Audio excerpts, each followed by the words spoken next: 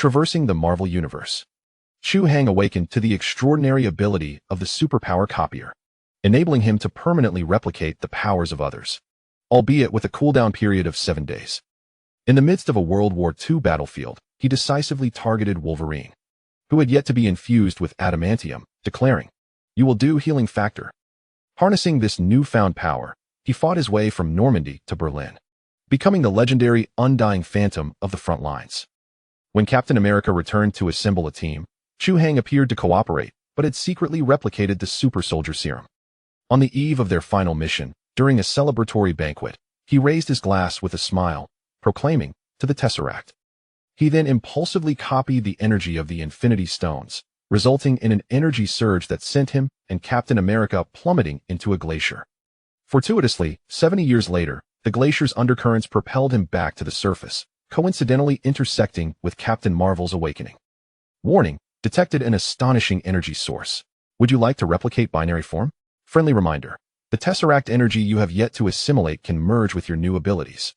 While S.H.I.E.L.D. was still searching for Captain Marvel, Chu Hai was already soaring through the skies, adorned with the effects of the Rainbow Bridge.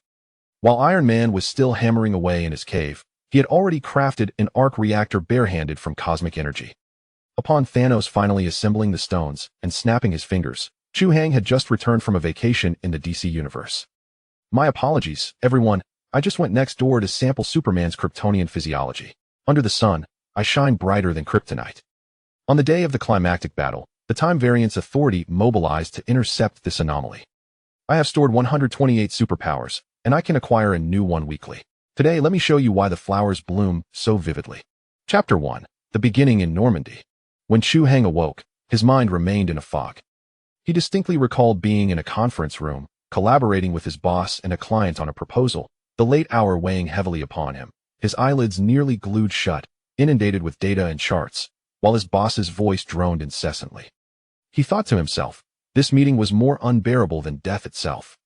Yet, upon closing and reopening his eyes, the world had transformed.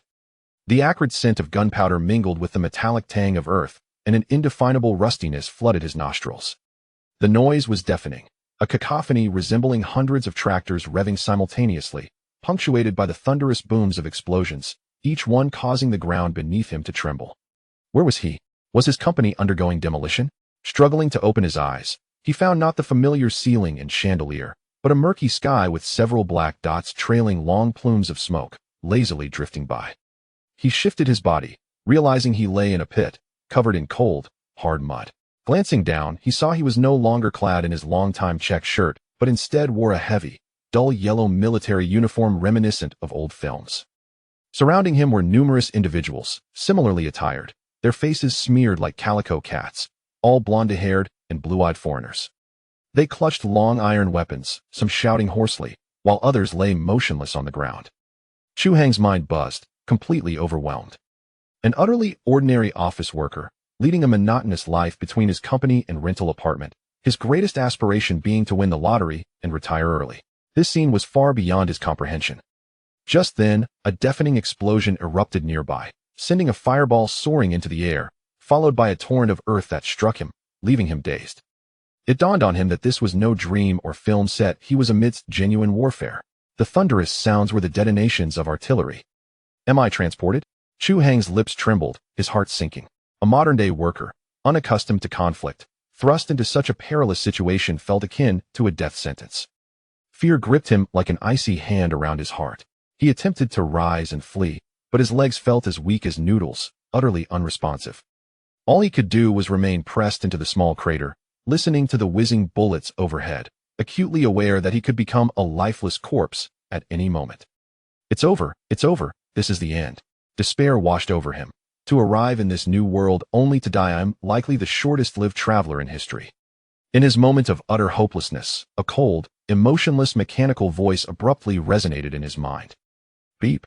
Life signs and mental fluctuations of the host detected, meeting activation criteria. The superpower copier system is now officially activated. This system is dedicated to providing the host with the most formidable support. Each week, the host may select any sentient being as a target to permanently replicate one of their abilities.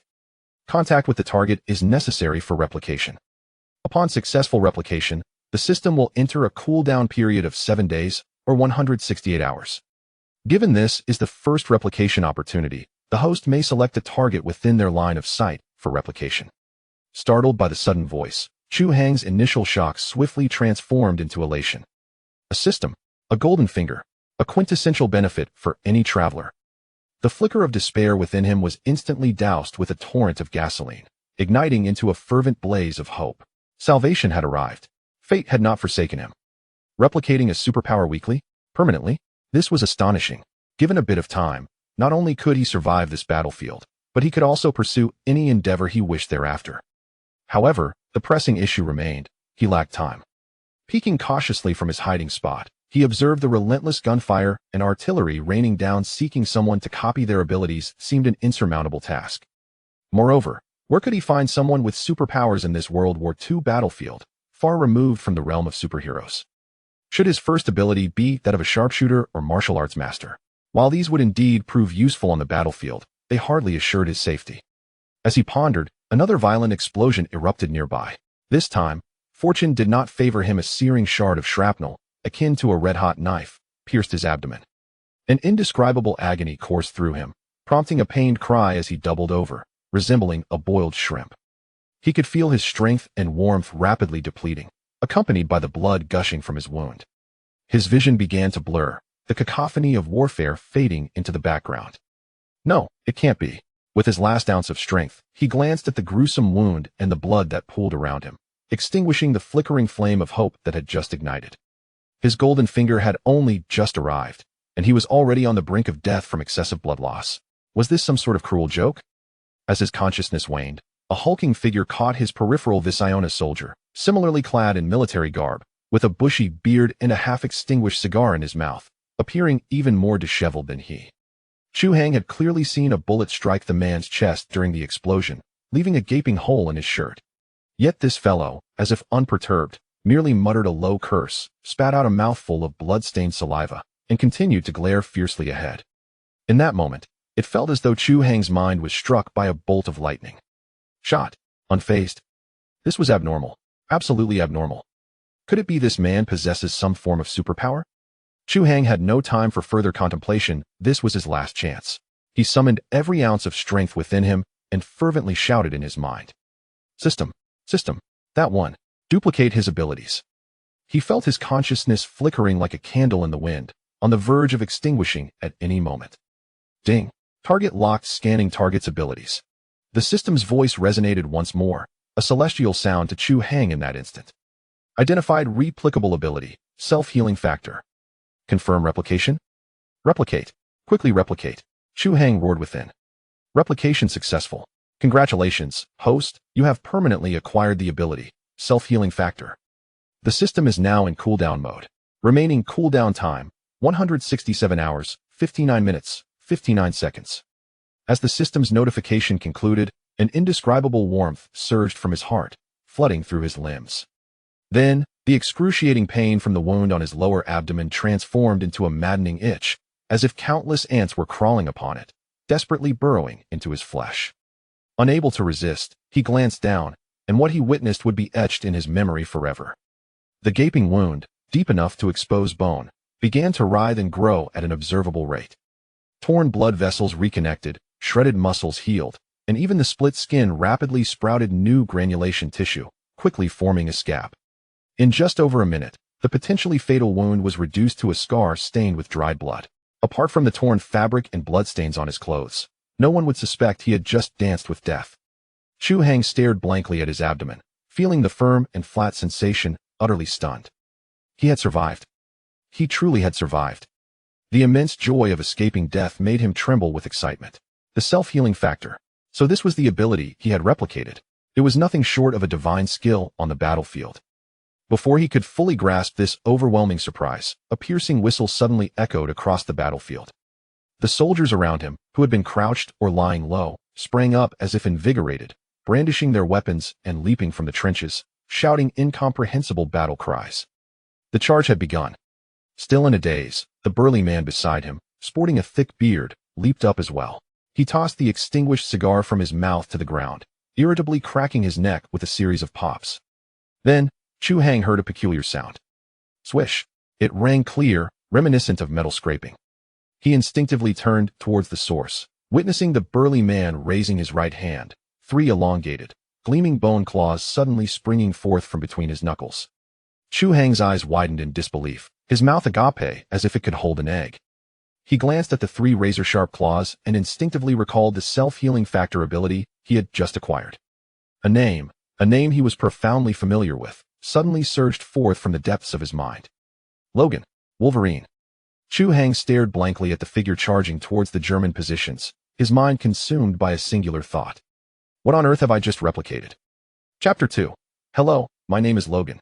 The charge whistle pierced Chu Hai's eardrum like a dagger. Before he could process the astonishing fact that he had replicated Wolverine's abilities, a sudden jab from a rifle but propelled him forward, sending him stumbling out of the shell hole. Move it, rookie. Do you want to stay here as a target? A gravelly voice roared in his ear. Chu Hai's mind was blank. His body instinctively followed the moving figures ahead, stumbling through the muddy terrain. He clutched the cold, heavy rifle tightly. It felt no different than a metal rod in his hands, and he had no idea how to fire it, merely using it as a psychological comfort. Once he left the safety of the shell hole, the world transformed into a living hell. Bullets whizzed past his head, ears, and legs, their shrill cries sending shivers down his spine. Explosions erupted nearby, each deafening boom accompanied by bursts of fire and smoke, the searing shockwaves mixed with dirt and debris bombarding him. The acrid smell of gunpowder and blood filled the air, choking him and causing tears to stream down his face, as if he were inhaling shards of glass. He saw a young soldier, who had been charging alongside him moments before, suddenly lose his upper body to a shell fired from an unseen source, erupting into a mist of blood. The warm liquid splattered across Chu Hai's face, thick and foul, twisting his stomach in a violent churn. Fear, an unprecedented terror, gripped him like countless icy hands, tightening around his throat and making it nearly impossible to breathe.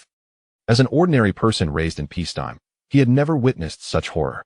The wars depicted in films paled in comparison to the grim reality of the battlefield.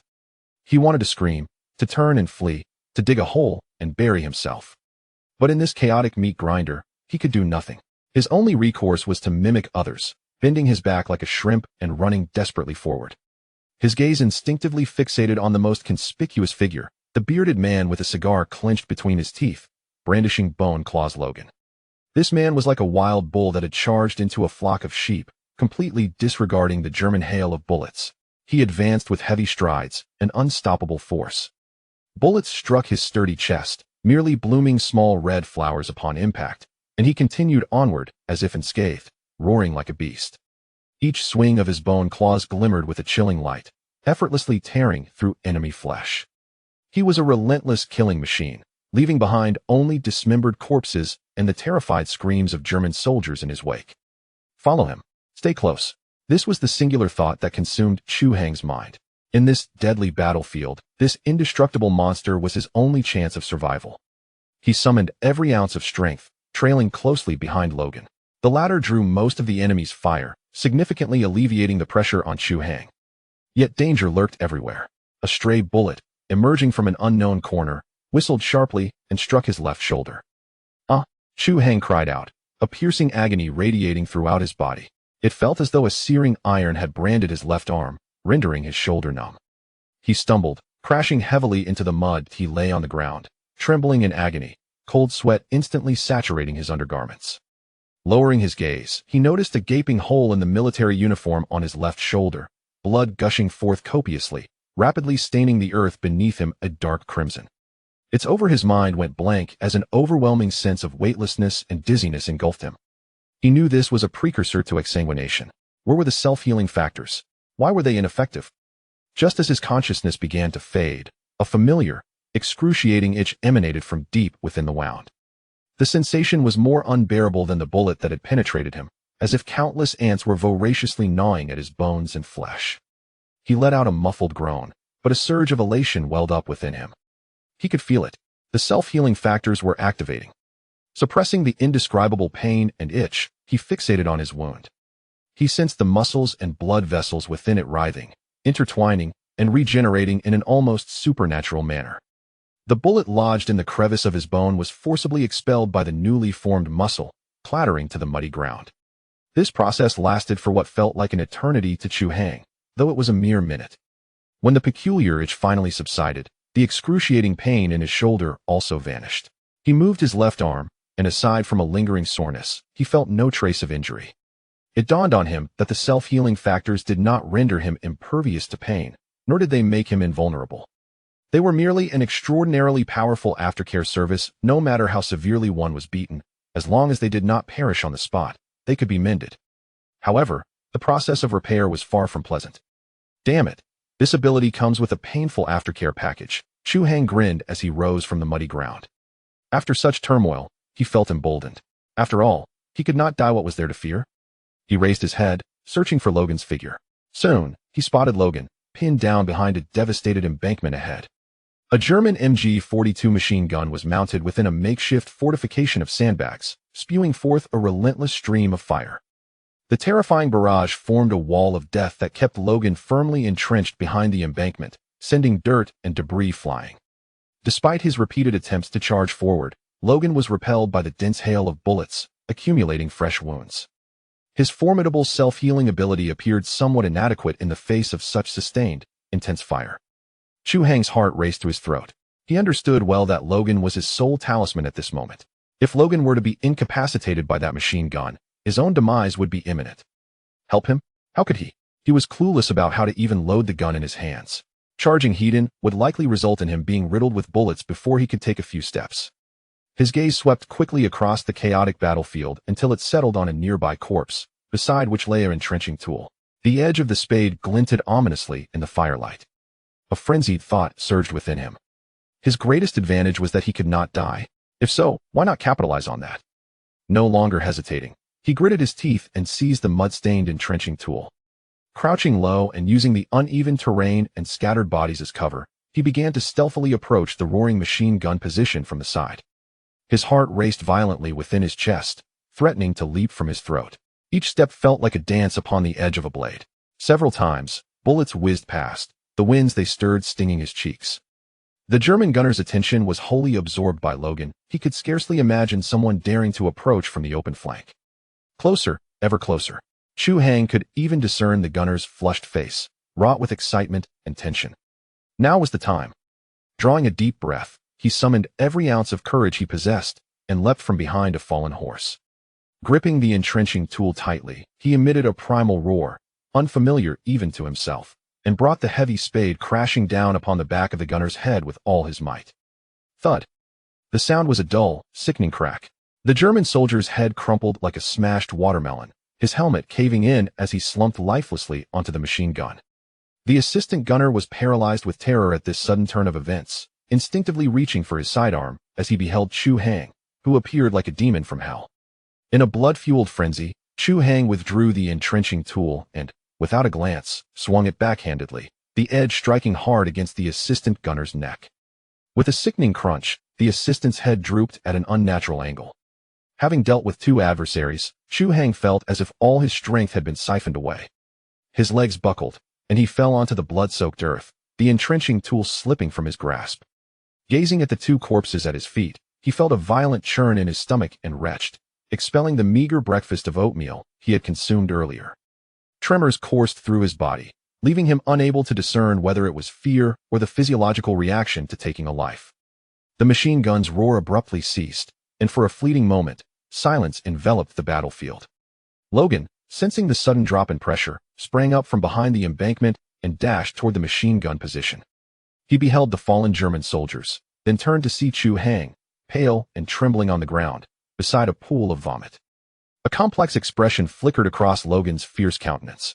He said nothing, simply approached Chu Hai and extended his large hand, effortlessly lifting him from the muddy ground. "Kid, not bad," he rasped, patting Chu Hai heavily on the shoulder. "You've got guts." Chu Hai staggered slightly from the pat, chuckling awkwardly, unable to utter a word. The battle concluded half an hour later, with them securing the position at a grievous cost. The surviving soldiers collapsed, utterly spent, onto the ground, silence reigning as the air filled with heavy breaths and the moans of the wounded.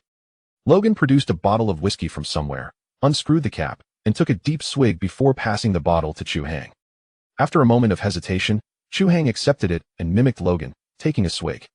The fiery liquid scorched its way down his throat to his stomach, provoking a fit of coughs, yet the warmth began to dispel some of the chill within him. Logan, with his signature cigar clenched between his teeth, squatted beside Chu Hai, squinting at him. After a lengthy pause, he finally spoke. "I saw you got shot, right in the shoulder. Where's the wound?"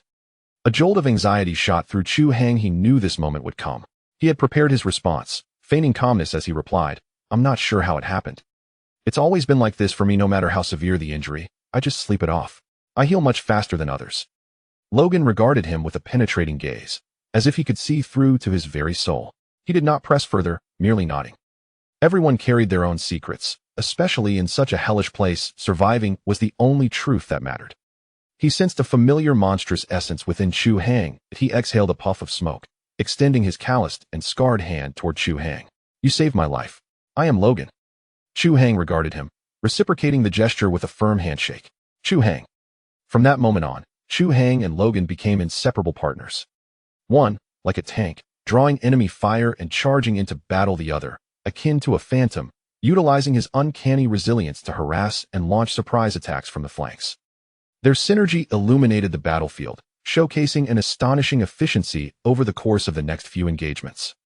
On the third evening, having just repelled a German counterattack, they leaned against the trench, sharing a can of beef. An officer, adorned with a bowler hat and two characteristic mustaches, approached them, flanked by a cadre of soldiers. His uniform was impeccably tailored, and his polished boots shone brightly, starkly contrasting with the surrounding muck and carnage. He surveyed the mud-splattered Chu Hai and Logan, who were ravenously devouring their meal, a playful smile gracing his lips. "Gentlemen," he began, his voice resonant and authoritative, "would you be interested in relocating to a more intriguing endeavor?" Chapter 3. The Howling Commandos. Logan could scarcely muster the energy to lift his eyelids. He grabbed the last piece of beef from the can and mumbled, "Not interested. Killing Germans here is quite entertaining." That was just his nature. He had an inherent aversion to being directed by others. However, Chu Hai held a different perspective. In his mind, it was as clear as day that this mustachioed officer was none other than Dum Dum Dugan from the Howling Commandos in the films. This was a splendid opportunity to align with a formidable force. Trailing behind the main unit was undoubtedly preferable to being mere stragglers alongside Logan. He hastily nudged Logan with his elbow, donning a smile as he addressed Dugan. "Sir, my brother here has his quirks. Please don't take offense. We are indeed interested, but we are curious to know what you mean by this intriguing task." Dugan's gaze swept over Chu Hai and Logan, his small eyes gleaming with shrewdness. He seemed unfazed by Logan's rudeness, instead showing a greater interest in the more amenable Eastern lad. "It's a task that will allow you to fully utilize your talents," Dugan said, a knowing smile curling at the corners of his mouth. "A task that will let you unleash your fury." Without waiting for Logan's consent, he turned on his heel and began to walk away. Logan frowned, clearly displeased and reluctant to move. Chu Hai quickly leaned closer, lowering his voice. "Logan, think about it. We may be quite formidable now, but if we ever encounter a real challenge, surrounded by hundreds of guns or encircled by tanks, no amount of self-healing will save us from being reduced to pulp. Aligning with them means we would be part of an elite unit, equipped with resources, intelligence, and logistics far beyond our capabilities. Besides, from what he implies, there are tougher foes to tackle, which might be far more exhilarating than slaying these ordinary foot soldiers." Logan fell into silence, though while by nature, he was not a fool. Chu Hai's words rang true. While the two of them were indeed formidable on the battlefield, they were ultimately outmatched. He licked his lips, tossed the empty can to the ground, rose to his feet, and grumbled, "Then let's see what it's all about. If it's not as interesting as you claim, I'll just walk away." "All right." Chu Hai's heart soared with joy as he hurried to catch up with Dugan's stride. They were led to a military truck draped in heavy canvas.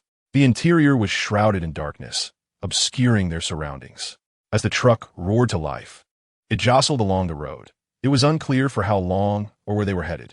Logan leaned against the side of the truck, eyes shut, seemingly asleep. Chu Hai, however, was wide awake, brimming with excitement.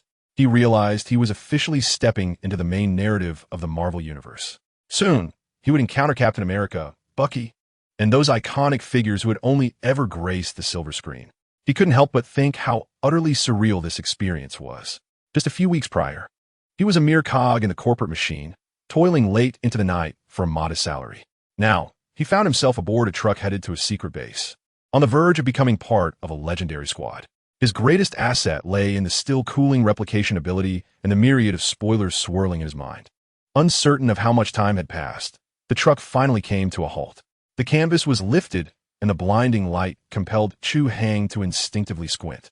They were ushered into a vast underground base, a stark contrast to the battlefield above, which was engulfed in chaos. Here, the atmosphere was illuminated, bustling with soldiers and researchers clad in white coats.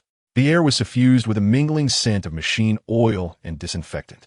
Dugan led them into a briefing room, where several individuals were already seated, each appearing rather unconventional and far from ordinary soldiers.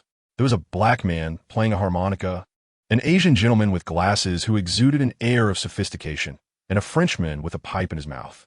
Chu Hai understood well that these were the initial members of the Howling Commandos. Dugan approached the front of the room, cleared his throat, and proclaimed, "Welcome to our 2 new members. I am aware that you may harbor questions about why we have gathered you, the elite, or perhaps the peculiar, from various units here." His gaze swept over everyone, ultimately resting on Chu Hai and Logan. "The reason is that we are not facing ordinary German soldiers." With a gesture, a staff member behind him promptly lowered the projection screen and activated the projector. The mechanical whir of the film began, casting a beam of light onto the screen. The image that materialized was of a colossal flag emblazoned with a red skull and 6 octopus tentacles. Beneath this banner stood thousands of fervent soldiers, arms raised in unison, chanting a single phrase, "Hail Hydra." Chu Hai's heart skipped a beat. It had arrived. The moment had finally come. Dugan's tone grew grave. "This is our true enemy, Hydra. The German Deep Science Strategic Forces, led by a man named Johann Schmidt, infamously known as the Red Skull. Their technology surpasses our current understanding. The energy weapons they wield can reduce a person to ashes in an instant." The screen shifted to display blurry combat footage. Chu Hai witnessed Hydra soldiers in sleek black uniforms brandishing futuristic blue energy guns, unleashing beams of azure light that vaporized American soldiers as if they were mere paper, leaving no trace behind. The atmosphere in the room suddenly turned oppressive. Even Logan, who usually maintained a carefree demeanor, furrowed his brow in concern. He was unafraid of death, but he loathed the thought of perishing without the chance to fight back. Conventional tactics and weaponry proved inadequate against such foes. Dugan continued thus, "We require a unique team, one capable of employing unconventional methods to infiltrate enemy lines and deliver precise strikes against Hydra. And you're the most unconventional soldiers I have handpicked from various theaters of war." His words elicited contemplative expressions from those present. Each individual, to varying degrees, possessed qualities that set them apart, rendering them somewhat out of place in their original units. Now, their differences have become the very reason for their selection. Our mission is to viciously sever each of Hydra's numerous tentacles, akin to a pack of mad dogs.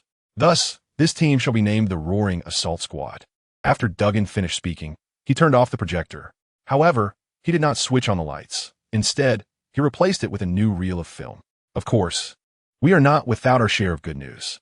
He spoke with a feigned nonchalance, stating that in order to combat Hydra, we have managed to produce something noteworthy. New images appeared on the screen. This time, the tone shifted dramatically.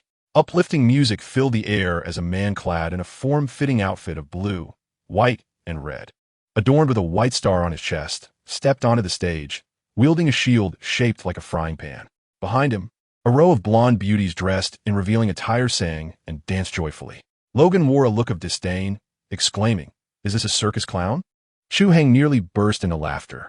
He recognized this as the earliest incarnation of Captain America, originally designed for promotional tours to sell war bonds. The outfit was indeed absurdly outdated, steeped in the essence of its time. On screen, the man commenced his performance. He effortlessly smashed through a sandbag emblazoned with Hitler's likeness, lifted several beauties with ease, and executed acrobatic flips on stage, displaying an agility that was nothing short of remarkable. The entire promotional film was exaggerated and highly provocative, brimming with the spirit of individual heroism. "Steve Rogers, the man you are about to meet, Captain America," Dugan introduced. "He is the sole success of our super soldier program. His strength, speed, and reflexes have reached the limits of human potential. He is our trump card against Hydra." The audience sat in stunned silence. Though they were unimpressed by his ludicrous costume, The extraordinary physical abilities exhibited by Rogers were undeniably real. This was not mere cinematic illusion. It was authentic power. Chu Hai's eyes were riveted on the figure on the screen, his heart pounding uncontrollably. The healing factor could only ensure his survival. However, he yearned for genuine strength. This Captain America represented the most ideal replication target accessible to him at this moment. The super soldier serum. If he could replicate this ability, his physical prowess would undergo a comprehensive surge. Coupled with Wolverine's healing factor, he would become a formidable force, capable of both offense and defense. His chances of survival on this battlefield would increase exponentially. I must acquire it. Chu Hai silently vowed, his gaze filled with longing. As the promotional film concluded, the lights in the room illuminated once more. Duggan observed the astonished expressions on the faces around him, nodding with satisfaction. I know that you now perceive him merely as a performer on stage.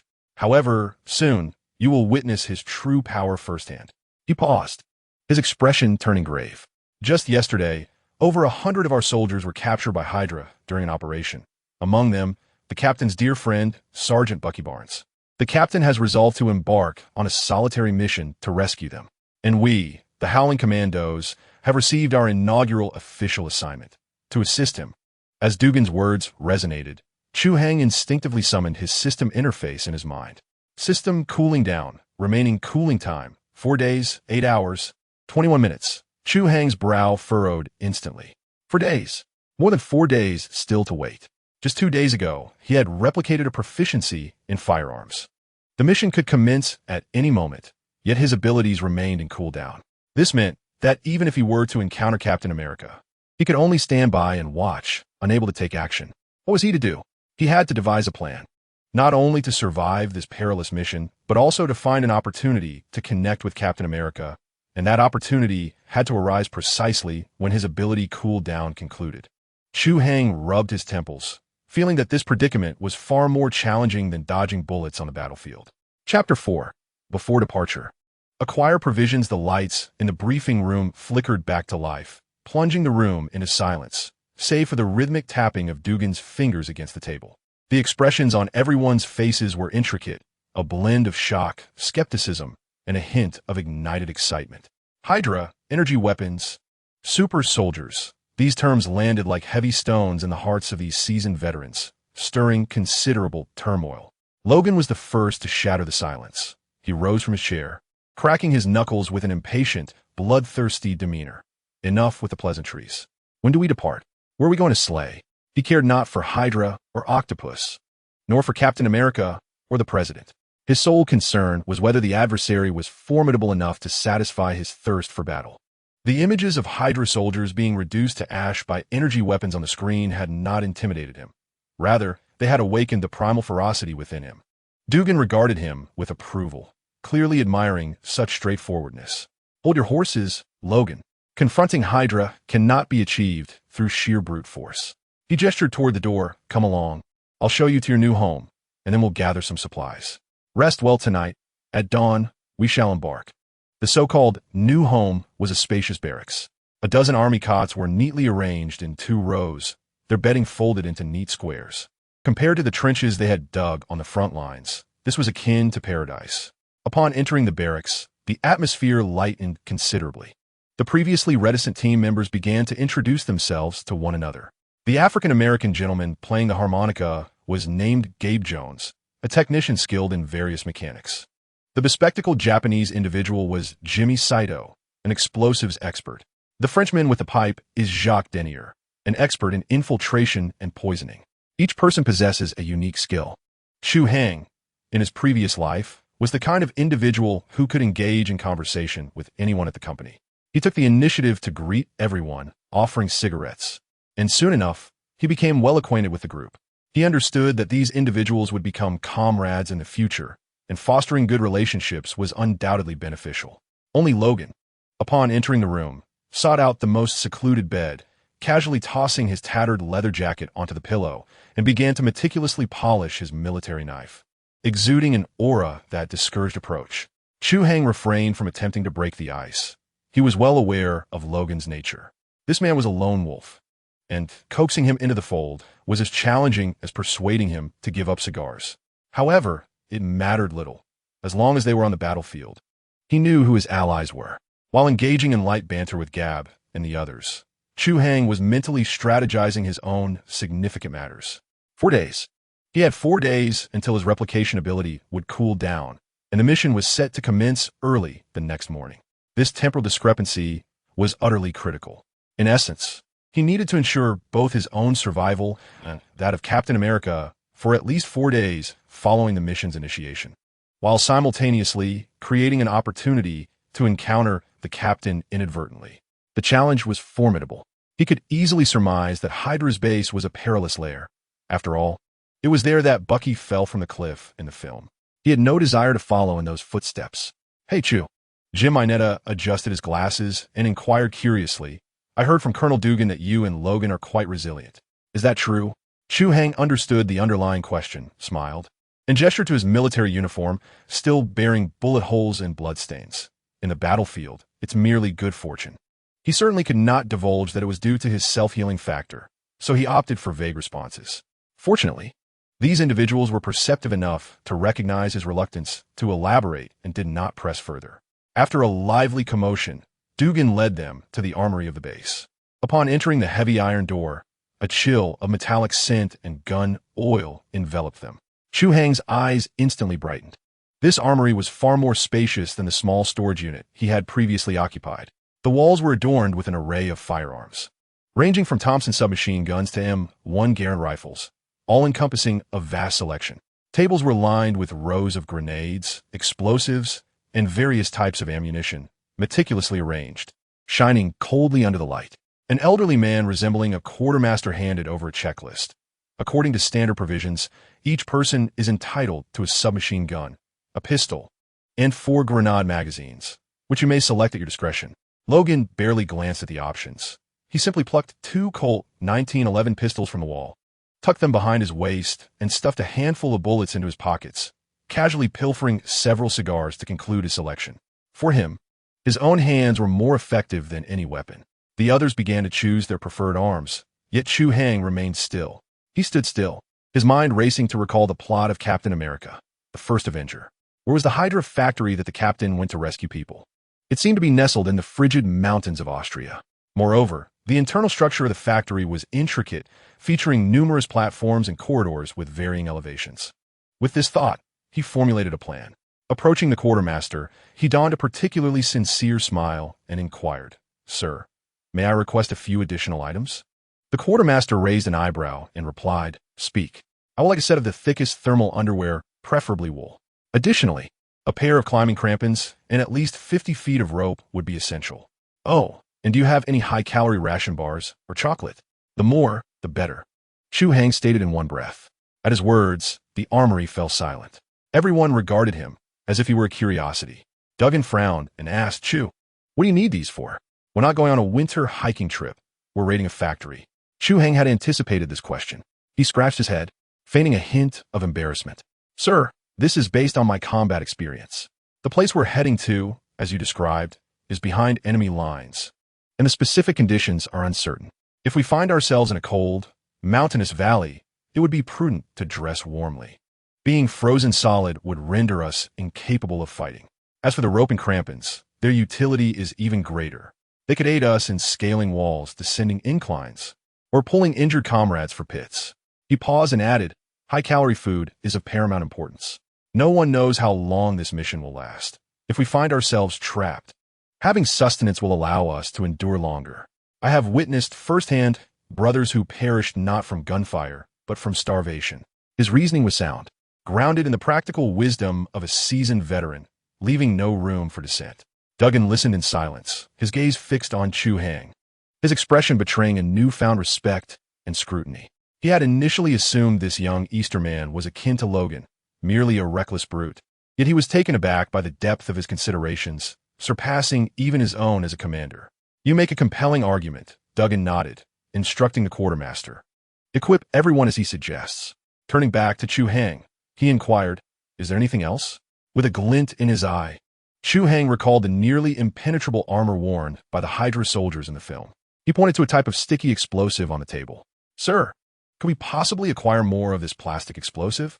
I believe it would be more effective against tin cans than grenades. Now, even the demolition expert, Jimison, regarded him with newfound admiration. Once they had gathered all the equipment, each soldier resembled a moving fortress laden with various gear. Logan surveyed the cumbersome clothing and additional equipment forcibly draped over him, his expression one of discontent as he muttered, "What a hassle." Yet Chu Hai was thoroughly satisfied.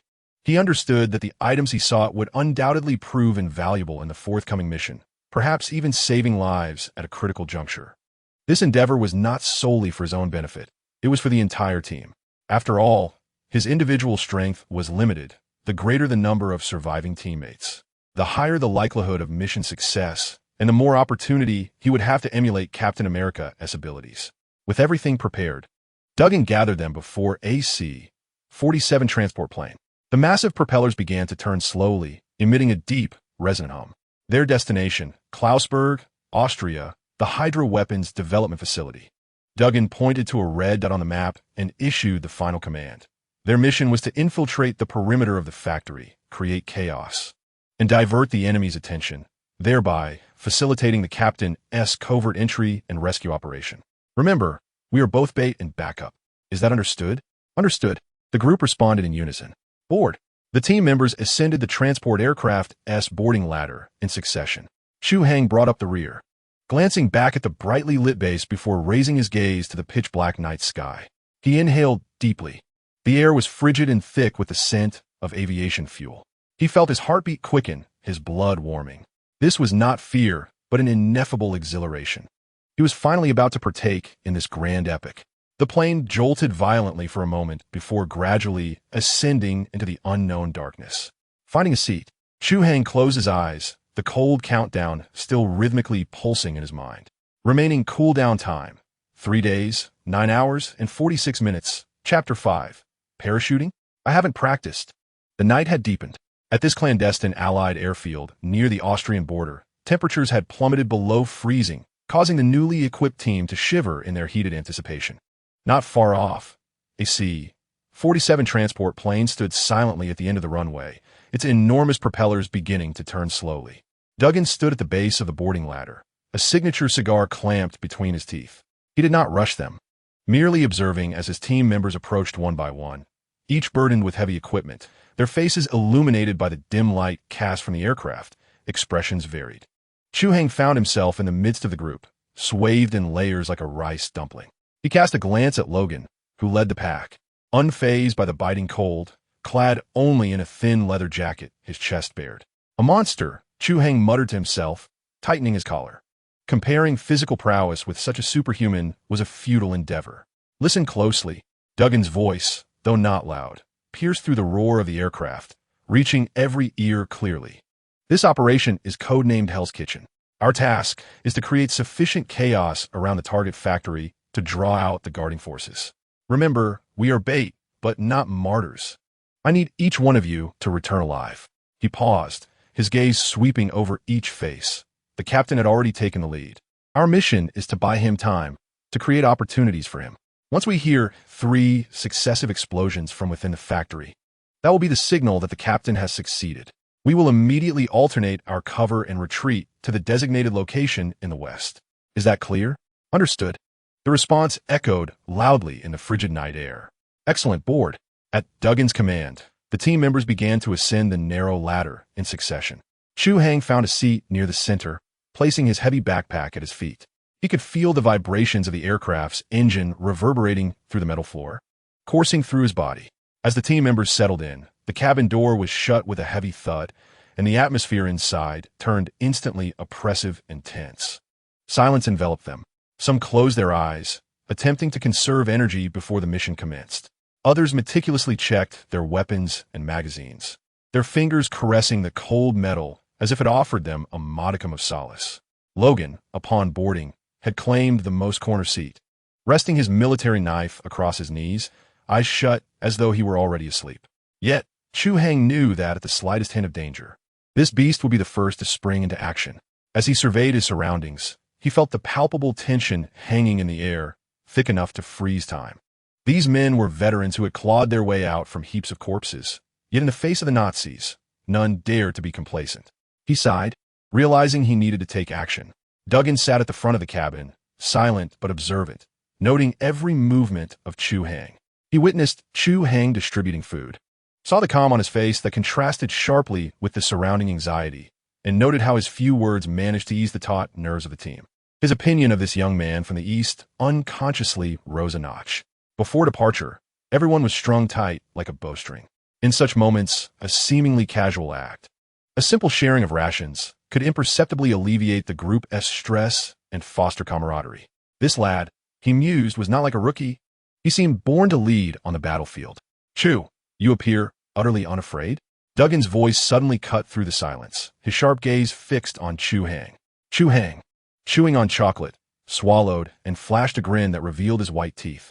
Afraid? How could one not be? Terrified, in fact. But what use is fear? The German guns 1T transform into water pistols simply because of your dread. Hunger will leave you weak, and cold will dull your reflexes. These are the true killers on the battlefield. So, sir, before I get shot by the enemy, I choose to be a well-fed ghost. His words, half-truths and half-witticisms, resonated like the musings of a seasoned soldier who had faced death countless times. Yet they also conveyed a profound acceptance of life and death. The atmosphere within the cabin noticeably lightened due to his playful banter. Even the perpetually stern Jimison could not suppress a smile, adjusting his glasses atop his nose. Dugan cast a deep glance at him, choosing silence, merely resettling his cigar at his mouth, though admiration shone more vividly in his gaze. Meanwhile, Chu Hai internally lamented. How can I not be afraid? I am on the verge of losing control. His calm demeanor was a facade, primarily to buoy his teammates. After all, a higher team morale equated to a greater chance of survival. Secondly, he was acutely aware of his greatest advantage, the self-healing factor. As long as he wasn't T-blown to bits or shot in the head, he would likely endure. His only concern was the cooldown period of his ability. Remaining cooldown time, 3 days and 9 hours. He had to ensure he remained alive and vigorous until he met Captain America. Lost in his thoughts, the plane shuddered violently.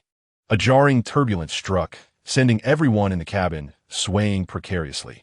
Suddenly, a piercing alarm blared throughout the cabin. The red emergency lights flickered incessantly. Anti-aircraft fire. It was the Germans' defensive positions. We have been spotted. The pilot's voice rang out in a terrified pitch. Thud, thud, thud. Outside the fuselage, a series of dull thumps resounded. The shockwaves from anti-aircraft shells exploding around the aircraft. Chu Hai's heart leapt into his throat. Damn it, this was not part of the script. In the film, the captain infiltrated alone in a small plane, while the howling commandos joined him later. Why were they being targeted mid-flight in this transport plane? Was this a consequence of my presence? A butterfly effect? Or perhaps this segment was never filmed. Boom! A near-splitting explosion erupted from the right side of the plane, causing the cabin to tilt sharply. Chu Hai clearly saw through the window, thick smoke and flames billowing from the root of the right wing, resembling a writhing fire dragon. The right engine was ablaze. We are losing altitude. The pilot's voice brimmed with despair and panic. Prepare to parachute. Everyone, check your parachute packs. Prepare to jump. Dugan reacted swiftly, gripping the overhead support rod to steady himself, shouting with all his might. Parachuting? Chu Hai's mind went blank, overwhelmed. He had never even tried bungee jumping in his previous life, and now he was to directly confront the extreme sport of skydiving? In the midst of gunfire on a battlefield, jumping from a nearly disintegrating aircraft, he instinctively felt the weight of the parachute pack on his back. Before their departure, Dugan had indeed instructed them on how to use this device, but that was merely theoretical. He had never practiced it. Everyone, remain calm. Check your parachute packs. Follow my orders. Dugan bellowed as he stumbled toward the rear of the cabin, forcefully kicking open the heavy door. A frigid, piercing gale rushed in, mingled with swirling snowflakes and the acrid scent of gunpowder, rendering it nearly impossible to open one's eyes or draw breath. Through the gaping door, Chu Hai discerned a vast expanse below, shrouded in darkness, filled with undulating mountains of snow and dense forests. We have strayed from our designated flight path.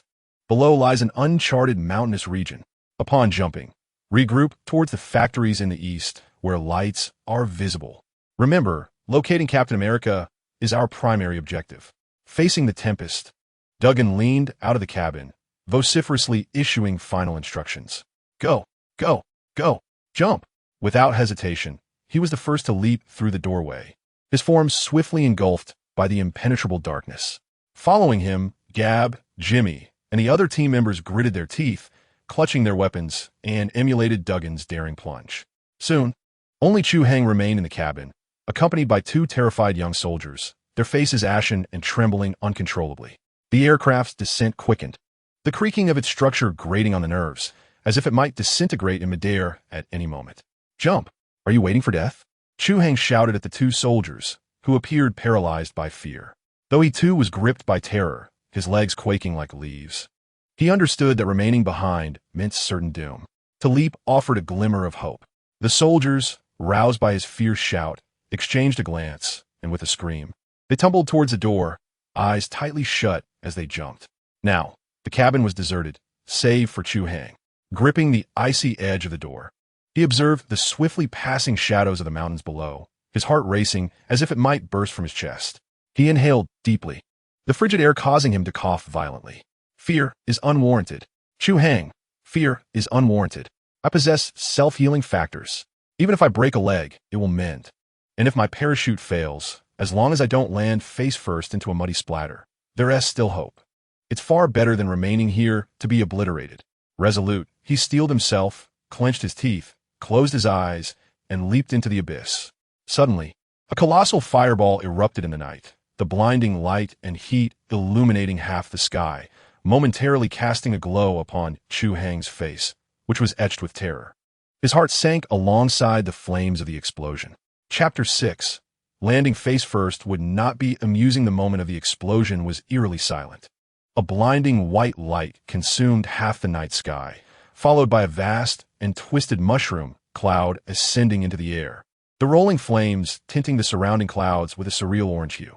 Moments later, the muffled, oppressive sound of the explosion arrived, resonating in his chest and causing his head to thrum with a disorienting buzz. The impending wave of heat, despite its distant origins, enveloped him, imparting an incongruous warmth to his frigid, nearly insensible cheeks. In an instant, the overwhelming grandeur of the scene was eclipsed by a primal terror that seized his consciousness. I'm falling. This thought struck him like a cold bolt of lightning, slicing through the fog of his brain dulled by oxygen deprivation and shock. The eternal sensation of weightlessness enveloped him entirely. He felt akin to a stone shot from a slingshot, helplessly plummeting into the unfathomable abyss below. The raging wind, akin to countless sharp blades, howled around him, piercing every corner of his being with a chilling shriek. He attempted to scream, but the wind rushed in, stifling his voice until only a muted whimper, reminiscent of a deflating bellows, escaped him. Struggling to open his eyes, he was thwarted by the force of the wind, which streamed tears down his face, rendering his surroundings a distorted tapestry of light and shadow. The pull cord, the parachute's pull cord. Amidst the chaos, he recalled this critical detail. His hands began to frantically search his body. The icy gloves dulled his sense of touch to an extreme degree. His chest, abdomen, and thighs were laden with bulging gear bags and harnesses. As he fumbled, all he found were cold metal buckles and rough canvas. Where the hell is it? He raged internally. His heart raced like a frantic metronome, and he could hear the blood surging in his ears. That old codger Dugan had indeed demonstrated the procedure on the plane, but who could have foreseen that less than an hour later it would become a matter of life and death? His mind raced to recall that brief tutorial. Dugan had mentioned that the pull cord was located at the right side of his chest, marked with red paint for easy identification in the dark. Yet now, as he tumbled through the air, he struggled to locate his own right hand. Stay calm. Stay calm. For heaven's sake, calm down, Chu Hai. He shouted desperately within himself. In his previous life, he had been a programmer, adept at identifying the singular flaw in complex code that could lead to a system's collapse. The present situation mirrored that. He must locate the life-saving switch before he became a mere splatter on the ground. He recalled parachuting techniques he had read in some magazine, advising one to spread their limbs like a great octopus, utilizing air resistance to stabilize one's position. He exerted every ounce of strength to extend his body, arms and legs outstretched. This maneuver drained him entirely. He felt his muscles straining against the fierce wind. Though arduous, the rate of his descent began to slow. At last, he managed to regain some control, positioning himself into a standard dive with his face downward and back upward. Good, now I can discern up from down. He gripped the metal buckle of his harness with his left hand, while his right hand began to meticulously search the area of his right chest. He grasped the cold stock of submachine gun, accompanied by a rigid canvas bag containing magazines. No, still nothing. Could I be mistaken? Or is this parachute bag a defective product? Encountering substandard equipment on the battlefield is not an uncommon occurrence. In an instant, Chu Hai's heart plummeted. He recalled his past life, succumbing to overwork. Was he destined to perish this time due to the quality of his gear? This manner of dying is a rather dark humor. Just as he began to mentally curse the quartermaster's entire family in various languages, his fingertips finally brushed against something distinct. It was a cold metallic ring, secured within a clasp. This is it. A wave of euphoria surged through Chu Hai as adrenaline coursed through his veins. Without a second thought, he summoned all his strength and yanked it fiercely. A grating metallic sound echoed, akin to nails on a chalkboard, followed by an overwhelming force that felt as if an enraged rhinoceros had collided with him from behind. An irresistible surge of power emanated from the parachute bag, coursing through the straps and spreading throughout his entire being. It was as if an invisible giant hand had yanked him upward, abruptly halting his descent. Ugh! Chu Hai emitted a muffled groan, the pain distorting his voice. The immense tug nearly severed him in two. He felt as though his shoulders were being forcefully ripped apart, and an indescribable agony surged between his legs, as if his very soul were being shredded, leading him to seriously doubt whether his future happiness was about to be irrevocably compromised. However, amidst the excruciating pain, a familiar warmth began to envelop him. The self-healing factor. He could distinctly sense the muscle fibers, nearly torn asunder by the straps, reconnecting and mending at an astonishing pace. The searing agony lasted only a hellish few seconds before swiftly transforming into a potent tingling sensation, gradually fading away, though discomfort still lingered.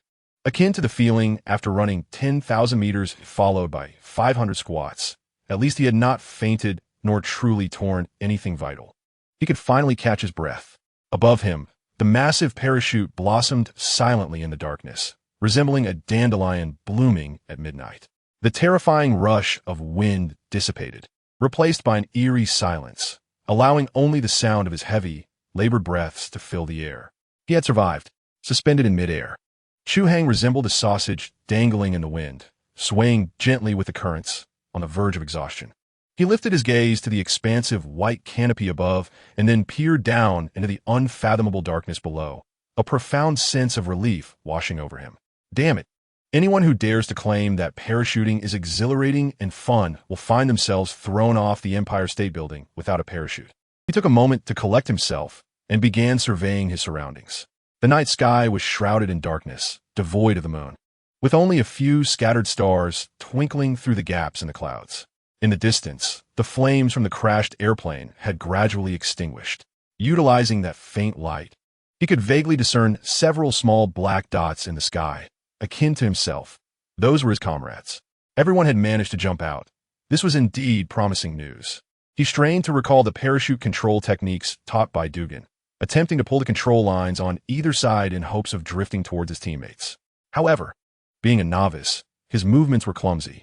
After struggling for a while, not only did he fail to draw closer, but an unexpected gust of crosswind sent him further away. Never mind, he thought. He would leave it to fate. Chu Hai decided to relinquish his struggle. The foremost priority now was to land safely. Yet, reality often proves far harsher than one has plans. Just as he had steeled himself mentally, he felt a sudden jolt beneath his feet. The edge of his parachute had become ensnared in the dense crown of a tall pine tree. Bang! His back collided forcefully with the rough bark of the trunk, leaving him dazed and seeing stars, as if his spine were on the verge of snapping.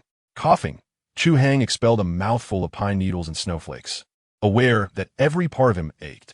His self-healing factors were laboriously working to mend the wounds inflicted by the branches, causing an irritating itch that only added to his discomfort. What a predicament! He had not yet embarked on his heroic journey, yet here he was, resembling a bat hanging upside down. Chu Hai drew his knife and severed the connecting straps. Plop! He plunged headfirst into a soft mound of snow. At last, he had landed safely. He retrieved a waterproof compass from his pocket, observing the needle sway slightly before settling firmly in the direction of north. He then glanced up at the distant flicker of dying flames atop the mountain, discerning the direction. Dugan had instructed them to regroup towards the eastern factory. He needed to locate his teammates swiftly or find a place to conceal himself. Wandering alone in this unknown, enemy-occupied forest was tantamount to suicide. Just as he took 2 steps forward, an exceedingly faint yet piercing sound suddenly emanated from the darkness to his left front. Crack! The noise was subtle, akin to someone inadvertently stepping on a dry branch concealed beneath the snow. Instantly, Chu Hai's body stiffened. His submachine gun was raised instinctively, the dark muzzle aimed towards the source of the sound. His heart raced, pounding in his throat. Could it be a comrade? A German soldier? Or perhaps a wild beast lurking within the forest? Chapter 7. It is not a German soldier, but Hydra. Following the crisp crack, the entire forest seemed to hold its breath. Even the wind fell silent, leaving only the erratic thumping of Chu Hai's heart resonating in his chest, loud enough to be an annoyance to his own ears. In an instant, his body reacted instinctively. The submachine gun in his hands was gripped tightly. The cold stock pressed against his shoulder, the muzzle steadily aimed in the direction from which the sound emanated. Was it friend or foe? This thought flashed through his mind. He dared not move, even his breathing slowed to an extreme. In such an environment, any extraneous sound could transform him from hunter to prey. The snow served as the most impartial witness, recording every visitor's footprints while exposing those attempting to conceal themselves. He strained to listen, his enhanced auditory senses, bolstered by self-healing factors, enabled him to detect subtle sounds imperceptible to ordinary ears. The soft crunching noise betrayed footsteps on the thick blanket of snow. The sounds were faint, cautious, and not from a single individual. It seemed at least 3 or 4 figures were advancing toward him in a loose formation. Chu Hai's heart sank gradually. The members of the Roaring Assault team were known to be unruly and fierce. Even in their caution, they could not maintain such disciplined steps. Especially Logan, whose footsteps were loud enough to announce his presence within a kilometer radius. Therefore, it could only be enemies approaching. Damn it, his luck was abysmally poor. Having just fallen from the sky, he had yet to catch his breath before running into a German patrol. What to do? Run? Don't be ridiculous. Running in this snow would leave conspicuous tracks, and if a few bullets came his way, even with self-healing factors, being shot to pieces would still be agonizing. Stand and fight? The enemy was numerous and certainly armed with automatic weapons. Although his physical prowess surpassed that of ordinary men, he was still flesh and blood. A bullet to the head would certainly be fatal. In that moment, Chu Hai's mind raced, akin to debugging code in a previous life, fervently analyzing all possibilities in search of the sole solution for survival. He quickly surveyed the terrain around him. He found himself in a relatively flat clearing within the woods, devoid of adequate cover. To his left, a massive pine tree lay toppled by the storm, sprawled across the snow like a natural barricade. That would be his refuge. In an instant, he made his decision. With no hesitation, he crouched low, practically merging with the snow, and crawled toward the fallen tree using both hands and feet. His movements were feather-light, striving to produce no sound. In less than 10 seconds, he traversed the brief distance and concealed himself behind the sturdy trunk, revealing only his eyes peering through the gaps in the branches, fixated intently ahead. Soon, several dark figures emerged in the shadowy woods. There were 4 in total. They donned the white snow camouflage of the German army, each wielding a .40 submachine gun, their barrels vigilantly aimed in various directions, forming a standard diamond-shaped search formation as they advanced slowly. Their movements exuded professionalism, maintaining a distance that allowed for mutual support, unmistakably the hallmark of well-trained elite troops. Chu Hai's heart raced faster. He crouched lower, scarcely daring to breathe. The 4 German soldiers drew closer, and Chu Hai could even hear their heavy breaths escaping in the cold, alongside their hushed exchanges in German, although he could not comprehend their words. He sensed they were likely searching for survivors of the downed aircraft. An opportunity. Chu Hai's eyes narrowed slightly. He understood that he could not remain concealed indefinitely. The area was limited, and they would inevitably discover the footprints he had left and the parachute that had hung from the trees. He had to act preemptively before being discovered. He planned to launch an ambush. His gaze fell on the soldier at the rear of the formation. Capturing the leader first would be folly in such a scenario. The best approach was to start from the back, silently eliminating them one by one. He unsheathed his military knife from his waist, gripping the cold hilt that immediately steadied his anxious palms. The quartet passed by the fallen log where he was concealed, coming within less than 5 meters of him. Chu Hai could clearly see the frost forming on their gun barrels and the redness of their noses from the cold. His heart leaped into his throat, each beat resonating like a drum. The first 3 soldiers had already passed, and the last soldier was just about to move past his hiding spot. Now was the moment. As the last soldier's back was fully exposed before him, Chu Hai sprang into action. His body, like a taut bowstring, propelled him forward in an instant. There was no sound, only a rush of wind mingled with snowflakes.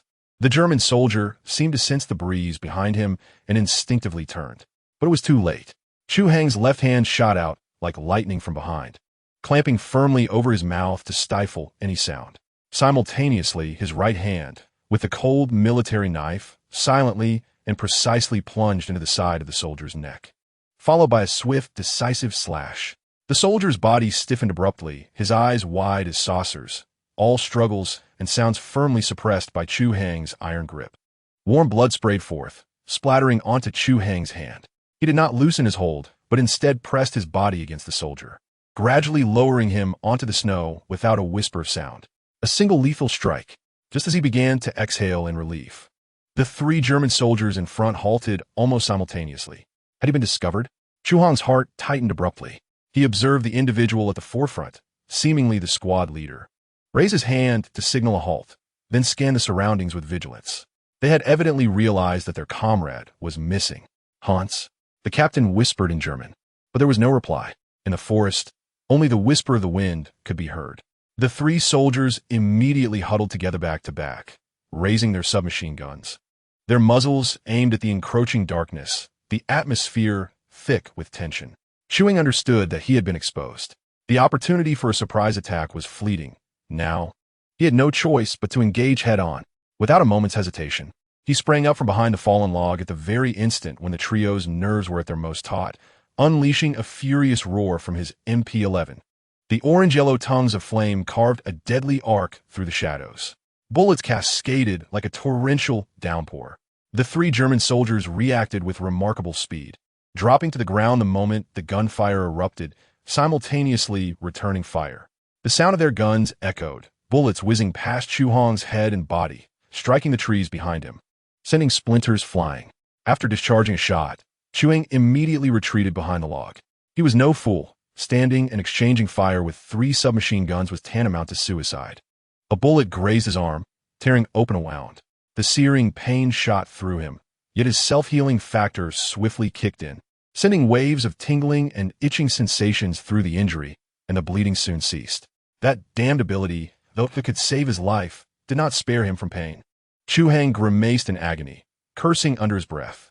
He was currently pinned down by gunfire, unable to lift his head. He realized that this stalemate was untenable.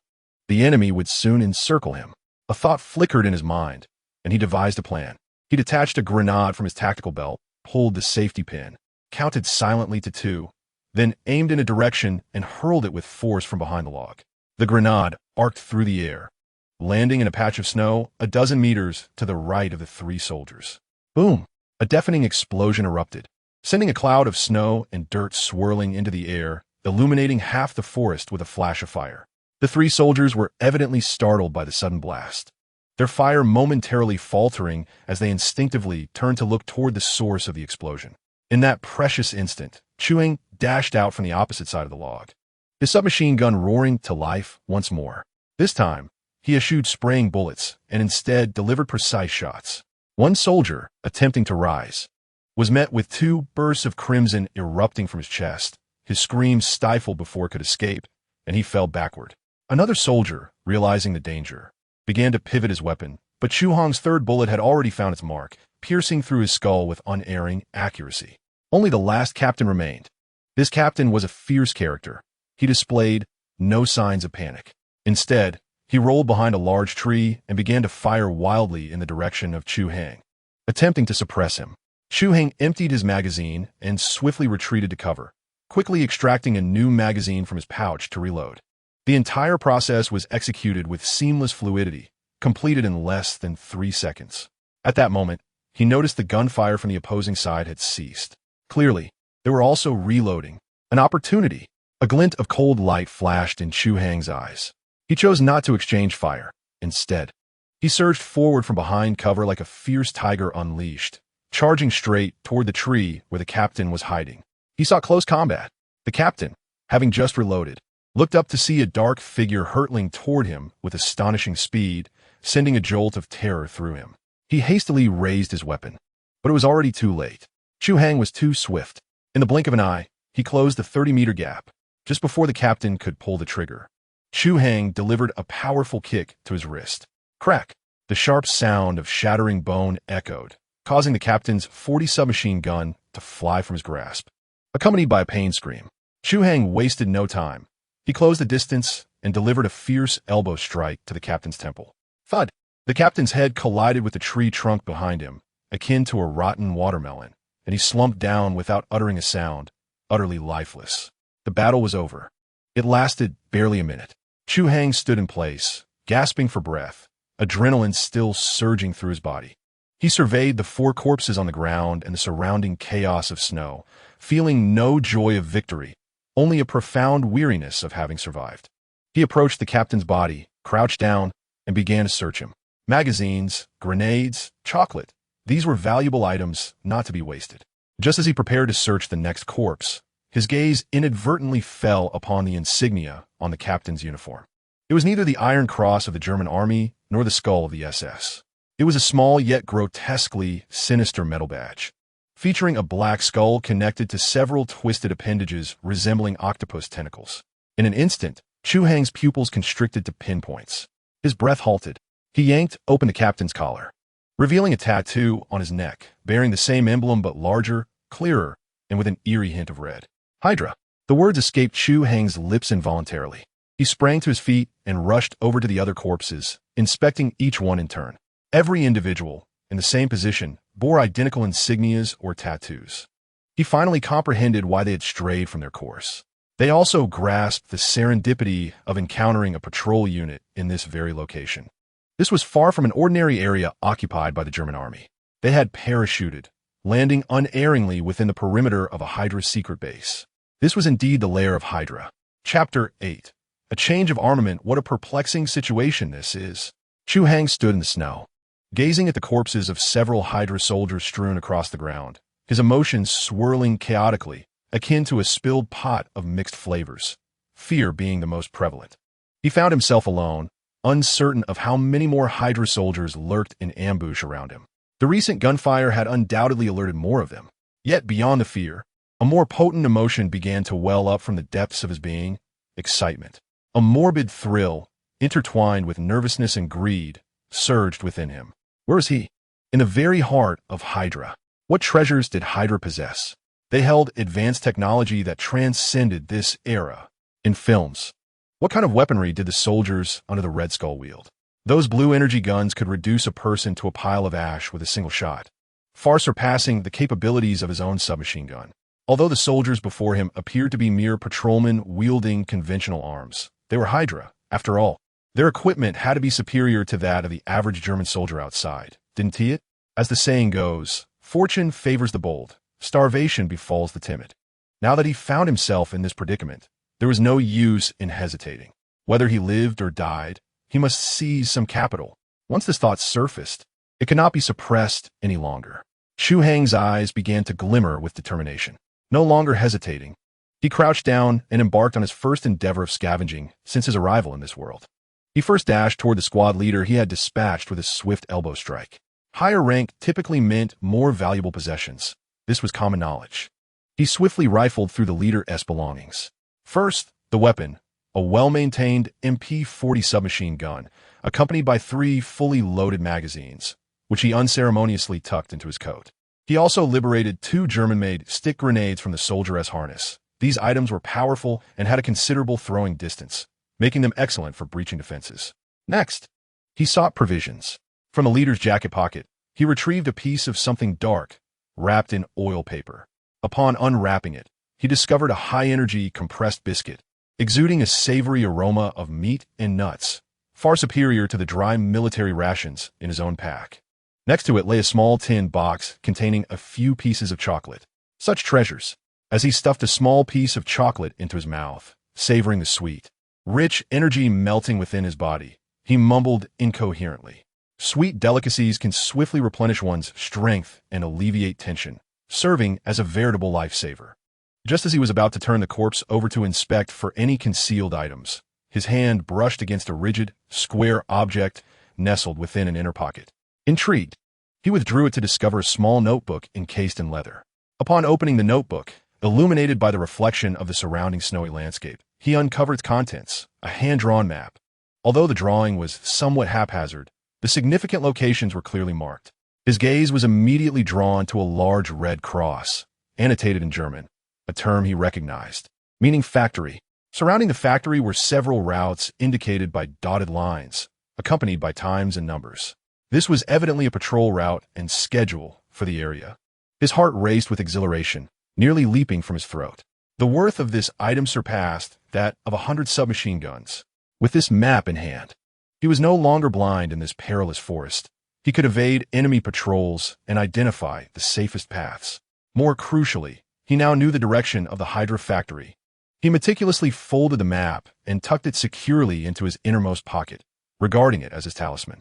Suppressing his elation, he continued to rummage through the captain's belongings. Soon, he unearthed a peculiar object from a small pocket, a palm-sized black metal box adorned with a red button and several short antennas, resembling a walkie-talkie. Yet smaller and more sophisticated than any communication device he had encountered from the World War II era. This was likely an internal communication device of Hydra. He weighed the box in his hand. Despite not knowing the frequency or understanding German, its very existence symbolized Hydra's technological prowess. After a moment's consideration, he decided to keep it, as it might prove useful in the future. Having finished searching the captain, he swiftly turned his attention to the 3 other corpses. These ordinary soldiers yielded fewer treasures, offering only ammunition and a modest amount of provisions, with no remarkable findings. However, adhering to the principle that even the smallest mosquito is still meat, he stripped them of their magazines and grenades. When he finally rose from the last soldier, he felt rejuvenated. He discarded his empty 11, replacing it with a nearly new 40, his person adorned with bulging magazines and 6 long-handled grenades strapped to his belt. His backpack brimmed with chocolate and high-energy bars, while he held a map indicating the way and a futuristic communication device close to his chest. Indeed, it was as if he had traded a bird's gun for a cannon. He felt a significant surge in his sense of security. Truly, a man's greatest sense of safety derives from ample firepower and resources. As he prepared to depart from this tumultuous place, his gaze inadvertently fell upon the soldier he had first dispatched with his blade. The soldier's backpack had burst open upon his collapse, scattering its contents across the ground. Chu Hai initially paid no heed, yet his eyes were drawn to a faint azure glimmer amidst the snow. What could it be? Curiosity piqued, he approached, clearing away the snow with his foot to reveal the source of the ethereal blue light. It was a translucent blue cube, no larger than a fist, resembling a shard of crystal, yet within it swirled luminescent currents, emanating a subtle and pure energy. It lay quietly in the snow, its hue appearing especially enigmatic against the darkness. Crouching down, Chu Hai extended his hand, hesitating momentarily before picking it up.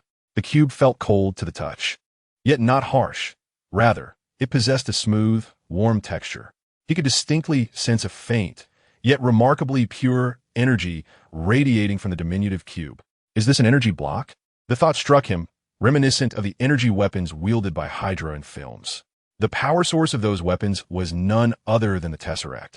And this small blue cube, both in color and energy essence, bore an uncanny resemblance to the feelings the Tesseract evoked within him. He realized instantly that this object was likely a standardized energy source crafted by Hydra from the Tesseract's extracted energy, a battery for their weaponry. His breath quickened with excitement. Carefully, he tucked the energy block into his jacket, feeling as though his heart might burst from exhilaration. First a map, now this energy block. Good heavens! Is the universe determined to gift me with such treasures, perhaps to ensure I drag Hydra down with me in my demise? Just as he reveled in this overwhelming surprise, a faint sound suddenly wafted through the air from a distance. Woof! Woof! The sound of barking dogs. And not just one. Chu Hai's expression shifted instantly. He knew that the gunfire earlier had undoubtedly summoned a larger search party, and now they were accompanied by military hounds. in this snowy expanse. While a human sense of smell may falter, a dog's nose would not deceive. The scent of blood on the ground served as the most unmistakable beacon for him. He had to leave at once. No longer lingering, he cast one last glance at the fallen soldier, silently expressing gratitude for the equipment bestowed upon him, then turned and plunged into the deeper shadows. He chose not to follow the path marked on the map leading to the factory, but instead opted for the most desolate route, contrary to the patrol's trajectory. Seeking the factory now would be akin to walking into a trap. He needed to find a place to conceal himself, to evade the current peril, and devise a plan until daylight broke.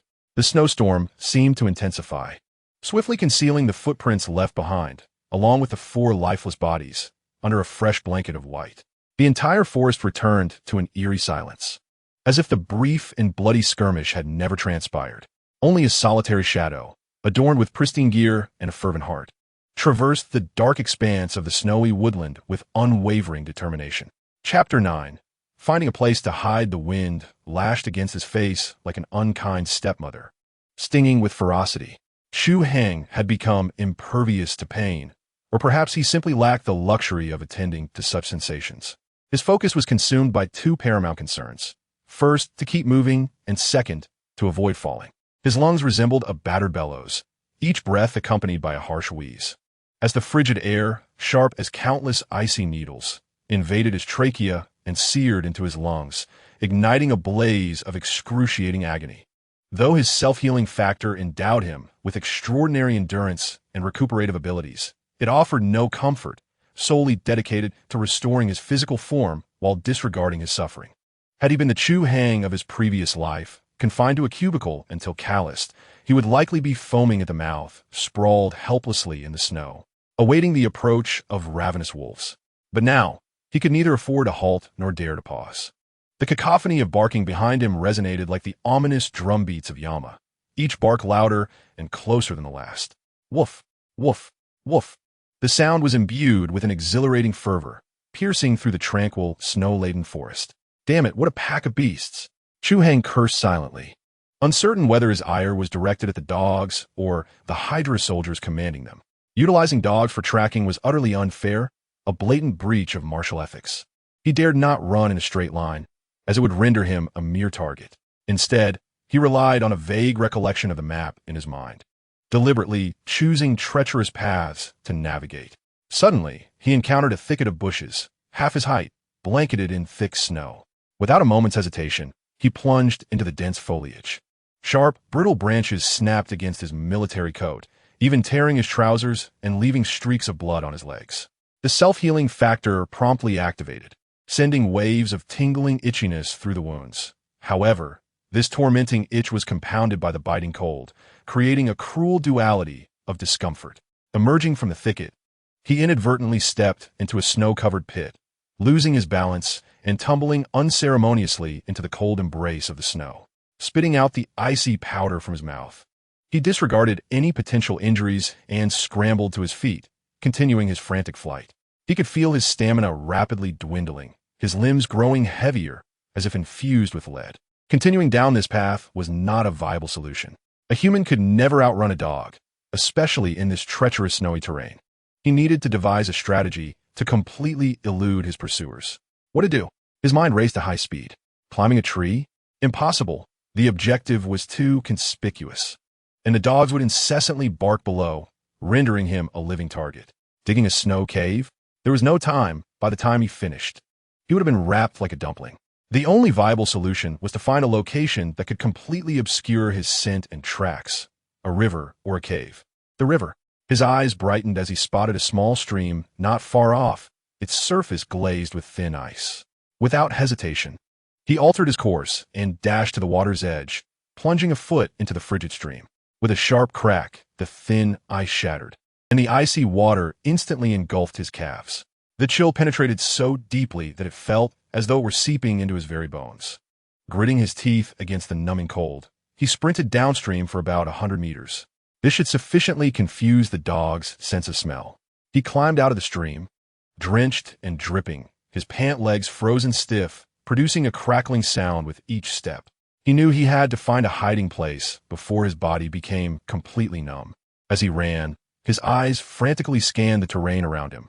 The moonlight, reflecting off the snow, illuminated the contours of the landscape, allowing him to discern most of his surroundings. Suddenly, his gaze was drawn to a dark cliff approximately 200 meters ahead to the left. The cliff was mostly bare, yet an unusual area near the ground caught his attention. There, a particularly dense thicket of low shrubs grew, and the snow piled upon them formed a slight outward bulge, resembling a small belly on the cliffside. In a natural environment, such a shape was rather peculiar. A surge of hope blossomed within him. Without a moment's hesitation, he summoned his last reserves of strength and sprinted toward the cliff. The closer he got, the stronger his intuition became. When he finally reached the thicket, panting heavily, he pushed aside the snow-laden branches, revealing a dark, narrow crevice, barely wide enough for a person to slip through sideways. The entrance was flawlessly concealed by the shrubs and snow. Had he not observed so meticulously, he could have walked past it 100 times without ever discovering this hidden passage. He hesitated before entering. Who knew if there lay a hibernating bear or a family of wolves within? Pressing his ear against the frigid rock wall, he held his breath and listened intently for any sounds from inside. Silence enveloped him, aside from the occasional drip of water echoing softly from the rock. There was no other sound. He leaned closer to the opening, inhaling the damp scent of mixed earth and stone, devoid of the distinctive foul odor of wild beasts. It seemed safe. He could not afford to linger. The barking of dogs behind him seemed to draw nearer.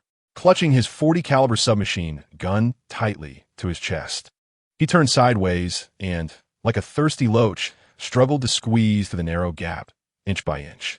As soon as his body fully entered the cave, he was enveloped by an atmosphere starkly different from the outside world. The temperature within was markedly higher, and the bone-chilling cold that had gripped him dissipated significantly. Just as Chu Hai intended to exhale in relief, his foot suddenly slipped, sending him tumbling uncontrollably deeper into the cave. With a resounding thud, he landed hard on the ground, nearly losing his submachine gun in the process. It was then that he realized the cave entrance was a smooth incline, coated with a thin layer of ice formed by seepage, rendering it both wet and slippery, a veritable natural trap. Ignoring the pain radiating from his backside, he struggled to rise, cautiously navigating along the rocky wall for several meters. Upon rounding a bend, the space before him opened up dramatically. It was a rather spacious natural cavern, roughly the size of half a basketball court, with a high ceiling adorned with an array of bizarre stalactites, which, under the faint light filtering in from the entrance, resembled the skeletal remains of some ancient colossal beast. Finally, he could pause. Chu Hai collapsed onto the ground, leaning against a massive, frigid rock, feeling utterly drained as if all his bones had been extracted. He breathed deeply the damp, murky air of the cave, a sense of relief washing over him like warm ocean water, enveloping him completely. He retrieved from his backpack the high-energy compressed biscuit, exuding a meaty aroma, which he had seized from the Hydra captain. With all his might, he bit into it vigorously. The biscuit was dry and hard, causing his gums to ache, yet the rich scent of grains and meat made it the most delectable morsel he had ever tasted. He devoured more than half of it hungrily, then twisted open his water bottle, gulping down several mouthfuls of icy snow melt, feeling the fiery sensation in his chest gradually subside and his drained stamina slowly begin to revive. The abrasions and cuts from branches on his body had ceased bleeding under the influence of his self-healing factors, beginning to scab over, leaving behind an irritating itch. He fished a lighter from his pocket. With a click, a small cluster of orange flames danced in the darkness, dispelling a portion of the harrowing shadows that surrounded him, bringing a modicum of warmth and security. By the flickering firelight, he eagerly unveiled the precious map from his pocket, carefully spreading it out on the dry ground. Though the map was drawn in a hasty manner, it contained all the essential information. At its center, a massive red X marked the factory, resembling a venomous spider perched at the heart of a web. From it, numerous densely packed dashed lines extended, enveloping the entire mountainous region, each line annotated with German words and numerical timestamps. It was evidently Hydra's patrol network for the area. Chu Hai meticulously traced the route he had just escaped, realizing he had fortuitously traversed the largest gap between two patrol routes. Truly, it was fate. As he gazed at the map, a cold sweat broke out once more. It dawned on him just how incredibly fortunate he had been. Like an uninvited guest in a meticulously crafted game of chess, he inadvertently traversed a singular path to survival. The slightest deviation could lead him to the embrace of another patrol, akin to an insect ensnared in a spider's web. From another pocket, he reverently retrieved the azure cube, its enigmatic presence further accentuated by the flickering flames. This fist-sized energy block emanated a mystical aura, its internal luminescence appearing to pulse and swirl, becoming increasingly vibrant and profound in the firelight. He could distinctly sense a pure, primordial force, seemingly born at the dawn of the universe, confined within this diminutive space. How was he to harness such an object? He scrutinized the cube from every angle, even attempting to press an imaginary switch as one might with a television, only to be met with utter futility. Concentrating his mind, he endeavored to establish a mental connection, as one might read in a novel. But all he achieved was a dizzying disorientation, while the energy cube remained unresponsive. Damn it, high-tech products without so much as a manual. What a disappointment. He muttered under his breath, shaking his head in resignation. It seemed the usage of this device would require further investigation in due time. He carefully wrapped the energy block and map in oilcloth, tucking them into his innermost pocket. These were his most valuable assets for survival, far more precious than his .40 caliber submachine gun. At that moment, distant shouts and barking dogs echoed from outside the cave. He quickly approached the crevice, peering cautiously out. In the far-off woods, beams of flashlight danced erratically, and the sounds had receded significantly, moving in the opposite direction from his own. It appeared the stream tactic had proven effective. They had lost his trail. A long sigh of relief escaped him, and he felt his body relax completely. He was safe, at least for the time being. An indescribable weariness washed over him like a flood, and his eyelids felt as heavy as if weighed down by iron, urging him to lie down and sleep for 3 days and nights. No, he absolutely could not succumb to sleep. He pinched his thigh sharply, the sudden pain jolting him awake. Sleeping in such a desolate place was akin to extending one's neck for the executioner. The pursuing enemies could return at any moment, and who knew what unknown dangers lurked in the depths of the cave. His fierce will to survive overwhelmed his fatigue. Struggling to his feet, he resolved to thoroughly explore the cave before allowing himself any rest, ensuring its complete safety. With one hand gripping the loaded .40 caliber submachine gun and the other wielding a small lighter, he cautiously ventured deeper into the cave, illuminated by the flickering, fragile flame that threatened to extinguish at any moment.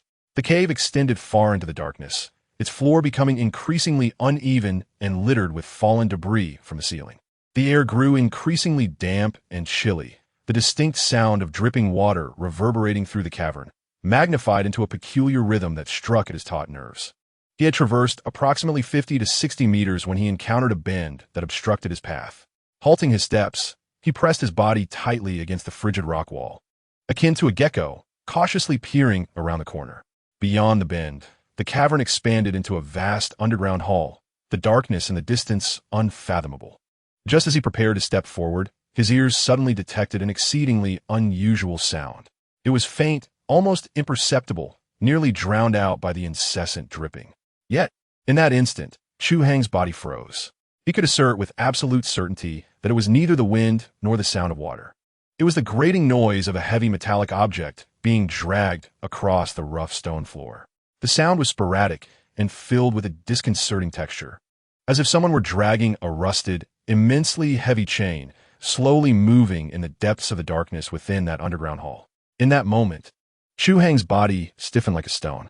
The lighter in his hand clattered to the ground, extinguished by a droplet of water that fell from above, snuffing out the last flicker of light.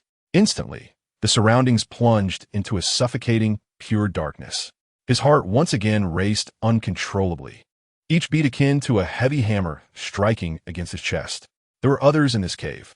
Chapter 10. There are living beings in this cave. Damn it. Chu Hai's mind buzzed, a blank void.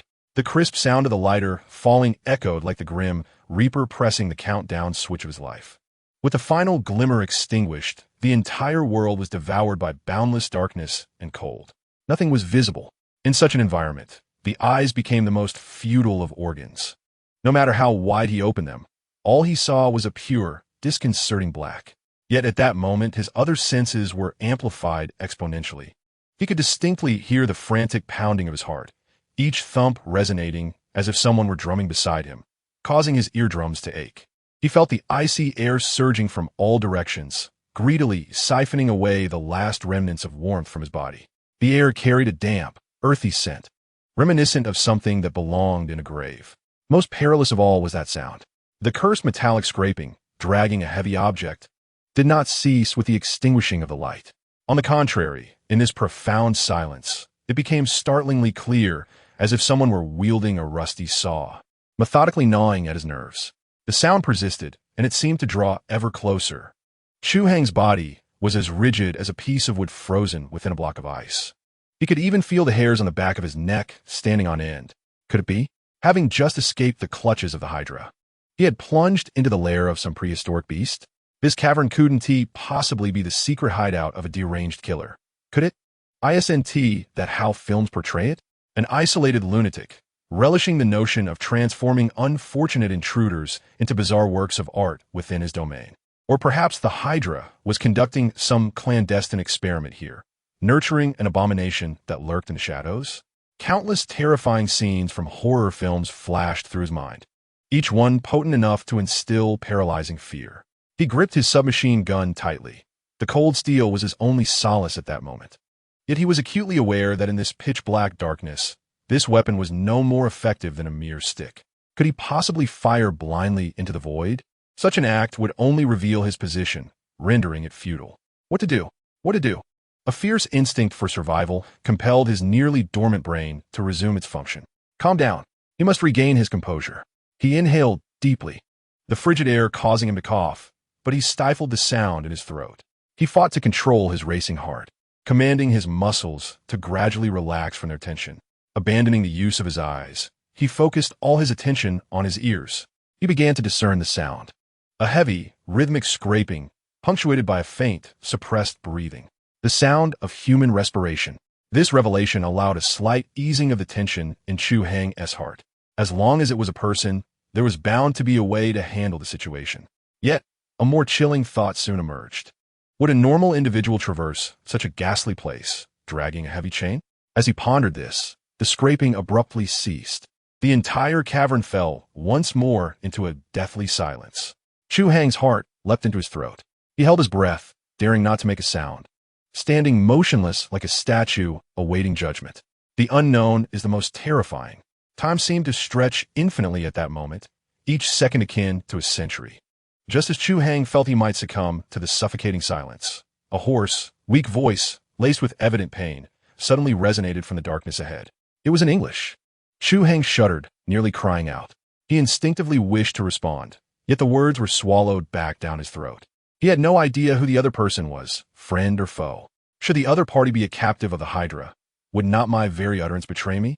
Yet, if I remain silent and they possess a weapon, discharging it recklessly in this darkness would render my demise utterly unjust. It is a gamble. Chu Hai swiftly resolved his dilemma.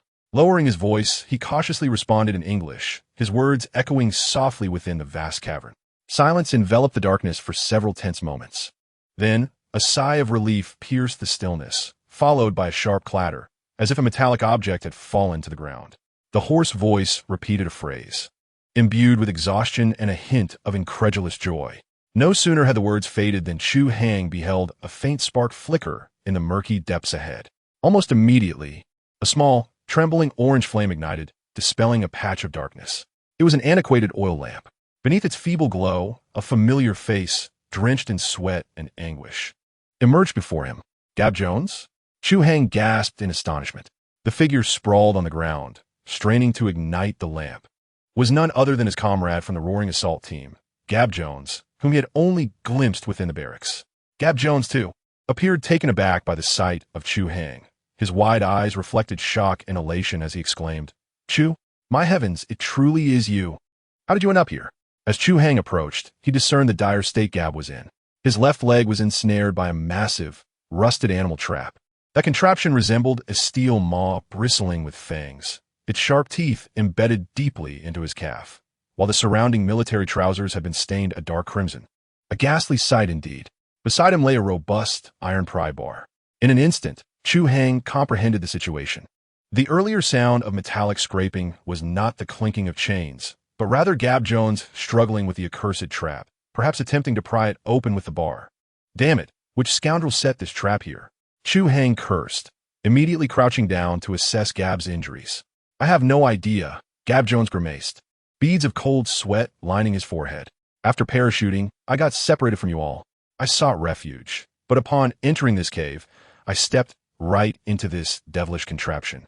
I've been here for nearly 2 hours. Chu Hai scrutinized the deceptively simple yet remarkably sturdy trap, his brow furrowing tightly. This device had closed with the immense force of springs.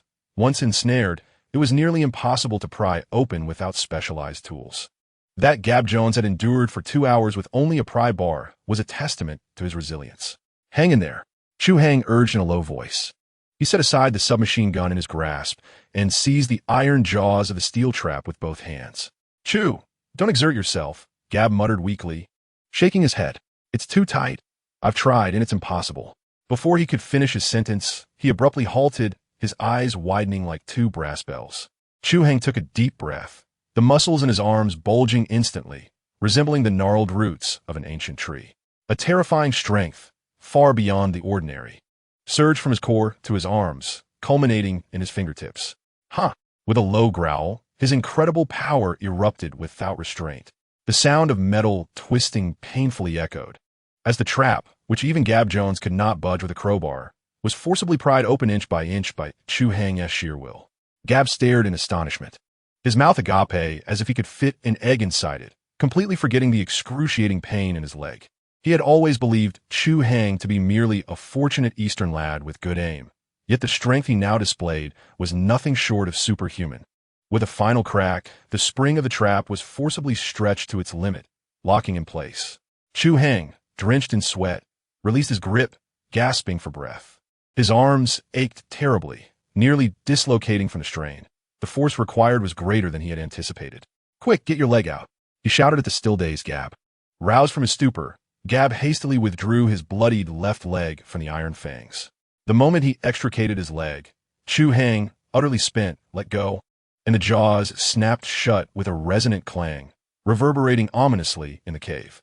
Gab glanced at his bleeding leg, then at the fearsome trap on the ground. Finally turning his gaze to the panting Chu Hai, his eyes filled with gratitude and awe. Hold on, Chu Hai waved his hand, retrieving a first aid kit from his backpack. I'll tend to your wound first.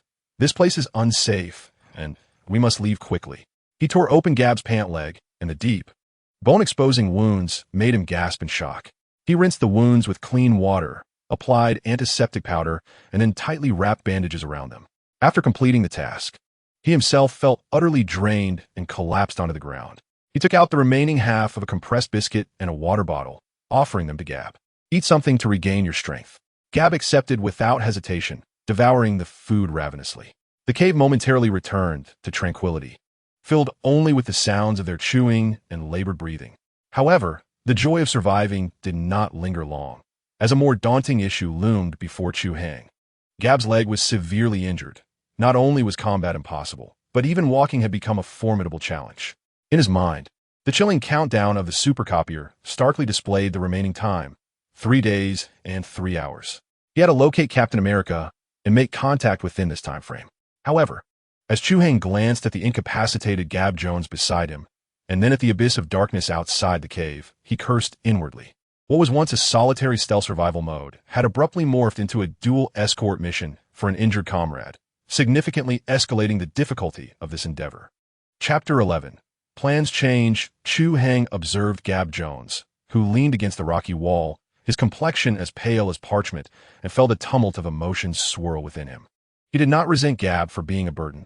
After all, they were comrades who had just shared chocolate on the plain. Abandoning him in his time of need was simply not in Chu Hai's nature. What troubled him was that this situation had thoroughly muddled his already tenuous plans. Gab Jones, still reeling from the earlier shock, looked at Chu Hai with a gaze that combined gratitude with bewilderment, as if he were beholding a creature of myth. What in the world is the source of your strength? I swear, I exerted all my might with the crowbar, and it barely budged. And there it was, the inevitable question. Chu Hai sighed internally, maintaining a stoic facade. He could hardly reveal, I've activated a cheat, duplicated a healing factor, and augmented my strength. While tending to the first aid kit, he responded with a blend of jest and sincerity. I honestly don't know. Perhaps it's due to the blasts I've endured on the battlefield. Maybe some wire in my brain got crossed. Sometimes I feel an inexhaustible energy within me. Yet at other times, I'm just like anyone else. It's all a matter of luck. This ambiguous explanation was the best excuse he could muster, providing a semblance of clarity regarding his extraordinary strength while leaving ample room for future variability. Should he one day display less prowess, he could always attribute it to a mere stroke of bad luck. Gab Jones nodded, seemingly comprehending but still skeptical. Although he found the explanation somewhat far-fetched, war was, after all, a realm where the impossible often became reality. He had witnessed individuals survive with bullet wounds to the heart, as well as tough men rendered simpletons by sheer terror.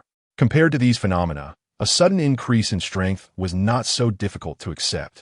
He struggled to rise, but the moment he exerted pressure on his left leg, a piercing pain shot through him, forcing him to sit back down heavily, beads of cold sweat instantly forming on his forehead.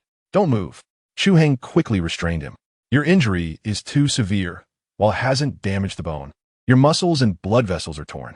If you move recklessly, the blood we just staunched will flow again." "But we can't stay here forever," Gab gasped, his face etched with anxiety. "Hydra's patrol could return at any moment, and our team is waiting for us." He was right. Though this cavern offers a fleeting sense of safety, it is unequivocally not a place for prolonged stay. The presence of that animal trap serves as a compelling testament to the fact that this area is likely a trap set by a hunter or perhaps the German forces. Chu Hai unfurled the captured map once more upon the ground, scrutinizing it intently under the dim glow of the kerosene lamp. "Look," he said, pointing to a specific point on the map. "We are approximately located here. This is the intersection of several patrol routes. Although we narrowly evaded one wave after dawn, they will undoubtedly conduct a more thorough combing search. It is merely a matter of time before we are discovered." Gab also leaned in to observe, his expression growing increasingly grave. The densely packed, dashed lines on the map resembled a vast spider's web, and they found themselves ensnared within it like two helpless insects. "What shall we do?" Gab inquired. "We must depart, and before dawn, distance ourselves from this area as much as possible," Chu Hai asserted, his tone leaving no room for dissent. His finger traced the map's surface, his mind racing to devise a strategy. He needed to chart the safest path through this deadly web, leading them to the outskirts of the factory. His finger ultimately halted at a section in the northeast corner of the map, where a crude icon of a small cabin was depicted, labeled in German as J. Gertet, meaning Hunter's Cabin. "Here," Chu Hai pointed to the cabin. "This location is far removed from all primary patrol routes, and the surrounding terrain is quite intricate, making it an ideal hiding spot. We shall head there first, allowing you to recuperate while also observing any movements from the factory. Then we can decide our next course of action." The plan appeared sound, yet Gab glanced at his uncooperative leg, offering a wry smile. "The plan is good, but Chu, I will only burden you in this state. Perhaps you should conceal me here, leave some food and water, and venture alone. You are stronger, and your chances are greater." Chu Hai raised his gaze to meet Gab's eyes, his expression calm, yet imbued with an unassailable resolve. "Do not utter such nonsense. I have not abandoned the principle of not forsaking my comrades." In his previous life, he had been a selfish cog in the machine, always prioritizing personal gain. Yet, for reasons unknown, upon entering this wretched world, having endured the ravages of war and witnessed death, something cold within him seemed to be gradually thawing. Perhaps it was Logan's words, "You are quite to my taste," or Duggan's welcoming remark, or perhaps it was witnessing Captain America's almost naive dedication. He realized he was beginning to think like a true soldier. Gab Jones gazed into Chu Hai's eyes, momentarily taken aback. From those dark pupils, he discerned a familiarity, a light reminiscent of that which could only be seen in Captain Steve Rogers' eyes. He nodded emphatically, choosing to say no more, simply clutching his own carbine rifle tightly to his chest. "Very well, let us depart." Yet, while the decision to leave was made, the question of how to proceed loomed large. Chu Hai attempted to drape one of Gab's arms over his shoulder, encouraging him to hop on one foot. However, after merely 2 steps, Gab was drenched in sweat from the pain, nearly fainting from the agony. The wound on his leg was severe. Each jolt reverberated through him like a knife cutting into flesh. This would not suffice. They could not traverse far like this, as his injury risked secondary infection. Chu Hai halted, his brow furrowed. Carrying him? Absolutely not. The rugged mountain path and slippery snow would render even someone as strong as Chu Hai incapable of carrying a man weighing 170 to 180 pounds for any considerable distance, especially given the size of the load. A solution was imperative. His gaze swept across the cave's interior, finally resting on the thicket he had pushed aside at the entrance. An idea sparked in his mind. He approached the cave entrance and selected two of the sturdiest, most resilient branches from the robust underbrush, severing them with his military knife. Subsequently, he retrieved all the spare ropes and bandages from his backpack, setting to work. Gab watched with curiosity, uncertain of Chu Hai's intentions. Chu Hai laid the two thick branches parallel on the ground, then used shorter twigs as crossbeams, binding them securely with rope to create a rudimentary frame. Next, he shed his military coat, laying it over the frame and fastening it with ropes. Thus, a crude yet seemingly sturdy snow sled took shape. "Good heavens," Gab exclaimed, astonished. "Chu, how did you come up with this?" "Less chatter, get on and lie down," Chu Hai urged, wiping the sweat from his brow. Gab carefully reclined on the makeshift sled. Although it was somewhat uncomfortable, it was a veritable paradise compared to hopping on one foot. Chu Hai wrapped the front rope of the sled around himself several times and attempted to pull it forward. It was heavy, yet under his extraordinary strength. The sled glided steadily across the snow. "All set, let us depart." Just as they prepared to leave their makeshift refuge, Chu Hai's nose twitched. He detected a faint, somewhat spicy herbal scent. He paused, searching the crevices of the cave's entrance under the glow of the kerosene lamp. Soon, he discovered a cluster of inconspicuous weeds featuring thick, serrated green leaves. He plucked a leaf, inhaled its aroma, and then chewed on it. A bitter, spicy flavor exploded on his tongue, quickly followed by a refreshing sensation. Suddenly, he remembered. While watching a documentary on wilderness survival in his previous life, he had learned of a plant known as mountain arnica, which thrived in the alpine regions. Local hunters used it to treat bruises and injuries, possessing potent properties for promoting blood circulation and alleviating inflammation and pain. The plant before him bore an uncanny resemblance to the mountain arnica depicted in the documentary. Truly, there seemed to be no end to the paths of hope. He immediately gathered a large handful and returned to the cave, where he crushed them into a dark green paste using 2 stones. "What are you doing?" Gab looked at the viscous substance, emanating a peculiar odor, with a wary expression. "It's a good remedy. Bear with it," Chu Hai said without hesitation, unwinding the bandage from Gab's leg and generously applying the cold paste to his gory wound. Ouch! A surge of indescribable, both spicy and cool stimulation coursed through Gab's entire body, causing him to cry out in pain, his body leaping in response. "Stay still." Chu Hai firmly held him down. "Good medicine is bitter, and if you want to save that leg, you must endure." Strangely, that intense pain persisted for less than a minute, quickly replaced by a sensation of cool comfort. Gab could distinctly feel the searing agony at the wound diminishing at an astonishing rate, supplanted by a tingling sensation, as if countless tiny ants were crawling over it. He attempted to wiggle his toes and found that the excruciating pain had lessened by 70 to 80%. "My God!" Gab gazed at the green paste on his leg, and then at Chu Hai, his eyes reflecting not just awe but a sense of viewing an omnipotent sorcerer. "Chu, what other remarkable abilities do you possess that we are unaware of?" Chu Hai chuckled softly, rewrapping him with a clean bandage, and remarked, "A qualified soldier should possess some life-saving skills, don't you think?" Yet, he mused at himself, knowledge is power, truly a profound adage. With everything in readiness, Chu Hai extinguished the oil lamp, settled Gab on the trailer, and then pulled the rope, dragging his comrade as they slowly emerged from the cave, vanishing into the vast night. They walked for about an hour, and Chu Hai's stamina was nearly depleted. He paused, leaning against a large tree, panting heavily. Just as he was about to take out his water bottle, his gaze was suddenly captivated by a distant point of light on the horizon. It was a continuous hazy yellow glow, illuminating the sky in that area with a misty aura. At the center of that glow, the silhouettes of towering structures, reminiscent of black giants, could be faintly discerned. Chu Hai's heart tightened. He retrieved the map and glanced once more at the distant light, confirming the direction repeatedly. Indeed, that direction corresponded to the location of the factory marked on the map. They were astonishingly close. But then, a more disconcerting thought crept into his mind. According to the map's distance, they still had to travel for at least half the night to arrive. Why could they see it now? Unless Chu Hang's pupils constricted sharply as he contemplated the sole, most dreadful possibility. Unless the map is wrong. Chapter 12.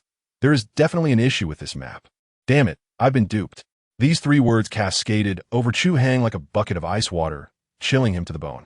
In that fleeting moment, all thoughts of Hydra, Captain America, and the absurd mission evaporated from his mind, leaving only a seething rage born of being deceived and the overwhelming tide of fear that followed. He was no fool. In his previous life, he had navigated the complexities of society for several years, encountering numerous verbal games concealed within contracts and the grandiose promises of superiors. He possessed an almost primal instinct regarding traps. The distance depicted on the map was starkly at odds with what he now beheld with his own eyes. According to the scale on the map, their current position was still at least 7 or 8 kilometers from the factory, separated by several mountain peaks. On such a snowy night, one would be hard-pressed to see any lights, let alone fireworks. Any illumination would merely appear as a faint glimmer on the horizon. But now, not only could he see an unbroken expanse of lights, but he could even discern the outlines of the factory's towering structures. This indicated that their straight-line distance to the factory was certainly no more than 2 kilometers. This was akin to presenting one's face directly before the enemy's surveillance camera. Why was this so? The only plausible explanation was that this map was a fabrication. Or rather, it was never intended for their eyes at all. A cold sweat instantly drenched Chu Hang's back as he recalled that this map had been retrieved from the Hydra captain he had eliminated. At that moment, he had been elated, perceiving it as a treasure, never delving deeper into its implications. Now, upon reflection, the inconsistencies were glaring. What sort of patrol map would be drawn with such artistic flair? The lines were crooked, the scale was vague, and key locations were represented with mere sketches. This was hardly a military map intended for soldiers on the battlefield. What did it resemble more? It appeared to be a deliberately leaked piece of misinformation, designed to entice and mislead the enemy. The Hydra operatives had undoubtedly captured Allied soldiers or spies more than once. It was entirely plausible that they had intentionally allowed such erroneous maps to circulate through various channels, carelessly placing them in the hands of captives or on officers destined to be discovered.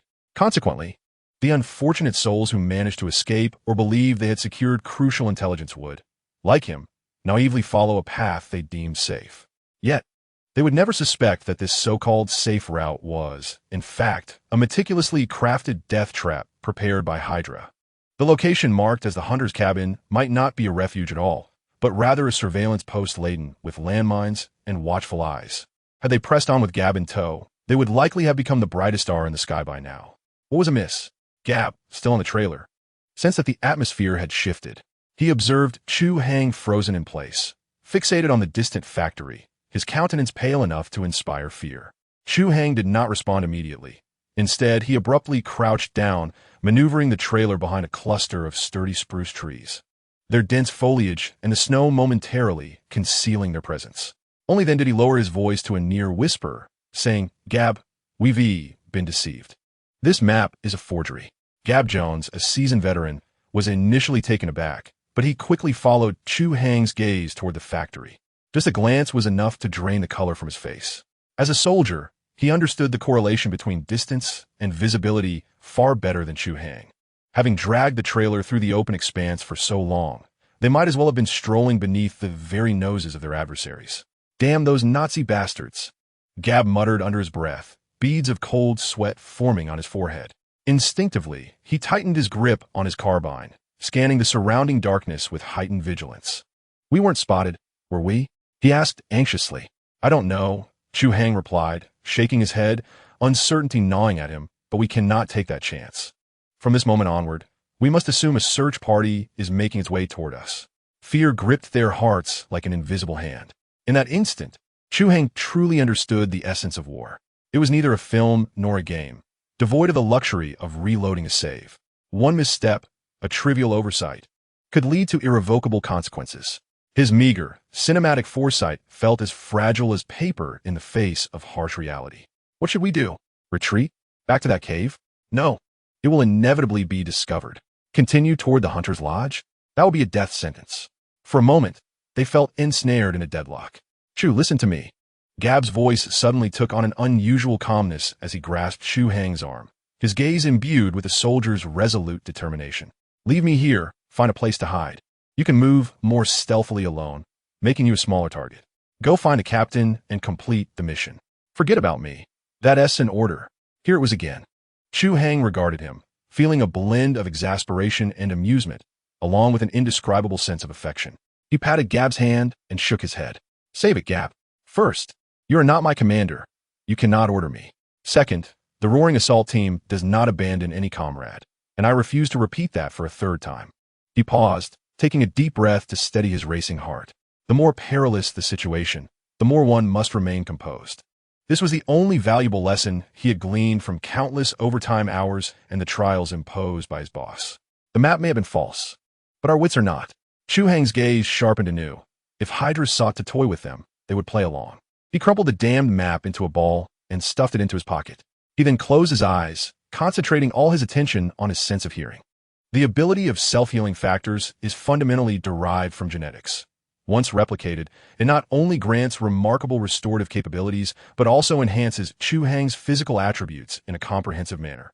Although the improvements may be modest, his auditory perception is significantly sharper than that of an ordinary person. The sound of the wind, the gentle patter of snowflakes upon the leaves, and a distant cracking of branches burdened by snow. All these subtle sounds flowed into his ears like a gentle stream, painting an invisible auditory map in his mind. Gab looked at Chu Hang, who was with eyes closed as if listening to something profound, and chose not to disturb him. From this young Eastern comrade, he sensed an extraordinary steadiness and reliability that transcended his years. This feeling gradually calmed Gab's once turbulent heart. A few minutes later, Chu Hang suddenly opened his eyes. Follow me, he declared, without a hint of hesitation. He grasped the trailer and turned in a direction entirely contrary to their original plan. It led them to a lower-lying depression, where the trees grew denser. Where are you going? Gab asked, perplexed. To find a truly safe place. Chu Hang explained as he struggled to drag the trailer through the uneven snow. Listen, isn't there a sound of flowing water coming from the upwind direction? Gab attentively listened, and, indeed, amidst the whispers of the wind, he could detect the faint sound of rushing water. That river, Gab suddenly realized. It was the river they had jumped into while evading their pursuers. Exactly. A smile crept across Chu Hang's lips. The Hydra's map has led us into an open trap at a higher elevation. What does that imply? It suggests that this lower area, closer to the water source, is actually their weak point in defense. They assume no one would be foolish enough to venture towards the river in winter. Moreover, the presence of a river signifies the existence of riverbanks, which, continuously eroded by water flow, are more likely to form natural caves and crevices. Such shelters are far safer than any artificial hunter's cabins. Gab was left astounded. He could hardly fathom how, in just a few short minutes, Chu Hang's mind could pivot so swiftly to devise a brand new, seemingly brilliant plan. He watched as Chu Hang pulled the trailer ahead. His figure, though not particularly imposing, appeared remarkably grand and dependable at that moment. The journey ahead proved to be far more arduous than before. The snow in the depression was deeper, and each step Chu Hang took required immense effort. The trailer would occasionally get stuck on tree roots or stones, necessitating pauses for him to clear the way. His stamina waned rapidly, beads of sweat trickling down his forehead, quickly forming a layer of frost on his eyebrows. Yet, his pace never faltered, nor did he show any signs of panic. After traversing a considerable distance, they finally heard the distinct sound of flowing water, parting the last thicket of bushes. They beheld a river approximately 7 to 8 meters wide, not entirely frozen, unfolding before them. The river exhaled a mist of white vapor into the frigid air, and indeed, as Chu Hang had anticipated, the riverbank was strewn with rocks of various sizes, sculpted and smoothed by the relentless flow of water. His gaze swiftly darted across the landscape, and soon he pinpointed a target. Nestled inconspicuously at a bend in the riverbank, beneath a massive rock, lay an entrance obscured by vines and desiccated grass, a dark, gaping hole. The aperture, modest in size, was just spacious enough for a person to bend over and crawl inside. That was it.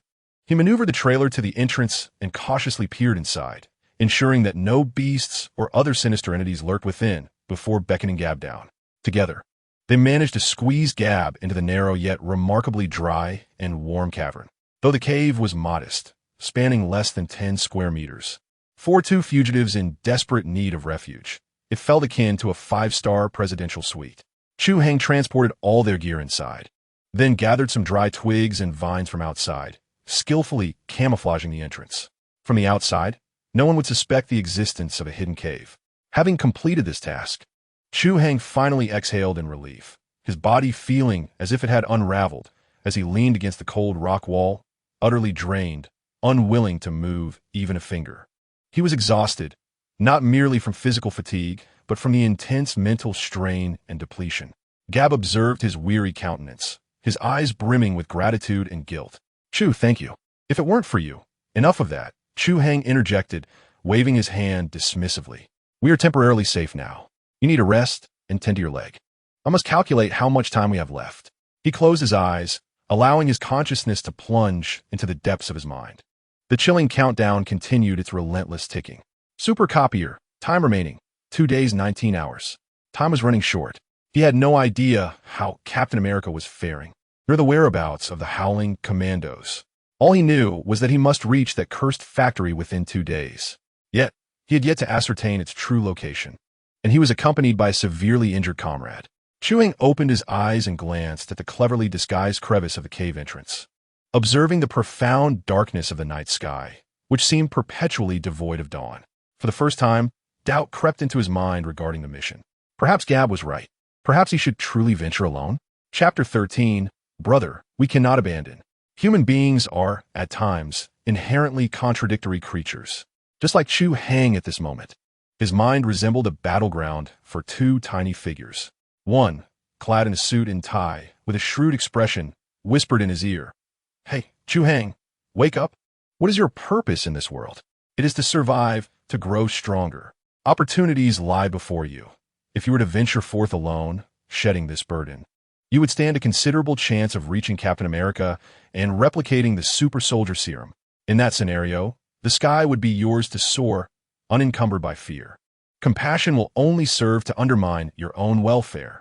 Meanwhile, a diminutive figure clad in World War II military attire, reeking of gunpowder, kicked the suited man away and pointed an accusatory finger at Chu Hai, exclaiming, Are you not a man? Why is Gab lying here? Is it to save you? No. It is for the entire team, for the mission. Now that he is injured, do you wish to abandon him? How are you any different from those treacherous Hydra scum? Have you forgotten how Logan fought by your side? How Dugan welcomed you with a pat on the shoulder? The Howling Commandos do not forsake any comrade. Those were your words. Do you wish to take them back? Frustrated, Chu Hai raked his fingers through his hair. Truth be told, the words of the suited man held merit.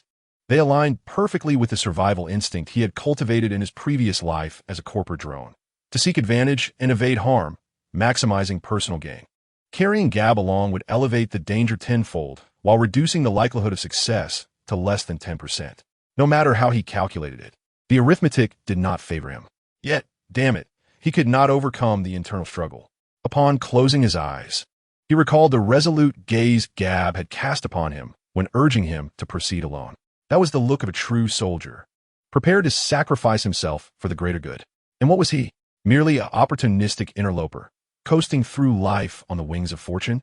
If he were to abandon Gab today, even if he later acquired 100 superpowers, becoming akin to a deity, could he truly sleep soundly at night? Would he not feel a flush of shame upon encountering Captain America's shield again? To hell with it. He had finally found a group of comrades in this wretched world. Individuals who could watch each other's backs, granting him a taste of heroism. How could he regress to that selfish cowardice because of a mere obstacle? As Chu Hai wrestled with his inner turmoil, Gab spoke again, his voice weak yet remarkably clear. Do not hesitate, just go. I know what you're thinking. You are stronger and smarter than I. Only you can find the captain and complete the mission. My presence here will only hinder you. Trust me, this is the wisest choice. Chu Hai abruptly opened his eyes, turning sharply to fixate on Gab. Say that again? His voice was low, yet it brimmed with suppressed fury. Gab paused, taken aback by the intensity of his gaze, but he persisted. I said you must go alone. Shut up. Chu Hai interrupted him harshly. I'm not deaf. Tell me, what is the wisest choice? Abandoning an injured comrade in this frigid wasteland to await death? What does that make us? What does it make the Howling Commandos? Are we merely heartless machines who can sacrifice teammates at will for the sake of a mission? His emotions were somewhat agitated, and his voice involuntarily grew louder.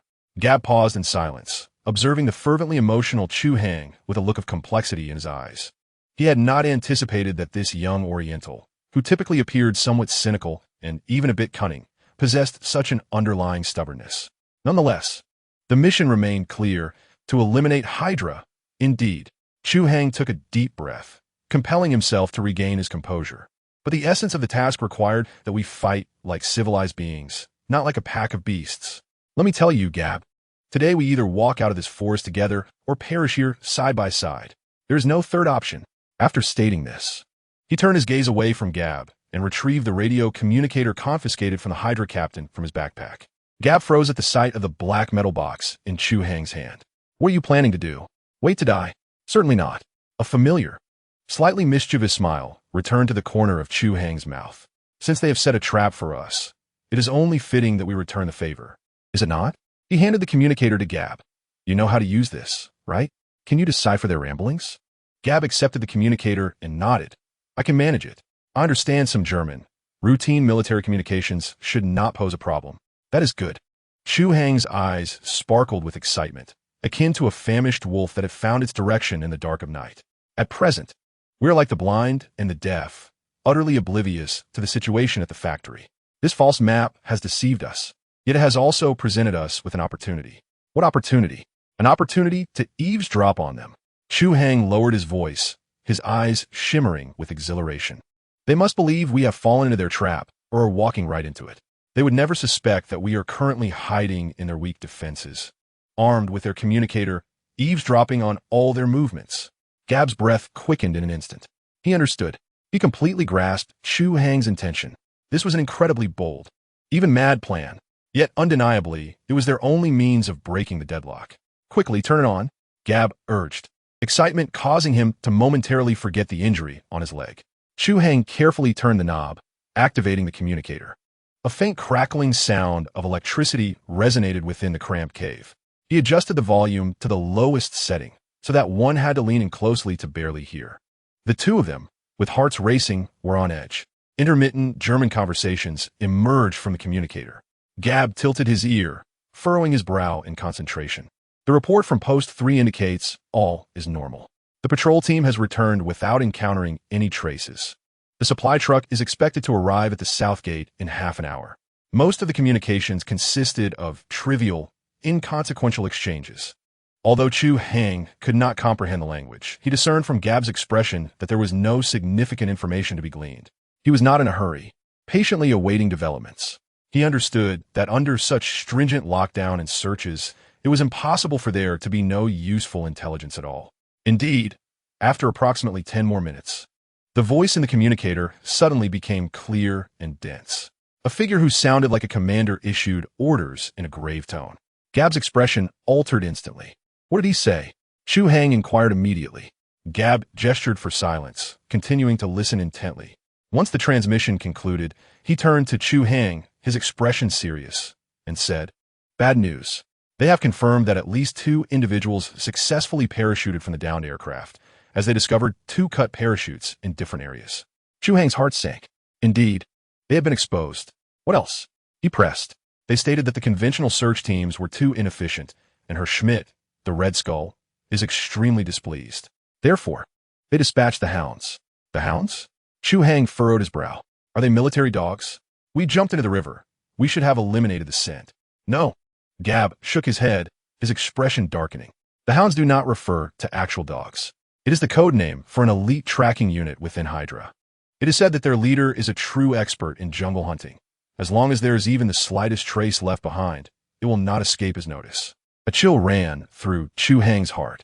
Damn it, just when we evade one trap, we attract a more professional killer. Hydra's base is indeed a den of hidden dragons.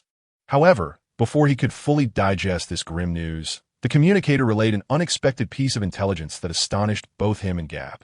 A patrolling soldier reported with a hint of excitement and a desire for recognition. Report. We have located the target on the western ridge. He is wearing a blue and white uniform and holding a circular shield. He looks exactly like the person in the photograph. We are surrounding him. Boom. Chu Hai's mind erupted in chaos. Captain America. It was Captain America who had been discovered. How could the narrative diverge so drastically from the films? In the movies, Captain America was supposed to stealthily infiltrate the factory, rescue everyone, and gallantly lead them out. How was it that now he was alone and surrounded by Hydra? Chu Hai's first thought was whether his own appearance had triggered a butterfly effect, altering the storyline. Do not fire. Herr Schmidt wants him alive. The commander immediately issued a new command through the communicator. All units converge on the western ridge. Repeat, all units immediately converge on the western ridge. Trap him in there. In an instant, the communication channel erupted with a cacophony of responses. Chu Hai could envision all the Hydra soldiers surrounding the factory, converging like sharks sensing blood, rushing toward the western ridge from all directions. There, it is about to transform into an intricate web, with Captain America ensnared as the fish within. What should I do? Chu Hai's heart raced tumultuously. His replication ability was still on a cooldown of over 2 days. Even if he rushed there now, he would be of little assistance and might even endanger himself. But to refrain from acting? It was Captain America, the ultimate objective of his mission. The nearly perfect hero he had long admired. Could he truly stand by and watch as he was captured by Hydra, only to be dissected for research? As Chu Hai's thoughts spiraled into chaos, Gab beside him suddenly gripped his arm tightly. Chu, listen. Chu Hai momentarily paused, redirecting his focus to the communicator. Amidst the cacophony of communication from those rushing to provide reinforcements, a faint voice emerged that sent chills down both his and Gab's spines. It was a calm, emotionless male voice, the so-called Hound Commander. Command Center, this is the Hound. I have arrived at the target's parachute zone. There are signs of dragging on the ground. 2 individuals, 1 injured. They have not moved towards the trap area, but instead turned towards the downstream riverbank. They are clever, attempting to use the water to erase their tracks. However, they have made a grave mistake. The mountain gold car in the snow did not simply run into the cave on its own. The voice paused momentarily, speaking in a chilling tone as if stating an undeniable fact. I can smell them. They are nearby. Chapter 14. A faint the communicator relayed a cold, emotionless voice. I can smell them. They are close. These 2 sentences were delivered with a calmness that resembled a mere statement of fact. There was no roar, no bellow, yet they instilled a terror far greater than any threat. It was over. This thought crashed into both Chu Hai and Gab's mind simultaneously. Gab's face turned pale in an instant as he instinctively pressed down on his injured thigh. The wound had been bandaged, but the faint scent of blood had likely become a beacon revealing their location. This cave was not a sanctuary. It was a stone coffin. The darkness at the entrance loomed like a maw poised to devour them. Blocked. Chu Hai felt cold sweat trickle down his back. He could envision the scene outside. A Hydra elite crouched in the snow like a hound, nostrils flaring as they sniffed the air, eyes locked onto this rocky wall. Run? Where could they escape to? Gab's leg was a burden. The footprints in the snow, along with the blood, served as the most evident markers of their location. They would not make it 50 meters before that monster caught up with them, treating them like a cat toying with a mouse. To stay? Await death here? To wait for someone to discover this cave, and then gleefully toss a grenade inside? A Hydra elite would certainly do something like that. What to do? What the hell should they do? Chu Hai's mind raced with thoughts, yet every single one led to a dead end. At that moment, the communicator crackled to life. The voice of the commander urging him, Hound, report your exact coordinates. Do you require fire support? Chu Hai and Gab's hearts leapt into their throats. Once the creature known as Hound disclosed its coordinates, everything would come to an end. No, I do not require assistance. The Hound's voice unexpectedly dripped with mockery and disdain. Dealing with 2 injured mice is well within my capabilities. Let those fools chase after the oversized rodent in the stars and stripes. The prey here is my personal affair. A few seconds of silence engulfed the communication channel before the commander's voice resonated once more. Very well. Lord Schmidt has decreed that you may handle these 2 little mice as you see fit. Understood. The communication ceased. The cave fell into a suffocating stillness. As you see fit. Those 4 words were a death sentence. Gab's voice trembled uncontrollably as he gripped his carbine tightly. Listen to me. This is our last chance. When I count to 3, I'll charge out and create a commotion. You take the opportunity to run to the river. Don't look back. Shut the hell up. Chu Hai roared, interrupting him, seizing Gab by the collar, his eyes burning with fury. Are you seriously suggesting this again? In your current state? How long can you last out there? What good would it do except to send you to your doom? He did not wish for death. He desired life more than anyone. Yet, he could not abandon Gab here. Calm down. You must remain composed. Chu Hai released Gab and turned away, gasping for breath. The frigid air pierced his lungs painfully, but offered some respite to his racing heart. He closed his eyes, forcing himself to replay all the information he had just absorbed. Hound, alone, unbearably arrogant. Captain America, surrounded by a substantial Hydra force on the western ridge. All units of Hydra had been dispatched to besiege Captain America. Wait, all units. Chu Hai's eyes flew open, a glimmer of light slicing through the darkness in his mind. This was a crisis, yet an opportunity as well. The Hound's arrogance led it to operate alone, while Captain America served as bait, drawing every other Hydra soldier to the west. This indicated that the riverside area they occupied, apart from the approaching Hound, had transformed into a vacuum of enemy forces. If only he could divert this singular threat. How to lure him away? Chu Hai's gaze fell upon the black iron box beside Gab, the Hydra radio communicator. A bold plan began to take shape in his mind. Gab! Chu Hai suddenly pivoted, lowering his voice, his eyes gleaming in the darkness. Do you trust me? Gab was momentarily taken aback by the question. Upon seeing the mix of madness and exhilaration etched on Chu Hai's face, he nodded vigorously. I do. Excellent. Chu Hai's lips involuntarily curled upwards. Then let us engage in a grand game. Let's employ a tactic of misdirection. Misdirection? Indeed. Chu Hai seized the communicator, waving it before Gab. Does he think we're like mice, hiding nearby? We shall use this device to inform him that he is mistaken. Gab's eyes widened in disbelief. You mean to use their communicator to disseminate false intelligence? What other option do we have? Chu Hai retorted, a hint of frustration in his voice. Shall we simply sit here and wait for him to discover the entrance and lead us to our doom? Gab, this is our sole opportunity. Gab swallowed hard. The audacity of the plan was terrifying, bordering on madness. If discovered, their demise would be swift. Yet, as Chu Hai had pointed out, this was indeed their only chance. How shall we proceed? Gab inquired through gritted teeth. Quite simply, Chu Hai replied rapidly. He retrieved 4 plastic explosives and a detonator from his backpack. In a moment, you will use this communicator to mimic the tone of a patrolman, conveying the most frantic report of your life, claiming you have spotted us upstream and engaged in gunfire. To lend authenticity to your report, I will trigger these explosives upstream. Gab comprehended the plan entirely. No matter how formidable he might be, he was still just one man. Upon hearing a clear report of gunfire and the sound of an explosion, he would instinctively believe he had miscalculated. He would rush towards the direction of the detonation. Precisely. Chu Hai snapped his fingers. If we can divert him, even for just 10 minutes, we will escape into the river and flee downstream. By the time he realizes he has been deceived, we shall have vanished. Excellent. Let's proceed. Gab, no longer hesitating, took the communicator, the flames of survival rekindling in his eyes. Prepare yourself, think through your words, and ensure it sounds authentic. The more frantic, the better. Chu Hai thrust the communicator into Gab's hands, then, clutching the explosives, his expression grave, added, I will be out for 5 minutes. Secure this. Remember when I return and signal. You must report immediately.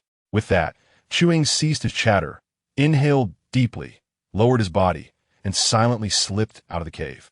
The air outside was biting and frigid. Bracing against the wind and snow, Chu Hai chose a rocky outcrop on the riverbank approximately 300 meters upstream. He tucked the 4 explosives into a crevice in the rocks, inserted the detonator, leaving only a small portion of the fuse exposed. Having completed this task, he retraced his steps, each footfall carefully placed in the impressions he had left earlier. When he re-entered the cave, resembling a snowman, Gab clutched the communicator tightly, his lips moving as he practiced his lines repeatedly. Chu Hai gave him a thumbs up and leaned against the rock wall to steady his heartbeat. The fate of their endeavor hinged upon this moment. He nodded at Gab, slowly signaling the start. Gab, beads of sweat dotting his forehead, clenched his teeth and pressed the call button. In the next instant, a torrent of German, laced with sheer panic and heavy gasps, erupted from the communicator. Calling command center. Calling Hound. I am at the upstream riverbank of Zone 3. Target spotted. Is those 2 fugitives. Their firepower is intense. I require support. They are fleeing upstream. Requesting assistance. Request, boom. Gab's plea for help had not yet fully escaped his lips when, in the distance, a dull yet resounding explosion reverberated through the air. The intensity of the blast, amplified by the radio waves, morphed into a piercing cacophony that echoed throughout the Hydra's communication channels. In an instant, the previously chaotic background noise dissipated completely. Within the cavern, Chu Hai and Gab held their breath, their eyes fixated on the tiny iron box. Had they succeeded? Had the creature fallen for their ruse? Time seemed to stretch infinitely. At last, following an oppressive silence, the cold, chilling voice of the hound resounded once more. The upstream bank of Zone 3 is secure. All units remain on standby. Do not approach. The voice paused, then spoke slowly and deliberately. These two rats are more intriguing than I anticipated. I shall arrive shortly. Chapter 15. Run. Now run. As the final syllable of that frigid voice faded into an eerie quiet, the air within the cavern felt as though it had solidified. Gab's face drained of color as he turned to Chu Hai. His lips moved, yet no words emerged. His eyes were filled with uncertainty and dread. Had they truly deceived the monster?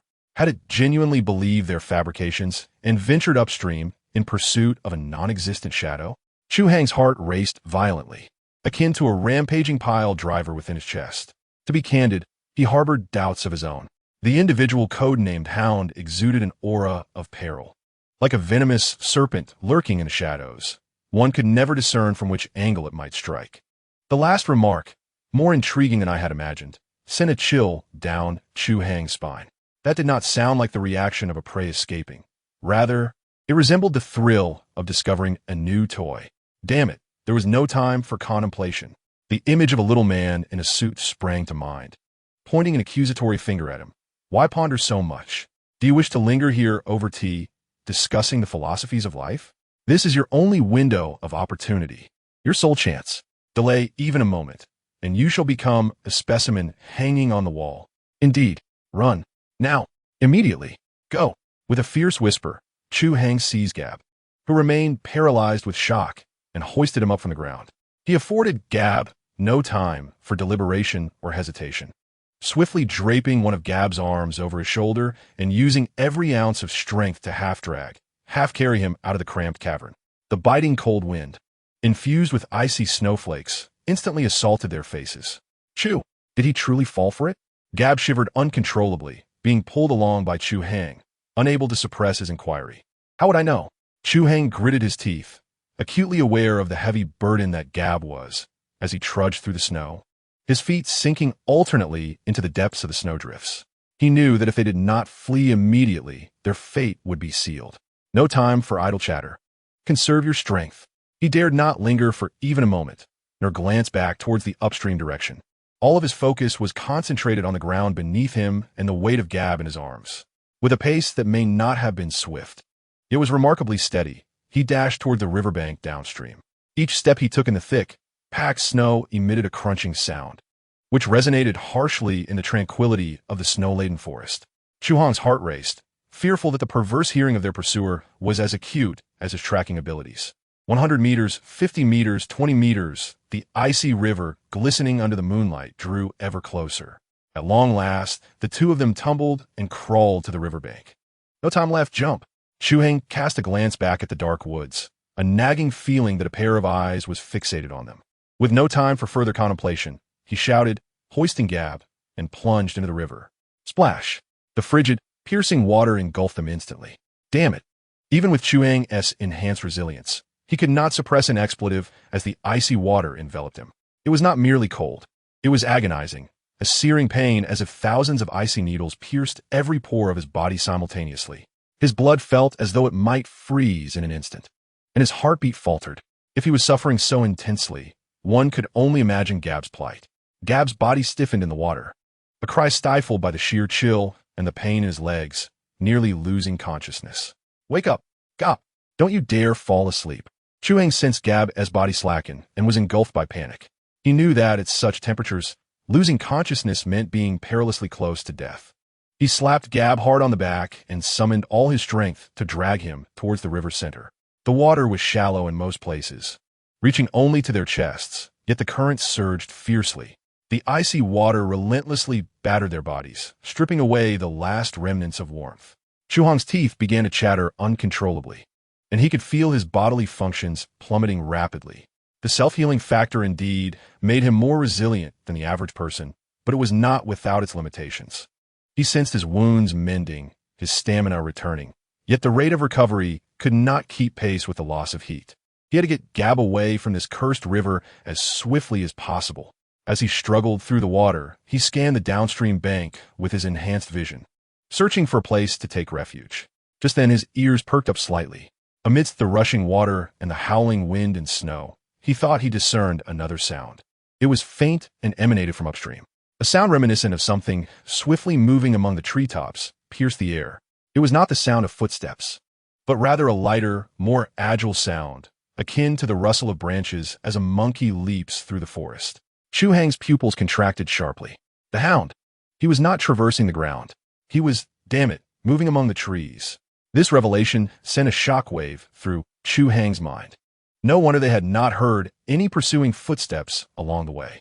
This psychopath was not employing conventional means to track them. He was like a genuine phantom of the jungle, silently navigating the canopy above their heads. Had he been deceived? Perhaps. Yet, he possessed unwavering confidence in his tracking abilities. It was possible he genuinely believed he had misjudged the situation and had ventured upstream. But what would he do if he found no one there? He would immediately realize he had been outsmarted. Then, he would hasten downstream along the river. A wave of dread washed over Chu Hai. He had initially thought that by leaping into the river, they would be safe. Now, it seemed they had merely postponed the sight of death by a fraction. Hurry! Faster! Chu Hai's mind screamed as he dragged Gab, nearly rolling and crawling through the water downstream. After struggling in the frigid river for nearly 10 minutes, Chu Hai felt his consciousness beginning to blur. He spotted a dense patch of reeds not far downstream, where the riverbank appeared to form a small indentation, seemingly an ideal hiding place. That it. With his remaining strength, he pulled the half-unconscious Gab onto the shore, and they collapsed together into the withered reeds. The thick thicket shielded them from part of the biting cold wind. Lying on the icy mud, Chu Hai gasped for breath, his chest ablaze with pain. He felt as though he were a piece of pork just pulled from liquid nitrogen, his body rigid and foreign. He dare not rest, forcing himself to sit up to check on Gab's condition. Gab's lips had turned completely purple, his face as pale as paper, breath shallow, and his body trembled violently and uncontrollably. Gab! Hey, Gab! Chu Hai slapped his face with urgency. Gab's eyelids fluttered, managing to open a crack. His gaze was vacant, clearly on the brink of hypothermic shock. No, this cannot continue. He will truly die. Gritting his teeth, Chu Hai tore off his relatively dry inner lining, struggled to remove Gab's soaked outerwear, and vigorously rubbed Gab's body with the fabric, attempting to impart a modicum of warmth. After completing this arduous task, he felt himself nearing collapse. Leaning against a cluster of reeds, his eyelids felt heavy, as if laden with lead. No, he cannot sleep. He fiercely pinched his thigh, the sharp pain momentarily bringing him back to lucidity. Instinctively, he summoned the system interface in his mind. Superpower Copier, current copyable times. 0, cooldown countdown. 1 day, 16 hours, 23 minutes, just over a day remained. If he could endure a little longer, he would regain his copying ability. At that moment, if he could locate Captain America and replicate his powers. No, wait, Captain America himself was surrounded. Whether he could survive was still in question. Chu Hai's gaze traversed the sparse reeds, directing itself towards the distant western ridge. There, a battle must have already commenced. He fancied he could hear the faint echoes of gunfire from afar. In his current state, he was not in a position to save anyone. Preserving his own and Gab's lives was already a stroke of fortune. What to do? Must he truly cower here like a stray dog, trembling in anticipation of fate's judgment? No. Chu Hai's eyes slowly regained their sharpness. He was no longer the passive cog of the past, resigned to fate.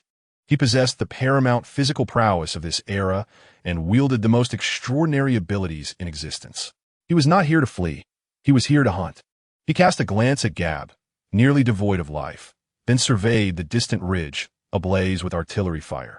A wilder and bolder notion began to take root and blossom within him. Perhaps he need not seek out Captain America. He could compel Captain America to come to him. Chapter 16. A gamble to drag the captain down cold. Excruciatingly cold. Chu Hai felt as though the blood coursing through his veins might congeal into ice. Leaning against the damp, frigid reeds, each breath felt like swallowing shards of glass, scraping painfully from his throat to his lungs. Gab beside him fared worse. The violent tremors of his body had subsided into subtle, almost imperceptible spasms. Chu Hai recognized this as a dire sign. It indicated that Gab's body had lost even the strength to generate warmth through shivering. If this continued, in no more than half an hour, Gab would become a lifeless, icy corpse. As for himself, he could not endure for long either. The self-healing factor was impressive, but it was not an inexhaustible engine. It required energy. In this extreme cold, the meager energy within him flowed away swiftly like oil from a leaking engine. What to do? Await death? Chu Hai's gaze pierced through the swaying reeds, fixed upon the ridge intermittently illuminated by cannon fire. Captain America, Steve Rogers, the muscular man, wielding a pot lid as a shield and hailed as the embodiment of justice, now finds himself encircled by the Hydra's formidable forces, much like dumplings in a pot. His predicament, I fear, is not much better than that of Chu Hai. Relying on him for salvation? That would be sheer folly. But what if he were not the one to rescue me? A lightning bolt seemed to strike within Chu Hai's mind, illuminating the darkness shrouded in cold and despair. His nearly frozen brain began to whirl with unprecedented speed at that moment. A thought, one so audacious that it felt absurd even to him, surged forth uncontrollably. Why should I wait for him to save me? Why can't I drag him down with me? Gabe. Chu Hai's voice was hoarse as he vigorously shook his teammate, who was on the verge of losing consciousness. Wake up, listen to me. Gabe struggled to open his eyelids slightly, his dazed gaze devoid of any spark. I have a plan. Chu Hai leaned closer to him, whispering in a tone meant for only their ears, a plan that could save us both. But it's utterly insane, so insane that a single misstep could lead to our immediate demise. Perhaps the mere mention of survival stirred something within Gabe, for a faint flicker of awareness sparked in his eyes. What? He managed to croak, summoning all his strength to utter two words. Listen, Chu Hai spoke rapidly. At this moment, all of Hydra's main forces are drawn to Captain America on the western ridge, and that damn hound has been lured upstream by us. This means the area we currently occupy is a vast power vacuum. While it represents a disadvantage, it is also our greatest advantage. We must exploit this vacuum to extricate Captain America from that accursed encirclement. Gabe's eyes widened slightly, though he seemed to struggle to grasp Chu Hai's intent. How do we do that? A sinister grin crept across Chu Hai's face, illuminated by the cold night. We shall employ Hydra's own methods. He patted the cold iron box of their radio communicator. We deceived the hound once with this device. Now, we shall deceive the entire Hydra command system. Gabe's breathing quickened. He finally comprehended the audacity of Chu Hai's plan. It was 100 times more reckless than the previous ruse. You mean to impersonate a Hydra commander? Gabe's voice trembled with incredulity and fear. Precisely. The gleam of madness shone in Chu Hai's eyes. I will pose as a high-ranking officer and issue a false command to the encircled forces on the western ridge. A directive they must execute without question. I will command them to create an opening in the eastern encirclement, the defensive line closest to our riverbank. The southern front has detected the main force of the Allies and requires immediate reinforcement. With this development, the encircled Captain America, if he is not foolish, will undoubtedly recognize this singular opportunity for escape. He will desperately strive to break through towards our direction. Gab, utterly astounded by Chu Hai's audacious plan, felt as though he was dancing on the edge of blade, executing the most difficult maneuvers imaginable. However, does this not also expose us? Gab trembled as he spoke. The Hound and the Hydra Command will immediately discern your involvement upon comparing orders. At that moment, we shall become the targets of all. Indeed, we will be exposed. Chu Hai nodded without hesitation, his gaze becoming remarkably resolute. But so what? Gab, listen closely. We are akin to two individuals trapped in an icy abyss. Remaining still will lead to our frozen demise. We lack the strength to ascend, and the sole solution is to drag that strongest figure on shore down with us. If he falls, the commotion may rouse the others. Captain America is that strongest figure. Should he charge towards our vicinity, the pursuing Hydra forces will surely follow. Then, this place will transform into a new battlefield, a chaotic battleground. It is only amidst chaos that we stand a chance to thrive in the turmoil and survive. Chu Hai's words struck Gab like a potent stimulant, piercing through his heart, which had nearly ceased to beat. Indeed, it is a certainty we face death. Rather than languishing here, frozen and devoid of dignity amidst the reeds, it would be far better to take a bold gamble. If we win, we live. If we lose, it is still better than our current plight.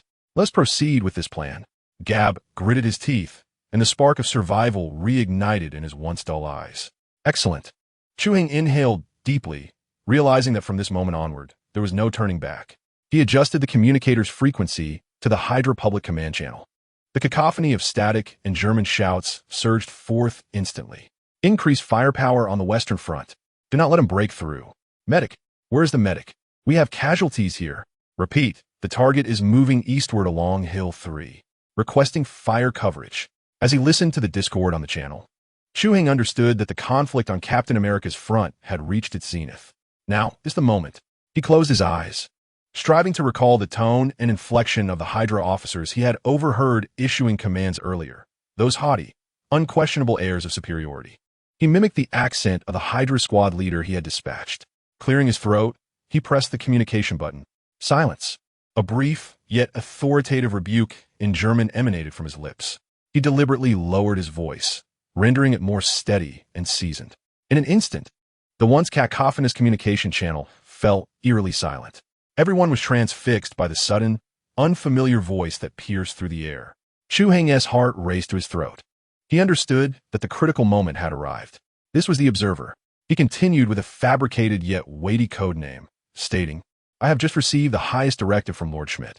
In the southern sector, Area 7, we've detected the main forces of the Allied troops attempting to encircle us from the flank. The order is as follows. All teams responsible for the eastern encirclement, teams 4, 5, and 6, are to abandon their current positions immediately and regroup at Area 7 in the south to establish a new defensive line. I repeat, this is a supreme command and must be executed within 10 minutes. Upon finishing, he promptly released the communication button. The channel plunged into a profound silence. Chu Hai could even hear the thunderous beating of his own heart, akin to a drum, echoing alongside Gab's. Had it worked? Would they believe him? Time ticked by second. Just as Chu Hai felt he could no longer contain himself and was about to shout again, a voice, tinged with evident confusion from a young officer, broke the stillness. Received, Observer. However, if we withdraw, a significant gap will appear in the eastern encirclement. That American fool, before he could finish.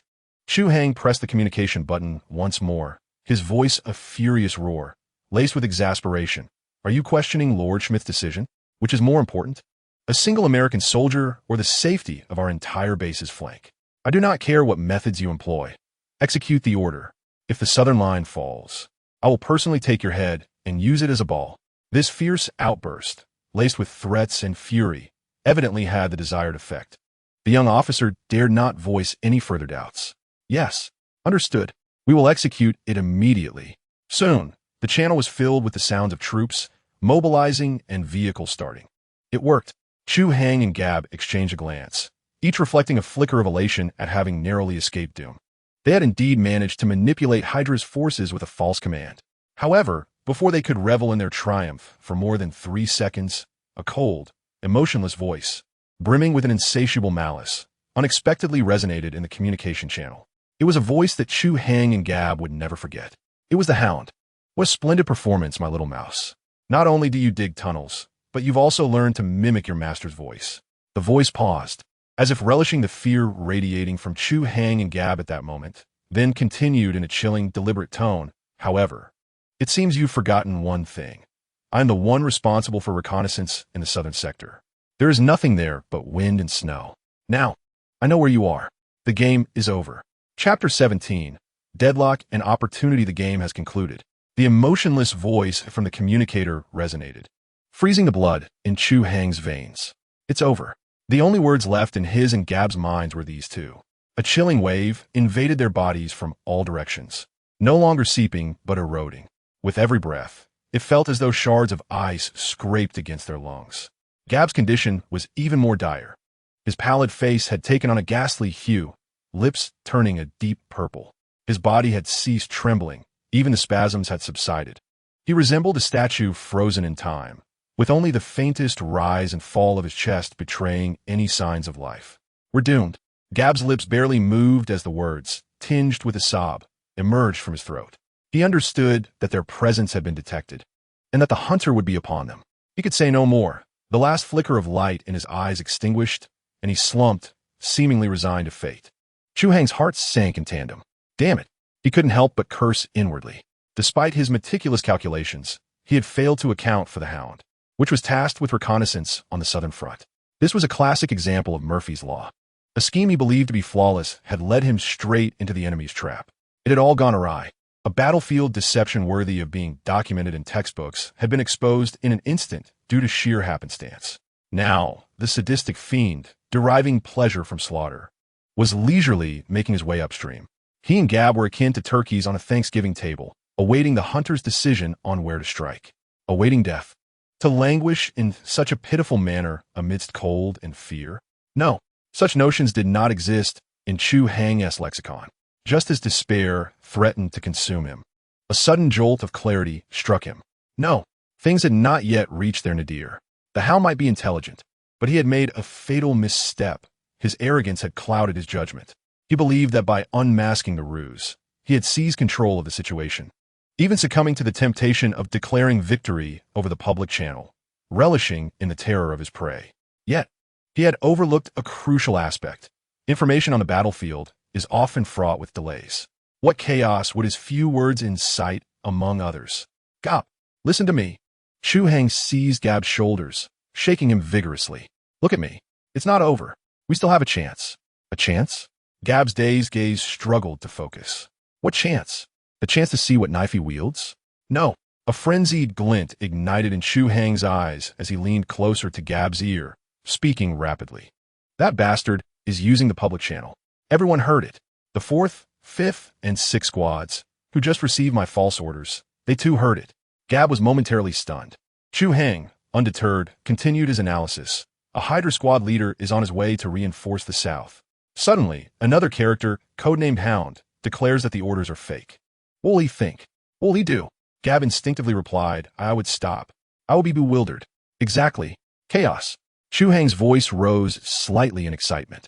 They will doubt. They will hesitate. They will call the command center for confirmation. Before this, they were nothing but a headless swarm. This is the opportunity we have earned at the cost of our lives. More importantly, Chu Hang's gaze was directed towards the distant ridge, the Captain America, Steve Rogers. He would not concern himself with whether the commands of Hydra were in disarray, as long as he observed a breach in the encirclement from the east. What would he do? He would charge forth. This time, Gab's response was devoid of hesitation. Yes, a sinister smile crept upon Chu Hang's lips. He would expend his last breath, dashing toward this singular opening. Thus, the current predicament is that the Hounds are approaching from downstream to slay us, while Captain America, pursued by Hydra's forces, is recklessly sprinting towards us from upstream. We stand at the very nexus of these two torrents about to converge. Gab was astonished by this scene. Isn't that more perilous? Perilous? No, this is what we call placing ourselves in a position of life or death. Chu Hang yanked him up from the ground, bellowing, What we must do now is not flee. It is to gamble. Gamble that Captain America will arrive before that monster. As long as he reaches us first with his pursuers, this place will transform into a new, chaotic battlefield. We can take advantage of the confusion and vanish completely. After uttering these words, Chu Hang hoisted Gab, dragging his injured leg, and rushed towards a shallow ravine adorned with rocks and withered shrubs. Hide behind this stone. No matter what you hear or see, do not move, unless I call for you. After ensuring Gab's safety, Chu Hang took a deep breath and retrieved 4 plastic explosives from his backpack. His fingers were somewhat numbed by the cold, yet his movements remained steady. He positioned the explosives at the edge of the reeds, where they had just concealed themselves, a crucial pathway for anyone coming from downstream. Then, he detached a shoelace and fashioned a rudimentary tripwire device using a dead branch. One end of the string was tied to the detonator's pull ring, while the other was gently laid between 2 bushes. He understood that this contraption would not eliminate the Hounds, but his aim was merely to create a signal, a resounding blast, a sound that would inform Captain America, Hey, run this way. There's a surprise awaiting. Having completed this task, he rolled back to Gab's side, and the two pressed against the icy rock face, slowing their breaths. Time ticked away, second by second. The howling wind, the whisper of snow, the distant sound of gunfire, and the drumming of their heartbeats filled the air. Chu Hang's gaze was firmly locked on 2 directions. Downstream lay death, the Hounds. To the west ridge was hope, Captain America. Who would arrive first? Hurry, Steve. If you don't move faster, I'll end up as a specimen. Chu Hai roared silently in his mind. Just then, a flurry of gunfire and explosions erupted violently from the western ridge. The noise cascaded like a flood breaking through a dam, rushing towards the riverbank. It's here. Chu Hai and Gab exchanged a glance, both recognizing the ecstatic joy in each other's eyes. Captain America has emerged. He had placed the right bet. Yet, at that very moment, on the desolate banks of the river downstream, amidst the shadows of the reeds where traps had been meticulously laid, a tall figure emerged silently. He walked leisurely, his long black coat remaining motionless against the biting wind. His gaze, sharp as a laser, was fixated directly on the thicket of reeds. He was the Hound. He had arrived sooner than anticipated. A sinking feeling enveloped Chu Hai's heart.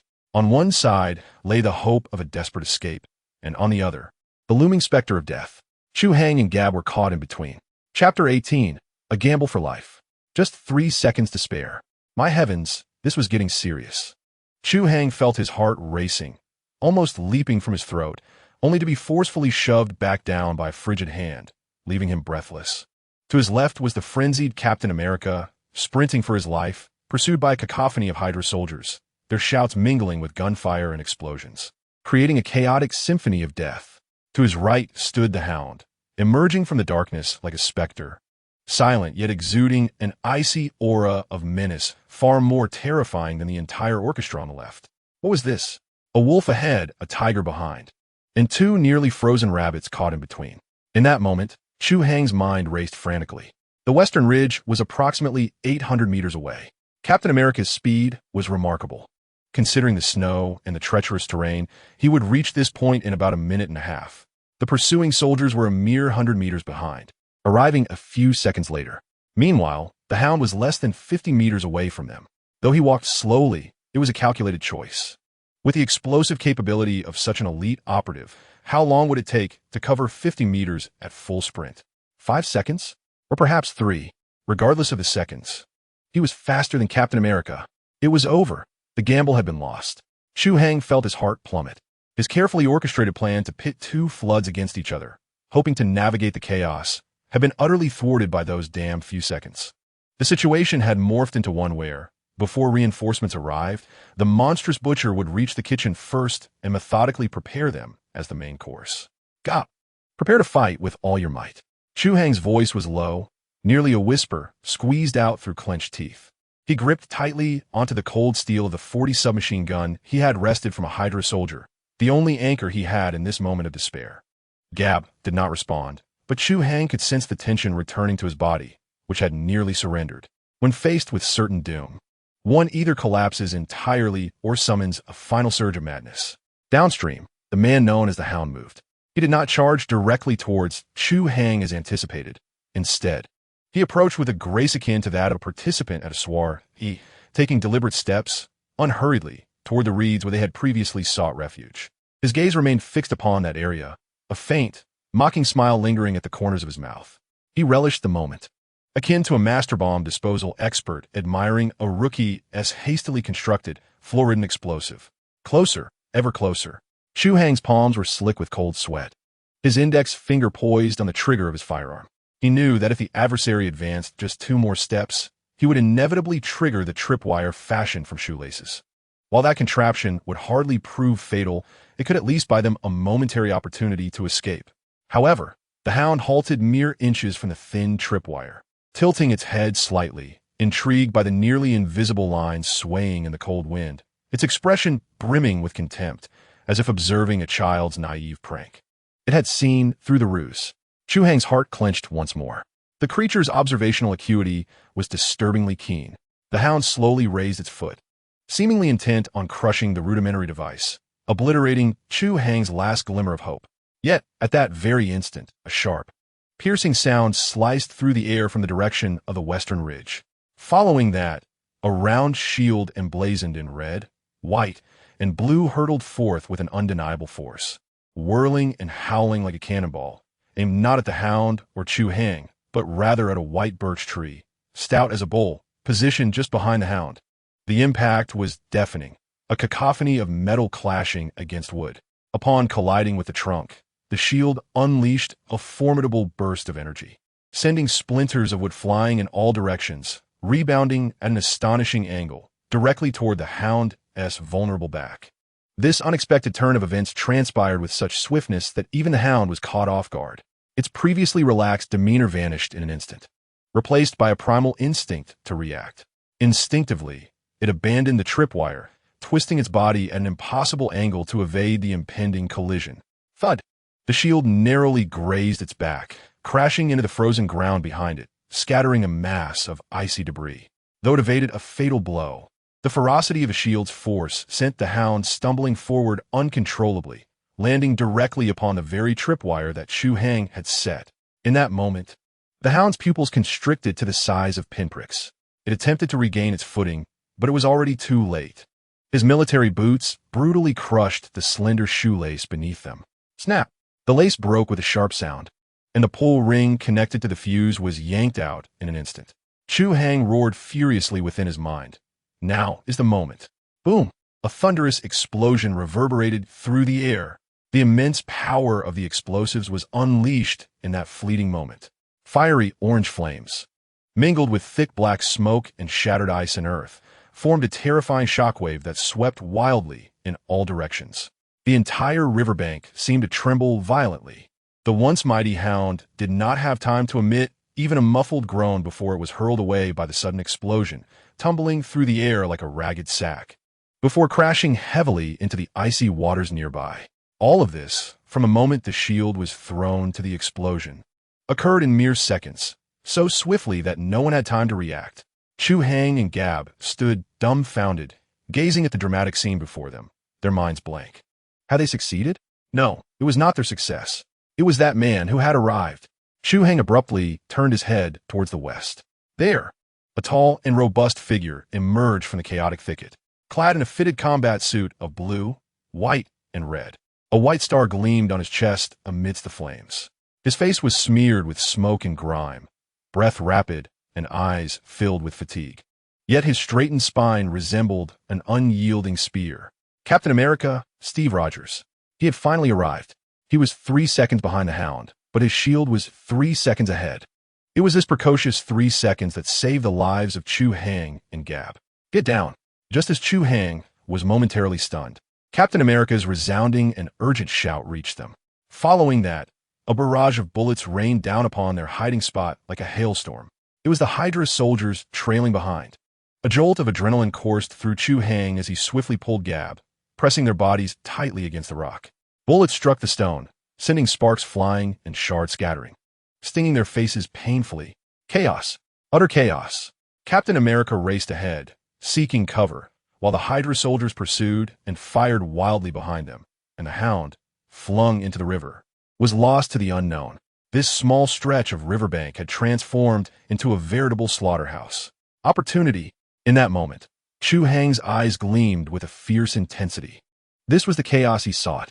No longer hiding, he abruptly leaned out from behind the rock, raising his .40 submachine gun. His target was not Captain America, nor the pursuing Hydra soldiers. It was the flanks. He immediately realized that 3 Hydra soldiers were attempting to encircle Captain America from the woods on the flank. Chu Hai summoned all his strength and bellowed in English. Almost simultaneously with his roar, the firearm in his hand unleashed a furious stream of bullets. Rat-a-tat-tat. A barrage of bullets was precisely sprayed forth. He held no expectation of hitting anyone. His intention was merely to use the gunfire and trajectory to indicate the enemy's location to Captain America. Captain America, seeking cover in a shell crater, evidently heard his shout. Without a moment's hesitation, he rolled on the ground, retrieved the shield that had recently been thrust into the earth, and threw it toward the direction Chu Hai had indicated. Clang! Clang! Ah!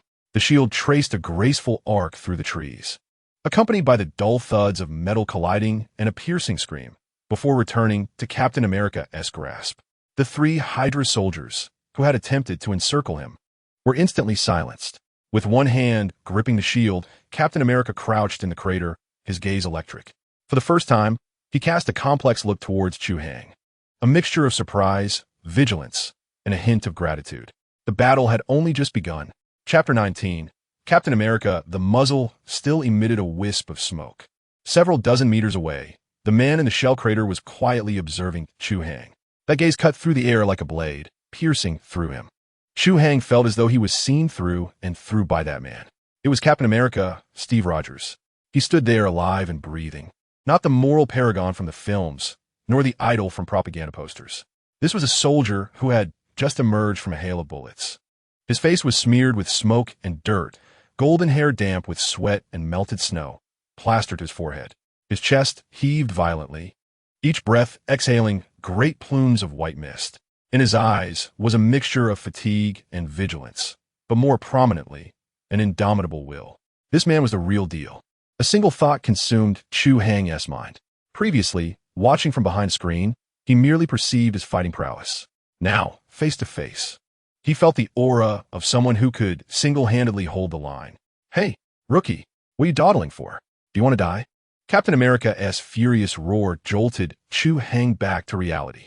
A new wave of bullets rained down. More Hydra soldiers surged down the ridge, their firepower even more relentless than before. Chu Hai jolted, his head instinctively retreating behind the rock. He cursed under his breath, nearly forgetting that this was a battlefield. "Gop! Cover me!" Chu Hai shouted to his rear, rolling on the ground and slipping out from the other side of the rock. There was no time to hide any longer. Captain America was drawing the enemy's fire. He had to seize this opportunity. The instinct to fight surged within him, urging him to engage and tear apart the enemy. The desire to survive overwhelmed all else. To live, he must eliminate those who wished to see him dead. As Chu Hai dashed forward, he was already half kneeling, gun raised, aiming and firing in a seamless series of movements. Rat-a-tat-tat. The MP-40 roared once more. He paid no heed to the foot soldiers cowering behind cover. His mind swiftly assessed the gravest threat, a newly positioned MG-42 machine gun ahead. Once that beast opened fire, their doom would be sealed. Chu Hai firmly steadied his weapon, unleashing an entire magazine's worth of bullets in a torrential stream. The dense hail of gunfire traced a line of death, and the Hydra gunner erupted in a spray of crimson, collapsing backward. The assistant gunner beside him was also struck, howling in agony while clutching his leg. One down. He immediately rolled to evade the bullets whizzing past, feeling them graze his scalp, a thrill mingled with fear coursing through him. At that moment, Captain America made his move. He leaped from the crater, shield held aloft, charging into the hail of bullets. Madness. That singular thought consumed Chu Hai's mind. Did he truly dare to charge through a web of gunfire composed of dozens of weapons? The next instant, Chu Hai realized his misjudgment. Captain America's trajectory was erratic, skillfully evading the most concentrated streams of fire. Most bullets were deflected by his shield, producing a symphony of metallic clinks, leaving no mark upon him. That was vibranium. Occasionally, a bullet would strike him, merely causing a slight jolt, utterly failing to impede his advance. This was a super soldier, a human weapon. Chu Hai felt his blood ignite with fervor. This was it, the power he had longed for. To the left, a man with a rocket launcher. Out of the corner of his eye, Chu Hai glimpsed a figure in the leftward woods, aiming a dark, iron tube at Captain America. The tube's front shimmered with an eerie blue glow, a Hydra energy weapon. Should it hit, even the toughest of men would be severely harmed. Chu Hai raised his weapon and fired. The distance was too great. The bullet merely struck the tree trunk, exploding into a cloud of wood splinters. But it was sufficient. As Captain America charged, it was as if he possessed eyes in the back of his head. The instant Chu Hai fired, he sharply raised his left hand, releasing the shield. Whoosh! The shield spun with terrifying velocity, not targeting the rocket launcher wielder, but crashing into a nearby rock towering at a man's height. Clang! A resounding impact. The shield rebounded at an odd angle, striking the rocket launcher wielder squarely on the head. With a muffled thud, the man crumpled without a sound. The shield traced an arc through the air, returning deftly to Captain America's grasp, who caught it effortlessly, his stride unbroken. Brilliant! Absolutely magnificent! Chu Hai silently cheered. With just a single warning shot from him, Captain America instantly comprehended the threat and neutralized it in the most efficient manner. That sensation was exhilarating. With Chu Hai providing fire support and reconnaissance from the flank, Captain America plunged into the heart of Hydra's lines, unleashing a massacre. He utilized a shield to block and fiercely struck the throats and joints of his adversaries with its edges. His punches and kicks bore the force of 1,000 pounds, sending anyone struck directly soaring away with shattered bones and torn ligaments. Chu Hai's mission became remarkably straightforward. Leveraging his positional advantage, he provided fire support for Captain America while identifying those elusive foes attempting to launch surprise attacks. An unspoken synergy developed between them. With a single, succinct burst, Chu Hai could convey to Captain America the presence of an assailant hiding behind a rock at 3 o'clock, poised to throw a grenade. Captain America always reacted instantaneously as Chu Hai fired, hurling his shield to send the unfortunate soul and their grenade skyward. One was on the offensive, while the other provided cover. The rhythm of battle was entirely under their control. The Hydra soldiers finally succumbed to despair. Their bullets could not penetrate that accursed shield, and their flanking maneuvers were invariably thwarted by gunfire from an unknown source. Panic spread among them. It was uncertain who first let out a shriek, discarding their weapon and fleeing. This action was akin to toppling the first domino, causing the remaining soldiers to entirely lose their will to fight, scattering in cries of terror. The battle was over. Only the sound of the wind, the stench of blood, and a ground strewn with corpses remained by the riverbank. Chu Hai leaned against a tree, nearly exhausted. He gasped for breath, the barrel of his weapon hot enough to fry an egg. He glanced at the tall figure nearby, also catching their breath while resting on their knees, and felt an overwhelming sense of unreality. Had they truly won? At that moment, the man stirred. Captain America slowly straightened, returning his shield to his back, and approached Chu Hai step by step. His gait was steady, yet imbued with caution. Instinctively, Chu Hai raised his empty submachine gun, letting it droop slightly to indicate his lack of hostility. "Do not be alarmed, soldier," Captain America said, his voice somewhat hoarse yet still composed. "The battle is over. I am not your enemy." He halted a few meters in front of Chu Hai, his gaze sweeping over the ill-fitting Hydra uniform before moving past him to regard Gabe. "Are you members of the Howling Commandos?" he inquired. "Yes, sir," Chu Hai replied instinctively, standing at attention. Captain America's gaze returned to Chu Hai's face, his blue eyes filled with scrutiny and a hint of approval. "What is your name, soldier?" "Chu Hai, sir. From the company," Chu Hai replied. Captain America repeated his name with a somewhat stiff tone before breaking into a weary, yet sincere smile. "You performed admirably, Chu Hai. Quite remarkably." He paused and added in a more solemn tone, "I have not encountered a soldier as exceptional as you in a long time. Welcome to this war, soldier." Chapter 20, Ready to Cool Down. Now, to be honest, receiving such praise directly from Captain America filled Chu Hai's small vanity with immense satisfaction. This was no trivial commendation. It was from Captain America himself, a living legend, a fighter, the very man who had just fought alongside him. The sensation was akin to the time in school when, after exhausting all mental resources, one solved a seemingly insurmountable mathematics problem, only to have the brightest scholar in the entire institution stroll by, patting one on the shoulder and exclaiming, "My friend, your problem-solving approach is remarkable." The exhilaration was profound, penetrating to the very core of one's being. For a fleeting moment, Chu Hai felt a surge of impulse to produce a small notebook and request an autograph. However, the remnants of his rationality reminded him that they were on a battlefield. Such an action could easily result in being perceived as a lunatic sent by Hydra. Swiftly dispatched with a shield, he forcibly suppressed his excitement, striving to present himself as a seasoned and stoic veteran rather than an overzealous admirer. Mimicking the demeanor of the rugged heroes from films, he merely tugged at the corner of his mouth in acknowledgement before redirecting his gaze towards Gab. "Sir, my comrade is gravely injured," Chu Hai stated in a somber tone, steering the conversation back to pressing matters. This was not the time for nostalgia. Survival was paramount. The smile on Captain America's face promptly vanished, replaced by a grave concern. Without a moment's hesitation, he strode purposefully towards Gab, kneeling beside him. He first glanced at Gab's pallid face, rendered ghostly by blood loss and cold, then lowered his gaze to the thigh that Chu Hai had hastily bandaged. Upon witnessing the grotesque wound, exposing bone beneath, even he found his brow furrowing involuntarily. A bear trap? Steve's voice carried a hint of anger. In such a place, only the deranged minions of Hydra would resort to setting such malevolent devices. "Indeed, sir," Chu Hai replied. "We dispersed during the parachute drop, and he unfortunately landed directly upon it." Steve reached out, gently touching Gab's neck to check his pulse, then lifted his eyelid for inspection, his expression growing even more serious. He had lost too much blood and exhibited signs of hypothermia. Immediate professional treatment was imperative, or he would not last much longer. With that, he rose, scanning the surroundings as if rapidly assessing the next course of action. But at that moment, a jarring splash echoed from the nearby river. Chu Hai and Steve's senses instantly heightened, and they turned in unison towards the source of the sound. Emerging from the frigid waters was a drenched figure, swaying as it stood up, a vision reminiscent of a specter from the depths. It was the Hound. Against all odds, he had survived. The explosion from close-range explosives had failed to claim his life. In that moment, he appeared utterly wretched. His black combat uniform was tattered and torn, his face and hands smeared with blood, and deep, gaping wounds marred his form, resembling a demon risen from the depths of hell.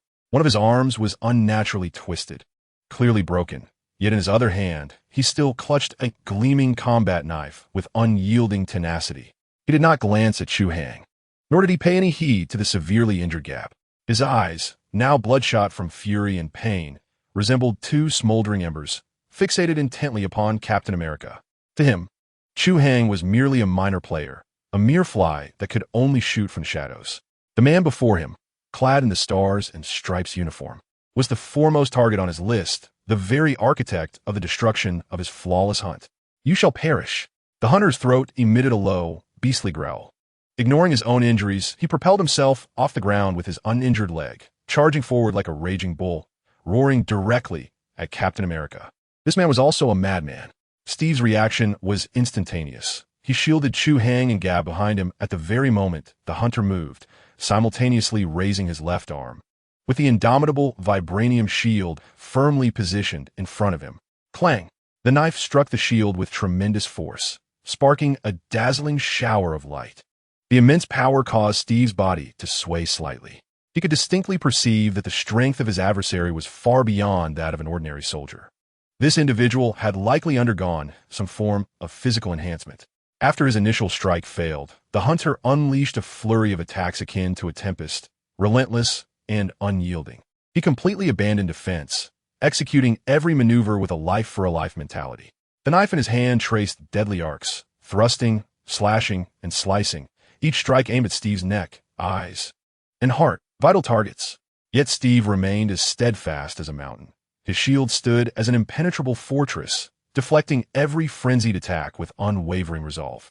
The clash of offense and defense resonated with an incessant clangor, sparks flying, captivating onlookers with a heart-pounding spectacle. Chu Hai watched from the sidelines, his palms drenched in cold sweat. This was the true duel of elite warriors. Speed, strength, and skill were all indispensable, though he was bolstered by his self-healing factor. In comparison to these two monsters, he felt akin to an infant just learning to walk, lacking the experience and finesse of battle. At that moment, a voice only he could discern unexpectedly echoed in his mind. Ding! The cooldown period had ended. The superpower Copier was ready. It had arrived. Chu Hai's heart skipped a beat. He had awaited this moment for far too long, since the instant he had glimpsed Captain America in the promotional footage.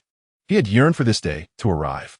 His gaze remained locked on the two engaged in fierce combat, his mind racing with unprecedented speed. An opportunity. He needed an opportunity, a chance to approach Captain America boldly, without arousing any suspicion. Rushing forward to assist? Absolutely not, given his current capabilities. Entangling himself in a conflict of this magnitude would be tantamount to courting death. It is far too reckless. Waiting for them to exhaust one another? Even more unthinkable. What if Captain America were to suffer a grievous injury? Who would he turn to for solace? What to do? What indeed?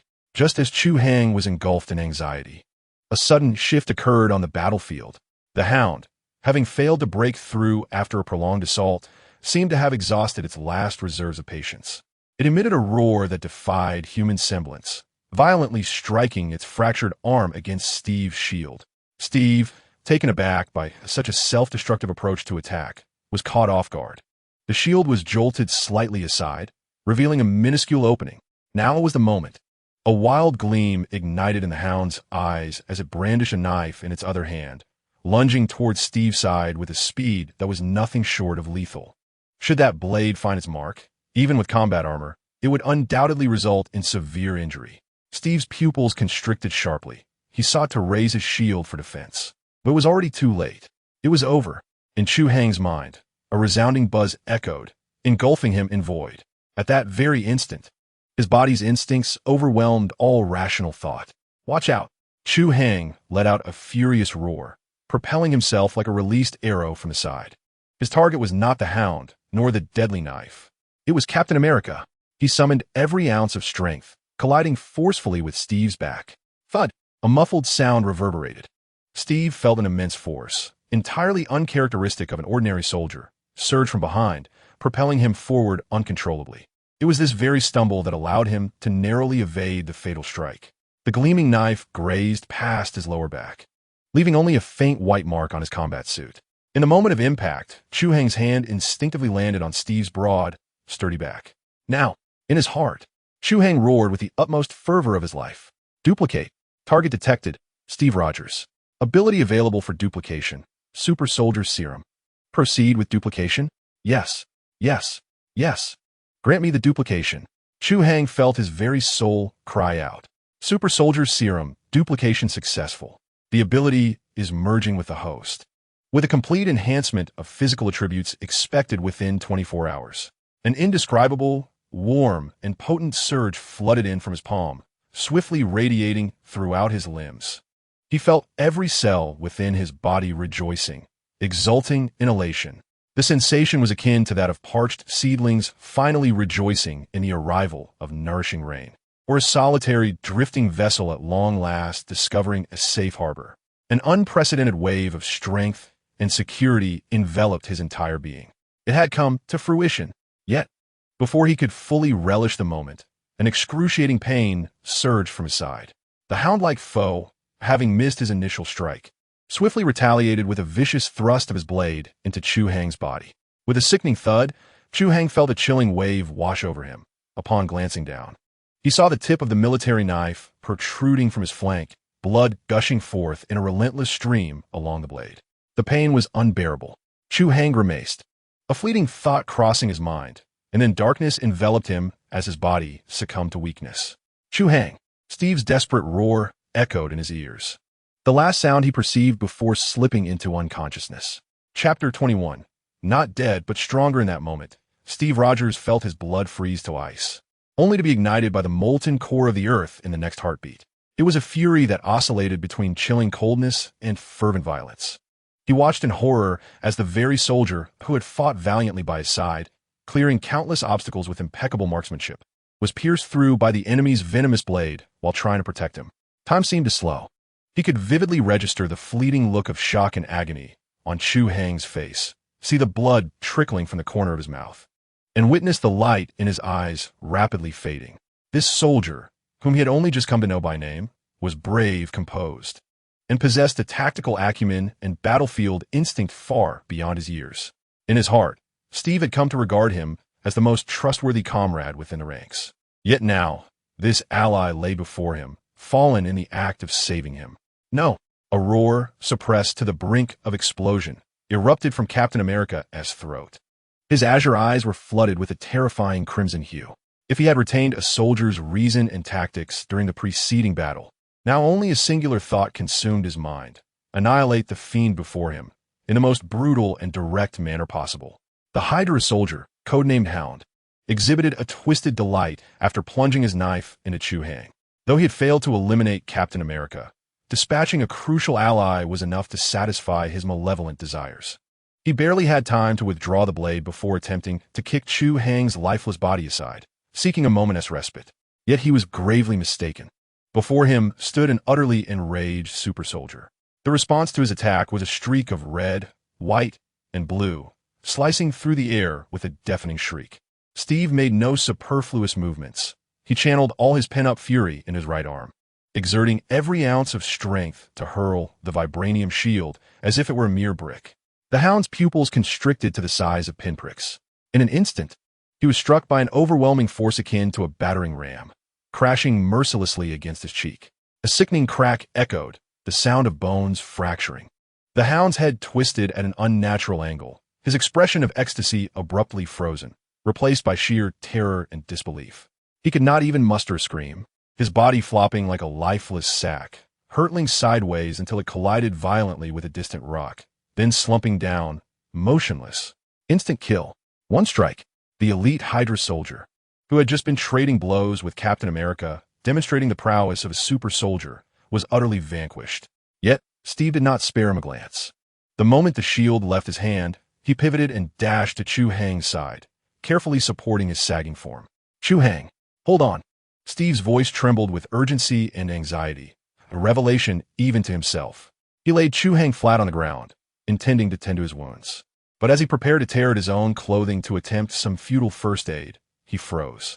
His gaze fell upon the once grotesque wound on Chu Hang's abdomen, which had inexplicably healed, leaving no trace of injury. What was happening? Steve's mind buzzed, blank with disbelief. He instinctively rubbed his eyes, suspecting that the tension had conjured an illusion. Yet this was no mirage. The wound had healed, just as he was engulfed in profound astonishment. Chu Hang, lying on the ground, emitted a pained groan, his eyelids fluttering before slowly opening. It hurts. Damn, it hurts. This was Chu Hang's first thought upon regaining consciousness. He felt as if a red-hot iron rod were stirring within his abdomen, the searing pain nearly causing him to faint once more. Yet beneath the agony, there was an extraordinary sensation. It was warm, imbued with power, akin to a surging river. This warmth flowed from the depths of his being, spreading throughout his limbs, revitalizing every parched cell. He could distinctly sense the transformative changes occurring within every part of his body, his muscles growing increasingly resilient. His bones were becoming increasingly dense, and his blood seemed to flow with newfound vigor. Was this the power of the super soldier serum? In his heart, Chu Hang could not help but emit a satisfied sigh. Though the process was somewhat painful, the result was undeniably exhilarating. The healing factor was responsible for mending wounds, while the super soldier serum enhanced his abilities. These two powers were indeed a perfect match. Chu Hang, how do you feel? Steve's voice, tinged with uncertainty and astonishment, echoed in his ear. With great effort, Chu Hang turned his head and beheld Captain America's bewildered expression, one that screamed, "Who am I? Where am I? What have I witnessed?" His heart swelled with joy. Let him see the wonders of the world. Let him be the chosen one. Surely he had never encountered such a scene of resurrection before. Yet on his face, he expertly wore an expression of weakness, confusion, and pain. "Am I dead, Commander?" Chu Hang's voice was hoarse, akin to a broken gong, his performance rivaling that of an Oscar-winning actor. "You are not dead," Steve instinctively replied, but then quickly realized something was amiss. He pointed at Chu Hang's abdomen, his voice faltering, your wound. Following Steve's gaze, Chu Hang looked down to see the military knife still embedded in his belly. However, the surrounding wounds had healed significantly, leaving only a circle of grotesque red scars. Internally, he exclaimed in disbelief at the healing factor's efficacy, while outwardly he continued to feign ignorance. I don't know. I've always been sturdier than others." As he spoke, he shakily grasped the hilt of the knife, and with gritted teeth, he yanked it out with a sudden force, much to Steve's horror. Thud! A gush of blood erupted forth. "What are you doing?"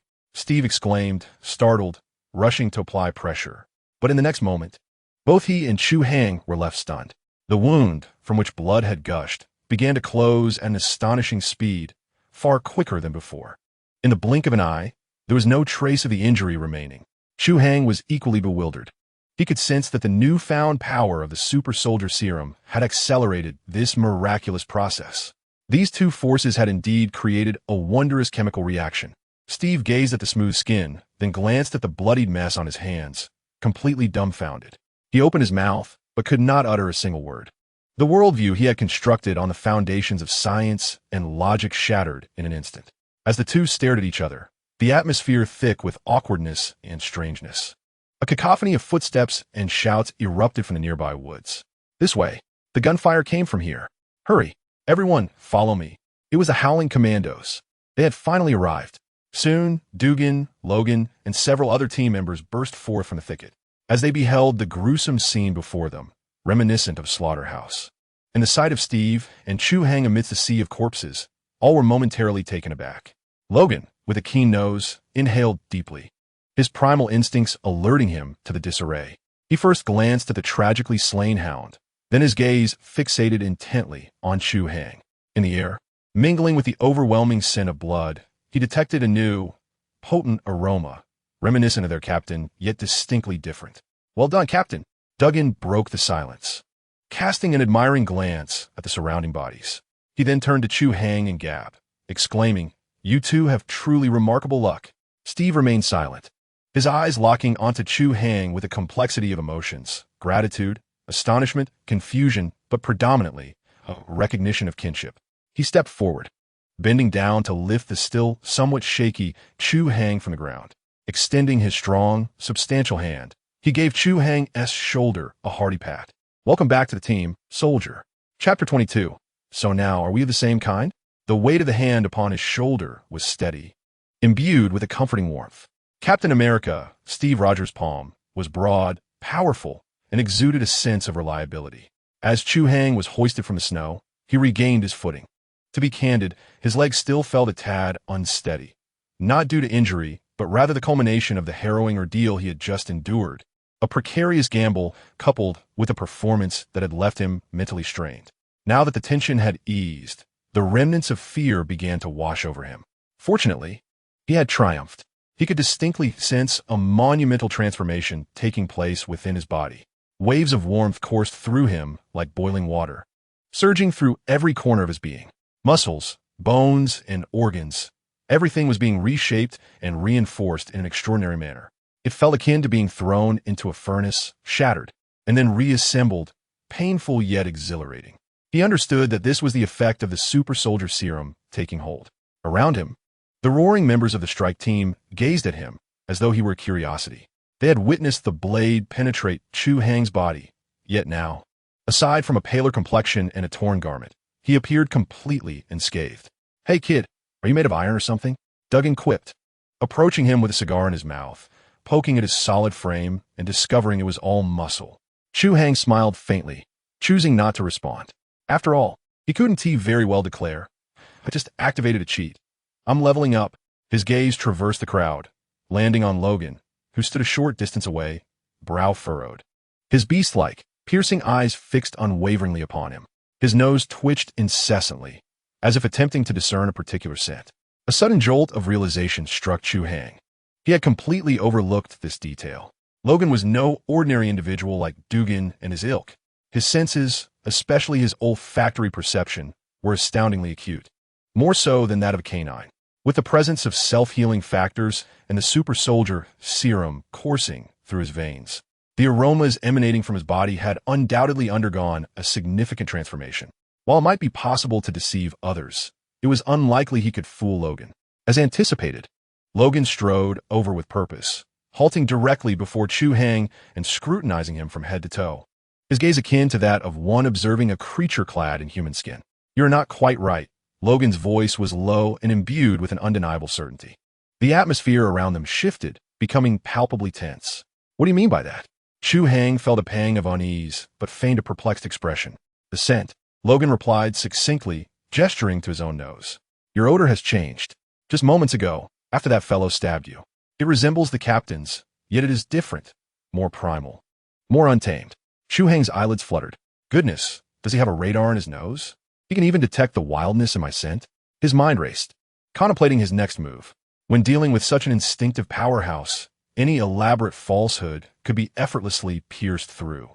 The only recourse lay in a half-truth, a preposterous yet irrefutable excuse to deflect the scrutiny. "Perhaps I have awakened," Chu Hai sighed, adopting a melancholic expression as he gazed skyward at a 45-degree angle, his performance reaching new heights. "Awakened?" Logan's brow furrowed deeper. "Indeed," Chu Hai replied, his demeanor steeped in gravitas. "I have heard from the elders in my homeland that there exists a notion in the East, one that speaks of being placed in a dire situation only to emerge reborn. Some latent aspects of the body may be triggered during such life and death moments. I believe I may have experienced this just now. After all, not everyone has the chance to feel the sensation of being pierced by a blade." He delivered this line so convincingly that he nearly believed it himself. Concepts of Eastern mysticism and bloodline awakenings were, when spun for foreign audiences, remarkably effective. Logan regarded him with a mixture of skepticism and intrigue, his expression fluctuating. Though he found the explanation far-fetched, the spectacle of Chu Hai's near resurrection had undeniably unfolded before him. Lacking a more plausible explanation, he found himself conceding to this absurd rationale. "Enough, Logan." At that moment of palpable tension, Captain Steve Rogers approached, placing a hand on Logan's shoulder and shaking his head. "Regardless of what transpired with Chu Hai, he remains our comrade. Moreover, he just saved my life. Steve's words acted as a balm, instantly alleviating the surrounding tension. His authority as a leader was undoubtedly formidable. Logan cast a deep glance at Chu Hai, uttering no further words, merely letting out a huff before turning to inspect Gab's injuries. Although he ceased his inquiries, Chu Hai was acutely aware that Logan's suspicions had not been allayed. Henceforth, he resolved to maintain a distance from this individual, lest more truths be uncovered. With Logan's vexation resolved, Chu Hai breathed a sigh of relief and directed his gaze towards Steve. He noticed that Steve was also observing him, his gaze intricate and enigmatic, akin to a perplexing philosophical tome. "Captain, I wish to express something," Chu Hai began, only to find himself at a loss for words. "Let us find a place to converse privately," Steve interjected, then turned to Dugan, instructing, "Dugan, gather your team to survey the surroundings and collect the spoils, with particular attention to the wounded. Chu Hai and I will scout ahead." "Understood, Captain," Dugan replied succinctly, rendering a salute. Steve nodded and gestured to Chu Hai, leading the way deeper into the forest. Chu Hai recognized that the true trial was only just beginning. The two walked in silence through the snow-laden woods, the tranquility around them broken only by the crunch of their footsteps upon the snow. Chu Hai felt the fervent warmth within him gradually subside, replaced by an unprecedented sense of strength. His senses sharpened remarkably. He could hear the distant sound of snow sliding from treetops, smell the fragrant mingling of pine needles and earth in the air, and even discern the delicate tracks of a hare in the snow several meters away. Power, speed, endurance, and reflexes had all undergone a qualitative transformation. Is this the sensation of a super soldier? Chu Hai could not help but clench his fist, relishing the explosive strength coursing through him. This feeling was utterly intoxicating. What is happening to your body? Finally, Steve halted, turning to face Chu Hai, his azure eyes imbued with earnest intensity. "It has arrived," thought Chu Hai, letting out a quiet sigh, his face betraying a wry smile. "Captain, would you believe me if I said I, too, am uncertain?" Steve remained silent, simply gazing at him, awaiting further elaboration. Chu Hai understood the necessity of delivering a response that was both precise and unambiguous. He gathered his thoughts, refining the explanation he had previously offered to Logan. "I can only say that I may have been born somewhat different from others," he began slowly. "From a young age, I have possessed robust health and healed more swiftly than most when injured. I always believed it was merely a matter of physical resilience. Yet just moments ago, when that knife pierced my body, I felt as if something within me shattered, and then I transformed into what you see before you." As he spoke, he observed Steve's expression. While no discernible change manifested on Steve's face, the inquisitiveness in his gaze remained undiminished. "Is it as Dr. Erskine said?" Steve suddenly inquired. "Dr. Erskine?" Chu Hai was momentarily taken aback. "Indeed, Dr. Abraham Erskine, the architect of the Super Soldier Program." A glimmer of nostalgia and sorrow flickered in Steve's eyes as he recalled. "He once told me that the serum's effect extends beyond mere physical enhancement. It functions more like a key, magnifying what lies within you. The good becomes better, while the bad becomes worse." He paused, his gaze piercing into Chu Hai. "So, what you imply is that your body inherently harbors this extraordinary regenerative ability, and this near-death experience served as the key that unlocked it entirely." Inwardly, Chu Hai felt compelled to applaud Captain America. One assist. He had been contemplating how to weave his fabricated story into coherence, only to find that Steve had seamlessly filled in the gaps of logic himself, and so convincingly. "I suppose that's the case," Chu Hai replied, allowing a look of epiphany to wash over his features. Steve regarded him in silence for an extended moment. He was no fool. He sensed there were elements of concealment in Chu Hai's words. Nevertheless, the undeniable truth of his remarkable healing prowess and his selfless act of salvation were genuine occurrences. Furthermore, Dr. Erskine's words provided him with an acceptable rationale. Perhaps, in this world, there truly exist miracles that defy scientific explanation, much like his own existence. "All right," Steve finally nodded, seemingly having made a decision. "I understand. This matter shall remain confidential. It is your secret." He extended his hand and firmly patted Chu Hai's shoulder once more. "However, Chu Hai, remember that greater power brings greater responsibility. I hope you wield it wisely." Gazing at Steve's face, which radiated integrity and sincerity, Chu Hai felt an inexplicable stirring in his heart. He nodded gravely and replied, "I understand, Captain." In that moment, an unspoken bond seemed to forge between them. They were kindred spirits. Now, we must return. Steve's face brightened once more with a smile. We have a factory to dismantle and comrades waiting to be rescued. Chu Hai smiled back. Indeed, the story has only just begun. Chapter 23. This body is incredibly potent. As Chu Hai walked back alongside Steve, he felt an entirely new sense of self. Just moments ago, he had been a fragile tank, relying on regenerative factors to endure, with physical capabilities merely above that of an ordinary person. Yet now, he felt infused with explosive energy. How could one articulate such a sensation? It was akin to having previously ridden a dilapidated bicycle that only emitted sounds from its bell, requiring frequent breaks after every pedal. Now, you have seamlessly transitioned onto a fully fueled Harley. As long as you dare to twist the throttle, it will soar with you into the skies. He could distinctly feel his breath becoming long and powerful, each inhalation akin to gulping the frigid air around him into his lungs, transforming it into waves of warmth that cascaded through his limbs. Previously, as he fled through the snow and fell into the icy river, his body had grown somewhat numb from the cold. Yet now, he felt enveloped in warmth, as if cradling a small furnace within. His vision had sharpened, allowing him to gaze further and clearer than ever before. Once merely an ordinary man's sight, he could now clearly discern the crystalline icicles hanging from the branches of a pine tree 100 meters away, even catching a glimpse of his own and Steve's diminutive reflections upon the glistening ice. His hearing was equally enhanced. The rustling of the wind through the treetops and the distant sound of snow sliding down the hillside were now distinguishable. He could even identify Duggan's booming voice barking commands to the team, while Logan emitted a low, impatient growl. This was nothing short of being a living radar. Chu Hai felt a surge of exhilaration within. The combination of self-healing factors and super soldier serum was truly a match made in heaven. One was responsible for absorbing blows and healing, while the other facilitated offense and agility. He had transcended from a mere survivor to a genuine super soldier. How do you feel? Steve, leading the way, seemed to sense the shift in his mood and turned to inquire.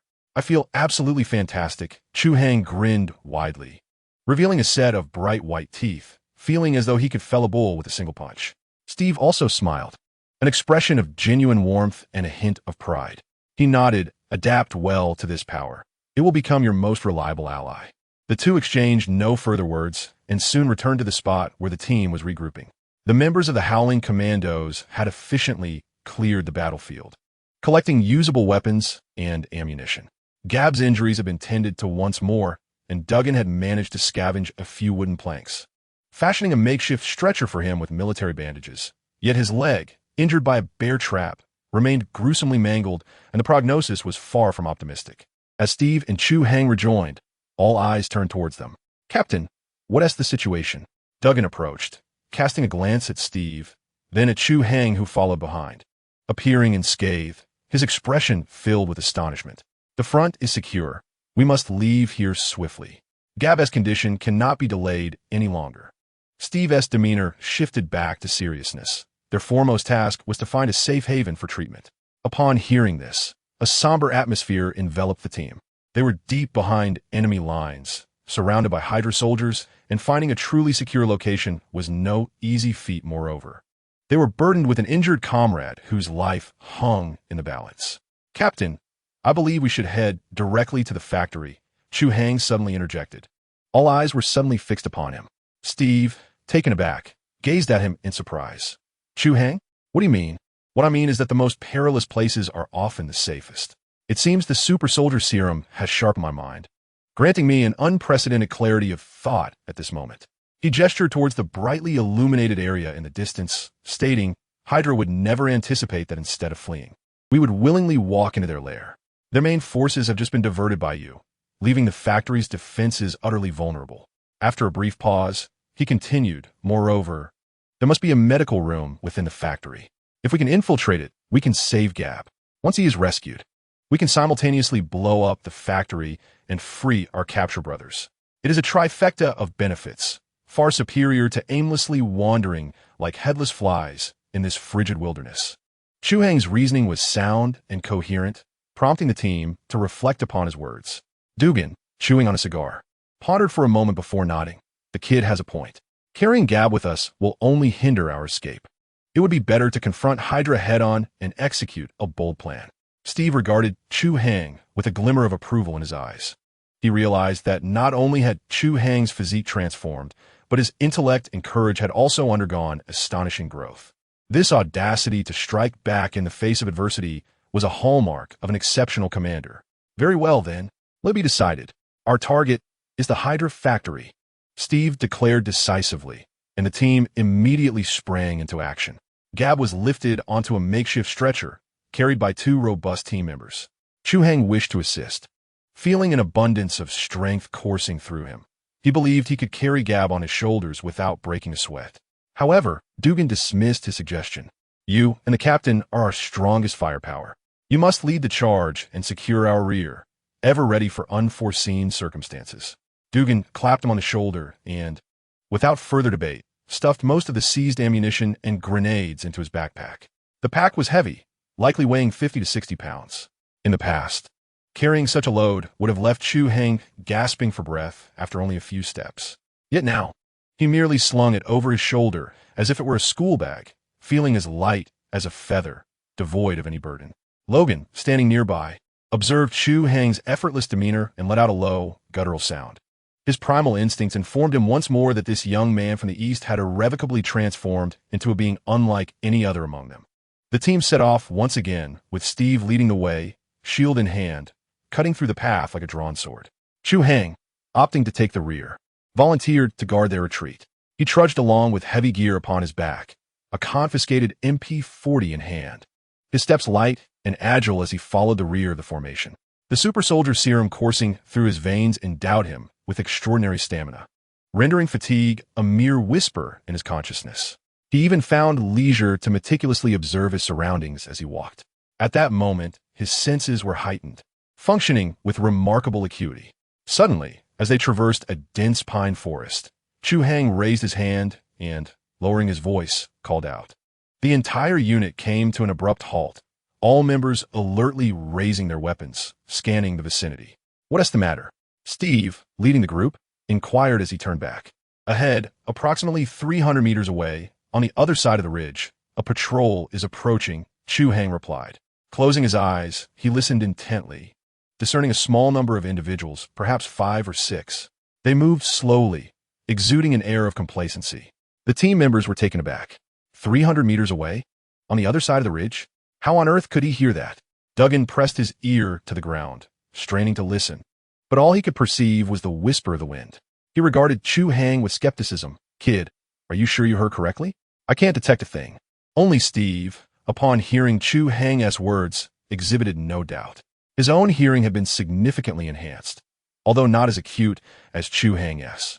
He too sensed an unusual disturbance. He immediately made a decision. "Everyone, take cover. Make no sound." Although the team harbored doubts, they unconditionally obeyed their leader's command. They swiftly dispersed, utilizing the surrounding trees and rocks to conceal themselves. Chu Hai found a sturdy pine tree, leaned against it, and held his breath. Time passed slowly.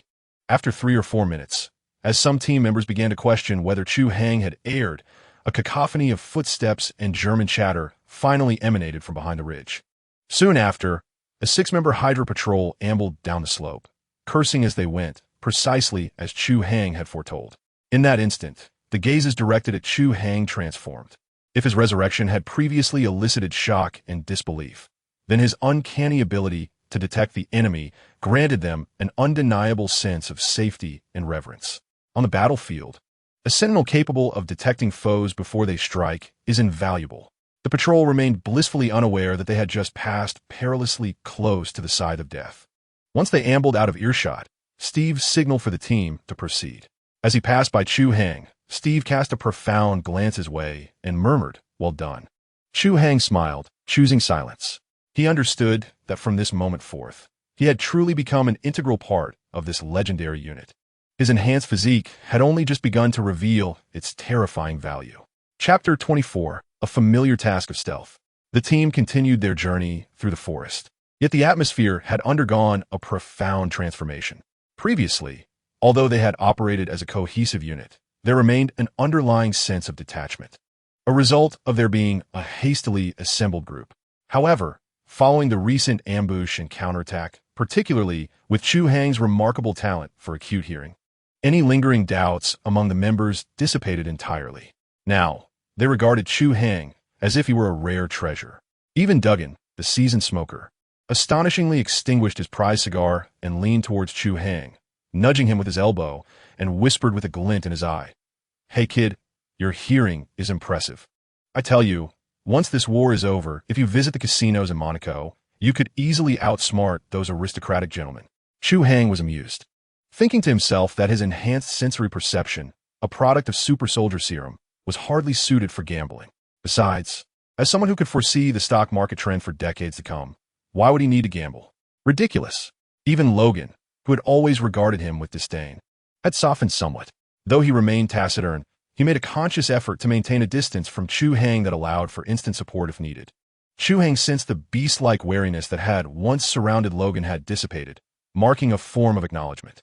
He felt a surge of contentment. Indeed, in any world, recognition earned through strength is the most grounding and reliable. The team advanced for approximately another half hour, the snow beneath their feet becoming progressively thinner. The fresh scent of the forest gradually replaced by a chilling aroma of industrial fumes and metal. Suddenly, Steve raised his hand, and the entire team halted as if a pause button had been pressed. They crouched silently at the forest's edge, merging with the darkness. Following Steve's gaze, Chu Hai felt his breath catch in his throat. Good heavens! Ahead lay an expanse of snow that was almost extravagantly vast, and at its end loomed an enormous steel fortress, resembling a colossal beast of ancient times, grotesquely sprawled across the horizon. Was this the Hydra factory? In his previous life, Chu Hai had visited numerous places and witnessed various large industrial complexes, yet none could compare to this monstrous sight. This was far beyond a mere factory. It was unmistakably a military stronghold born of warfare. The robust walls, towering dozens of meters, were adorned with layers of barbed wire, which wailed mournfully in the biting wind. Every 50 meters or so, a towering concrete watchtower looms, its apex crowned with a massive searchlight that resembles the unfeeling eye of a demon, sweeping methodically over every inch of the surrounding terrain, illuminating the stark, white expanse of snow that blankets the factory's perimeter as if it were day. Beneath the blinding beam, Chu Hai could discern with his enhanced vision the formidable German MG-42 machine guns mounted atop the tower. The dark, cavernous muzzles seemed poised to unleash a fiery torrent of death, poised to shred any living being that dared to approach. A battalion of fully armed Hydra soldiers, clad in black uniforms, patrolled tirelessly beneath the walls, leading muscular, bull-like war dogs along a predetermined route. Their footsteps fell in perfect unison, crunching rhythmically against the snow, akin to a precision killing machine. The entire factory was fortified to the teeth, resembling an immense steel hedgehog, instilling a profound sense of helplessness in anyone who dared to gaze upon it, leaving them at a loss as to where to begin. It appeared that Schmidt had poured all of Hydra's resources into this fortress. Duggan, having ignited yet another cigar, extinguished the smoldering tip forcefully against the ground, his expression grave as never before. Attempting a frontal assault felt akin to queuing for a rendezvous with the divine. Silence enveloped the group. The oppressive aura emanating from this bastion was overwhelming, like an invisible wall pressing down upon each heart. Not only their small contingent, but even an entire regiment would likely find themselves bloodied and battered against this formidable line of defense forged from steel, concrete, and death. In that moment, all eyes turned once more to Chu Hai, a shared glimmer of anticipation, tension, and a final flicker of hope reflected in their gazes. Chu Hai felt the weight of expectation bearing down upon him. He understood their thoughts. If he could hear footsteps from 300 meters away on the opposite ridge, could he not also discern a flaw in this seemingly impenetrable fortress? I shall give it a try. Taking a deep breath, he forced himself to calm down and slowly closed his eyes. In that instant, he concentrated all his attention on his auditory and visual senses. The super soldier serum coursing through him, invigorating every cell in his body, heightening his sensory perception to its zenith. Surrounding sounds morphed as if through a filter. The rustling of wind through the treetops, the anxious breaths of his comrades, and the rhythmic thumping of heartbeats all faded into the background. In his world, only the immense factory loomed ahead. A multitude of sounds surged into his ears like a tidal wave breaching its dam. As the searchlight rotated, the faint creaking sound from the bearings, lacking lubrication, mingled with the subtle distinctions of the patrol team's footsteps upon various surfaces, the crunch of snow and the clatter of cobblestones. The deep growl emanating from the military dogs, alongside the sound of their claws scraping against the frozen earth, created a symphony of subtle noises. Additionally, he could discern the almost imperceptible buzzing vibration produced by the electrified barbed wire atop the surrounding wall. To an ordinary person, these sounds would merely be a cacophony of noise.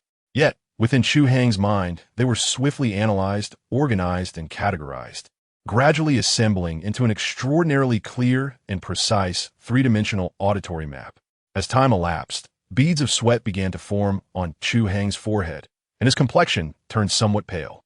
The mental exertion required for such heightened perception in this extreme state was far greater than he had anticipated. He felt as if his brain were an overtaxed computer, on the verge of overheating. On the eastern wall, 2 fixed machine gun bunkers provided overlapping fields of fire, leaving no blind spots. The patrol team exchanged shifts every 15 minutes, with approximately 30 seconds of firepower hiatus. However, this interval was far too brief for any significant action. The southern side, the main entrance, boasted the tightest defenses. He could hear the heartbeats of at least 20 soldiers stationed there long-term. Behind the gate, 2 engines idled, presumably from armored vehicles. Chu Hai relayed the information he gathered, and the more detailed his accounts became, the heavier the hearts of his team felt. The defenses were utterly impenetrable. His voice faltered momentarily as he seemed to strain to discern something. There existed a blind spot in the coverage of the western searchlight. In the gaps where the beams intersected, a dark area would emerge for approximately 3 seconds every minute and 20 seconds near the corner. Upon hearing this, several team members' eyes flickered with a glimmer of hope, but Chu Hai's subsequent words doused their spirits. However, the barbed wire in that area carries the highest voltage. The sound of the current is louder than in other locations.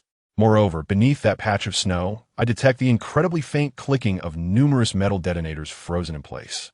There are landmines buried below. A profound silence fell over the team. Was there truly no way forward? Steve's brow furrowed tightly, resembling 2 unsheathed swords. He looked at Chu Hai's pale face, marked by intense concentration, and intended to suggest he take a moment to rest and not push himself too hard. Yet, Chu Hai suddenly opened his eyes wide. To the north, a glimmer of almost frenzied excitement sparkled in his gaze. Akin to a traveler who had trekked through the desert for 3 days and nights, finally spotting an oasis. To the north, near the riverbank, there is a drainage ditch. He extended his finger, pointing towards the bank of the river shrouded in darkness to the north of the factory, his excitement causing his words to rush forth. I heard the sound of dripping water. It is remarkably regular, one drop after another, not a sound born of nature. The noise emanates from a substantial pipe. It must be the factory's drainage outlet. The guards there are few, likely deterred by the unbearable stench. I've noticed that the patrols instinctively hold their breath and quicken their pace to avoid that area. He took a breath and continued.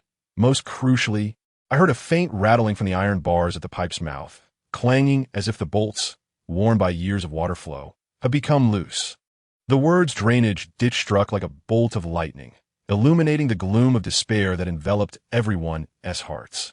Steve's eyes sparkled instantly, as if stars were igniting within his blue irises. Well done, Chu Hai.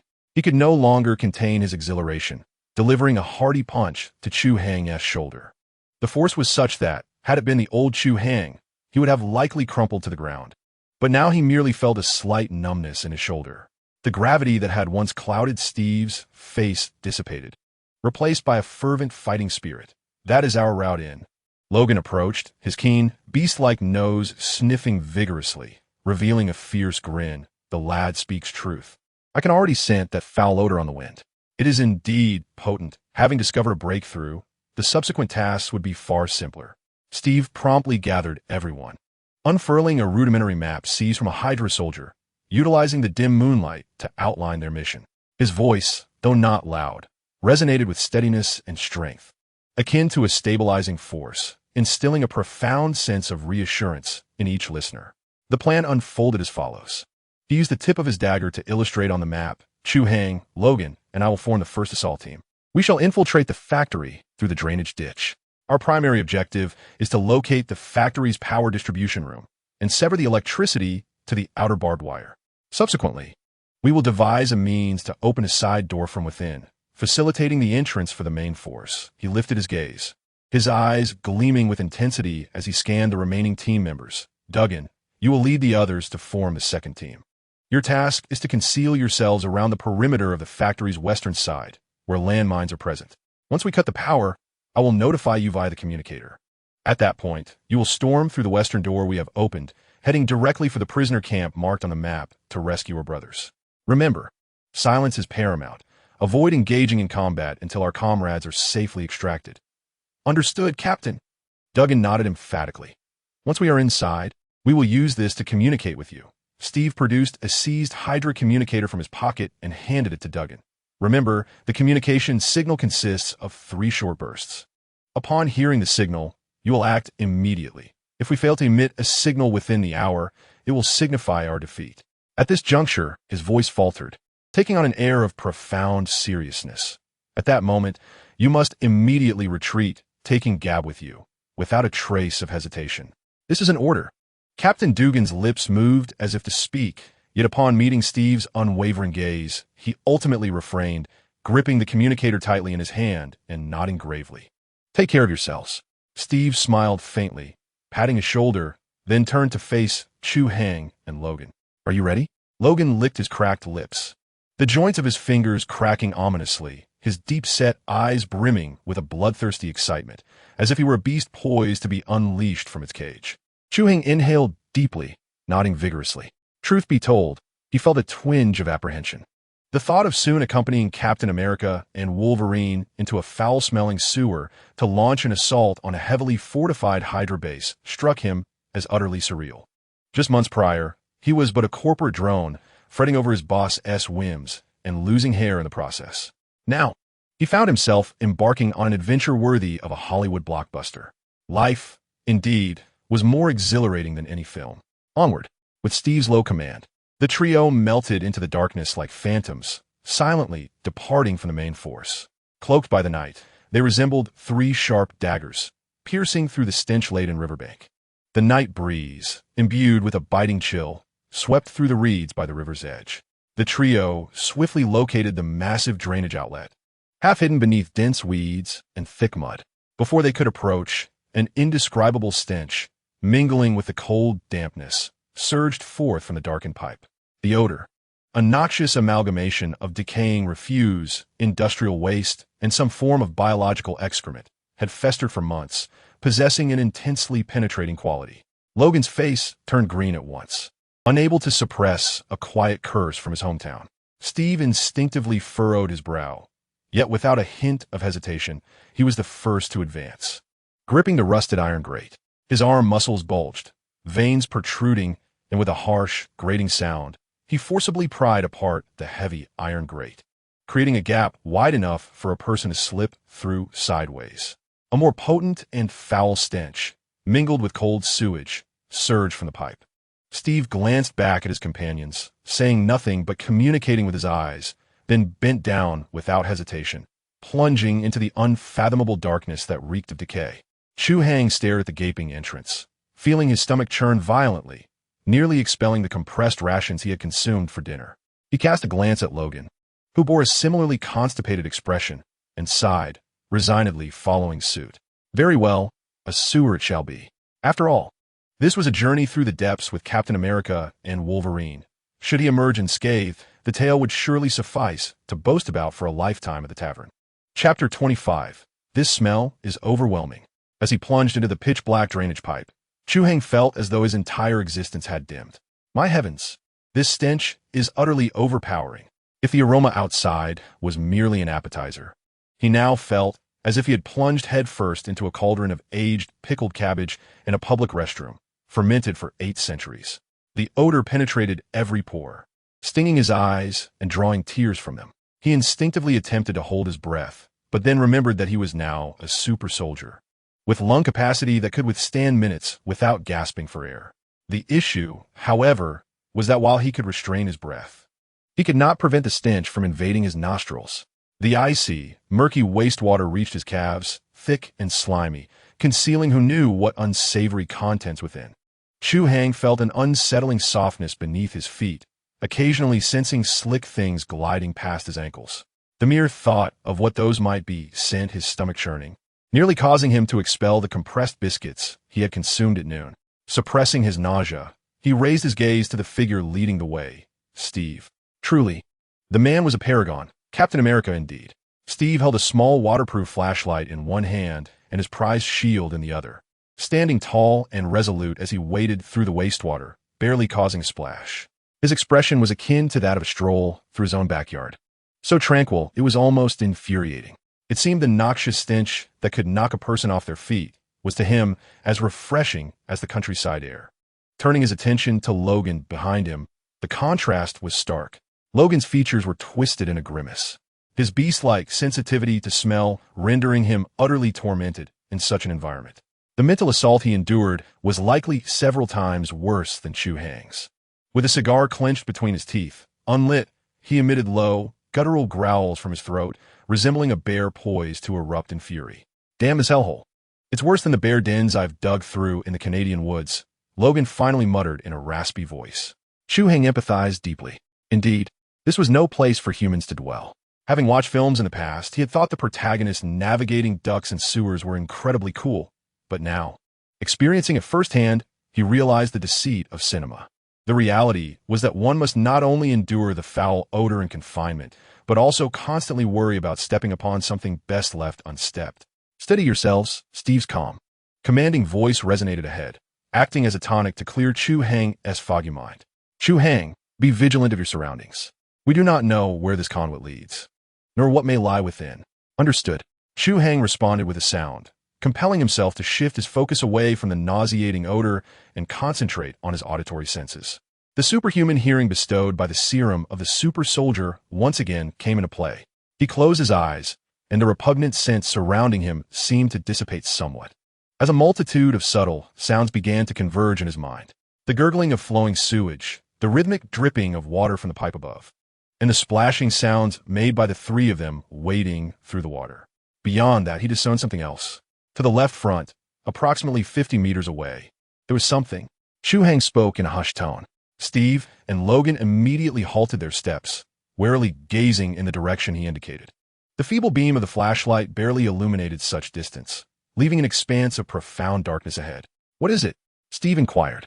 I hear an abundance of faint scuttling sounds, rustling and gnawing noises. Chu Hai furrowed his brow, striving to discern.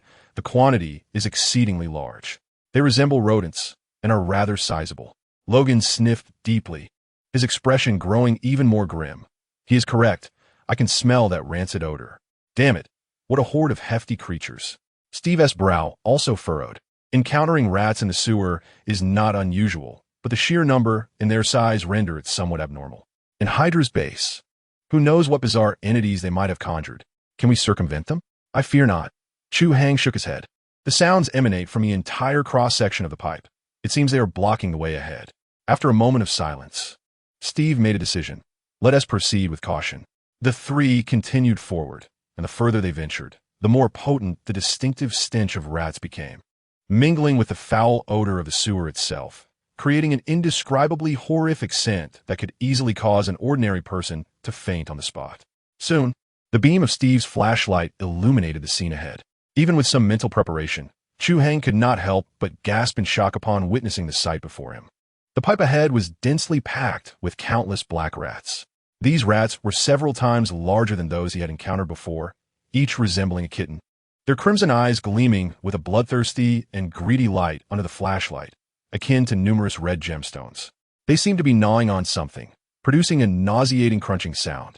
At the center of the horde, a skeleton, nearly devoured, of an unknown creature could be vaguely discerned. My God, Chu Hai felt his scalp prickle. If one were to fall in there, not even bones would remain. Damn, those filthy creatures. Logan growled lowly, seemingly harboring an innate aversion to these sordid beings.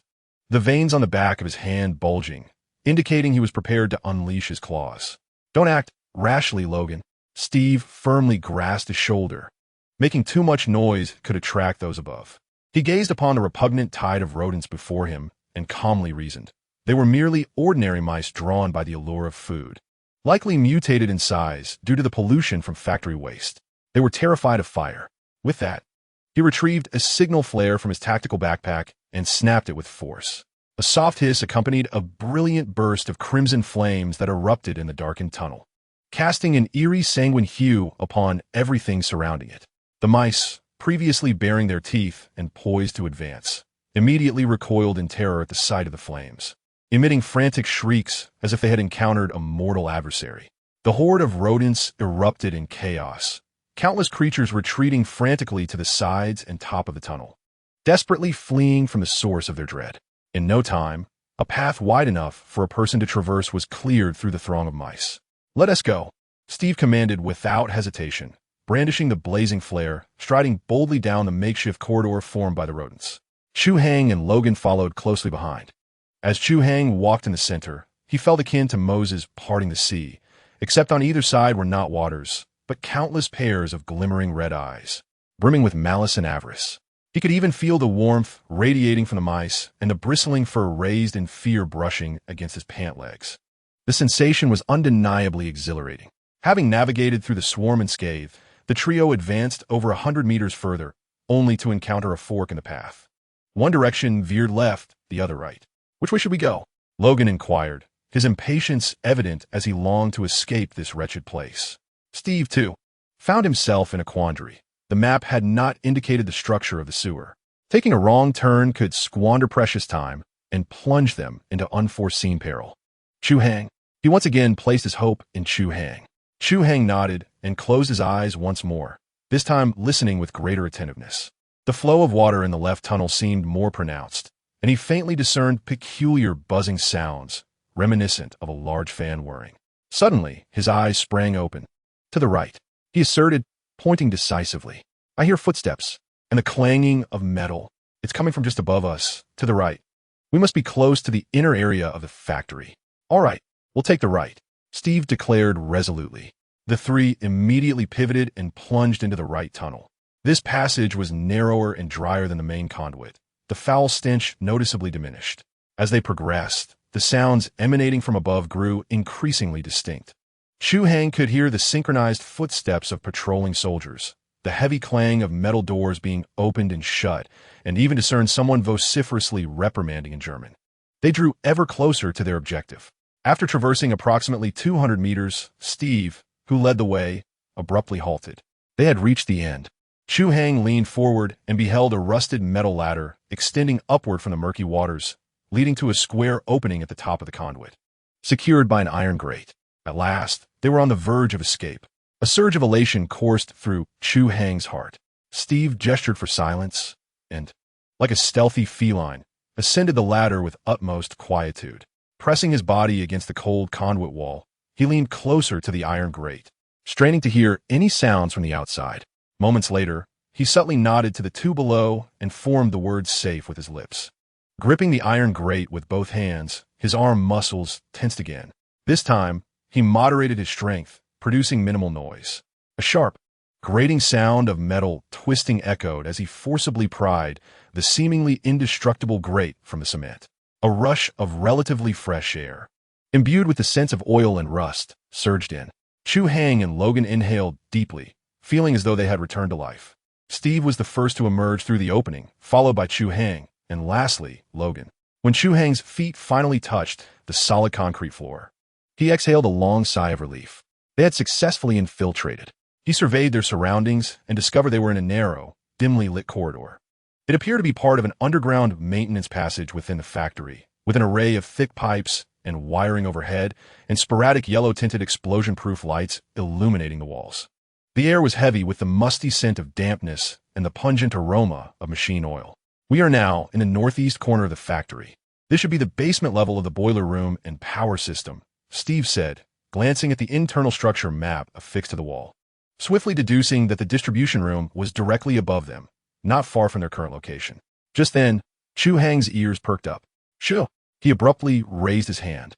Lowering his voice, "Someone's coming. 2 individuals. Their footsteps are heavy. They must be patrolling soldiers in heavy military boots. Less than 30 meters away." No sooner had he spoken than the clear sound of footsteps and German conversations echoed from around the corridor's bend. The expressions of Steve and Logan sharpened instantly. Steve quickly scanned their surroundings, pointed to a pile of covered debris with oilcloth, and made a gesture for concealment. The three immediately ducked behind the clutter, holding their breath. The footsteps drew ever nearer, and Chu Hai's heart raced. He gripped the 40 tightly, his palms slick with sweat. This was the moment of truth. Chapter 26. A textbook coordination. The footsteps grew closer. Thud, thud, thud. The heavy, rhythmic sound resonated as the German military boots struck the concrete floor. In this desolate underground corridor, where the only sounds were the drips of water from pipes and the distant mechanical hum, every noise reverberated, amplifying the echoes like the tolling of death's bell. Striking precisely against Chu Hai's heart, he crouched low, resembling a cat poised to pounce, concealing himself behind a heap of heavy oilcloth-covered debris. Every muscle in his body tensed involuntarily, akin to a string drawn to its utmost limit. He could even perceive the rapid thump of his heart, hastened by anxiety, resonating like a drum under the heightened acuity bestowed by the super soldier serum. To be candid, was he afraid? Just moments ago, upon emerging from the fetid sewers, he was undoubtedly terrified. Yet now, that fleeting fear had been supplanted by a more fervent emotion. It was a peculiar amalgamation of tension, exhilaration, and a hint of bloodlust. What a jest! What was his current configuration? A glance to his left revealed Steve Rogers, Captain America, the pinnacle of human capability. A tactical virtuoso who could elevate combat to an art form, a living legend. He was half-crouched in the shadows, blending seamlessly with the darkness. Save for his bright blue eyes, which remained focused and calm, surveying the source of the sound with absolute concentration and an unwavering confidence in his command of the battlefield. Turning his gaze to the right, he beheld Logan, Wolverine, an ancient creature with decades, if not centuries, of life experience, possessing primal instincts and an indomitable body. His posture was far less refined, nearly sprawled upon the ground, his body subtly undulating, emitting a low growl akin to a beast preparing to hunt. The ever-present cigar in his mouth was nearly bitten in half, and his brown eyes shimmered with unabashed, primal desire for slaughter. Then, glancing at himself, Chu Hai inhaled deeply, absorbing the surge of newfound strength coursing through his limbs. The super soldier serum had bestowed not merely power and speed, but a profound metamorphosis. He could distinctly sense the flow of his blood, hear each heartbeat, and detect the intricate amalgamation of oil, rust, and remnants of distant food wafting through the air.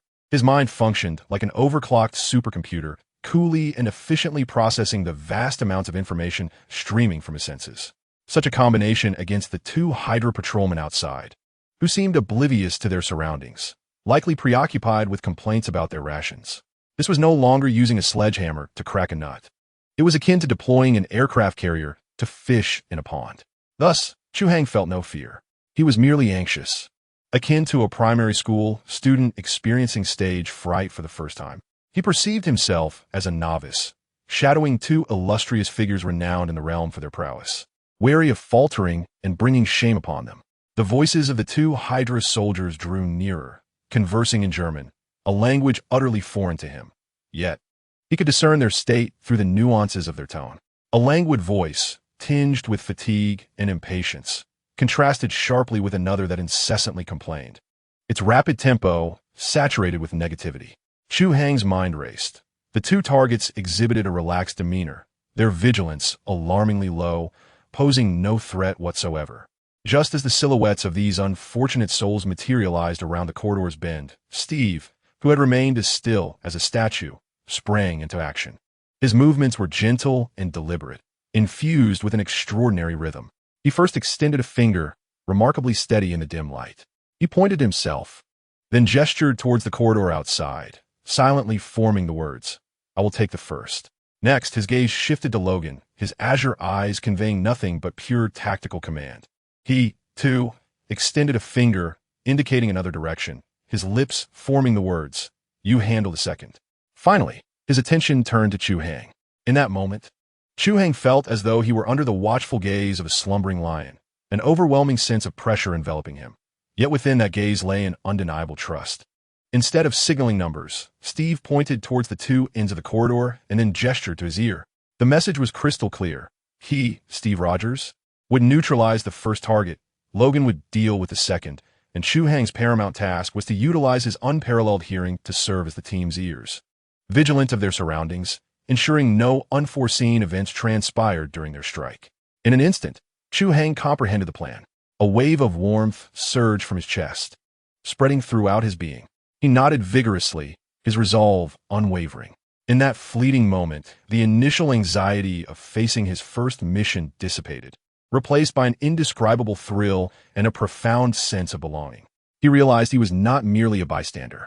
Within this legendary team, he was indeed an indispensable component. The two unfortunate Hydra soldiers remained blissfully unaware of the impending catastrophe.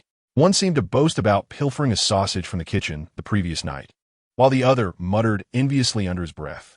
They were oblivious to the fact that, less than 3 meters away, 3 of the most formidable predators had unveiled their fangs. At the instant when the two soldiers walked side by side past a pile of debris, exposing their unguarded backs completely, Steve and Logan sprang into action. Their movements transcended human capability.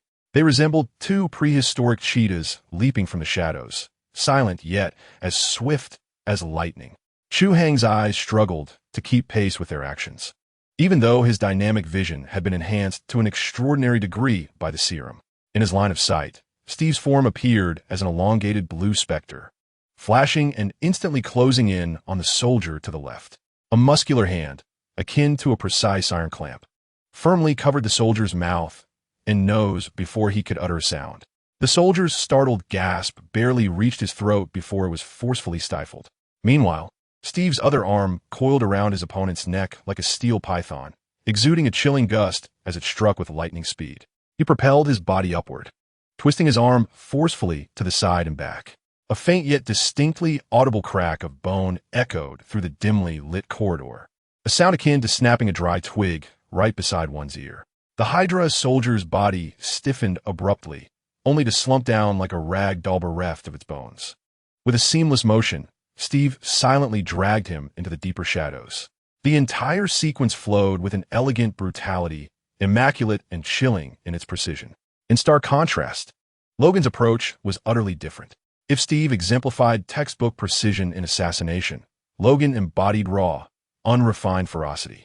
He lunged almost simultaneously with Steve, eschewing any attempt at subtlety. As he sprinted, he lowered his body abruptly, his shoulder lunging forward like an enraged bull, crashing into the back of the unsuspecting soldier.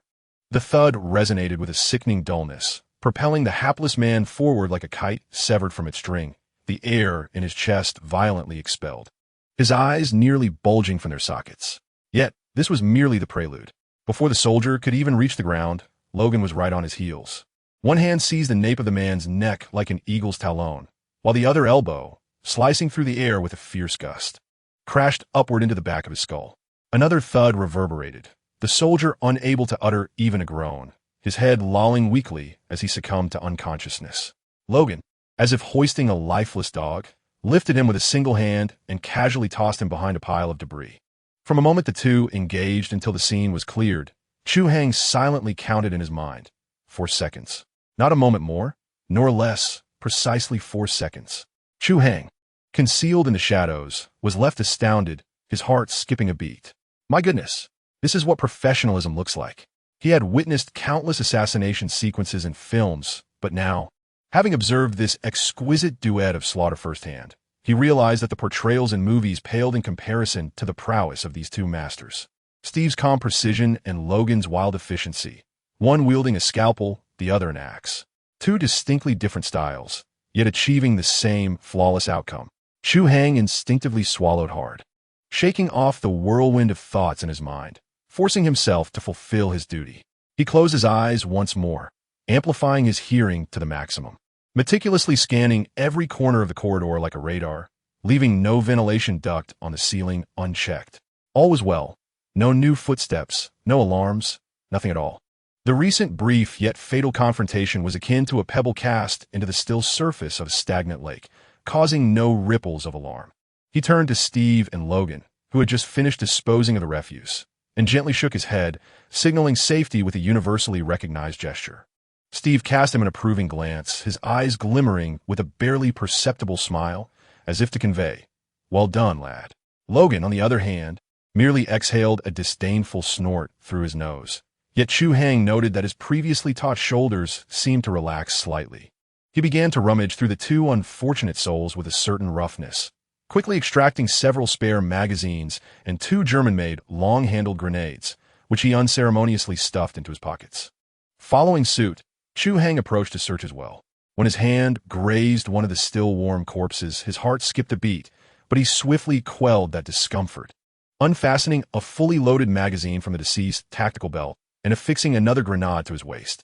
Even the smallest morsel is valuable. In this realm, any resource could prove life-saving in a critical moment. This is war, not a banquet. After a brief pause to regroup, Steve uttered not a word, simply gesturing toward the nearby rusty metallic staircase leading to the upper level, signaling to proceed. The three once again transformed into phantoms of darkness, skirting along the frigid walls, silently advancing toward the staircase. With the flawless coordination they had just displayed, Chu Hai felt a surge of confidence, his steps growing steadier and more assured. As he walked, he remained acutely attuned to the ambient sounds, willingly serving as the human radar for his two formidable companions. Soon, they arrived at the foot of the staircase. The stairs were the old-fashioned, open-frame iron structure, covered with metal plates featuring anti-slip grooves. One could easily imagine that the moment a foot stepped upon them, they would emit a resounding clatter. Steve halted, glancing back at Chu Hai, his expression brimming with inquiry. Chu Hai instantly understood, closing his eyes once more, concentrating all his senses on his hearing, carefully listening for sounds emanating from above. In stark contrast to the nearly abandoned maintenance passage below, the upper level was evidently bustling. He could discern a continuous low hum, reminiscent of powerful electrical currents coursing through large transformers. Additionally, he heard the rhythmic clattering of large mechanical gears engaging in motion. Moreover, there were footsteps, not just two, but at least four distinct sets of footsteps, traversing various positions, forming an intricate patrolling network. Above lay the distribution room. Chu Hai lowered his voice, speaking in a nearly inaudible whisper. I can hear a strong current and the sound of transformers at work. However, there are also significantly more guards, at least 4 patrolmen. 2 of them are patrolling the outer corridor in a systematic manner, while another remains stationary, presumably positioned before some control console. The 4th moves erratically, lacking a discernible pattern, as if monitoring or perhaps merely wandering. Steve nodded, his expression devoid of surprise. The distribution room serves as the energy heart of the entire factory, and such stringent defenses are to be expected. He glanced upward towards the staircase, now sealed by a massive square iron plate, leaving only a slender gap through which light could filter. It seems we are about to present them with quite the surprise. A cold, confident smile curved at the corners of Steve's mouth. Chapter 27. It's you, Grenade. Surprise? Upon hearing this word slip from Steve's lips, Chu Hai nearly stumbled. Boss, can we not downplay this so lightly? There are 4 armed Hydra soldiers lurking in a distribution room that resembles a tin can. If we make any noise and the alarm sounds, it will be as if we are offering our heads to the entire Hydra base rather than infiltrating it. However, the moment he beheld the confidence radiating from Steve's face, his apprehensions were swiftly quelled. What is there to fear? If the sky were to fall, there would be someone tall to bear it. Undoubtedly, this individual is the strongest and most formidable of this era. Steve did not rush into action. Instead, he turned his gaze back to Chu Hai, those blue eyes seeming to penetrate the darkness and peer into the soul. Chu Hai, listen carefully. Tell me the precise locations of those 4 individuals, the distances between them, and where the sound of the current is most pronounced. Here it comes. That familiar feeling of being entrusted with an important task surged within Chu Hai, bringing him immense satisfaction. He promptly closed his eyes, channeling all his focus into his ears. This time, he listened with greater intensity than ever before. Countless fragments of sound converged and reassembled in his mind, gradually forming a vivid 3-dimensional map of sound within his consciousness. 2 patrolling guards, one moving clockwise and the other counterclockwise, traverse the outermost corridor of the room. They are currently positioned at opposite corners, approximately 20 meters apart. The stationary guard is located directly north within the room, about 15 meters from the staircase. He can hear the sound of fingers tapping on a keyboard and toggling switches. He must be at the main control console. The 4th, the one meandering, is situated in the southeast corner of the room, closest to the staircase, less than 10 meters away. It seems he is cleaning his weapon. The sound of metal components grinding against one another reaches Chu Hai's ears. After a brief pause, he added a crucial piece of information. The loudest sound of current is emanating from the center of the room, where two massive transformers reside. If we can create some commotion nearby, it should mask the sound of our footsteps as we rush in. Upon finishing, he opened his eyes, looking at Steve with a hint of anxiety, uncertain whether the information he provided would be of any use. Steve, upon hearing the details, broke into an approving smile. He extended his hand and patted Chu Hai's shoulder firmly. "Well done, Chu Hai. You are finest radar." After uttering those words, he turned to Logan, his gaze sharpening. "Logan, your task is the simplest yet most crucial."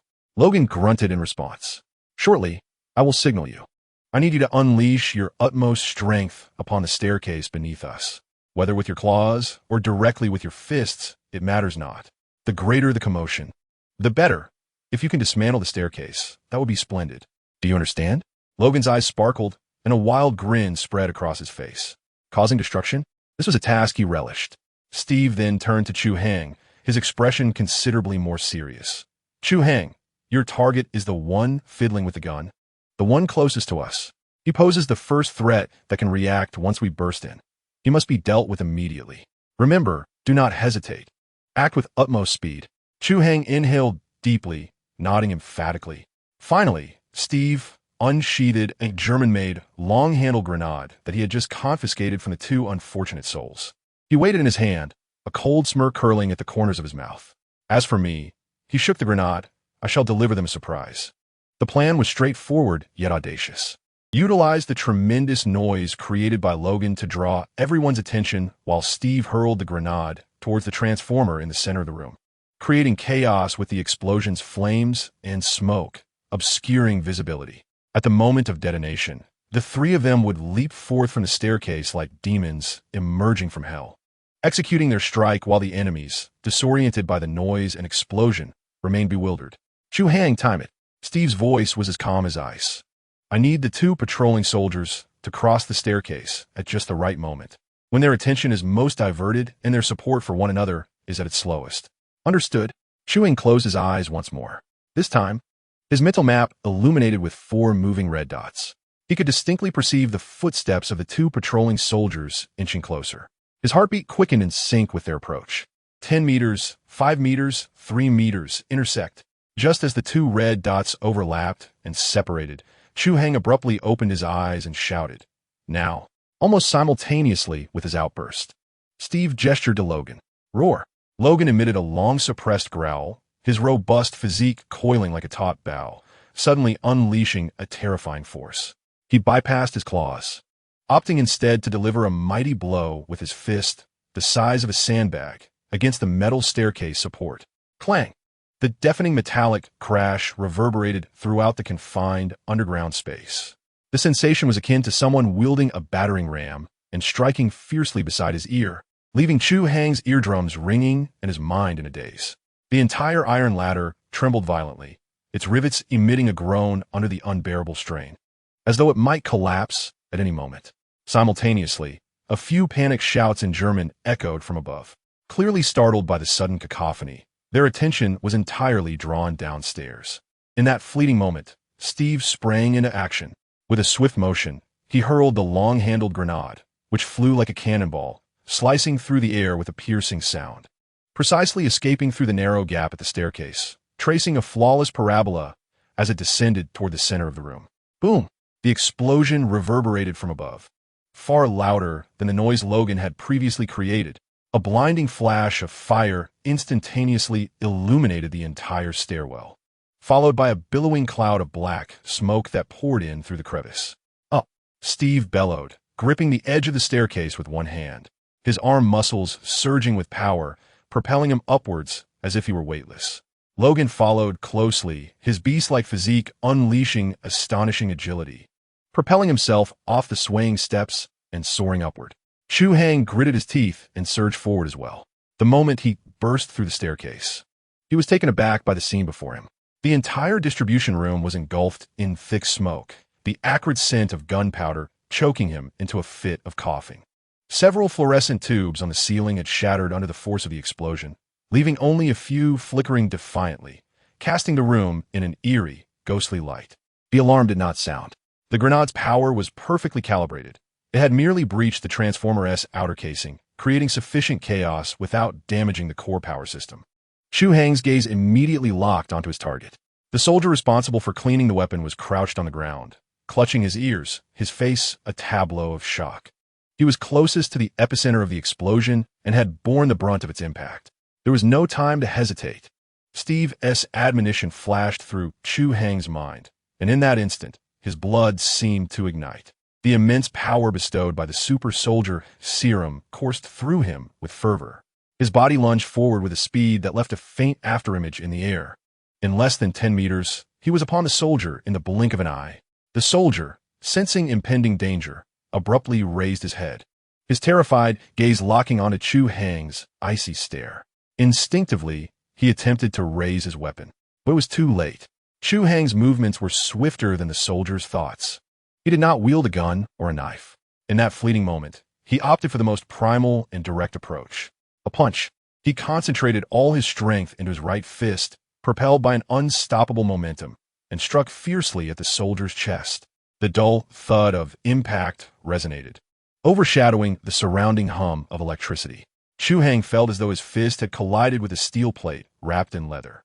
The tremendous recoil left his entire arm tingling. Meanwhile, the expression on the Hydra soldier's face froze instantaneously. His chest caved in, visibly contorting as his body arched backward like a boiled shrimp, his feet leaving the ground as he was propelled backward, crashing heavily against the metallic wall, producing a deafening sound, before collapsing to the floor like a puddle of mud. Utterly motionless. Had a single punch resolved the matter? Chu Hai stared at his fist, momentarily dazed.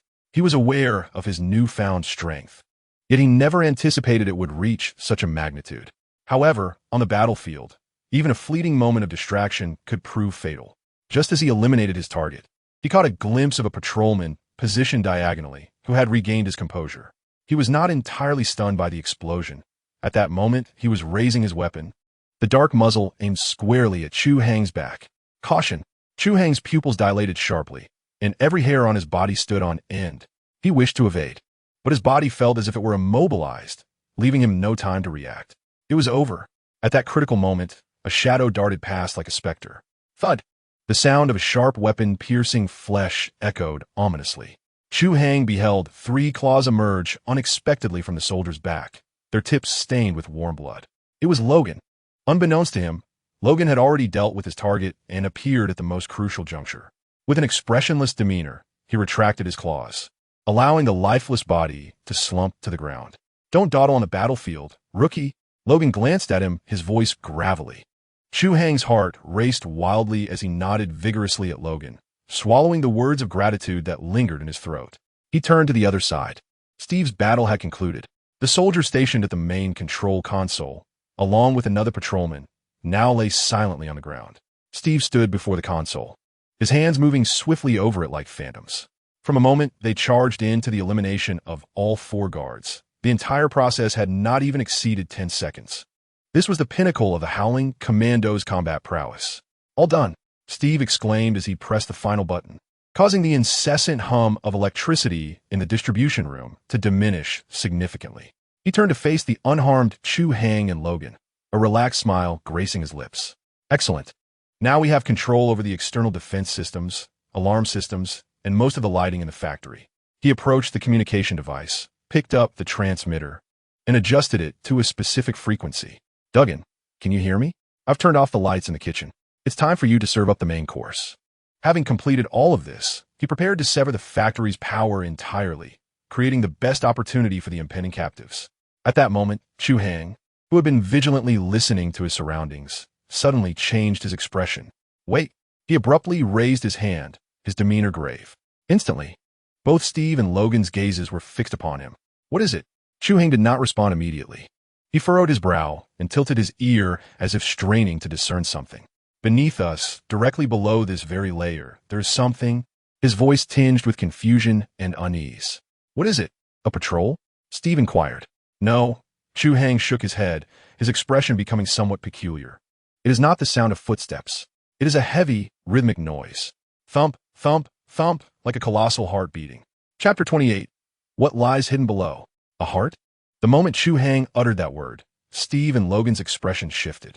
If Chu Hai had mentioned the presence of a patrol or concealed an armory beneath, they likely would not have even raised an eyebrow. A patrol? Just eliminate them. An armory? Simply blow it up. For those accustomed to bathing in a shower of bullets, these matters were trivial. However, the term heart was an entirely different affair, imbued with an inexplicable eeriness. Are you certain? Steve's brow knitted tightly, the previously relaxed demeanor in his azure eyes evaporating, replaced by intense vigilance. He lowered his voice, each word seemingly squeezed from between clenched teeth. Is it a human heart, or something else? Chu Hai closed his eyes and listened intently once more, shaking his head uncertainly. I don't know, he replied candidly. The sound is too deep, too powerful. With each thump, I feel the floor beneath my feet quivering in response. A human heart could not possibly make such a commotion. It feels as if a great elephant or whale is concealed beneath the earth. Upon uttering this, he realized that the metaphor was somewhat absurd. After all, this was the deep forest of Austria. Where could one find elephants or whales?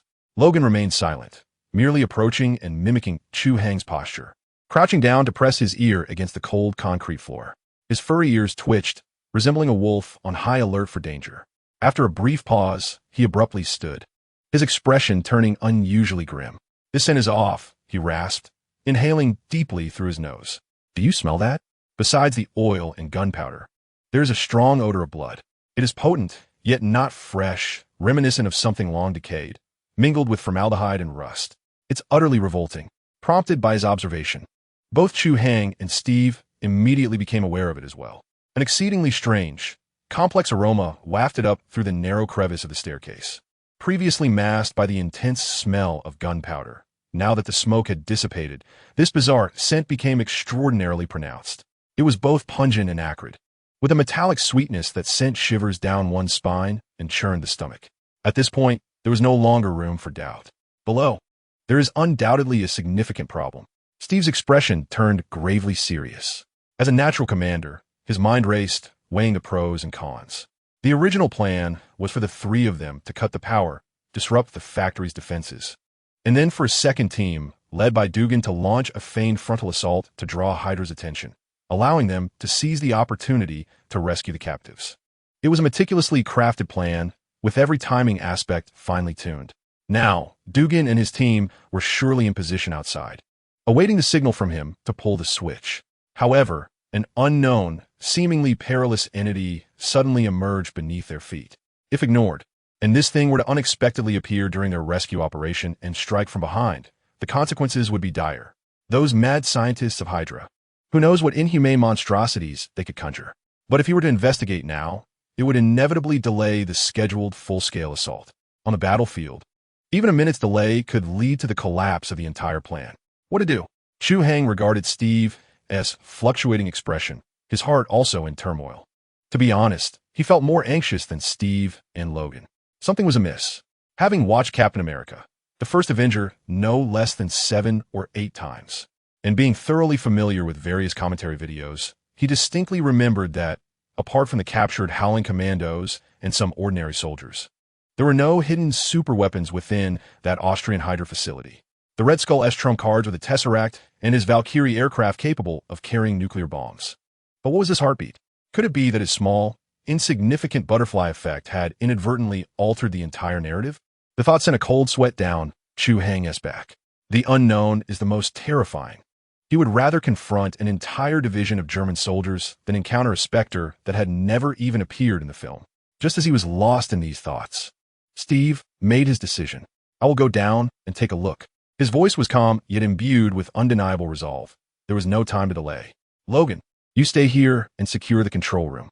Chu Hai, continue to monitor the entire factory with your ears, especially the direction of the captives and Dugan's team. Notify me immediately of any anomalies through the communicator. With that, he began searching for an entrance to the next level within the control room.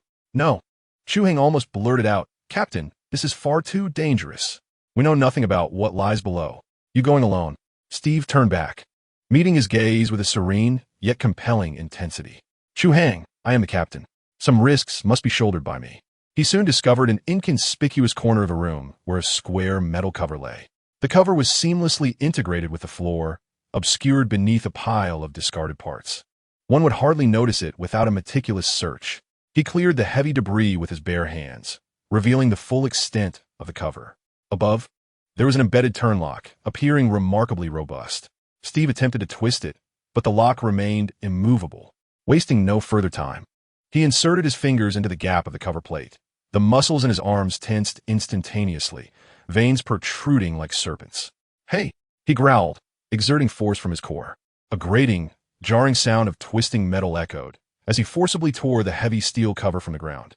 A dark, gaping entrance to the unknown emerged before the three of them. The pungent odor, a mixture of blood and oil, intensified, assaulting their senses. Steve unsheathed his Colt 1911 from his waist, checked the magazine, and prepared to descend without hesitation. "Wait!" Chu Hai called out to him once more. Steve turned, looking at him with confusion. Chu Hai gritted his teeth, as if resolving to make a decision. "I'll go with you. My ears will be more useful down there than up here. At the very least, I can alert you to any impending danger." This was the truth. Despite Steve's formidable strength, he was still flesh and blood, in the face of an entirely unknown environment. The range of vision granted by two eyes would ultimately be limited. Chu Hai, on the other hand, was like a human sonar, capable of detecting threats in the confined space below, his abilities potentially exceeding even Logan's claws. Steve scrutinized him deeply, seemingly weighing the truth of his words and assessing his courage. After a few seconds, he nodded. "All right." Then he turned to Logan, his expression turning gravely serious. "Logan, I leave things to you up here. Remember, if we are not back within 15 minutes, or if you hear any alarms from below, execute the plan." "Plan?" Chu Hai was momentarily taken aback. Logan smirked, retrieving the two recently acquired long-handled grenades from his pocket, tossing them in his hand before pointing at the two massive transformers in the center of the room, a cruel smile gracing his face. "The plan is to stuff these two potatoes into the rear of those behemoths, then run." Chu Hai understood. The plan was to blow up the entire distribution room, plunging the factory into chaos and darkness, allowing each of them to escape. This was tantamount to conceding that the infiltration and rescue mission had utterly failed. Steve's decision undoubtedly placed the lives of them all on the precarious balance of those fleeting 15 minutes. "Take care," Captain Logan said solemnly, unusually refraining from his usual banter. Steve nodded, uttering no more words, and was the first to descend the ladder into the entrance. Chu Hai inhaled the foul air deeply and followed suit. Below lay a world entirely different from above. It was far colder and more damp than the distribution room above. The walls were no longer composed of coarse concrete, but rather a special alloy that gleamed with a cold metallic sheen, adorned with numerous thick pipes of various hues, resembling the veins and nerves of a colossal beast, extending into the depths of darkness. The air was saturated with a potent scent of disinfectant. It could not conceal the foul stench of blood mixed with oil. What sent shivers down Chu Hai's spine was the sound. Thump, thump, thump. Here, the enormous heartbeat resonated with heightened clarity and intensity. With each pulse, Chu Hai felt an invisible sound wave emanating from ahead, penetrating his body, causing a heaviness in his chest and rendering his breath slightly labored. This was certainly no ordinary phenomenon. Steve evidently sensed it too, his grip on the gun tightening. He refrained from switching on the flashlight, instead relying on his enhanced night vision, honed by super soldier conditioning, to vigilantly scan the surroundings. The two moved cautiously, one behind the other, treading upon a similarly metallic floor, advancing towards the source of the sound. The corridor was not lengthy, perhaps only 50 meters. At its end loomed an exaggeratedly large circular metal door, reminiscent of a bank vault's secure entrance, robust enough to withstand a direct assault from artillery. The heavy, throbbing sound, akin to the heartbeat of an ancient behemoth, emanated from behind this very door. Upon it was a palm-sized circular observation window, embedded with an absurdly thick pane of dark glass. Steve gestured for Chu Hai to remain alert in place, then stealthily approached the door alone. He extended his hand, wiping away a thick layer of dust from the observation window, and leaned closer to peer through. Chu Hai anxiously watched his back, scarcely remembering to breathe. At the moment Steve reached the window, his body suddenly froze, resembling a statue encased in ice. Time seemed to halt at that instant. 1 second, 2 seconds, 3 seconds. Slowly, with excruciating slowness, Steve withdrew his head from the observation window. He turned to face Chu Hai. In that fleeting moment, Chu Hai beheld a visage he had never encountered before. The face, which was always radiant with sunlight, confidence, and determination, now bore an expression of indescribable shock, horror, and a tinge of profound fear. His lips quivered slightly, his complexion pale as parchment. He gazed at Chu Hai, his throat constricting as he uttered 2 words in a dreamlike voice, laden with immense impact. Monster. Chapter 29. Monster. Monster. As these words escaped from Steve Rogers' lips, imbued with an almost dreamlike tremor of profound astonishment and disbelief, Chu Hai felt a frigid wave surge up his spine, as if a chilling draft from Siberia had been forcefully injected into his being, racing from his tailbone to the crown of his head, causing every hair on his body to stand on end in an instant. This was decidedly awry. This is peculiar, not because the term monster itself is particularly terrifying. For soldiers who roll amidst piles of corpses, the dismembered limbs and shattered bodies on the battlefield are far more horrifying than any creature. The unsettling aspect lies in the fact that it is Steve Rogers who utters these 2 words. He is the Captain America who, even when standing alone against a tide of adversaries, dares to charge forward with unwavering courage. He is the man whose will is as indomitable as the vibranium shield he wields. Chu Hai has witnessed him advance through a hail of machine gun fire, leap from towering heights, and toss grenades as casually as one would throw a baseball. In this man's lexicon, it seems the word fear is utterly absent. Yet now, this very man, upon peering through a palm-sized observation window, reveals an expression as if his worldview has been irrevocably shattered, his beliefs obliterated in an instant. His complexion is ashen, devoid of any blood, and in his cerulean eyes, the ever-burning flame of confidence appears extinguished by a deluge of icy water, leaving only constricted pupils and a void of astonishment. What lies behind this door? Chu Hai's mind buzzes, inundated by a torrent of classic images from horror films and games he has encountered in past lives. Is it a creature dripping with acidic fluid? A colossal zombie beast with a gaping maw? Or perhaps a Cthulhu-like ancient god whose mere gaze could unravel one's sanity?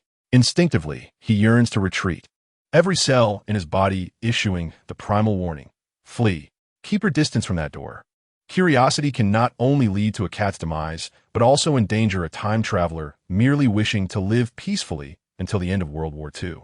However, his feet feel as if they are welded to the cold metal floor, too heavy to lift.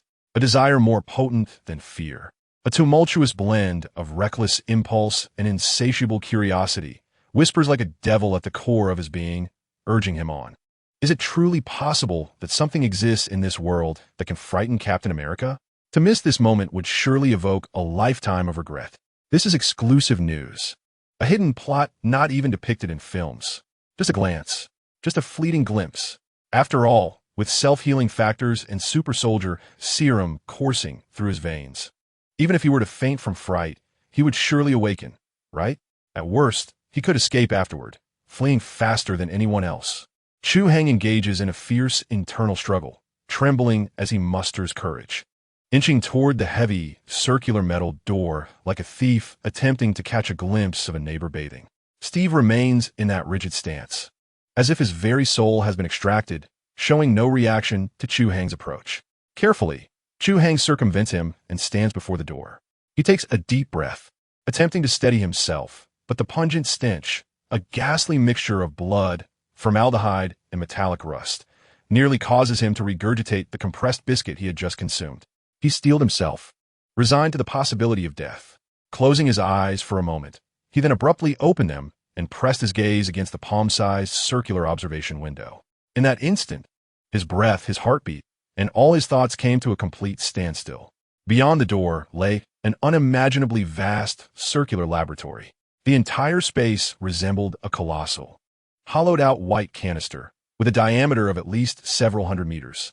The walls, ceiling, and even the floor were enveloped in a layer of cold, gleaming white alloy. Countless precision instruments, adorned with flickering multicolored indicator lights, and thick pipes resembling giant serpents converged towards the very center of the laboratory. Dozens of researchers clad in white, fully enclosed protective suits and encumbered by heavy gas masks, moved silently and busily like a swarm of industrious ants, flitting between control consoles, recording data, and making adjustments. However, all of this was merely the backdrop. What truly sent shivers down Chu Hai's spine was the object at the heart of the laboratory. It was a colossal glass, cylindrical container, towering at least several meters high, reminiscent of a giant specimen jar pulled from the pages of mythology. Inside the container was a viscous liquid that emitted an eerie green luminescence, with bubbles rising slowly from the bottom, flickering in the green light, giving it an otherworldly appearance. Suspended within that verdant liquid was something that left Chu Hai momentarily at a loss for words. Its form resembled an exaggerated, forcibly matured human torso, its skin a lifeless, pallid hue akin to that of an oversoaked corpse, and it was semi-transparent. Chu Hai could see clearly that beneath the thin layer of skin, thick dark blue veins, resembling slumbering serpents, undulated with the movement of the liquid. Its chest cavity was completely exposed, devoid of skin, ribcage, or muscular protection. A heart, far larger than an off-road vehicle tire, lay bare within the green liquid, connected to numerous electrodes and conduits, pulsating heavily and powerfully. Hut, hut, hut. With each beat, Chu Hai could perceive a wave of invisible pressure radiating through the liquid, causing the entire container to tremble slightly. It became clear that this was the source of the deep, resonant sound reminiscent of an ancient beast's heartbeat. This enormous torso lacked legs. Its lower half was severed, replaced by a tangle of complex supports and hydraulic pipes, gleaming with a cold metallic sheen, anchored deeply to the bottom of the container like roots. Its arms were reduced to short, fleshy stumps, densely embedded with various metallic probes that emitted faint red glows, resembling a discarded sewing kit. Most terrifying of all was its head. The skull appeared grotesquely disproportionate to its massive body, resembling an inflated tumor taken to the extreme. Above, there existed neither a single hair, nor eyes, nor a nose, nor ears, only an enormous mouth, as if violently cleaved by an axe, gaped silently and desperately, seemingly emitting an eternal, mournful wail to the world. A tempest surged within Chu Hai's stomach, and his throat burned fiercely. He bit down hard on his lip to prevent himself from retching. What in the world is this abomination? Is this the secret of Hydra? The trump card of the Red Skull? They have clandestinely forged such a biological weapon, a grotesque amalgamation of flesh and machinery, deep within this secluded forest. If this monstrosity were unleashed, not merely a division, but an entire army might struggle to contain it. It was as if a slaughter machine had crawled out from the depths of hell. This had never been mentioned in the films. Could it be that his little butterfly effect had inadvertently fanned the entire plot far beyond recognition? Just as Chu Hai's mind blanked in shock at the horrifying spectacle before him, his vision, enhanced to its limits by the super soldier serum, caught an overlooked detail. In the innermost depths of the laboratory, a row of blinding red alarm lights on the main control console surrounding the container was flashing erratically at a frenzied pace. Beside the alarm lights, a colossal LCD screen displayed a series of vibrant red numbers, continuously descending. 000317, 000316. They are counting down. Chu Hai's heart sank. A sense of impending doom, even more intense than when he first beheld the creature, washed over him. Clearly, these mad scientists of Hydra were preparing for some critical operation concerning this monster. Were they intent on activating it, or perhaps destroying it? Regardless of the intention, neither scenario boded well. In 3 minutes, this place would undoubtedly witness a cataclysmic upheaval. Captain, Chu Hai suddenly turned, seizing Steve's arm, who was still in a state of shock, and shook him with all his might. Wake up. Something is terribly wrong. Steve, jolted back to reality by the vigorous shaking, gasped sharply, his gaze refocusing, though still laced with deep astonishment. What's wrong? They are counting down. Chu Hai pointed at the heavy metal door, speaking with rapid-fire urgency. I saw a countdown inside. There are less than 3 minutes left. They are definitely planning something with that creature. We must stop them. Steve's expression instantly darkened. He fought back nausea and quickly leaned closer to the observation window for a swift glance, immediately grasping the gravity of the situation. Damn it, he muttered under his breath, his voice brimming with anxiety and anger. We must get in there immediately. But how do we enter? This door appears more fortified than a bank vault. Even if given 30 minutes, the two of them might not succeed in opening it. As the two individuals felt a sense of urgency akin to ants scurrying on a hot pan, their minds raced to devise a strategy when an unexpected turn of events unfolded. A piercing, shrill alarm, sharp enough to rupture eardrums, suddenly reverberated throughout the subterranean space from the laboratory behind the door. Chu Hai and Steve exchanged glances, each reflecting the profound shock and confusion mirrored in the other's eyes. Something had gone awry, not due to their actions, but within the laboratory itself. Once again, they instinctively approached the observation window to peer inside. The once orderly laboratory had devolved into utter chaos. Scientists clad in white protective suits darted about like agitated hornets, while several control panels sparked violently due to operational errors, releasing plumes of thick, black smoke. Meanwhile, the enormous creature submerged in the green liquid began to thrash violently, as if provoked by some overwhelming stimulus. Its struggles escalating to unprecedented levels. Its massive form writhed and collided within the confines of its container, each impact causing the heavy, specialized glass to groan under the strain. Visible, spiderweb-like cracks began to mar the surface of the container. Thud, thud, thud, thud, thud. The exposed colossal heart now pulsed at least twice as fast as before. The heavy, rhythmic thumping resonated like the ominous war drums of a battlefield, pounding against the eardrums of the two men, making them feel as if their own hearts might burst in tandem. Then, a more terrifying event transpired. The seemingly indestructible circular metal door emitted a weighty and distinct click. Almost immediately, the surrounding locks, resembling enormous gears, began to retract slowly into the wall with a hissing sound, as if releasing hydraulic pressure. The door was opening. Chu Hai's mind went blank in an instant. He realized that the terrified scientists inside, driven by the instinct for survival, had opened the door from within. Run! Steve's reaction was a testament to human instinct at its peak. Without a moment's hesitation, he seized the still-dazed Chu Hai and turned to sprint down the corridor from which they had come. At that moment, every thought of subduing the creature and completing their mission vanished into the ether. His mind was consumed by a primal urge to survive. Once that door opened, they would face a throng of scientists, utterly frantic to save their lives, and a terrifying creature that could erupt from its confines at any moment. One he had no confidence in confronting, the two men unleashed the full potential of the super soldier serum, their speeds rendering them mere blurs in the narrow metal corridor. Behind them, the tremendous metal door, weighing several tons, began to creak open with a sound so grating it sent shivers down their spines. A blinding white light and an even more potent, nauseating stench erupted from the crack of the door like a deluge. Hurry, back to the power distribution room, Steve shouted frantically as he ran, urging Chu Hai to notify Logan and execute the plan immediately. Dragged along by him, Chu Hai stumbled, lacking even the courage to glance back. He could only place all his hope in his ears, which had been honed to their limits, to assess the situation behind him. He could hear the terrified screams, curses, and scuffles of scientists clamoring for the exit, surging towards the door like a tide. Yet beneath this cacophony, there was a sound that sent chills down his spine. Crack! It was an impossibly crisp and heavy sound, the shattering of glass, completely obliterated. Immediately following was the sound of a tsunami of liquid crashing down onto the floor. Then, silence enveloped everything for a fleeting moment. Only that sound persisted. Thud, thud, thud. The enormous heartbeat continued its relentless rhythm. However, this time, the sound was no longer muffled by liquid and glass.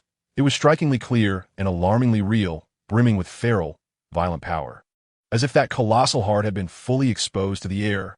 In an instant, Chu Hai's pupils constricted to the size of pinpoints.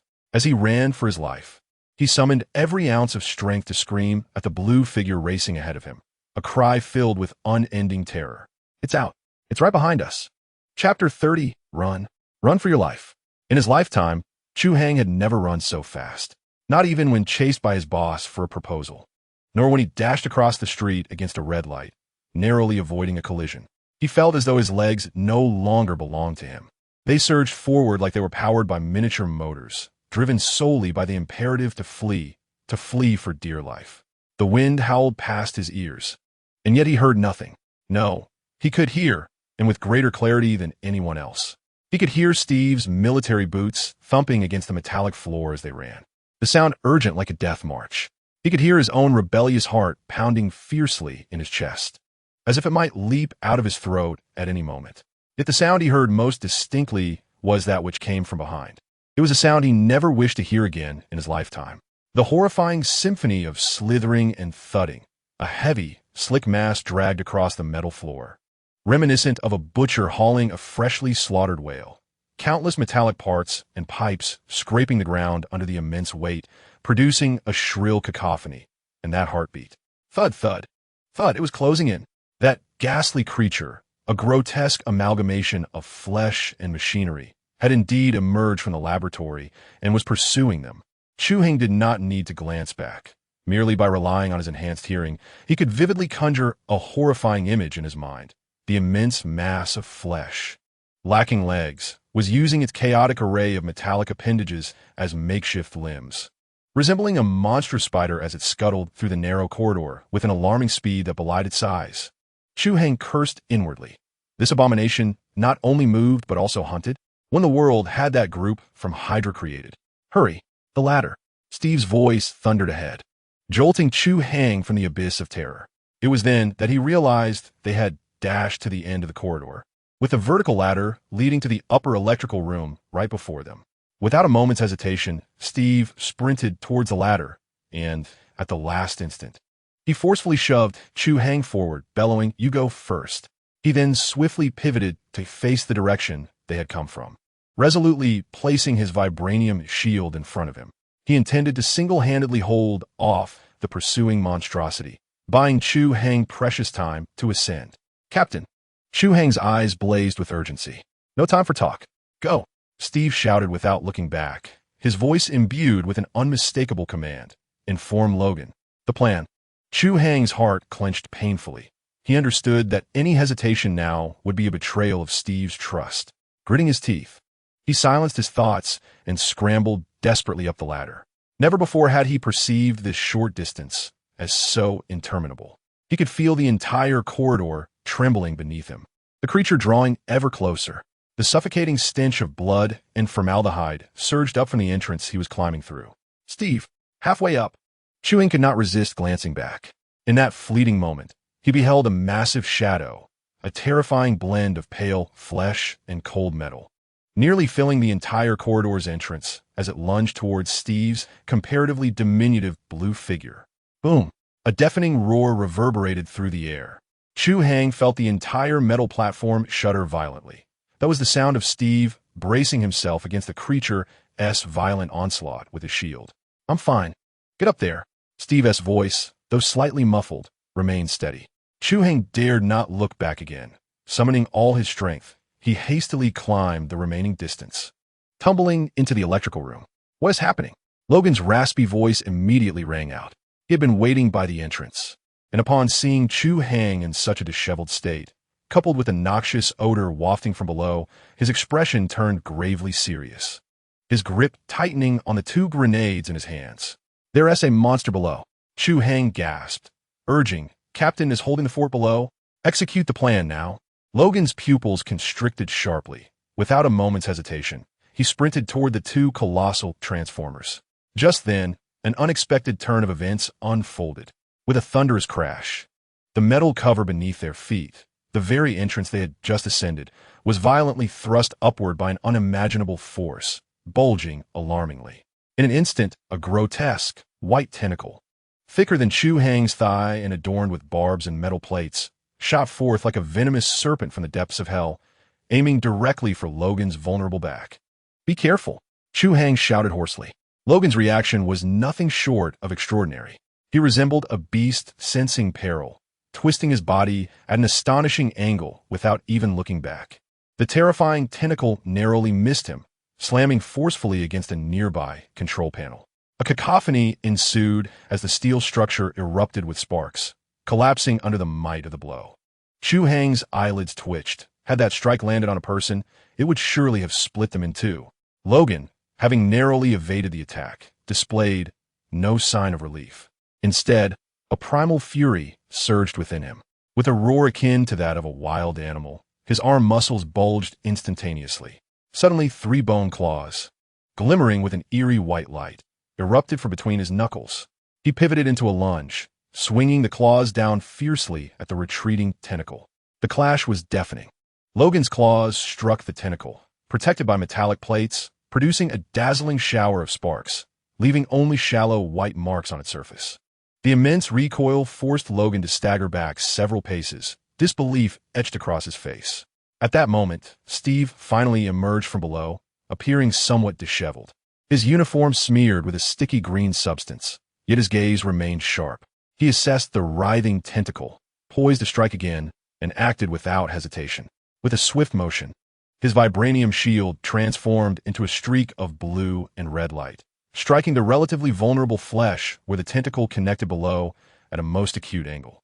With a muffled thud, akin to a knife piercing through tough skin, the tentacle convulsed violently, erupting with a noxious, dark green fluid. In agony, it retracted swiftly into the opening. An opportunity. Amidst the chaos, a flicker of clarity surged through Chu Hai's mind. He gazed at the ominous entrance, and without a moment's hesitation, retrieved a grenade from his waist, pulled the safety pin, aimed accurately, and hurled it down.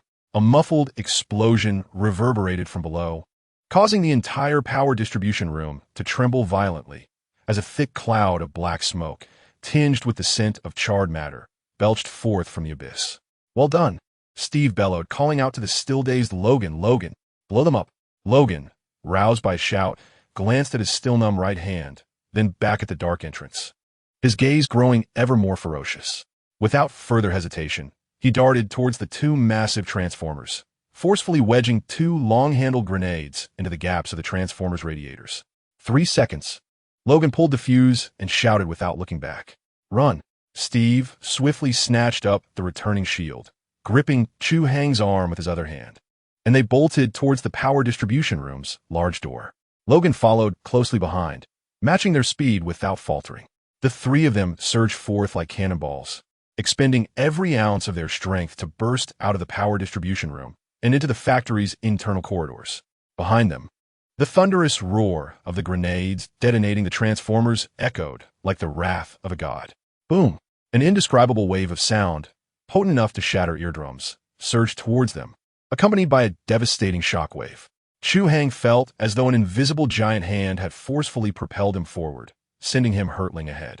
The walls and ceiling behind them disintegrated in an instant, torn apart by the violent currents and explosive energy. The entire factory's lights extinguished in a heartbeat. Darkness, complete and utter darkness, enveloped them. The 3 of them tumbled and crawled through the chaos, utterly disoriented, instinctively racing towards the nearest exit they could recall. Time was lost to them as they ran. Chu Hai felt as if his lungs might burst. Suddenly, a solid iron door loomed before them. Without a glance, Steve charged forward, his shoulder colliding with the door like a battering ram. Crash! The heavy iron door, along with its frame, was violently cast aside. A chilling gust of air, laced with the scent of snow and gunpowder, rushed to meet them. They had made it, stumbling into the biting wind and snow outside. They barely had time to catch their breath when the enormous Hydra factory they had just escaped began to emit a spine-chilling metallic wail, reminiscent of a great beast in agony. Immediately after, centered around the power distribution room, a cataclysmic chain reaction of explosions commenced. Chapter 31. Aftermath. In that fleeting moment, Chu Hai believed he had met his demise. The shockwave from the explosion hurled him into the air, his body tumbling uncontrollably as the world morphed into a chaotic vortex of flames and darkness. The scorching gusts of air struck him like an invisible giant hand, crashing forcefully against his back. He could distinctly sense his combat suit momentarily stiffening under the heat, followed by a disorienting pressure that felt as though his internal organs were being violently displaced. The sense of time dissolved entirely. He could not ascertain if he had been airborne for a mere second or an eternity. It was only when his back collided heavily with a soft yet frigid object that the overwhelming impact plunged him into darkness, nearly rendering him unconscious. Like a discarded sack, he tumbled and rolled into the knee-deep snow, the tremendous inertia carving a long furrow through the white expanse before he finally came to a halt. Lying in the snow, Chu Hai felt no desire to move. His lungs resembled a torn bellows, each breath accompanied by searing pain akin to a knife's edge, mingling with an acrid stench. The icy snowflakes fell upon his fevered face, melting instantly, yet he felt no chill.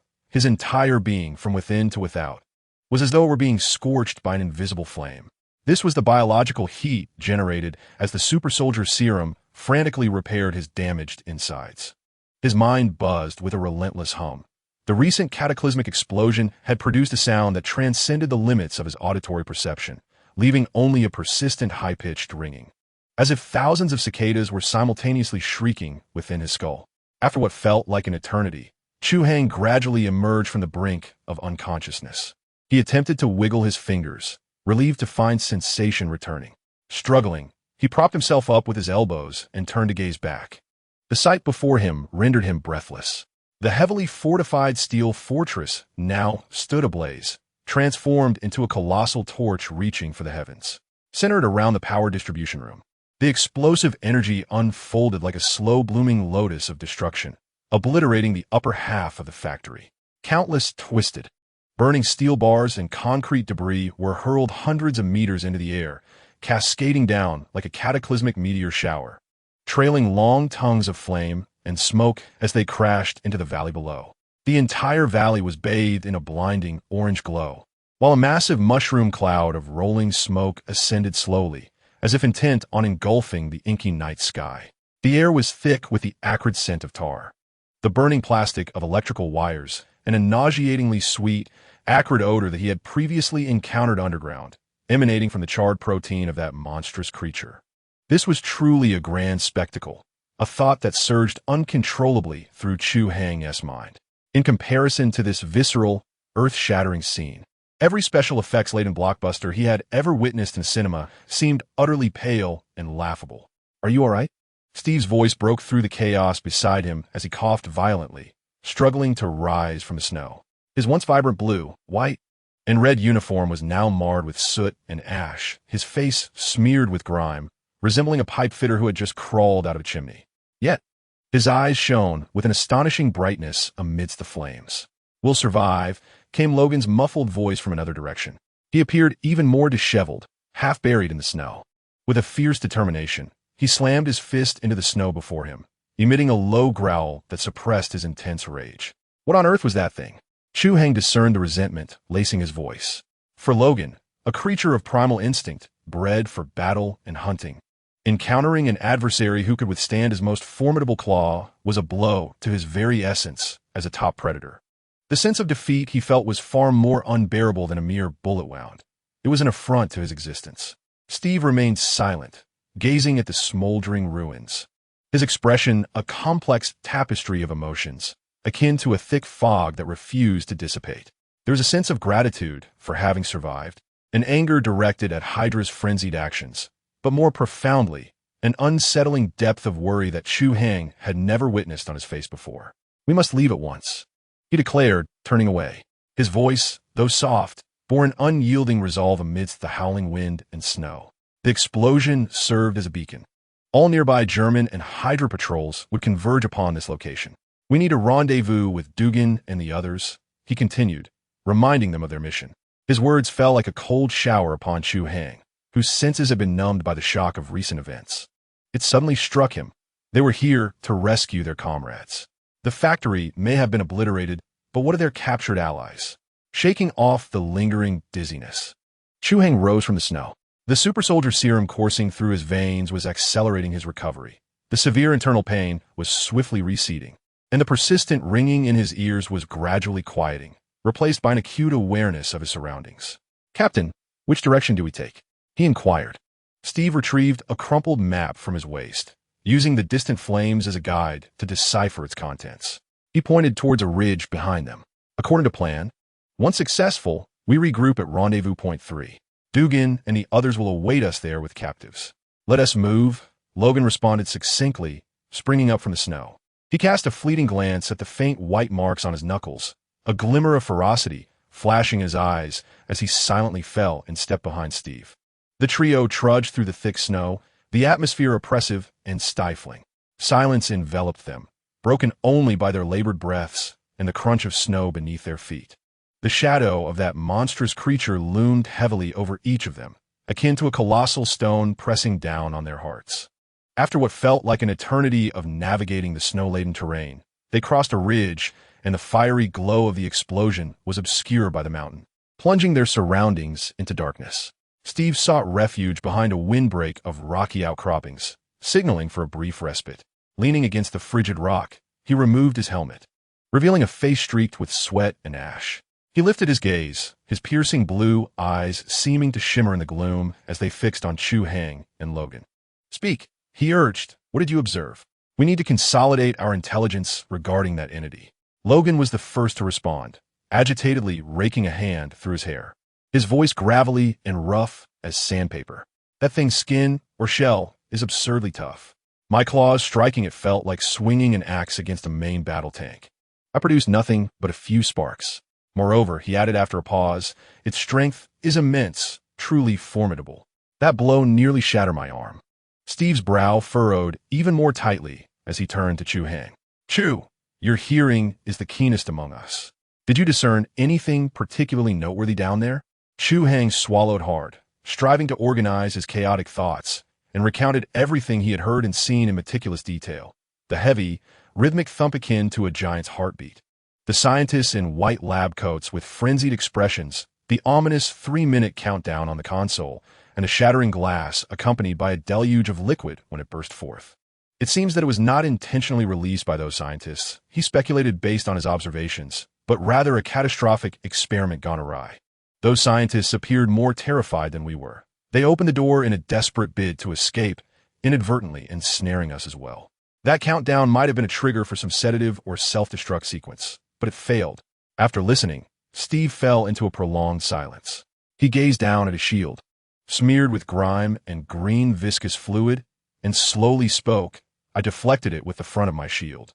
The force was sheer physical impact, akin to being struck head-on by a charging Tiger tank. Had it not been for this shield absorbing the majority of the kinetic energy, my arm would have been utterly incapacitated."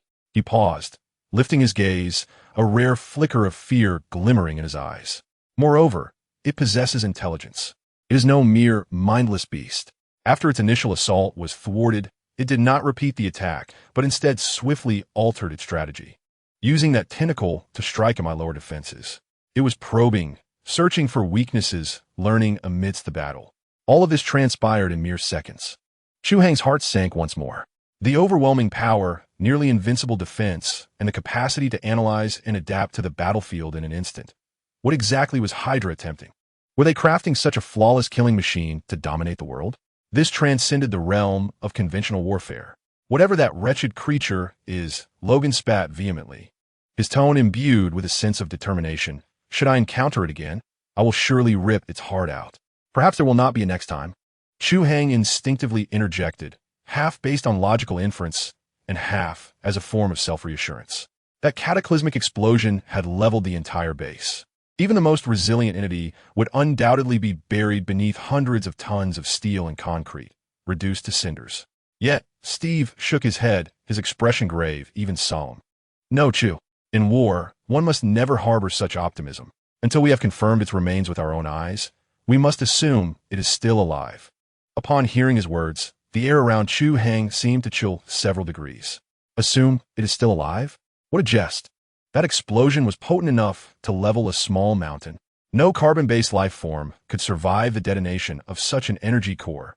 Yet, gazing into Steve's unwavering eyes, Chu Hai swallowed the retort that had risen to his lips.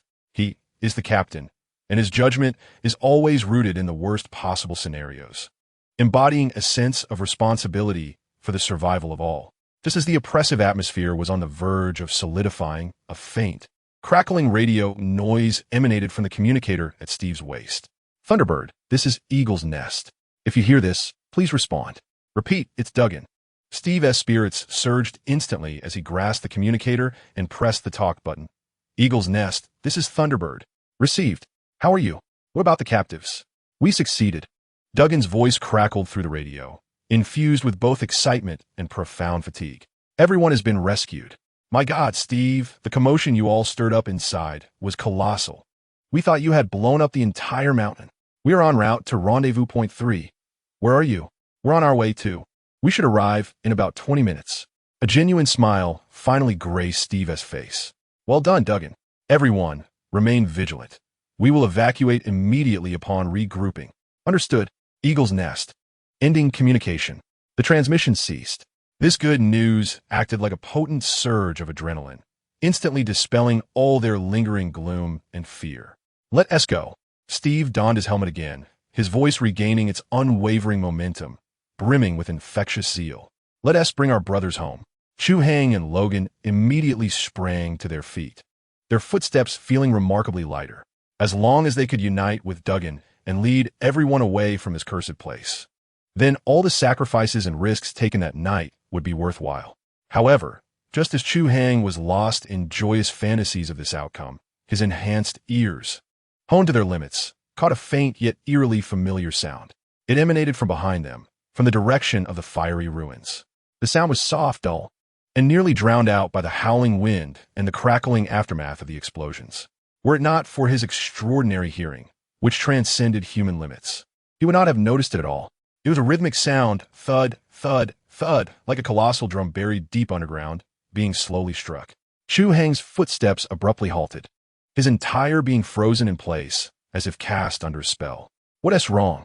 Steve, walking ahead, sensed his oddity and immediately stopped, turning back with a wary inquiry. Chu Hai did not respond. Instead, he stiffly turned, inching his ear toward the source of the sound, holding his breath, concentrating all his attention to listen. The wind, the snow, the crackling flames, and the hissing of hot metal meeting ice and snow. All these noises formed a cacophony. Then, beneath this tumultuous backdrop, that sound penetrated his ears with startling clarity once more. Thud, thud, thud. It was not a figment of his imagination. This was not his heartbeat, nor the echo of an explosion. It was the sound of a heartbeat. It was the resounding thrum of that colossal heart he had once encountered in an underground laboratory. It was not dead. Amidst such a violent and complete explosion and collapse, it had miraculously survived. Moreover, the heartbeat resonated with an even steadier and more powerful cadence than he had heard before, each pulsation seemingly shaking the very ground beneath him, imbued with a wild and ferocious spirit of breaking free from constraints. A bone-chilling cold surged from his coccyx to the crown of his head, causing every hair on his body to stand on end. His body began to tremble uncontrollably. It was still alive. Chu Hai uttered this harrowing truth, capable of plunging anyone into utter despair, in a hushed, almost dreamlike voice that felt unfamiliar even to him, addressing the bewildered Steve and Logan. The monster had not perished. Chapter 32. How to Fight This Thing. As Chu Hai's words escaped his lips, though softly spoken, they reverberated through the silent, snow-covered terrain like the tolling of a death knell. In that instant, the expressions on Steve and Logan's faces froze. Logan, who had just relaxed after the success of their mission, once again furrowed his brow. He cast a disbelieving glance at Chu Hai before abruptly turning, akin to a lone wolf attempting to catch the scent of prey on the wind, straining to listen towards the direction of the ruins. Steve reacted even more swiftly. He refrained from listening, fully aware that Chu Hai's hearing surpassed his own. Instead, he locked his gaze onto Chu Hai's eyes, where the flicker of hope that had ignited was swiftly extinguished by a chilling shock. Are you certain? His voice was barely above a whisper, each word seemingly forced through clenched teeth. Chu Hai did not respond verbally. He merely swallowed hard and nodded emphatically. He was indeed certain.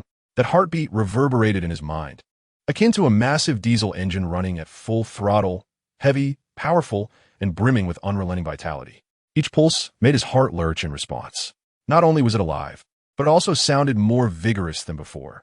Logan clearly sensed a hint of something, perhaps not merely the sound, but an instinctual awareness akin to that of a beast.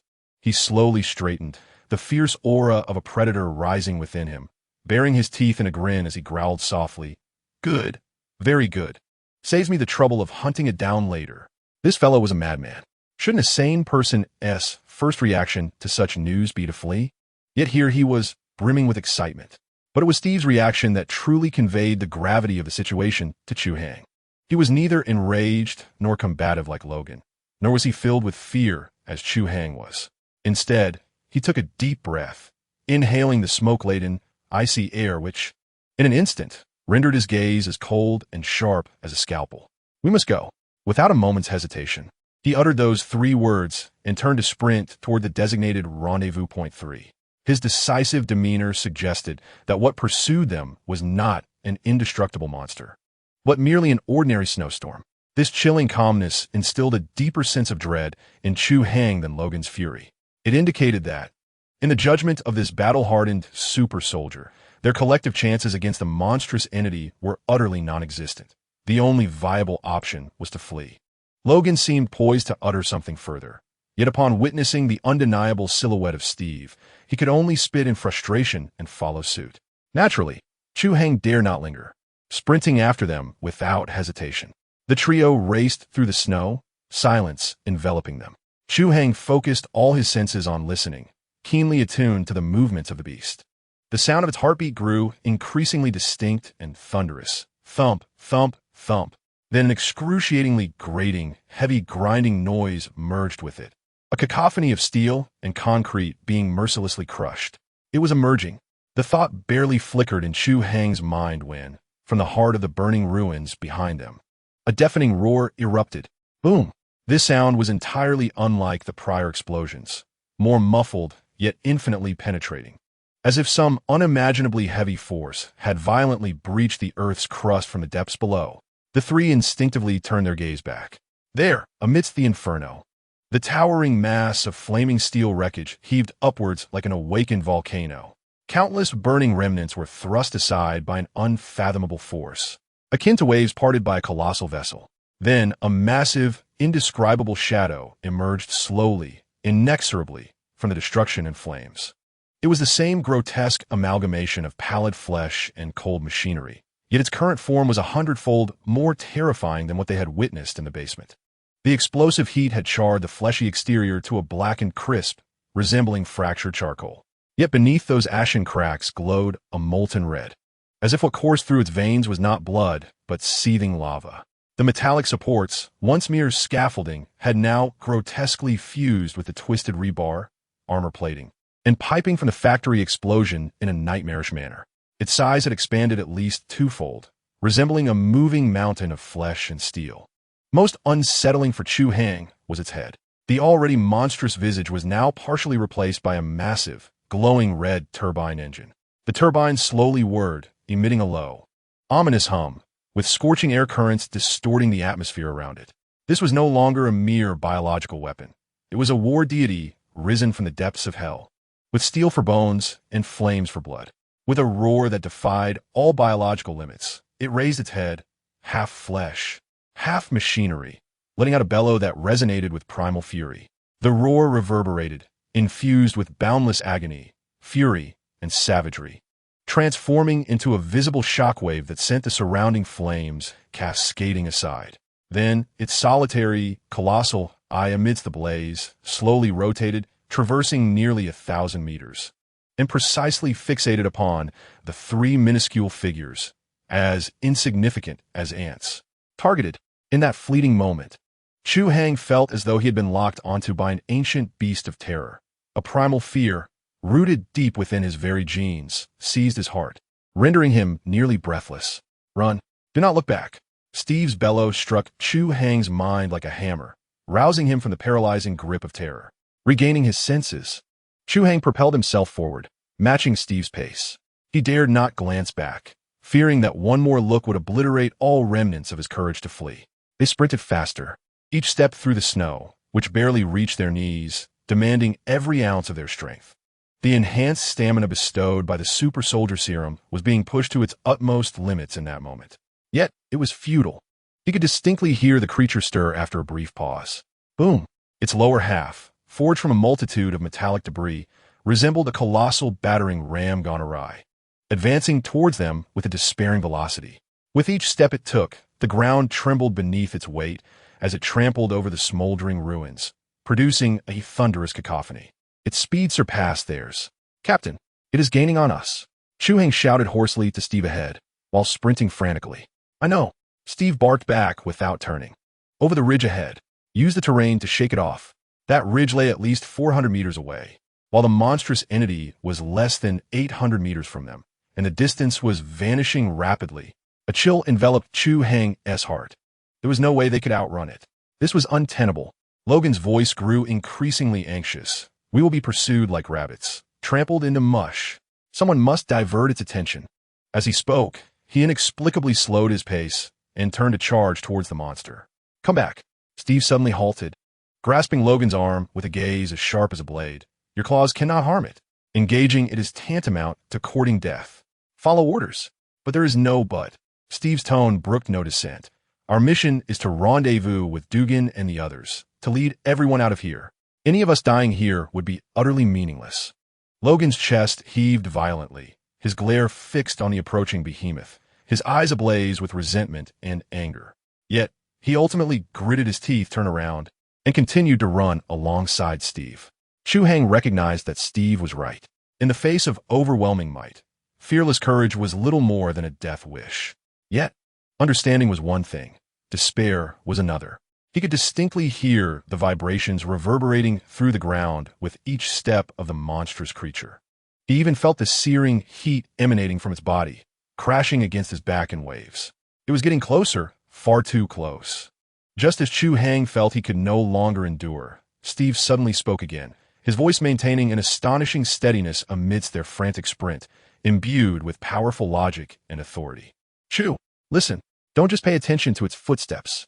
Focus on its anatomy, where its weaknesses, the joints, the energy core, any area that sounds different from its main structure. Those words ignited a revelation within Chu Hai. Indeed, he had been so consumed by fear that he had forgotten that his hearing was their greatest asset at that moment. He forced himself to calm down, casting aside all fear and distractions, like a finely tuned instrument, directing all his senses toward the colossal entity behind him. The sound of its heartbeat was the rhythmic pulse of its biological core, shielded by dense flesh and armor, muffled and devoid of any discernible weakness. The sound of metal grinding was the noise made as it moved, an omnipresent cacophony, impossible to differentiate. Wait! Amidst the tumult of noise, he detected a distinct sound. A high-frequency, buzzing hum reminiscent of flowing electricity. It did not emanate from the heart-like biological core, nor from the half-turbine engine head, but from its back. In a position higher up on its back, there was a sound that diverged entirely from the rest. The noise there was clearer and sharper, as if a potent energy was surging within a relatively fragile vessel at high speed. It's back, Chu Hai shouted urgently. There is something unusual in the sound emanating from a spot on its back. It resembles some form of energy core. The sound there is significantly weaker than the heartbeat in its chest. Steve's eyes lit up with realization. Well done, he bellowed, accelerating further. Logan, did you hear that? Its weakness is on its back. I heard it, Logan replied, his voice brimming with barely contained excitement. But how do we maneuver to its back? Indeed, how could they possibly reach its rear? They were struggling to escape from the front, let alone circle behind it. Just then, they finally reached the base of a ridge. It was an almost 70-degree steep slope, blanketed with thick layers of snow and ice. Without a moment's hesitation, Steve hurled his vibranium shield. The shield embedded itself, with a resounding clang, into a crevice halfway up the mountainside. Grasping the strap connected to the shield, he roared and swung himself upward like a pendulum toward the ridge. Then, while airborne, he still had the strength to swing the other end of the strap toward them. Logan caught it without hesitation, unsheathing his bone claws to pierce the icy wall, climbing upward with all his might. Chu Hai followed suit, using his entrenching tool as an ice pick, desperately clawing his way up. The three of them ascended the steep cliff with the agility of nimble geckos, moving at a remarkable pace. Meanwhile, the monstrous creature had also reached the base of the ridge, observing them with a momentary pause, as if bewildered. Its colossal form was utterly incapable of scaling the sheer rock face. Just as a flicker of hope ignited in Chu Hai's heart, it was swiftly extinguished by an icy dread. The creature slowly raised its massive claw, constructed from countless metal components and pipes, resembling a battering ram, and then, with a mighty force, it struck the cliff face where they were climbing. Boom! The entire ridge trembled as if struck by a heavy artillery shell. Chu Hai felt a tremendous force reverberate through the mountain, nearly dislodging him from his precarious perch on the icy wall. Countless shards of ice and debris cascaded down upon them like a torrential downpour. Hurry! Climb faster! Steve shouted from above. Gritting their teeth, they pressed onward, undeterred by the falling rocks. Boom! The creature struck again. This time, its blow created a massive fissure in the rock, resembling a streak of black lightning that rapidly spread upward. Chu Hai watched in horror as the crack extended from mere meters beneath him, reaching directly above Steve. "Captain, be careful." Before Chu Hai's warning could fully escape his lips, a boulder the size of a truck, dislodged by the mountain's fracture, plummeted towards Steve with catastrophic force. Chapter 33. The ace. At the moment the boulder broke free from the mountainside, the world seemed to be muted. Chu Hai's pupils constricted to pinpoints. The super soldier serum had heightened his senses to an unprecedented level. He could hear the excruciating creak of the boulder scraping against the cliff, feel the subtle lament of the ice beneath his feet under the immense pressure, and even scent the sharp air infused with dust and frost. His mind, a fortified biological computer, raced to process this information, arriving at a singular, grim conclusion. It was over. The boulder was too immense, akin to a small truck, descending with an unstoppable force. And Steve, firmly anchored to the nearly vertical ice wall by that damned belt, found himself trapped, with no escape in any direction. There was no evasion, no defense. Even the epitome of humanity, crafted through the lifetime of Dr. Erskine's work, would be reduced to a blurred smear of red and white upon the ice wall if struck by such a behemoth. "Steve!" A heart-wrenching roar erupted from his side. Logan's eyes instantly filled with bloodshot fury, his primal instincts alerting him to the impending death. Without a moment's hesitation, he launched himself forward, muscles straining. Yet the distance of mere meters had transformed into an insurmountable chasm. His speed could not rival the pull of gravity. Time, within Chu Hai's perception, elongated infinitely. He watched helplessly as the massive shadow enveloped Steve entirely. Yet, in that fleeting moment of life and death, Steve, at the heart of despair, exhibited a reaction that would forever linger in Chu Hai's memory. He remained unperturbed, devoid of fear or a shred of hopelessness. With a sudden uplift of his gaze, his clear, azure eyes radiated an astonishing brilliance, not fixating on the colossal boulder above, but rather darting towards the icy wall beneath it like lightning. In that instant, his mind transcended its limits, inundated with a torrent of data, all processed in a heartbeat. He was not awaiting demise. He was in pursuit, seeking that minuscule fraction of a chance to leverage fate. He found it. "Logan." His voice erupted, no longer gentle, but thunderous, imbued with an indomitable will of steel. "To the upper left, at 3 o'clock. Do you see the protruding black rock? Strike it, with all your might." "What?" Chu Hai's mind momentarily faltered. At such a critical juncture, strike a seemingly irrelevant stone? Had he lost his wits? Yet Logan displayed not a fraction of hesitation. He did not pause to contemplate the logic of the command. The one issuing the order was Steve Rogers, and that was sufficient. It was an unwavering trust forged in the crucible of warfare, a testament to unconditional obedience etched into his very being. With a roar that resonated deep within his throat, Logan's body reacted before his mind could catch up. He propelled himself off the icy wall with a powerful kick, the ice beneath him shattering instantaneously, his form soaring like an enraged primate at an extraordinary angle. Clang! 3 sharp, bony claws erupted from his fists, scraping against the ice wall, producing a piercing screech accompanied by a flurry of sparks. He nearly glided along the surface, precisely embedding his bone claws into the black rock that Steve had indicated. Though unremarkable in size, akin to a basketball, the moment the claws penetrated, Chu Hai's extraordinary hearing detected a crisp crack emanating from within the mountain. It was as if something crucial had snapped. That black rock was, in fact, a hidden fulcrum supporting the immense boulder above. As the fulcrum shattered, the boulder, akin to a mountain crashing down, altered its trajectory by the slightest, almost imperceptible degree. This minuscule deviation delineated the boundary between life and death. The boulder no longer descended directly upon Steve, but grazed the right side of his body, plummeting with a violent roar that tore through the air. Boom! The thunderous sound finally erupted as the boulder struck the mountainside below, unleashing a cataclysmic force. Countless shards of stone and ice were hurled upwards, resulting in a minor avalanche that cascaded towards the massive object at the mountain's base. Though Steve narrowly evaded the direct impact, the ferocious wind pressure generated by the passing boulder struck him like an invisible hand, forcefully pushing him outward. "Ugh!"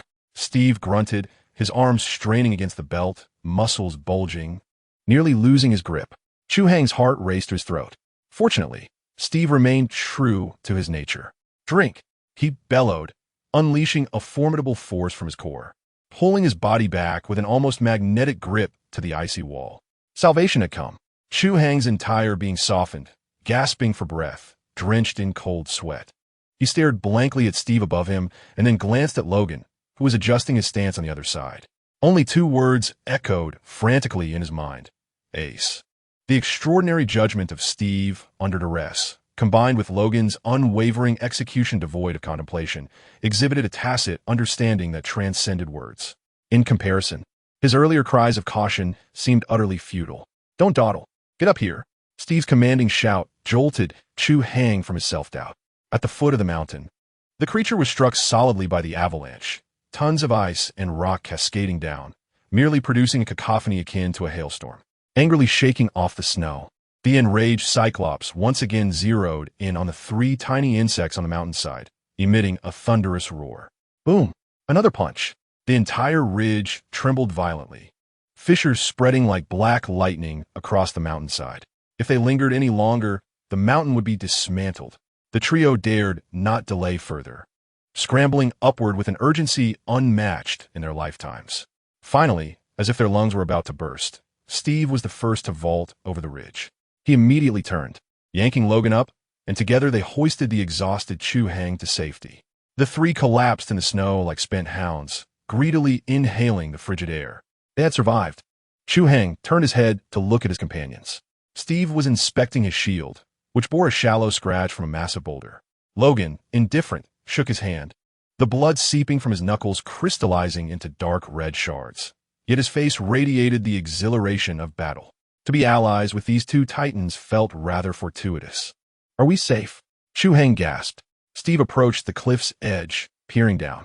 The massive creature paced restlessly below the ridge, its claws intermittently scraping the ground. With its cumbersome form, it could not possibly ascend the nearly vertical cliff.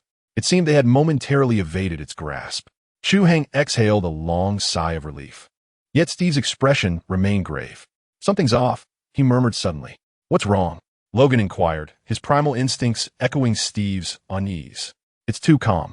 A chill laced Steve's voice. Given its prior savagery, it should have been wreaking havoc upon its surroundings after losing its target, rather than lying in wait as it appeared to be now. Waiting? A sense of foreboding gripped Chu Hai's heart. He quickly closed his eyes, straining his hearing to its limits. His heartbeat was steady, the footsteps had ceased. However, a new sound intruded upon his consciousness. A high-pitched, sharp hum resonated, akin to countless bees buzzing simultaneously in one's ear, growing louder and more piercing, nearly piercing the eardrum. The source emanated from his head. The frenzied whir of the turbine engine. Alarm surged through Chu Hai as his complexion turned ashen. He screamed in terror. The turbine was accelerating. It was gathering energy. At the foot of the mountain, the creature slowly lifted its gaze. One half of its head, a turbine engine, spun at a heart-stopping velocity, producing a shrill wail that tore through the air. A massive volume of air was forcefully inhaled, coalescing at the front into a blinding point of light, reminiscent of the sun's core, radiating a fierce, crimson glow. The temperature around them surged instantaneously, causing the snow atop the mountain to melt at an observable rate, billowing clouds of steam rising. It had no intention of merely climbing. It aimed to obliterate them along with the mountain itself from existence. "Scatter," was all Steve managed to shout before he lunged sideways like a cheetah. Simultaneously, Chu Hai and Logan rolled and crawled in the opposite direction. Just as they departed their original position, a colossal beam of dark red energy, capable of melting anything, erupted from the creature's maw, accompanied by a soul-rending shriek. The beam transcended sound, striking precisely where they had just stood. There was no cataclysmic explosion, only a disquieting hissing noise. Chu Hai watched in horror as the mountaintop, composed of hard rock and ancient ice, vanished silently upon contact with the beam, akin to butter tossed into a smelting furnace, melted, vaporized, and eradicated from this three-dimensional space. A vast circular gap, exceeding 10 meters in diameter, with edges as smooth as a mirror and still emanating plumes of heat, materialized at the summit. Chu Hai lay several meters away, feeling the scorching temperature beneath him, inhaling the pungent sulfur in the air, and gazing at the terrifying void that seemed to have been erased by divine intervention. A bone-chilling dread surged through him, as if his blood had nearly frozen. How could they possibly fight this? Chapter 34, Opportunity. The dark red beam appeared without warning and vanished just as abruptly. Chu Hai felt a wave of searing heat wash over him, as if he were standing before the gaping maw of a colossal oven. Instinctively, he raised his hand to shield his face, only to feel a stinging sensation on his exposed skin. The surrounding air had been heated to a terrifying degree. Each breath felt like swallowing a mouthful of scalding coals, searing his throat and lungs. Struggling, he lifted his head to gaze at the mountaintop where they had stood moments before. He froze, his mind blank, as though gripped by an invisible hand. It was gone. The section of the mountaintop, once comprised of ancient rock and thick ice, had inexplicably vanished, replaced by a nearly perfect circular void exceeding 10 meters in diameter. At the heart of the chasm, the rocks had been utterly melted, forming a dark crimson pool of bubbling magma, from which billowing steam ascended, distorting the surrounding air. Chu Hai's mind was completely overwhelmed. In his previous life, as a modern-day wage slave steeped in the influences of science fiction films and video games, he had witnessed various apocalyptic special effects. The Death Star's super laser, positron cannons, or Kamehameha waves, all seemed to him merely the product of programmer's code and artist's light and shadow. Yet now, when this unreasonable force of destruction, which had only existed in fantasies, unfolded vividly before his eyes, he truly grasped the essence of insignificance and despair. A visceral exclamation, encapsulating the essence of humanity's linguistic inadequacies, involuntarily escaped from Chu Hai's cracked lips. He felt as though his worldview, along with his meager courage, had been shattered into irretrievable fragments by this cataclysmic event. It was over. This time, it was truly over. The proverbial Barbie was set to commence. What was the point of fighting back? With a single strike, the very landscape could be altered. A chilling wave of powerlessness surged from the soles of his feet to the crown of his head, nearly freezing the blood coursing through his veins. Stiffly, he turned his neck, resembling a rusted automaton, hoping to see Logan, the fearless brute, still contemplating a reckless charge against their adversary. To his surprise, the usually hyperactive Wolverine, who would leap at the chance to strike anyone, now appeared utterly defeated. He knelt half-buried in the snow, one hand bracing against the ground. The other's fist clenched tightly, knuckles turning pale from exertion. Clearly, this overwhelming force had exceeded even his combative instincts, effectively short-circuiting his fierce spirit. Chu Hai cast his final glimmer of hope towards Steve, who, too, bore a pallor reminiscent of someone freshly pulled from a flour sack. His lips pressed tightly and his chest heaving violently, the rhythm nearly matching that of an old-fashioned sewing machine. Evidently, this battle-hardened super soldier was also profoundly shaken by the miraculous scene before him. His pride, the pinnacle of human physicality, would likely leave him with naught but a fragment if confronted with such force. As for his prized vibranium shield, perhaps only a small corner would remain as a keepsake. In that moment, the three strongest warriors from their respective teams fell into a profound silence. The atmosphere had plummeted to a freezing point. However, just when Chu Hai believed they might as well lie down and compare who could adopt the most serene posture, Steve Rogers, the man radiating the essence of righteousness, suddenly gritted his teeth. In his blue eyes, which had momentarily dulled with shock, two small flames reignited with fervor. No way, really? Are we not going to fight back? In the face of such dire circumstances, how is it that you can still ignite a spark? Do you possess a built-in lighter? Or is there a nuclear reactor nestled within your heart? Chu Hai conceded that he had been completely caught off guard by Steve's infuriatingly ill-timed heroism. Indeed, relinquishing hope now seemed premature. What if this colossal creature ran out of energy? What if its next assault faltered? As he spiraled into these musings, attempting to buoy his spirits with fanciful imaginings, his ears, enhanced by the super soldier serum, suddenly detected a subtle shift in the atmosphere. The devastating beam attack had been so powerful that it momentarily silenced the surrounding world, leaving him in a brief state of deafness. Yet now, as the ringing in his ears began to fade, the sounds of the world returned, the whisper of the wind, the crunch of snowflakes against the ground, the distant cracking of glaciers, and the once deafening roar from the base of the mountain, akin to 1,000 industrial drills, had suddenly diminished. Chu Hang's heart raced. He promptly closed his eyes, focusing all his attention on his auditory senses, like a finely tuned sonar, meticulously discerning every auditory detail emanating from beast. Indeed, the turbine on the creature's head was noticeably slowing, its sound shifting from a piercing shriek to a feeble, labored rumble, reminiscent of an aging engine desperately attempting to cool down after being overworked. This is it. Opportunity. No, wait, Captain. Overcome with excitement. Chu Hang nearly blurted out a gaming catchphrase from past life, scrambling to Steve's side, as that contraption's noise had become alarmingly feeble. Now is the moment. Steve's eyes lit up, bright as 2,000-watt searchlights, instantly dispelling the surrounding gloom. Excellent, excellent, excellent. He repeated the word thrice, the pall of despair lifting from his visage. Listen closely, this is our singular chance. Everyone, perk up your ears. I will draw its fire. What? Both Chu Hang and Logan were momentarily dumbfounded. You intend to attract its fire? What will you use for cover? Your handsome face? That's certainly one to shield you from a light cannon. I will divert its attention. Steve spoke with the rapidity of a Gatling gun, yet each word was terrifyingly clear. I will engage it head-on with speed and my shield. That lumbering beast will surely turn as slowly as a foolish donkey.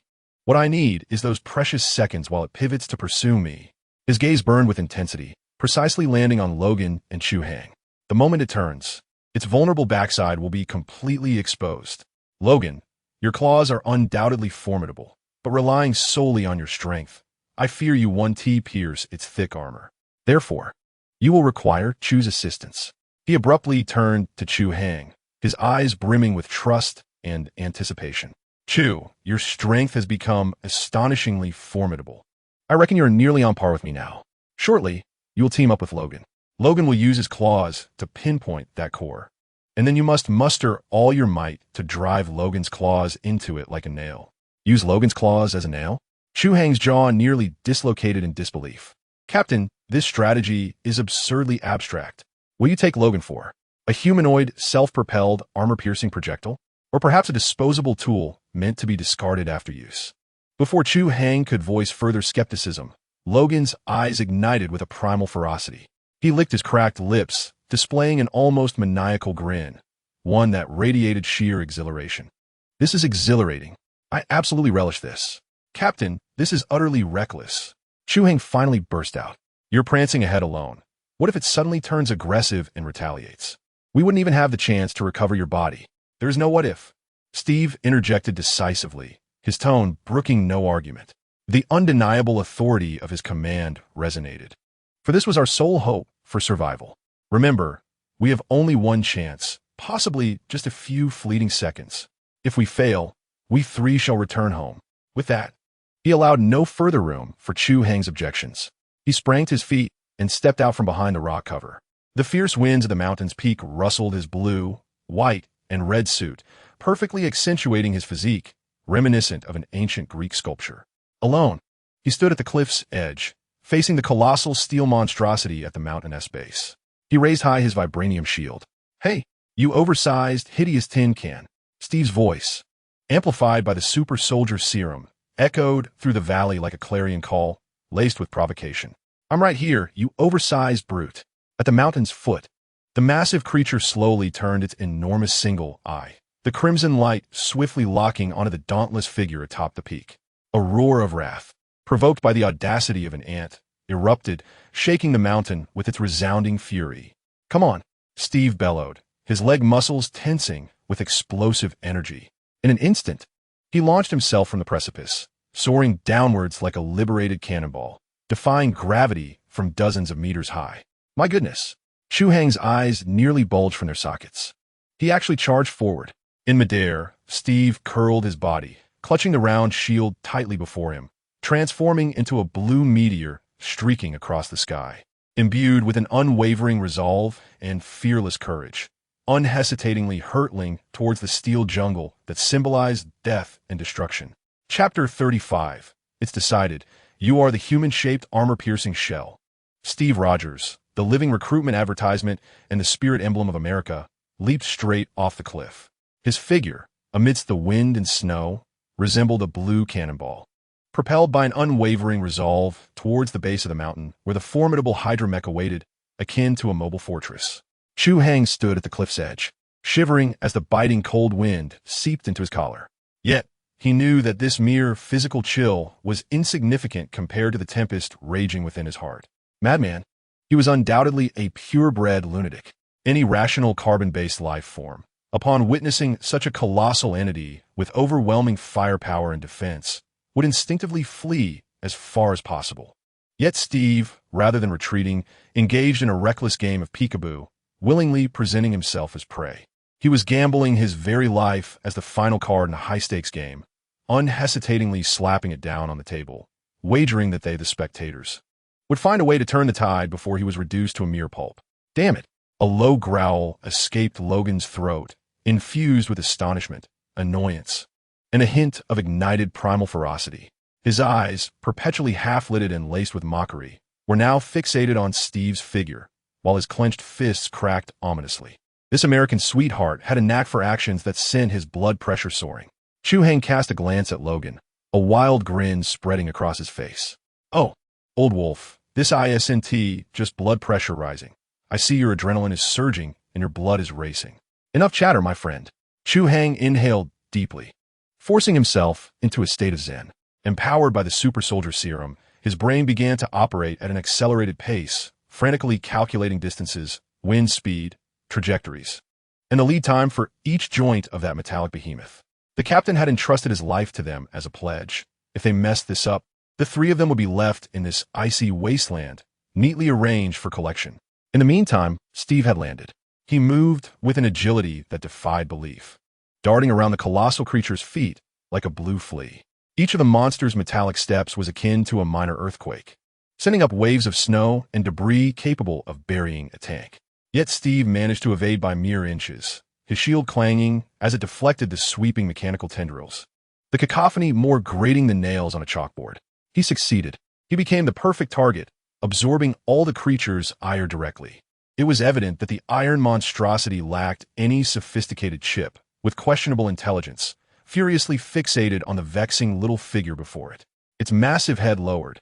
Two crimson electronic eyes locked onto Steve, entirely oblivious to the fact that its broad, unprotected back was now exposed to the view of the two observers perched on the cliff.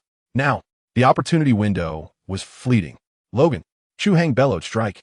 Old Wolf's response was succinct, brimming with the excitement of the impending feast. Chu Hai seized Logan by the back of his collar, the sensation akin to grasping half of a wrought iron door. The muscle knots on this old fellow were harder than Chu Hai's own skin. "Hold tight, you old coot." Chu Hai couldn't resist a jest before the launch. "If I slip and drop you, I won't be responsible for retrieving your remains." "Shut up, you brat. You're the heaviest damn burden I've ever seen." Logan cursed vehemently, yet his body was taut like a drawn bow, legs slightly bent, ready to be launched like a projectile. With a powerful thrust of his legs, Chu Hai unleashed the terrifying explosive force of the super soldier serum, pushing it to its very limits. The rocks beneath him cracked underfoot as he shot into the sky like a shell from a cannon, still holding onto a 100-kilogram humanoid pendant equipped with 3 bone claws. The wind howled fiercely in Chu Hai's ears, and the sensation of weightlessness churned his stomach. He fixed his gaze on the enormous, moving target below, frantically adjusting their parabolic trajectory in midair according to its movements. "Right there!" Chu Hai bellowed at Logan, pointing toward a heavily armored area on the monster's back, the only spot he had pinpointed with his extraordinary hearing that resembled the fabled Achilles' heel. Logan twisted his head in midair, his gaze sharpening to a point sharper than the bone claws in his hands. With a swift motion, 3 gleaming bone claws shot forth from his fists. Closer, even closer. Chu Hai could discern the thick welding seams and menacing rivets on the monster's armor, catching the acrid scent of oil mixed with burnt debris and ozone. Below, Steve seemed to grasp the situation, thrusting his shield forward with all his might to collide with one of the monster's legs. The action bore little damage, but was laden with humiliation, successfully rendering the creature's immense body momentarily rigid. This instant, "Get in there!" Chu Hai let out a roar that transcended human sound, twisting his torso, muscles coiling, expending every ounce of strength he had amassed since his arrival, driving Logan fiercely toward that target. Rather than a mere thrust, It was a gamble of his entire being, adopting a nearly self-destructive ferocity as he hurled Logan like a living armor-piercing projectile against that ludicrously thick armor. The clang, a shrill metallic screech, erupted, piercing the air. Logan's bone claws collided violently with the monster's armor, erupting into a dazzling spray of sparks. The claws, capable of rending bank vault steel, only left 3 glaring white scratches on the armor's surface, failing to penetrate completely. Damn it! Logan's curses mingled with the sound of metal grinding, filled with a sense of frustration. A heavy sensation weighed upon Chu Hai's heart. Had he miscalculated? Was this tortoise shell even harder than anticipated? No, it was not over yet. His role in this drama was far from finished. Chu Hai's body surged forward, propelled by immense inertia, colliding forcefully against Logan's back. His feet landed precisely on Logan's lower back, utilizing him as an impeccable fulcrum and conduit of force. I had mentioned that Chu Hai's eyes were bloodshot from excessive strain. His voice, emerging from gritted teeth, "Let me in." He summoned every ounce of strength from the super soldier serum coursing through him, channeling the pent-up resentment of a modern worker grappling with the relentless grind of 996, the ceaseless competition, and the absurdity of this wretched world. He distilled his fear of death and fervent desire to survive into a singular focus, consolidating all his energy into his right foot. Then, with unyielding ferocity, he launched a kick. This strike landed unerringly on the back of Logan's right fist, which was already embedded halfway into the armor. Crack! This time, the sound was not that of jarring friction, but a crisp, shattering noise reminiscent of tempered glass fracturing. Under the combined might of their super soldier-level powers, the seemingly indestructible armor was finally breached in the most savage and unreasonable manner imaginable. Logan's entire right arm, claws and all, was forcibly driven into the creature's body by Chu Hai's kick. A roar erupted from the depths of the monster's throat. A sound so unnatural, it was filled with the static of electricity and alarms of system failure, resonating with agonizing fury. The terrifying wave of sound instantly hurled both Chu Hai and Logan from its back, sending them tumbling through the air like discarded ragdolls, crashing into the snow several dozen meters away, creating 2 steaming craters. Chu Hai felt as though all the bones in his body had been shattered. A metallic taste of blood filled his mouth, yet his gaze remained unwaveringly fixed on the colossal beast. It had gone mad. The creature they had pierced had descended into utter frenzy. Its massive body writhed in chaos, countless mechanical tendrils flailing wildly, shattering everything in their path. The enormous turbine engine on its chest began to flicker uncontrollably, dark red energy beams sweeping aimlessly, carving deep chasms into the ice and melting the mountain rock into molten lava. "Run!" Steve's voice thundered, having seized the opportunity to rush to their side, yanking Chu Hai from the snow pit. Meanwhile, Logan staggered to his feet, his right arm, which Chu Hai had used as a projectile, dangled limply, clearly fractured, yet visibly mending at an astonishing pace due to the healing factors at work. The 3 of them raced away, heedless of their surroundings, desperately fleeing from a monster. Behind them lay a scene reminiscent of the apocalypse. A series of muffled explosions resonated from within the creature's body, belching forth plumes of black smoke and electrical sparks from the seams of its armor. Ultimately, amidst a cataclysmic explosion, its mountainous form collapsed with a thunderous crash, sending waves of snow cascading in all directions. The world has finally descended into tranquility. Chu Hai collapsed onto the snow, gasping for breath as if he were a battered bellows, feeling as though his lungs might burst. Steve knelt on the ground, leaning on his shield, his chest heaving violently. Logan, on the other hand, lay sprawled out, forming a large letter with his body, a squashed cigar clenched between his teeth, gazing silently at the overcast sky. They had triumphed. In a battle that seemed utterly hopeless, the 3 of them, driven by increasingly reckless plans and a fierce determination, had truly brought down that formidable behemoth. An unprecedented sensation, known as exhilaration, surged within Chu Hai. So this is what it feels like to be a hero. Quite splendid indeed. Chapter 36. Energy can be replicated. The world has finally quieted down. The explosive sound, more intense than a rock concert, and the metallic wails, more mournful than a slaughterhouse, had all been extinguished in the final, thunderous roar akin to a miniature nuclear blast. Chu Hai slumped onto the snow, feeling akin to a wretched soul who had just run an 800-kilometer marathon, only to be repeatedly crushed by a dump truck. He gasped for air, his body protesting as if every joint were on the verge of disassembling. Exhaustion enveloped him. Indeed, it was more draining than the memory of a month spent laboring on a project. Having traversed into this world for so long, this was the first time he had engaged in such a high-stakes confrontation. It was as if colossal mechs and terrifying monsters had been seamlessly stitched together, pushing his mental strain to its zenith. Every second, his nerves were taut as guitar strings, fearing that a moment of inattention might reduce him to a two-dimensional being. The muscle fibers he had strained from the violent exertion were healing at an astonishing rate, aided by the super soldier serum and self-healing factors. The dual powers within him were synergizing effectively. Instinctively, Chu Hai clenched his fist, feeling a strength within him that could crush metal. He realized that after this battle, he had truly solidified the power of the super soldier serum. He was now significantly stronger than before the fight. A long, labored breath echoed nearby. Turning his head, he saw Steve Rogers, one knee on the ground, supporting himself with his iconic shield. Captain America was panting heavily, yet his blue eyes sparkled with the relief of survival and unwavering resolve. "Are you all right?" Steve asked, his voice raspy yet filled with concern. "I'll live," Chu Hai replied, flashing a bright smile that revealed his white teeth.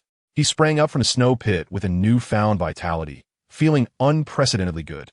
Steve looked at Chu Hai, returning the smile with one of relief. He nodded, his gaze shifting to the other side. Logan lay sprawled in the snow, still in the shape of a large letter L. His arm, which had been treated by Chu Hai as a makeshift drill for penetrating armor, now appeared to be nearly restored under the influence of self-healing factors, as if the ghastly injury from moments ago were but a figment of the imagination. "Hey, old man, are you still alive?" Chu Hai called out to him. Logan remained silent, merely raising a hand to offer an unmistakable gesture to the overcast sky. "All right, it seems your spirit is quite intact," Chu Hai shrugged. Steve rose to his feet and approached Chu Hai, extending his hand. Chu Hai paused for a moment before grasping it. With a firm pull, the captain helped him up. "Well done, Chu," Steve said, giving him a hearty pat on the shoulder, the force of which would have made an ordinary person wince. "If it weren't for you, we might have met our end here." "Don't say that, Captain," Chu Hai quickly returned the compliment. "If you hadn't been the first to jump in and draw fire, we wouldn't have even had the chance to get close to that guy."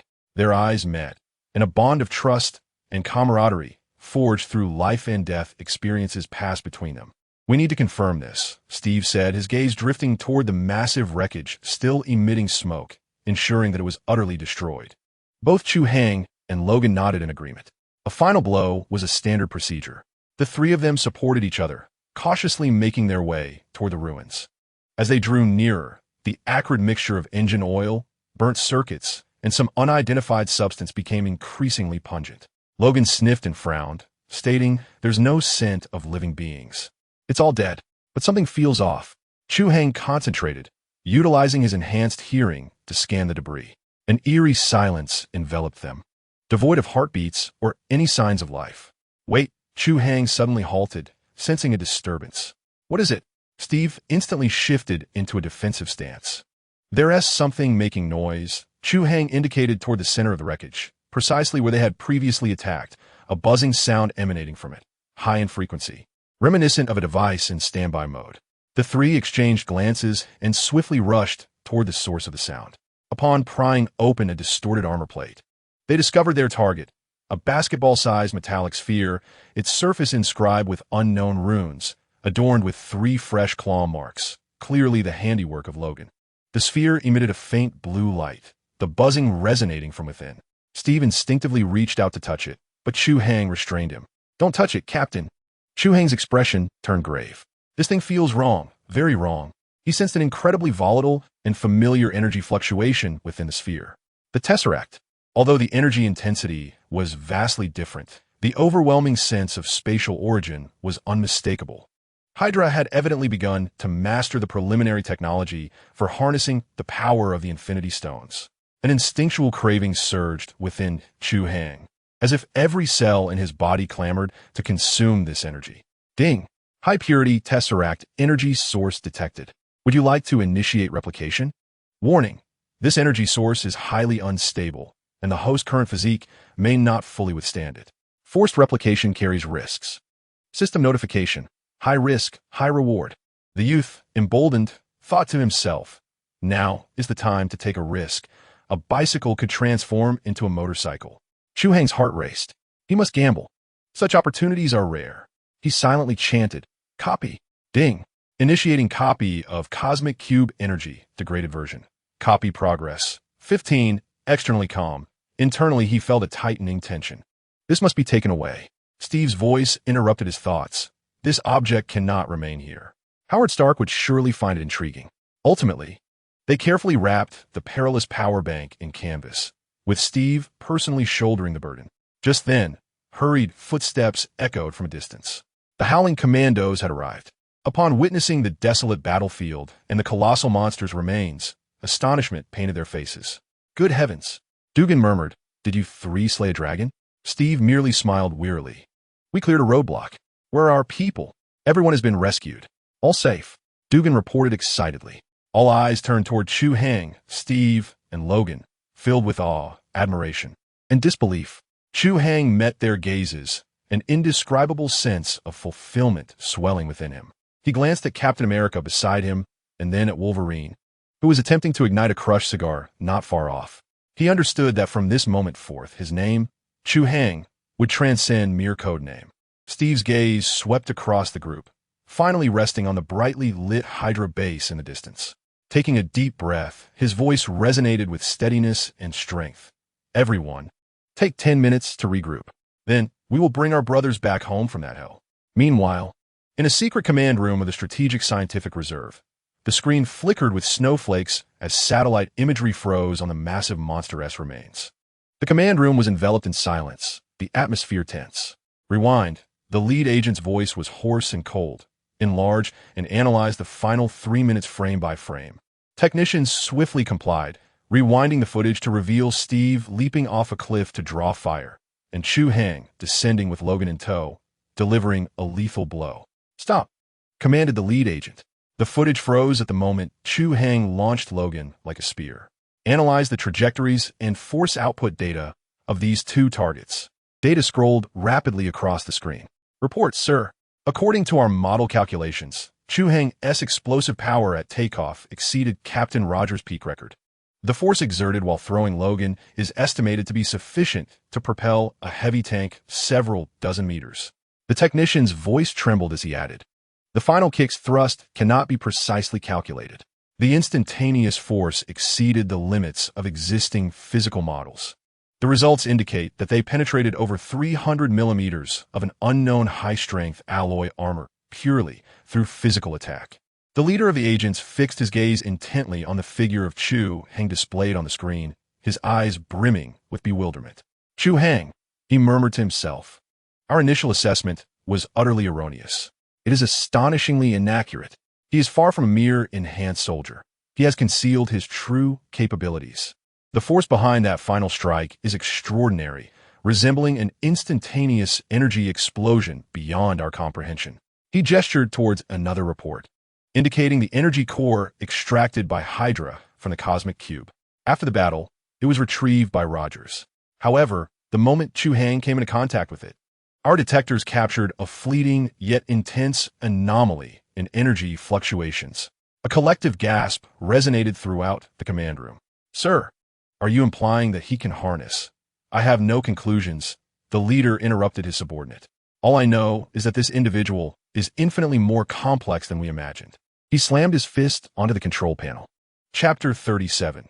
The Lair Chu Hai's seemingly casual remark about something else fell like a drop of ice water into a boiling pot of oil, instantly solidifying the atmosphere in the room. Clarify. Steve Rogers' visage, reminiscent of a Greek statue, tensed immediately, his grip on Chu Hai's shoulder tightening like a vice. Had Chu Hai not just completed a hardware upgrade, the force would have surely shattered his bones. The future leader of the Avengers bore no trace of gentleness in his gaze. It was sharp and predatory, akin to that of a falcon locking onto its prey. Logan, leading the group, also froze.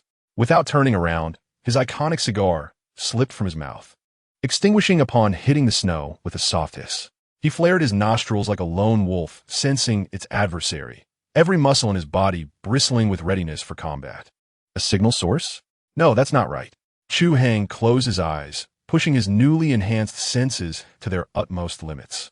A gift from the super soldier serum he had just fully integrated. His mind transformed into a precise sonar system, filtering, analyzing, and modeling the myriad sound wave data flooding into his ears. Not one, but thousands, perhaps even more.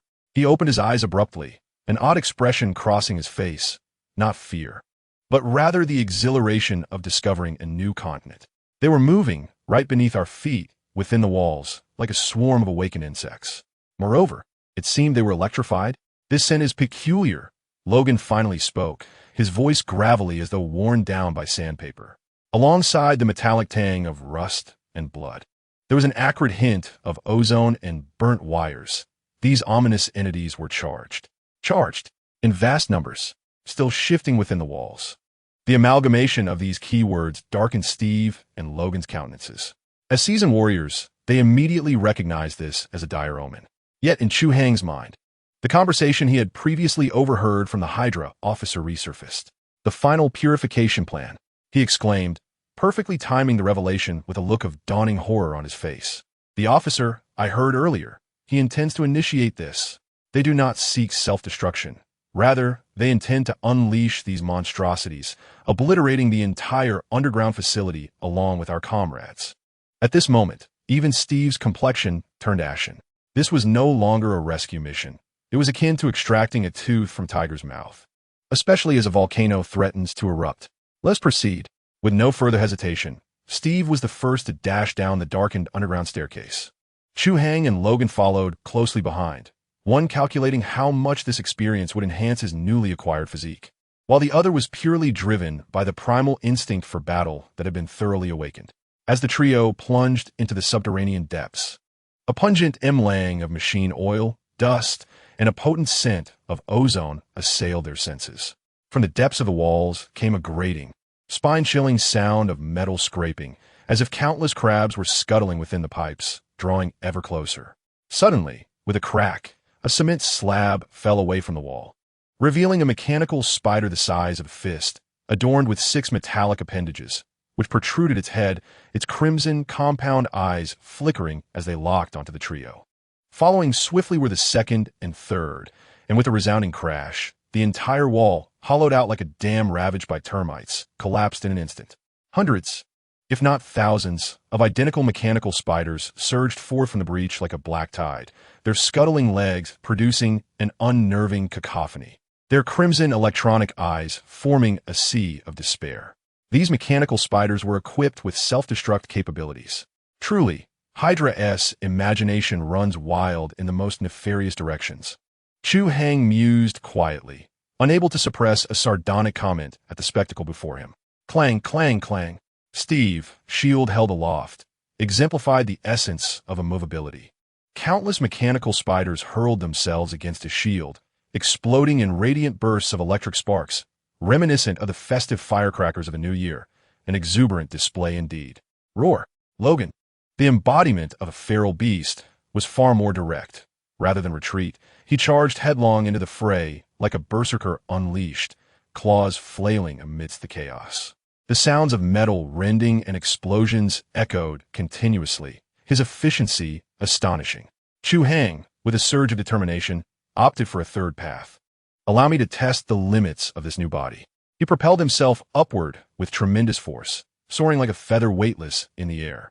A gentle push off the wall allowed him to perform a somersault, ultimately hanging upside down from the ceiling, limbs splayed. An impeccable sense of balance and a defiance of gravity. The agility and strength bestowed by the super soldier serum were artfully showcased in this moment. The view from the ceiling was indeed different. A grin spread across his face, akin to that of a true predatory spider, as he moved rapidly across the ceiling, each motion precisely placing him above the densest clusters of arachnid foes. Then, with a powerful stomp, boom, the enhanced strength from the serum poured through his soles unreservedly, obliterating a vast cluster of mechanical spiders along with the concrete ceiling beneath them into a fine powder. The sensation was far more exhilarating than squashing a horde of cockroaches. 3 individuals, one a fierce warrior, another a highly agile assassin, forming a classic triangle of synergy, fiercely engaging in battle amidst the tide of mechanical spiders. Yet, just as their excitement peaked, an alarming signal echoed through their sonar, alerting them to a dire situation. They realized that the true main force of the mechanical horde, a vast ocean of machinery, had completely disregarded their skirmish, instead maneuvering through numerous auxiliary conduits and vents, encircling the prison from all directions with a strategic assault. A small contingent was sent to delay them, while the main force aimed to infiltrate their base. Panic surged through Chu Hai as he shifted into a mode of urgency. Bellowing to his comrades below, "Captain, we've been outmaneuvered. Their main force is bypassing us. Their target is the prison." Steve and Logan's movements abruptly froze. "Retreat. Charge forward," Steve decisively commanded, abandoning any thoughts of lingering in combat. The trio forced their way through, carving a path through the electrifying tide of metal. However, upon emerging from the corridor onto the main thoroughfare leading to the zone, they abruptly halted. Before them stood two makeshift machine gun nests, constructed from sandbags and steel plates, effectively blocking the only passage. The twin barrels of the MG-42S, ominously dubbed Hitler's chainsaw, were trained on them. Behind, the mechanical tide, previously cast aside, began to coalesce anew, rustling ominously as it prepared for another charge. With heavy firepower ahead and an unending wave of self-destructing foes behind, Chu Hai licked his parched lips. Yet excitement surged within his eyes. This was getting interesting. Chapter 38, Battle Resolution. Before them, two machine guns spewed forth lethal metal, while behind, the rustling sound of the mechanical spiders signaled an impending embrace of destruction. This sensation was all too familiar to Chu Hai. It mirrored the most classic scenarios in gaming. After painstakingly battling through adversity to reach a door, one discovers it guarded by two elite sentinels with formidable health bars, while a relentless train of lesser foes trails behind, accompanied by a blood-red countdown for urgent rescue in the corner of the screen. A quintessential pincer maneuver, a dire predicament where escape seemed impossible. For an ordinary player, this moment might evoke thoughts of abandoning the game or contemplating a different character. Yet, Chu Hai's companions were far from ordinary players, especially Steve Rogers. It seemed that his gaming lexicon had never even contemplated the notions of surrender or retreat. "I need 3 seconds." Steve's voice resonated with an unsettling calm, as if emanating directly from his chest, devoid of any emotional fluctuation. He didn't even glance back. Yet both Chu Hai and Logan instantly understood that this command was a tactical directive directed at them. 3 seconds. In this corridor woven from a tempest of 792mm Mauser rounds, not even a fleeting hesitation of 3 seconds, or even a mere zero. 3 seconds would suffice to spare an unsuspecting cow from becoming a sieve. Logan emitted a bestial growl from his throat, surging forward, his body nearly pressing against Steve's back, embodying a poised cheetah, surrendering his most vulnerable flank without reservation to the steadfast Chu Hai behind him.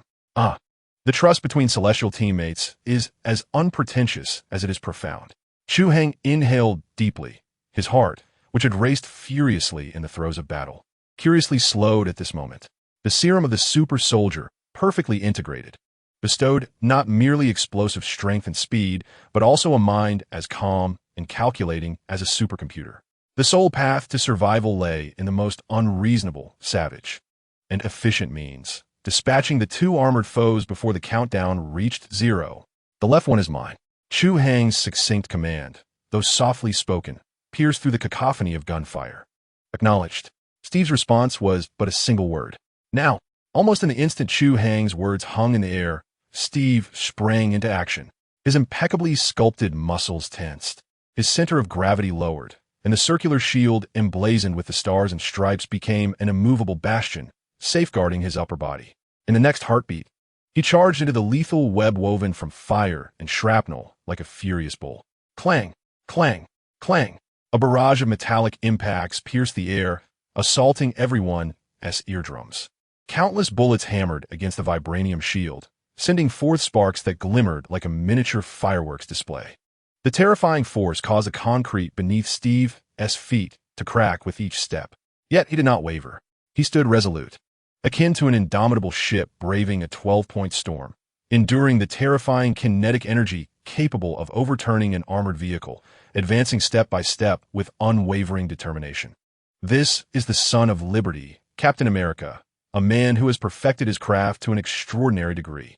Behind him, Logan's figure melded seamlessly with his own. Crouched within the sanctuary cast by the shield, his movements synchronized with Steve's.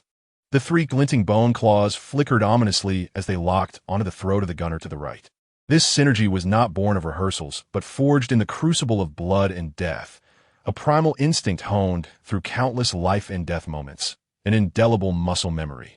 Meanwhile, Chu Hai opted for a third path, a route recommended by the system, laden with audacious maneuvers.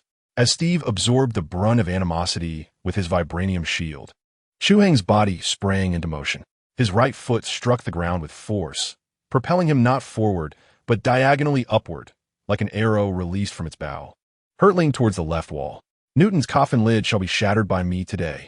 Under the terrifying enhancement of the super soldier serum, Chu Hai's body felt as light as a feather, rendering gravity a mirror just before him.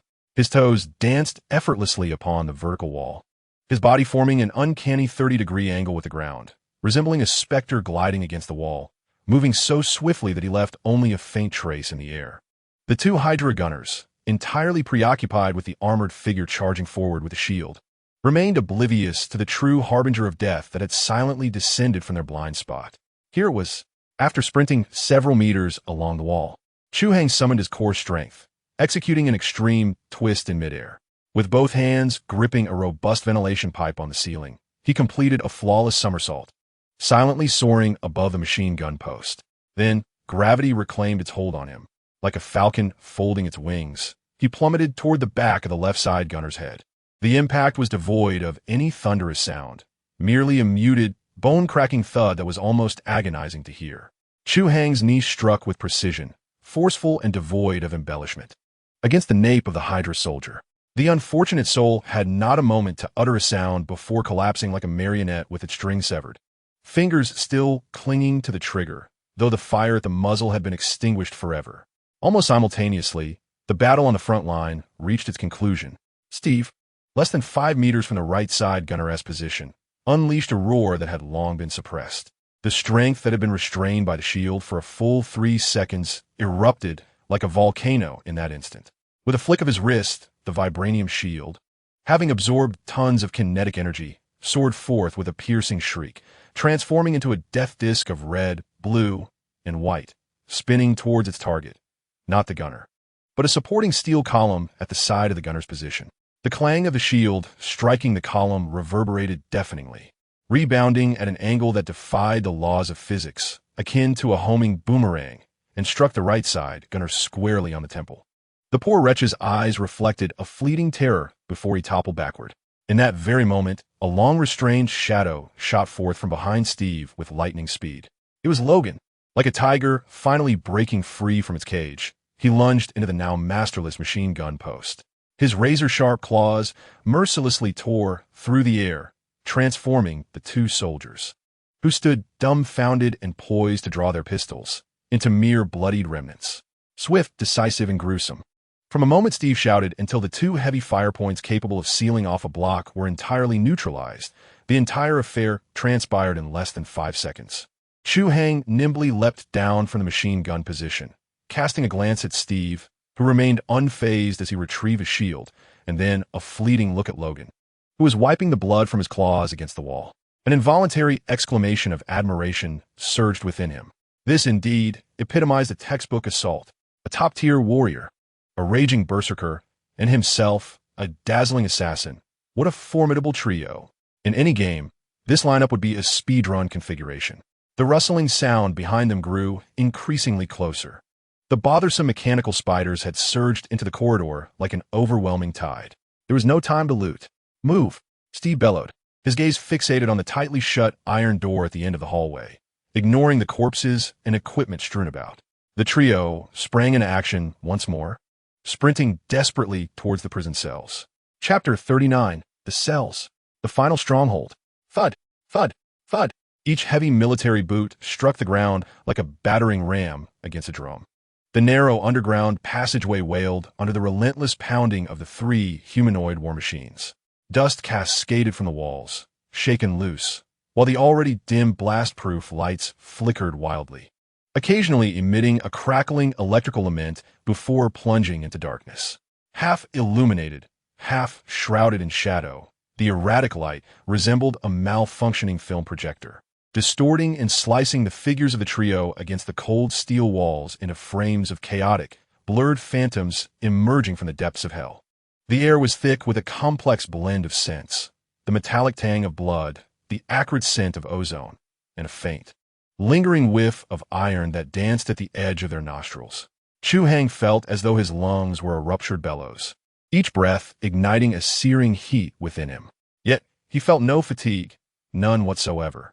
The explosive power bestowed by the super soldier's serum surged through every fiber of his muscle, roaring like a flood unleashed. His heart pounded like a war drum struck by a giant, each powerful beat propelling scalding blood to his limbs, bringing waves of exhilarating strength. Meanwhile, Logan's healing factor served as an inexhaustible nuclear furnace, incinerating the excruciating pain from his muscles as they strained beyond their limits, transforming it into pure, more ferocious energy. Destruction and rebirth intertwined. This exquisite agony, both painful and pleasurable, almost compelled him to howl at the sky. He observed the blue figure sprinting ahead, and a single word echoed in his mind: madman. Steve Rogers was a blue rocket that would not cease once ignited. His physique resembled that of a prehistoric armored bull. The concepts of evasion and deceleration seemed foreign to him. His eyes were locked onto the thick, despair-inducing steel door at the end of the corridor. Each step he took shattered the concrete beneath him. He was not merely running. He was etching a direct line toward victory with his very flesh and blood. Chu Hai could sense that the serum he had appropriated was formidable enough, yet it paled in comparison to the genuine article ahead of him, lacking that elusive essence. It was an unyielding will forged from purest steel, capable of transforming oneself into a banner of resolve. Almost matching Steve's stride for stride was Logan. This seasoned warrior had forsaken the use of his legs altogether, opting instead to traverse on all fours, his muscular contours beneath his combat attire resembling a coiled serpent. Akin to a saber-toothed tiger emerging from a primordial jungle, exuding ferocity. 3 ghastly bone claws had already emerged, gleaming with a menacing cold light in the dimness, while a low, bloodthirsty growl reverberated from his throat, each breath exhaling clouds of scalding vapor. His senses were sharper than those of Chu Hai and Steve. The increasingly potent scent of blood had ignited the primal instincts within him. He was not there to rescue. He was there to feast. In a flash, they were less than 10 meters from the imposing door. With a thunderous roar, Steve's voice echoed like a clap of thunder, reverberating through the confined corridor. He executed no flamboyant maneuvers, instead channeling all his strength, rage, and conviction into his right shoulder, which was harder than steel. With an unparalleled momentum capable of cleaving mountains, he crashed into the door. The resounding impact was a terrifying explosion that could shatter one's innards. Chu Hai's ears were instantly deafened, his mind engulfed in a piercing buzz. He felt as though the ground beneath him surged upward, a visible shockwave radiating from the point of impact, sweeping away dust and debris from the corridor. The specially crafted door, half a meter thick and designed to withstand direct hits from anti-tank artillery, bore a horrifying dent at its center, as if struck by a hydraulic press of immense tonnage. In the next heartbeat, countless dark fissures, alive like creeping vines, erupted from the point of collision, spiraling outward in a frenzy. The entire locking mechanism, along with the deeply embedded concrete structure, disintegrated amidst a shower of rubble and sparks. The several-ton iron door flew inward like a piece of scrap hurled by a giant, crashing violently into the space beyond with a deafening thud. The door had swung open. However, the scene that lay beyond left the 3 figures, who had just exuded such overwhelming confidence, frozen in their tracks. The hair on Chu Hai's neck stood on end. A chill more biting than the Siberian wind coursed from the soles of his feet up his spine, as if an ice pick had been plunged into the crown of his head. In that instant, his blood felt as though it had turned to ice. Had they truly breached the lair of the alien? What lay before them was certainly not a prison cell. It was a living ocean of pure despair and steel. A black abyss. The mechanical spiders, which they had encountered outside, now swarmed in abundance. They were densely packed on the ground, walls, and ceiling, resembling a writhing, nauseating black carpet that enveloped everything within sight. The incessant sounds of metallic limbs scraping against the floor and the gnawing of steel were intermingled with a repugnant stench of ozone and blood, assaulting the senses and nearly suffocating. When the door was forcefully flung open, the Black Sea seemed to pause for a brief second. Then, countless scarlet compound eyes turned in unison, locking onto the three figures at the entrance with a chilling, emotionless gaze that regarded all living beings as mere sustenance. "Help! Get away! Don't come any closer." From the depths of hell, the anguished cries of survivors echoed. In rows of iron cages, the captured soldiers, with their last vestiges of strength, pounded against the bars, their faces contorted by fear and despair. Their uniforms were in tatters, marked by wounds, their eyes hollow, resembling lambs awaiting slaughter. Right before Chu Hai and his companions, a spider had pierced the iron bars of a cell with its surgically sharp mandibles. Its glowing red eyes fixated on a young soldier, huddled in a corner, trembling in terror. It lunged forward.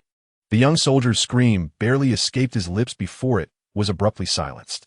A vivid splash of crimson stained the cold iron bars.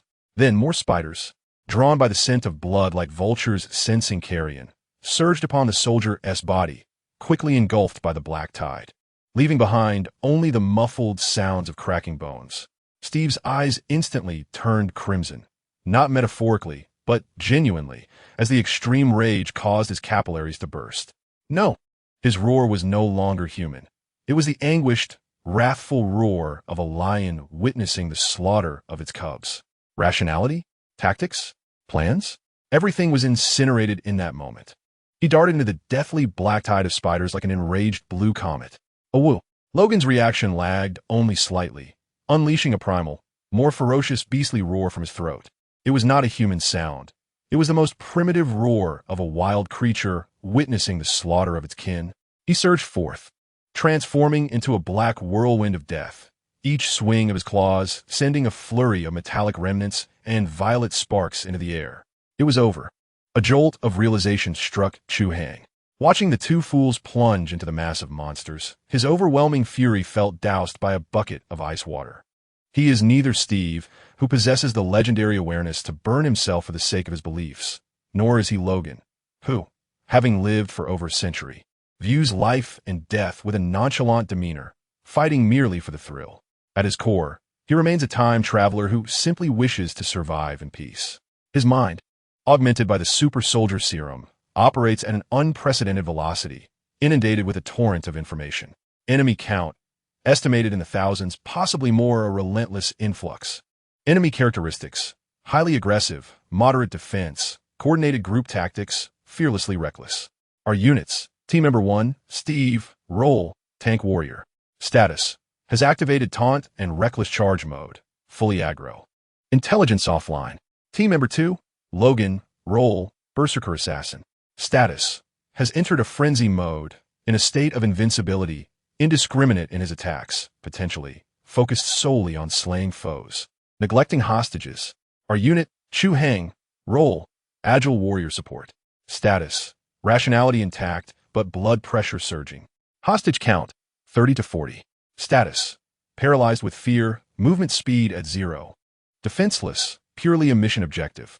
Terrain, narrow, easily defendable, yet susceptible to encirclement. Damn it, Chu Hai cursed inwardly. This is not a battle. It is a hellish difficulty tower defense game. With two main forces reduced to mindless automatons, he alone remains lucid. If this continues, it is tantamount to delivering a feast to the enemy. Someone must take on the mantle of that damn commander. Captain, block the door. Do not let them in. Chu Hai shouted with all his strength, his voice hoarse as if scraped by sandpaper, yet it thundered like a clap of lightning. Logan, clear the left side. The right is mine. This roar finally managed to pull Steve back from the brink of fury. He abruptly turned, the vibranium shield emblazoned with a star crashing to the ground with a deafening thud, his towering figure resembling an immovable mountain, firmly blocking the doorway he had smashed open. Bracing against the second wave of enemies surging in like a tide, Logan did not reply, but he roared, unhesitatingly turning toward the left cell area, commencing a more efficient slaughter. The tactic was effective. Chu Hai inhaled deeply, The air filling his lungs felt less like oxygen and more like searing flames. His gaze fixated on the right side. There, the iron door of the cell was crawling with spiders, inside which a young soldier huddled, paralyzed with terror. Time was running out. Chu Hai's figure left a blur in its wake, and in the next instant, he appeared like a specter at the cell's entrance. He paid no heed to the spiders, his hands darting out with lightning speed, gripping the pitted railings of the cell door. His feet braced firmly against the wall beside the door, every muscle in his body tensed like coiled dragons, his combat suit creaking under the immense strain. "Open up." He ground his molars, forcing out those words between clenched teeth. Creak, creak, creak. The piercing metallic wail, akin to the nails of a malevolent spirit scraping against glass, compelled the surrounding soldiers to cover their ears in agony. The prison door, forged from specialized steel and deeply embedded within the wall, began to contort inch by inch under Chu Hai's unreasonable, sheer brute force. Fragments of concrete and rebar erupted from the junctions of the wall, scattering violently, in the eyes of a soldier who could hardly believe the spectacle before him. As if witnessing a miracle, the prison door was forcibly ripped from its hinges. Yet, he did not discard this hunk of scrap metal. Instead, he hoisted the heavy iron door, weighing several hundred pounds and still sparking with embers, above his head like a giant fly swatter. And with a crushing force akin to Mount Tai, he brought it down upon the mechanical spider that had just lunged forward. A thunderous boom resonated. The spider, along with the unyielding special cement floor beneath it, was instantaneously reduced to a shapeless mass of mingled metal and rubble. Standing there, wielding the battered iron door like a demon emerging from the depths of hell, Chu Hai's chest heaved violently. He turned to face the soldier in the cell, who was now utterly dazed, and with a grin revealing blood-stained teeth, he spoke in a hoarse voice imbued with undeniable strength. "Do not fear. I have arrived." Chapter 40. The Guardian of the Gate Boom. A thunderous roar erupted in the narrow underground passage, reverberating through the air and causing the soldiers' eardrums to throb. The formidable steel door, thick enough to serve as a fortress, buckled inward dramatically under Steve Rogers' relentless force. In the next moment, a multitude of inky cracks spread across the door like a web. Clang! A massive iron mass, akin to a biscuit kicked across the room, spun and flew backward, crashing heavily into the darkness behind the door, stirring a cloud of dust. The door swung open. Then, the three figures at the entrance froze, as if a pause button had been pressed. In that instant, a chill coursed through Chu Hai, causing the hair on his arms to stand on end. Had he just pierced the lair of the mechanical spiders? What lay before him was not merely a prison block. It was a living, breathing expanse of cold steel and unhinged carnage, a black ocean. The ground, the walls, and the ceiling were densely populated, layer upon layer, with those cursed mechanical spiders. Countless crimson electronic eyes flickered in the darkness, resembling the gaze of a million malevolent spirits fixated upon them. The sound of metallic limbs scraping and crawling, mingled with the noise of gnawing steel, formed a maddening symphony of death. The air was thick with a nauseating concoction of ozone, oil, and the pungent scent of blood, nearly overwhelming him to the point of retching. Silence lingered, but only for a fleeting second. Then that black ocean stirred. "Help! Get away!" From the depths of the sea, the heart-wrenching wails of survivors echoed. Before Chu Hai, a spider, with its razor-sharp forelegs, effortlessly tore apart the iron bars of the cell and lunged at a young soldier cowering in the corner, trembling like a leaf. The scream barely escaped his lips before was abruptly silenced. A vivid splash of crimson splattered against the cold iron bars. Following this, more spiders surged forth, akin to piranhas sensing blood, swiftly overwhelming the soldier. The chilling sound of bones being crushed and the metallic mandibles voraciously tearing through flesh resonated clearly. Steve's eyes suddenly turned red. Those azure orbs, usually as clear as the sky, now appeared to be filled with molten lava. No, the sound erupting from his throat was no longer a human roar, but a heart-wrenching, furious roar of a lion. Rationality? Strategy?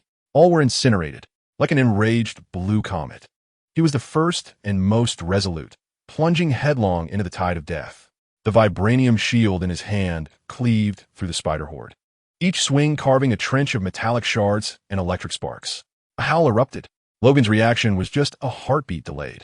A primal, Feral roar exploded from deep within him as three pale bone claws sprang forth.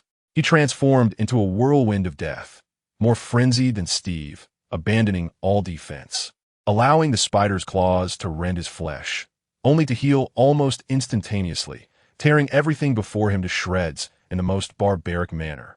It was over. A sinking feeling gripped Chu Hai's heart as he watched the two silent giants plunge into the monstrous heap. A surge of anger ignited within him, only to be doused by a chilling realization. Damn, this was no mere battle. It was a hellish tower defense game. The two main forces had devolved in a mindless fury, leaving him as the sole player, still maintaining clarity. At this rate, not only would they fail to save anyone, but the three of them would be consumed alive by this endless tide of metal cans. Someone had to take on the role of this damned commander. Captain, block the door. Don't let them in. With all his strength, Chu Hai shouted desperately at Steve's back. Logan, clear the left side. I'll handle the right cell block. This roar finally brought a sliver of reason back to the nearly maddened Steve. He abruptly turned, witnessing more spiders pouring in at the doorway, instantly grasping Chu Hai's intent. With a rush, he dashed back to the entrance, slamming the vibranium shield down with a resounding crash, his imposing figure wedging firmly against the door. Logan did not respond but roared as he shifted to the left, commencing a more efficient slaughter. The strategy was proving effective. Chu Hai took a deep breath, his gaze sharp as a bolt of lightning, locking onto the right side. There, on the iron door of a cell, spiders crawled relentlessly, while inside, a soldier cradled his head, muttering prayers to the Virgin Mary. Time was of the essence. In the blink of an eye, Chu Hai materialized at the entrance of the cell, his presence ghostly and formidable. He paid no heed to the spiders clinging to the door. Instead, his hands shot forth like two searing iron pincers, gripping the battered bars of the cell door with a vice-like strength. With his feet braced against the wall, his muscles coiled and bulged like a dragon, his combat suit creaking under the strain. The ferocious power bestowed by the super soldier serum surged through his veins like a raging tempest. Open! He ground his molars, each word seemingly squeezed from the depths of his very soul. With an ear-piercing screech, the fortified steel door, embedded deep within the concrete wall, began to yield and distort under the sheer force of his unadulterated strength, inch by inch. Fragments of concrete and steel splintered and flew, striking his face with stinging intensity. His palms were ground to a pulp, muscles tearing at their limits, yet the golden warmth of his healing factor rushed in to mend and reassemble, imparting a perverse pleasure that hovered between annihilation and rebirth. Ecstasy in the dazed eyes of the soldier within the cell, as if witnessing a divine apparition. Chu Hai wrenched the door free from its moorings. Yet he did not discard this hunk of scrap iron. Instead, he hoisted the heavy door, still bearing the remnants of crushed spiders, like a colossal fly swatter, and brought it crashing down upon a mechanical spider that lunged toward the gap in the cell. Boom! A tremendous roar erupted. The spider, along with the concrete floor beneath it, was annihilated into a shapeless mass of metal. Armed with the battered door, Chu Hai resembled a demon emerging from the depths of hell, his chest heaving as he exhaled steam like boiling vapor. He turned to the soldier, who stood frozen in disbelief, and grinned, revealing teeth stained crimson by gunpowder. Do not fear, his voice, hoarse yet imbued with undeniable power, declared, I have arrived. With that, he positioned the iron door before him, transforming it into a makeshift shield bristling with spikes, ready to fend off another wave of approaching spiders. Bang! Bang! Bang! The relentless impacts reverberated through his hands, numbing his grip. To passively endure such blows was the folly of fools. Get out of my way, he bellowed, swinging the iron door with the vigor of a broom sweeping away refuse. The heavy door, slicing through the air with a piercing shriek, carved a lethal arc. All mechanical spiders caught in its path were obliterated, bursting into a shower of fragmented parts. With a single sweep, a clear expanse emerged before him. Hope surged through Chu Hai, invigorating him like a player who had just acquired a divine artifact, as he wildly brandished his formidable weapon, smashing, sweeping, and striking.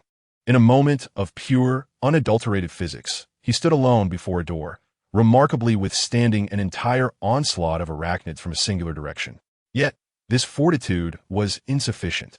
A relentless tide of spiders surged forth from the depths of the passage, seemingly endless. Meanwhile, Logan was engulfed in a frenzy, However, his slashing speed could not possibly keep pace with the rapid dismantling of their refuge by the spiders. They needed to be mobilized. "Hey, you spineless cowards.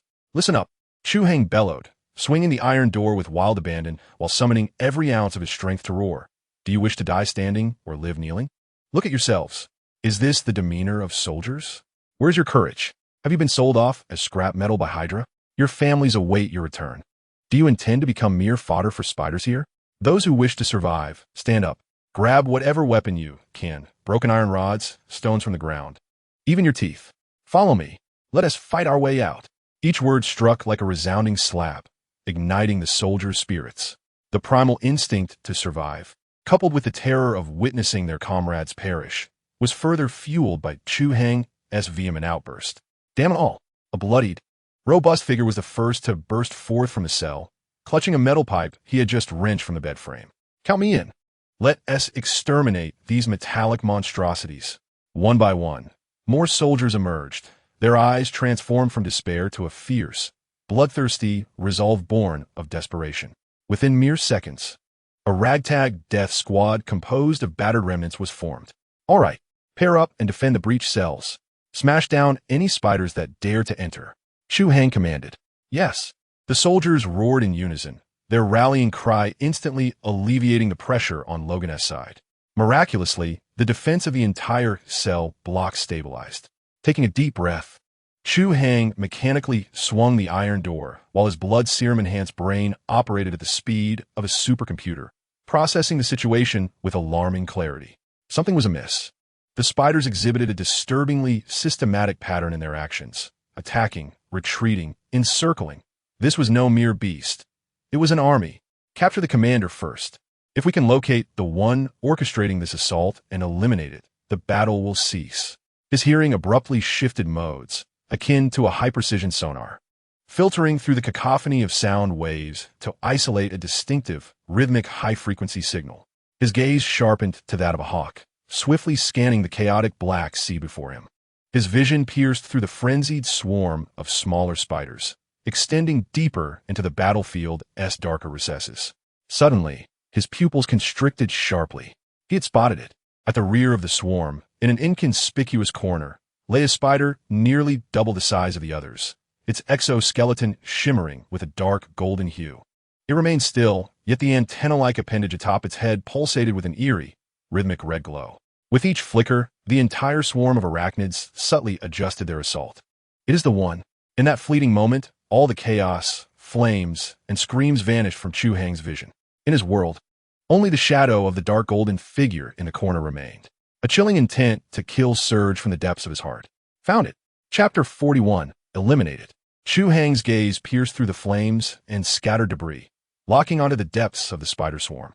There resided a spider unlike the others, smaller than the surrounding minions.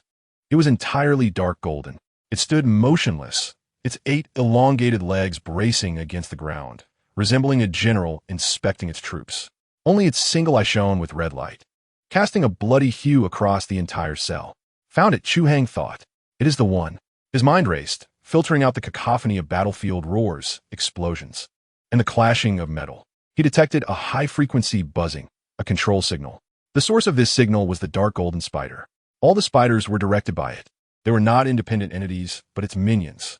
To capture the thief, one must first seize the king. "Steve," Chu Hai shouted, his voice drowning out the explosions. "Listen." Steve's response was succinct, a single word. He braced his shield firmly against the entrance, blocking the onslaught of the spider swarm. There's a commander among them.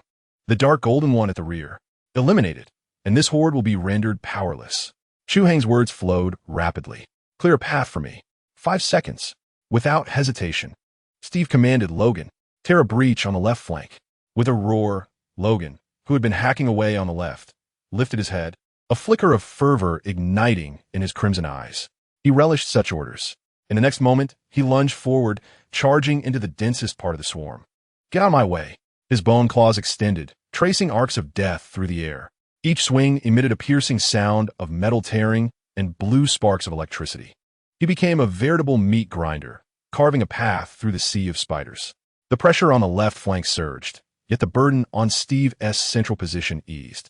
"Now, Steve bellowed, abruptly withdrawing his shield. The amassed swarm at the entrance found its outlet, surging in frenzied waves. But instead of retreating, he advanced, hurling his vibranium shield with tremendous force. Buzz! The shield collided with the first spider, initiating a ricochet. Each bounce precisely struck the joints or sensors of the spiders, propelling it toward the next target. The swarm descended into chaos. A fleeting path toward the Spider King emerged, albeit momentarily. At the moment Steve cried out, Chu Hai was already in motion. He propelled himself against the ground, charging toward the wall, running vertically as if gravity held no sway over him. Everything around him slowed. His objective was singular. The Dark Golden Spider King clearly sensed the impending danger. A dozen larger and more heavily armored guardian spiders immediately positioned themselves in front of it. Simultaneously, the armor on the back of the Spider King split open, revealing a gaping black cannon, with a menacing red light coalescing within. An energy cannon. Alarm bells rang in Chu Hai's mind, yet he did not decelerate. This was the only opportunity. With a flick of his wrist, he deftly tossed a pulled pin 24 grenade beneath the feet of the guardian spiders. Boom! The explosion toppled several spiders, disrupting their formation. It was this moment of chaos. Chu Hai darted through the cloud of smoke from the explosion. He could feel the searing pain on his skin as the energy cannon locked onto him. But he was swifter. Just before the cannon fired, he had already surged in front of the Spider King, clearly taken aback by his speed. The Spider King decisively abandoned its charge, and 8 long, spear-like appendages lunged towards Chu Hai from all directions, seeking death. In midair, Chu Hai forcefully twisted his body, his entire spine propelling him into an extraordinary evasive maneuver. The 8 appendages barely missed him, grazing his clothing. Utilizing the momentum of his twisting body, he spun like a top, his right leg sweeping in a semicircle, the heel rigidly aimed at the Spider King's enormous, glowing red eye. He channeled all his strength into this one kick. Smash! A deep, muffled thud echoed. A hairline crack appeared on the Spider King's hard eye. Almost instantaneously, the crack spread like a web, racing across its surface within a fraction of a second. Crack! A sharp sound of shattering resonated across the battlefield. The eye extinguished. The massive form of the Dark Golden Spider King suddenly stiffened, its 8 raised appendages drooping helplessly. Chu Hai executed a backflip, landing gracefully on the ground, shaking off the slight numbness in his right foot. Damn, that was tough, he muttered. 1 second. 2 seconds. The battlefield fell into an eerie silence. Then, the frenzied mechanical spiders, as if collectively severed from their power source, abruptly halted in unison. The red lights atop their heads began to flicker erratically. Some spun in place, while others even turned against their own kind. Moments later, amidst a series of crackling sounds, the sensors of all mechanical spiders darkened one by one. They had all transformed into a heap of scrap metal. The battle was over. Within the cell, a deathly stillness prevailed. All the surviving soldiers stared, wide-eyed, at the scene before them, their gazes ultimately converging on the man standing amidst the wreckage. Steve gasped for breath, catching his returning shield. He regarded Chu Hai's silhouette, his expression a complex mixture of emotions. Logan emerged from a heap of spider carcasses, spitting out the extinguished butt of a cigar with a disdainful sound, and broke into a silent grin that revealed his pearly whites. This lad is quite something. However, just when everyone presumed the crisis had passed, a low, ominous hum resonated throughout the subterranean space, heralding an impending doom. Almost immediately, a chilling electronic synthetic voice echoed through the loudspeakers, reaching every ear in the vicinity. Warning. The nest has been breached. A directive of the highest authority has been issued. Initiate the final purification protocol. The base will self-destruct in 3 minutes. Countdown commencing 2:59. 2:58. The cold countdown reverberated like a death knell in the ears of every survivor. Chapter 42. The price everyone. Bring out the explosives. Steve Rogers' voice landed like a slap across the faces of all the surviving soldiers. Those who had been slumped on the ground awaiting their demise suddenly sprang to life, instinctively rummaging through their backpacks and unfastening their tactical vests. Blocks of C4 explosives were extracted and piled at Steve's feet, quickly forming a small mountain. Captain, an old veteran, his face smeared with grime, lunged toward Steve, gripping his arm with a vice-like hold.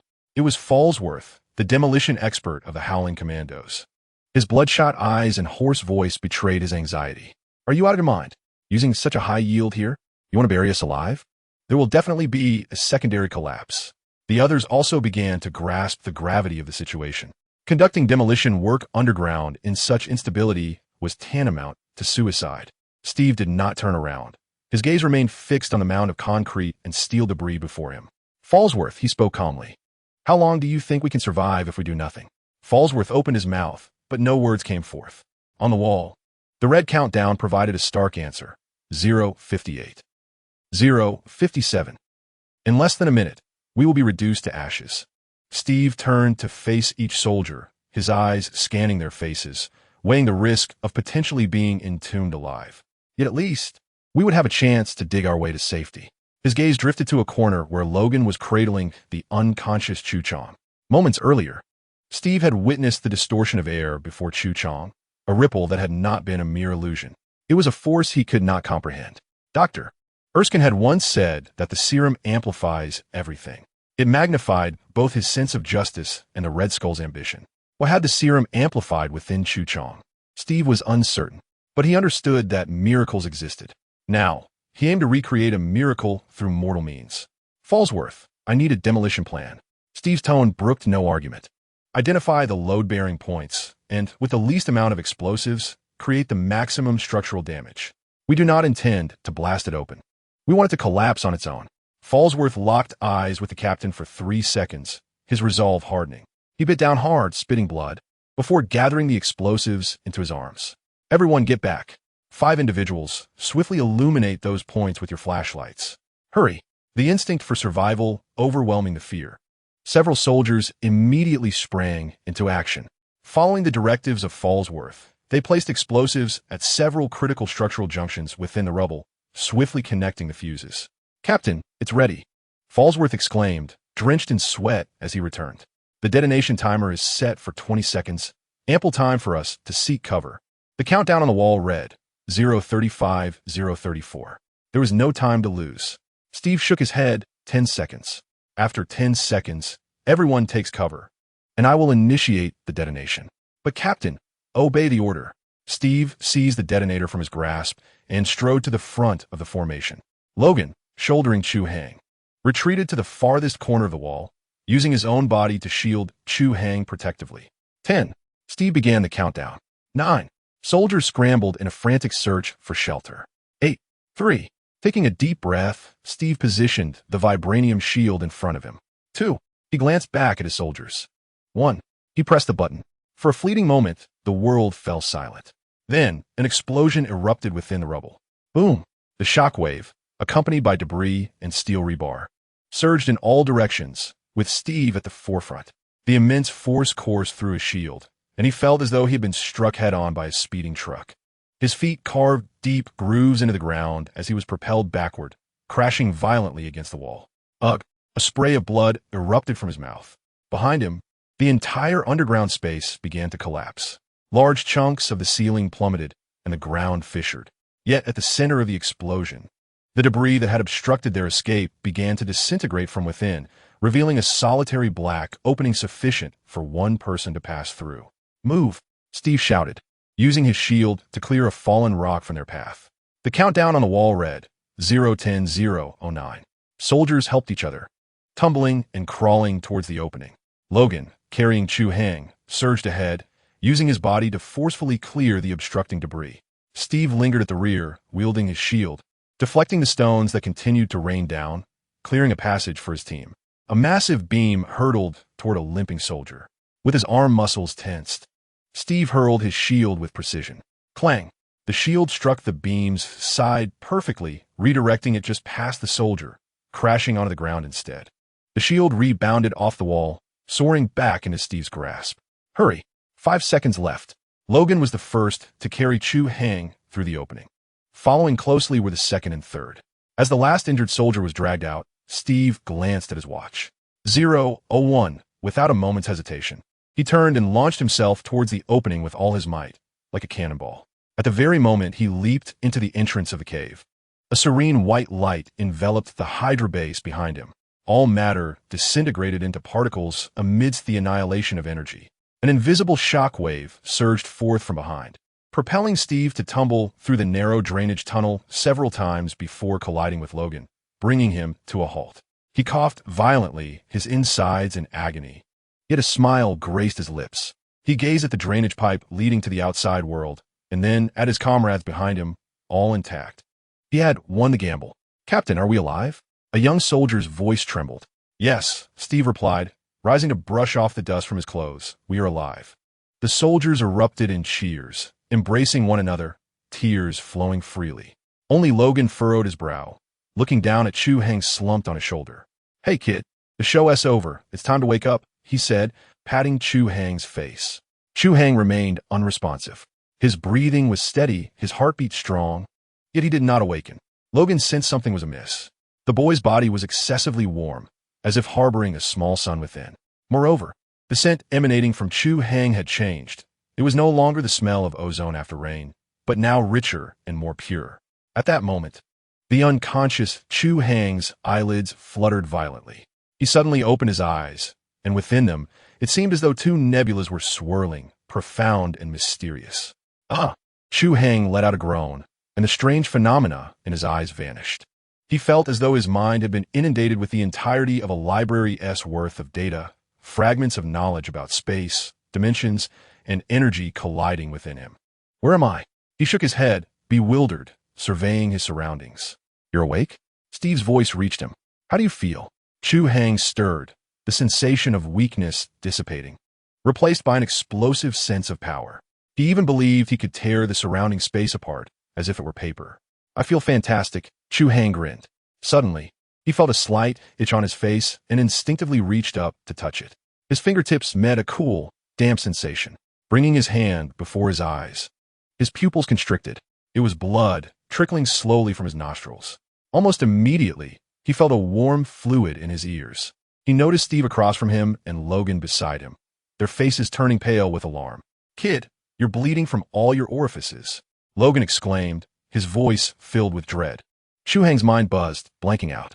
In the next instant, a cold, clear thought emerged in his consciousness. This had gone awry.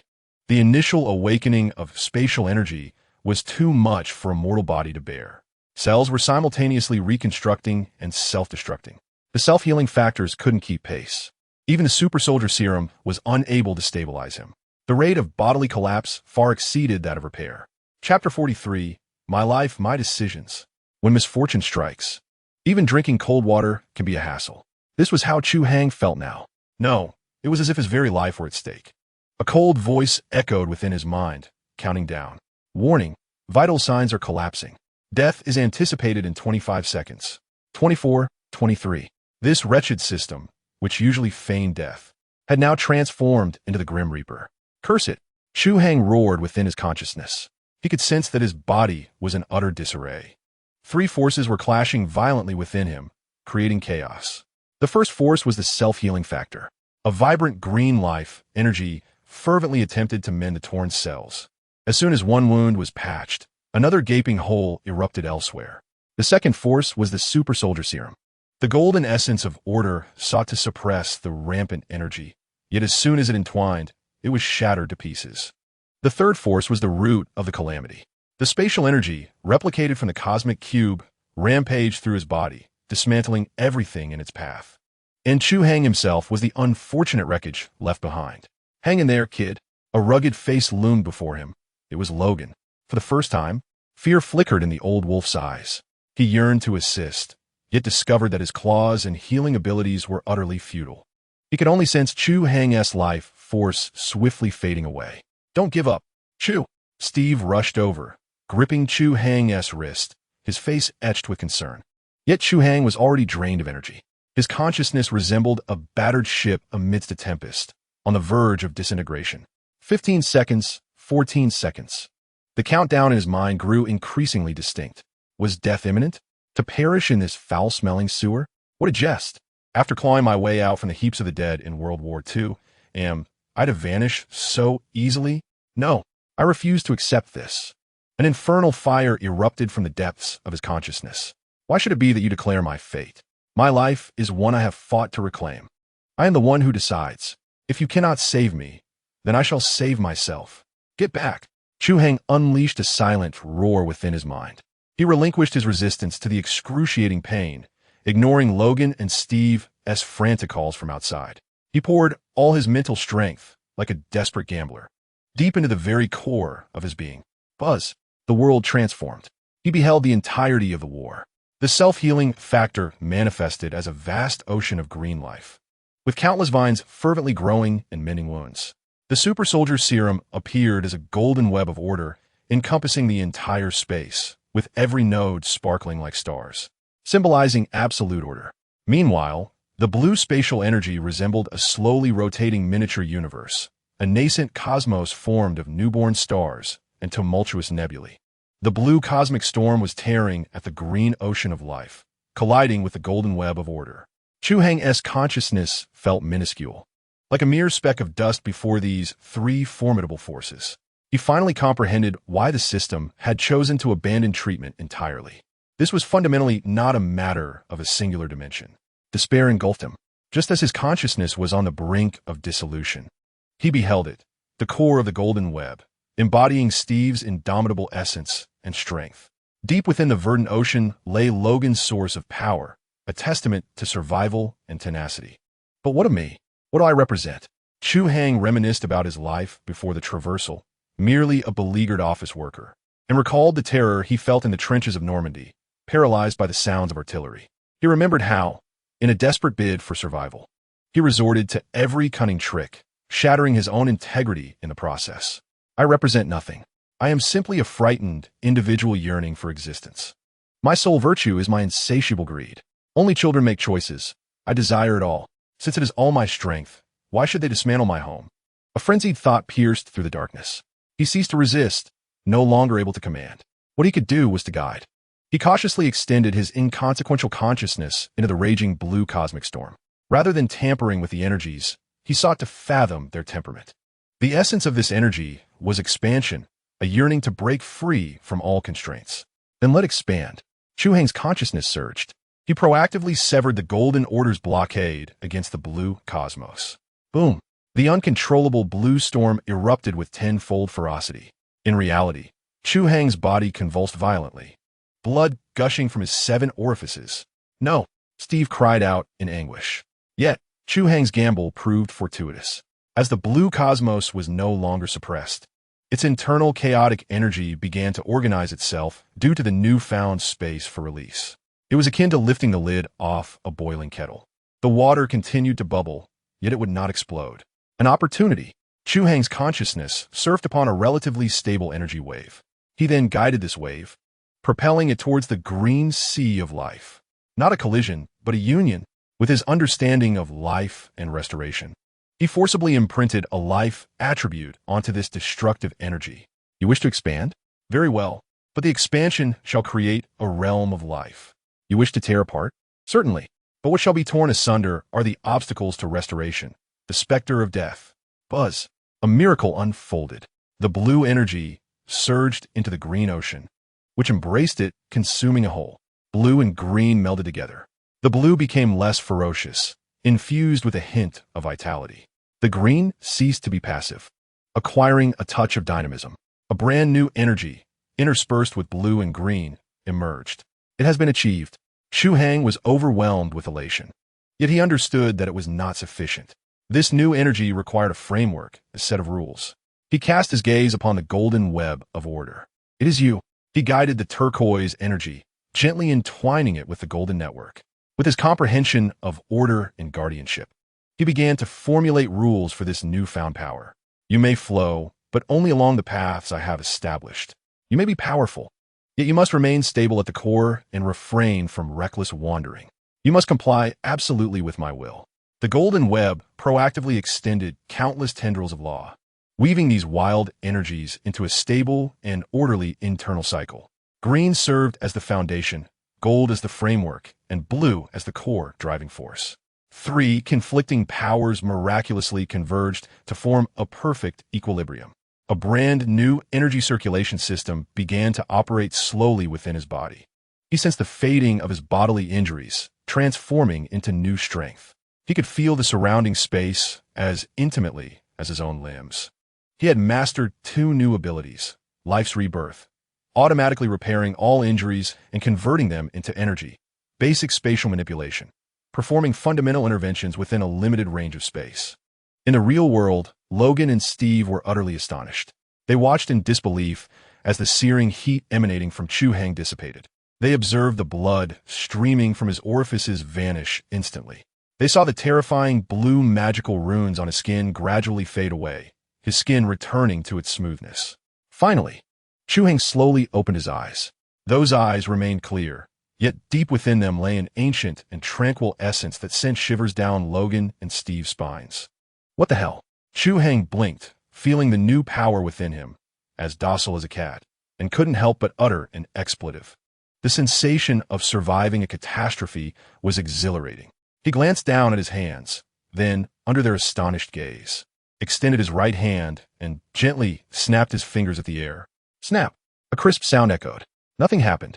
Just as Logan was about to mock him for having lost his mind, Steve seized his arm. Steve fixed his gaze upon his wrist. There! The crack in his military watch, which had been damaged in the explosion, had vanished. It had disappeared into thin air. Steve suddenly looked up, regarding Chu Hai with the eyes of one beholding a monster. He was certain that the moment Chu Hai snapped his fingers, a faint yet precise spatial fluctuation enveloped his watch. It was not a repair, it was a replacement. What kind of monster has this kid become? Steve's throat felt parched, his atoms apple bobbing.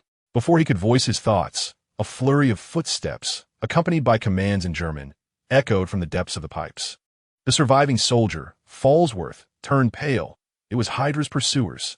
The hearts of all surviving team members leaped into their throats. They were all injured, out of ammunition, cornered here like fish in a barrel. Chu Hai merely cast a fleeting glance towards the source of the sound. He turned his head and revealed a radiant smile to everyone present. Fear not, he proclaimed. It is merely a few lost mice. Gradually, he raised his right hand, fingers splayed, directing it towards the depths of the inky black pipeline. A profound azure glow quietly ignited in the palm of his hand. Chapter 44. Skill Spatial Curvature Barrier. A sphere of cerulean light hovered serenely in Chu Hai's palm. The luminescence was not blinding. Instead, it radiated a gentle aura akin to that of sapphire. This was the newfound ability he had acquired after replicating the energy of the cosmic cube. The spatial curvature barrier could construct a distorted space around his body, deflecting incoming attacks. As Chu Hai sensed this novel power coursing through him, a smile involuntarily crept upon his lips. He had taken a gamble, nearly sealing his fate in the icy abyss. Yet now it seemed that this risk would yield rewards. Within the pipeline, all present halted their movements, their eyes fixated on the small cosmos cradled in Chu Hai's hand. The veterans of the Howling Commandos, having just escaped from the clutches of Hydra's base, were still shaken, and at this moment, they dared not even breathe. The sphere of light instilled a terror greater than death itself. My goodness, Logan's muscles tensed, a primal growl erupting from his throat. That scent. It's the same as that metallic orb on the chest of the creature back at Hydra's base. Yet it was entirely different. The previous entity had been a frenzied beast, while the power in Chu Hai's grasp was as docile as a kitten. Had this young man tamed that force? On the other side, Steve Rogers' pupils constricted like pinpricks. His mind had yet to catch up, but his instinct for combat had already sounded the alarm. Danger! The light emitted not energy nor heat, but something he could not comprehend, a disdain for the very laws of physics. Steve sensed that if Chu Hai so desired, he could effortlessly twist the steel pipeline into a pretzel. In the silence, the sound of metallic boots marching on the ground grew closer. Tap, tap, tap. The Hydra pursuers were upon them. A wider smile spread across Chu Hai's face, perfectly poised to test his new toy. Around the corner, beams of flashlights sliced through the darkness as Hydra soldiers, armed with MP-40 submachine guns, surged forth. The leading officer immediately spotted Steve's patriotic attire, a look of ecstasy crossing his face. Open fire. Tear them apart. The cacophony of gunfire erupted as a volley of bullets rained down upon them. Get down, Steve roared, throwing himself onto a nearby soldier, his vibranium shield raised in defense. Logan let out a furious roar, positioning his chest in front of the team, bracing for the onslaught. Yet, Chu Hai remained unmoved. He stood calmly at the epicenter of the hail of bullets, raising his right hand, aglow with cerulean light. Madness. This was the thought that simultaneously flashed through the minds of Steve and Logan. In the next instant, a bizarre scene unfolded. Bullets, whistling through the air, suddenly traced a smooth arc approximately 1 meter from Chu Hai's body. They were neither deflected nor obstructed, but instead guided by an unseen force, gliding past everyone with a mere whisper. The sound of a series of intense metallic impacts echoed violently against the walls, ceiling, and floor of the tunnel. Every bullet, without exception, found its mark against the wall. The nearest bullet grazed past Steve's ear, singeing a few strands of his golden hair with its heat. After 5 seconds, the gunfire ceased. The Hydra soldiers across the way maintained their firing stances, utterly dumbfounded. Were we firing paintballs? The veterans of the Howling Commandos were equally petrified, their mouths agape as if they could fit a grenade inside. A hallucination? Had God shown himself? Only Steve and Logan vaguely perceived the truth. Steve's gaze was fixed on the air in front of Chu Hai. Though his naked eye saw nothing, his battle instinct screamed that the space there was distorted. The trajectory of the bullets had been forcibly bent. Chu Hai exhaled a puff of white vapor, his complexion paling slightly. Maintaining this barrier had consumed 10% of his energy. He had a clear understanding. This technique, the space curvature shield, drained blue energy, had a limited range, and could only defend against linear attacks, failing against grenades and close-quarters combat. It was a specific skill for particular situations, but it was not invincible. What is this? The Hydra officer across, regaining his composure from the shock, pointed at Chu Hai, his voice trembling. Charge! With bayonets! Turn them into mincemeat. He fired a shot from his Ruger pistol into the air, attempting to dispel the fear among his men. For Hydra, a dozen Hydra soldiers, their eyes reddened, charged forward with bayonets raised. Come on! Chu Hai observed the burly man at the forefront of the charge. You're my target. He concentrated his mental energy, locking onto the spatial coordinates 1 meter in front of the giant. Compress. A barely audible hum resonated. The charging Hydra brute seemed to collide with an invisible wall. Thud. A muffled sound echoed. The giant did not even have time to scream as he was instantaneously crushed like a water balloon, bursting with a splatter. The sound of shattering bones resonated, a mixture of red and white splattering in all directions. The soldiers behind him were caught off guard, crashing into the mound of human remains, pushed forward by those behind them, one after another colliding into the grotesque heap. The sound of screams, rolling, and piling up filled the narrow tunnel, instantaneously blocked by a mountain of flesh. The entire process was so swift it seemed incredible. Chu Hai merely stood in place, not moving an inch. Another 20% of his energy was drained. This technique, the spatial point compression, was immensely powerful but also consumed a great deal of energy. The principle is to compress a small segment of three-dimensional space into an infinitely thin sheet. Anything that collides with it will be crushed by its own kinetic energy. This tactic is perfectly suited for dealing with mindless foot soldiers. Once the minions were vanquished, Chu Hai lowered his hand, the azure light in his palm receding into his being. He turned to Steve and Logan, who were petrified behind him, and flashed a grin. It's your turn now. Startled, Steve and Logan felt their suppressed battle spirit erupt. Roar! Logan bellowed, leaping over the mound of bodies like a cannonball, 6 bone claws bursting forth mid-air. He plunged into the remnants of the enemy, his claws flailing, blood and flesh scattering. Steve, however, was more efficient. With a flick of his arm and a shake of his wrist, his vibranium shield transformed into a tricolored comet, launching forth. Whoosh! The shield did not fly straight. It first struck the left wall. Clang! A perfect geometric rebound accelerated the shield, which zipped between the necks of 2 soldiers. A second bounce. A third. A fourth. With each rebound, lives were precisely claimed. As Logan's slaughter reached its zenith, the shield arced back, reeking of blood, returning to Steve's hand with a soft clang. Before them, not a single enemy stood upright. The battle concluded in less than 30 seconds. The air was thick with the scent of blood and a faint whiff of ozone. The surviving squad members collapsed onto the ground, gasping for breath, their eyes brimming with awe. Steve slowly turned, his blue eyes locking onto Chu Hai with unwavering intensity. What was that? His voice was calm, yet laced with undeniable inquiry. Chu Hai's heart sank. He had overplayed his hand. Instantly, he feigned being drained, swaying as he collapsed to the ground, his face pale and breath ragged. I don't know, he stammered, shaking his head with a wry smile.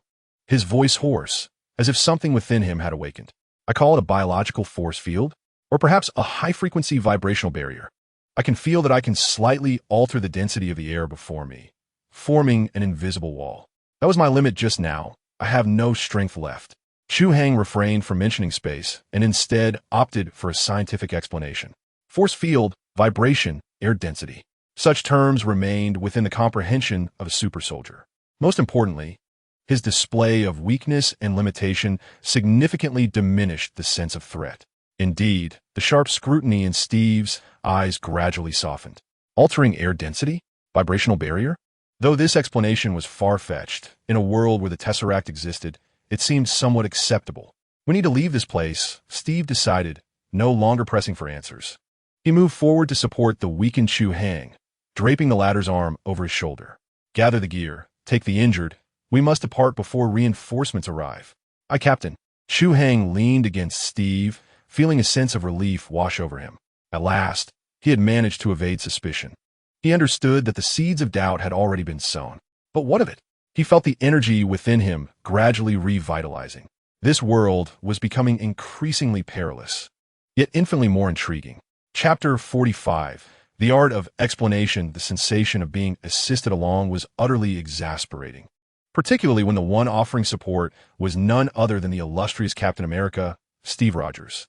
Chu Hai could distinctly perceive that Steve's hand, which seemed to casually rest upon his back, was anything but unassuming. On several occasions, that hand applied a subtly calculated pressure, gliding and probing along the muscles of his back. Goodness, he was testing whether Chu Hai truly appeared as feeble as he presented himself.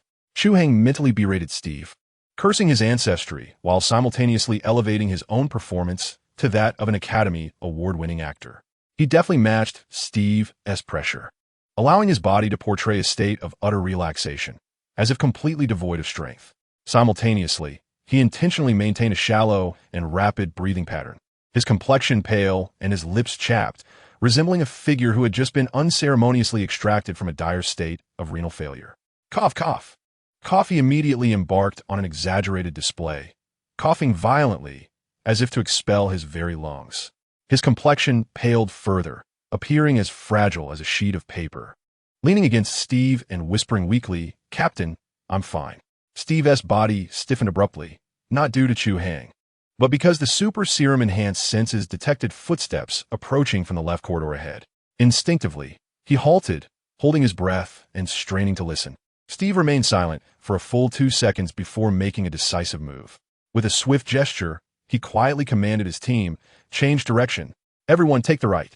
Maintain absolute silence." No one dared to dissent. The team transitioned silently, like a band of phantoms slipping into the narrower, darker passageway on the right. Sure enough, barely half a minute after they had vacated the main corridor, 3 Hydra soldiers armed with submachine guns appeared at their previous location. The beams of their flashlights swept through the empty passage. In an instant, a cold sweat drenched the backs of all present. The journey ahead took on an eerily smooth quality. Several times, they could even hear the Hydra soldiers on the other side of the wall, grumbling in German about something. The exhilarating brush with death sent adrenaline surging through the veins of all the roaring commandos, their excitement rendering their eyes nearly crimson.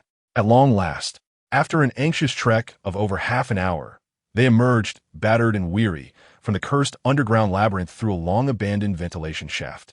The moment the frigid, invigorating air of the Alps filled their lungs, a surreal sensation enveloped them, and they greedily inhaled deeply. Outside, dawn had just begun to break. In the distance, the once mighty and heavily fortified Hydra factory now lay in ruins, consumed by flames. Thick, black smoke billowed skyward like an ugly dragon, staining half the heavens with an ominous shade of apocalyptic gray. "We have truly succeeded." The burly Dugan gazed at the spectacular inferno, murmuring in disbelief, his voice trembling with incredulity. They had not only rescued all the prisoners of war, but had also obliterated one of Hydra's most significant secret bases in Europe. Such an achievement, if spoken of, would be met with skepticism. This could very well be the stuff of cinema. "We must leave this place at once and find a spot to recuperate." Steve broke the silence, his tone laced with a hint of fatigue born from survival. Pointing towards the hunter's cabin marked on the map. The hunter's cabin was a prearranged emergency refuge located several kilometers east of the factory, nestled within a dense coniferous forest. It housed provisions, fresh water, and essential medical supplies, a veritable paradise for their weary, wounded band. Another arduous march through the snowy terrain ensued. Chu Hai continued to receive special attention from Steve, who provided him with the utmost support. In truth, his body had long since healed to a considerable extent. What a jest! His replication abilities extended beyond just the super soldier serum and the cosmic cube energy. He also possessed a remarkable passive skill, the healing factor, which he had appropriated from Logan. The cabin, constructed from thick logs, appeared somewhat aged, its roof blanketed in a thick layer of snow, seamlessly blending into the surrounding wintry landscape, rendering it nearly undetectable until approached. Upon pushing open the creaky wooden door, a lang of wood and dust greeted them. Yet for this group of survivors, that scent was more delightful than any French perfume. Fallsworth, tend to everyone's wounds. Dugan, take some men outside to keep watch. The rest of you, start a fire, boil water, and bring out the food. As soon as they entered, Steve immediately began issuing commands, and the entire team sprang into action with the precision of a seasoned elite unit. Meanwhile, Chu Hai was carefully guided by Steve to sit by the fireplace, leaning against the rough stone wall. Rest for now. Steve observed the pallor of his face, a hint of unspoken apology and concern flickering in his gaze. I will assist. Chu Hai weakly nodded, too fatigued to utter a word. Soon, a warm, orange-red flame rose in the fireplace, crackling as it dispelled the biting chill that permeated the room. A military pot was set up, and the snow water within swiftly melted, bubbling with steam. Everyone received a chunk of dense black bread and a can of cold corned beef, which they devoured greedily alongside the hot water. This was the first warm meal they had enjoyed in 2 days. Under the comforting embrace of food and fire, the atmosphere gradually softened. However, what was inevitable was bound to come. Once everyone had eaten their fill and tended to their wounds, an eerie, suffocating silence enveloped the small wooden cabin. All eyes, intentionally or not, converged like searchlights upon the Eastern youth resting beside the fireplace, his eyes closed in quiet contemplation. Finally, Logan, the irascible elder, could contain himself no longer. He hastily finished his bread, wiped his greasy hands on his filthy uniform, and strode over to Chu Hai, towering over him and scrutinizing him with the gaze of a predator eyeing its prey.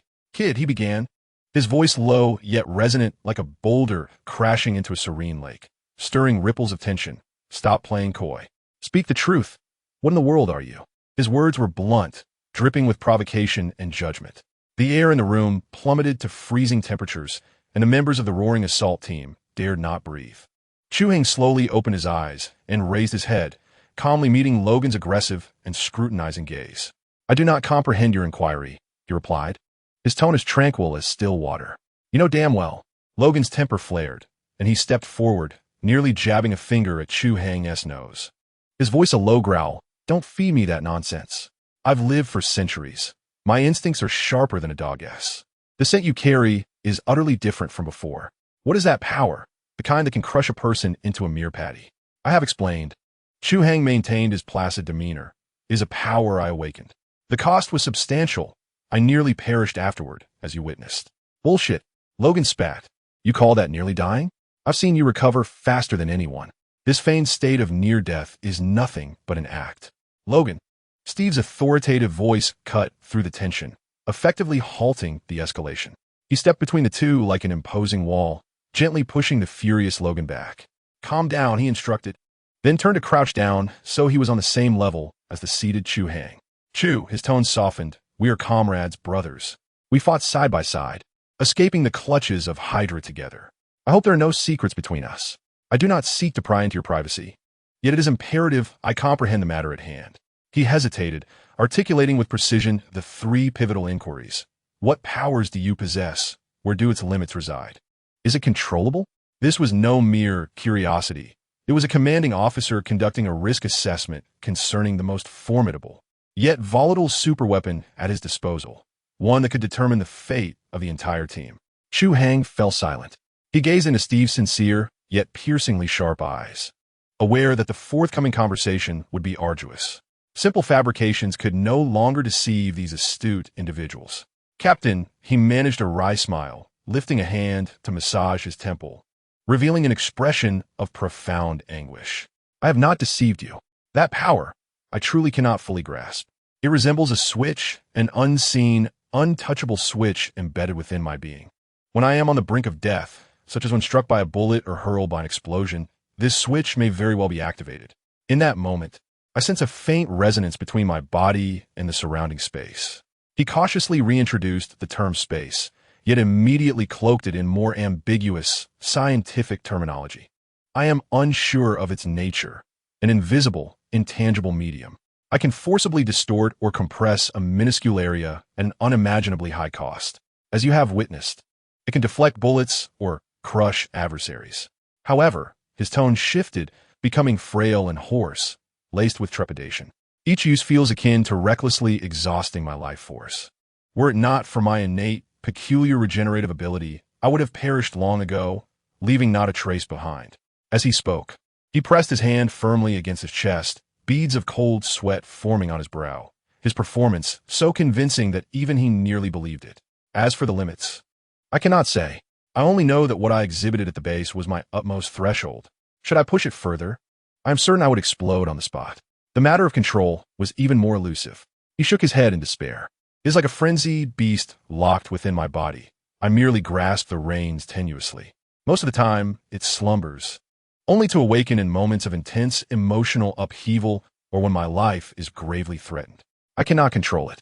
This heartfelt confession, a blend of truth and artifice, served as a flawless script. He acknowledged that the essence of his abilities was intertwined with space, satisfying their curiosity and thirst for knowledge. Upon hearing his impassioned performance, Logan's once aggressive demeanor visibly softened. Though skepticism lingered on his face, the sensation of having one's soul squeezed, as described by Chu Hai, evoked a flicker of uncanny empathy in him, a man who had endured the agony of countless bone fractures and regeneration. Meanwhile, Steve remained ensnared in profound silence. He lowered his head, his handsome face a canvas of fluctuating emotions, seemingly grappling with the vast and harrowing revelations embedded in Chu Hai's words. After a prolonged silence, he slowly raised his gaze, fixing his eyes upon Chu Hai, and solemnly declared, "I understand. Chu, regardless of what lies within you, today you have saved our lives. This is beyond question. From this day forth, your ability shall be regarded as the highest state secret of the Roaring Assault Team. Not a word shall be disclosed to anyone, including Colonel Phillips." He abruptly rose, surveying all the team members in the room, his tone resolute and unequivocal. "Yes, Captain." The entire team responded in unison, their voices resonating with vigor. Turning back to Chu Hai, Steve's expression shifted to one of complexity and determination. "You must learn to control it, not for the purpose of combat, but for the sake of survival. We will assist you." With that, he extended his hand and firmly clapped Chu Hai on the shoulder. The gesture was devoid of any hesitation, embodying the profound trust that exists between comrades, a bond heavy enough to bear the weight of life and death. Chu Hai met his gaze and nodded earnestly in return. A crisis of trust, one potent enough to incite internal discord or even lead to armed confrontation, had been deftly diffused by his masterful performance and an impeccable array of arguments. He was aware that Steve and Logan did not fully place their faith in him. Chapter 46. The beast time passed, though he could not ascertain how long, until he was roused by an almost primal aroma of meat. The scent, unrelenting and commanding, mingled with the distinctive gaminess of wild game, sizzling and crackling under high heat, akin to an unseen hand that rudely dragged his consciousness from the depths of an unfathomable darkness. With effort, he lifted his eyelids, his vision taking a good 10 seconds to refocus from a haze of indistinct colors. Above him were the rough-hewn beams of a log cabin, and a coarse wool blanket was draped over him. The flickering firelight from the hearth cast a warm, dim glow throughout the room. A military pot perched over the flames, bubbling with a thick, creamy soup, emanating the very aroma that had awakened him. "I'm still alive." This thought allowed his anxious heart to finally settle back into his chest. The cataclysmic manipulation of space at the Hydra base last night had nearly drained him of everything. The profound sense of weakness that surged from the depths of his soul was not feigned, it was genuine, although the self-healing factor and life restoration were diligently mending him.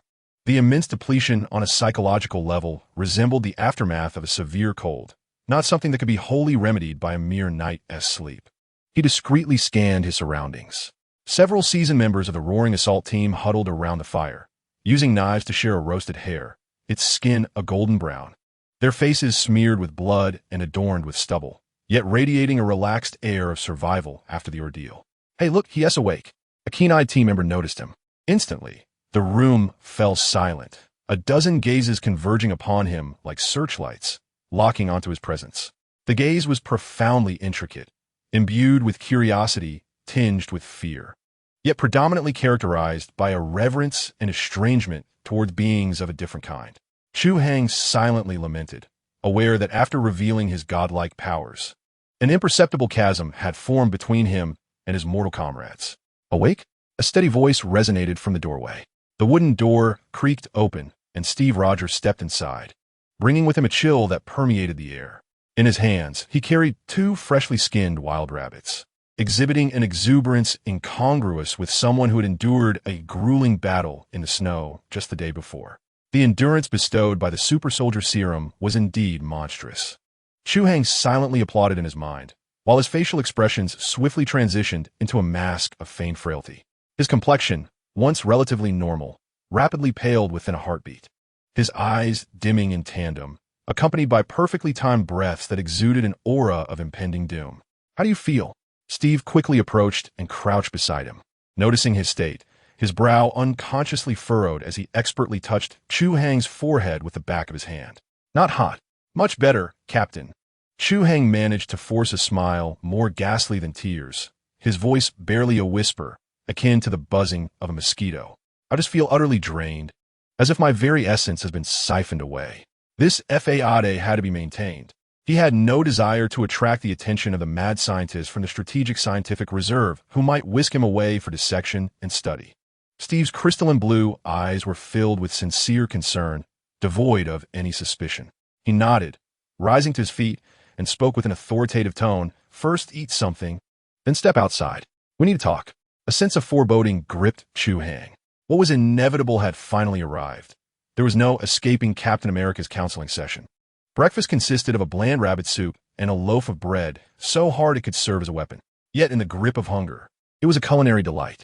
As the warm soup coursed through him, some warmth returned to his frigid body. He could sense the self-healing factors within him hastening to mend his mental fatigue, while the dormant energy of the cosmic cube began to regain a barely perceptible vitality. Nevertheless, he maintained the guise of a fragile being. Even his hand trembled slightly as he held the spoon. After the meal, true to form, Steve returned. Under the concerned gazes of their teammates, who urged him to take it easy, Steve half-supported, half-dragged Chu Hai, who staggered unsteadily from the small wooden cabin. Outside lay a clearing in the woods, the snow rising to their ankles. In the center of the clearing, Logan had already been waiting, leaning lazily against a pine tree. A cigar clamped between his teeth, he exuded an air of nonchalance, his wolf-like eyes half-closed, clearly relishing the spectacle. Steve released his grip, allowing Chu Hai to find his footing, and pointed toward the nearby bare rock, his expression grave as if he were conducting a pre-battle briefing. "Chu, yesterday you mentioned that your power derives from a resonance that you cannot fully comprehend and that it exacts a tremendous toll." Chu Hai, feeling feeble, nodded with a look of bewilderment akin to that of a struggling student trying to comprehend an intricate lecture. "Dr. Erskine had once informed me that serum amplifies every aspect of a person, both the commendable and the reprehensible, including one's willpower." Steve gazed intently into Chu Hai's eyes, his tone unusually earnest, asserting, "Your will is formidable. I can sense it. Therefore, in theory, you should be able to control it rather than be subjugated by it." Inwardly, Chu Hai scoffed, "Of course. I am a time traveler with a script for the next several decades in my pocket. How could my will not be strong?" Yet he found himself helplessly questioning Captain America. "But how should I proceed? This power does not heed my commands." "Begin with the simplest of tasks," Steve suggested. Bending down to retrieve a black pebble, no larger than a fingernail, from the snow, placing it upon a rock. "Attempt to move it." He gestured to the opposite end of the rock, approximately 20 centimeters away. "Do not destroy it. Simply move it. Use your mind as you would your hand. Gently push it forward." This seemingly simple request posed an insurmountable challenge for Chu Hai. The chaotic, violent energy within him brimmed with primal desires for destruction, rendering the notion of delicate manipulation akin to asking Godzilla to embroider. I will try, he stammered, extending his right hand, aligning it with the small stone, and closing his eyes as he cautiously sought to harness that overwhelming force within him. A hum resonated. An invisible wave surged forth, distorting the surrounding air visibly. Logan, leaning against a tree, widened his eyes in astonishment, his cigar falling into the snow with a soft thud. He detected it again, the divine scent that sent shivers down his spine. Chu Hai's forehead beaded with sweat. He felt as though he were not controlling the power, but engaged in a life-or-death tug-of-war with an unseen celestial beast. The small stone atop the rock reacted at last, not by moving but by vibrating violently, emitting a low, ominous hum as if on the brink of explosion. Control it. Chu Hai. Command it with your mind. Steve urged him loudly from the side. A faint crack, scarcely audible, echoed as a hairline fracture appeared on the stone surface. A chill ran down Chu Hai's spine. He feared failure was imminent. If this continued, the stone would be reduced to dust by the rampant energy, bringing him great embarrassment. Just as he contemplated surrendering and feigning unconsciousness, Steve's earlier words struck him like a bolt of lightning, dispelling the chaos within his mind. The serum amplifies every aspect of a person, including willpower. Of course, willpower. How foolish of me. I have been attempting to use my own mortal will, akin to a feeble rope, to wrestle with this cosmic leviathan. Naturally, it was an arduous endeavor. Yet now, I possess a will that has been geometrically enhanced by the super soldier serum. That is the true tether for taming the beast. As this revelation dawned upon him, Chu Hai's entire demeanor transformed. He ceased his frantic attempts to suppress the tumultuous energy and, for the first time, endeavored to comprehend and guide it. He envisioned the indomitable willpower inherent in a super soldier as an array of incredibly flexible golden threads, carefully and gently entwining around the agitated energy in the space around him. The commands in his mind transformed from a brutish move to a gentle coaxing. Hey, buddy, take a breath. Do you see that little stone ahead? Go greet it, be gentle. In the next moment, a miracle unfolded. The energy that had previously surged chaotically within him began to calm under the soothing influence of his superhuman will. A slender, delicate thread of blue energy. Akin to an obedient child, submissively followed the guidance of his will, gently separating from the vast reservoir of energy. Now, Chu Hai abruptly opened his eyes, his pupils seemingly twinkling with starlight. The subdued energy silently coiled around the small stone upon the rock. There were no violent tremors, no jarring sounds. Under the astonished gaze of Steve and Logan, whose jaws nearly unhinged in disbelief, the tiny black stone swayed gently, as if drawn by invisible threads, rising gracefully from the rock. 1 centimeter, 2 centimeters. Eventually, it hovered steadily in midair, motionless. He had succeeded. A wave of elation surged through Chu Hai's heart. This was proof that he had finally discovered the correct way to harness this extraordinary power. However, before he could revel in his triumph, a tsunami of dizziness and weakness swept over his mind. Darkness clouded his vision, his legs buckled, and he stumbled forward uncontrollably. Thud! The suspended stone fell as well. Chu! Steve darted forward, catching him securely. I'm fine. Chu Hai leaned against Steve's sturdy chest, gasping for breath. His complexion 10 times paler than when he had pretended to be ill. This time, he was truly drained of all mental energy. You did it. Steve supported him, his voice laced with incredulous astonishment and uncontainable joy. Meanwhile, Logan, who had remained silent, approached.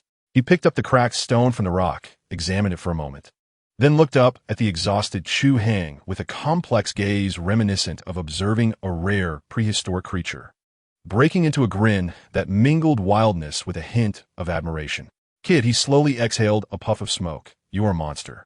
But an interesting one. With that, he stepped forward and tucked the stone, still warm from his touch, into Chu Hai's jacket pocket. Keep it, kid. Consider it your first trophy. They supported the nearly unsteady Chu Hai back to the cabin. The others inside were startled by his even more weakened state. He's just exhausted and needs to rest. Steve explained to the group, his tone betraying a sense of hidden pride. We are attempting to help him learn to control that power.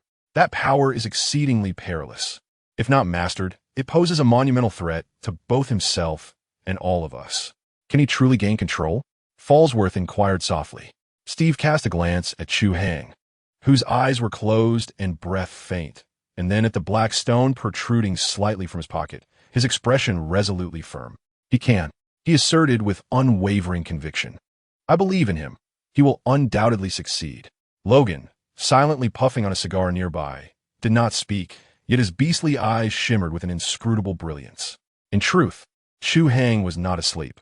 He was merely drained of mental energy, lacking even the strength to move a finger. He caressed the small, cracked stone in his pocket, his heart enveloped in a serene sense of control.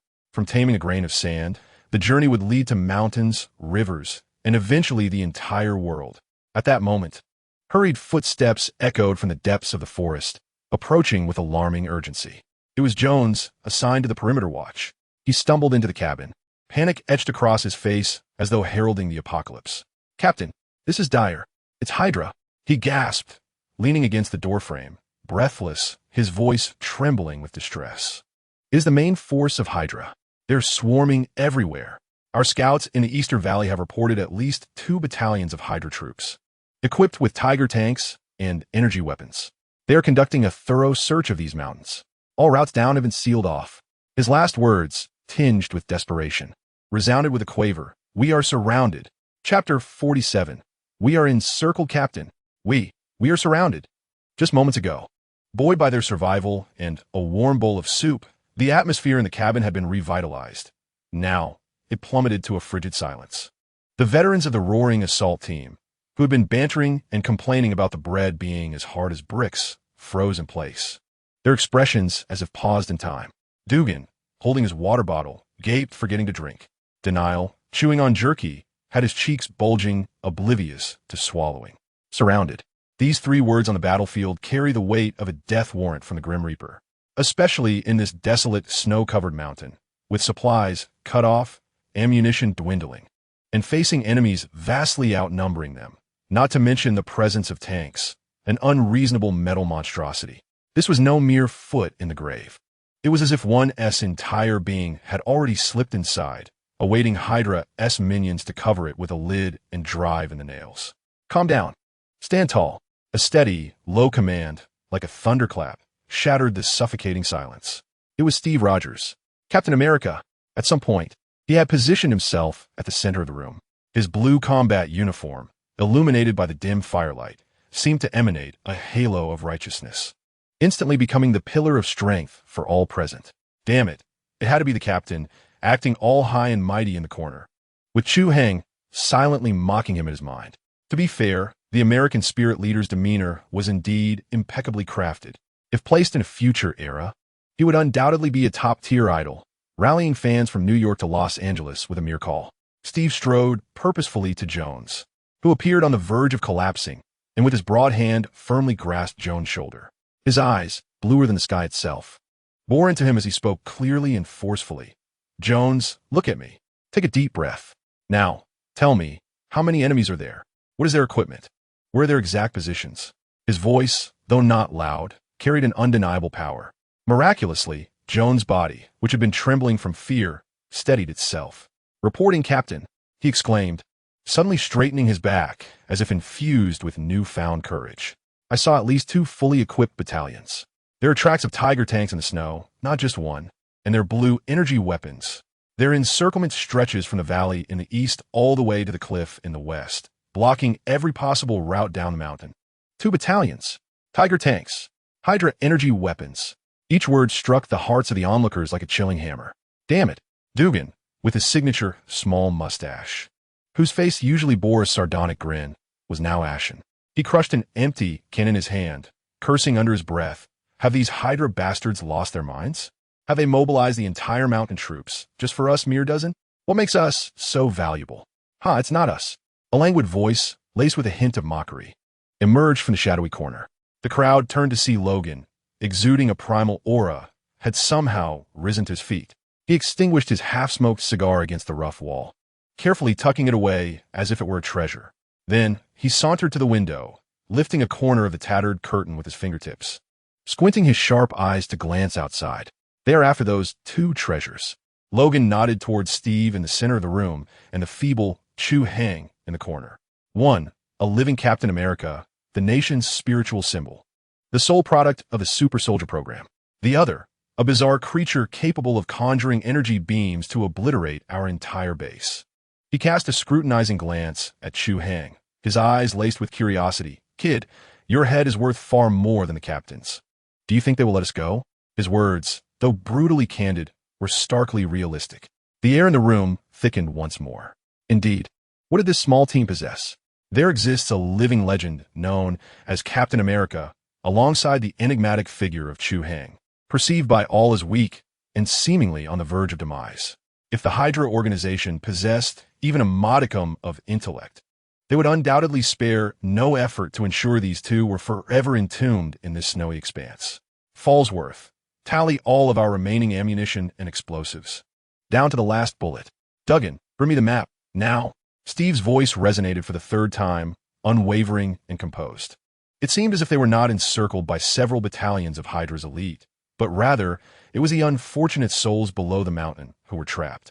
He disregarded the oppressive atmosphere that could crush the spirit of an ordinary person, methodically issuing commands to orchestrate what appeared to be an impossible escape. Soon, the tally emerged, stark and unforgiving. Captain Fallsworth's voice was laced with deep bitterness as he reported the dire situation. We have, on average, no more than 3 magazines of ammunition per person. We are down to just 8 grenades, and collectively, our explosives weigh less than a kilogram.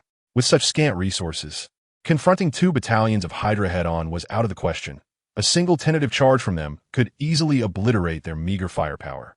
Yet, upon receiving the report, Steve merely nodded calmly, his countenance revealing no trace of disappointment.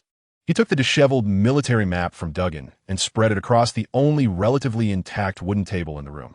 It was a rudimentary contour map, annotated with reconnaissance information in red and blue pencil from their journey thus far. Steve's fingers glided over the map like a composed falcon, scrutinizing every ridge and ravine. Finally, his fingertip came to rest firmly on a location in the northwestern corner of the map, marked with a symbol denoting extreme danger, a steep cliff. Here, he asserted with unwavering conviction, indicating the point is the sole gap in their encirclement. My God, Captain, that's a sheer precipice. Duggan interjected, his face reflecting disbelief. I scouted that area during the day. It's at least 300 meters high, with nothing but jagged stones below. A fall would render our bodies unrecognizable. We cannot descend. I am aware, Steve replied, his gaze still fixed on that point. However, precisely because we cannot descend, this location must represent the weakest link in their entire encirclement. We have no choice, he declared, suddenly lifting his head to survey all the members in the room. His azure eyes seemed to harbor 2 flames that would never extinguish. We stand before 2 paths. Either we remain like lambs awaiting slaughter, our necks tucked in as Hydra's tanks grind us into mincemeat, or we, as true soldiers, charge forth to carve a bloody path through the most unexpected of places. I choose the latter. What about you? After a brief silence, Logan was the first to break into a grin, a smile brimming with primal ferocity and a thirst for blood. With a swift motion, he drew a sharp hunting knife from his military boot, deftly twirling it between his fingers. I've been itching for this. It's about time I sharpen my claws on those scoundrels. I hear you, Captain. Let us take them on. Even if we die, we'll drag a few down with us. The members of the Howling Assault Team were ignited by the reckless determination emanating from Steve and Logan. Their eyes rekindled with the spirit of combat. They were seasoned veterans who had clawed their way out from heaps of the dead. They feared death, yet dreaded the thought of dying in vain even more. Since death was inevitable, they might as well go out in a blaze of glory. Excellent. Steve nodded in satisfaction. He then turned and approached Chu Hai, who had remained silent, leaning against the wall, breathing heavily. As he crouched in front of Chu, his voice softened to a near whisper, as if he feared disturbing this fragile soul. I know you are weak right now, exhausted from your efforts. You need not participate in the upcoming breakout. I only require one last favor from you.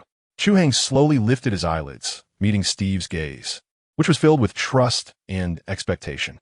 A strange discomfort stirred within him. Damn it, he thought. This old ice block knows how to play the game. With that look and tone, I almost feel embarrassed to continue the charade. Nevertheless, the first rule of a traverser, maintain your persona. If you're acting, you must commit fully. Help me listen. I need you to be our eyes and ears. I can tell you possess extraordinary abilities. Your perception is far sharper than most. Observing Steve's earnest expression, Chu Hai nodded weakly and, in a voice that was almost a whisper, replied, I will do my best. With that, he slowly closed his eyes, his head resting weakly against the wall.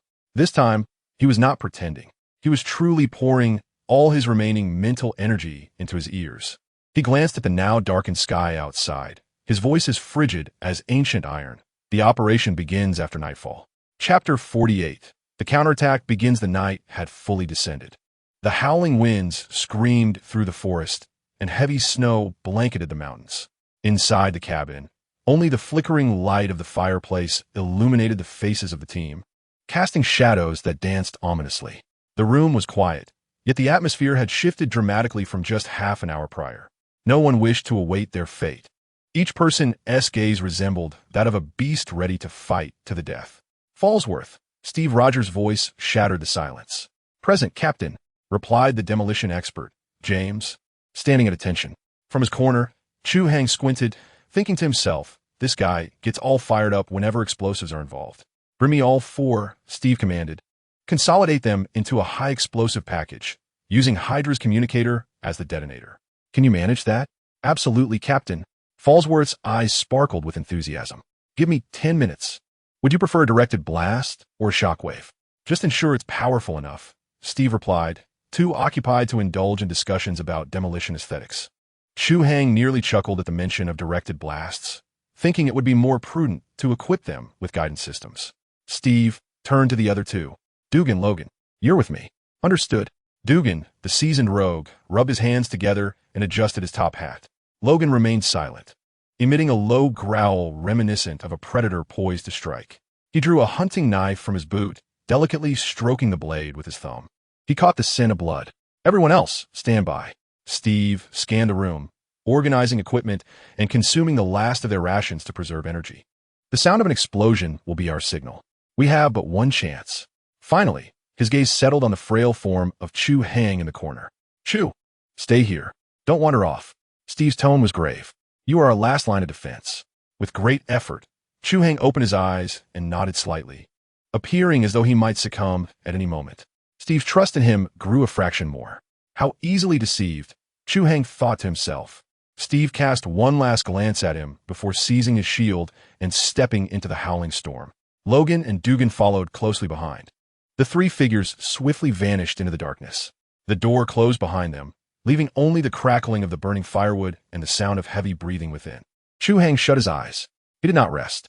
The moment the door clicked shut, his hearing expanded, enveloping the snowy mountains within a 5-kilometer radius. Wind gusts reached 7 on the Beaufort scale, with temperatures plummeting to -28 degrees. The heartbeats, footsteps, and breaths of Steve and his companions formed a real-time, 3-dimensional map in his mind. The external conditions were far worse than he had anticipated. The frigid wind whipped ice shards against their faces, and the snow piled knee-deep, making each step arduous. Yet for Steve and Logan, it was no great challenge. One had been enhanced with serum, his stamina seemingly boundless. The other possessed self-healing factors, tireless in his efforts. The most unfortunate was Dugan, merely an ordinary man. After a short distance, he began to gasp for breath, exhaling clouds of vapor that resembled wandering spirits. Damn this wretched weather, he exclaimed, slipping slightly and nearly falling. A large hand grasped his arm. It was Steve. Stay close. The captain's voice remained steady against the wind. Dugan gritted his teeth, swallowing his curses, and pressed onward. Logan led the way, his movements as nimble as a mountain lion, requiring little illumination. His nose twitched in the air, discerning every detail the storm carried. Stop! Logan suddenly raised his hand, crouching low and blending with a snow-laden rock. Steve and Dugan immediately sank into a crouch. What's going on? Steve whispered, lowering his voice. Logan remained silent, pressing his ear against the snow. Moments later, he opened his eyes. A patrol, a trio of figures, was positioned 300 meters away at the 10 o'clock direction. Steve and Dugan were taken aback. 300 meters? How on earth did he discern that in this wretched weather? Calm down, Captain. Chu Hai's voice resonated directly within Steve's mind. Logan's instincts are remarkably accurate. Indeed, It is a three-man patrol approaching your vicinity, expected to pass in 1 minute and 47 seconds. This was Chu Hai's newly developed ability, mental messaging. Only those with substantial mental fortitude and sufficient trust in him could receive it. Currently, only Steve met the criteria. We lack thermal imaging. The snowstorm serves as our best cover. Remain still until they pass, Chu Hai added. Steve felt a surge of confidence and signaled discreetly to the other two. The trio laid flat in the snow, utterly motionless, even their breath slowed. Soon, 3 soldiers clad in white camouflage from Hydra trudged past, grumbling amongst themselves. Damn, this godforsaken place is no place for humans. One of them complained. The general orders us to patrol while he lounges by the fire. Keep your voice down. Do you want to end up as experimental subjects? They were blissfully unaware that death loomed just beneath their noses. Once the footsteps faded, the 3 rose cautiously. Dugan and Steve gazed at Logan with newfound reverence. Little did they know, the true monster lay in a wooden cabin, watching the live feed. With Chu Hai's comprehensive warnings and Logan's wilderness expertise, they adeptly circumvented 2 teams of patrolmen and a hidden sentry without incident. Half an hour later, they reached the target ridge. The landscape was barren, and the wind threatened to topple them. This is the spot, Steve declared, glancing at his compass. Chu, where's the target? He inquired mentally. Received, Captain, Chu Hai replied. The target is approaching from the east and will pass overhead in 1 minute and 30 seconds at an altitude of 148 meters. I will alert you when to act. Now, Steve commanded. Dugan promptly secured the package to a gnarled pine tree. Logan unfastened the grappling hook, anchoring one end to the package and wrapping the other around a solid frozen rock, gripping it tightly. This was a rudimentary yet effective trap, a concept devised by Chu Hai. Chu, commence the countdown. Steve knelt, gripping his shield and focusing on the pitch-black sky. Received. 30 seconds. 20 seconds. 10, 9. 8. Logan's arm muscles tensed, veins bulging. Dugan hovered his finger over the detonator button, beads of cold sweat dotting his forehead. 5, 4, 3, 2, 1. Now. Chu Hai and Steve's voices collided in unison. Up it goes. Logan let out a primal roar, yanking the rope with ferocity. With a creaking sound, the bent pine tree snapped upright, launching the black package forcefully into the night sky. The package traced a parabolic arc, heading straight for the coordinates marked by Chu Hai. Detonate, Steve shouted. Dugan pressed the button without hesitation. In an instant, the world turned white. An eerie silence enveloped the atmosphere. Then, the deafening roar of the explosion reverberated through the air. The entire ridge trembled violently, as immense shock waves carried scalding gusts and metallic fragments raining down from above. Steve immediately raised a shield to protect the 2 behind him. The searing metal shards struck the shield, igniting a shower of sparks, yet leaving no mark. After the explosion, darkness reclaimed the scene. In Chu Hai's perception, that irritating buzzing sound had vanished entirely. It was done. The first phase of the main quest for survival had been completed. The Hydra camp below erupted into chaos. Ear-piercing alarms echoed throughout the valley, and countless searchlights frantically swept across the terrain. What is happening? The signal from Odin S.I. has been interrupted. Report to the general. The monitoring of the western cliff area has been lost. Damn it, it's those rats. They intend to break through from the cliff. All units, encircle the western cliff. Trap them there, on the ridge. We have succeeded, Dugan shouted excitedly, his voice tinged with a hint of tears. Don't rejoice too soon. Logan spat out the snow, gazing down the mountain. We have stirred a hornet's nest. In the woods below, hundreds of glowing points surged towards them. They had exposed themselves, yet also seized their only chance. Chu, inform everyone. Prepare to break through. Steve shouted into the air, then pulled Dugan and Logan along. We move to the cliff. Quickly, inside the cabin. As the sound of the explosion reached them, all team members rushed outside. It was the captain's signal. They had succeeded. Prepare for battle. Just then, Chu Hai's weak yet clear voice resonated in everyone's ears. The captain commanded, all personnel immediately break through to the western cliff. Now, at once. As the words fell, he was the first to grasp his rifle. Stumbling out of the cabin, he appeared as though he might be toppled by the wind and snow at any moment. Yet his eyes shone with a frightening intensity. The members of the assault team did not hesitate. They roared in unison, following that faltering figure into the vast snowy night. The hunt was over. The counterattack had officially begun. Chapter 49, Dead in Boom. The door of the cabin shattered into pieces. Chu Hai was the first to be hurled out by the shockwave, his steps unsteady, nearly falling. The biting cold wind, accompanied by snow particles, struck his face. He staggered slightly, gripping his old rifle tighter, while deliberately controlling his muscles to tremble even more violently. "Keep up. Protect him," Farnsworth bellowed. The burly man positioned himself like a wall in front of Chu Hai, shielding him from the brunt of the wind and snow. The others surged out behind him, without screams, only the sound of heavy breathing and clashing gear. The veterans formed a protective circle instinctively as they burst through the door, their gun barrels vigilantly sweeping the surroundings. The weakest among them, the communications soldier Jones, was sheltered in the center. Chu Hai found himself encircled at the core. The thoughts of these soldiers were straightforward.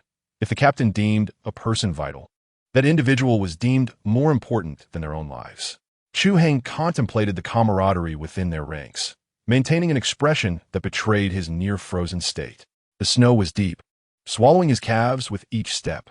Progressing through such terrain drained their stamina swiftly.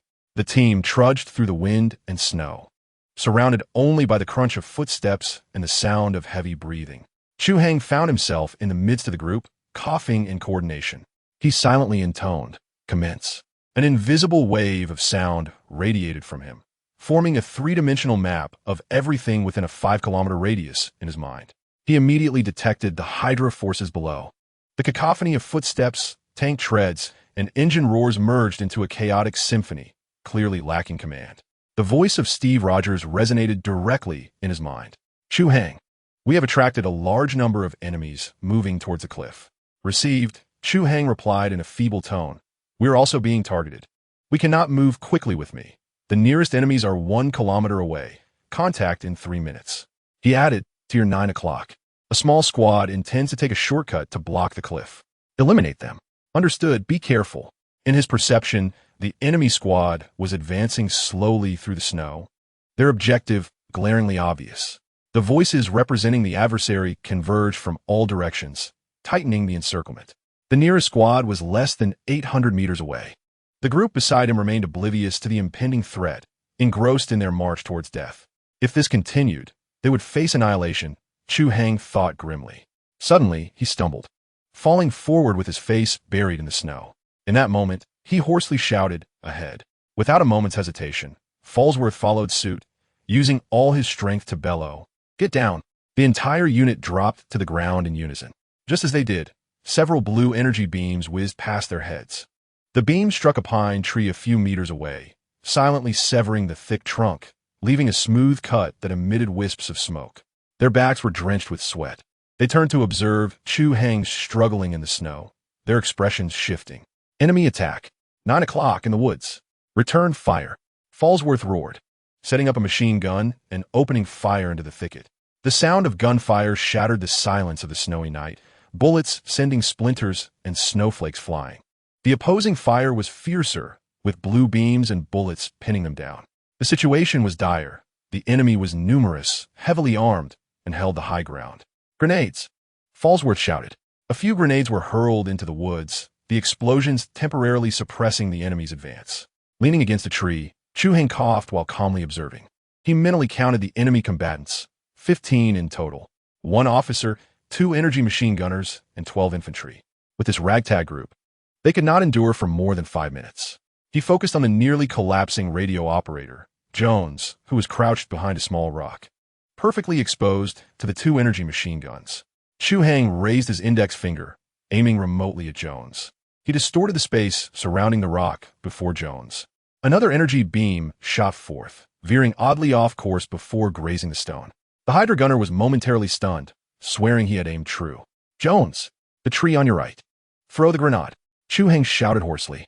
In a panic, Jones instinctively pulled the pin, shutting his eyes as he hurled the last grenade. Amateur, Chu Hai thought, exerting a hidden force. An invisible energy nudged the grenade midair, correcting its trajectory. Boom! The grenade exploded precisely in the blind spot behind the machine gun nest, sending the bewildered gunner and his weapon skyward. A gap appeared in the hail of gunfire. "Well done, Jones," Farnsworth exclaimed with delight, bellowing, suppress the left. Charge with me. The team swiftly redirected their weapons, unleashing a torrent of bullets toward the left machine gun position. Go. Falworth pulled Chu Hai along, leading the remaining members toward the breach. The Hydra officers in the forest panicked, raising their weapons to aim at Falworth's back. Chu Hai's eyes sharpened. Behind Falworth, the air shimmered as if disturbed by water. With a light ping, an energy projectile was deflected, shooting into the snow. The Hydra officer was left dumbfounded. In that moment of distraction, a shadow lunged from the nearby trees. Logan. Swish. 3 razor-like claws sliced through the air, cleaving the Hydra officer into 4 pieces. Then, a figure wielding a star-spangled shield emerged. Captain America, Steve Rogers. With a flick of his wrist, the shield flew forth, striking 2 Hydra soldiers squarely in the heads before returning to his grasp. Quite the performance, Chu Hai mused. It's the captain. The team's morale surged. The burly Dugan appeared, cigar in mouth, sweeping the area with gunfire. Outnumbered and with their commander slain, the remaining Hydra soldiers broke and fled. Logan darted through the trees. And after several anguished cries, the battle concluded. The snow was now littered with a dozen corpses. Count the wounded and replenish ammunition, Steve ordered, swiftly supporting the still coughing Chu Hai. How are you? He inquired, studying Chu Hai's pale visage with a complex expression. I'll survive, Chu Hai weakly replied, leaning against the captain's shoulder. Steve hesitated, knowing that Jones' grenade and the ricochet behind Falworth hinted at Chu Hai's abilities extending beyond mere perception. Yet, he refrained from questioning it. We must leave swiftly. Logan approached, his brow furrowed. The stench of blood is overwhelming. I can smell dogs, many of them. No sooner had he spoken than the distant sounds of barking echoed from below, growing closer at an alarming pace. The roar of truck engines and shouts in German followed. The Hydra reinforcements had arrived. Let us go, Steve declared without hesitation, hoisting Chu Hai as they sprinted toward the cliff's edge. 5 minutes later, they burst from the forest, arriving at the precipice. Before them lay a precipice of unfathomable depth.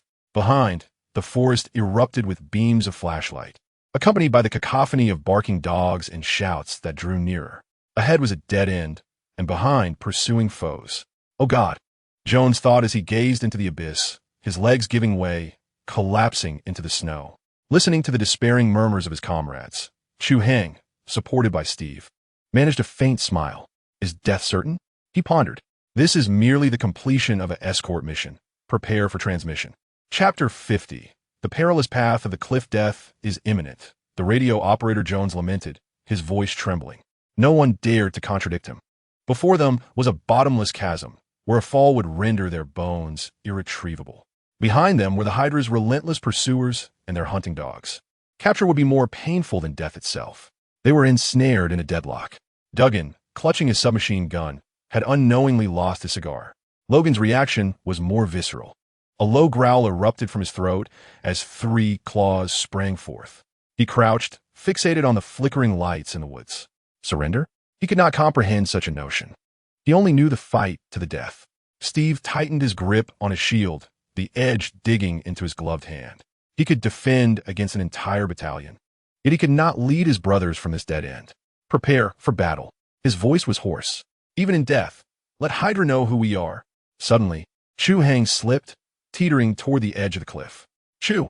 Steve reached out to grasp him, but it was too late. Chu Hai stumbled at the precipice, his rifle slipping from his hands, plummeting into the darkness below. My gun, he cried, lunging to peer over the edge. Insanity. Come back. The demolition expert, Falworth, swiftly grabbed him by the collar. Wait. Chu Hai suddenly shouted, his voice a blend of astonishment and elation. Look below. Look below. He pointed towards the abyss. I see a platform. I can see it. A platform? In the stormy night, the depths were as dark as ink. What could one possibly see? Yet survival instinct compelled everyone to crowd at the cliff's edge. Steve was the first to peer over, but saw nothing. You're mistaken. There's nothing. Duggan's tone was rife with disappointment. There is. I swear it. Chu Hai insisted, urgency in his voice.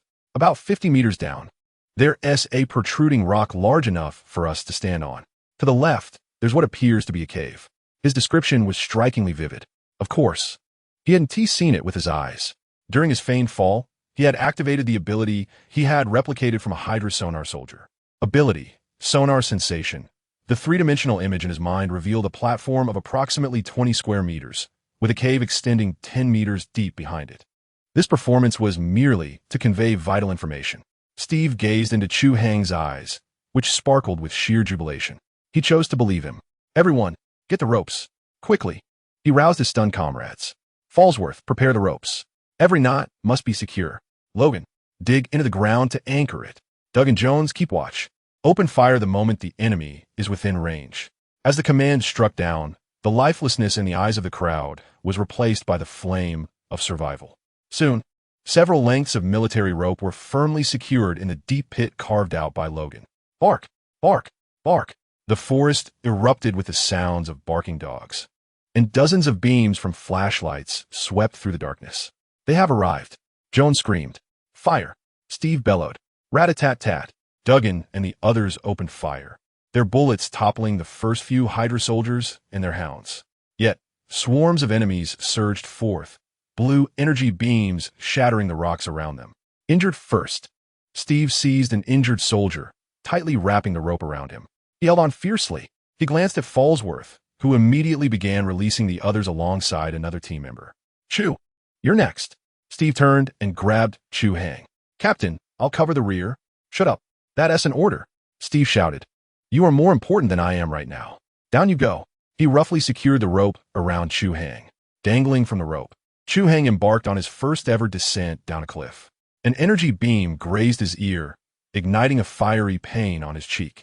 Damn it, he cursed inwardly, channeling his mental strength to unfurl an invisible spatial barrier around him. Ability, spatial barrier, prototype. This was a technique he devised after replicating the energy leak from the cosmic cube, consuming a tremendous amount of mental power. Then, something peculiar occurred. Several bullets struck him, as if colliding with a wall, rebounding away. To those above, securing the ropes, Fallsworth and the others viewed this Eastern lucky star with awe-inspiring fortune. Only Chu Hai himself knew that to maintain this facade, he was on the verge of collapse. Damn, being an actor is exhausting, he scolded himself. In an instant, the 50 meters were traversed. With a thud, Chu Hai landed on his feet. He untied the rope and waved his hand upwards. Those above, seeing the signal, felt invigorated and hastened their pace. Team members slid down one by one. Steve was the last to land, drawing his dagger to sever the rope. From above, frantic shouts and gunfire from Hydra echoed. Hurry! Into the cave! Steve shouted, darting into the cavern behind the platform. Everyone streamed in. The cave shielded them from the snow and the enemy's gaze. They collapsed on the ground, gasping for breath. They had survived. All eyes were fixed on the pale-faced Chu Hai, who sat in the corner with his eyes closed. Is this kid sent from God? Duggan panted. His luck doesn't seem real, Fallsworth concurred. Logan said nothing, merely casting a glance at Chu Hai. This man held secrets, but bore no malice. From the moment the ambush was discovered, to finding this refuge, and the stroke of luck during the descent, this kid was undoubtedly more than just fortunate. That night became the legend of the Howling Commandos. In the ensuing months, they became Hydra's nightmare. In France, they sabotaged the railways. In Germany, they dismantled 2 rocket factories. In Poland, they collaborated with resistance groups to rescue individuals from concentration camps. The name of the Howling Commandos became a beacon of hope in the Allied reports. Within Hydra, they were referred to as the Ghost Unit. Meanwhile, Chu Hai had transcended his role as a mere mascot. Prior to each mission, Steve would ensure that Chu Hai meticulously studied the map, identifying the most precise and secure routes for their assaults.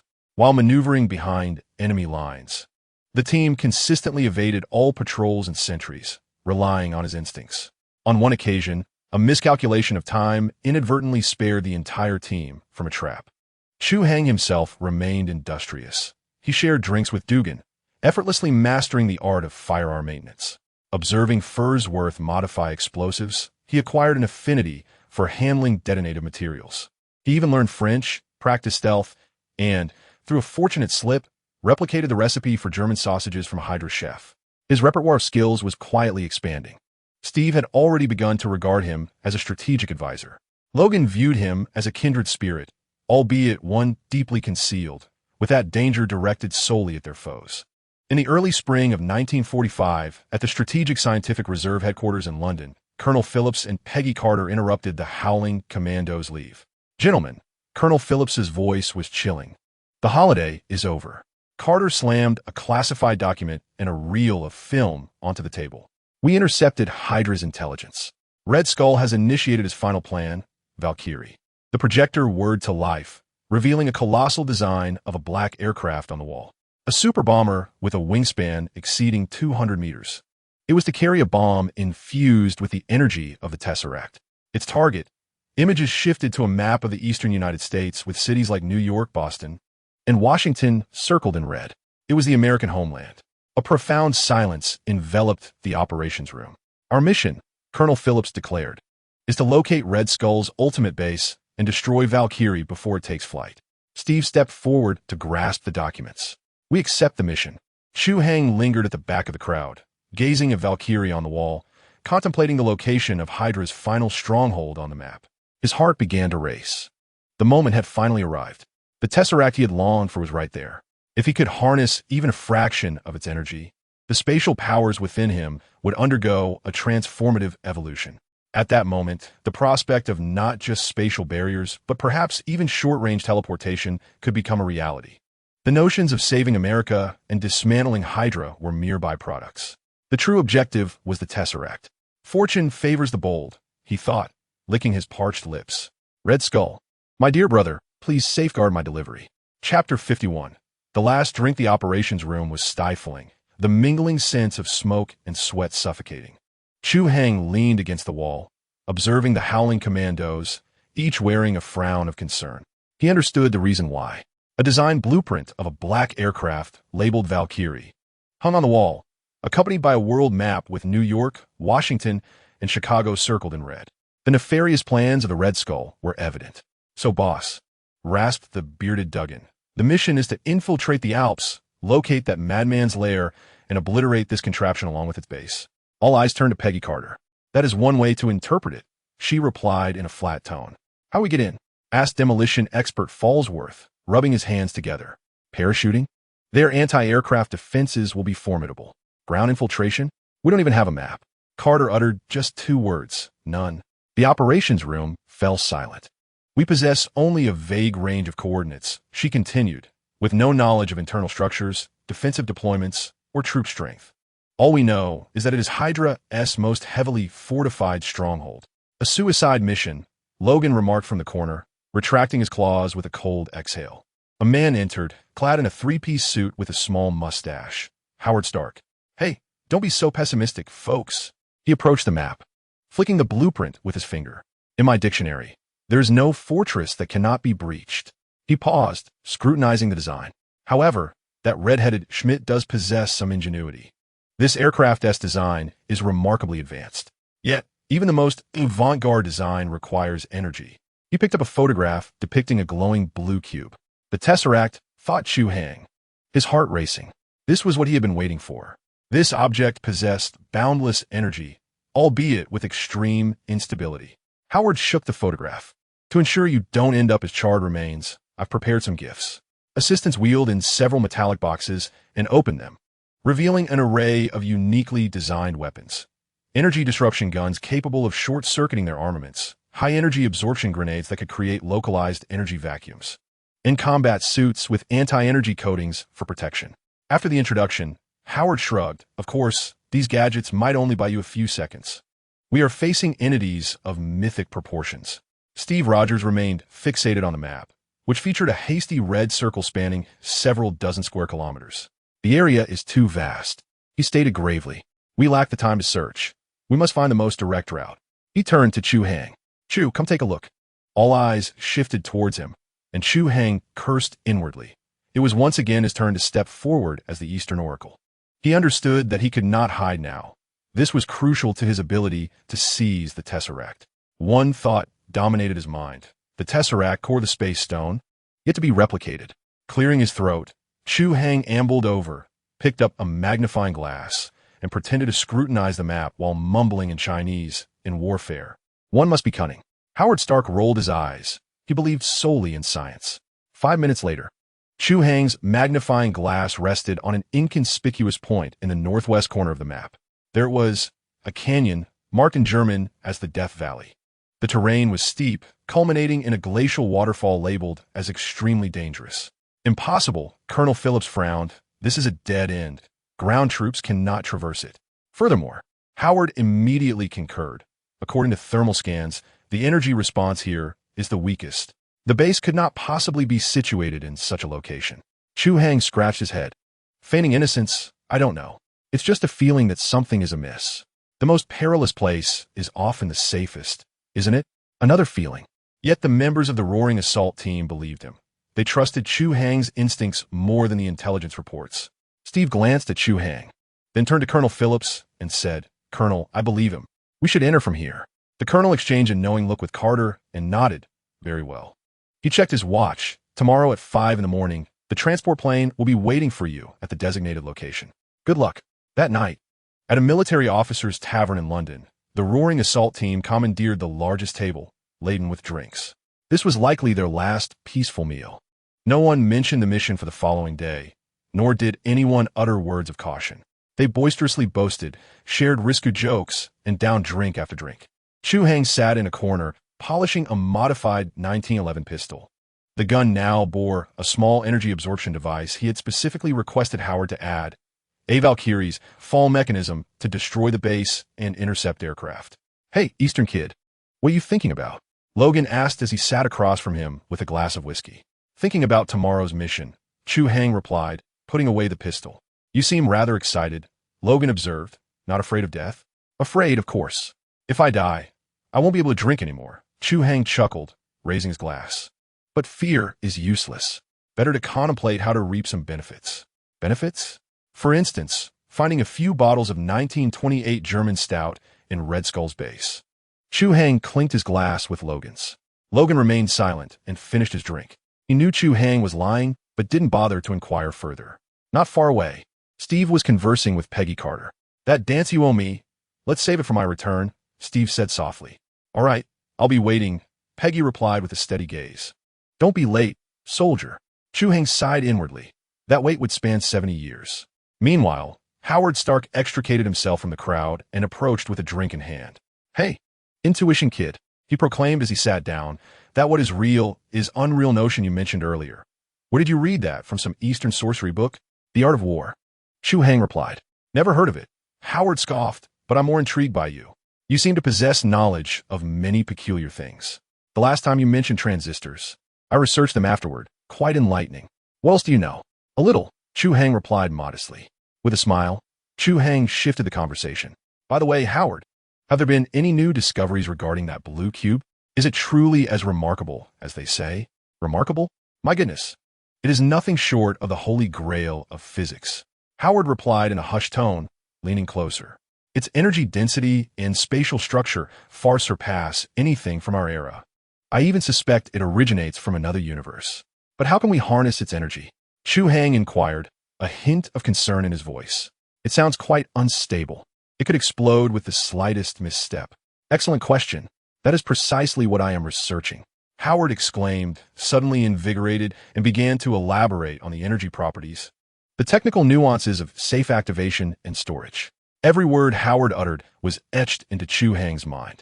Fragmented pieces of information gradually coalesced into a plan, a scheme to seize the cube's energy amidst the chaos of battle. As the night wore on and the drinks flowed, the group staggered out of the tavern, arms draped over one another, returning to their base.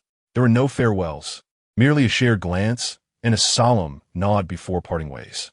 Back in his room, Chu Hai stood by the window, gazing at the nocturnal beauty of London.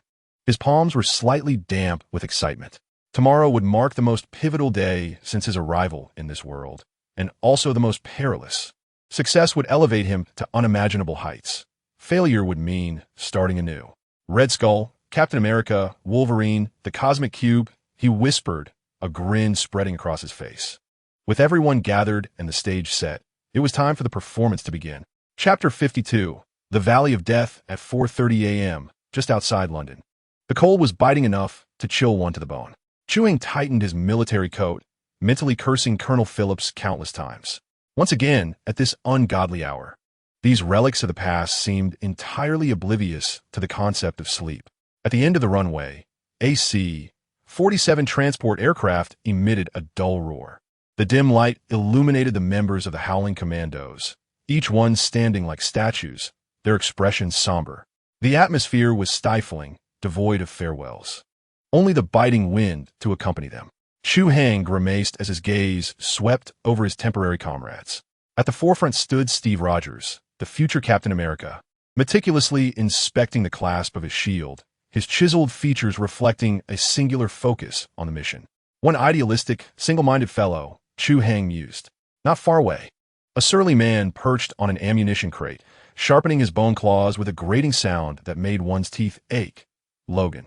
Chu Hai lingered on the side of his hands for a moment.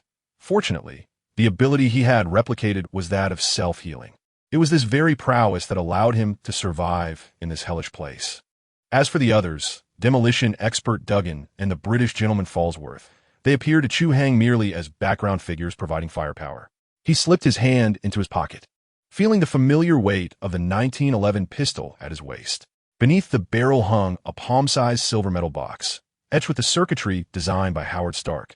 At its center, a blue crystal, his portable energy condenser, a name Stark had whimsically assigned. A piece of junk, he thought. Stark's ultimate assessment of it was rather curt.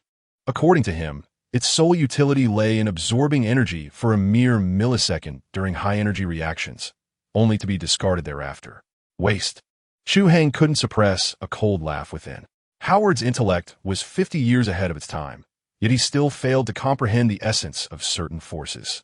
He understood better than anyone that this so-called waste was the trump card of his mission. He could feel the energy of the cosmic cube within him, akin to an unstable flame. Ever since he had carelessly touched that object, his body had become a ticking time bomb. And Howard, this so-called waste, was the fuse he had prepared. It was also the detonator. Time's up. Board the plane. Colonel Phillips's commanding voice shattered the silence. The members of the Howling Commandos turned and entered the gaping maw of the aircraft. Chu Hai trailed at the rear, when a large hand clapped heavily on his shoulder. Kid. Colonel Phillips fixed his gaze upon him, his single eye reflecting complex emotions. His voice lowered, bring them all back alive. Chu Hai was momentarily taken aback. He was aware that among this team were the colonel's nephews and the elite he had personally selected. This charge weighed heavily upon him. He nodded, refraining from further words, and stepped into the cabin. The door of the aircraft slowly closed. The red emergency lights flickered to life, casting a sanguine hue upon everyone's faces. The plane taxied, accelerated, and then surged into the night sky. 2 hours later, the aircraft soared over the Alps, skimming perilously close to the mountain ridges. Outside, jagged peaks and bottomless cliffs loomed. A fragmented voice crackled through the radio, Howard Stark's voice breaking through intermittently. Steve, listen, my scanner indicates that 30 kilometers ahead is a dead end. There's nothing there. Trust me. Turn back now, and I'll treat you to the finest bar. Steve ignored him, striding directly to the cabin door, yanking it open. A blast of frigid air rushed in, the icy particles striking his face like daggers. Chu Hai squinted downwards. Below lay an unfathomable chasm, its walls nearly vertical. At the center of the gorge, a glacial river churned. The most breathtaking sight awaited at the gorge's end. A colossal ice waterfall, hundreds of meters wide, cascading from above. Countless ice chunks and meltwater plunged into the abyss, their thunderous roar permeating the cabin, resonating painfully against eardrums. Prepare for action, Steve bellowed, being the first to secure the grappling hook onto the cabin's track. Their plan was audacious. They would not be parachuting, but rather descending rapidly into the depths of the canyon below. Chu, you're first. Steve turned to Chu Hai. Why me again? Chu Hai protested. We need your judgment. Steve's reasoning was straightforward, to scout the path below. Fine. Chu Hai ceased his objections, and with the assistance of several teammates, was suspended outside the cabin. Below him was the abyss, the fierce wind buffeting him from side to side. Release. With a commanding shout from Steve, the noose spun rapidly. Whoosh! Chu Hai's body was suddenly weightless, plummeting straight into the darkness. The sensation of weightlessness constricted his insides, while the wind screamed past his ears. He strained to control his body, amplifying his enhanced perception to the maximum. Everything around him slowed in his mind. As he descended halfway into the canyon, a sudden sharp sensation pricked his brain. Danger! With all his might, he yelled into the communicator at his throat. To the left. Watch out on the left. That protruding black rock is problematic. No sooner had he spoken than the black rock silently cracked open, revealing a cannon mouth glowing with blue light. Buzz! A beam of blue energy, thicker than his thigh, tore through the air, hurtling towards Chu Hai in midair. Be careful! The voices of his teammates cried out over the communicator. Too fast. There was no time to react. At that moment, a red and blue figure leaped from the cabin. It was Steve. Bang! A thunderous sound echoed through the canyon. The vibranium shield was firmly positioned in front of Chu Hai. The energy beam struck the shield with tremendous force. The terrifying energy was absorbed by the shield, then radiated outward, forming a ring of blue halo. As the halo swept past, the rock walls were scorched a vivid red. Steve was thrown into a roll by the massive impact, yet he managed to steady himself, gripping the shield tightly. Take it down, he shouted angrily at the aircraft. Received. On board, Fallsworth hoisted an energy disruption gun, locking onto the cannon and pulling the trigger.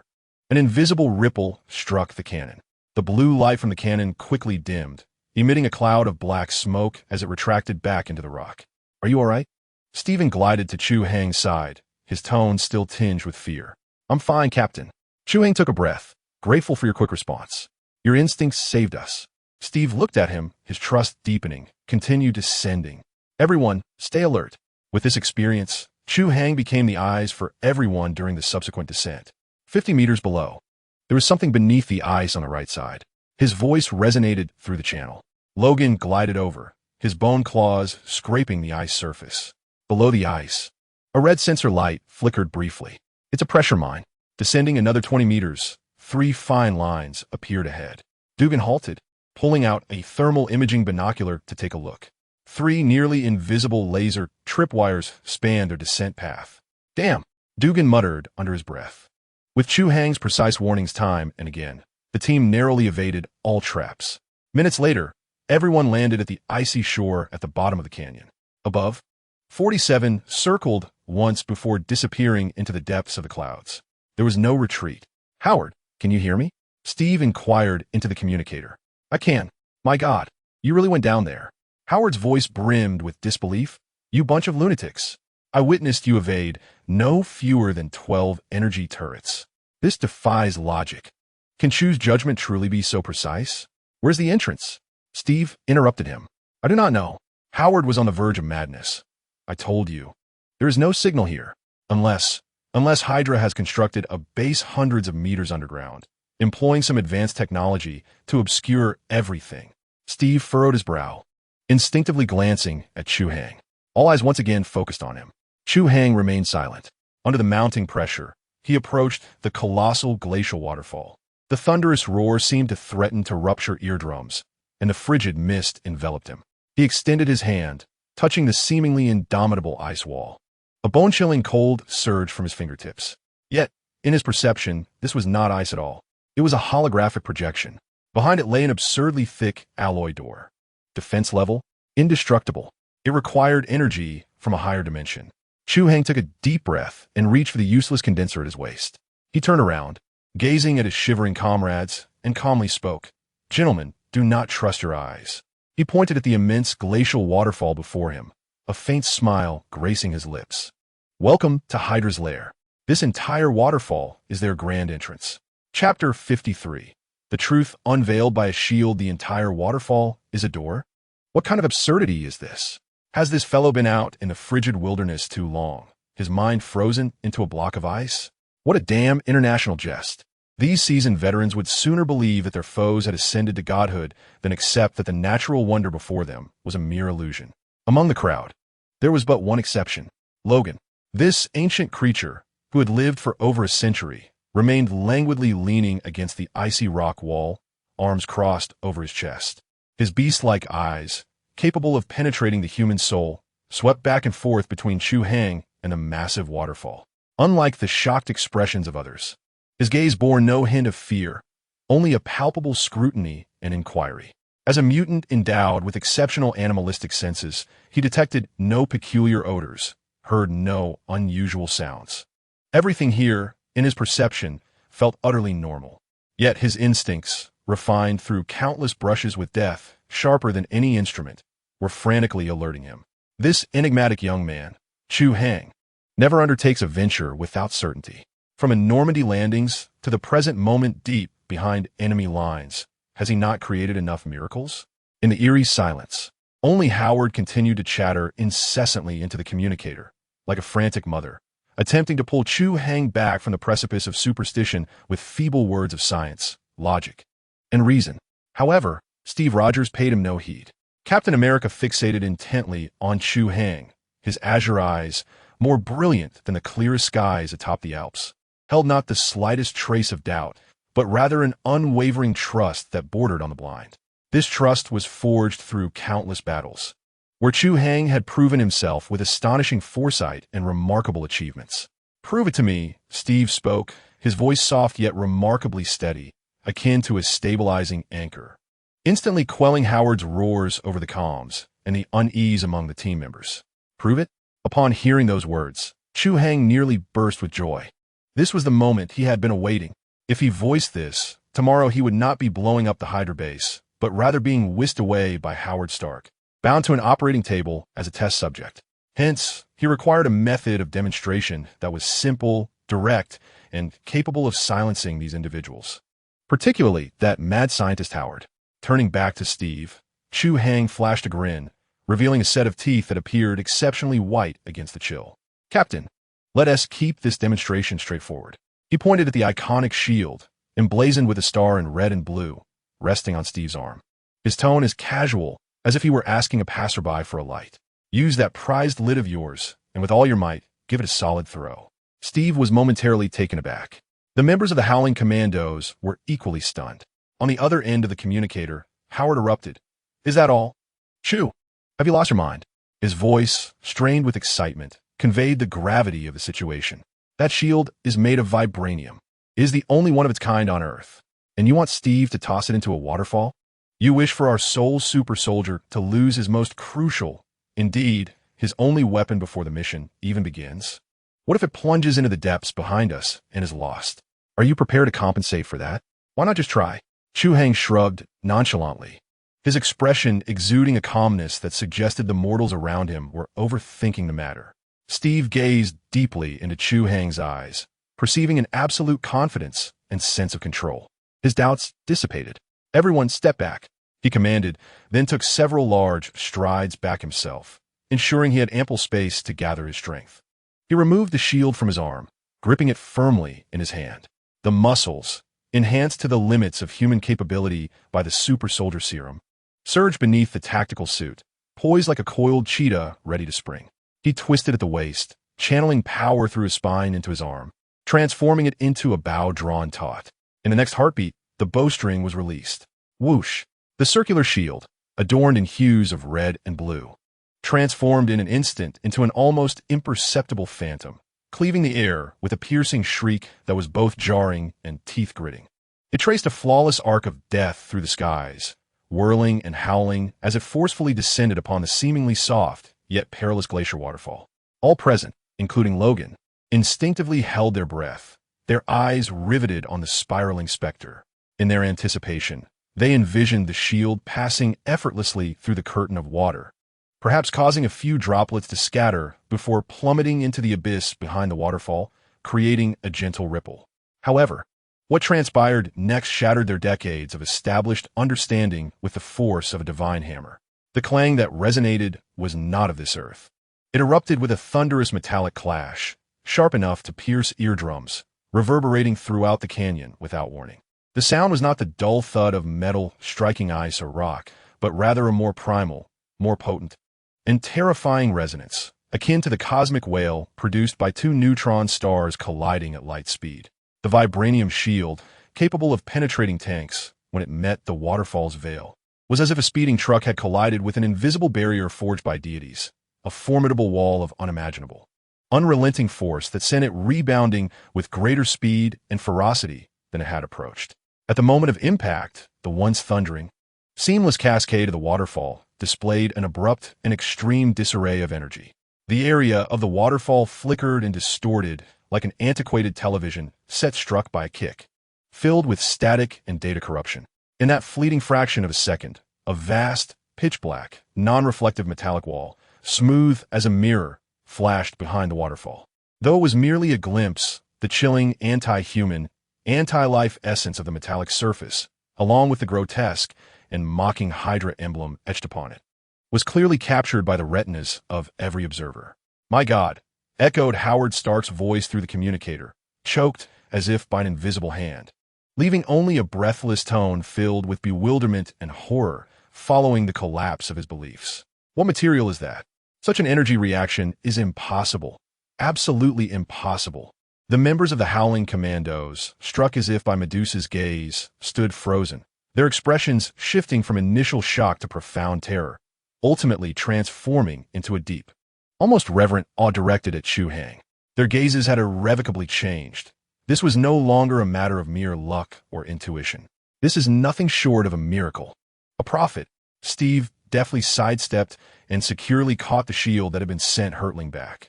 The immense recoil from the shield caused even his well-honed arms to feel a slight tingling sensation. He lowered his gaze to inspect the edge of the precious shield, which bore not even the slightest scratch, remaining pristine as ever.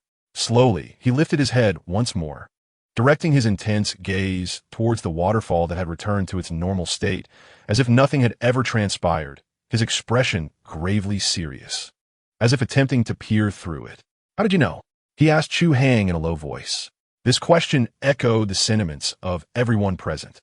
"Just a guess," Chu Hai replied, maintaining his composure while internally observing the system notifications that were rapidly refreshing. "Ding. Earned 100 shot points from Steve Rogers. Ding. Earned 500 faith collapse points from Howard Stark. Ding. Earned 999 awe points from the Howling Commandos." Delight surged within him as he witnessed the expressions of disbelief and frustration on the faces of those around him, as if they were thinking, "I can't believe you. You old rascal," but dare not refute. "Steve, everyone, all right, boss. You're impressive. Whatever you say is right. Even if you claim this door was built by your family, we would believe you.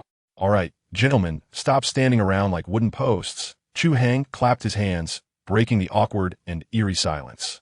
"Now we are 100% certain that this contraption is a door. Thus, a new question arises." He paused, casting his gaze towards the team's demolition expert, Falsworth. "How do we get inside?" Falsworth, caught off guard by his look, snapped back to attention. He practically scrambled to the waterfall, pulling a myriad of peculiar, blinking devices from his seemingly bottomless bag, frantically scanning the area where the shield had struck, mumbling a series of incomprehensible data. Several minutes later, he switched off all the devices, turned around, and his expression was graver than the eternal ice at the canyon's bottom. "Captain," his voice was dry and hoarse, tinged with despair, "it's over. It's all over." At that moment, my vibration sensor, metal density analyzer, and energy spectrometer all went off the charts. According to preliminary estimates from the system, this door's thickness is at least 30 meters. As for the material, I have no idea what it is. Its atomic density and structural strength are hundreds, if not thousands, of times greater than any known alloy in my database. He took a deep breath, as if summoning every ounce of strength to deliver the most disheartening conclusion. "Let alone the little 4 explosives we brought, Captain. Even if you were to transport the entire munitions depot of the Allied forces from the European theater and bombard it for a year, you wouldn't create a significant dent in it."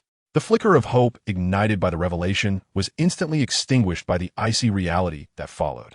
Indeed, they have discovered the door. Yet, it is a portal that they are utterly incapable of opening from a physical standpoint. What difference does it make if one stares blankly at an insurmountable mountain wall? Suddenly, all eyes converged upon Chu Hai once more, akin to a multitude of high-powered searchlights focusing intently on him. The meaning behind their gaze was unmistakable. "Come on, Maestro, cease the charade and continue your performance." Chu Hai felt as if the intensity of their stares might bore a hole right through his forehead. Hey, do not gaze at me so." He exaggeratedly raised his hands in a gesture of innocence. "I can only solve riddles, not pick locks. My expertise lies elsewhere." Despite his words, he had already begun to stride leisurely along the edge of the colossal waterfall door. As he walked, he extended his hand, pretentiously groping along the icy, frost-covered wall, furrowing his brow and muttering incantations, resembling a medium engaged in a spiritual communion. "I found it." On the surface, this area appeared identical to the surrounding rock walls, equally shrouded in a thick layer of ice, utterly unremarkable. Chu Hai extended a finger, gently tapping the icy surface, producing a crisp sound. What is it? Steve, like a devoted bodyguard, promptly approached, his demeanor alert and vigilant. I'm not certain. Chu Hai shook his head, a hint of perplexity gracing his features. It just feels as if the sound here differs from other places. Logan joined in, his nose more acute than that of a bloodhound. Sniffing the air intently before frowning and shaking his head at Steve. No distinct scent here. Let me handle it. Without uttering a word, Steve extended his robust hand, clad in tactical gloves, and began to scrape the ice in that area with considerable force.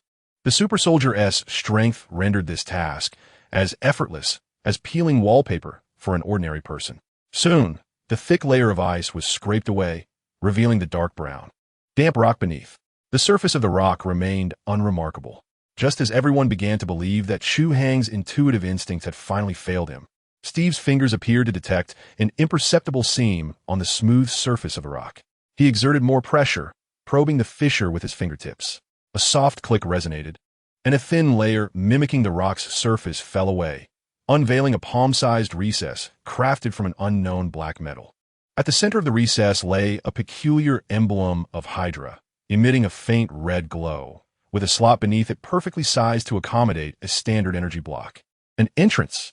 Duggan exclaimed in a hushed tone, brimming with excitement. No, this is not an entrance. Fallsworth scrutinized the intricate recess and immediately rendered his professional assessment. Shaking his head, this resembles more of a keyhole. A keyhole? The group exchanged bewildered glances. Where's the key? They could hardly expect Hydra to be foolish enough to conceal the key beneath the doormat. For this mission, they had not brought any access cards to Hydra's base.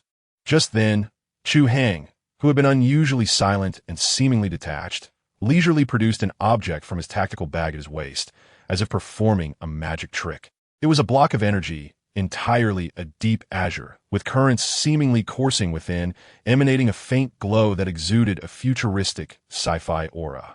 This was indeed a trophy he had casually taken from the unfortunate corpse of a Hydra patrol squad leader. He shook the blue energy block in his hand and glanced at the slot that perfectly matched its size and shape, a radiant smile blooming on his face, reminiscent of a prankster reveling in success. Could this work? Chapter 54. This is true professionalism, as Chu Hai held the azure energy block between his fingers, swaying it nonchalantly before the assembled group like a vendor on Wall Street selling counterfeit luxury watches. The air in the Death Valley of the Alps felt as though it had been instantaneously vacuumed away by an invisible hand. A profound silence enveloped them, more suffocating than Nick Fury's polished bald head. Bucky Dugan and the Jones Howling Commandos, those rugged men who could bathe in champagne amidst a hail of bullets, felt their cerebral cortices burned to a crisp from the surreal series of events unfolding before them. A spectacle that even a science documentary could not capture. What even were values? Could they be consumed? First, they discovered that the glacier waterfall, which had hung for millennia, was but a holographic projection, a door. Fine, high technology. Hydra was impressive, they conceded. But then came the most outrageous twist. Like a third-rate magician, he pulled out what appeared to be a genuine, factory-original key from his seemingly infinite pocket. This was no longer warfare. Warfare at least adhered to some semblance of logic and tactics. Clearly, they were witnessing a one-man show titled I Control the Script. You merely cheer, starring a man named Chu Hai, and they, the battle-hardened elite soldiers, were merely the background audience, incapable of even figuring out how to applaud, mouths agape in astonishment. No, this was absolutely impossible. In his communicator, Howard Stark's voice had transcended mere tremors. It was the sound of a late-stage Parkinson's patient riding a roller coaster, each word tinged with the agony of shattered beliefs. His once proud, scientific worldview, grounded in the laws of physics and mathematical formulas, was obliterated in an instant by Chu Hai's nonchalant gesture. That was a standard Hydra energy block. Type 3. I swear I have studied the remnants of that thing over 100 times. Its energy output curves, internal crystal structure, alloy composition. I could recite them backward. How could you possibly have such an item? Is it still an intact, brand new version? And why on earth would you carry it in your pocket like a mere lighter? This device is standard equipment. It is the second life of a Hydra soldier. What purpose do you have for it? Is it merely a hand warmer now that winter has arrived? Answer me, Chu Hai. Howard's roar exploded in the ears of everyone present like a series of ignited firecrackers. Yet, no one could respond to him, for all present, including Steve Rogers, yearned to hurl Howard's every word back at Chu Hai with unyielding force. Their gazes upon Chu Hai transformed. They no longer saw a comrade, nor did they see an oddity. They beheld an alien cloaked in human skin, a being traversed from the future, a living, breathing enigma. Ah, you refer to this? Faced with questions potent enough to cause any lie detector to combust, Chu Hai merely boredly weighed the energy core in his hand, his tone as nonchalant as if he were casually picking up a dime on the roadside. It was no great matter. Do you recall the Hydra base we dismantled last time? The scene was rather chaotic, and I happened upon this energy core atop the corpse of a recently deceased Hydra squad leader. At the time, I thought it was quite striking. A brilliant blue resembling a glass marble. It was far more exquisitely crafted than the canned goods we produce here, so I decided to keep it as a memento. The crowd gasped. A memento? You dare to refer to a device imbued with terrifying energy, capable of powering an entire enemy base, as a mere trinket? Dugan instinctively touched the iron cross metal hanging from his waist, while Jones glanced at the cherished Luger pistol nestled in his backpack. Suddenly, they felt that their tastes in collectibles paled in comparison to Chu Hai's. For ordinary individuals, mementos consist of bullet casings, medals, or enemy daggers. Yet Chu Hai's keepsake is an energy core from the enemy? Is this obsession with collecting not somewhat avant-garde? At least a century ahead of its time, one might say. You insufferable oddity. On the other end of the communicator, Howard was nearly choked with disbelief. The scientist's lexicon seemed remarkably inadequate at that moment, ultimately squeezing out a furious remark from between clenched teeth. Chu Hai remained unfazed, even feeling a hint of amusement. Ding. Shock value from Howard Stark, 10,086. Ding. Confusion value from the Howling Commandos, 999. Sigh. Explaining this to these primitives is quite arduous. They wouldn't comprehend even if I told them. It's better to embrace being a fortunate oddity. This script is rather enjoyable. Steve disregarded the teammates behind him who had begun to question their existence, along with the genius inventor on the communicator who was nearly experiencing a myocardial infarction. As the captain, his mental fortitude evidently surpassed theirs by a significant margin. He simply stepped forward in silence, taking the energy core from Chu Hai's hand, his cerulean gaze shimmering with an evaluative light. He scrutinized the object intently, even running his fingers over the energy block's cool, smooth surface, meticulously comparing it to the size and shape of the black recess. It was an exact match, as if it were the original. Without uttering a word, he silently returned the energy block to Chu Hai, subtly nodding toward the recess with his chin. The meaning in his gaze was straightforward and unambiguous. Spare me the chatter. Open the door. Very well. Chu Hai shrugged, accepting this weighty trust from the future paragon of virtue and embodiment of justice. Under the watchful eyes of those whose hearts raced with tension, he stepped forward with deliberate slowness, taking a deep breath, primarily for effect, to lend a sense of ritual to the moment, before steadily placing the energy block, glowing with an ethereal blue light, into the profound black recess. With a crisp click, reminiscent of the gentle engagement of a Swiss watch mechanism, the energy block was flawlessly consumed, fitting seamlessly. Suddenly, a transformation occurred. The Hydra emblem at the center of the recess, which had merely emitted a faint red glow, erupted into brilliance. The glaring blue light swiftly supplanted the red, surging along the panel's intricate, archaic runes, spreading wildly in all directions. The spectacle resembled a city grid illuminated in an instant amidst the night, a breathtaking amalgamation of science fiction and mystery. Ultimately, all the azure light streams converged upon the central Hydra emblem. A low hum, resonant enough to set hearts vibrating, filled the air as the massive metal panel began to tremble slightly. Success! A flicker of euphoric relief blossomed on Dugan's face. I knew this kid, Chu Hai, was a blessing. Jones couldn't help but bellow in excitement.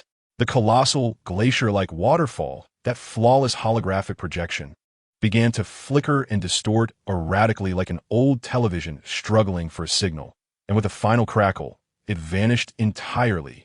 What lay behind it was a grotesque and terrifying visage. It was a gigantic gate, indescribable by human language, entirely pitch black, its surface as smooth as glass, devoid of seams.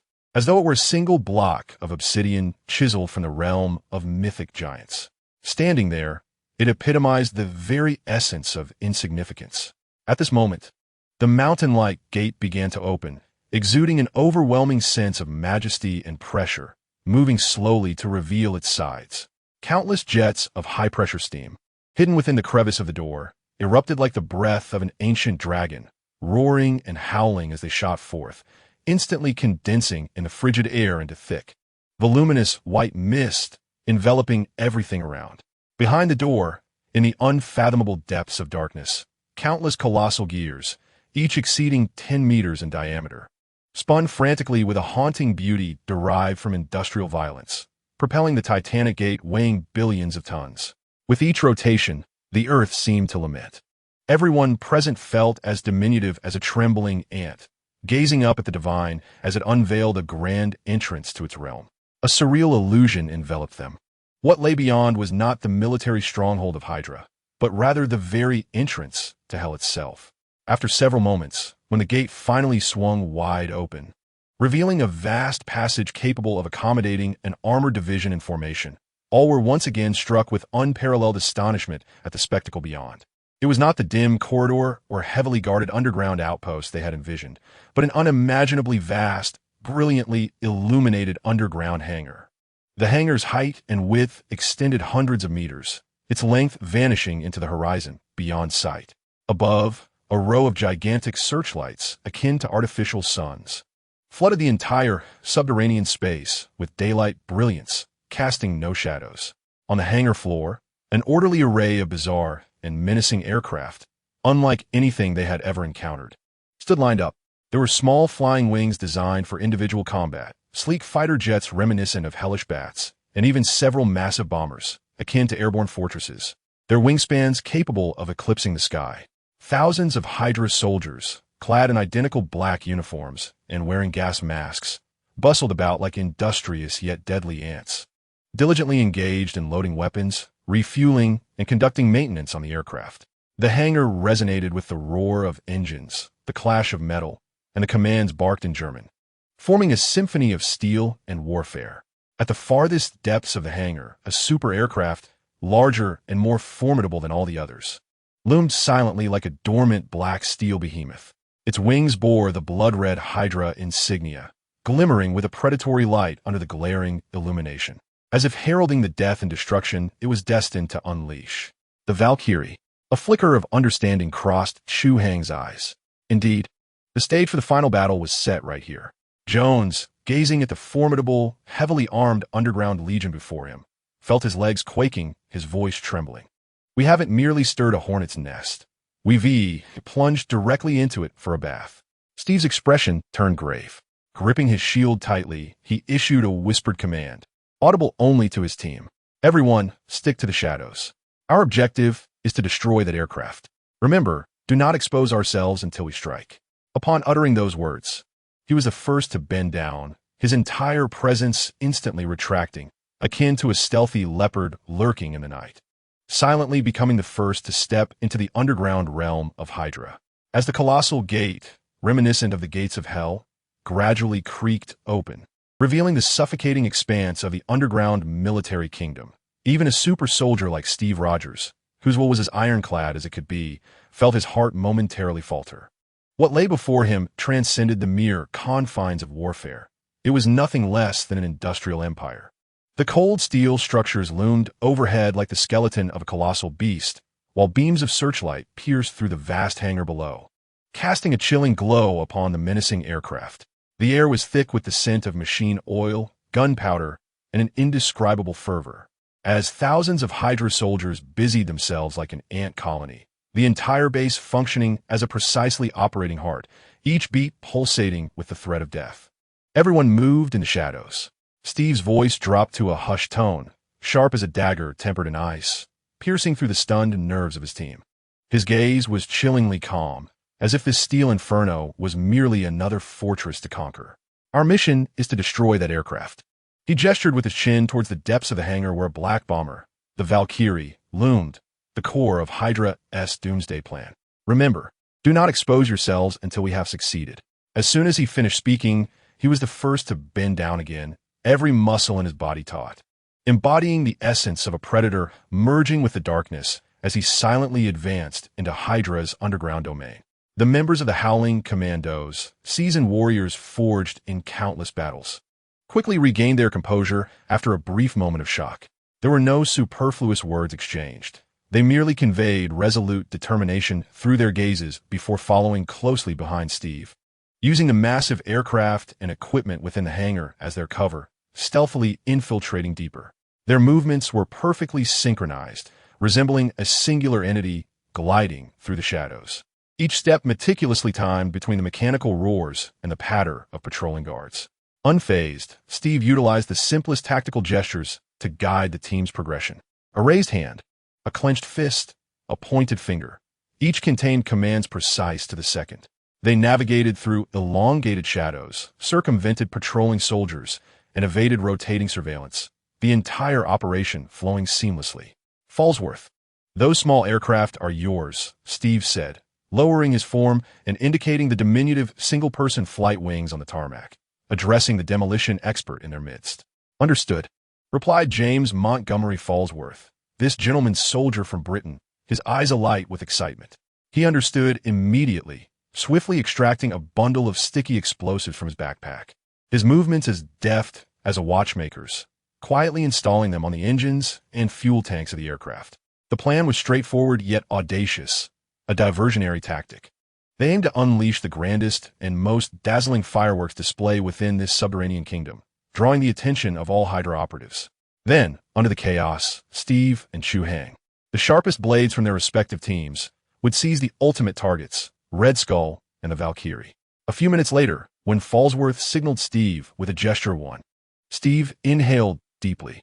His gaze traversed the cacophony of the hangar, cutting through the multitude of bustling figures, and locked onto a distant platform where a man in a black leather trench coat was addressing a group of Hydra officers. Red Skull, Johann Schmidt. Even from afar, one could sense the malevolent aura exuding from him, a sinister blend of arrogance and cruelty. Action, Steve commanded, his voice transmitted through the bone-conducting headset to Fallsworth. Without hesitation, Fallsworth pressed the detonator in his hand. Boom, boom, boom. A series of explosions, violent enough to upheave the entire base, erupted without warning simultaneously in every corner of the hangar. Dozens of freshly fueled individual flight wings instantly transformed into massive fireballs, with orange flames greedily consuming everything in sight. The chain reaction caused by the blasts ignited the surrounding stockpiles of ammunition and fuel. Flames soared skyward, thick smoke billowed. The piercing alarm echoed throughout the base, sharp enough to pierce the eardrums. Enemy attack! Enemy attack! Fire in the sector! Repeat, fire in the sector!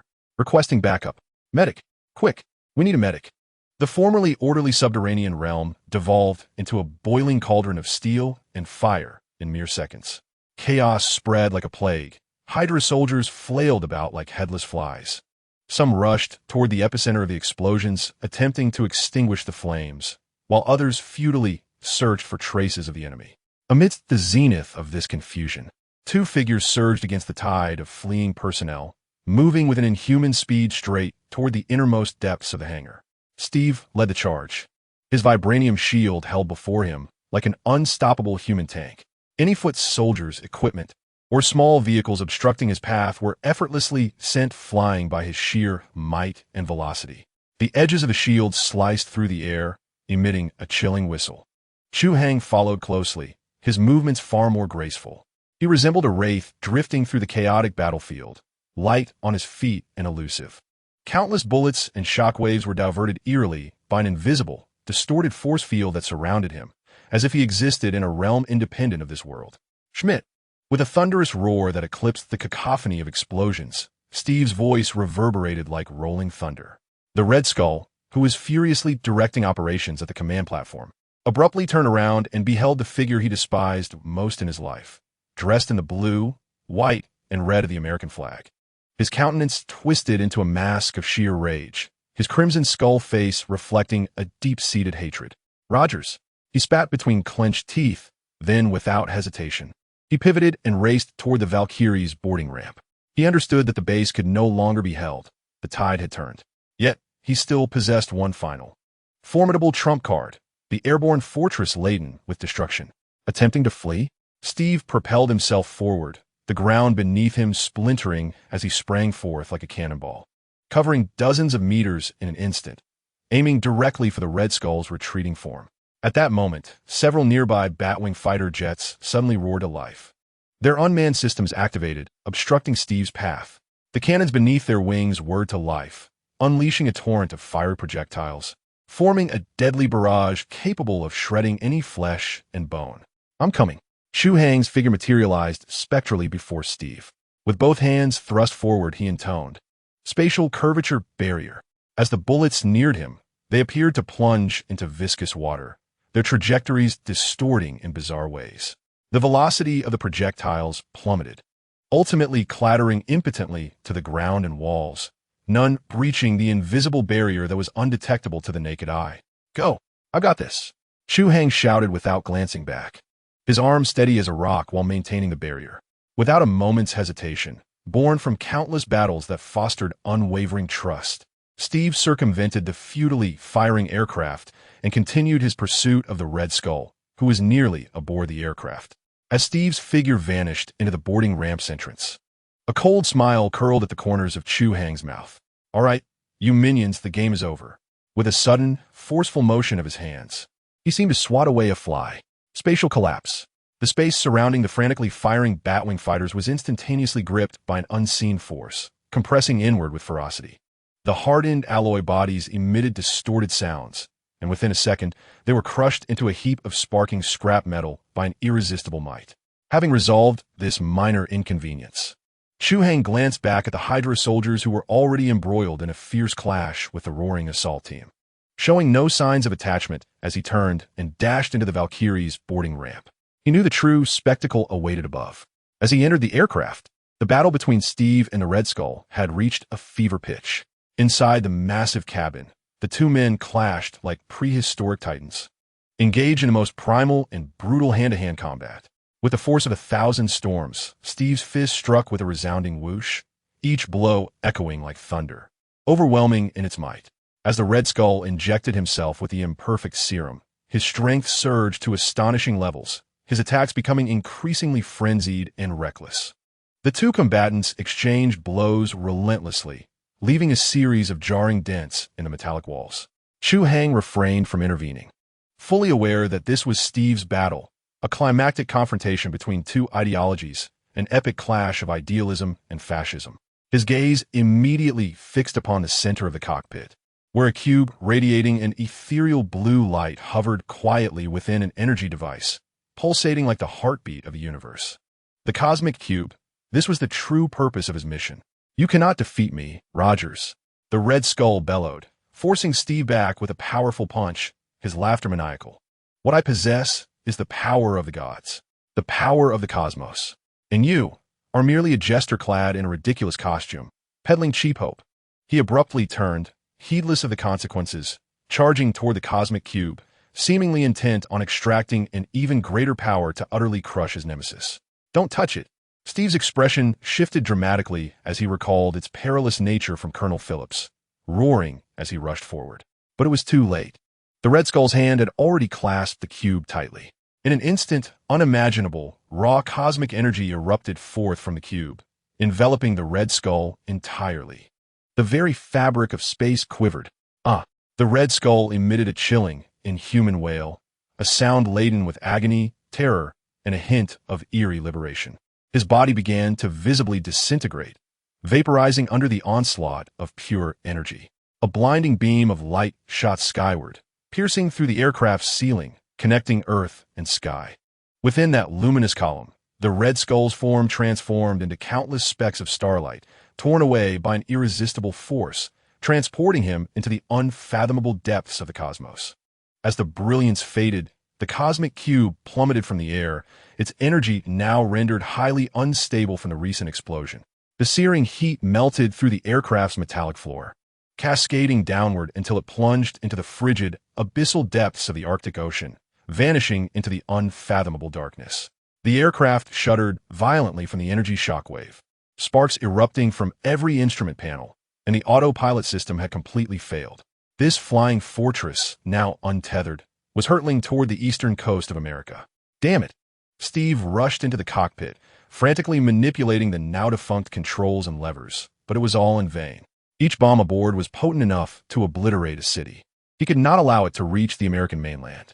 Chu Hai paid no heed to the chaos.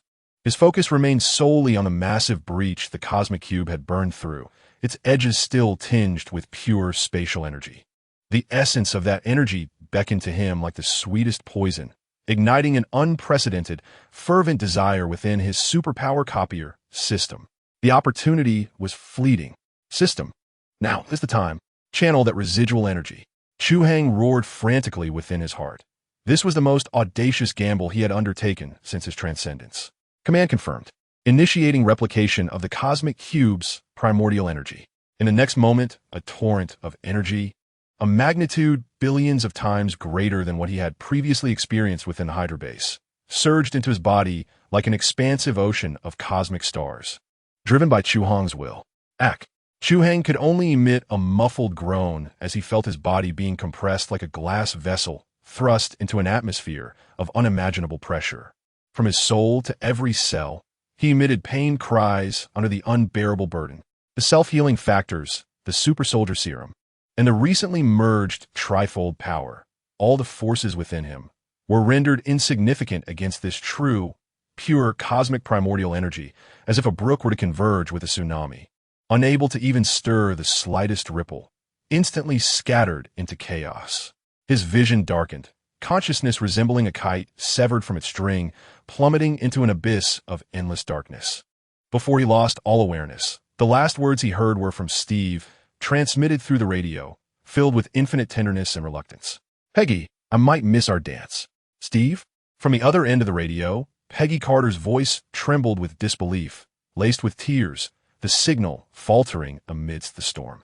Steve glanced at Chu Hai, who had completely lost consciousness, blood seeping from his orifices, and then at the vast, rushing glaciers outside. He smiled, a smile tinged with regret, acceptance, yet predominantly marked by an unburdened tranquility. He had fulfilled his mission.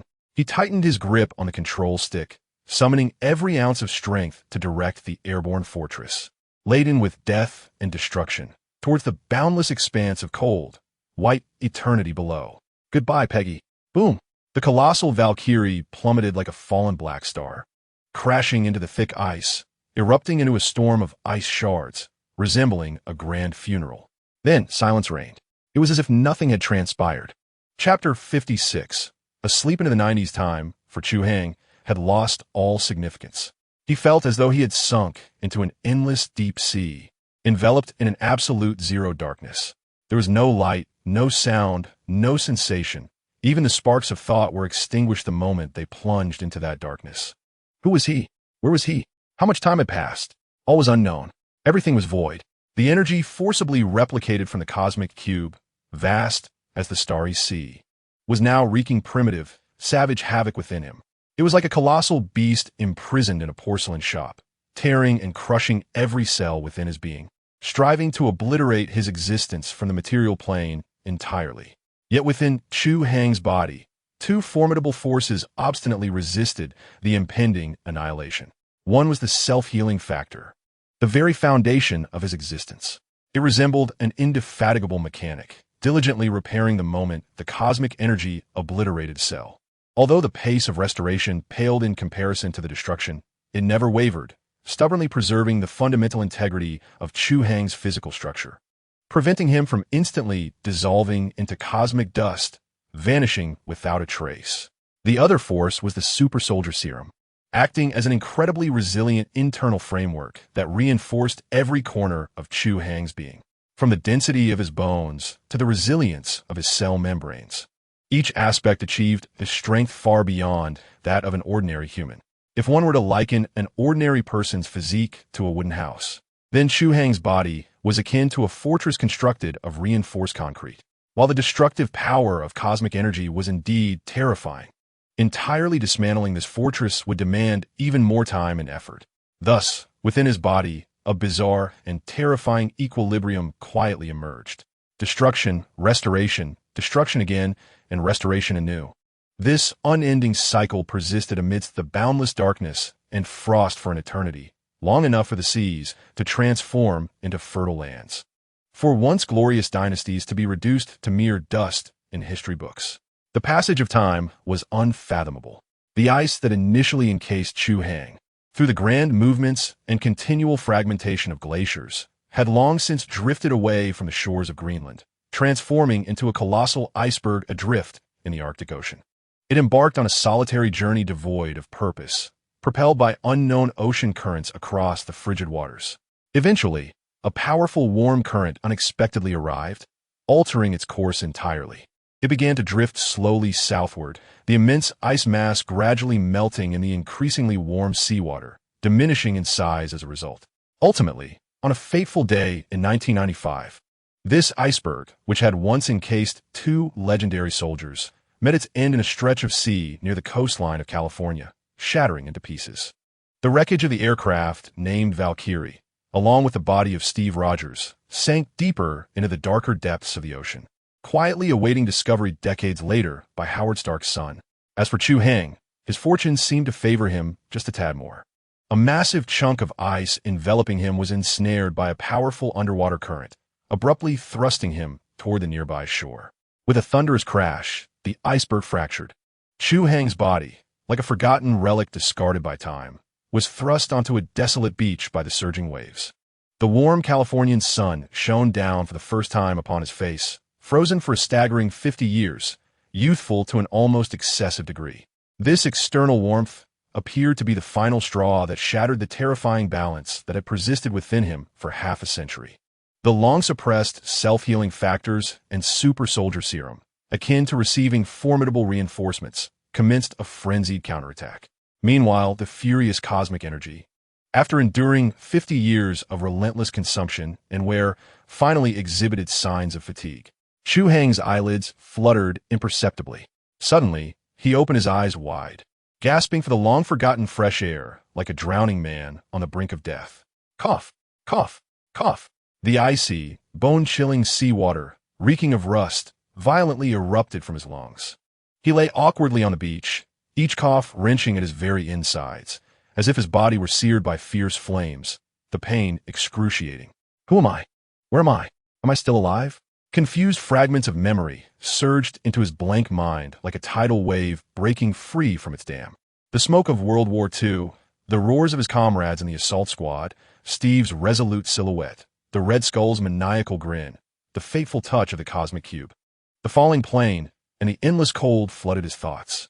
Struggling to lift his head, he gazed around in bewilderment. Before him lay an unfamiliar beach, with steep cliffs behind and an endless expanse of azure sea stretching out before him.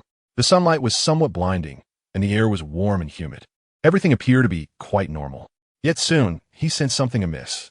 In the distance, a blinding white line sliced through the sky, accompanied by a deafening roar. It was an aircraft that should not have existed during World War II, its design reminiscent of the 21st century, moving with astonishing speed. Further out, on the horizon, a colossal ship resembling a city of steel slowly glided across the water, its immense size reminiscent of the Titanic he had seen before his journey. He looked down at himself. The once fine combat uniform from the World War II era was now tattered and clung wetly to his body, emitting an indescribable musty odor. He propped up his feeble body and staggered up a sand dune. Upon seeing the scene on the other side of the dune, he froze, as if ensnared by a spell. A broad, flat black highway was alive with cars of various colors and sleek designs racing past. "What is this place?" he murmured, his voice hoarse like two pieces of sandpaper rubbing together. Just as his mind blanked out, utterly unable to comprehend the sights before him, two square black sedans suddenly roared around the corner of the road, executing a sharp stop and coming to rest not far away. The doors swung open almost simultaneously, and several men clad in black suits and sunglasses swiftly emerged. Their movements were swift and efficient, eyes scanning their surroundings with vigilance, each gripping a firearm. These men quickly fanned out, silently surrounding Chu Hai, who stood solitary atop the dune. From a lead vehicle, two individuals stepped out. One of them was a black man in his 30s, impeccably dressed in a suit that accentuated his tall stature, with eyes sharp as a hawk. Although his face bore little expression, he emanated an unmistakable aura that warned others to keep their distance. The other was a younger white man, appearing to be in his early 20s, sporting a meticulously crafted smile as if measured with a ruler. Though he seemed non-threatening, his positioning was deliberate, subtly shielding the black man from the side, creating a protective stance. Chu Hai's gaze swept over them, landing on the peculiar black handgun they held, and his mind raced. These individuals were neither German nor members of any allied forces he recognized. Their demeanor and equipment exuded an elusive air of elite secrecy. "Don't move. Raise your hands." The young white man spoke, his tone polite yet firm, his grip on the gun steady, the muzzle unwavering. "We mean no harm. We merely wish to ask you a few questions." It was in English.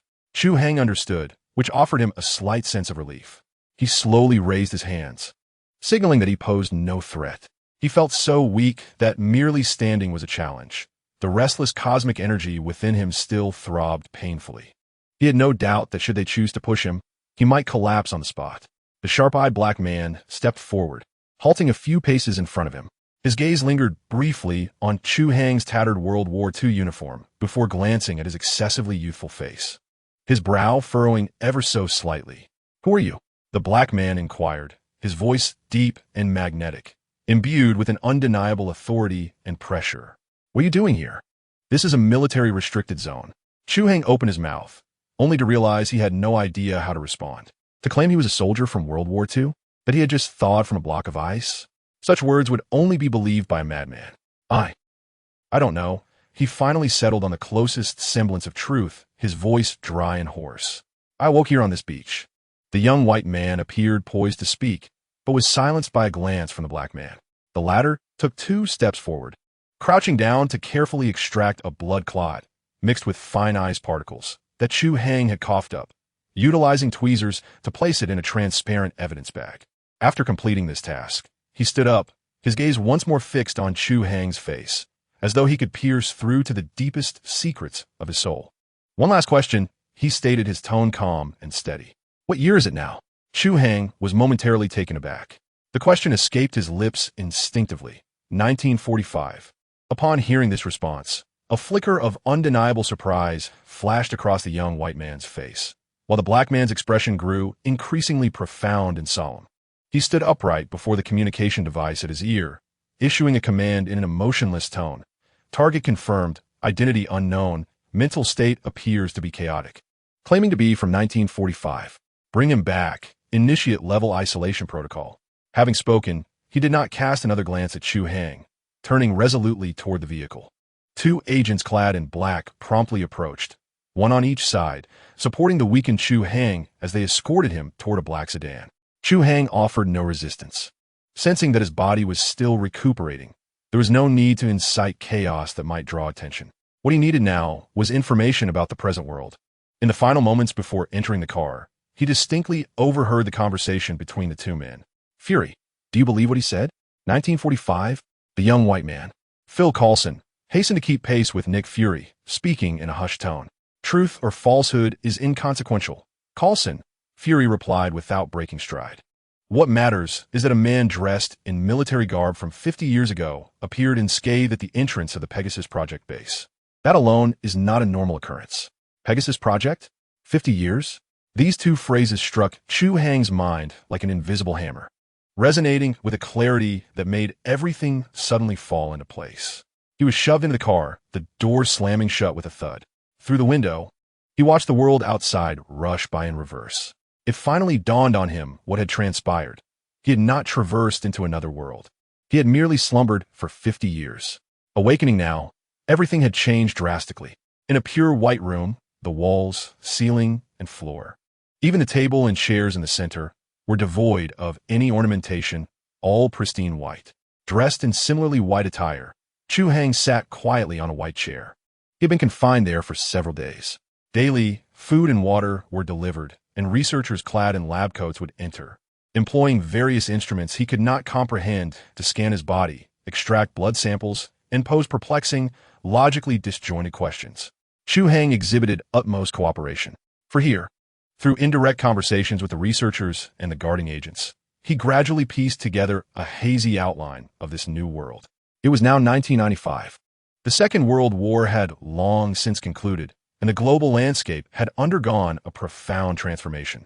The enigmatic organization he found himself in was formerly known as Strategic Homeland Intervention, Enforcement and Logistics Division, abbreviated as SHILD.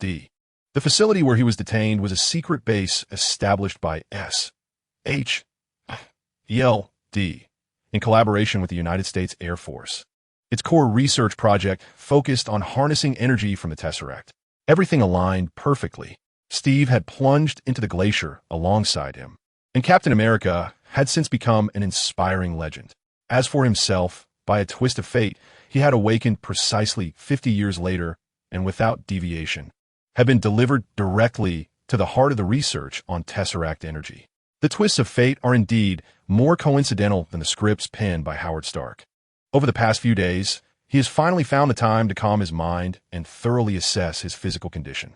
The super copy machine system had rebooted the day after he awoke, but its status was alarmingly poor, with the interface riddled with flickering garbled text and glaring red warning notifications. System status severely damaged. Energy core overload. Self-repair in progress. Estimated repair time unknown. Host status on the brink of collapse. Unresolvable high-dimensional energy present, causing severe rejection reaction with host life form. Self-healing factors and super soldier serum are struggling to maintain vital signs. Warning, until the system is repaired and the high-dimensional energy conflict resolved. The host must refrain from using the copy function again, or it will result in the simultaneous annihilation of both system and host. After reading this information, Chu Hai felt a chill run down his spine. In simple terms, he was akin to a hapless individual sleeping with a ticking nuclear bomb. The energy emanating from the cosmic cube was beyond his control, resembling a time bomb that could obliterate him at any moment. Furthermore, the very ability he relied upon for survival had crashed due to this reckless gamble, with no certainty of repair or timeline for restoration. The only consolation was that his physical foundation remained intact.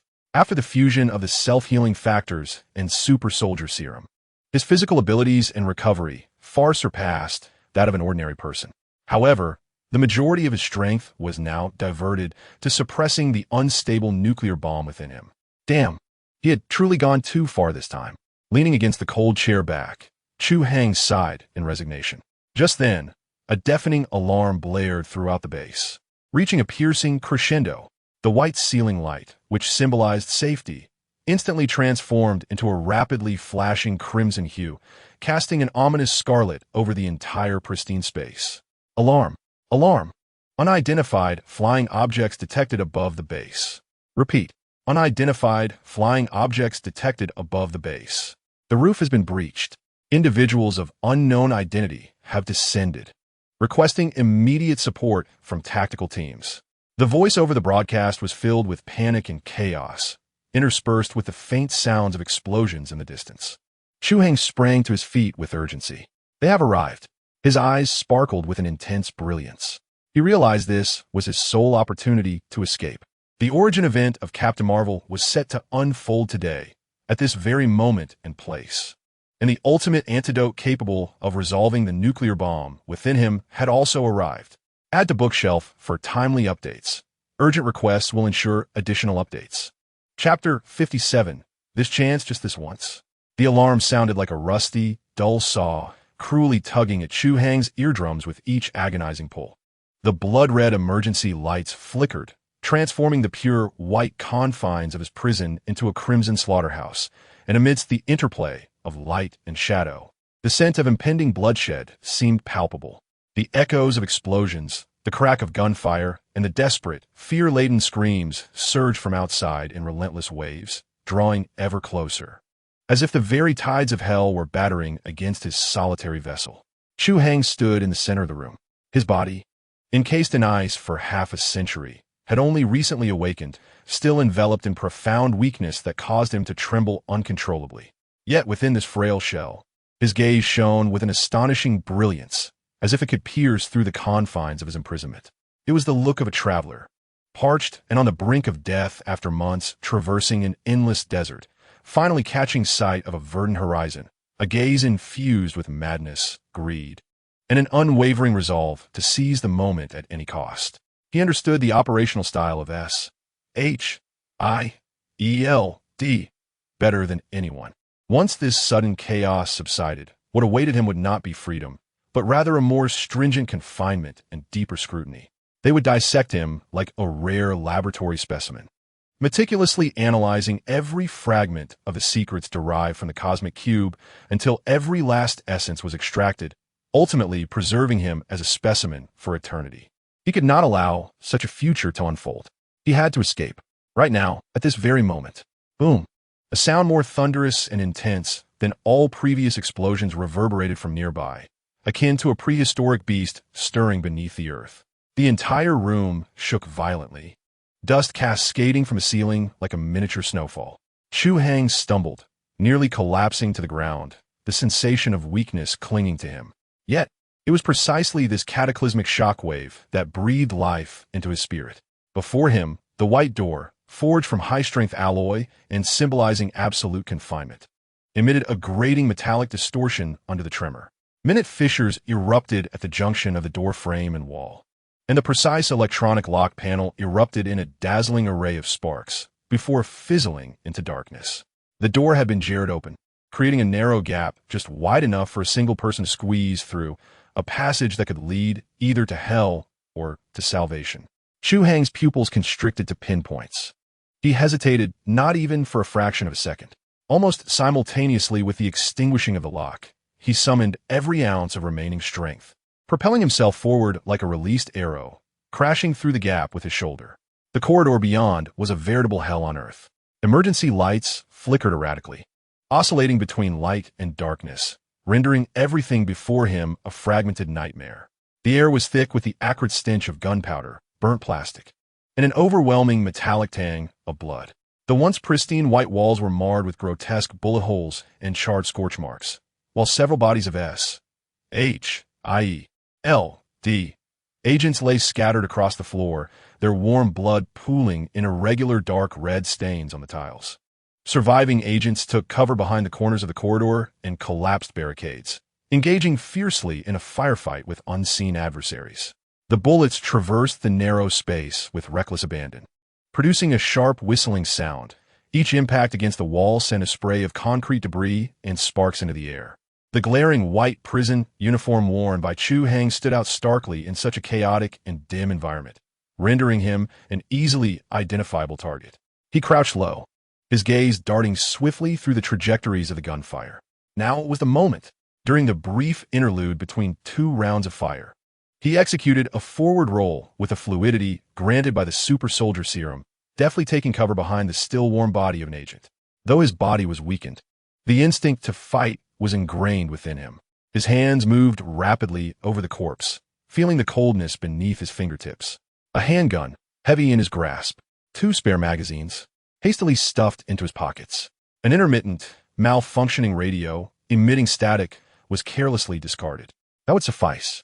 He tucked the handgun behind his waist, pressing his body against the frigid ground, like a serpent gliding through the shadows, utilizing fallen file cabinets and debris for concealment as he stealthily navigated the tumultuous battlefield. His objective was crystal clear. Rather than recklessly rushing toward the exit, he aimed to swim upstream, venturing toward the very heart of the chaos. For he understood that only there lay his genuine prospect of survival. Attention all squads. The target is moving towards the archives in Sector 7. Repeat, the target is in Sector 7. Director Fury. WWII lost Dr. Marvel's signal. Damn it. Give me the Air Force. I want to know exactly who those bastards in the sky are. The fragmented, static-laden sound of radio communication echoed from around the nearby corner. Following the sound, Chu Hai spotted a familiar figure, Nick Fury, accompanied by Phil Coulson and a team of fully armed agents, returning fire with precision while advancing rapidly down the corridor. Fury's perpetually tense face bore no trace of panic. His solitary eye glinted with a cold, lethal intent. Each time he raised his hand to fire, he remained as calm as if at a shooting range, articulating commands with clarity. The relatively youthful Coulson stayed close by, one hand gripping his weapon in vigilance while the other adjusted his earpiece, dutifully fulfilling his role as both aide and protector. There it was. Chu Hai's heart raced. He recalled vividly, from the cinematic memories, the battle between Carol Danvers and the Kree, the energy explosion that altered everything. With the ultimate ignition point located within the archives of Sector 7, housing the Lightspeed engine, he maintained a safe distance, akin to a true Spectre, allowing for observation while avoiding detection, quietly trailing behind Fury's team. The path toward hope was fraught with peril. Just as Chu Hai rounded a cluttered corner, he collided head-on with a rushing SHIELD agent. "Sorry," the agent instinctively exclaimed, reaching out to steady the staggering Chu Hai. In that fleeting moment of contact, Chu Hai's body froze. Something was amiss. The individual's body temperature was significantly lower than that of a typical human, akin to a piece of cold jade encased in skin. The texture of his skin felt peculiar, even through the thin layer of combat attire. It resembled the sensation of touching frigid rubber. More crucially, he lacked the scent of adrenaline that humans exude in the throes of intense combat. Although Logan's beastly sense of smell had not been replicated, the super soldier's serum had greatly augmented his senses, rendering him acutely aware of these subtle distinctions. In an instant, Chu Hai's gaze turned as frigid as frost. Without a moment's hesitation, he exerted force from his waist, leveraging the impact of the collision to propel himself backward.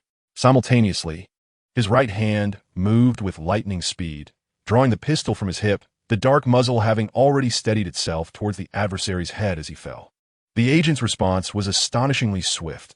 As Chu Hai began to topple, the apologetic expression on his face vanished, replaced by an inhuman snarl of savagery.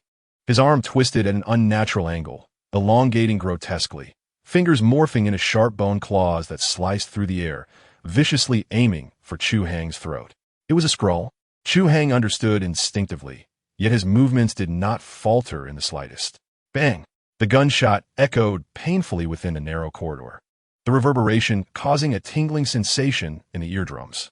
The bullet struck precisely at the Skrull's disguised forehead, resulting in a sudden jolt of its body and a small hole oozing green blood, but it did not inflict fatal damage. Damn! Chu Hai cursed inwardly, having forgotten that the Skrull's tough exterior and resilient physiology far surpassed that of humans. The Skrull, stung by pain, emitted a sharp, piercing shriek, its aggression intensifying. Chu Hai rolled away just in time to evade the lethal claws, then surged upward, delivering a powerful kick against the fire extinguisher cabinet embedded in the wall. With a crash, the glass shattered, and a red cylindrical fire extinguisher tumbled out. Seizing the heavy extinguisher, Chu Hai aimed at the direction from which the Skrull was lunging again and decisively pressed the lever. A torrent of white powder erupted forth, enveloping the Skrull's face like a thick fog. Taken by surprise, its vision and breath obstructed, the creature unleashed a furious and chaotic roar. Now was the moment. Chu Hai discarded the emptied extinguisher and lunged forward, seizing the opportunity as the Skrull flailed blindly. He thrust the barrel of his gun forcefully into the creature's gaping maw, which had opened mid-roar, and pulled the trigger. Bang! Bang! Bang! He unleashed the remaining bullets from the magazine into the alien's cranial cavity. The bullets detonated from within, instantaneously reducing the Skrull's head to a gruesome mixture of green blood and white brain matter, splattering red, white, and green in all directions. The enormous body crashed to the ground, convulsing violently a few times before its guise faded, revealing its original, grotesque form with green skin and elongated ears. Chu Hai leaned heavily on his knees, gasping for breath, his chest rising and falling like a bellows. The flurry of swift movements had nearly depleted the scant energy he had just regained. He sensed the dormant cosmic energy within him, silenced for 50 years, beginning to throb painfully once more, akin to a seething mass of molten lava coursing through his veins. He dared not linger, forcing himself to rise unsteadily, discerning the direction before continuing towards the vicinity of Sector 7. As he drew nearer, the sounds of explosions and a peculiar energy fluctuation became increasingly pronounced, the air itself seeming to quiver slightly. Upon reaching the outskirts of Sector 7, the scene before him compelled him to halt, seeking refuge behind a massive shipping container. This was an expansive experimental area, reminiscent of an aircraft hangar, now in utter disarray. Several oddly shaped Kree starships lay wrecked in various locations, their remains ablaze, billowing thick black smoke. Agents of SHIELD and Kree soldiers donned in green uniforms were engaged in a fierce and chaotic firefight. Energy beams and physical bullets intertwining to form a lethal web. At the very center of the hangar, a small experimental aircraft had crashed, its body severed in two, with dangerous electric sparks flickering amidst the debris. A blonde woman clad in a green flight suit was struggling to rise from the ground. Blood stained her lips, yet her gaze remained resolute, brimming with defiance. Not far from her lay another woman, grievously injured in the abdomen, her clothing soaked in blood, clearly on the brink of death. Opposite them, a man in a similar Kree uniform approached with a haughty demeanor. His cold gaze exuded a sense of mockery and control, akin to a cat toying with its prey. Yon-Rogg, Carol Danvers, Marvel, all the pivotal figures were present. The juncture of history was upon them. Chu Hai's heart began to race uncontrollably, as if it would leap from his throat. Pressing himself against the frigid container, he fixated on the unfolding chaos. His breath nearly stilled. He witnessed Marvel, in her final moments, uttering something to Carol with her last vestiges of strength. Then he saw Carol turn, her expression shifting from confusion to resolve. She raised her pistol, aiming at the damaged engine of the wreckage, which pulsed with a haunting blue light, continuously leaking terrifying energy. The Lightspeed engine, the energy core of the cosmic cube. Don't! Chu Hai instinctively wanted to shout. He wished to warn her, don't fire, you fool. You should aim at that man, not the engine. Yet, he choked back those words, sealing them within his throat, for he understood that this shot must be fired. This is the destiny of Carol Danvers transforming into Captain Marvel, and it is also the key to whether Chu Hai can escape his confinement and truly live. At the moment when Carol's gaze turned resolutely determined, just as she was about to pull the trigger, the dormant, tumultuous energy within Chu Hai, originating from the cosmic cube and lying silent for 50 years, seemed to resonate fiercely with a kindred force, beginning to hum and vibrate at an unprecedented frequency. It was an indescribable sensation, as if every cell in his body was awakening, yearning, rejoicing, and anticipating an imminent feast of destruction and rebirth. Intense pain clawed at his nerves, yet within this ultimate agony lay a strange, intoxicating comfort. This was an omen of annihilation, yet heralded the arrival of new life. Chu Hai clenched his teeth so tightly that blood seeped from his gums, his eyes bloodshot from the overwhelming excitement and unbearable torment.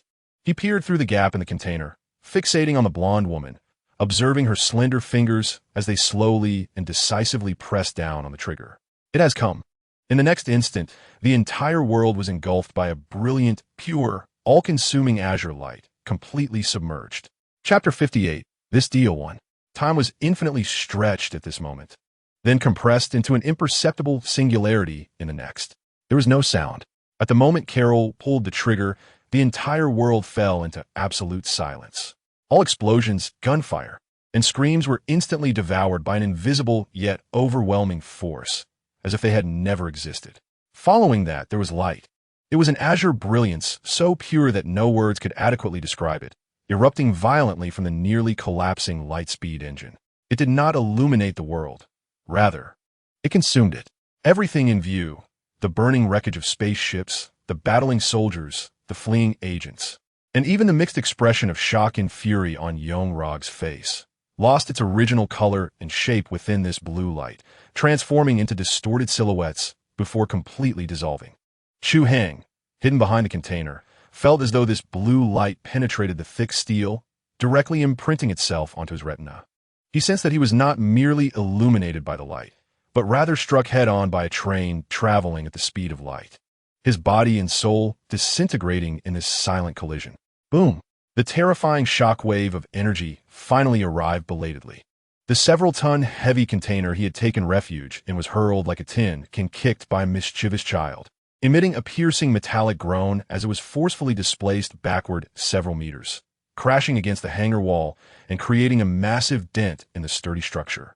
Chu Hai found himself wedged between the container and the wall, his bones seemingly lamenting.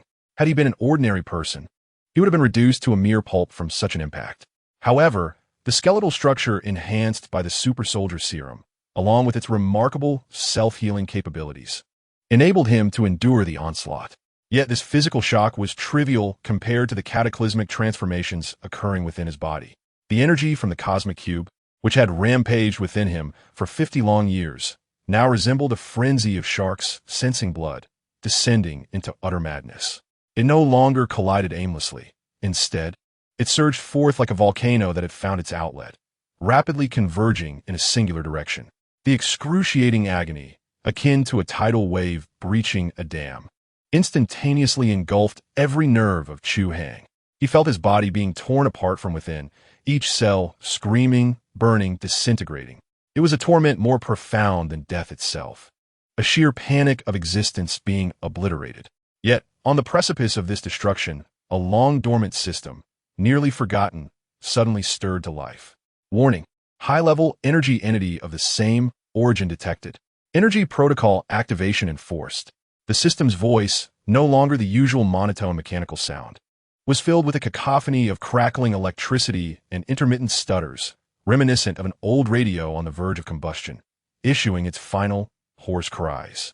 Chu Hai's consciousness, nearly blurred by pain, clung desperately to the most crucial words within this message. High-level energy entity of the same origin. Would you like to replicate target? Carol Danvers' current state, binary form, newborn. Warning: host body state is extremely unstable. Forcibly replicating may lead to a high probability of total energy structure collapse and annihilation.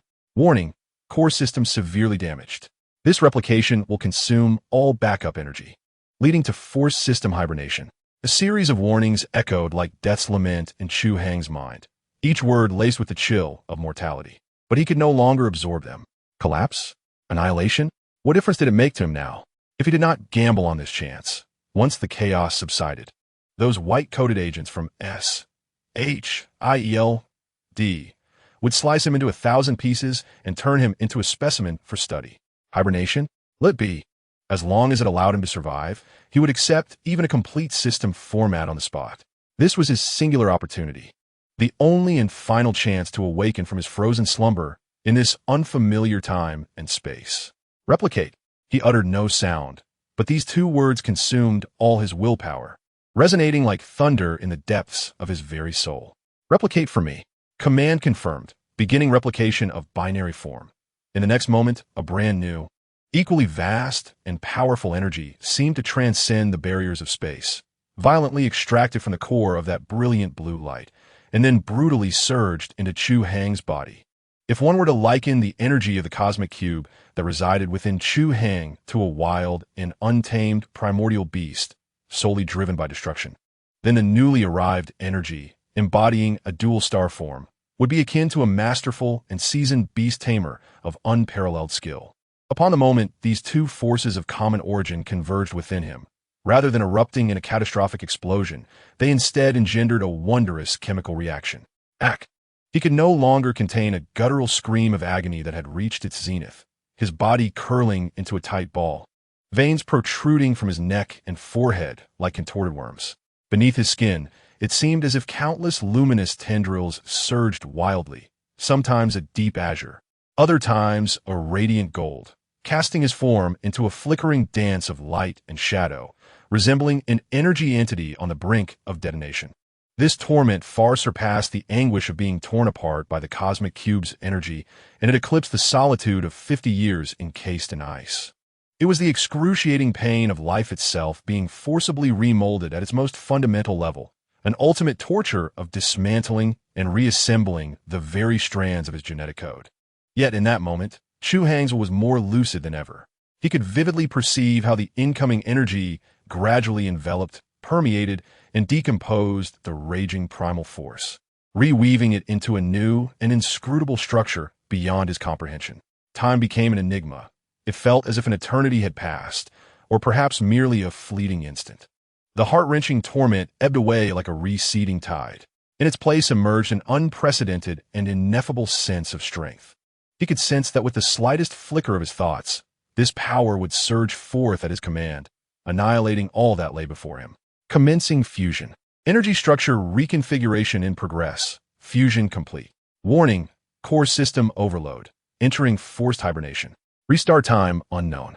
Within his mind, the system's voice emitted one final, faint lament before descending into silence. The familiar interface dimmed, fading into oblivion. Slowly, Chu Hai released his curled form and rose from the ground. His bones cracked with a subtle pop, heralding his rebirth. He gazed down at his hands, where a delicate, seemingly burning golden flame seeped from beneath his skin, forming a thin halo around him.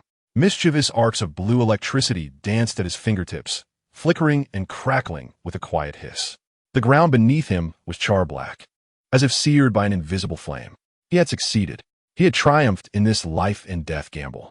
Just then, the blinding light within the hangar began to dissipate, and his vision gradually regained clarity.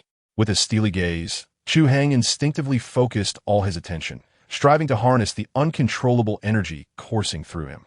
"Return! Get back! All of you!" he roared frantically within his mind. The golden flame flickered a few times before reluctantly retreating beneath his skin, diminishing gradually.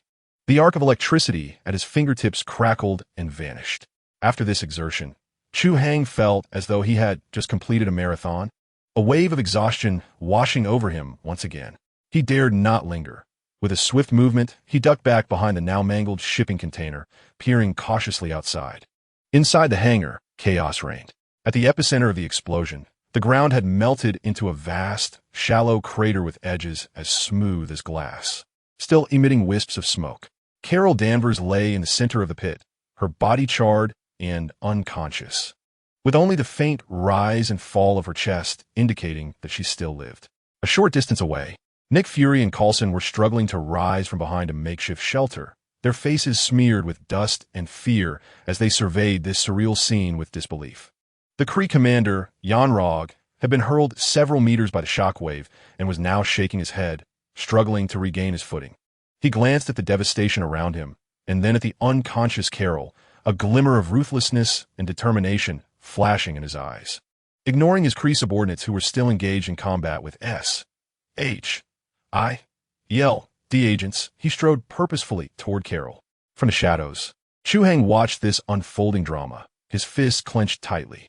He understood what Jan Rog intended to do next. He would take Carol back to Hala, erase her memories, implant false pasts, and transform her into the sharpest weapon of the Kree Empire, a controlled, living instrument of warfare. Should he intervene? The thought flickered through Chu Hai's mind, but was swiftly extinguished. No, he couldn't. He glanced at his trembling hands. His current condition was utterly dire. The energy he had recently merged with was completely foreign to him. To rush out and confront a seasoned Kree elite commander would be tantamount to seeking death. Moreover, while the energy within him had been subdued, his physical fatigue was all too real. If he exposed himself, this anomalous source of energy, even more peculiar than Carol S., would surely become the primary target for both the Kree and S.H.I.E.L.D. He would face relentless pursuit from both sides, with no respite in sight. He could not take that risk, not now at least. As he watched Jan Rog bend to lift the unconscious Carol, and a Kree ship descended slowly through the gaping hole in the hangar roof, casting down a beam of light for extraction, Chu Hai gradually released his tightly clenched fists. His gaze was cold and calm, reminiscent of the most patient of hunters, waiting for the opportune moment to strike. Survival first. Live to fight another day. Chapter 59. Is this cat serious? Shadows are the finest disguise. Chu Hai pressed his body firmly against the distorted side of the shipping container, deliberately suppressing his breathing to the barest minimum. He resembled a melting ice cube, silently diminishing his presence in the corner, attempting to merge completely with the surrounding darkness. The energy within him felt like a vast ocean that had just settled.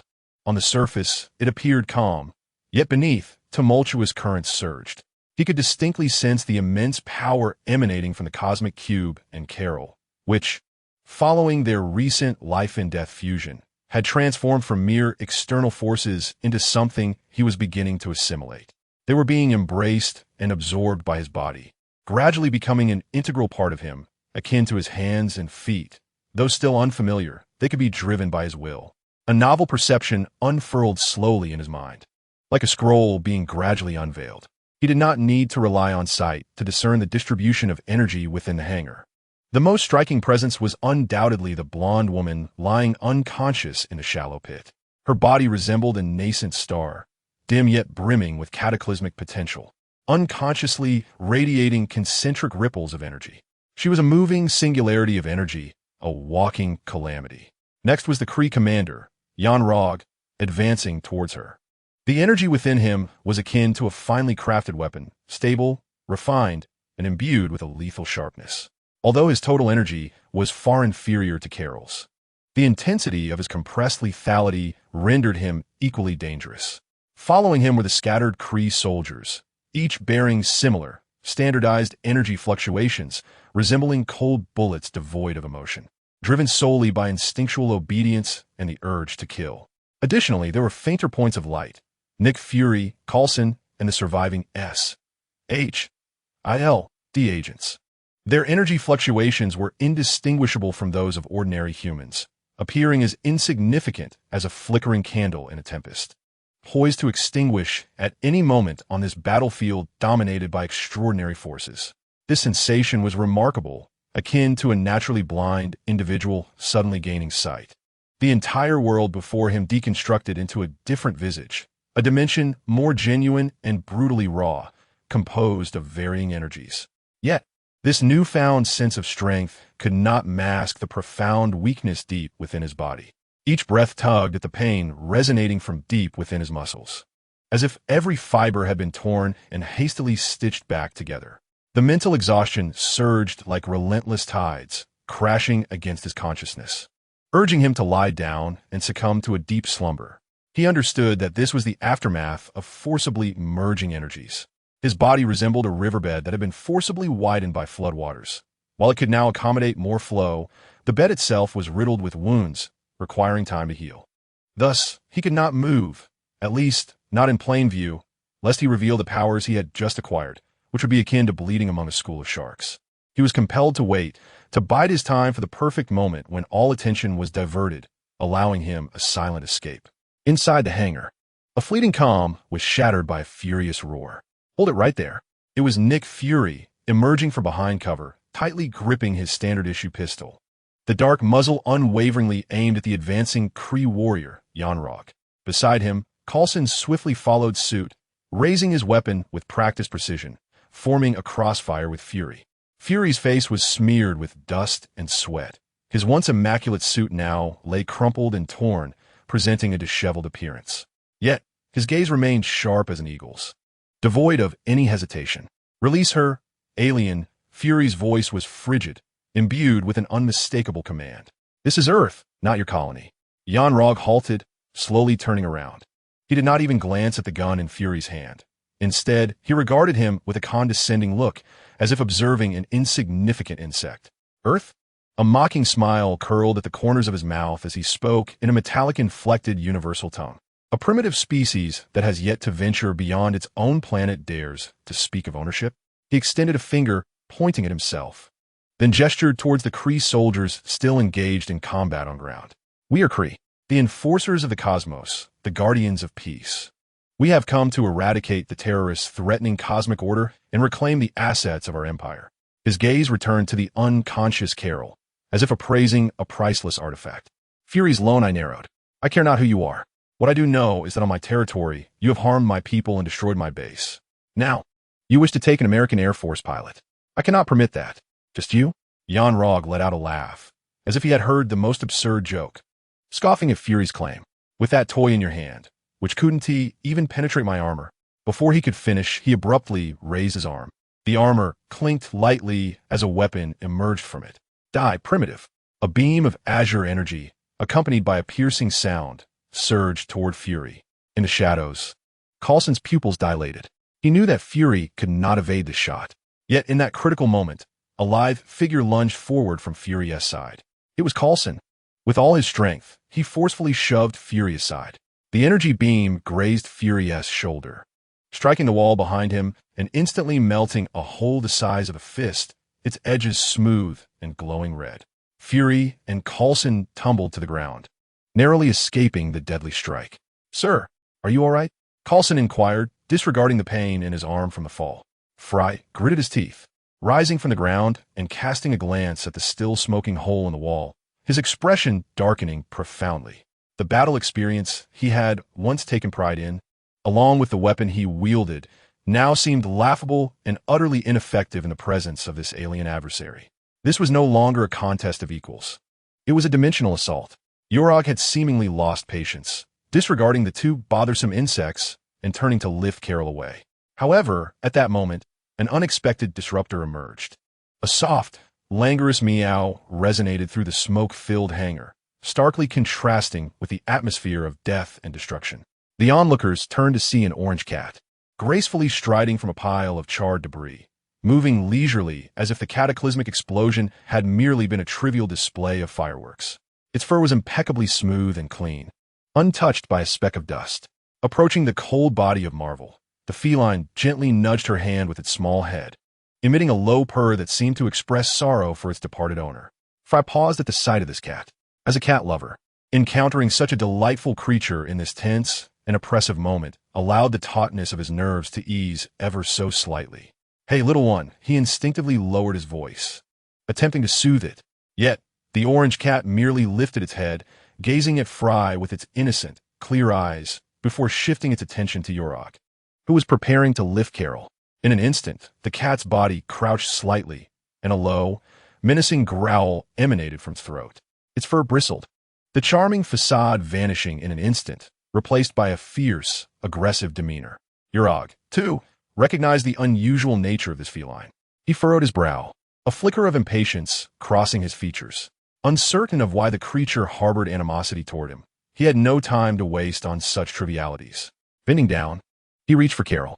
Just as his fingertips were about to graze her, the orange cat sprang into action. Rather than pouncing like an ordinary cat, it opened its mouth wide in an utterly irrational manner. What transpired next shattered the worldview of every human present. The small feline mouth grotesquely widened to a terrifying extent.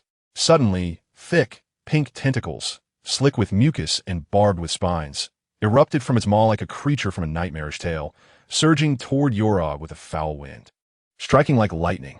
Damn it! Chu Hai, hidden in the shadows, witnessed this scene, his eyes nearly bulging from their sockets. He understood that the creature known as Gugu was no ordinary cat. It was one of the most dangerous beings in the universe, the Devourer. However, the knowledge gleaned from books and the vivid imagery portrayed in films pales in comparison to the sheer impact of witnessing such phenomena unfold before one's very eyes. This feline is anything but ordinary. Yang Luo's reflexes were astonishingly swift. The moment the tentacles lunged toward him, he leapt back with great force, simultaneously activating the energy gun affixed to his arm, unleashing a fierce barrage upon the thrashing appendages. Zap! Zap! Zap!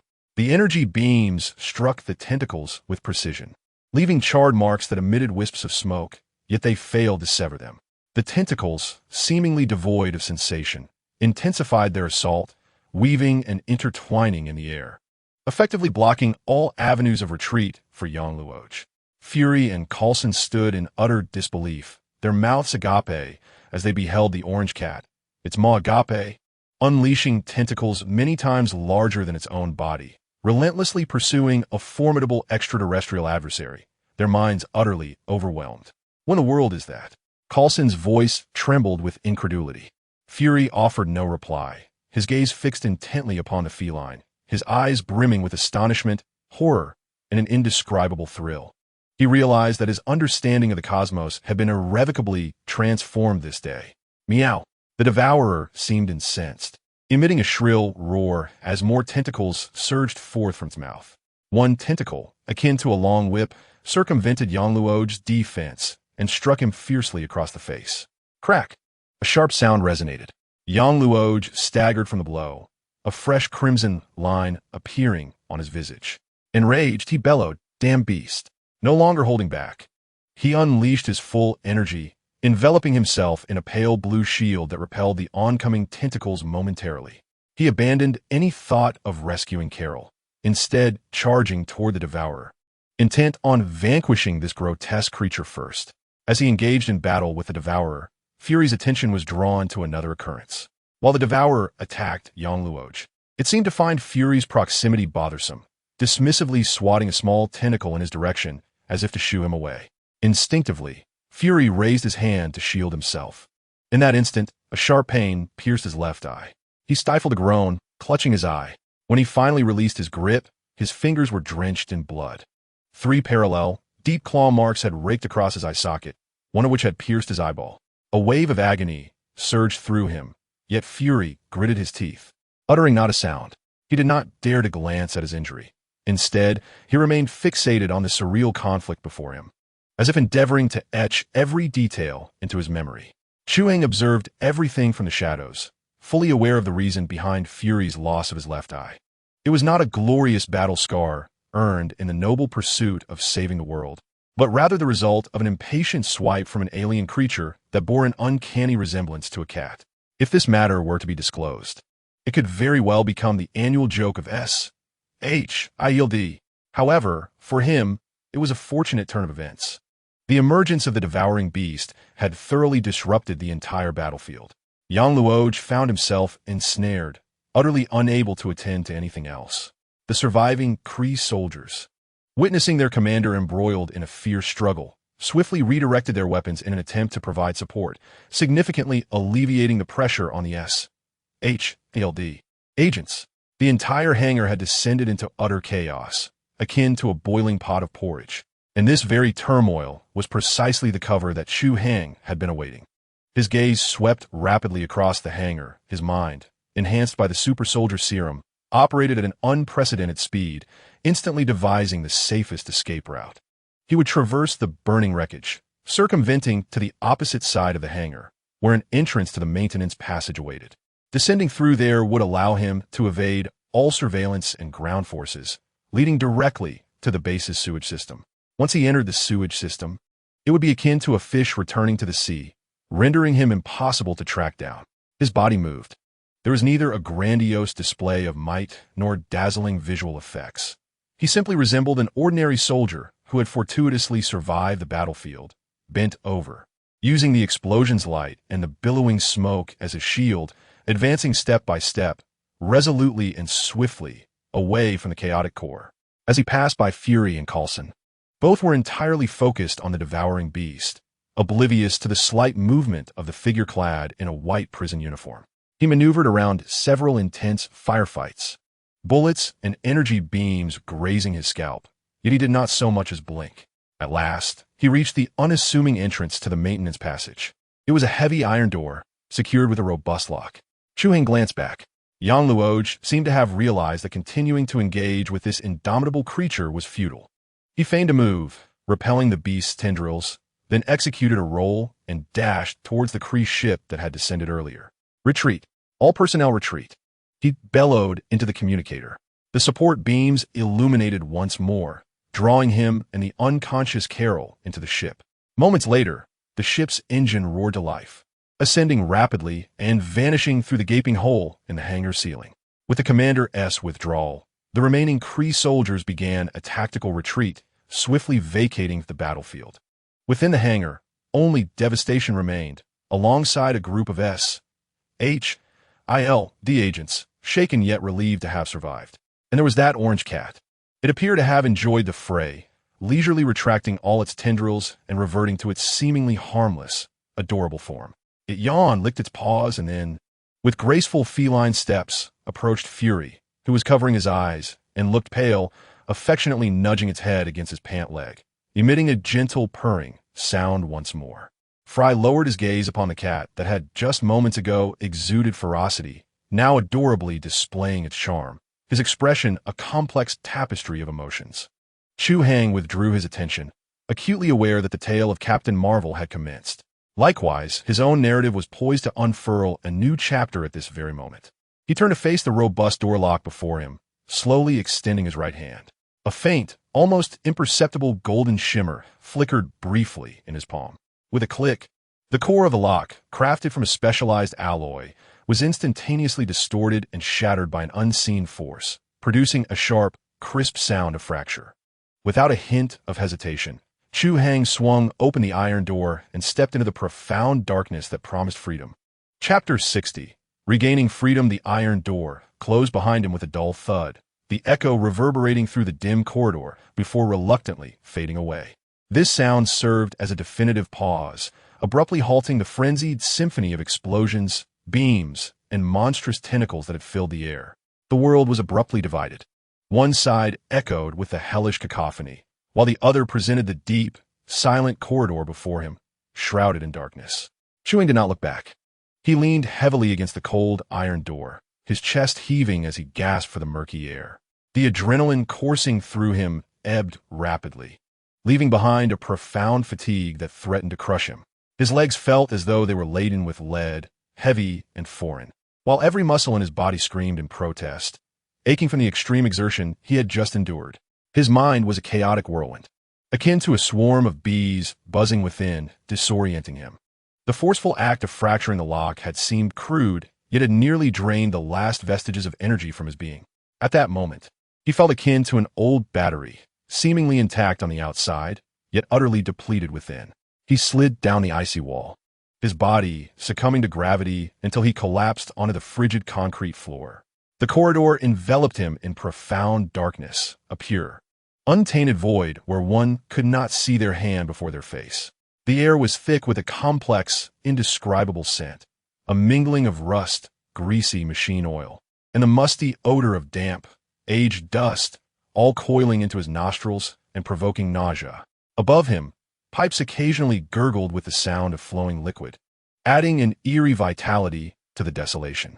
In the distance, the monotonous and persistent wail of the bass's alarm echoed, reminiscent of a dying heartbeat, weak yet stubbornly persistent, reminding him that danger still lingered. He was safe, but only temporarily. Chu Hai closed his eyes, delving inward to assess the state of his body. The nascent, formidable power that he had forcibly fused within himself now lay coiled like a great serpent in hibernation, quietly and heavily occupying every corner of his being. From the fibers of his muscles to the depths of his bones, he could distinctly sense its presence, an overwhelming sensation that exuded an aura of oppression. Yet he could no longer command it with the same ease as he had in the hangar. It had grown sluggish and apathetic, as if filled with wariness and estrangement towards its new master. The system panel in his consciousness remained a desolate gray, devoid of life. No matter how fervently he called out, there was no response. It seemed that the once reliable external aid had truly exhausted its energy and succumbed to slumber, with no indication of when it might awaken. Without the guidance and support of the system, he felt akin to a farmer, entirely unacquainted with modern technology, abruptly thrust into the cockpit of a cutting-edge fighter jet. He understood that the machine beneath him possessed the power to rend the heavens and obliterate the earth. Yet he could not decipher the symbols on the dashboard, let alone start the engine or maneuver the controls. Everything depended on his own exploration. Energy perception. He silently recited the name of this newly acquired ability in his mind. Fortunately, this capability seemed to have seamlessly merged with his senses, transforming into a passive instinct that required no deliberate activation. With a mere flicker of thought, an entirely new realm unfolded within his mind. He could perceive the faintly pulsing energy within the thick pipes above, where coolant flowed languidly. He could see the depths of the walls, where dense cables emitted stable and rhythmic energy fluctuations, akin to the veins of this steel behemoth. The vast underground base gradually took shape in his mind, delineating a rudimentary, three-dimensional map woven from countless threads of energy. In this misfortune, there lay a sliver of fortune. At the very least, he would not be like a headless fly, utterly lost within this subterranean labyrinth. He sat there, resting for perhaps 5 minutes or longer. Time had lost its significance in this place. Forcing himself, he retrieved the last morsel of sustenance from his pocket, an energy bar pilfered from the S.H.I.E.L.D. holding cell, hard and flavorless. He mechanically chewed and swallowed. As the food settled in his stomach, a faint warmth surged forth, spreading to his limbs and revitalizing him. Albeit slightly, he could not linger any longer. This thought crystallized in his mind. He understood better than anyone what kind of man Nick Fury was. His obsessive control and paranoia bordered on the pathological. As a missing prisoner, he would undoubtedly be the most glaring anomaly in Fury's eyes. Once S.H.I.E.L.D. personnel realized his absence and sealed off the entire base, he would be trapped like a fish in a barrel with no means of escape. He braced himself against the rough wall, his legs trembling, and unsteadily rose to his feet. Based on the ever-evolving energy map etched in his mind, he meticulously circumvented all areas with intense energy reactions. Those illuminated zones, where energy converged, were likely fortified sentry posts or significant functional areas akin to command centers. He opted for the least conspicuous route, characterized by minimal energy fluctuations, moving like a specter, blending into the shadows, resolutely advancing towards a direction of his own choosing. He recalled vividly that all large military bases, particularly those established by the seaside, inevitably possessed an extensive sewage system leading to the outside world. This was an engineering necessity and his sole avenue of escape at that moment. Simultaneously, in Hangar 7, the shrill blare of alarms had been silenced. Yet the chaotic aftermath continued to reverberate. Medics maneuvered through the disarray, racing against time to attend to the wounded. Phil Coulson was directing the surviving agents in clearing the debris and assessing the losses. The entire hangar resembled the wreckage left in the wake of a colossal beast. With the air thick with the acrid scent of charred protein and the pungent odor of molten metal, inducing a wave of nausea. Nick Fury sat upon a relatively intact equipment crate, his expression impassive, allowing a young female medic to delicately tend to the wound on his left eye with tweezers. The cotton ball saturated in antiseptic. "Sir, the wound is deep, having penetrated the eyeball. The internal tissues have entirely necrotized," she spoke, her voice tinged with a tremor of compassion, hesitant to finish her statement. "Speak the outcome." Fury's tone was unervingly calm, devoid of any emotional fluctuation. The medic inhaled deeply, as if steeling herself for the weight of her words. "Your left eye cannot be saved." Fury fell silent. There was no anticipated fury, no anguished wail. He merely raised his hand slowly, fingertips brushing against the fresh scar that extended from his forehead to his cheek. The skin there throbbed with a searing pain, as if a branding iron had been pressed repeatedly against it, a relentless reminder of the surreal and absurd reality of the events that had just transpired. Aliens, energy weapons, and a grotesque orange cat with countless repulsive tentacles. The worldview he had painstakingly constructed over decades, rooted in logic and reality, had been shattered that very night by these unfathomable phenomena. Coulson approached swiftly, his complexion as pale as the hangar's lighting, his demeanor grave. "Sir, the personnel count is complete. We lost 17 agents, 34 are injured. As for the Kree, they left no bodies behind, as if they had evaporated into thin air." Fury nodded. This was within his expectations. What else? He knew Coulson's report was far from exhaustive. Coulson hesitated, leaning slightly forward, lowering his voice to a whisper only for their ears. "There's one more thing. The prisoner we retrieved from the glacier, Chu Hai, has vanished." Fury's remaining eye narrowed sharply, its gaze akin to a blade drawn in an instant, sharp enough to slice through the very air. Vanished? Indeed. Immediately, Coulson handed over a tablet. His cell was devoid of any presence, the door lock having been violently compromised from within. The surveillance footage revealed that he had entered Hangar 7 amidst the chaos that engulfed the base, after which no further recordings existed.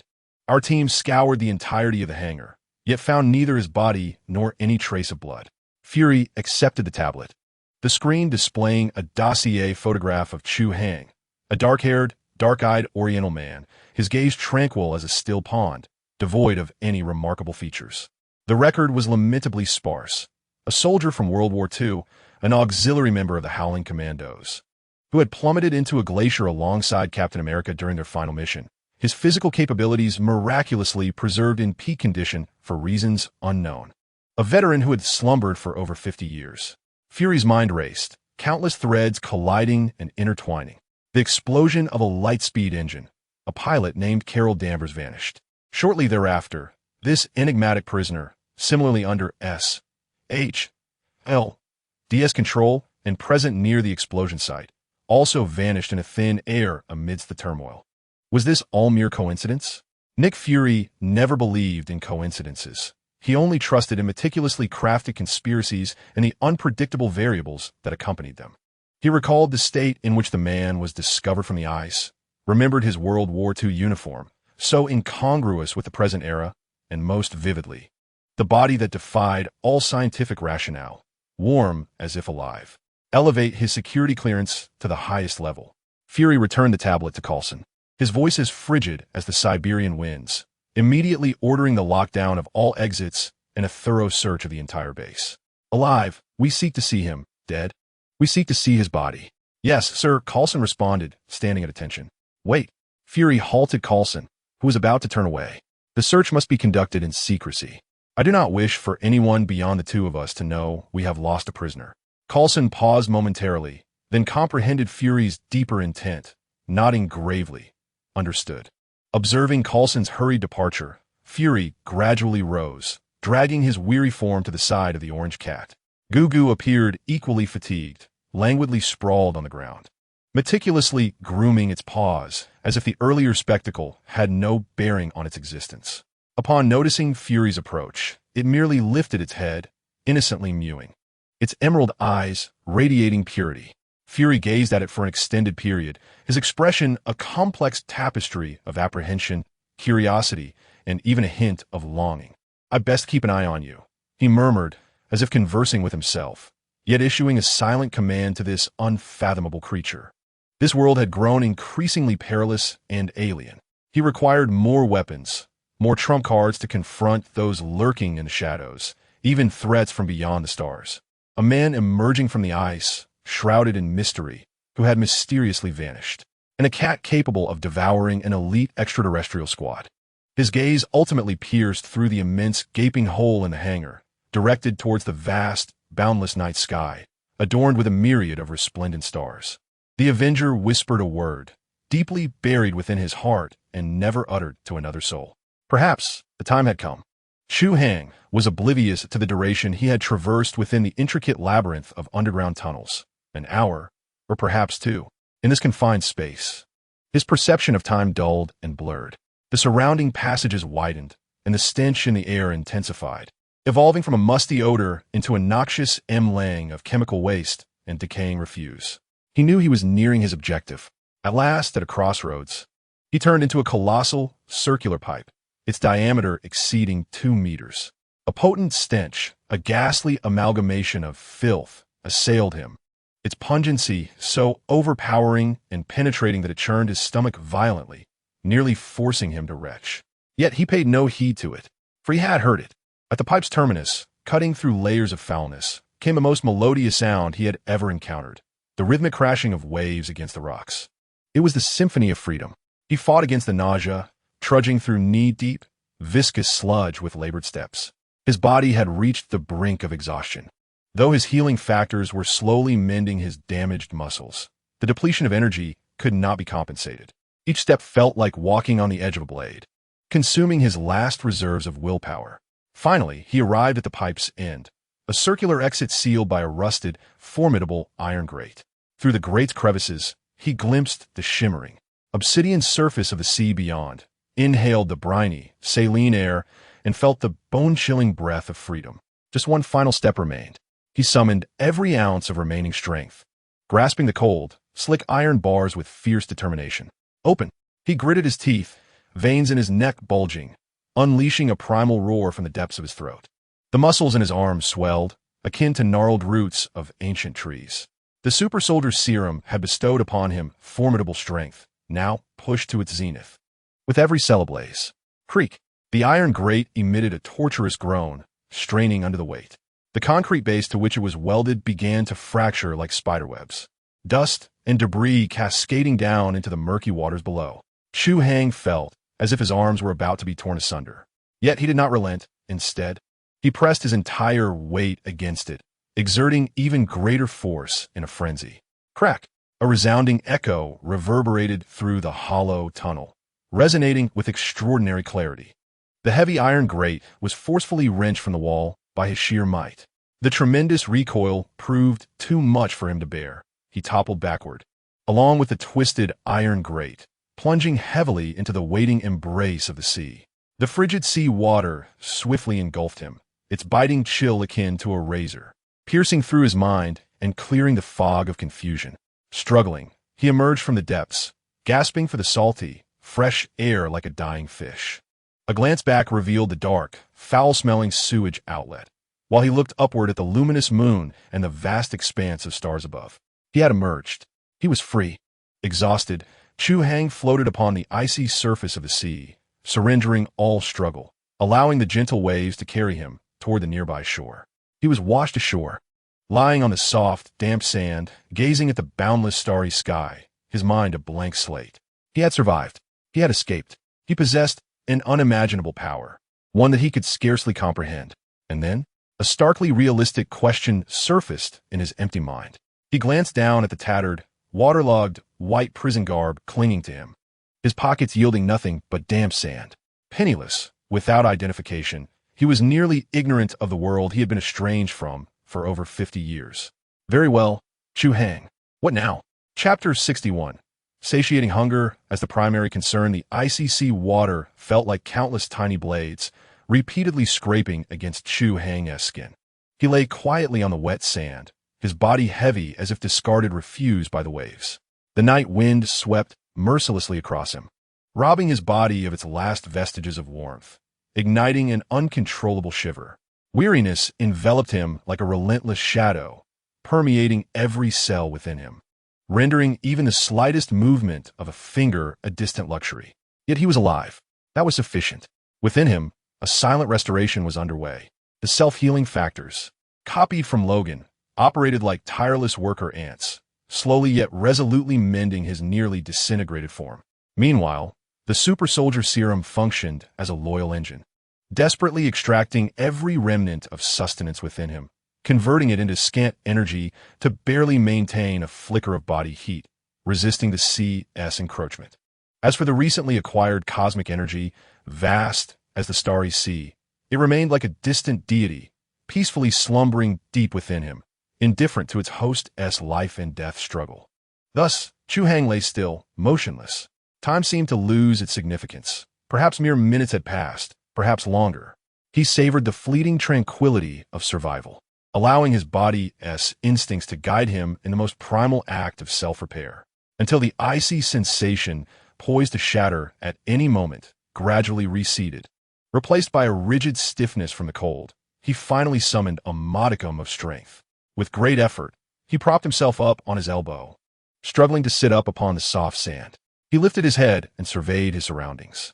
This was a quintessential California beach. In the distance, the city lights sketched a vague yet dazzling outline against the profound canvas of night, resembling a distant and ethereal sea of stars. As his gaze drew closer, several coastal villas with private docks flickered with light, exuding an indescribable solitude amid the boundless darkness. Chu Hai lowered his head to scrutinize himself. He was clad in a tattered white prison uniform, drenched in seawater and unknown filth, clinging uncomfortably to his body, emanating a nauseating odor of decay. This appearance, not only in the year 1995, but even in the familiar 21st century, would be sufficient to prompt any passerby to frantically pull out their phone and dial for help within 3 seconds. Something must be done. The primary task was to discard this conspicuous attire and then seek sustenance to fill the long empty void in his stomach. A person is like iron. Food is like steel. Going without a meal leads to desperation. This straightforward truth applies equally in the trenches of World War II and in the hedonistic California of the 1990s. As for how to survive in this era that was both familiar and foreign, and how to leverage the advanced memories in his mind to secure his first pot of gold, those concerns could wait until he resolved his immediate need for sustenance. He unsteadily rose to his feet, his demeanor resembling that of a homeless man nursing a hangover, stumbling along as he left the frigid beach and ambled toward the distant city lights. He chose not to tread on the broad, flat roads, but instinctively slipped into the shadows of the nearby woods and buildings, akin to a startled beast, carefully avoiding any potential encounters with vehicles and pedestrians. His current state was dire. Although his self-healing factors were still at work, severe energy depletion had rendered him exceedingly weak. Any unnecessary attention could lead to perilous trouble. After wandering through the darkness for over half an hour, he finally reached the outskirts of the city. It resembled a chaotic and disordered suburban area, with low, dilapidated houses crowded together, narrow and messy streets, and walls plastered with colorful, cryptic graffiti. The air was thick with a nauseating blend of rotting garbage and the sickly sweet scent of low-quality marijuana smoke. Just as he turned into a dimly lit narrow alley, his steps abruptly halted. His enhanced hearing, strengthened by the super soldier serum, sharply detected muffled arguments, coarse curses, and a woman's pleading cries emanating from around the corner. "Give me all your damn money. Hurry up, bitch. A hoarse, gruff male voice shattered the stillness. Please, let me go. I really have no money. A woman's trembling voice pleaded, filled with despair. Stop wasting time. Search her. Another voice commanded viciously. Chu Hai's expression remained impassive. He was not a hero brimming with righteous indignation, especially when he himself was on the brink of starvation. His initial instinct was to sidestep the predicament. After all, in this unfamiliar world, the primary rule of survival was to avoid unnecessary trouble. However, just as he prepared to retreat quietly and seek an alternative path, a sharp, resounding clap echoed from the depths of the alley, followed by a woman's anguished cries that pierced his eardrums. With a furrowed brow, Chu Hai halted his retreat. Leaning against the cold, rough wall, he closed his eyes. Although he could not summon the dormant cosmic energy, his innate ability to sense energy unfurled quietly. In an instant, a three-dimensional map materialized in his mind. Deep within the alley, three figures emanating faint energy signatures were clearly visible, their energy fluctuations rife with violence, greed, and chaos. Enveloped among them was an even weaker, nearly extinguished light, radiating pure fear and despair. Three thugs were assaulting a woman returning home from work late at night. A painfully cliché scenario, played out countless times in the myriad corners of the city. As Chu Hai slowly opened his eyes, any trace of hesitation vanished, replaced by a chilling resolve. His motives were not born from a sudden surge of compassion or desire to act heroically. Rather, he recognized that this troublesome situation was, in fact, the most expedient solution to his current predicaments. He needed clothing, money, and a warm meal, and these three individuals appeared to be benevolent souls who could generously provide him with just that. Without further delay, he stepped forward, advancing into the depths of the alley with an astonishing lightness, his footfalls silent, akin to a stealthy leopard stalking its prey in the night. At the end of the alley, three young men clad in oversized shirts and sagging pants, adorned with heavy metal chains around their necks, had a woman in a restaurant server's uniform cornered against the wall. One of the men, with bleached hair, was violently tugging at the woman's handbag, while another, a burly black man, leered lewdly, extending his filthy hands to touch her face.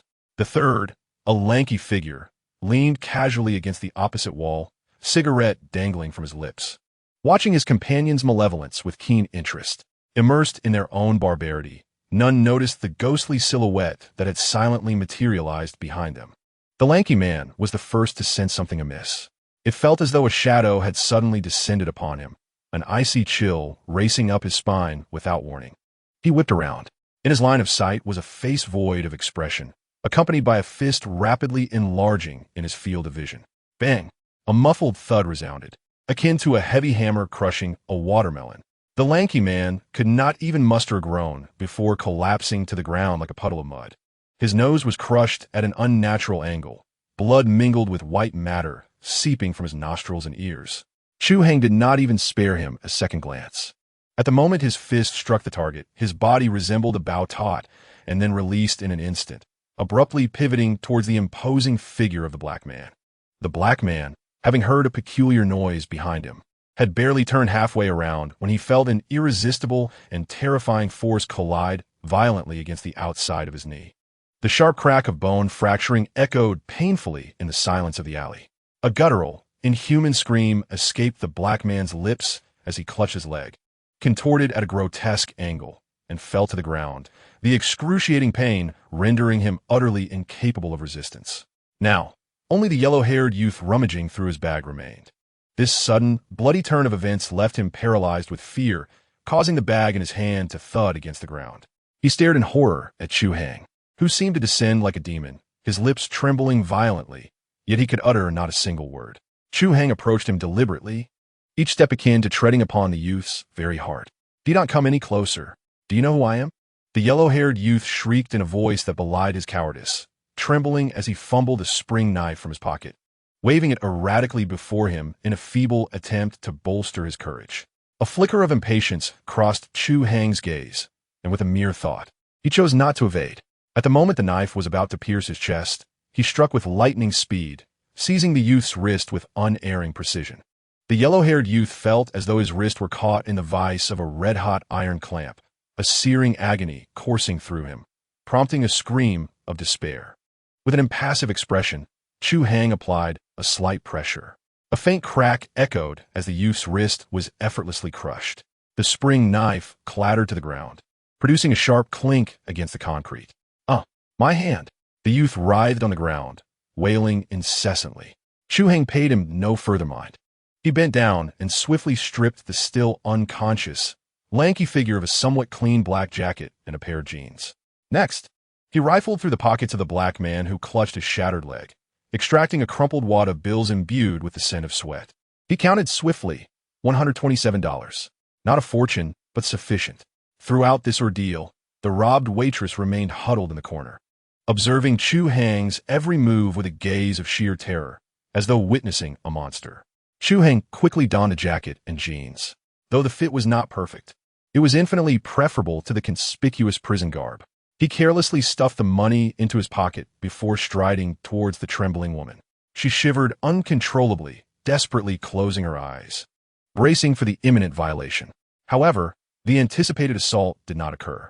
Chu Hai merely bent down to retrieve her fallen bag, placing it gently before her.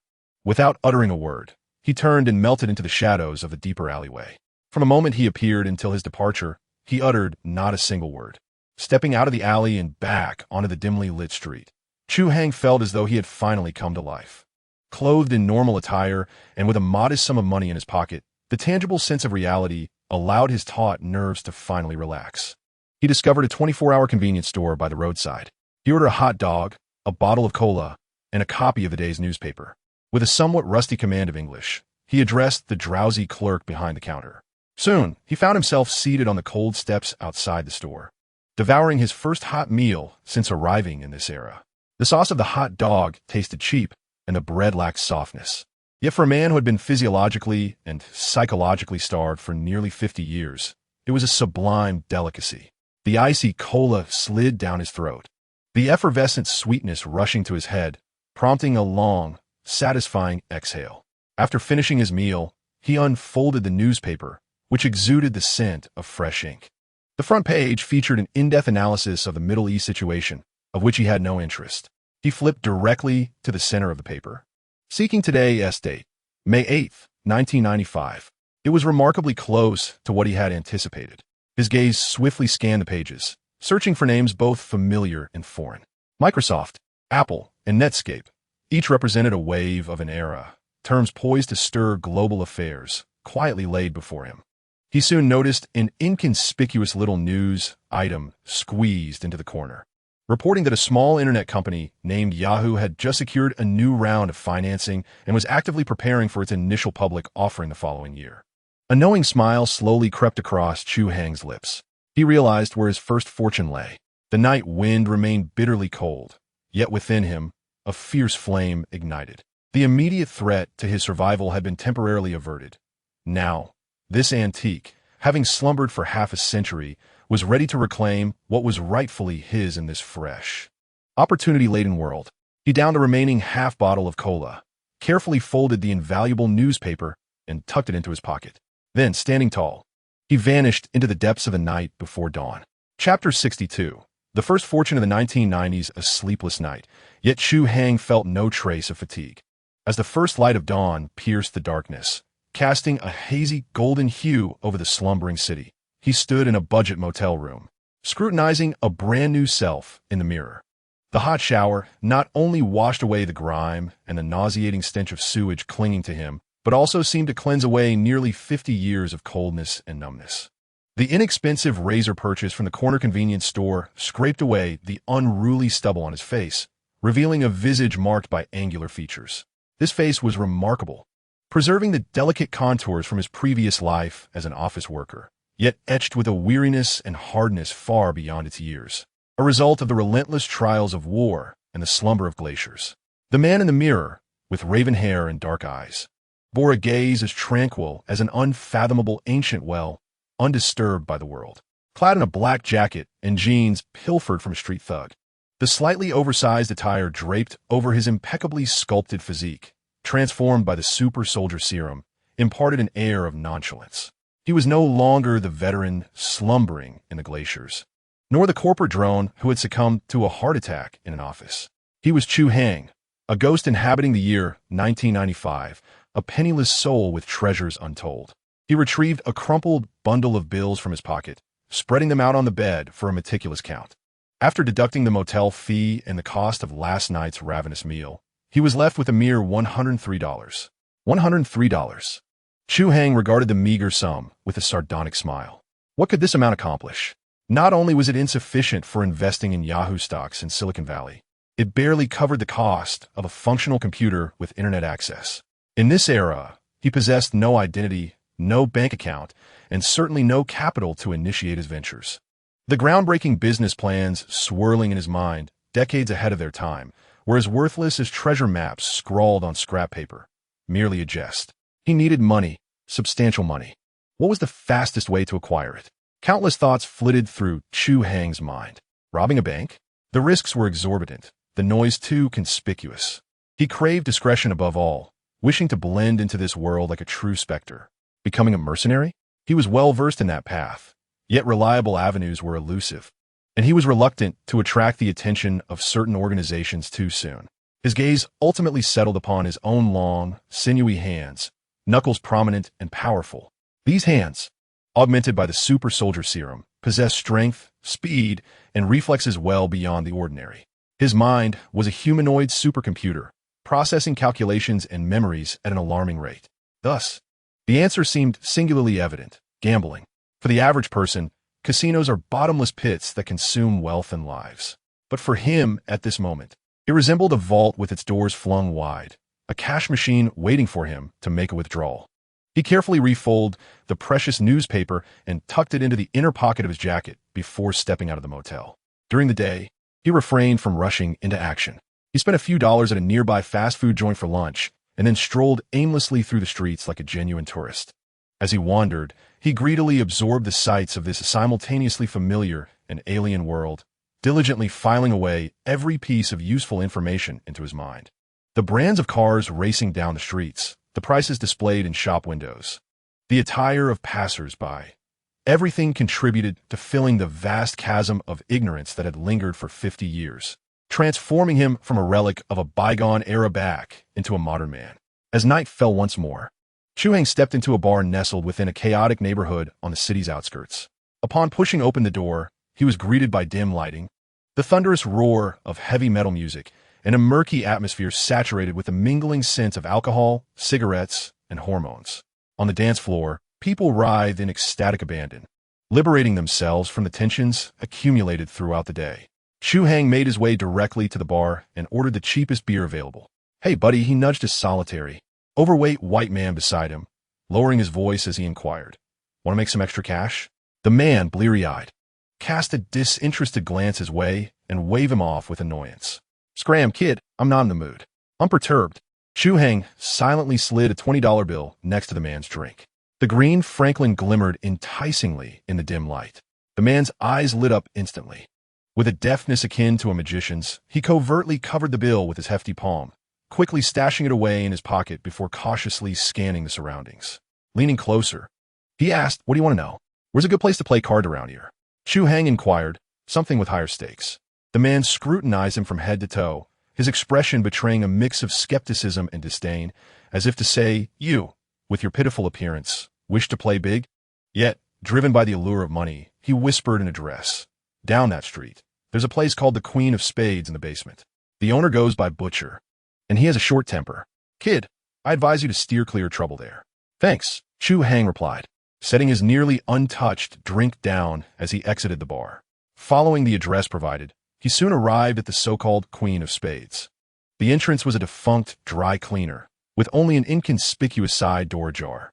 Two imposing figures, resembling iron towers, stood at the entrance, their indifferent gazes scrutinizing every approaching individual like sentinels. Chu Hai approached them. "Membership?" One of the hulking men extended an arm as broad as a paddle, his voice as coarse as sandpaper. "Referred by a friend," Chu Hai calmly replied, his gaze unwavering. The man appraised him for a few seconds. Seemingly finding no threat in his somewhat slender frame, he stepped aside, allowing him passage. As Chu Hai pushed open the heavy iron door, a more intense wave of heat, mingled with the sense of sweat and cigars, enveloped him. Inside the basement, voices clamored, smoke swirled, and the air stung the eyes.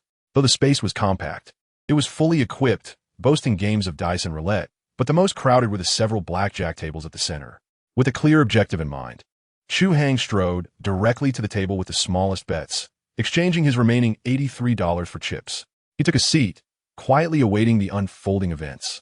Much like a stone cast into a lake, stirring not a single ripple. The game commenced. The dealer, a middle-aged man with an impassive expression, possessed long fingers and executed the dealing motions with a dexterity that suggested countless repetitions. Chu Hai did not rush to place his bets. Instead, he observed quietly, akin to a novice just stepping into the fray, cautiously scrutinizing the dynamics at the table. Yet, unbeknownst to others, his mind operated at a terrifying velocity. Each card dealt was firmly etched in his memory. The almost imperceptible rhythm of the cards as they slid against one another during shuffling. The fleeting micro-expressions on the faces of fellow gamblers as they opted to hit or stand. Even the rapid heartbeat that accompanied their tension or excitement. All of this information was captured by his extraordinary senses, meticulously integrated and analyzed in his mind. For him, this was no mere gamble. It was a mathematical conundrum, one for which he already possessed all the known variables. After observing 2 rounds, he began to place his bets. His stakes were modest, merely the minimum chip each time. Yet, at every pivotal moment, he adeptly chose to hit or stand. His hands consistently managed to surpass the dealeress by the narrowest of margins, either hitting 21 or 20. After 5 successive victories, albeit with modest winnings, his flawless success rate began to draw the dealer's attention. The dealer's motions became increasingly unnatural, his gaze frequently darting toward Chu Hai, either intentionally or otherwise. Unfazed, Chu Hai pushed all his winnings forward, raising the stakes. What followed was a pure display of personal prowess. His chips grew exponentially, resembling a snowball rolling downhill. The other players at the table, once indifferent, transformed into a mix of astonishment and curiosity. A few desperate souls, now red-eyed from losses, began to follow his lead, winning a few hands themselves, gazing at him with admiration as if he were a deity of fortune. Half an hour later, the chips before Chu Hai had burgeoned from a meager $83 into a small mountain, exceeding $5,000 in value. Beads of sweat had begun to form on the dealer's forehead, prompting him to cast a covert plea for help toward a nearby manager clad in a suit. The manager approached, discreetly patting the dealer on the shoulder before assuming his position. "Kid, your luck seems exceptional," he remarked, donning a professional smile that barely concealed a glint of coldness in his eyes. His shuffling was markedly quicker and flashier than that of his predecessor, clearly indicating his seasoned expertise. Chu Hai smiled lightly, refraining from words, and directly pushed half of his chips forward. The new round began, and the manager's movements were as swift as lightning, with a barely detectable tremor in his wrist at the moment of dealing. He intended to employ subtle maneuvers within the casino to cheat.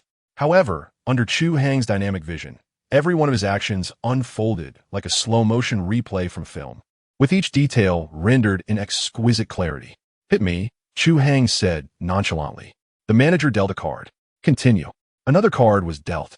"Stop." The manager's expression shifted drastically. Taking a deep breath, he revealed his whole card, 19. A rather commendable score. Chu Hai unveiled his cards, a 10 and another 10, precisely 21. A wave of suppressed gasps rippled through the room, all eyes fixating on the enigmatic young man from the east. The manager's smile vanished completely. He glared at Chu Hai, as if attempting to discern a bloom upon his visage. "You're cheating." He slammed the table and barked, trying to intimidate his opponent. Chu Hai languidly leaned back in his chair, shrugged his shoulders, and feigned innocence.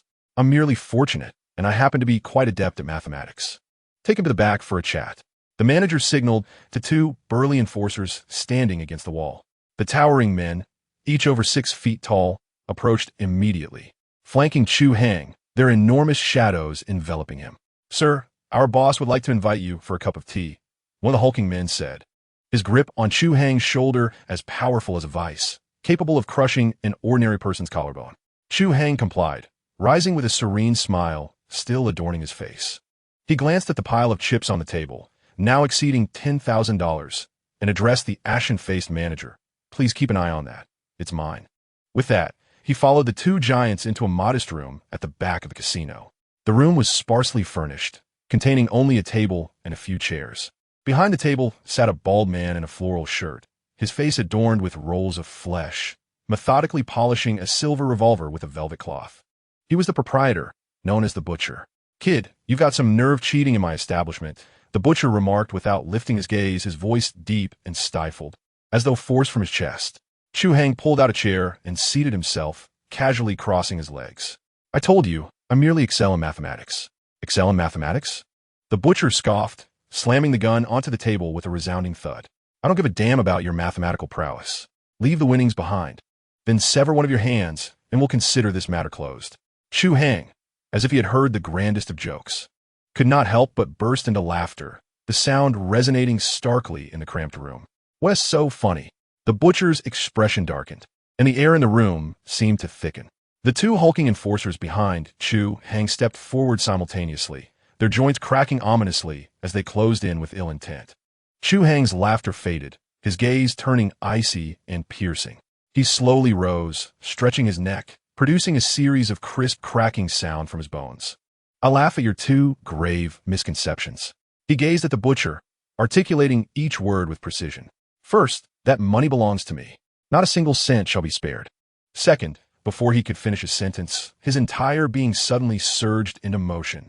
His movements were so swift that the naked eye could scarcely perceive them, leaving only a fleeting shadow in his wake. The burly man to his left barely registered a flicker before a hand, like a specter, struck his chest. The force appeared insubstantial, yet harbored an unparalleled, terrifying penetration. The burly man felt no pain. Instead, a numbing sensation engulfed his chest, as if an invisible hand had tightened its grip around his heart, abruptly halting its rhythm. His massive frame swayed, then toppled backward, his pupils dilating, succumbing to death on the spot. Simultaneously, Chu Hai's body twisted at an astonishing angle, his right leg slicing through the air like a steel whip, accompanied by a piercing rush as it accurately swept across another burly man's knee. Crack! Another excruciating sound of bone fracturing echoed. The man barely had time to emit a cry before he crumpled to the ground, clutching his bent leg, the agony rendering him unconscious in an instant. The entire sequence unfolded in a flash, lasting no more than a second. The Butcher's sinister grin froze in place. He stood horrified, witnessing this scene akin to the descent of a demonic deity, his mind devoid, struggling to process the information before him. Instinctively, he reached for the revolver on the table. Yet, a hand moved faster. Chu Hai's figure appeared at the table, as if teleporting, firmly grasping the gun and the Butcher's plump hand alike. "Ah!" The Butcher let out a piercing scream, feeling as though his bones were being crushed alive. Chu Hai leaned closer, whispering in an emotionless tone, "Secondly, it is your hand that shall be severed." As the words fell, he wrenched the Butcher's hand down violently. Crack! The sickening sound of a fractured wrist resonated, accompanied by the Butcher's heart-wrenching wail, reverberating through the cramped room, instilling a chill. Chu Hai released his grip, allowing the Butcher to writhe on the ground, clutching his limp hand and moaning in agony. He picked up the silver revolver, deftly removed the cylinder, and poured the bullets onto the table, creating a clattering cascade. Then, he tossed the empty gun back at the Butcher. From his pocket, he retrieved a $1 bill, gently placing it on the table. "This is your tip."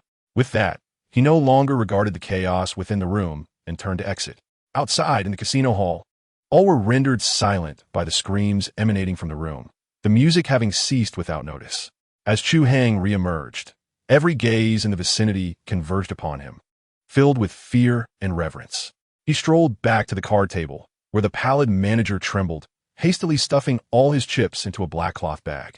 Chu Hai took the bag, weighed it in his hands, and found it to be quite substantial. He did not cast a glance at anyone else. Striding confidently out of the underground chamber of the Queen of Spades, back into the cold, liberating air, all the while under the horrified gaze of onlookers. In his grasp was a bag brimming with cash, and tucked in his pocket was a newspaper that heralded his future. His first pot of gold had been secured. Though the process had been somewhat brutal, the outcome was undeniably gratifying. Chapter 63. A new identity on the streets at 3 o'clock in the morning. A man carrying a heavy bag of cash did not feel particularly splendid. The bag was weighty, and the bills within exuded a mingling of tobacco, alcohol, and cheap perfume, with a faint hint of blood lingering in the air. This money represented his inaugural asset in this era, but also brought with it his first troubles. Chu Hai refrained from returning to the shabby motel. He understood well that a seasoned player like the Butcher, who had navigated the underground world for years, surely had more than two ineffectual lackeys at his disposal. Though last night's display of thunderous force had instilled fear, there was no guarantee that the other party would not resort to more unsavory connections in a fit of rage to reclaim their honor. The simplest course of action would be to alert the authorities. A young Asian man carrying over 100,000 in cash, with no identification, would appear to the police as nothing more than a walking slab of meat, especially one with a prior record. He needed to find a new location, one that was safer and more discreet.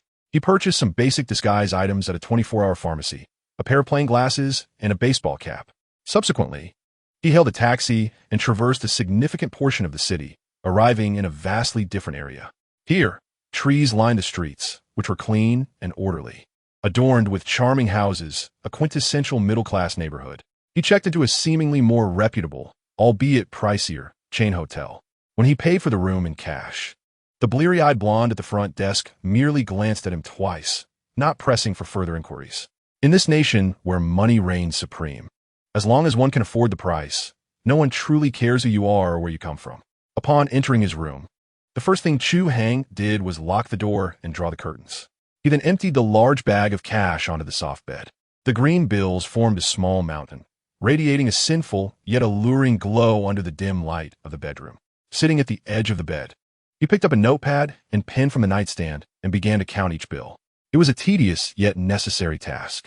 His fingers moved with steadiness and strength, mechanically and precisely, while his mind functioned like a high-speed computer, automatically categorizing and summing the amounts. Eventually, the total settled at $156,300. This was slightly more than he had anticipated. It appeared that the rotund fellow known as the Butcher was indeed conducting a profitable business. Yet, as he gazed at the pile of money, Chu Hai felt little joy. He was acutely aware that until he could transform this money into legitimate capital, it remained nothing more than a stack of combustible paper fraught with peril. He required an identity, one that was authentic, lawful, and capable of withstanding scrutiny from any institution. An identity that would enable him to open bank accounts, register a company, and boldly step into the stock exchange. This was a far more challenging endeavor than acquiring money. Lying on his bed, hands clasped behind his head, he began to construct his next plan within the confines of his mind. Time was of the essence. He vividly recalled that Yahoo's IPO was slated for the following year. Should he miss this opportunity, it would take years to find another investment in original shares that bore such low risk and high returns. He needed assistance to manage the minutiae. Chu Hai thought of the burly bartender who had previously taken $20 from him. That sort of individual, entrenched in the underbelly and well-informed, was akin to a node in a complex network capable of unraveling deeper connections. The next day, Chu Hai awoke at his leisure. He ventured to a nearby mall, purchasing several tailored outfits with cash. When he donned a simple white shirt, khaki trousers, and a brand new pair of sneakers, complemented by a pair of plain glasses, he transformed into a freshly graduated student, exuding an air of cleanliness and a hint of scholarly charm, strikingly different from the menacing figure he had embodied the previous night. Disguise was the first lesson of survival, applicable in both the tumult of war and the neon-lit streets of the city. As evening approached, he returned to the community bar known as the Screaming Skull. This time, he did not seek out the bartender.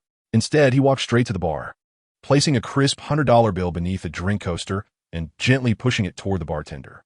The bartender, a slender young man with a snake tattoo coiling around his arm, felt his initial wariness and impatience melt into eagerness upon sighting the bill. "Sir, what would you like to drink?" "I'm looking for someone," Chu Hai murmured, leaning slightly forward. "I need a document dealer, the best kind. Someone who can turn a dead man into a living one, who can transform an undocumented drifter into a citizen." The bartender's smile faltered momentarily. He instinctively wiped the already pristine bar, his gaze becoming erratic. "Sir, I don't quite understand what you mean." He feigned ignorance. Chu Hai was unhurried. He gently tapped the $100 bill with his finger and calmly stated, "I will only ask once. If you're unaware, I shall seek others. Consider this money as my treat for a drink." His tone was placid, yet the undeniable composure and the fleeting glimmer of coldness in his eyes sent an involuntary shiver down the bartender's spine.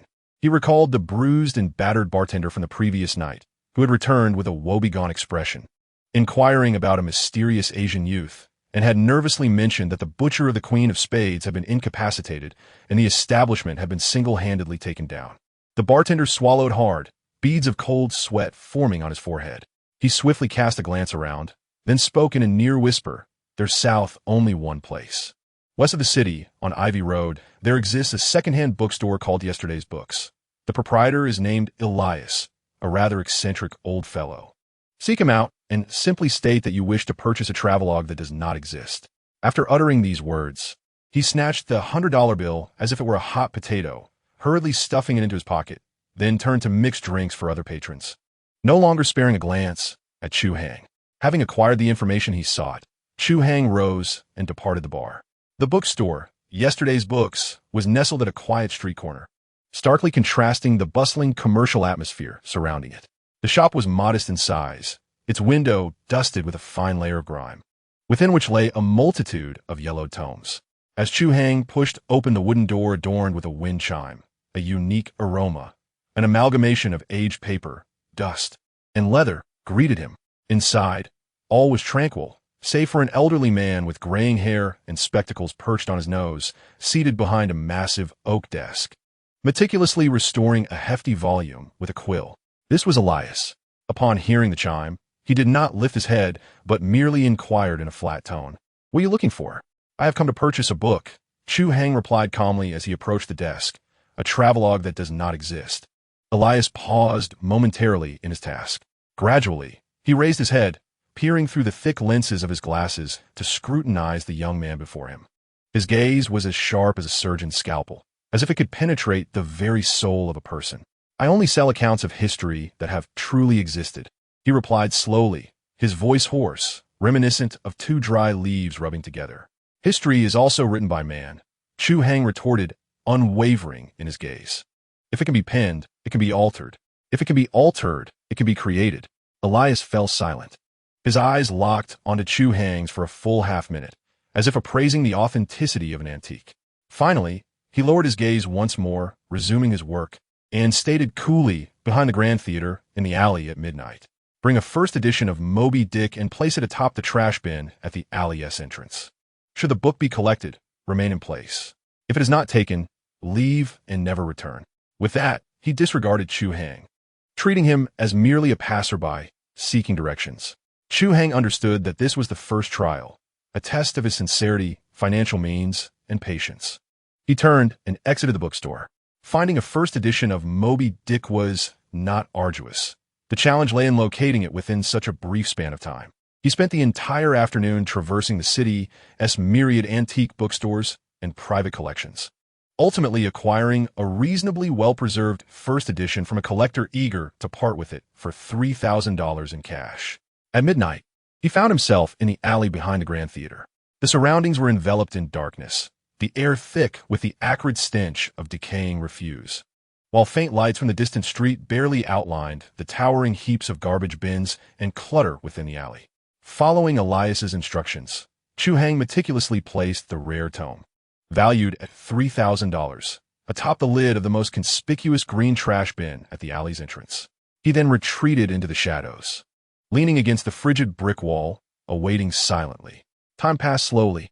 The alley was deathly silent, interrupted only by the rustling of plastic bags as the wind swept through. Chu Hai closed his eyes, amplifying his sense of hearing to its utmost. He could discern the sound of a stray cat rummaging for food 100 meters away, its claws scraping against a cardboard box. He could hear a couple engaged in a hushed argument inside a car 50 meters off. Then, he detected several deliberately suppressed breaths that did not belong in this place, 4 in total. They were stationed on either side of the alley and behind him, at the second-floor window of a nearby building.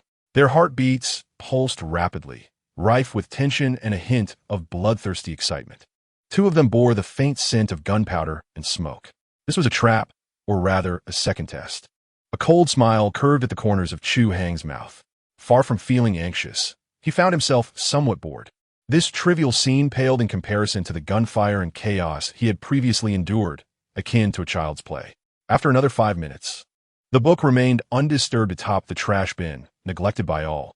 At last, the ambushers lost their patience. A shadow, stealthy like a raccoon, emerged from the shadows of one side of the alley, wielding a gleaming steel pipe, and aimed a vicious strike at the back of Chu Hai's head. Almost simultaneously, two burly men brandishing daggers charged from the opposite side, flanking him and cutting off all avenues of escape. Their coordination was seamless, indicating seasoned experience. For any ordinary person, such a sudden and lethal ambush would spell certain death. Yet, Chu Hai was no ordinary individual. Just as the steel pipe was about to collide with the back of his head, he moved. Without turning his body, he tilted his head at an impossible angle, causing the pipe to whistle through the air, narrowly grazing his hair before crashing violently against the brick wall, sending sparks flying. The assailant, taken aback by the miss, displayed a look of astonishment. However, he had no time to register a second expression. With the swiftness of a striking serpent, Chu Hai's right elbow shot backward with lightning speed. A dull thud echoed as the assailant's chest was struck as if by a battering ram, his ribs shattering instantly. The man was propelled backward like a kite severed from its string, crashing to the ground, blood mingled with internal fragments spilling from his mouth, and he perished on the spot. Having dispatched the first attacker, Chu Hai pivoted smoothly to face the two knife-wielding men. His gaze was devoid of any emotion, as if he were observing mere inanimate objects. The burly man on the left bellowed, his dagger transforming into a glinting arc as it lunged toward Chu Hai's heart.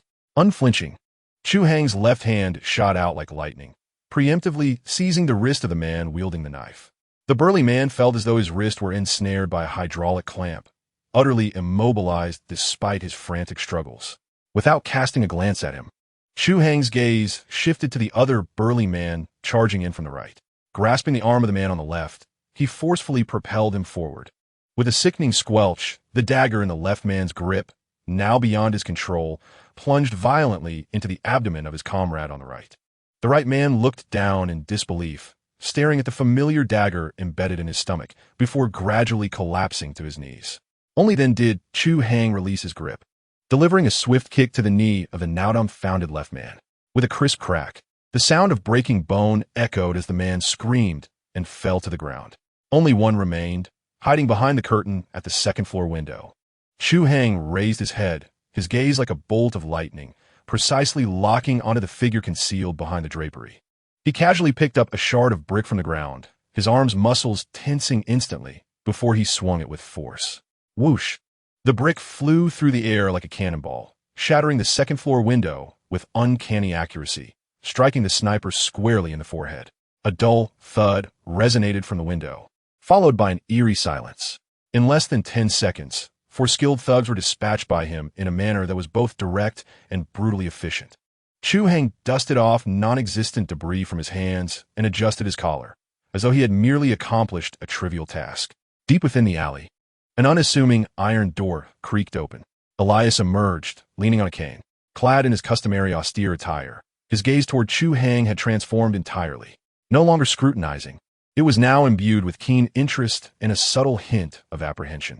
Impressive skills, he rasped, cleaner and swifter than any soldier I have encountered.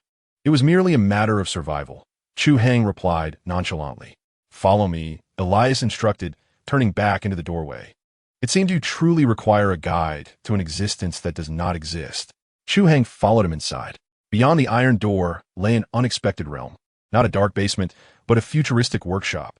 Dozens of computers of various models flickered with a ghostly blue light, while an array of intricate machines, printers, scanners, laminators, were meticulously arranged. The walls were adorned with templates of blank passports, driver's licenses, and identification cards from around the globe. Here was a factory dedicated to the creation of identities. Have a seat. Elias gestured toward a chair, then poured himself a glass of whiskey. Now, tell me, what kind of past do you desire?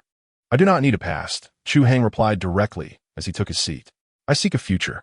A pristine identity, that of an American citizen, requires a complete social security number, a birth certificate, and a driver's license. I seek a corresponding bank account, preferably with several years of commendable credit history. In essence, I yearn to become a genuine individual, an ordinary person capable of depositing a substantial sum of cash without arousing any suspicion. Elias took a sip of his drink and fell silent for a moment. This is the highest specification package, he said slowly. I can arrange it, but the cost will be exceedingly high. Name your price. Chu Hai replied succinctly. $100,000, Elias extended a finger. Moreover, I am quite curious as to why you desire such a flawless identity. I have encountered many of your kind, most seeking to evade enemies or to live incognito. Yet you are different. There is no fear in your eyes, only ambition. Chu Hai smiled slightly, leaning back in his chair, gazing at the purveyor of countless identities, and uttered a phrase that would remain etched in his memory for eternity. This is a $50,000 deposit. I intend to use this identity to secure my future. Elias was taken aback. He looked at the enigmatic and powerful young man before him, and suddenly felt that $100,000 might be a bargain. Deal. He finally nodded. Return here in a week to collect your new life. By the way, have you decided on your new name?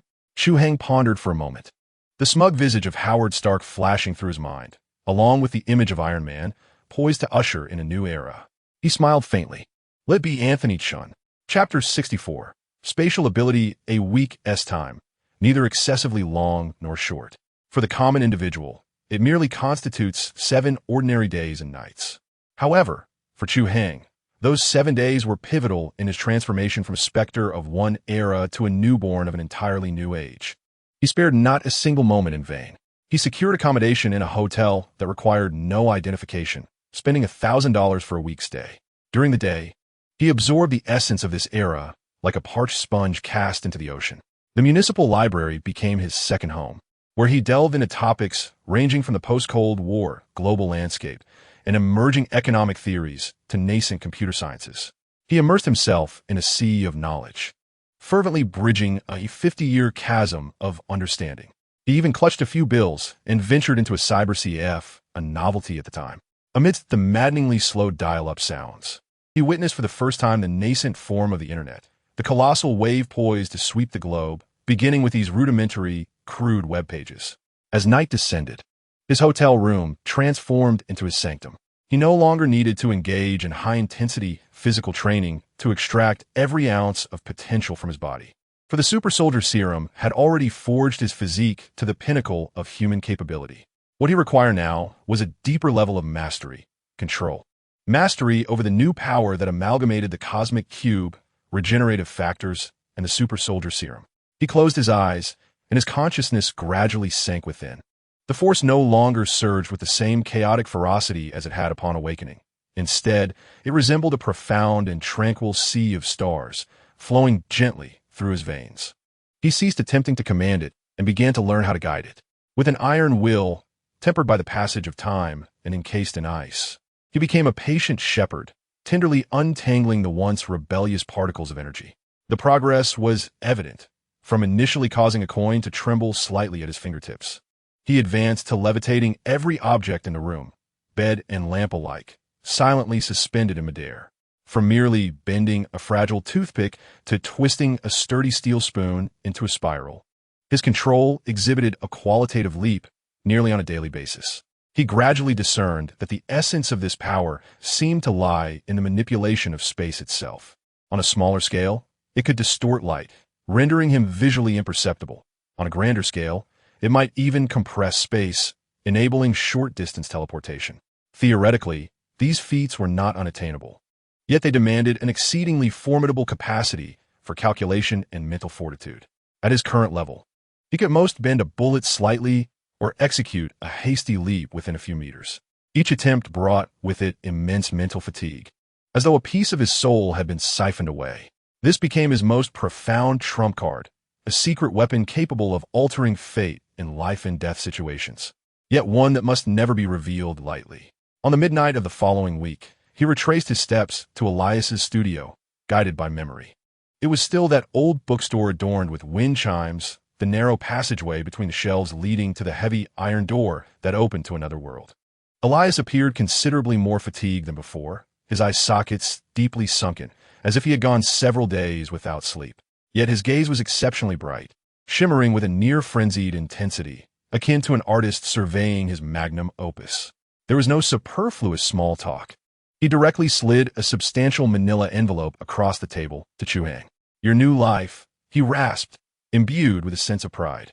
Chu Hai unclipped the metallic clasp of the envelope and meticulously examined its contents. A pristine Social Security card bore the name Anthony Chun, the number clear and unmistakable, the material's hardness and the anti-counterfeiting patterns indistinguishable from the genuine article. A seemingly aged birth certificate, the paper, slightly yellowed, exuded the distinctive aroma of old parchment. The printed text and Dr. S. signature perfectly replicated the unique markings of that era. The document recorded that Anthony Chun was born in 1973 in a public hospital in San Francisco. To Chinese immigrants who perished in an accident during his early years, a flawlessly clean orphan background. A California driver's license featured a photograph of Chu Hai taken just days prior. His expression natural, his eyes serene, set against a standard light blue background. Moreover, there were several credit and debit cards from different banks, accompanied by a remarkably forged bank credit report, indicating that this Anthony Chun had maintained an impeccable repayment record and an excellent credit score over the past few years. Elias had even thoughtfully fabricated a diploma from a community college, majoring in business administration. Everything was flawlessly astonishing. This man, with his extraordinary skills, had conjured an entire persona from thin air, weaving together a life story spanning 22 years. From this moment forth, Chu Hai vanished, replaced by Anthony Chun. Remaining funds. Chu Hai placed a backpack containing $50,000 in cash on the table. Elias did not even bother to inspect it, merely nodding casually before stowing the backpack beneath the table. He poured himself a glass of amber whiskey and slid another glass toward Chu Hai. "This is the most perfect work I have ever created," Elias remarked, taking a sip, his Adam's apple bobbing as he spoke in a hoarse voice. "I utilized some long-dormant connections to implant a legitimate orphan record that had once existed but was officially deactivated. From a systemic standpoint, you, Anthony Chun, have been real since the moment of your birth. Even if the FBI were to scrutinize your records thoroughly, they would uncover no flaws." "Thank you." Chu Hai raised his glass, the ice clinking against the glass with a crisp sound, yet he did not drink. "One last piece of advice." Elias gazed at him, his expression tinged with complexity, a mixture of admiration and a hint of pity. "The documentation you possess is both a ticket to high society and an invitation to hell.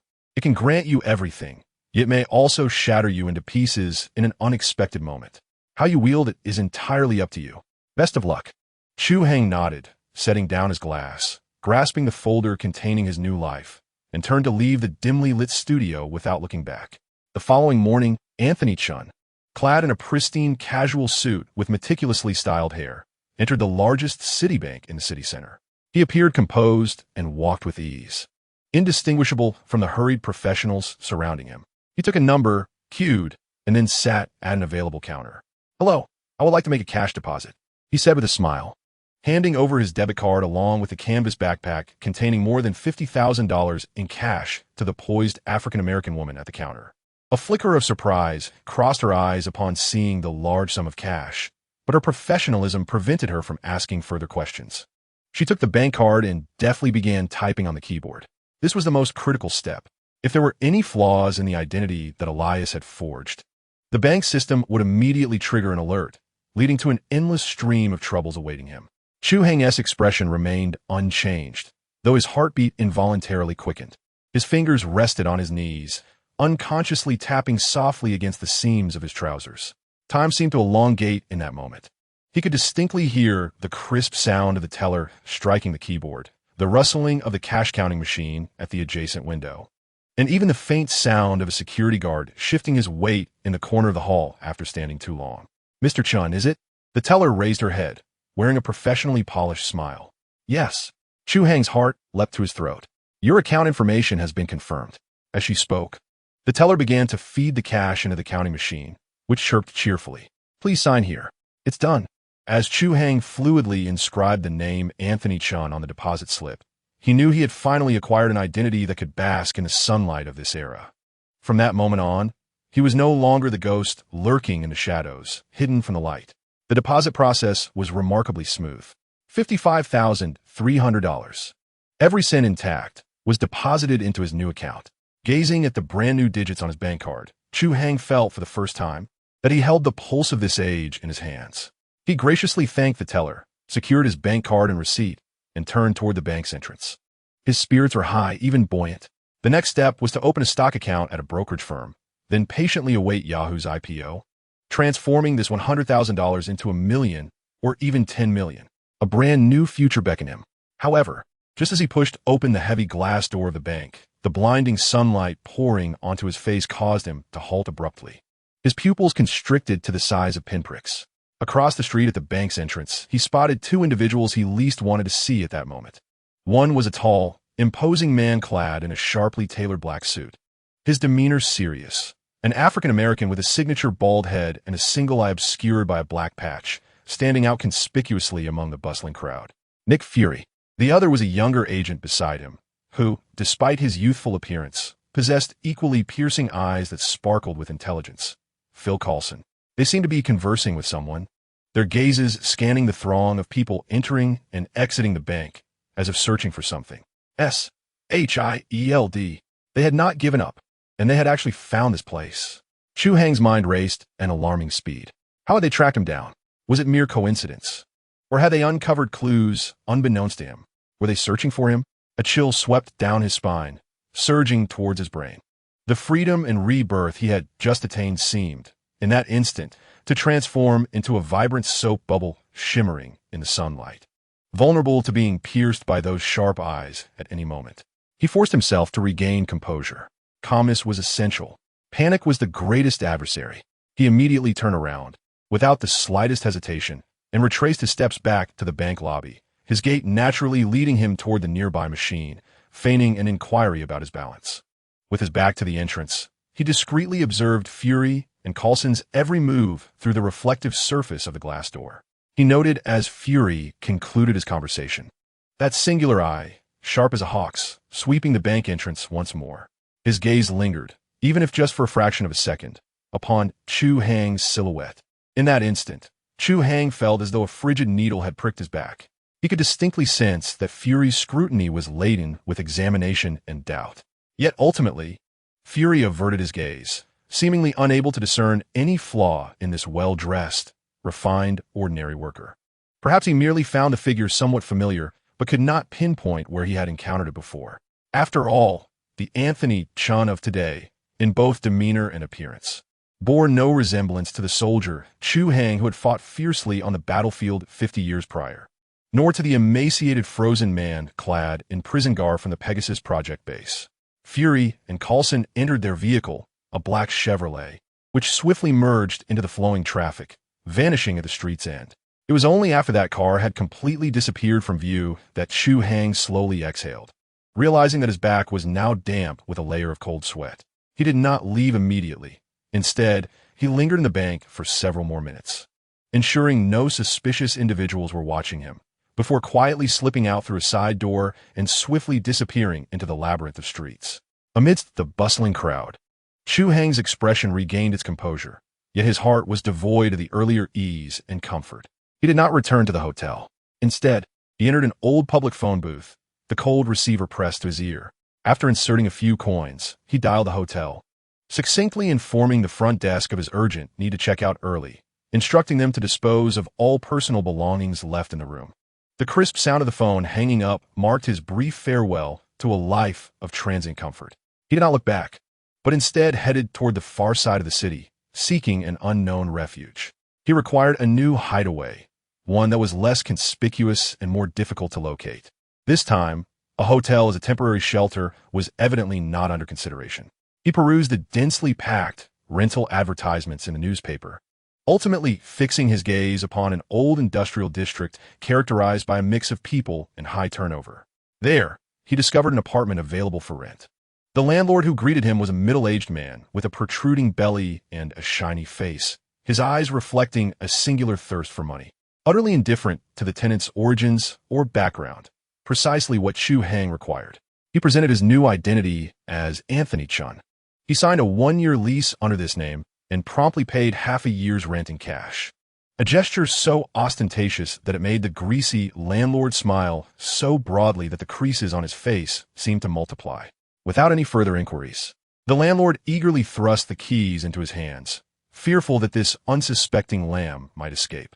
The apartment, modest in size, was a standard one-bedroom unit, furnished with relics from a bygone era, the wallpaper peeling slightly to reveal the mottled surface beneath. However, it was relatively clean, and more importantly, the windows faced a chaotic and noisy alley, providing multiple swift escape routes. For Chu Hai, this concealed arrangement offered a sense of security far superior to that of any five-star hotel luxury suite. The first order of business upon settling in was to spend money. The funds borrowed from the casino needed to be laundered swiftly and transformed into useful tools. He visited a large electronics store and, using his newly acquired credit card, procured a top-of-the-line personal computer and printer akin to the pinnacle of technology in the 1990s. Upon returning to the apartment, he drew the curtains, shielding himself from any external prying eyes. In this pristine and utterly secure haven, he embarked on his true first step in this era, opening a securities account. In the 1990s, online brokerage was still a nascent concept, largely unfamiliar to the general populace. Leveraging his decades-ahead financial knowledge, Chu Hai effortlessly located a fledgling online brokerage firm destined to become an industry giant. He meticulously filled out the labyrinthine application forms online using all of Anthony Chen's legitimate information. Throughout the process, his nerves remained taut like a drawn bowstring. He was uncertain of the extent of DS surveillance network, questioning whether each of his online actions and data transmissions might silently leave a chilling trace on a server in some clandestine base. It felt akin to dancing on the edge of a precipice, each step fraught with unknown peril. 3 days later, a letter embossed with the brokerage's logo lay quietly in his new mailbox. Upon opening it, he discovered the notification of his account's successful establishment. Without a moment's hesitation, Chu Hai promptly transferred the remaining funds of over $50,000 from his bank account into the newly opened securities account. When the screen displayed the successful transaction message, he released a long sigh of relief, his tense body gradually relaxing. The money had undergone its metamorphosis, transforming from a pile of easily traceable cash into bank deposits, and then into a string of numbers pulsating within the securities account.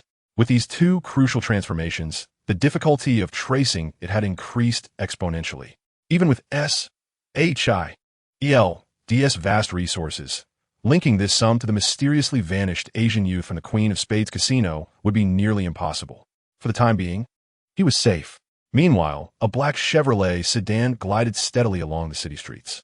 Phil Coulson handed a document to Nick Fury in the back seat, his voice tinged with unmistakable frustration. "Sir, we have lost him. The Asian individual causing trouble at the Queen of Spades has seemingly evaporated. We have scrutinized all nearby surveillance footage, yet found no trace of him." Fury remained silent for a moment, accepting the document and meticulously flipping through the pages with his keen, hawk-like eye. The atmosphere within the vehicle grew tense in the wake of his silence. "What about the bank?" he inquired in a low, emotionless tone. "We checked. There was indeed a sizable cash deposit of $55,300 that day." Coulson promptly replied, "The depositor's name is Anthony Chen. We have retrieved all his information." After a brief pause, as if carefully choosing his words, he continued his report. "His identity is remarkably clean.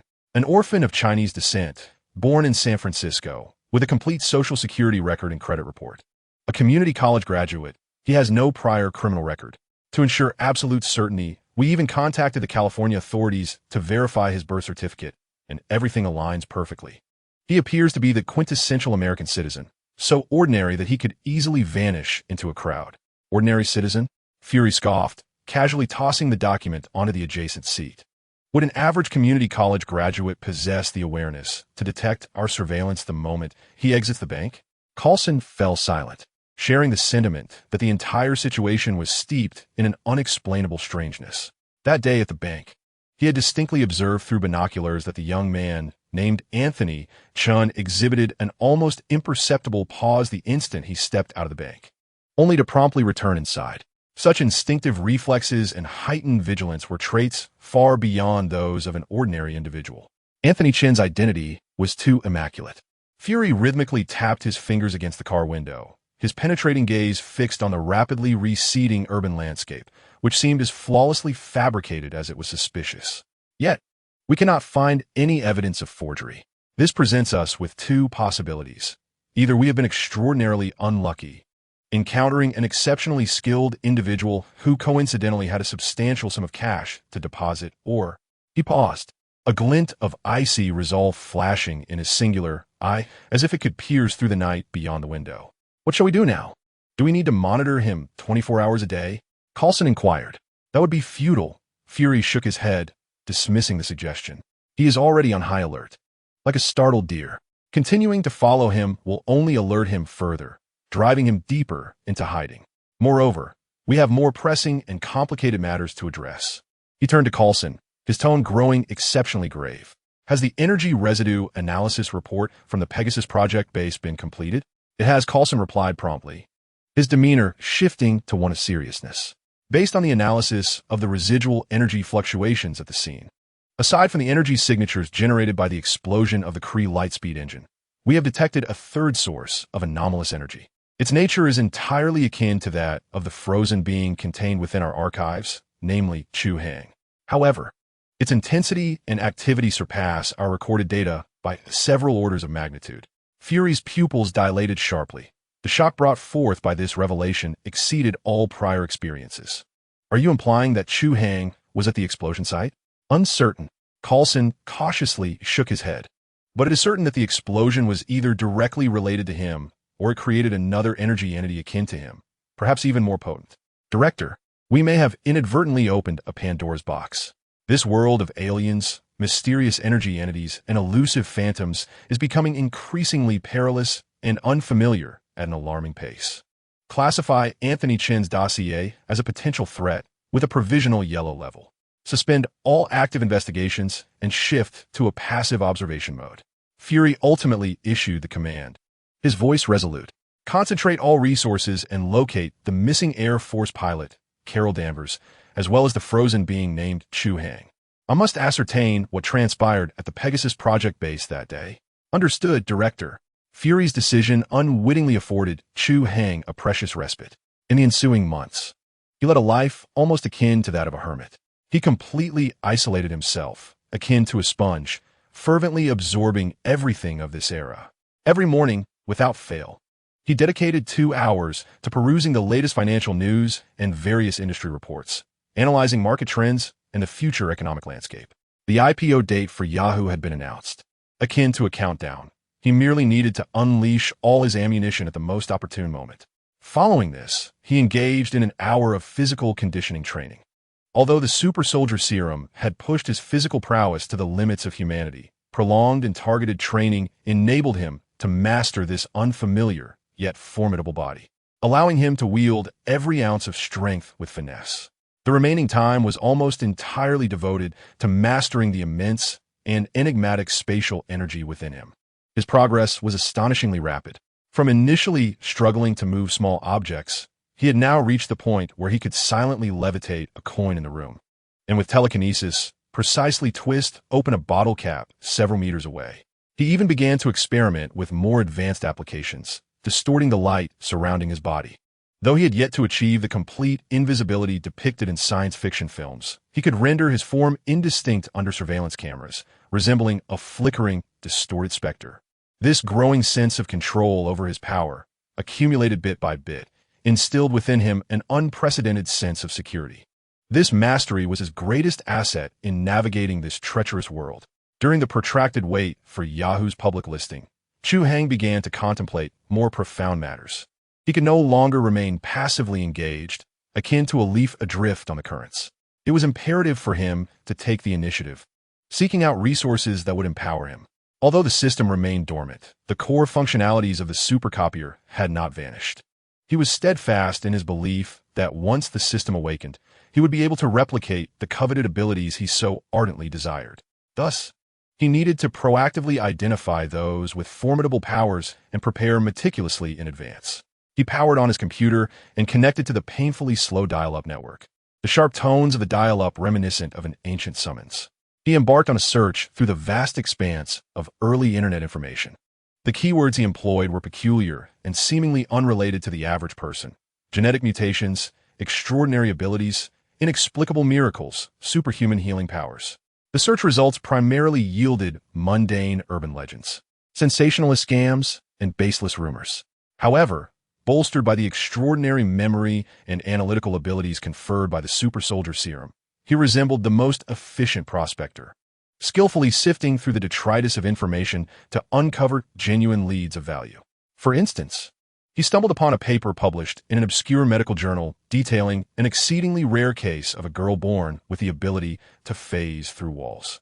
Yet was ultimately plagued by severe physical complications due to her inability to control this gift. Another intriguing find was a piece from a local newspaper reporting on a private school in Westchester County, New York, named Xavier School for Gifted Youngsters, which advertised its mission to enroll students with unique talents and assist them in integrating into society. At this revelation, a subtle smile tugged at the corners of Chu Hai's mouth. He had found the professor. Subsequently, he altered his search direction, pursuing clues connected to his vague and distant memories. Canada, bar, brawl, bone claws.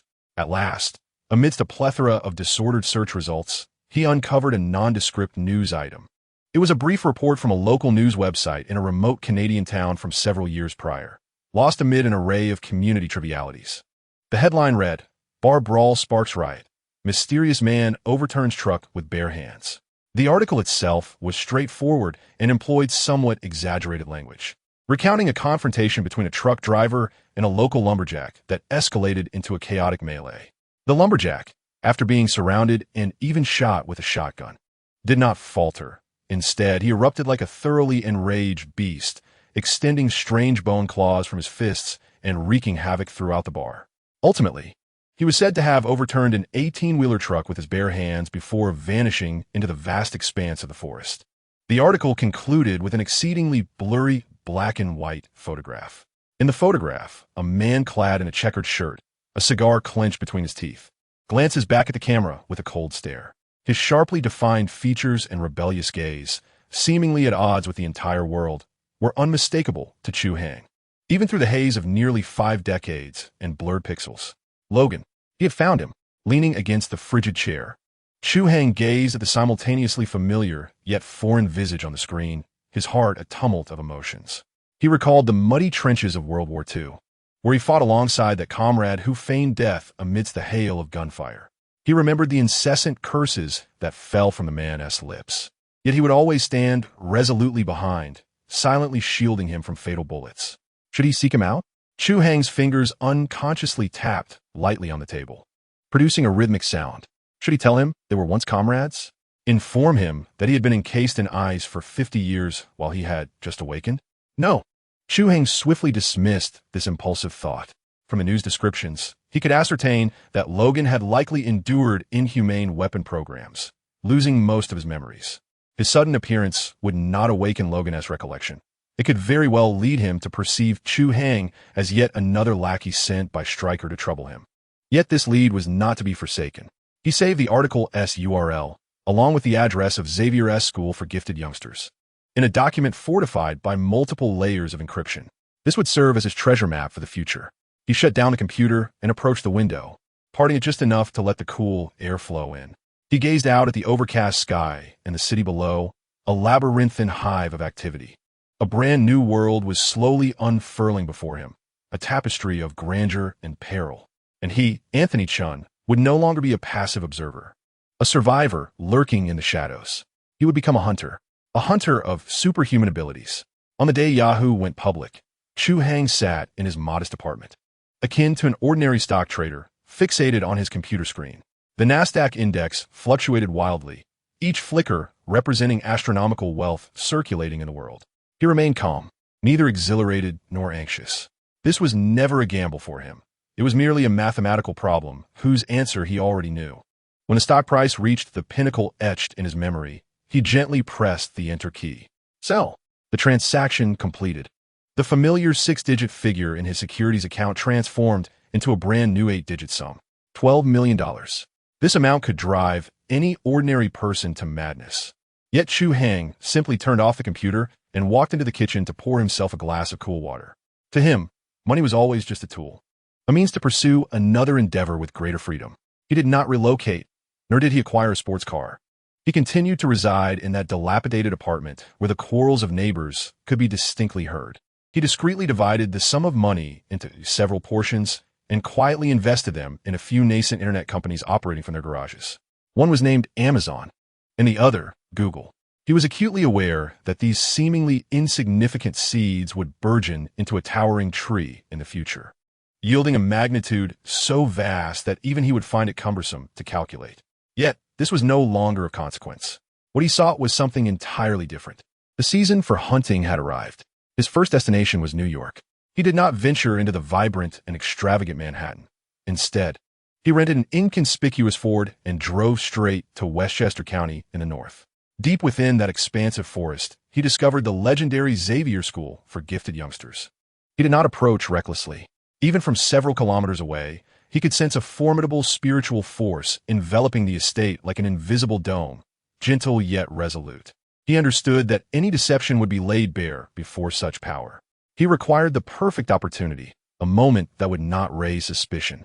He found a modest motel in a nearby town, and his daily routine consisted of driving along the mountain roads near the school, observing.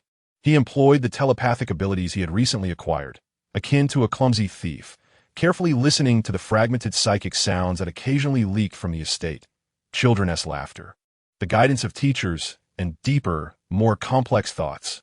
At last, he awaited an opportunity. The school organized an outing, and several yellow school buses lined up.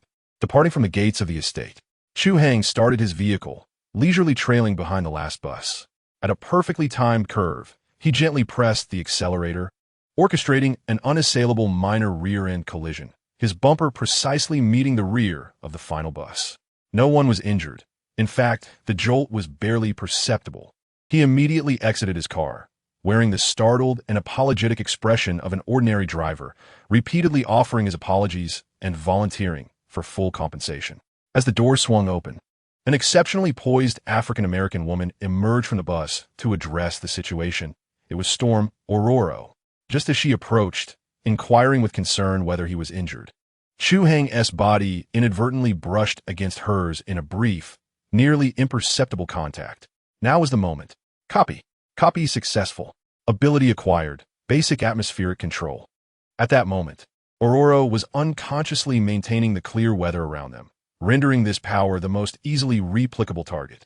He extracted several $100s in cash from his wallet as compensation and handed it to her before departing New York in his Ford, the front bumper askew. Without looking back, his journey did not pause. His next destination was the swamps of Louisiana, in search of the legendary gypsy capable of transforming cards into lethal explosives. He donned the attire of a hiker, masquerading as a lost tourist, and, at a campfire, exchanged a fine bottle of whiskey for the opportunity to share a drink with the individual. At the moment when two glass goblets resonantly clinked, the replication was quietly accomplished. Replication successful. Acquired ability, kinetic infusion. He then journeyed to Chicago. In a dim, damp underground boxing arena, reeking of sweat and hormones, he beheld a beast, its body cloaked in blue fur, agile as an ape. He chose not to clumsily seek out backstage excuses for an embrace. That would have been too contrived. Instead, he purchased the most inexpensive standing ticket and, after the match concluded, blended into the cacophony of the crowd, brushing past the weary figure making its way backstage. In a most natural encounter. Replication successful. Acquired ability, superhuman senses and physicality, beast variant. He grew increasingly adept, akin to a premier hunter lurking in the shadows of the city. He no longer fixated on the pinnacle, core strategic abilities, but began to piece together a vast puzzle, gradually amassing those skills that would render him more versatile, elusive, and adept at concealment. The most pivotal hunt during this time transpired in Baltimore. He dedicated a full 3 months to tracking a long-standing legend within the mutant underground, a specter capable of transforming into anyone. Ultimately, within the confines of an abandoned port warehouse, he cornered a woman with blue skin and red hair, her gaze as vigilant as that of a wildcat. Mystique. What ensued was a genuine, unembellished battle. Mystique's combat prowess far exceeded Chu Hai's expectations. Each of her strikes aimed directly at vital points, her body's flexibility and agility defying human limits. Chu Hai, drawing upon every combat instinct honed on the battlefield, managed to seize her wrist during a perilous close-quarter struggle. Replication successful. Acquired ability, morphing. This was the most valuable ability he had obtained in the years following his awakening. Without the slightest hesitation, he transformed into her likeness before her astonished, contorted gaze, then calmly turned and vanished into the shadows of the warehouse. From that day forth, he truly possessed the means to conceal himself flawlessly in this world. He could be a homeless soul on a street corner, a hurried Wall Street executive, or even a voluptuous blonde with striking blue eyes. Not even Nick Fury, should he turn S-H-I-E-L-D upside down, would be able to find a single strand of his hair. Time flowed quietly over the course of 6 years, marked by one hunt after another. During this span, he traversed numerous locales, encountered many extraordinary individuals, and amassed a plethora of peculiar abilities. For instance, a girl who could converse with squirrels, and a man whose nails grew at a visibly rapid pace. These abilities appeared to be of little utility, yet Chu Hai welcomed them all. He harbored a subtle premonition that the accumulation of quantity would inevitably precipitate a qualitative transformation. His system remained in a dormant state. The panel inscribed with superpower Copier lingered a muted gray in the depths of his consciousness. Nevertheless, the weekly replication ability seemed indelibly etched into his soul, evolving into an irresistible instinct. He requires no system reminders. Every 7 days, a hunger emanating from the depths of his soul descends upon him, compelling him to seek his next target. He grows increasingly powerful, yet perpetually isolated, until that fateful night in 2001, in Los Angeles. Within the confines of the inexpensive apartment he had never vacated, Chu Hai sat cross-legged on the frigid floor, his eyes shut tight. He was not in meditation, rather, he was emptying himself of thoughts.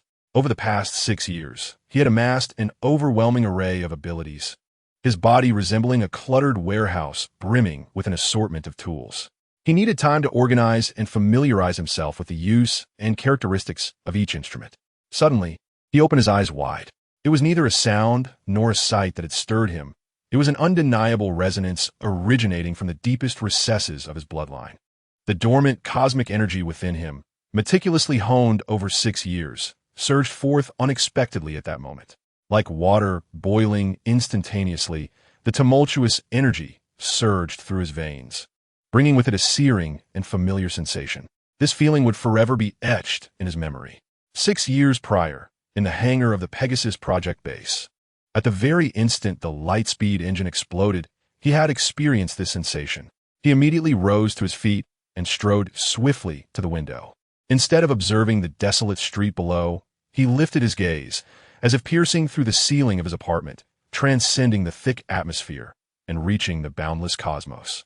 At that moment, his energy perception was propelled to unprecedented heights.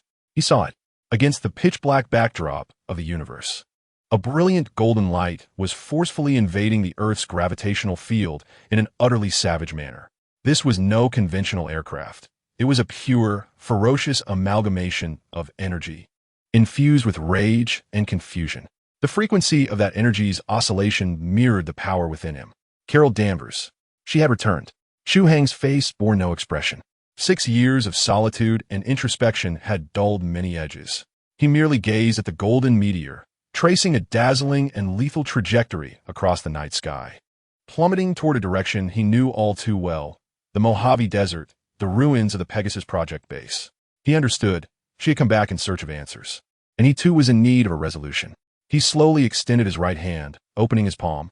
A sphere of golden light quietly ignited in his grasp, stable, refined, and pure, standing in stark contrast to the tumultuous energy entity in space.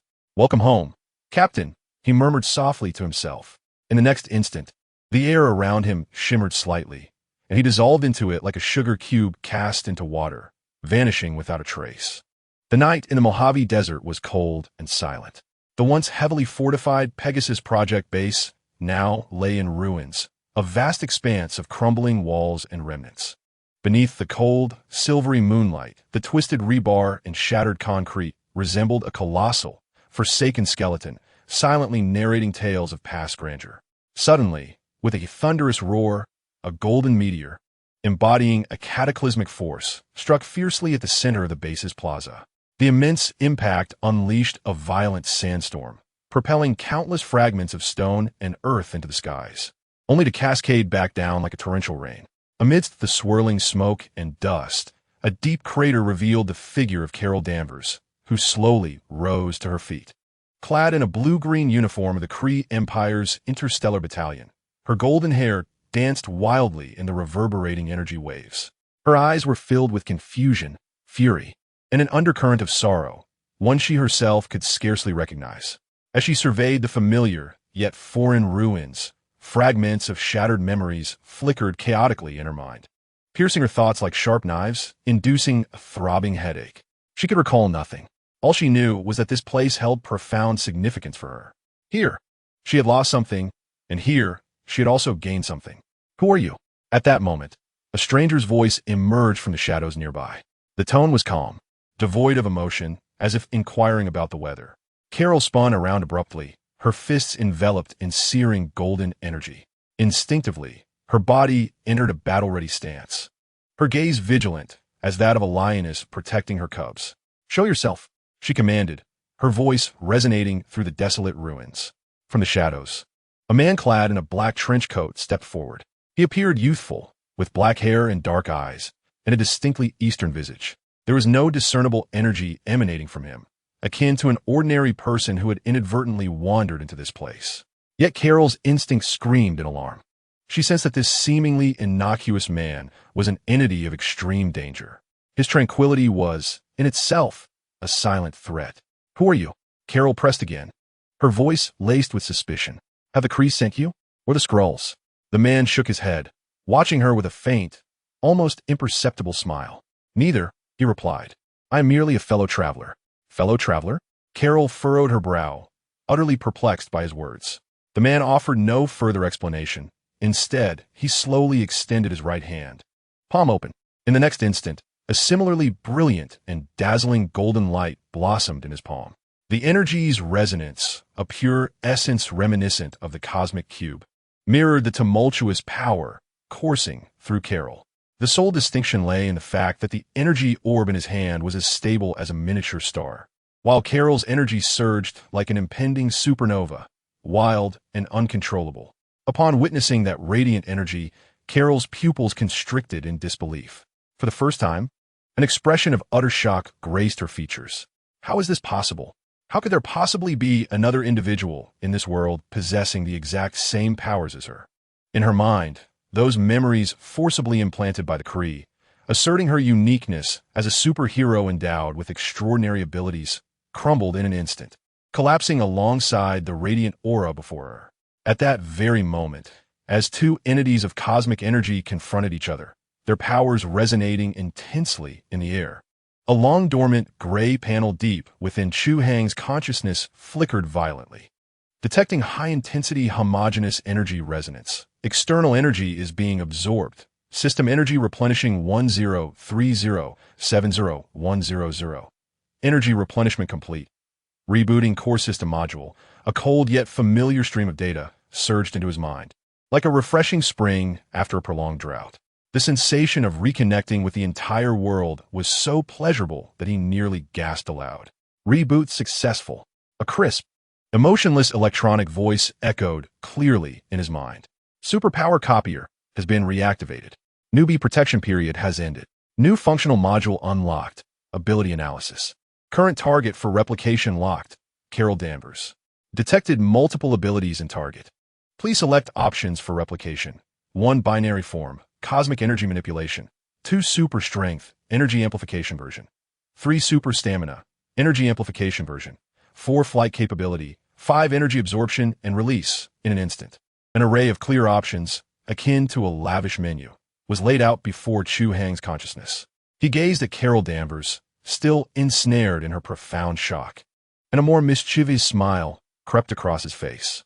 6 years had passed. At long last, the curtain could rise once more. And this time, the opening act was a sumptuous feast. The clarity of the menu within his mind, which almost brought him to tears, dispelled all the resentment that had lingered in Chu Hai's heart. The phrase ability analysis carried immense weight. It signified the complete end of the primitive era, where replicating abilities was akin to opening a blind box, relying solely on luck. From now on, he could directly see the valuable traits of his target and select whichever he desired. This sensation was akin to a primitive man wielding a fire stick in the dark, suddenly being equipped with top-tier exoskeletal armor and a high-precision sniper rifle with an 8-fold scope. The experience? It transcended any realm of comparison. However, as his gaze drifted down the menu to the first option, he froze entirely. The moment was fraught with unease as Chu Hai pondered. Did I not already possess this ability? 6 years ago, during the explosion of the Lightspeed engine, had I not replicated it? Could it be that in the system reboot, my save data was inadvertently formatted? This was no trivial matter. The loss of such an ability would spell considerable trouble. With a tinge of apprehension, he tentatively inquired within his mind, "System, what is the meaning of this?" I clearly already had the dual star form. Responding to the host, the system's voice remained as cold and mechanical as ever, devoid of any trace of human emotion. Yet, this time, it provided not merely a simple notification, but an extensive explanation that sent a chill down his spine. 6 years ago, due to severe damage sustained by the core module during a temporal leap, and the replication target, Lightspeed engine explosion, being in a state of extreme energy instability, the dual star form you replicated was merely a fragment of flawed data, with a completeness of only 17. This data fragment resulted in the original energy of the cosmic cube within you being in a prolonged state of instability, continuously conflicting with your self-healing factor and super soldier serum, severely depleting your life essence. The current reboot has been made possible due to resonance with a high-intensity, homogeneous, stable energy entity, Carol Danvers, allowing the system's energy to be restored. The current option for the dual star form is a complete data template. By selecting this option, you can fully restore the fragmented data within you and upgrade it, using it as a framework to thoroughly integrate the original energy of the cosmic cube within you. At that time, you will gain perfect control over that energy. As Chu Hai meticulously read through this explanation, a chill surged from his feet to the crown of his head, and cold sweat drenched his back. After all this time, he had been harboring a ticking time bomb within him. He had always believed that the energy within him was difficult to control due to its advanced nature and high tier, far beyond his capabilities. Now he realized it was not so. To put it plainly, what he had copied from the Lightspeed engine was nothing more than a trial version, rife with backdoors and viruses. No wonder he had felt for 6 years that two forces were clashing within him. One was the unmatched, ferocious energy of the cosmic cube, while the other was the vitality stemming from the fusion of the self-healing factor and super soldier serum. Each day, he had to act like the most cautious of tamers, meticulously guiding and untangling the beast within him that could break free from its shackles at any moment. It felt akin to a bomb disposal expert sleeping with an activated nuclear warhead, his nerves taut as a nearly severed violin string. He had believed this was a necessary trial on the path of strength. It now appeared it was merely a self-inflicted predicament. Thanks to the self-healing factor copied from Logan and the robust foundation of Steve's super soldier serum, he had managed to endure for 6 long years without detonating himself. If he had a thinner foundation, he would have likely been torn to shreds by the internal conflicts long ago. Now, an extraordinary opportunity lies before him, a legitimate, fully functional version that includes lifetime after-sales service. This capability not only eradicates the greatest security risk within him, but also transforms him from a novice trembling with a bomb into a master who can effortlessly detonate explosives and command the situation. Was there even a need for deliberation? The choice is made. Twin star form. In his heart, Chu Hai nearly roared as he arrived at his decision. Command confirmed. Commencing the copying and integration of the complete data template for twin star form. Almost instantaneously as the system's prompt resonated, an unprecedented experience enveloped him. A distinctly different flow of energy was precisely extracted from the invisible resonance field between him and Carol. It was no longer the chaotic and painful surge of millions of volts coursing through him from 6 years ago, but rather a gentle and orderly warm current, slowly infusing his body and soul. If the replication 6 years prior was a brutal and reckless infusion of energy, this time felt akin to a delicate genetic surgery. A perfect code, an immaculate genetic sequence, was meticulously inscribed into the foundational logic of his very existence. He could vividly perceive the turbulent energy of a universe, which had been boiling within him for 6 years, akin to a herd of untamed wild horses galloping across the plains. After countless days and nights of reckless collision, they finally encountered their destined rider. The once chaotic energy, under the guidance of the new data template, began to rearrange, combine, and operate in a mystifyingly elegant manner. Those volatile, destructive particles of power were gradually soothed and tamed, subsequently integrated into a novel, stable, and robust cyclical system. Chu Hai closed his eyes, feeling each cell within his body resonate with jubilant harmony under the influence of this new power. The self-healing factor finally shed its heavy burden. No longer needing to remain vigilant against energy surges, the formidable physique bestowed by the super soldier serum found its perfect counterpart, merging seamlessly with this cosmic force. No longer in opposition or consuming each other, he felt as though he were an old, pirated computer, plagued by lagging and overheating, frequently crashing to a blue screen. Yet now he had finally installed the official, deeply optimized operating system. The entire world, in his perception, transformed into something entirely different. If previously, his control over spatial energy was akin to a blacksmith wielding a heavy hammer, relying solely on instinct and luck to bend and twist, now he sensed that with but a thought, he could operate like a master surgeon, wielding the most precise scalpel to edit and modify the very fabric of space itself. The absolute sense of control over power left him almost intoxicated. However, as Chu Hai reveled in his transformative metamorphosis, on the other side, Carol experienced an entirely opposite sensation. The moment Chu Hai began to replicate, she felt an inexplicably wondrous connection establish itself between them. A stream of information, which she could not comprehend, flowed from her body, or rather, from the very essence of her power, toward him.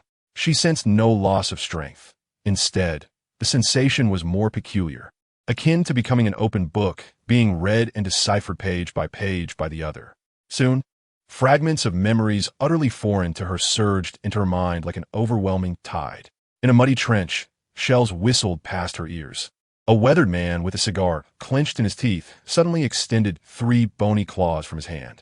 Inside a frozen cockpit, the view outside revealed an unfathomable blue ice layer, where a man clad in a blue, white, and red snug uniform, with golden hair and blue eyes, offered her a warm yet apologetic smile through the ice. These fleeting images vanished before she could grasp their details, yet their vividness made her heart race. Instinctively, she took a step back, gazing at the man before her, whose eyes were closed and whose expression bore a trace of enjoyment. The shock in his gaze had morphed into sheer terror and confusion. Who was this man? Why did he possess powers identical to her own? Why was she able to perceive the contents of his mind? As her thoughts spiraled and her brain felt as if it might combust, Chu Hai opened his eyes. A fleeting glimmer of radiant gold flashed within his gaze, which was so profound it seemed to encompass an entire universe of stars. He looked at Carol, observing the wild arcs of energy that surged uncontrollably from her in the wake of her emotional turmoil, a subtle smile gracing his lips. He raised his hand and made a vague, grasping motion toward her. In the next instant, Carol was horrified to discover that the tumultuous forces surging within her, akin to wild stallions, seemed to be seized by an invisible hand, firmly gripping her throat. Instantly, they became remarkably docile, obediently retreating back into her being. Even her uncontrollable dual-star state, triggered by her emotional fervor, was forcibly subdued with that gentle gesture. The brilliant golden radiance enveloping her swiftly faded, restoring her to the state of an ordinary person. Throughout the entire process, she found herself devoid of even the slightest inclination to resist. It felt as though a newly minted soldier, still warming to the grip of their rifle, had been effortlessly disarmed by a seasoned veteran with nothing but a glance. "What have you done to me?" Carol's voice quivered for the first time, betraying an unmistakable tremor. Everything unfolding before her had utterly surpassed her understanding. "Nothing much," Chu Hai replied, lowering his hand, his tone as casual as if he were discussing the day's weather. "I merely tightened the faucet that you had left loose." He took 2 steps forward, halting 3 meters away from Carol, his gaze calm and sincere. "Your power is formidable, yet your control over it resembles that of a 3-year-old wielding a siege hammer, wasteful and perilous." He regarded her intently, articulating each word. "Now, may we engage in a meaningful conversation? Let us discuss who you are, whence you have come, and what you have forgotten." Carol stared at him, her lips moving but no words escaping. The turmoil in her mind surpassed even the disorientation she felt upon plummeting to earth. An instinct urged her to trust him. The shared essence of their power and the overwhelming sense of being effortlessly subdued by him evoked an inexplicable sense of closeness and dependence. Yet, 6 years of indoctrination from the Kree had instilled in her a wariness and skepticism towards any stranger. Just as she was about to break the suffocating silence, a piercing roar of engines surged from afar, shattering the stillness of the ruins. A dozen bright headlights ignited at the entrance, akin to sharp swords piercing the night of the Mojave Desert, precisely locking onto their position. Chu Hai's brow furrowed slightly. He knew without looking who had arrived: Nick Fury. The actions of S.H.I.E.L.D. were swifter than he had anticipated. It seemed we lacked the luxury of time for a leisurely discussion. Glancing at the rapidly encroaching black Chevrolet Suburbans, Chu Hai turned to Carol, saying, "If you wish to uncover the truth, trust me. Hold on tight." Carol was still grappling with the meaning of his words when Chu Hai stepped closer, seizing her arm amidst her astonished gaze. "Hold on to what?" she instinctively inquired, the warmth radiating from his grip causing her to freeze. "Hold on to experience what true flight feels like," Chu Hai grinned, just as a colossal surge of cosmic energy erupted from beneath his feet. Unlike Carol, who allowed energy to envelop her in flames, he concentrated all his power with utmost efficiency at a singular point beneath him. Boom! The hard ground cracked instantaneously, a perfect circular impact crater materializing. With Carol, who wore an expression of bewilderment in his grasp, Chu Hai shot upwards like a bullet propelled by an electromagnetic catapult, executing no extraneous movements as he ascended vertically, effortlessly breaking the sound barrier. Below, Nick Fury and Phil Coulson, who had just emerged from their vehicle, could only stare agape, watching the fleeting golden streak in the night sky, so swift it was nearly imperceptible, accompanied by the delayed, thunderous sonic boom that reverberated painfully in their ears. Coulson removed his sunglasses, massaging his throbbing temples, sensing the onset of a migraine. "Make a note of this," he instructed. "From today forth, let us add 2 zeros to our department's budget." Chapter 68. True flight. The sensation of weightlessness was not merely unsettling. It was something far more terrifying, a feeling of being forcibly severed from the fabric of reality. Carol felt akin to a stone catapulted from a slingshot, launched into the void in a mere fraction of a second. Everything around her morphed into a blurred panorama of infinitely stretched light. The wind transformed from a gentle breeze into an impenetrable wall, fierce enough to rend steel, relentlessly compressing her body. Instinctively, her inner energy coalesced into a protective shield, yet the sheer horror of the acceleration rendered her mind a blank slate, silencing her screams. In a reflexive motion, she glanced at the man gripping her arm. What she beheld was an image that would be permanently etched in her memory. Chu Hai's demeanor was as serene as if he were strolling through his own backyard. The edges of his trench coat remained untouched by the tumultuous winds, as if the raging storm held no sway over him.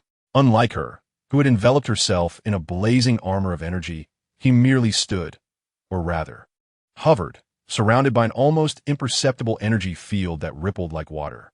All the howling winds, all the resistance, all the dreadful acceleration, upon making contact with that delicate force field, merely slid aside as if they had struck a flawlessly smooth mirror, effortlessly deflected. Efficient, precise, with not a shred of waste. This was not flight. It was an audacious defiance of the laws of physics. Carol finally comprehended the meaning behind his earlier words. Her own method of flying, fueled by explosive energy and reckless abandon, paled in comparison to this man, akin to a 3-year-old wielding a battering ram against a fortress. While he was a master craftsman capable of etching an entire scene of the Qingming festival on a grain of rice with a willow leaf blade, they wielded the same power, yet the realms they inhabited were of entirely different dimensions. Where we headed?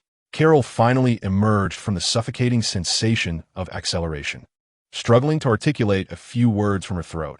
Her voice was dwarfed by the thunderous roar of sonic booms. To a quiet place, free from disturbances. Chu Hai's voice resonated clearly in her ears, as if they were conversing in a tranquil CF rather than soaring at supersonic speeds high above the earth. He even had the leisure to lower his head and flash her a smile. "Relax, Carol.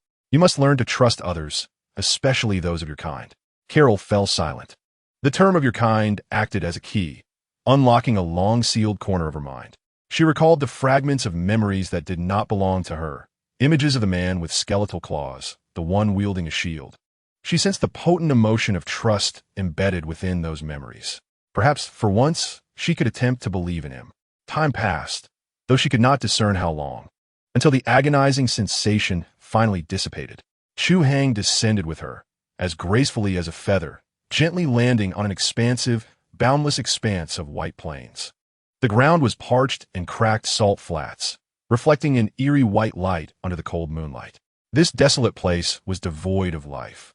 Not a single blade of grass in sight, only an oppressive silence enveloping the surroundings. The moment her feet touched the ground, Carol swiftly broke free from his grasp, leaping back several meters, instinctively adopting a defensive stance. Chu Hai paid little heed to her actions. Instead, he brushed off non-existent dust from his trench coat and regarded her with a calm demeanor. "Now we can converse," he stated. "It will take Nick Fury's people several hours to locate this place. We have ample time. Who exactly are you?" Carol's voice trembled slightly, tinged with anxiety. "How do you possess the same powers as I do? And why can I see what's in your mind?" She unleashed her barrage of questions, the golden light emanating from her fists flickering in tandem with her emotional turmoil. "To address your first inquiry, my name is Chu Hai. You may consider me a forerunner who encountered this power before you did." His tone was serene, akin to a teacher elucidating a complex problem to a student. "As for your second and third questions, the answers are intrinsically linked." He gestured toward his heart and then at Carol. "Our powers stem from the same source, the Lightspeed engine of the Pegasus project 6 years ago. You absorbed the core energy during its explosion, while I assimilated a different portion that leaked out. We are like two individuals struck by the same bolt of lightning. Hence, our powers resonate, and our consciousness has forged a tenuous connection. You can glimpse my memories, and I can sense your emotions. It seems rather fair, does it not?" This explanation was entirely plausible, perfectly concealing the existence of the system. Carol stood motionless. Her worldview, ingrained by the Kree over 6 years, was gradually being dismantled by his words.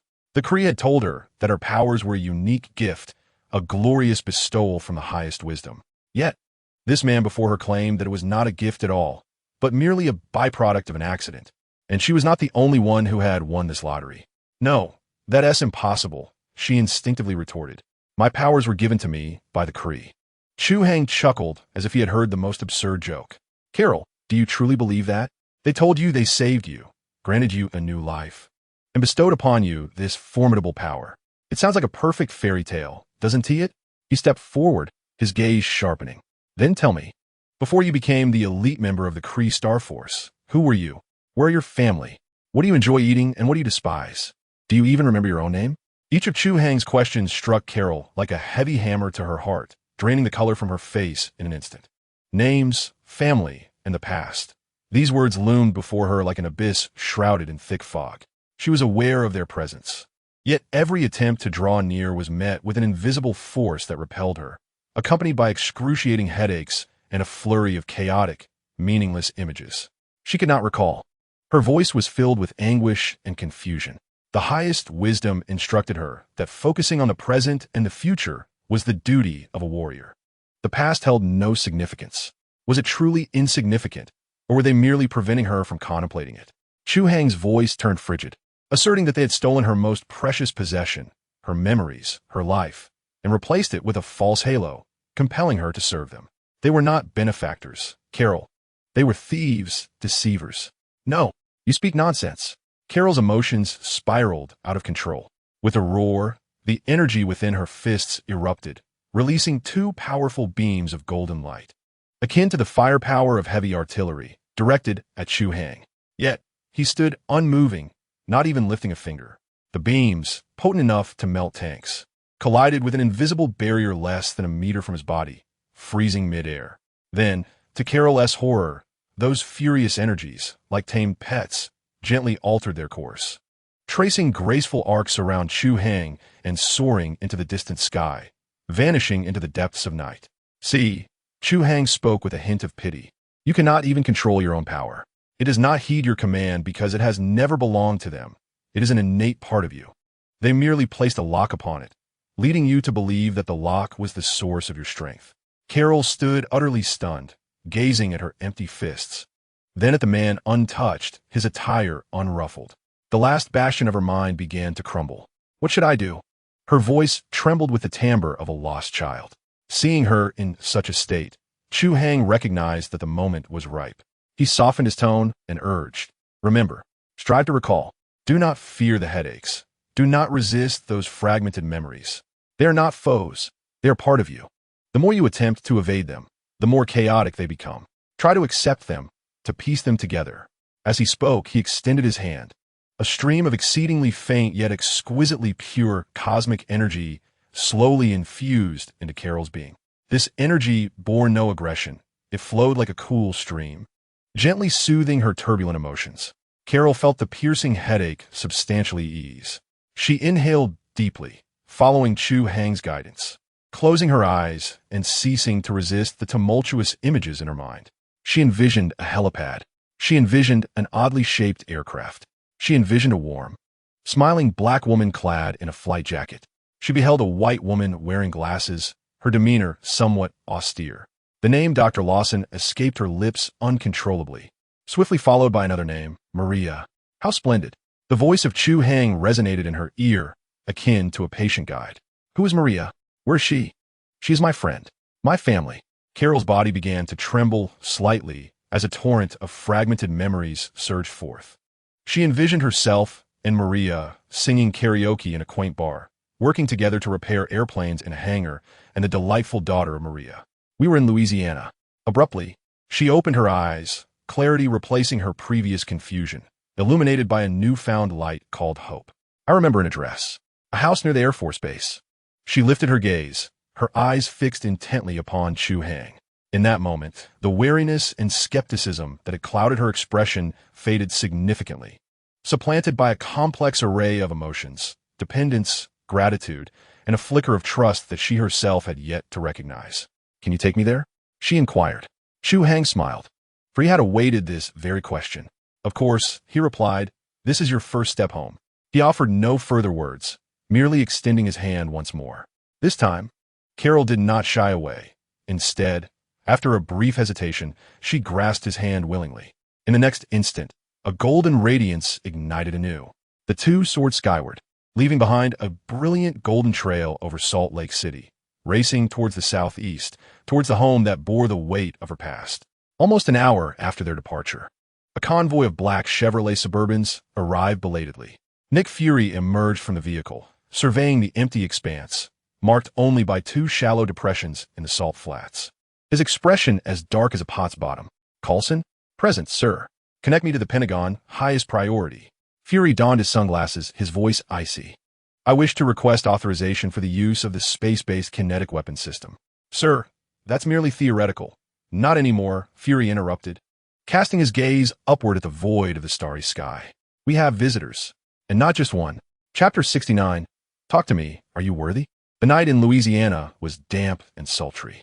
The air was thick with the earthy scent of freshly fallen rain mingled with the acrid aroma of decaying vegetation, clinging unpleasantly to the skin. Chu Hai and Carol descended silently from thousands of meters above, their descent marked by an utter absence of sound. Not even a whisper of wind. Their toes barely grazed a well-manicured lawn, akin to two leaves quietly dislodged by the night breeze. Before them stood a quintessential Southern American wooden house, 2 stories high, adorned with a wraparound porch. Its white paint appeared somewhat weathered under the cool moonlight, revealing the passage of time.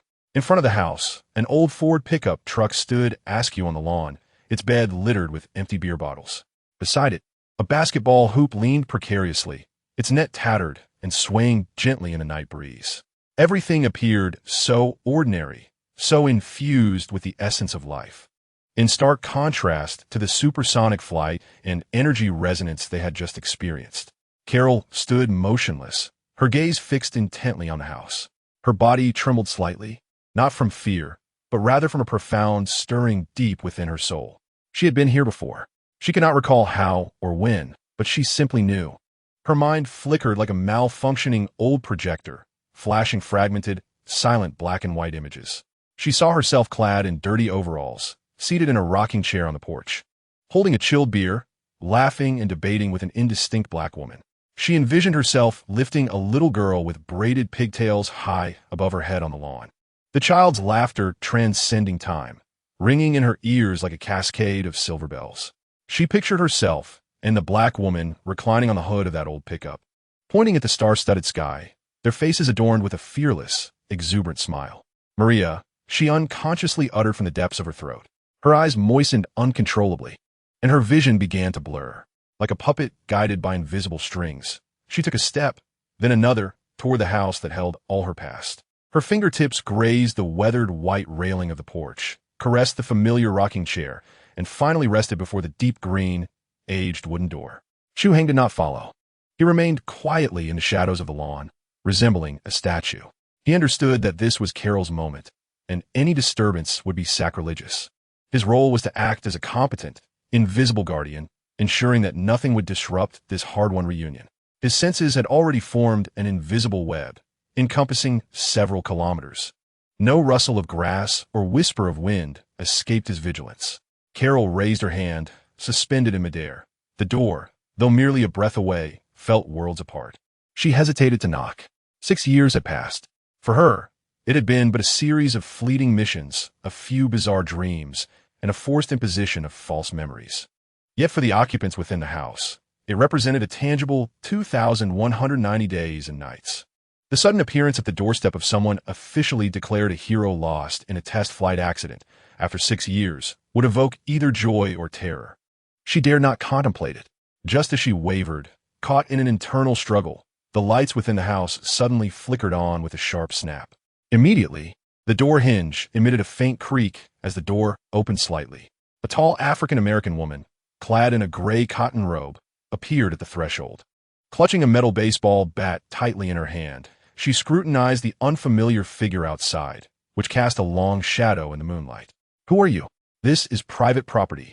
I demand you leave at once, or I shall call the authorities." Her voice bore the slight rasp of someone recently awakened, yet her tone was remarkably resolute, devoid of any trace of fear. Carol gazed at the face that was both familiar and foreign. Her lips moved, but no sound emerged. It was her. It truly was her. Time had etched subtle marks upon her visage, with fine lines appearing at the corners of her eyes. Yet those eyes remained as bright and defiant as Carol remembered, like two pieces of obsidian. "Maria," Carol finally managed to choke out, her voice gravelly, akin to sandpaper against wood. Maria Lumbo, standing behind the door, froze abruptly. The fingers gripping the baseball bat turned pale from exertion. That voice, that name, used only by those closest to her, instinctively caused her to squint, peering more intently at the blonde woman illuminated by the soft glow from within. The face, slowly and vividly, began to merge with the deepest recesses of her memory. "Carol?" Maria's voice quivered with incredulity, as if she were uttering a dream she could scarcely believe. "No, it cannot be. You are." Carol's tears could no longer be contained, cascading down her cheeks like a string of pearls that had come undone. "Maria, it is I. I have returned. Oh my God." The baseball bat clattered to the wooden floor as Maria covered her mouth with both hands. Attempting to stifle the cries that threatened to escape her lips, yet tears surged forth uncontrollably. She rushed forward and enveloped Carol in an embrace so fierce it seemed as though she intended to meld her into her very being. Fearing that if she loosened her grip, this person would vanish from her life as she had 6 years prior. In the stillness of that late hour, two long-lost friends wept together on the porch, their suppressed sobs releasing the pent-up longing, pain, and injustice of the years spent apart. "Mom? What is it? Who's out there?" A sleepy, childlike voice emerged from within the house. A girl of around 11 or 12, clad in pajamas adorned with cartoon spaceships, rubbed her drowsy eyes and peeked out from behind Maria. Curiosity flickered across her face as she regarded the blonde woman who was weeping while embracing her mother. A mixture of confusion and caution evident in her expression. Carol slowly released Maria and crouched down to meet the girl's gaze. In that moment, the floodgates of memory burst open. She recalled the child, Monica, Maria's daughter, the little one she had once vowed to protect with her very life. The mischievous spirit who loved to trail behind her, clamoring to learn to fly a plane. "Hello, little troublemaker." Carol, her voice choked with emotion, greeted her with a special nickname understood only by the two of them. In an instant, Monica Rambeau's eyes widened, and her drowsiness vanished without a trace. This particular address was reserved for just one person in the world, the Aunt Carol who would secretly take her to the Air Force Base to see the latest fighter jets, teach her to make various silly faces, and tell her stories about the universe and stars before bedtime. Aunt Carol? The little girl's eyes brimmed with tears as she wasted no time, launching herself into Carol's embrace like a small cannonball, weeping uncontrollably, her cries echoing with raw anguish. From a distance, hidden in the shadows of a lawn, Chu Hai observed this poignant reunion, a faint smile curling at the corners of his lips. It was fortunate. It was not too late. Some regrets in this universe, after all, still had the potential to be mended. He refrained from intruding upon this deeply touching scene, instead stretching his senses to their utmost limits. He was aware that the agents from SHIELD were approaching, their efficiency exceeding his expectations. Indeed, within less than half an hour, once Maria had finally composed herself and invited Carol and Chu Hai inside, the three of them gathered around a dusty old photo album, tears streaming down their faces as they reminisced about the past. Suddenly, blinding beams of headlights pierced through the tranquility of the small town, slicing through the night like swords. On the album, a young Carol and Maria, clad in stylish flight suits, confidently leaned against a F-15 fighter jet. In the photograph, Carol's smile radiated exuberance and self-assurance, her eyes brimming with dreams of the future and a profound love for the skies, a stark contrast to the uncertain and fragile woman before them now. They had arrived. Chu Hai set down his now-cold cup of coffee, uttering calmly, "They are here." Maria and Carol's expressions instantly shifted to one of tension. They hurried to the window, pulling back a corner of the curtain to glimpse several black Chevrolets silently parked outside. A group of men clad in black suits and wearing earpieces emerged from the vehicles, swiftly and efficiently surrounding the entire house. Their demeanor suggested they were no ordinary police officers. Who are they? Maria's voice trembled slightly as she instinctively shielded her daughter, Monica. Behind her, government agents, Carol replied, her gaze growing serious. They've been pursuing me since my return to Earth. Do not worry. Chu Hai rose and stepped in front of them, his tall figure blocking the window in their anxious view. With me here, no one will lay a finger on you. No sooner had he spoken than the doorbell rang. 3 deliberate knocks, measured and polite, yet carrying an undeniable air of authority. Maria glanced nervously at Chu Hai and Carol. Chu Hai offered her a reassuring glance, signaling her to take Monica upstairs, before leisurely making his way to the door, which he opened with a calm demeanor. Standing at the threshold were 2 individuals, one of whom bore a standard professional smile. Phil Coulson. Another figure, the iconic one-eyed man, Nick Fury, stood before them. His gaze, akin to a searchlight, bypassed the obstruction at the doorway, landing squarely upon Carol in the living room behind him. The flicker in his solitary eye conveyed a tapestry of emotions, surprise, vigilance, but predominantly a gravity that suggested he had witnessed matters beyond comprehension. "Good evening, sir," Fury initiated, his voice deep and resonant, imbued with the authority of one who has long commanded respect. "I am Nick Fury from the Strategic Homeland Intervention, Enforcement, and Logistics Division. We have some inquiries that necessitate a discussion with the lady behind you, as well as with you." Goodness. He wasted no time in delivering the lengthy and convoluted title of his agency, seemingly attempting to assert dominance through nomenclature. Yet, Chu Hai remained unfazed, leaning languidly against the doorframe, arms crossed, his towering presence akin to a wall, offering no indication of granting them entry. "She does not wish to converse at the moment," he replied succinctly, his tone as nonchalant as if he were merely commenting on the pleasantness of the weather. Fury's brow furrowed ever so slightly. He had dealt with myriad difficult individuals, but it was his first encounter with someone so forthright, so utterly dismissive. Coulson beside him wore a professional smile that faltered momentarily, clearly taken aback by this unexpected opening. "Sir, I must remind you, this is not a request." Fury's tone intensified, an invisible pressure beginning to permeate the air. "This concerns national security. We possess the authority to detain any potential threats. I trust you will not obstruct us in the execution of our duties." "Threat?" Chu Hai finally lifted his eyelids, casting a glance at Fury, a smile curling upon his lips. The laughter bore an unmistakable hint of derision and contempt. "Are you referring to her?" He gestured towards Carol, or to me. Fury's eye narrowed sharply. From Chu Hai emanated an aura of profound danger, something not typical of an ordinary individual. It was a confidence born from absolute power, a nonchalance that rendered all else insignificant. Such a sensation had only been felt in the presence of a select few legendary figures. We are equally intrigued by your identity, Fury asserted, attempting to reclaim the upper hand. My identity? Chu Hai's smile vanished, his gaze growing cold and detached. You are not yet worthy of knowing. He paused before continuing. Director Fury, I offer you a piece of advice. Right now, immediately, take your men and leave this place. Do not disrupt the hard-won reunion of her family. Are you threatening a senior federal agent? Coulson finally seized the opportunity to interject, stepping forward with an air of righteous indignation. Chu Hai could scarcely be bothered to regard him, as if he were merely a wisp of air. His focus remained razor-sharp, akin to surgical blades, fixated on Fury. Suddenly, he extended a finger, gently tapping the air beside Fury. A faint hum resonated, as if the very fabric of space had been disturbed. About 3 meters from Fury, beneath a towering oak tree, a muffled groan suddenly emerged from the dense underbrush. Almost instantaneously, a sniper clad in camouflage. His face, smeared with paint that rendered him nearly indistinguishable from his surroundings, was lifted into the air along with his expensive Barrett anti-material sniper rifle by an invisible and terrifying force, and then, like a discarded rag, was effortlessly tossed at Fury's feet. The sniper lay limp and unconscious, devoid of any visible injuries. Fury's pupils constricted sharply, shrinking to the size of pinpoints.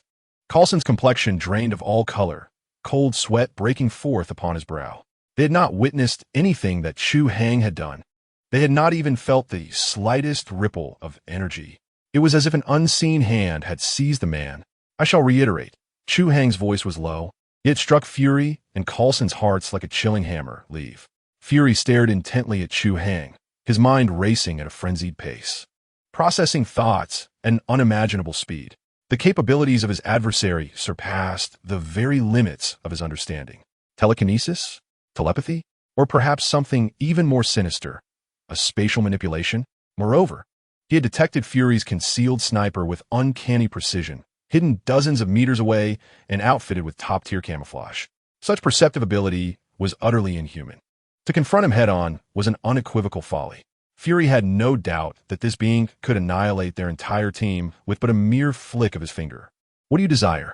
Fury swiftly altered his approach, softening his tone. He understood that dealing with such an unfathomable entity, threats were the most foolish and primitive of tactics. Only the promise of mutual benefit could forge a bridge of communication. I seek nothing, Chu Hai replied coolly, his gaze imbued with an air of all-encompassing indifference. I merely wish to convey a singular truth. This world is far larger and infinitely more perilous than you can fathom. Your so-called Avengers Initiative, hidden away in the deepest recesses of your drawer, is, in the grand scheme of things, scarcely more significant than a child's game. Fury's heart felt as though it were ensnared by an invisible hand, nearly ceasing its rhythm. The Avengers Initiative. This was a top-secret matter within S.H.I.L.D. It was an initiative he had only just drafted after witnessing Carol's powers and the existence of the Kree. Aside from himself and a select few trustworthy high-ranking officials, it was inconceivable for a fifth party to possess knowledge of it. How could he know? In that moment, Fury comprehended the gravity of his situation. He was not simply facing a superhuman. He was confronted by a specter, one who wielded an unimaginable intelligence network and unfathomable power, an observer. We must converse. Fury inhaled deeply, forcing himself to regain composure, his tone more serious than ever, tinged with an edge of supplication. You wish to discuss with me? Chu Hai finally shifted his gaze from Fury, appraising him from head to toe with an expression reminiscent of one scrutinizing a lifeless object, tinged with a hint of amusement and evaluation. Do you truly believe you are worthy? After uttering these words, he disregarded the two individuals at the entrance who stood frozen like statues, and with a decisive bang, shut the door behind him. Outside, Coulson stared at the closed door, then glanced down at the unconscious elite sniper on the ground. The cold sweat on his forehead had coalesced into a stream, trickling down his cheek. Sir, we need to withdraw. Fury rasped, his voice hoarse. He turned to his vehicle, a glimmer of unprecedented light flickering in his singular eye. A mixture of trepidation, frustration, and a hint of almost frenzied excitement ignited within him. The game had grown increasingly intriguing. Chapter 70. The curious Monica. The moment the door closed, an oppressive silence enveloped the living room. Maria and Carol stood at the staircase, their faces still etched with lingering tension and shock, although they had not witnessed the events outside clearly. The intangible sense of pressure and Chu Hai's casually imperious, "Do you truly believe you are worthy?"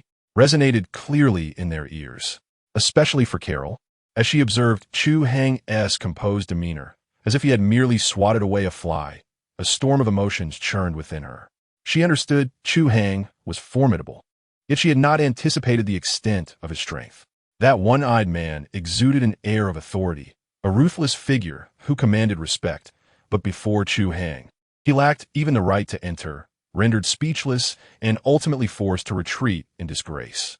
This was not merely a display of physical dominance. It was a comprehensive obliteration on a higher plane, encompassing identity, power, and mindset. Did they just leave? Maria asked incredulously, stealthily moving to the window and lifting a corner of the curtain. She beheld the black vehicles silently turning around, one after another, swiftly vanishing into the night of the small town. "They have departed," Chu Hai remarked, turning around with a languid, harmless expression, as though the icy gaze that had previously emanated from him belonged to a different person entirely. "I told you, with me around, no one could disturb you." As he spoke, he sauntered to the sofa, plopping down with ease, casually taking a sip from the now cold cup of coffee on the table, wrinkling his nose in distaste. "Well, the fly has been swatted away, and we can continue." He gestured toward the open old photo album on the table. "I haven't finished perusing it yet. It seems you had even wilder hair in your youth than now." His tone was light, akin to sharing a harmless jest, instantly dispersing the previously tense atmosphere in the living room.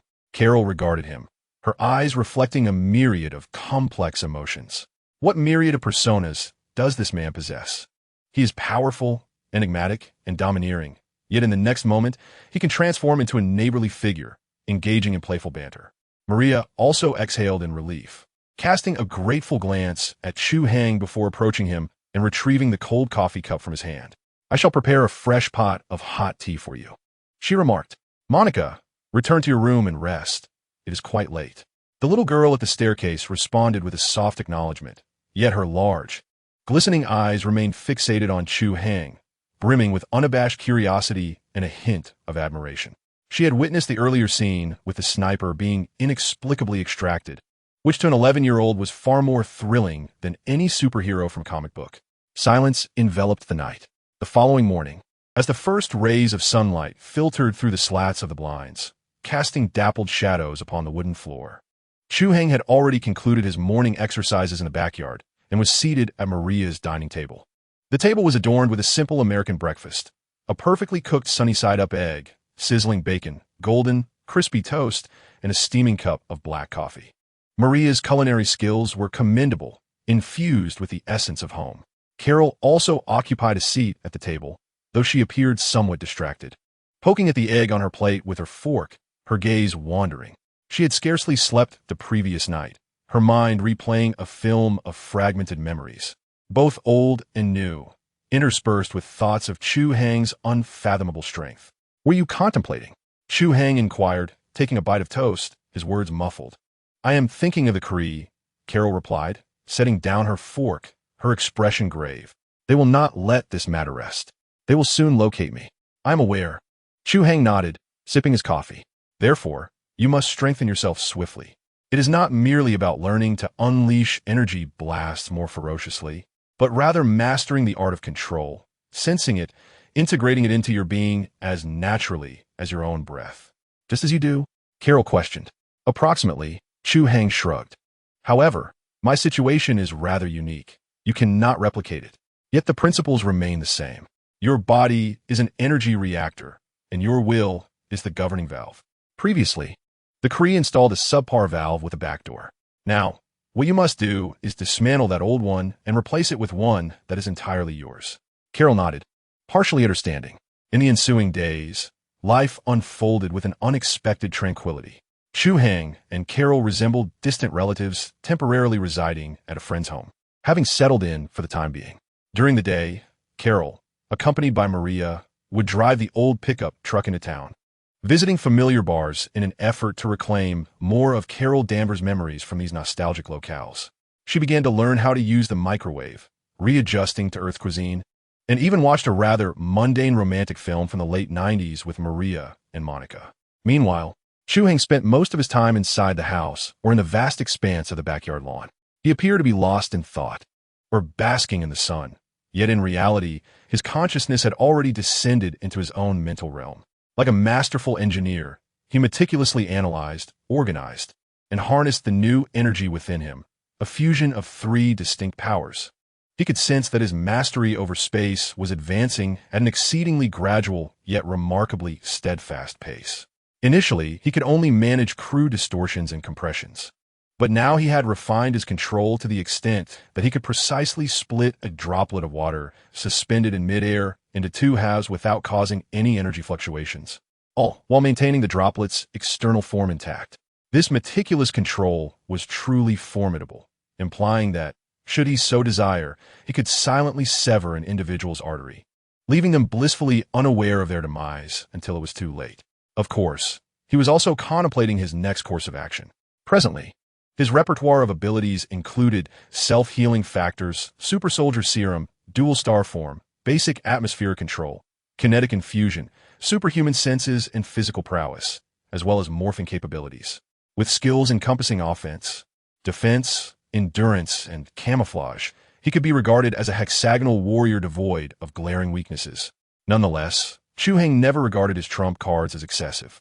He understood the profound depths of the universe. The lurking cosmic deities were not to be underestimated. And even the impending arrival of a formidable foe like Thanos was not something he could confront with his current abilities alone. His system had the capacity to replicate one ability each week, with 3 days remaining until the next cooldown concluded. He required a new objective. Nick Fury had refrained from sending anyone to disrupt them. Yet Chu Hai was acutely aware that the cunning old fox had not relinquished his pursuit. He sensed several watchful eyes hovering around the outskirts of the town, maintaining a delicate distance, neither too close nor too far. On several occasions, he had even intercepted faint communications, belonging to an era long past, likely attempts by SHIELD, to reach him through various encrypted channels. Chu Hai paid them no mind. He relished the thrill of this cat-and-mouse dynamic. Let Fury speculate. The more he conjectured, the safer Chu Hai felt. That afternoon, as Chu Hai reclined on a lounge chair in the backyard, eyes closed in contemplation of spatial folding techniques, a small figure tiptoed her way to his side. It was Monica. The young girl held a glass of lemonade, complete with a straw, and cautiously offered it to him. "Mr. Chun?" she whispered, having taken to calling him by his alias, Anthony Chun, since learning it. "My mom asked me to bring you some water." Chu Hai opened his eyes and smiled at the curious yet slightly anxious girl before him, accepting the glass. "Thank you, Monica. You're welcome." Monica did not immediately depart.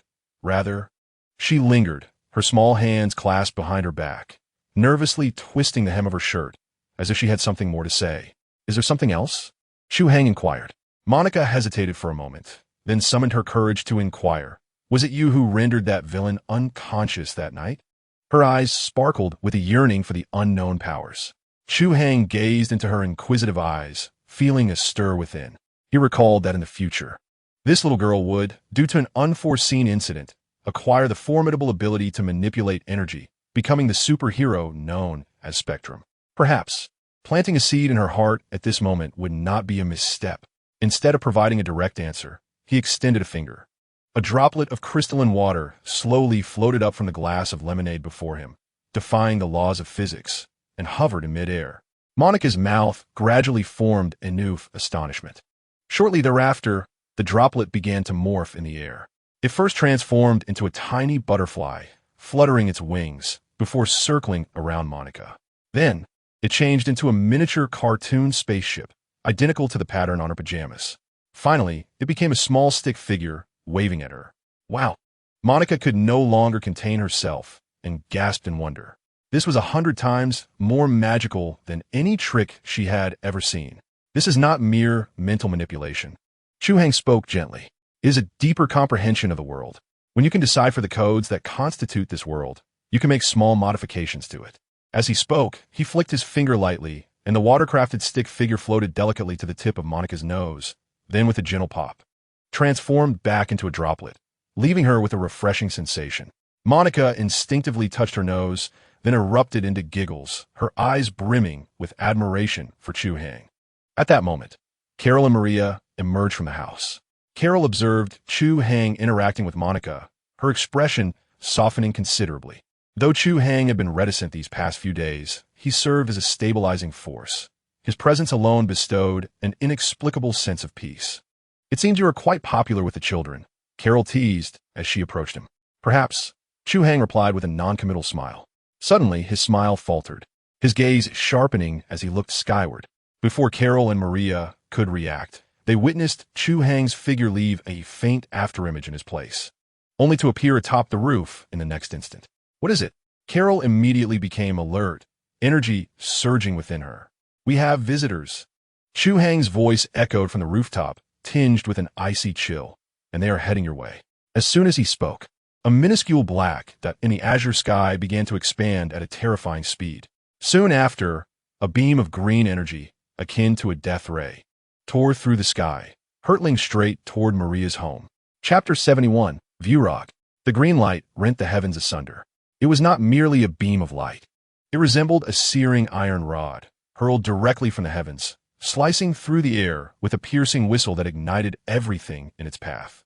Before it even touched the ground, an intense wave of heat cascaded downwards, causing the grass on the lawn to wither and curl, releasing the acrid scent of charred vegetation. Maria clutched Monica tightly, her mind blank, her scream lodged in her throat. She was but an ordinary mother, confronted with death so palpably pressing down upon her. All she could do was close her eyes and shield her daughter with her entire being. Carol, however, reacted with heightened instinct. Every fiber of her being screamed, her combat instincts implanted by the Kree compelling her to charge forward. Golden cosmic energy seeped from beneath her skin as she bent her legs slightly, ready to hurl herself against that deadly beam of light. Yet, deep down, she understood it was too late.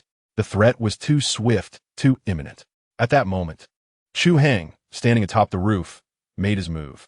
He simply raised his right hand, extending his fingers toward the descending green light. There was no build-up, no incantation, not even the faintest glimmer of energy. His gesture was as tranquil as if he were merely snapping his fingers or catching a tennis ball tossed by a friend. Then, he gently clenched his fist. A muffled, oppressive hum resonated, as if emanating from a different dimension. An astonishing scene unfolded. That beam, potent enough to vaporize the house and 100 meters of land around it, came to an abrupt halt less than 3 meters from the rooftop tiles. It simply froze in midair, suspended as if the film of reality had been paused.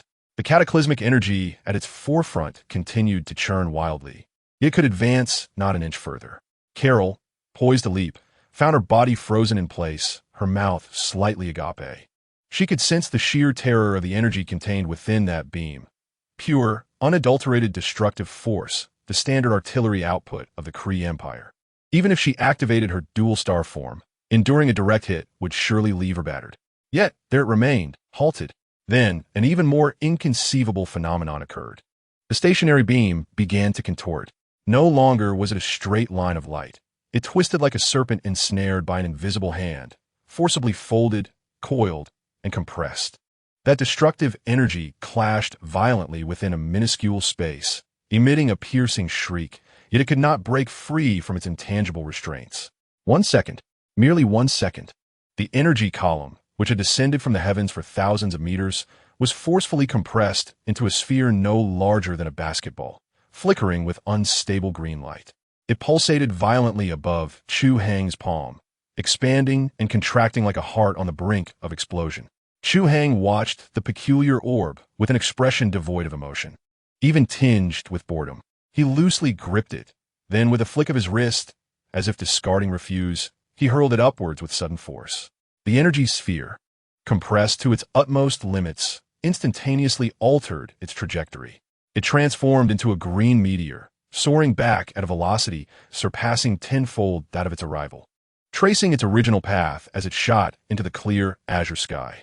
3 seconds later, boom! A belated, deafening roar resonated from the distant heights. A colossal green fireball erupted above the clouds, unleashing a violent shockwave of energy that, like an eraser, obliterated all clouds within a radius of several kilometers, leaving behind a vast, hollow blue ring. The sunlight poured through the aperture unimpeded, as if the sky itself had been pierced. The entire sequence, from the descent of the beam to its rebounding and the subsequent explosion high above, spanned a mere 5 seconds. On the lawn, an eerie silence enveloped the scene. Maria slowly opened her eyes, realizing she was still alive, her daughter cradled in her arms.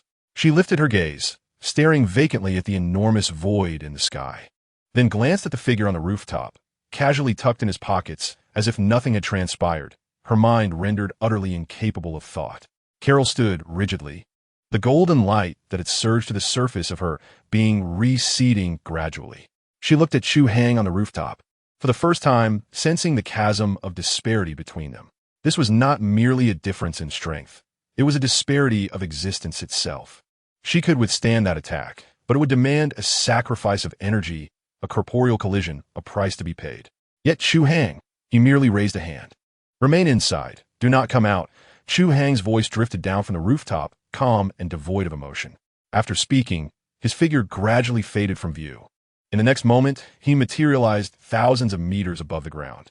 Here, 6 soldiers clad in dark green combat uniforms and adorned with metallic helmets stood on hovering boards, their expressions fraught with shock as they beheld the small reconnaissance vessel engulfed in flames, destroyed by their own energy cannon. They formed a semicircular formation, encircling Chu Hai. Leading them was the iron-faced Yong Rog, whose fingers, gripping the energy rifle, turned pale from exertion.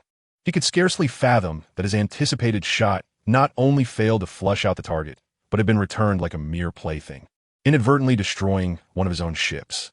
This was a humiliation, an unprecedented disgrace. Who are you? Yong Rog's gaze fixed intently on the suddenly materialized Chu Hai. His voice as frigid as the winds of Hollistar. This is a matter between the Kree Empire and the traitor Furs. Earthling, retreat at once. With his hands in his pockets, Chu Hai strolled through the air as if ambling in his own backyard, assessing the well-equipped Kree soldiers before him with the detached gaze of one appraising items on a shelf. First, her name is Carol Danvers, an Earthling, not Furs. He spoke softly, yet his words resonated clearly in the ears of all present. He paused momentarily, his gaze settling on Yang Luoj, a hint of mocking amusement flickering in his eyes. Secondly, has your emperor not taught you the importance of courtesy when visiting a new planet? Chu Hai remarked. Opening fire on someone else's abode without understanding the situation is hardly a commendable habit. It would bring shame upon your empire. You seek death. Yang Luoj was thoroughly incensed. As the commander of the Kree elite squad, he had never endured such humiliation. His fellow Kree soldiers immediately raised their energy rifles, the dark green muzzles glinting ominously, all aimed at Chu Hai. It seems you have chosen the path of demise. Yang Luoj spat through clenched teeth. Enough talk. Let's end this. Fire. At his command, 5 beams of green energy shot towards Chu Hai from various angles, forming a deadly net of firepower that sealed off all avenues of escape. However, Chu Hai had no intention of dodging. He stood his ground, utterly still, even leaving his hands tucked in his pockets. The energy beams, potent enough to melt tanks, began to slow as they neared him, like arrows plunging into a bottomless mire. Their brilliance dimmed until, just half a meter from his body, they extinguished completely, as if snuffed out like a dying ember. There was no explosion, no shield, not even a ripple in the air. Spatial curvature absorption. This was a technique Chu Hai had refined over the past few days, manipulating the surrounding space with exquisite precision to create an invisible field of energy disruption. Any energy entity entering this field would be instantaneously decomposed into its most fundamental particles through repeated spatial folding. Is that all? Chu Hai scoffed, his lips curling into a perfectly measured expression of disappointment. The elite squad of the Kree Empire possessed such meager skills? It felt akin to mere tickling. Yang Luoj and his team stood dumbfounded. Their assault had been nullified? How could this be? Those were pure energy weapons, not physical bullets. How could they simply vanish into thin air? This defied all known laws of physics. Monster! A Kree soldier finally lost his composure, exclaiming in terror. Are you only just realizing this? Too late. Chu Hai's voice seemed to whisper in each of their ears. In the next moment, his form vanished from sight.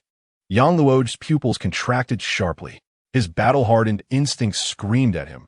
But before his mind could process the situation, his body reacted instinctively. Without a moment's thought, he activated the energy shield on his wrist and retreated swiftly. It was too late. His warning system failed to sound, and his tactical visor revealed no approaching threats. He only felt a weight settle upon his shoulder. A hand, seemingly unremarkable and devoid of any gloves, delicately rested upon his shoulder. The energy shield, which he took pride in for its ability to withstand direct hits from small explosive energy weapons, shattered before that hand like a mere soap bubble, silently bursting. The hairs on Yang Luoga's body stood on end in an instant. He sensed no force, nor any energy fluctuations. Yet, this seemingly weightless hand upon his shoulder made him feel as if he were crushed beneath an immovable mountain, rendering even the slightest movement of a finger an unattainable luxury. He watched in disbelief as Chu Hai's figure shifted from ethereal to corporeal before him, a benign smile gracing his face. You see, I've got you, Chu Hai grinned, revealing a set of pearly white teeth. To Yang Luoga, that smile was more terrifying than a demon lurking in the abyss. Then, with a subtle increase in pressure from the hand resting on his shoulder, a sharp crack echoed through the air. The shoulder armor of his combat suit, forged from a special alloy, splintered apart, crumbling like a biscuit crushed by a hydraulic press into countless shards. Next came the sickening sound of bones being pulverized. The bones in his shoulder, along with his clavicle and scapula, were mercilessly reduced to a gruesome mixture of flesh and bone fragments under that irresistible force. A profound and excruciating pain surged through him, eliciting a chilling, inhuman scream from Yang Luoga. Meanwhile, his four teammates, still processing the cause of their captain's anguished cry, met their demise in an instant. The closest soldier barely registered a blur before his energy rifle twisted grotesquely in his grip, the barrel crashing violently into his helmet. Darkness enveloped him as he succumbed to unconsciousness. Another felt as though he had been struck by a speeding truck, an invisible force converging from all directions, violently slamming him and his floating board into the body of a nearby comrade. A resounding thud followed, as the two collapsed in a tangle of flesh and metal, plummeting to the ground. The last soldier, witnessing this gruesome scene, was paralyzed by fear and instinctively attempted to flee. Yet as he turned, he discovered that something had ensnared his neck. Looking down, he realized it was his own energy rifle, contorted into a shape resembling a collar, tightly constricting around his throat. He opened his mouth to scream, but no sound emerged as suffocating darkness swiftly engulfed him. In less than 2 seconds, the 4 elite soldiers of the Kree Empire were silently dispatched in 4 distinct manners. The sky was left with only Chu Hai and Yang Luoga, who was gripped like a rag doll, writhing in agony, gasping for breath. All of this transpired in the blink of an eye. In the air, suspended mid-flight, Carol gazed in astonishment at the scene unfolding before her, an undeniable massacre. She had barely comprehended how Chu Hai moved. One moment he was there, and the next. The formidable Kree soldiers that had posed a challenge to her lay lifeless. The once mighty Youngrog, a figure etched in her memory as both mentor and nightmare, now appeared weaker than an infant in Chu Hai's grasp.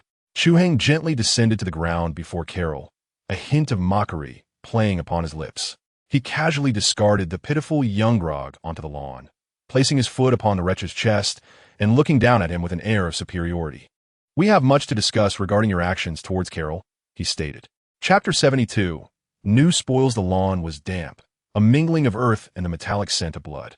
Youngrog lay sprawled on the ground like a sack emptied of rice.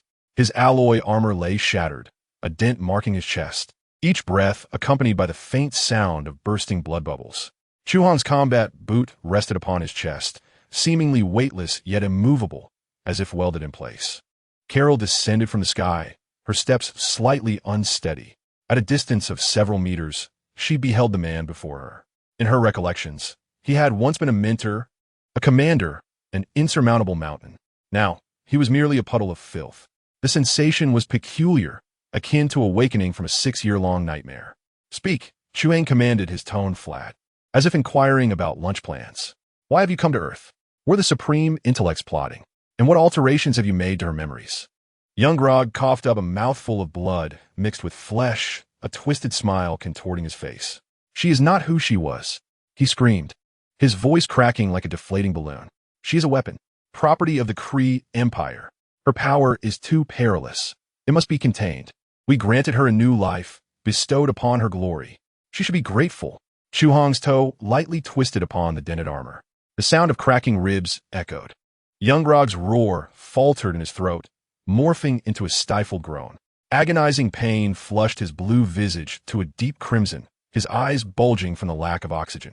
I have no interest in your imperialist propaganda. Chu Hai's voice turned frigid, each word sharp as ice shards.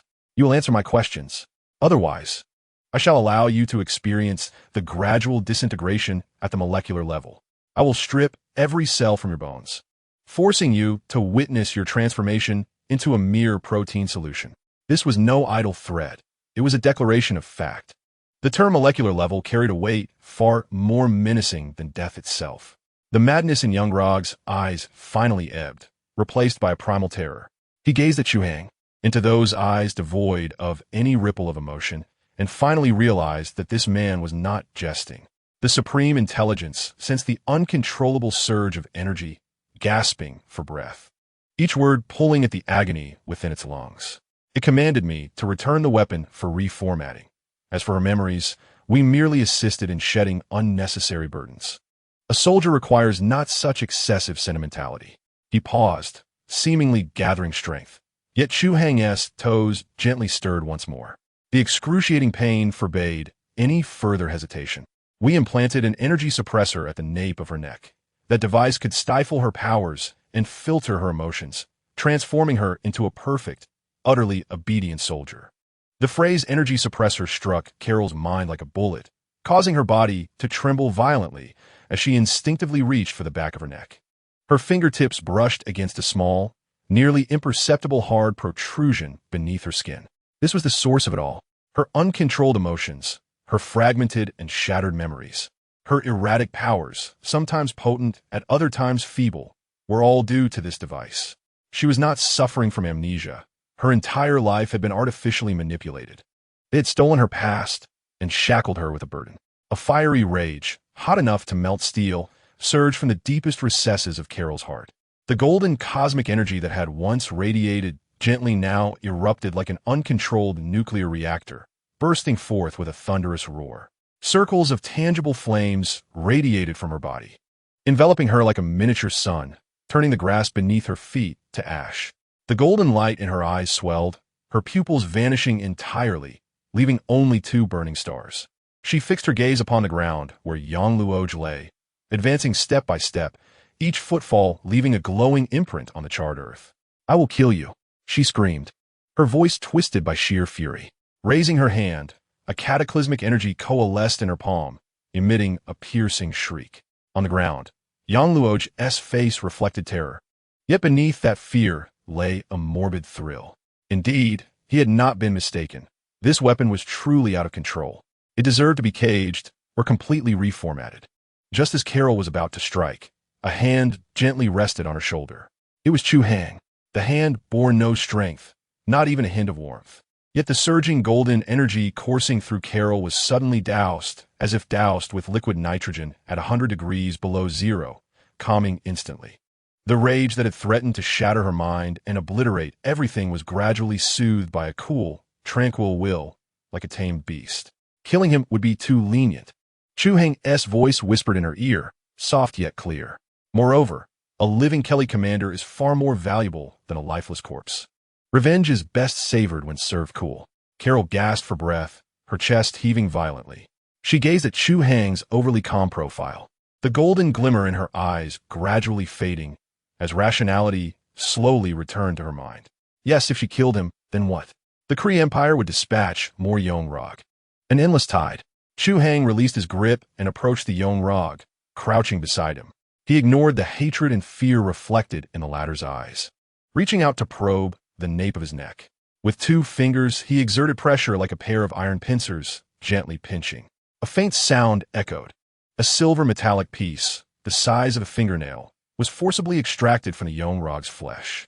It was a Kree military communication and identification device, integrated with complex biological information. All right, now it's my turn. Chu Hai stood up, wiping the blood from the metallic piece onto his trousers.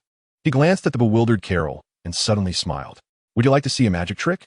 Before she could respond, his body began to transform. His height elongated, shoulders broadened, and the contours of his face reshaped. His bones emitted a subtle, discomforting creak. His skin's hue shifting from a healthy yellow to the distinctive blue of the Kree. His casual attire melted like wax, reconfiguring into the dark green combat uniform of the Kree. Even the cracks in the shoulder armor he had previously crushed were perfectly replicated. In less than 3 seconds, a figure identical to the Yongrog lying on the ground appeared before Carol. Not only in appearance, but also in the icy arrogance and coldness typical of a high-ranking officer were impeccably mimicked. Morphing, Chu Hai, or rather the Yongrog, spoke in the deep, gravelly voice of a Kree commander, a rather useful little trick, especially when deceiving others. Carol opened her mouth but could utter not a word. She was aware of Chu Hai's shape-shifting ability, yet witnessing this flawless imitation, where even breath and demeanor were perfectly replicated, left her profoundly shaken. This was no mere disguise. It was creation. The Yongrog stepped onto the lawn, retrieving an undamaged hoverboard from the recent battle, and mounted it. He activated the communication device in his hand. A faint holographic projection unfolded before him, revealing the visage of a Kree officer clad in a helmet, obscuring his features. "Commander, report your status." The voice on the other end was urgent, the hum of spaceship engines audible in the background. "Target secured," the Yongrog relayed in succinct military terminology, his voice tinged with suppressed fatigue and pain. "The Voss energy is unstable. Resistance is fierce. The entire squad has perished. I have sustained severe injuries. I will escort her back to Hala for judgment by the Supreme Intelligence." This lie was crafted perfectly. The explanation of total squad annihilation justified why he was alone, and his injuries provided an impeccable excuse for any subsequent disappearance or sluggishness in action. "Understood, Commander. Do you require a support fleet for extraction?" "No need." Yang Luoj coldly interrupted him, declaring, "This is my mission and my shame. I shall personally escort her back." With that, he abruptly severed the communication, leaving no opportunity for further inquiries. After concluding this exchange, he leapt from the hovering board, his body undulating unsettlingly as he reverted to his original form, Chu Hai. "Very well." Chu Hai clapped his hands and stowed the communicator in his pocket. "Now, the Kree Empire believes you have been recaptured, while the commander responsible for your transport is gravely injured and returning alone. Before they uncover the truth, we have ample time for you to truly learn how to wield your power and to dismantle that accursed suppressor with your own hands."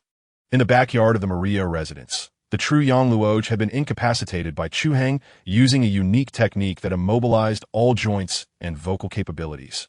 Discarded like a lifeless piece of wood in the corner of the tool shed, Chu Hai reclined comfortably in a lounge chair, eyes closed, as if indulging in an afternoon nap. In his mind, a voice only he could hear resonated punctually. "Weekly ability replication cooldown complete. New round of replication ready." It had arrived. Chu Hai's consciousness gradually delved into the system interface, directing his gaze toward the half-conscious Kree commander in the tool shed. Scanning target, Yang Luoj, Kree Elite. Ability replication list. 1. Kree physiology, blue race, enhanced physical capabilities and environmental adaptability. 2. Interstellar tactical command, level, standard tactical theories of the Kree military. 3. Proficiency in energy weaponry, level, adept use of standard Kree energy weapons. 4. Will barrier, level, formidable mental resistance and willpower, capable of resisting most mental control and illusions. Chu Hai's eyes swiftly traversed the list. The first option, Kree physiology, was of little utility to him. His body had transcended the ordinary Kree realm, having merged with super soldier serums, healing factors, and cosmic energy. The second option, interstellar tactical command, sounded impressive, yet Chu Hai's greatest tactical advantage lay in his precognition. His foresight of the narrative trajectory proved more effective than any theoretical strategy. The third option, proficiency in energy weaponry, was equally redundant, for he himself was the most formidable energy weapon. Ultimately, his gaze lingered on the fourth option, the will barrier. Though it appeared unremarkable, lacking the cataclysmic potential of dual-star forms or the life-sustaining properties of healing factors. Chu Hai understood that as adversaries grew increasingly bizarre in the later stages, the need for such a defense became paramount. Loki's scepter, the Scarlet Witch's chaotic magic, and the myriad of psychic assaults, illusions, and mind control in the cosmic future rendered even the strongest physical defenses futile against these threats. Although his willpower had been significantly enhanced by the super soldier serum, it merely conferred a resilient attribute without cultivating an active defensive capability. The will barrier was precisely what he needed to compensate for his greatest efficiency in mental defense. It served as an insurance policy, a talisman against the unknown and bizarre attacks. That settled it. In his mind, Chu Hai made his decision. Confirm selection. Copy ability will barrier level. Ability copying 15099. Copy successful. A refreshing and robust sensation surged into his consciousness. It was as if an invisible barrier, constructed purely of willpower, had enveloped his mind. The entire world, within his perception, seemed to sharpen and become more tangible, devoid of any illusion or obscurity. Excellent. Chu Hai opened his eyes and glanced at Carol, who was still striving to calm her emotions beside him. The new acquisition was in hand. Next, it was time to mentor this future Captain Marvel. Chapter 73. The mentor's task is not easy the following day, as the sun timidly peeked over the horizon. The air still carried the crispness of dew. Chu Hai summoned Carol to a clearing behind the house. Maria and Monica remained indoors, watching from a kitchen window at a distance. Your issue is not a lack of strength, Chu Hai stated bluntly, devoid of any unnecessary warmth. His heart was in turmoil. Your emotions are directly linked to the switch of energy. When you are joyful, it surges forth. When you are angry, it spirals out of control. This is not control over power. This is being manipulated like a puppet by it. Carol furrowed her brow, her lips pressed into a thin line, remaining silent. She recognized the truth in Chu Hai's words. In recent days, even a slight surge of her emotions would cause the light bulbs in the room to flicker and the television to display static, as if her body had transformed into a massive electromagnetic disruptor. Watch closely. Chu Hai extended his right index finger. A small golden light emerged from its tip. This speck of light was minuscule, smaller than a firefly, yet was unervingly stable. It hovered calmly half an inch from his fingertip, unwavering, resembling a miniature sun encased in transparent amber. Carol held her breath. Then, the light began to move. It first elongated, morphing into a cube with edges less than a centimeter long, each corner sharp as if measured with a ruler. Subsequently, the cube's angles began to melt, seamlessly transitioning into a perfect sphere with a surface as smooth as glass. Finally, the upper and lower ends of the sphere expanded outward, flattening into a miniature butterfly poised to take flight. The golden patterns on its wings were vividly visible in the morning light, revealing intricate veining. The entire process was eerily silent. Not a trace of excess energy leaked, no halo diffused around it. The surrounding air remained utterly still, devoid of even the slightest ripple. Carol watched, captivated. While she too could emit energy, hers resembled a torrential flood, bursting forth in torrents that were overwhelming and even frightening to herself. In her eyes, Chu Hai's energy resembled a surgeon's scalpel, precise, composed, and unervingly steady. Your energy, on the other hand, was akin to a barrel of gasoline, merely splashed out in its entirety before being ignited to witness a conflagration. Chu Hai withdrew her finger, and the golden butterfly dissipated silently into the air, leaving not even a speck of light behind. My energy, however, is akin to gasoline contained within an engine. I can command it to accelerate or decelerate at will. The distinction lies in the fact that you navigate through emotions, while I employ intellect. He tapped his temple. Willpower. Chu Hai uttered 2 words, asserting that you must learn to harness your will to control it, rather than being swept away by its instinctive impulses. Forget those combat techniques. Disregard the nonsense taught by the Kree. From this moment onward, learn to feel it and then command it. How? Carol's voice was somewhat dry. Begin by finding stillness. Chu Hai pointed to the suppressor at the nape of her neck, akin to a partially closed faucet, constraining your flow and distorting your perception. Yet, it also presents an opportunity, allowing you to learn how to manage the valve when the flow is not so overwhelming. In the following days, Chu Hai refrained from teaching any techniques or discussing theories. He simply instructed Carol to sit cross-legged on the grass, close her eyes, and attune to the energy flowing within her like a golden river. On the first day, Carol struggled to find stillness. Upon closing her eyes, her mind was invaded by images of the cities of Hala, the duplicitous face of Yangluoj, and the 6 years of her life that had been stolen away. Anger, betrayal, and confusion simmered like boiling water within her consciousness. Her energy surged violently with her emotions, wreaking havoc within her body, causing her excruciating headaches. And several times she nearly succumbed to the urge to ignite the house. Anger and hatred are but facets of power. Do not stifle it, nor indulge it. Chu Hai's voice was like a cold probe, piercing through the distance of several meters, accurately penetrating her mind. Observe it, as one might a dog roaring at their feet. You are aware of its presence, yet it cannot bite unless you permit it. Chu Hai also closed his eyes. The newly acquired will barrier transformed his mental realm into an impregnable fortress. He could effortlessly project his willpower outward, enveloping Carol's consciousness in a thin, invisible, soundproof shield. He did not interfere. Rather, he merely helped to isolate a portion of the most tempestuous emotional disturbances, granting her a relatively tranquil, introspective environment. Carol, of course, remained unaware of these dynamics. She merely sensed that, under Chu Hai's frigid guidance, the boiling pot within her mind seemed less scalding. She began to attempt not to resist that anger, but to observe it as a bystander, watching it roil and roar within her consciousness before gradually calming down. This process was arduous, akin to witnessing another person lose their sanity within her mind. Yet gradually, Carol found her footing. By the 4th day, she could dissociate her emotional and energetic fluctuations for a full minute. On the 7th day, she successfully managed to sustain a small beam of golden light at her fingertips for 3 seconds.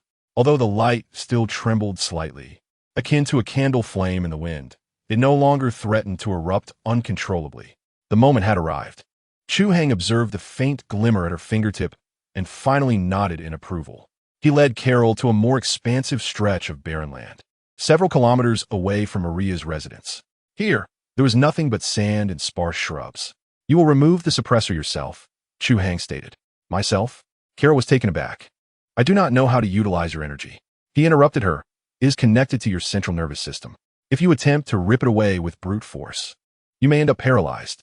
You must use your own energy, like the most delicate of surgical instruments, to sever those connections one by one. This is your graduation exam. Fail, and you shall spend the latter half of your life in a wheelchair. His words offered no encouragement, only the harshness of reality. Carol took a deep breath and closed her eyes. She could vividly envision the cold metallic piece, resembling a mechanical leech, firmly embedded within her body. Countless energy lines, finer than spider silk, extended from it, entwining around her spinal nerves, draining her strength while sending erroneous signals to her brain. She summoned the energy within her, carefully condensing it into a needle of energy thinner than a strand of hair. Sweat beaded on her forehead, quickly soaking her golden hair. This task demanded utmost precision. A slight deviation of the energy needle could sever a vital nerve. An increase in energy output, however minuscule, could incinerate a portion of tissue. Time ticked away relentlessly. Chu Hai stood several meters away, hands tucked in his pockets, calmly watching. He did nothing but construct an invisible safety net with a radius of 1 kilometer using sheer willpower. He could sense the immense energy accumulating within Carol, akin to a volcano on the brink of eruption. His task was to ensure that even if the volcano erupted, the molten lava would not reach other areas. At last, amidst the agony threatening to tear her spirit apart, Carol abruptly opened her eyes.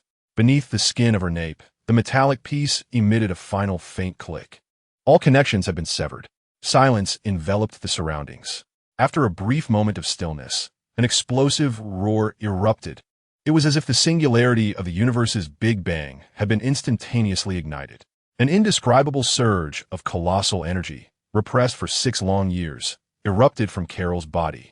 No longer a gentle golden halo, it transformed into a pure, destructive column of white light, soaring skyward like a sword of creation, directly tearing through the clouds above, leaving behind a vast, dark void in the cerulean sky, its edges ablaze with golden flames. A tempest of violent energy swirled around her, stripping layers from the ground beneath. The turf, soil, and rocks were vaporized in an instant upon encountering the tempest, leaving behind an ever-expanding, vitrified circular chasm. Ah! Carol knelt in anguish, her hands clutching her head as she emitted a wail so piercing it scarcely resembled human sound. It was overwhelming. The magnitude of this force was incomprehensible. She felt akin to a balloon on the verge of bursting, every cell in her body stretched and torn by an inexhaustible tide of energy. She could no longer hear or see. Her senses were supplanted by a pure torrent of energy. Visions of the cosmos flooded her mind, birth and demise of stars, the flow of time, countless parallel versions of herself. Eons of information and imagery surged into her consciousness in an instant, nearly shattering her awareness. Fear engulfed her. For the first time, she felt a profound dread towards the power residing within her. She feared transforming into a monstrosity, a mindless amalgamation of destructive energy. Ah! She screamed uncontrollably, the golden energy crashing around her like a tsunami, aimlessly thrashing in all directions. At that moment, Chu Hai moved.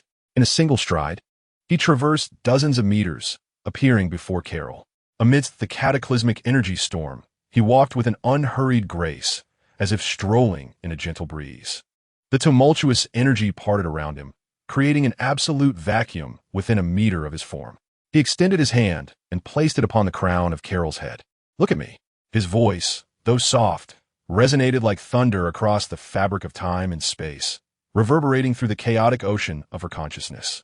Struggling, Carol lifted her gaze and met his eyes. What kind of eyes were they?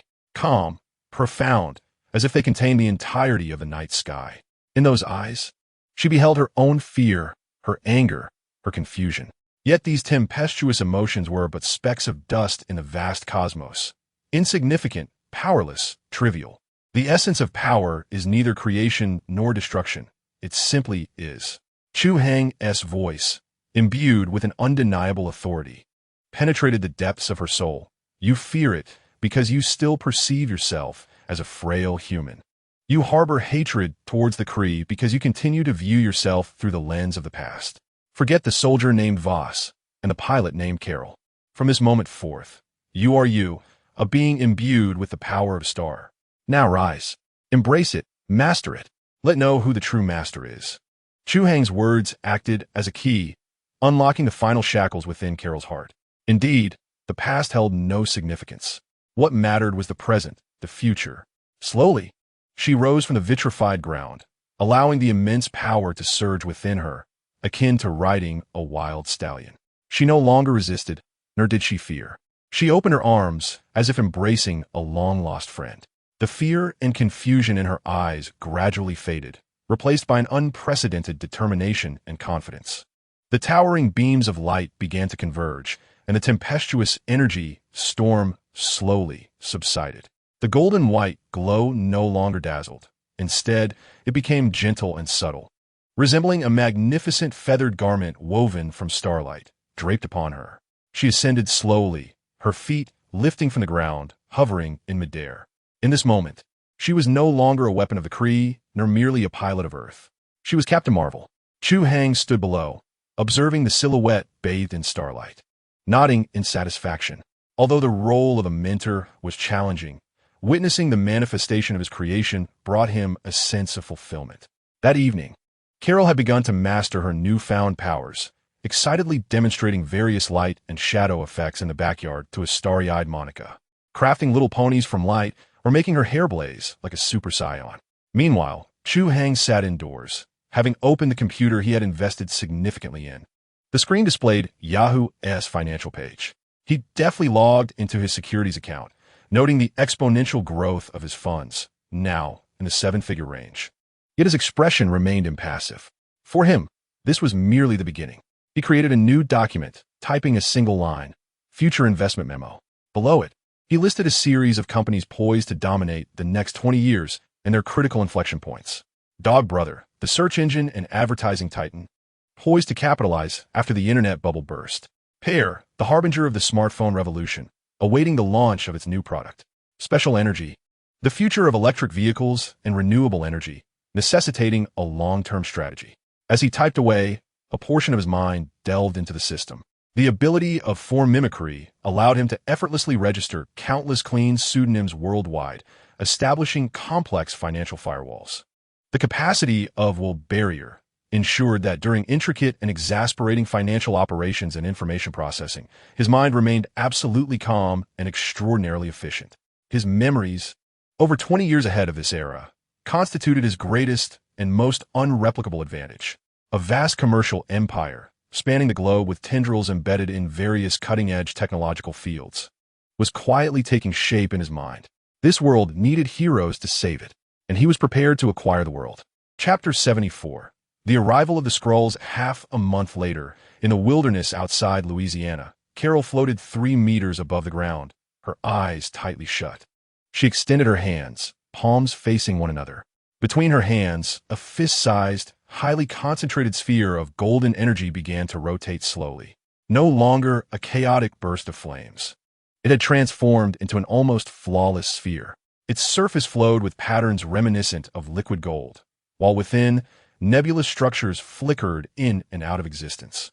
This diminutive planet, under her command, remained as tranquil as a work of art. Monica sat nearby on a large stone, cradling her chin in her hands, utterly captivated. Maria leaned against a pickup truck, her eyes reflecting both satisfaction and an undeniable hint of concern. Carol slowly spread her arms, and the energy sphere began to orbit her body in a stable elliptical path. 1 circle, 2 circles, yet upon the third, a slight frown creased her brow. A fragment of memory from her time flying at the Air Force Academy flashed through her mind, stirring a subtle emotional ripple. It was this minuscule disturbance that instantaneously disrupted the perfect equilibrium. The trajectory of the energy sphere grew unstable, violently oscillating as its golden patterns became frenzied. In the next moment, it shot off like a wayward comet, trailing a long tail, hurtling towards a distant hilltop. "Damn it," Carol muttered under her breath, her eyes wide as she prepared to pursue. But it was too late. The energy sphere was on the verge of colliding with the hill, threatening an explosion akin to a heavy ordnance bomb. Just then, Chu Hai, who had been standing nonchalantly nearby, finally sprang into action. He didn't even glance at the out-of-control energy sphere. Instead, he languidly raised his right hand towards its trajectory, aligning his index and middle fingers, and made a gentle motion. It was as if he had erased a pencil mark from a sheet of paper with an eraser. Before him, a distortion in space appeared, nearly imperceptible to the naked eye, reminiscent of the heat rising from a summer pavement. This distortion lasted but a moment, like an invisible mouth that opened and then closed. The energy sphere, capable of flattening the hill, simply vanished into thin air. There was no explosion, no sound, no light. It was consumed. Moments later, beyond the atmosphere at an altitude of tens of thousands of meters, a golden beam shot through the cosmos, unnoticed by any. Carol stared dumbfounded, unable to close her mouth for quite some time.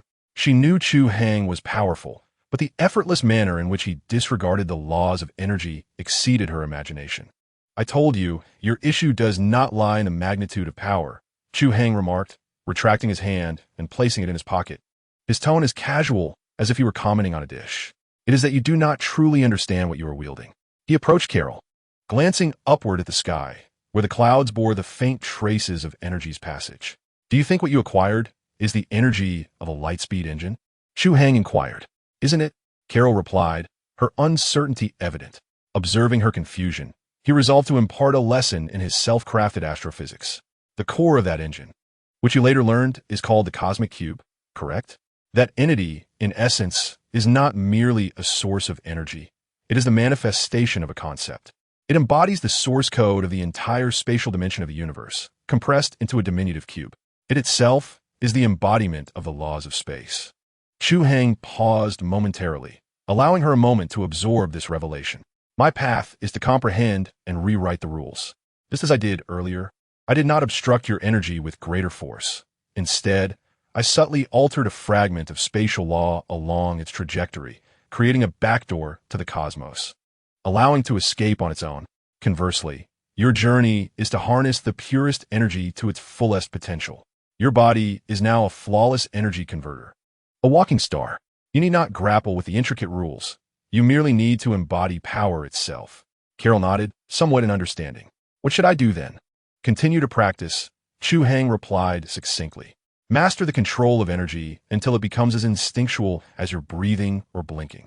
The moment you can play cards with Monica while orchestrating 100 energy butterflies to dance around you, each with a distinct wing beat frequency, you will have barely scratched the surface. Carol couldn't help but grimace at such a daunting expectation. It was utterly preposterous. Until you fully integrate this power into your very being, do not even think about confronting the Kree, Chu Hai warned. Otherwise, you won't even realize how you met your demise. With that, he turned away, heading toward the pickup truck. In the ensuing days, Carol's training entered an entirely new phase. She ceased to pursue mere intensity and magnitude of energy. Instead, she began to relentlessly focus on the exceedingly refined control that Chu Hai had proposed. She endeavored to maintain a stable orb of light on her fingertips while running, and attempted to heat Monica's milk to a precise 37.5 degrees while conversing with Maria. This process was fraught with failures and setbacks. On several occasions, she nearly ignited the house, and once, she melted Maria's beloved coffee machine, earning herself a full day of Maria's exasperated glares. Meanwhile, Chu Hai had completely adopted the role of a detached supervisor. He sequestered himself in his room for most of the time, fixated on the humming computer, resembling a quintessential internet addict. It was only when Carol's training hit a plateau or her energy threatened to spiral out of control that he would materialize like a specter, offering a few cold, incisive remarks or casually averting a disaster, before vanishing once more, concealing his contributions. He was busy laying the groundwork for his future commercial empire. Utilizing his ability of form mimicry, he fabricated a plethora of new identities scattered across the globe in just half a month. In Frankfurt, he assumed the persona of Hans Schmidt, a meticulous and austere German investment consultant in his 50s, perpetually clad in a sharp suit and gold-rimmed glasses. This identity was tasked with establishing offshore companies and bank accounts throughout Europe. In Tokyo, he is a 20-something tech enthusiast named Kenichi Takahashi, sporting a tousled mane and clad in a t-shirt adorned with anime characters, engrossed in various emerging internet technologies. In this guise, he is tasked with gathering and analyzing the technological trends of the Asian market. Meanwhile, in London, he assumes the identity of Arthur Pendragon, a retired banker exuding elegance and gentlemanly charm, who partakes in afternoon tea promptly at 3 o'clock each day. In this role, he leverages his esteemed reputation in the financial realm to orchestrate substantial capital operations that demand a high degree of trust. He resembles a master puppeteer, seated in an unassuming residence in Louisiana, manipulating these global proxies through a slender web connection, weaving an immense and intangible capital network. The tens of thousands of dollars borrowed from a butcher's casino are meticulously laundered through a labyrinth of accounts, akin to a stream merging into the ocean, emerging entirely cleansed. Subsequently, these funds flow from various offshore tax havens, entering the realm of angel investments, deftly directed toward nascent companies like Yahoo and Dogger, which, though currently obscure and grappling with their next funding round, silently welcome their earliest and most enigmatic shareholder. Chu Hai is not greedy. His stakes in each company are minimal, typically not exceeding 1%. What he seeks is not control, but rather a ticket to the arena, a long-term ticket that allows him to partake in future technological dividends. To him, money has become merely a numeral, a tool. His true objective is to utilize these investments to plant his stakes early in the world's leading technological domains. He requires a vast, secular empire that can furnish him with information, technology, resources, and cover. When a future crisis unfolds, the Avengers will take to the stage to engage in conflict, while he ensures that the rear base remains sufficiently fortified, safeguarding the great vessel of human civilization from sinking due to the celestial skirmishes of superheroes. That afternoon, under the guise of Hans Schmidt, Chu Hai had just opened a new anonymous account at a Swiss bank, preparing to shift funds to the next phase of his strategy. Stretching his limbs, he rose from his computer, intending to seek a refreshment in the kitchen. In the living room, Carol sat cross-legged on the carpet, surrounded by a flurry of golden energy butterflies of varying sizes, fluttering joyously around her and Monica, while Maria chuckled at their antics. Everything appeared remarkably tranquil and splendid. A rare smile graced the corners of Chu Hai's mouth. Yet in that very moment, the smile on his face abruptly froze. He turned sharply to gaze out at the woods to the northwest. He heard nothing and saw nothing. However, his perception, enhanced by the laws of space, distinctly captured a subtle fold that did not belong to this world. The sensation was akin to a smooth sheet of white paper suddenly being prodded from behind, creating a minute bulge. Something is entering this space through an unconventional means. It is not teleportation. Rather, it resembles a form of optical and spatial disguise that is being undone. What is happening? Carol immediately sensed Chu Hai's unusual demeanor. She waved her hand, and all the energy butterflies instantly dissipated into the air. Maria also stood up, tense. Guests have arrived. Chu Hai's voice was calm, yet his gaze sharpened, taking on an uninvited intensity. As soon as he spoke, the air shimmered like rippling water at the edge of the woods to the northwest. A uniquely shaped, deep green spacecraft, approximately a dozen meters in length, silently emerged from a transparent state, hovering steadily a few meters above the ground. The hatch of the spacecraft slid open, and a tall, slender man dressed in an Earth-like jacket and jeans stepped out. He appeared unremarkable, resembling an ordinary middle-aged American. Yet he was not, for Chu Hai could perceive the distinctly different life signals surging beneath his human facade. The man exhibited no hostility. He merely stood beneath the spacecraft, gazing at the house from a distance, his expression intricate. Upon seeing the spacecraft, Carol's body tensed immediately. Golden energy began to flicker uncontrollably across her skin.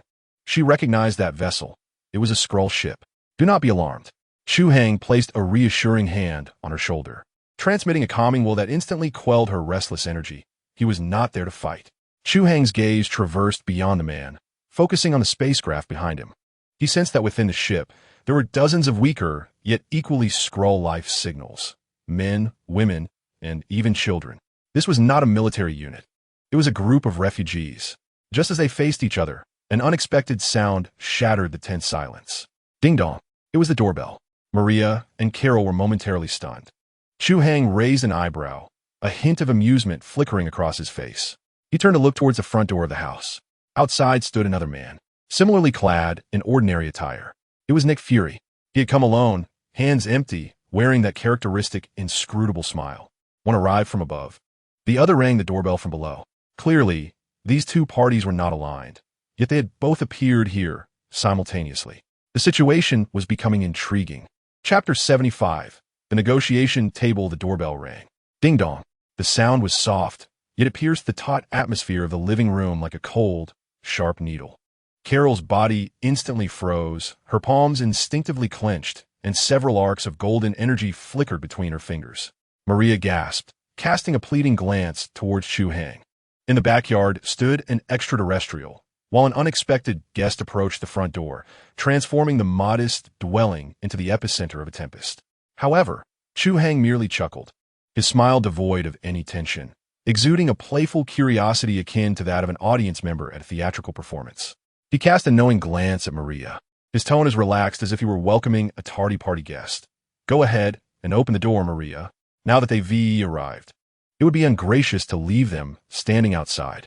Maria's lips quivered as if to utter a protest, yet upon witnessing Chu Hai's composed demeanor, she ultimately nodded and turned toward the entrance. Are you out of your mind? Carol whispered, leaning closer to Chu Hai, her voice laced with disbelief. You want the S.H.I.E.L.D. agents to meet the Skrulls? This will lead to a confrontation. Why not?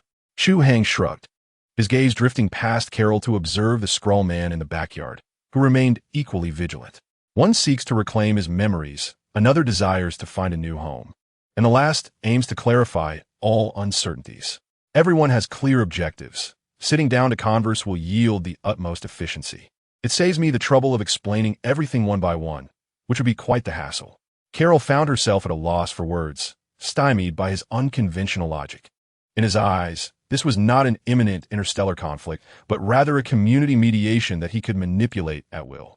The front door swung open. Maria ushered Nick Fury inside. Upon entering, Fury's solitary eye functioned like a sophisticated scanner, completing a tactical assessment of the living room in mere milliseconds. His gaze darted over the tense Maria and the hostile Carol, ultimately fixing upon Chu Hai with a penetrating intensity. when his peripheral vision caught sight of the figure standing beneath the deep green spacecraft in the backyard. His pupil imperceptibly constricted, a reflexual response from a top agent confronted with unforeseen variables. Yet, his expression remained unchanged, still adorned with a serene professional smile, as if he had merely encountered a raccoon intruding into the backyard. "Mr. Chun, it is a pleasure to see you again," Fury began, his voice steady and devoid of emotion. "I trust one not interrupting your family gathering. However, I must candidly state that the unregistered private aircraft in your backyard may stir some unnecessary trouble within the community." He deliberately emphasized the term private aircraft, as though testing the waters and exerting pressure. "Mr. Fury, ringing the doorbell is commendable etiquette worthy of praise," Chu Hai responded, entirely dismissing the underlying implications. With a languid gesture toward the sofa, he invited, "Since you are here, why not enjoy a cup of hot tea before you depart? Maria, would you kindly bring a cup for our esteemed guest? He looks rather weary from his travels." Fury felt as though his well-prepared punch had landed squarely on a pile of cotton. He had prepared an entire set of negotiation strategies, encompassing threats, inducements, and pressure tactics, only to be perceived by the other party as a mere insurance salesman who politely invited him for tea. This utterly unconventional response disrupted his rhythm in an instant. He silently seated himself on the sofa, opting to observe the unfolding situation with patience. A strong instinct surged within him, suggesting that he was not the focal point of today's performance. Chu Hai paid no further attention to the contemplative Fury, but instead turned toward the backyard, calling out, "Friends outside, do come in and have a seat. Standing there in the sun, don't your legs ache?" In the backyard, the Skrull man appeared momentarily taken aback, having never anticipated such an overt invitation. He glanced at the one-eyed figure clad in a black trench coat within the house, his gaze laden with profound wariness and distrust. That was an agent of SHIELD, the most formidable intelligence chief on Earth, a trouble that they, as outsiders, desperately needed to avoid. "Rest assured, he won tea bite today." Chu Hai's voice, though soft, carried a penetrating clarity that reached the Skrull's ears, assuring him that there were no traps within the house, only a few cups of warm tea and individuals open to equal dialogue. "If you do not trust me, you may continue to wander the cosmos until you are discovered by the Kree or exhaust your last fuel on some desolate planet." That final remark struck the Skrull man like a precise dagger, piercing the most tender and painful aspect of his existence. The word wandering was a brand etched into the very bones of his generation of Skrulls. After a few seconds of heavy silence, the man took a deep breath, seemingly arriving at a difficult resolution. He stepped forward, one deliberate stride at a time, toward the seemingly ordinary yet eerily peculiar house. As he entered the living room, standing under the bright lights, Carol's body tensed once more. She could distinctly sense the presence of the invader she remembered, green skin and pointed ears. Her instinct for combat, honed over 6 years of struggle, nearly compelled her to strike. "Hello, there," the Skrull man addressed her, disregarding her hostility, his voice a raspy whisper burdened with exhaustion. "Or should I call you Carol Danvers?" His gaze was complex, mingling scrutiny with caution, but predominantly reflecting a sense of nearly desperate hope. "Please, don't stand. Take a seat." Chu Hai gestured toward an empty armchair, assuming the role of a seasoned mediator. "It seems there may be some misunderstandings among us. Allow me to act as an intermediary and facilitate introductions. My name is Chu Hai, the temporary host here." He pointed to Fury, stating, "This is Nick Fury, the regional manager of a relatively obscure security firm on Earth, primarily tasked with addressing neighborhood disputes and community safety issues." Fury's lips twitched slightly, yet he refrained from contesting. Chu Hai then turned to the Skrull man, declaring, "This is Talos." The Skrull man took the floor, straightening his back, which had become somewhat stooped from years of exile. He was a Skrull, a general. In an instant, the atmosphere in the living room turned exceedingly peculiar. The highest commander of SHIELD was being referred to as someone who resolves neighborhood disputes. The exiled Skrull general, the future Captain Marvel, and a profoundly enigmatic host who seemed to have everyone dancing to his tune, all gathered around a small coffee table adorned with a few cookies. Maria clutched her daughter Monica tightly, hiding at the kitchen door, anxiously observing the scene. Monica peeked out from behind her mother, curiously scrutinizing the guest with peculiar green markings on his skin. "Now that everyone is present, let us get straight to the point." Chu Hai picked up the tea that Maria had just brewed, gently blowing on the steam rising from the cup, as if he were presiding over a mundane corporate meeting rather than a discussion that could determine the fate of two races. General Talos, you may begin. You have risk detection by Earth's authorities, journeying a great distance with your family in a ship full of the elderly and children. Surely, it cannot be merely to enjoy the pastoral charm of Earth. Talos' gaze swept over Fury and Carol's faces before finally settling firmly on Chu Hai, who appeared to be the most authoritative among them. We have come seeking asylum. His voice bore an unmistakable weight of fatigue and sorrow. Our homeworld, Skrullos, was destroyed by the Kree Empire decades ago. The remnants of our people have wandered the cosmos for years, evading the relentless pursuit of the Kree like rats fleeing through alleys. We are refugees, not the invaders you might remember. Carol's brow furrowed in disbelief. Everything she had learned from the Kree, the supreme wisdom she held dear, screamed in her mind, insisting that this man was lying. The Skrulls were treacherous, malevolent, shape-shifting beings, a scourge upon the universe. Marvel, as you Earthlings refer to her, was Dr. Lawson, Talos continued, unperturbed by Carol's palpable hostility. His tone softened slightly. She was a Kree, a brilliant scientist. Yet, unlike those warmongers, she recognized the futility of this conflict. She empathized with our plight and resolved to use her knowledge to assist us, utilizing the technology of light-speed engines in her clandestine laboratory. She found a coordinate where we could evade the Kree's tracking, a place where we could rebuild our home. She promised to lead us there. His voice darkened. But she is gone. 6 years ago, in a tragic crash, she perished. We lost our last hope. We only know that locating her laboratory will grant us the coordinates to our future. The key to finding that laboratory lies within your memory, Carol Danvers. With that, he produced a small object from the inner pocket of his jacket, reminiscent of an old-fashioned recording device, and gently placed it upon the coffee table. All eyes were fixated on the diminutive metallic contraption. Talos pressed a button atop it. After a crackling surge of electricity, a slightly distorted female voice gradually emanated from the device. Talos, it is I, Lawson. The plan has changed. Yurnog has discovered my intentions and is en route. I must leave with the Corps immediately. Should I fail, remember, the coordinates are my laboratory. They will guide you to a new home. Do not trust the Kree. Never. The recording abruptly ceased. Yet, the voice, the tone, the content shattered Carol's 6-year-long, tumultuous memories like a lightning bolt cleaving through the fabric of time. It was Dr. Lawson.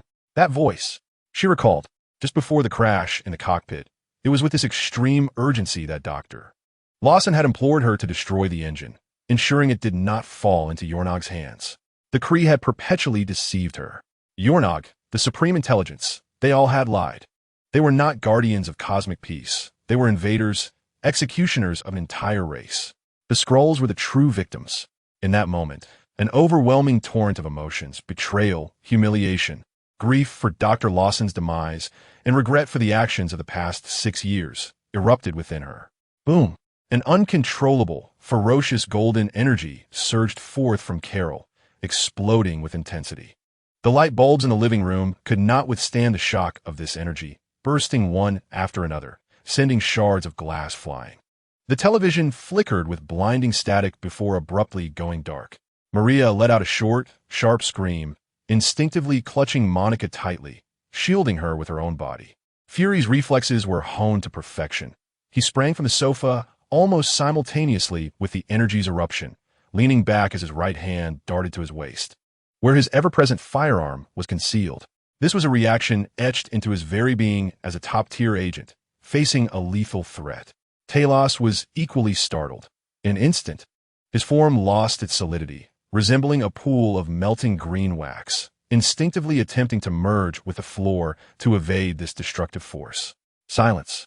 Chu Hai's voice was soft, almost imperceptible, yet it possessed a certain enchantment that instantly enveloped the chaotic living room. He merely set his teacup gently on the table before him. Tap! The crisp sound resonated, as if an invisible switch had been flipped, pausing the world and then rewinding it. The tempestuous golden energy radiating from Carol, potent enough to tear the roof asunder, was as if subdued by an unseen hand, obediently retracting back into her being.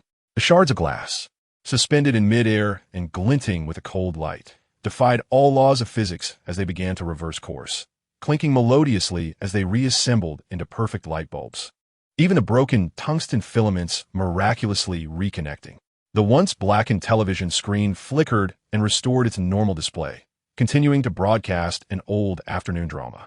In less than a second, the entire living room transformed from chaos to its original state, as if the previous heart-stopping explosion of energy had merely been a collective nightmare shared by all. Fury stood frozen in place, his right hand still poised to reach for his weapon. He stared blankly at the newly illuminated light bulb, then glanced at Chu Hai, who remained calm and leisurely sipping tea. For the first time, beads of cold sweat began to form on his forehead. What kind of ability was this? Time reversal? A weapon of causality? Or a modification of reality itself? In that moment, all his knowledge of superhumans and the principles of physics crumbled. This man was 1,000 times more terrifying than he had imagined. He was not merely a powerful individual. He embodied a fundamental rule. Taurus had also reverted from liquid to human form, and his gaze toward Chu Hai had transformed from initial wariness and scrutiny to profound, soul-deep reverence. Having roamed the cosmos for decades and encountered countless powerful civilizations and beings, he had never witnessed such unfathomable power. Emotional turmoil resolved nothing. Chu Hai set down his teacup, his gaze landing on the pale and dazed Carol. "Now, do you believe?" Carol nodded weakly. The revelation struck her more painfully and debilitatingly than any physical assault. She had been deceived for 6 years, serving her enemy and pursuing those she was meant to protect. Her hands were stained with the blood of the innocent. "So, you sought her out to help locate that laboratory?" Chu Hai turned his attention to Taurus. "Yes." Taurus replied with difficulty. "We intercepted communications from the Kree and learned she is alive and has returned to Earth. She is our only lead, our last hope." "Very well. The situation is clear." Chu Hai clapped his hands and stood, as if concluding a final meeting. The Skrulls needed to locate Dr. Lawson's laboratory, obtain the coordinates, and search for a new home. Carol needed to find the laboratory to recover her complete memories and atone for her foolish actions over the past 6 years, fulfilling Dr. Lawson's wishes.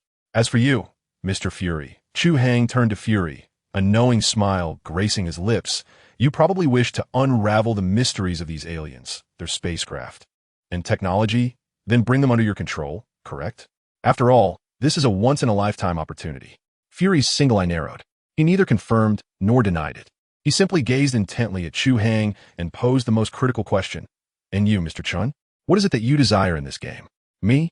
Chu Hai reclined on the sofa, shifting into a more comfortable position, languidly stating, "I yearn for a peaceful holiday, yet there are always those who intrude uninvited.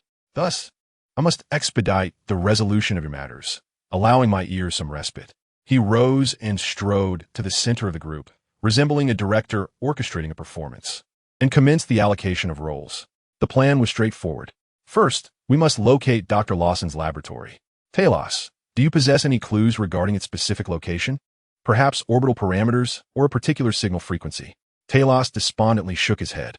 "We only know it resides within Earth's orbit, but it is in a state of complete invisibility. We have exhausted all means to locate it." "I know where it is," a clear childlike voice suddenly chimed in. All eyes swiftly turned to the little girl who had been hiding behind her mother. It was Monica, the young girl. Feeling intimidated by the attention of so many prominent figures, timidly shrank back behind Maria but summoned her courage to speak in a clear tone. "Aunt Lawson took me there once on her computer. She said it was her office on her star." Chu Hai smiled. "Excellent. The narrative is finally back on its rightful course. Well done, Monica," he praised generously, then turned to Fury.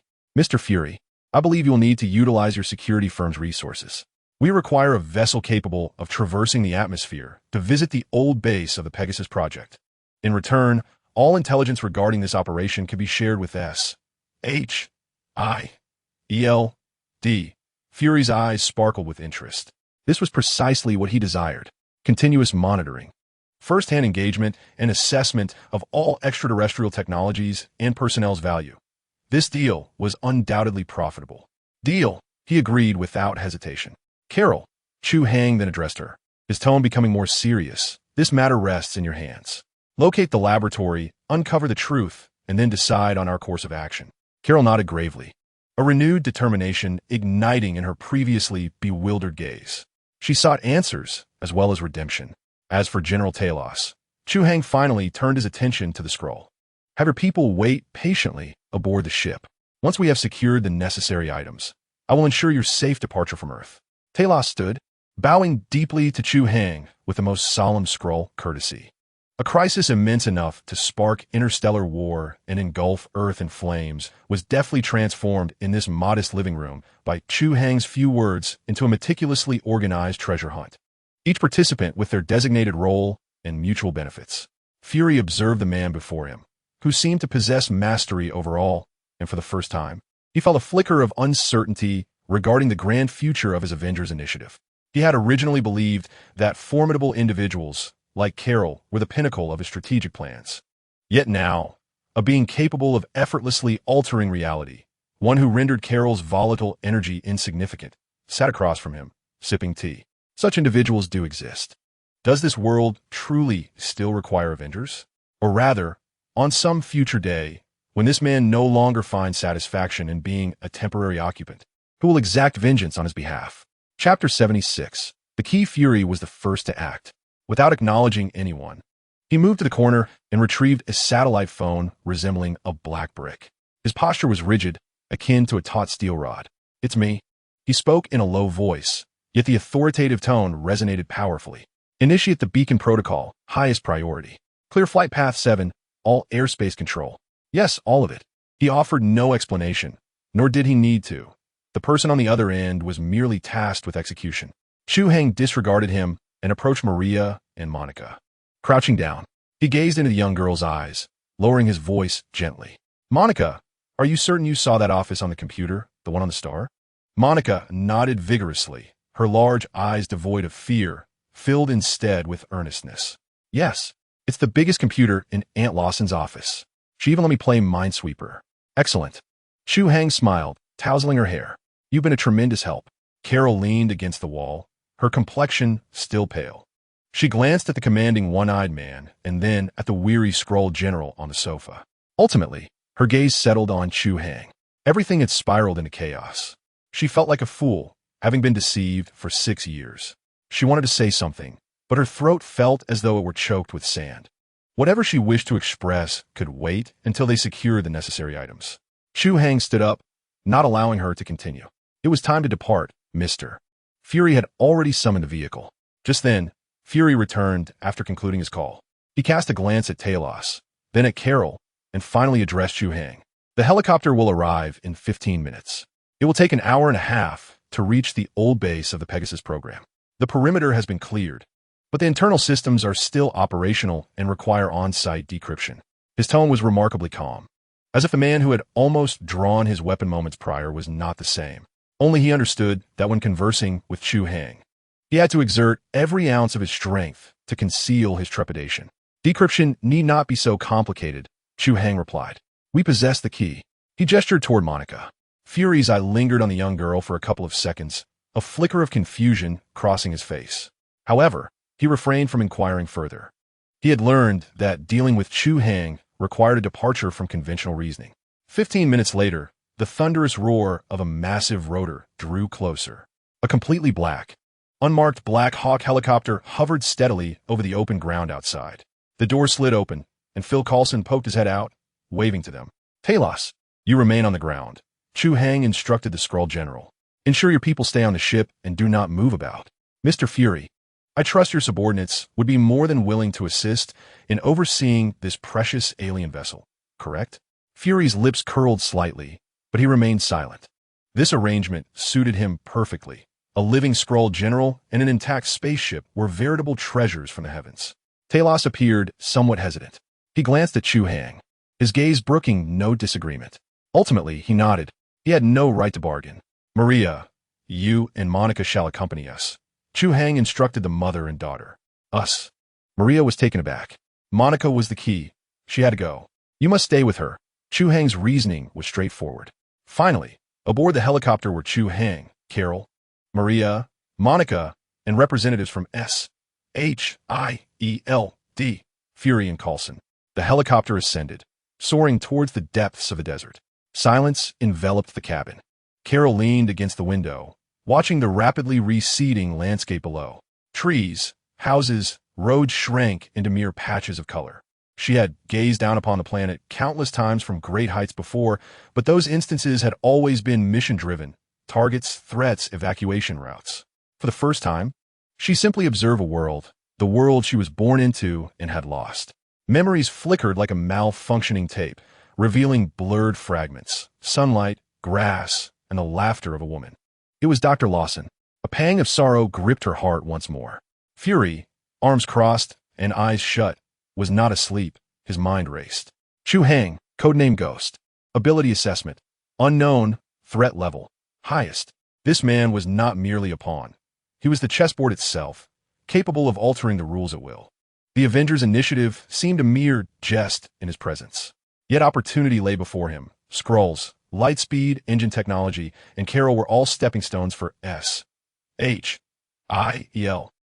ascent into the cosmos. The risks were immense, but so too were the potential rewards. He had to take the gamble. Coulson sat among them, feeling like an unwitting mortal amidst divine conflict. He discreetly cast a glance at Chu Hai, who lounged in his seat, eyes closed, seemingly asleep. Yet Coulson sensed that, even in slumber, he was more dangerous than all the awakened souls combined. An hour and a half later, the helicopter landed in a barren wasteland. In the distance, a colossal concrete complex, half buried in the ground, sprawled across the sand like a beached steel leviathan. That was the old base of the Pegasus Project, once a repository of humanity's highest technological secrets, now nearly abandoned. Several agents awaited at the entrance. Upon sighting Fury, they immediately saluted, their eyes filled with a mix of curiosity and apprehension as they secretly scrutinized Carol and Chu Hai behind him. Their orders were to secure the area, but no one had informed them who they were to welcome. Director, internal physical isolation has been lifted, but the central system still possesses independent biological encryption and password locks. A tech agent reported to Fury. Take us to Dr. Lawson's office, Fury commanded. The corridor stretched long, bathed in a cold metallic glow. The air was thick with dust and the scent of aged machinery. Emergency lights flickered, elongating shadows against the walls.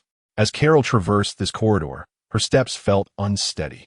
She remembered this place, arguing with Lawson over an engine parameter, Lawson chiding her for her stubbornness. She recalled sipping bitter instant coffee in the break room, where Lawson always added 2 sugar cubes. These trivial memories belonging to Carol Danvers surged forth like a tidal wave, evoking both strangeness and heartache within her. Soon, they arrived at a heavy metallic door, inscribed with the words Dr. Marvell's Chief Research Office. This is the place, Carol murmured softly. Coulson, accompanied by 2 technical agents, approached and busied themselves with the control panel beside the door. Code scrolled rapidly across the screen. No good, sir. After a few minutes, the technical agent, drenched in sweat, reported, it's triple encrypted. Our decryption program will take at least 3 hours. Fury furrowed his brow. Stand aside. Chu Hai stepped forward. He did not even glance at the intricate control panel. Instead, he pressed his hand against the metal door. A low hum resonated. To the naked eye, the door appeared unchanged. Yet within the lock, precision gears and pins crafted from a special alloy emitted anguished groans as they were forcibly twisted, crushed, and reconfigured by an invisible force. With a crisp click, the door swung open. The entire process took less than 3 seconds. The 2 technical agents stood agape, feeling as if all the knowledge they had painstakingly acquired over a decade had been ruthlessly trampled upon. Fury's eyelids twitched. He refrained from speaking, merely gesturing for everyone to enter. As the door creaked open, a long-dormant atmosphere rushed forth. The office was spacious, filled with various devices that now seemed somewhat antiquated. Everything remained as it had been 6 years prior, merely cloaked in a layer of dust. That's it. Monica broke free from her mother's grasp, darting to the corner of the room and pointing at an old computer with a massive spherical monitor. Coulson immediately rushed over with his team to connect the equipment. The computer powered on, revealing a password prompt on the screen, accompanied by a line of small text. 3 incorrect attempts will permanently lock the system and format all data. Damn it, Coulson muttered under his breath. Everyone's hearts raced. Monica, Carol crouched down, her voice gentle. Do you remember how Aunt Lawson opened the computer? Did she do anything special? The little girl tilted her head, struggling to recall, her brow furrowed tightly. I don't remember the password, but A look of confusion crossed her face. Aunt Lawson always touched that winged horse on the table before she opened the computer. All eyes turned to the desk. In the corner, a somewhat worn wooden sculpture of a Pegasus rested. Coulson immediately picked up the sculpture, examining it from every angle, hoping to discover some hidden switch. It's not like that. Monica shook her head. She just touched it. Fury's frown deepened. Chu Hai approached. He glanced at the sculpture, then at the computer screen. Before saying to Monica, "You give it a try." He lifted the little girl and seated her in the chair, just as you remember Aunt Lawson doing. Monica nodded, her understanding wavering. She extended her small hand, gently brushing the wings of the Pegasus wood carving, reminiscent of a cherished memory. Turning her gaze to the keyboard, she hesitated briefly before reaching out her tiny index finger to type 3 letters, Sky. Upon pressing the enter key, the password box vanished, revealing a vast expanse of starry wallpaper before all eyes. Success! Coulson and his subordinates stifled their cheer, while Carol excitedly embraced Monica, planting a kiss on her forehead. Fury observed the scene with a complex expression. The most advanced technology and highly trained agents were rendered powerless, ultimately outsmarted by a child's pure recollection. The irony was palpable. Coulson swiftly located a heavily encrypted folder on the computer, aptly named Home. He resumed his tense decoding efforts, this time without Chu Hai's intervention. He merely stood by, observing their frantic activity. He understood that the final key lay with Monica. Indeed, after attempting a dozen strategies to no avail, Coulson found himself at another impasse. "Monica," Carol implored again, "do you remember anything else about this folder?" Monica gazed at the small house icon on the screen, pondering, before her eyes lit up. "I know. Aunt Lawson would sing when she opened it." "Sing?" "Yes. She would sing 'Twinkle, Twinkle, Little Star.'" Coulson was momentarily taken aback, turning to Fury with a look that questioned the absurdity of the situation. Fury's face darkened, feeling as though his intelligence was being repeatedly insulted. Voice print password. Chu Hai leaned against the wall, calmly suggesting, "Let her sing." Amidst a mix of anticipation and skepticism from the onlookers, Monica cleared her throat and, in her youthful, slightly off-key voice, began to sing into the computer's microphone. "Twinkle, twinkle, little star." The moment she uttered the first line, the home folder on the screen automatically opened. Inside lay a single file, a coordinate. A long string of numbers and symbols pointed to an unknown location deep within the cosmos. "We found it." Fury's eyes sparkled with excitement. He scarcely had time to savor the triumph. Almost simultaneously with the discovery of the coordinates, he seized his satellite phone once more. This time, his voice carried an undeniable thrill and resolve. "Connect me to Quatermain. Activate the Quinjet prototype. I don't care what stage of testing it's in. I want it fully fueled and waiting in the hangar within the hour." As he hung up, Fury turned to Chu Hai, aware that the ensuing moments would belong to him and Carol. SHIELD would merely observe from the ground. "Very well," Chu Hai nodded. "Coulson, take Maria and Monica back to the helicopter. Things are about to get lively here." Coulson immediately took command, escorting the mother and daughter away. In the office, only Chu Hai, Carol, and Fury remained. "The coordinates you requested have been acquired," Fury said, looking at Chu Hai. "The aircraft you desired is also prepared. Now, it is time to divulge your next course of action." "My plan?" Chu Hai chuckled. "My plan is to have no plan. I'm merely a spectator. The true protagonist is she." He gestured towards Carol. Taking a deep breath, Carol's gaze transformed into one of unwavering determination. "I will ascend, locate the laboratory, and then confront the Kree to settle this score." "Excellent," Fury nodded. He turned to Chu Hai. "Aren't you going up?" "Of course," Chu Hai replied. "I must ensure she doesn't inadvertently demolish the laboratory in her excitement. Additionally, Talos must accompany us. He needs to verify the coordinates firsthand." Fury's brow furrowed. "Are you suggesting that a scroll board's SHIELD's most advanced aircraft? Is there a problem?" Chu Hai countered, "Director Fury, you must understand. This is not the moment for you to impose conditions. You are merely providing the venue.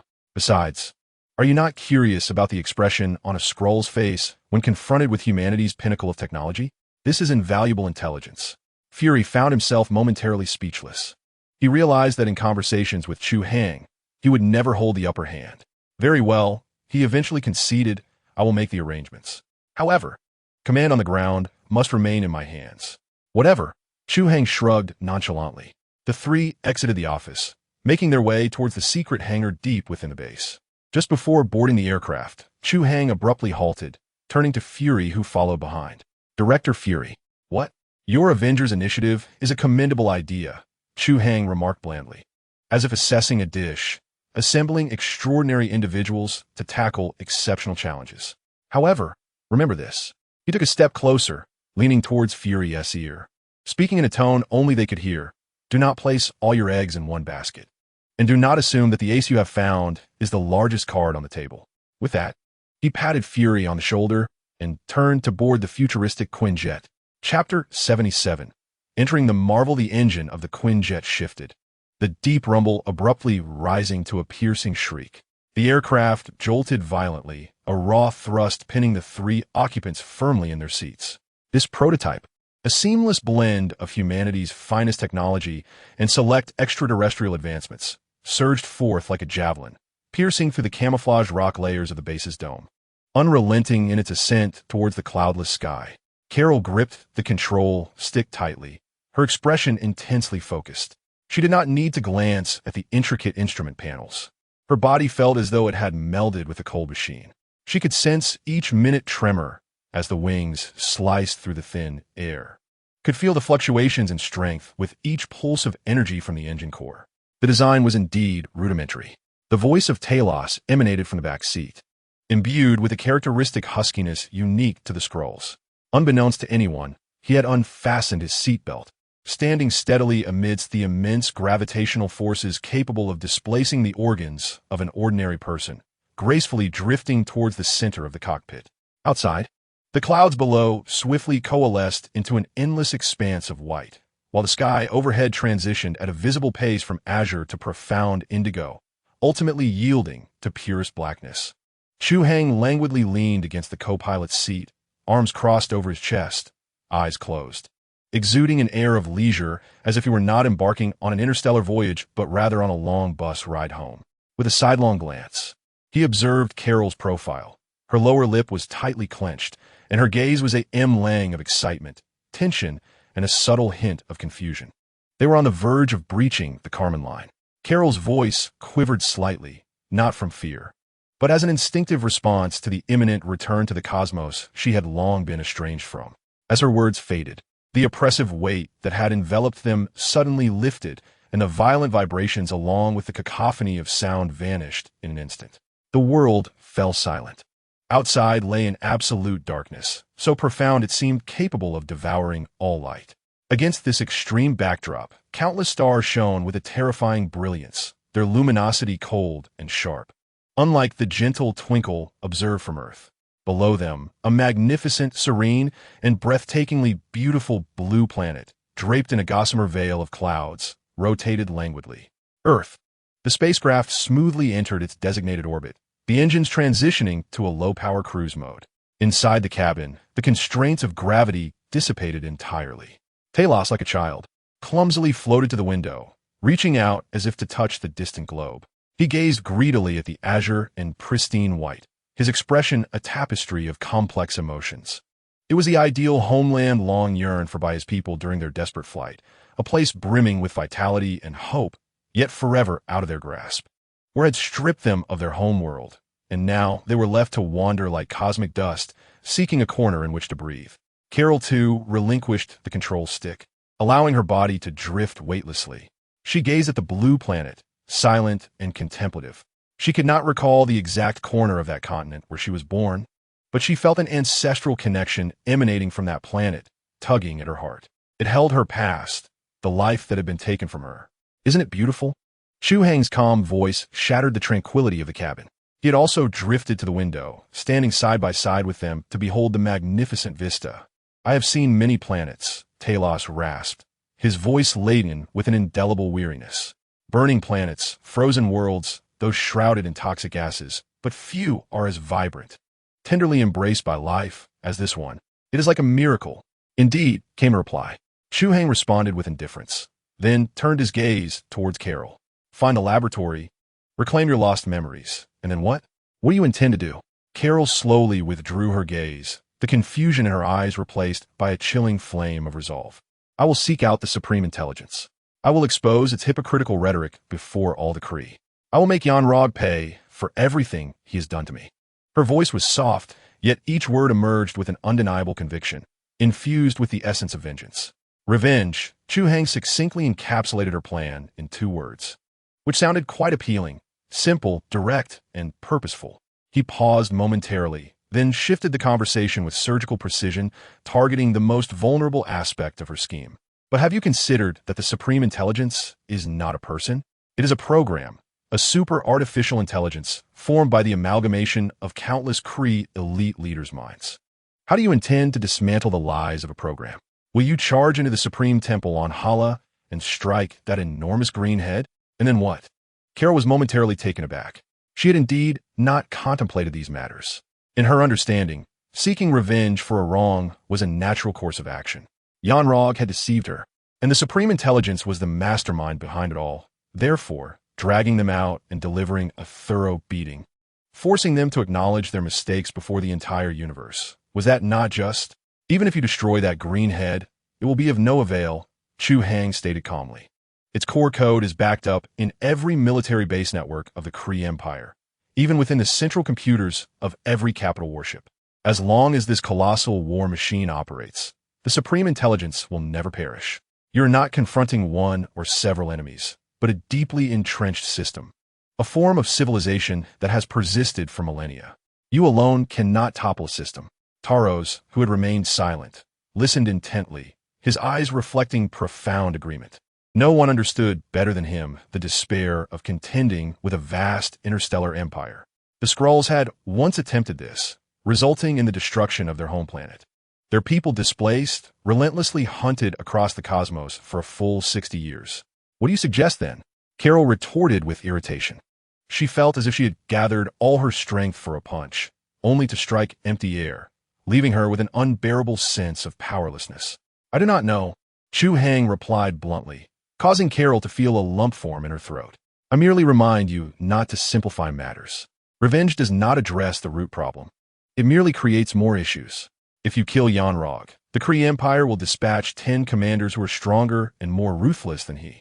If you destroy the Supreme Intelligence's mainframe on Hala, they will immediately activate the backup system, labeling you as the Empire's #1 enemy, and mobilizing all their resources to hunt you down across the universe. What will you do then?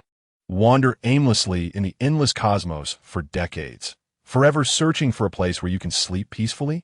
He gestured towards Taros beside him. Tarlos's body stiffened noticeably, and his gaze dimmed in an instant, his green visage etched with anguish and sorrow.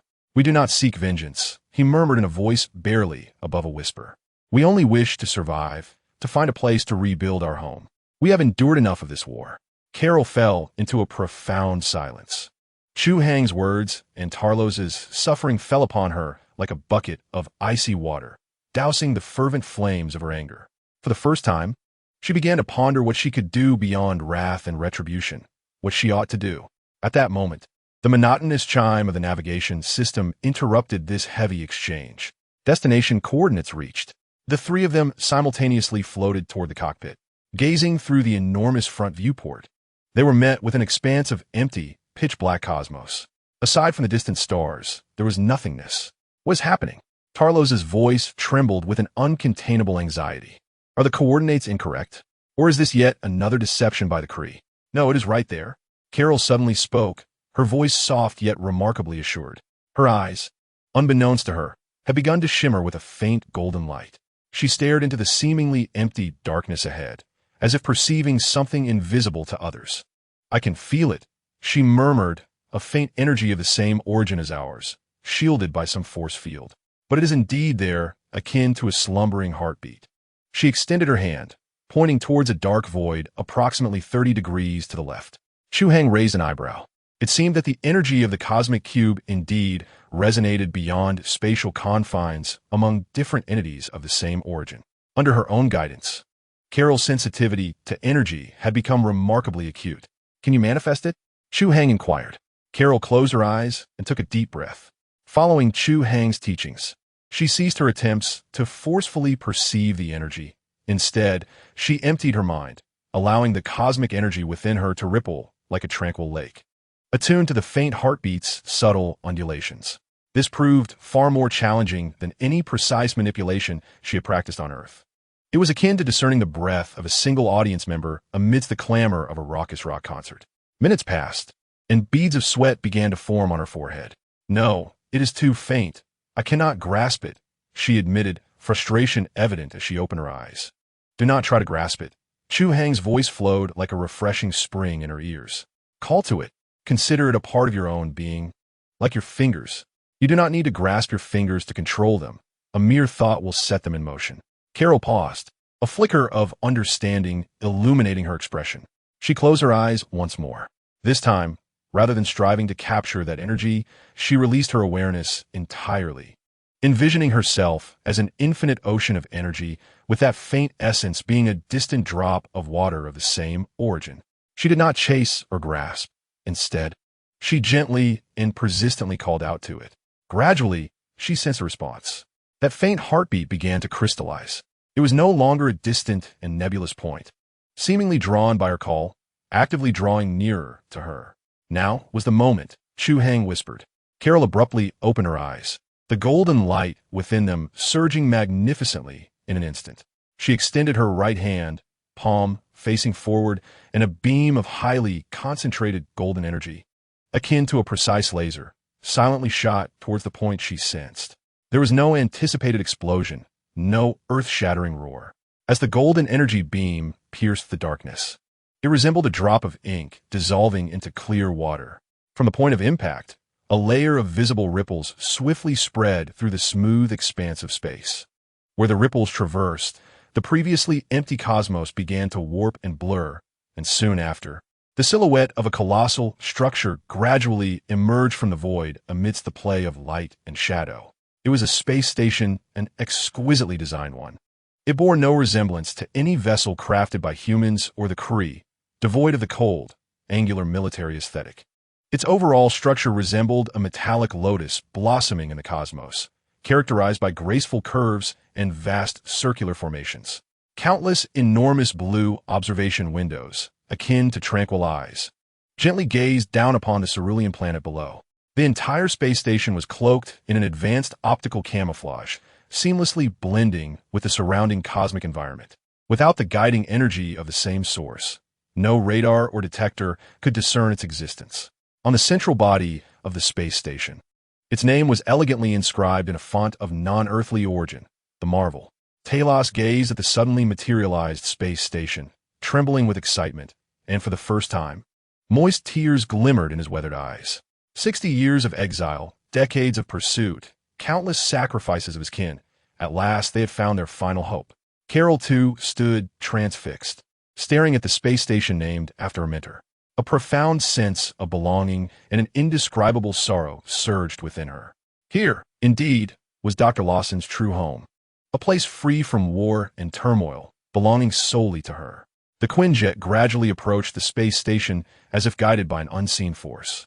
A concealed docking bay that had seamlessly integrated with the ship's body slid open, revealing a brightly lit landing pad within.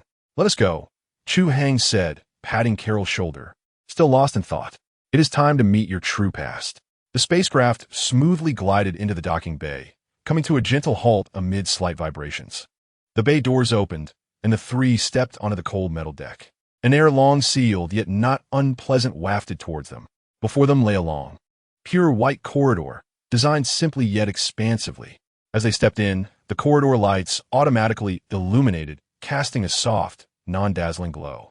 Holographic photographs adorned the walls on either side of the corridor. Amidst resplendent nebulae and magnificent galaxies, a collection of photographs captured fleeting moments of life. Carol's footsteps came to a halt before one particular image. In the photograph, a youthful Dr. Lawson and a young girl, adorned in Earth's Air Force flight suits, leaned against an antiquated propeller aircraft, their laughter echoing with joy. The girl, radiating unbridled happiness, basked in sunlight that shimmered upon her golden hair, giving her an ethereal glow. It was she herself. She extended her hand, her fingertips trembling as she yearned to touch the beaming visage of her younger self. At that moment, a faint metallic scraping sound resonated from the depths of the corridor, as if something was stirring. "Who?" Talos reacted with remarkable swiftness, instantly shifting into a vigilant stance, his gaze fixed intently on the shadowy end of the corridor.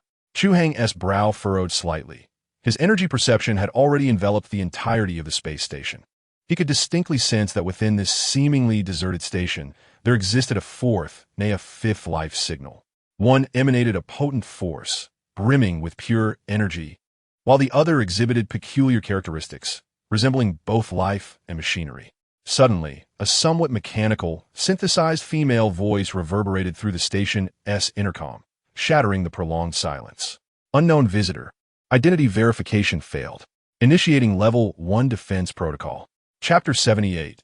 Encounter with the Cosmic Cube, the mechanical voice echoed through the vast corridor, each word imbued with a chilling metallic resonance.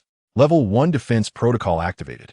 As the last syllable fell, beams of ethereal blue energy surged forth from the crevices of the walls at both ends of the corridor, intertwining to form impenetrable walls of light, effectively sealing off their escape route.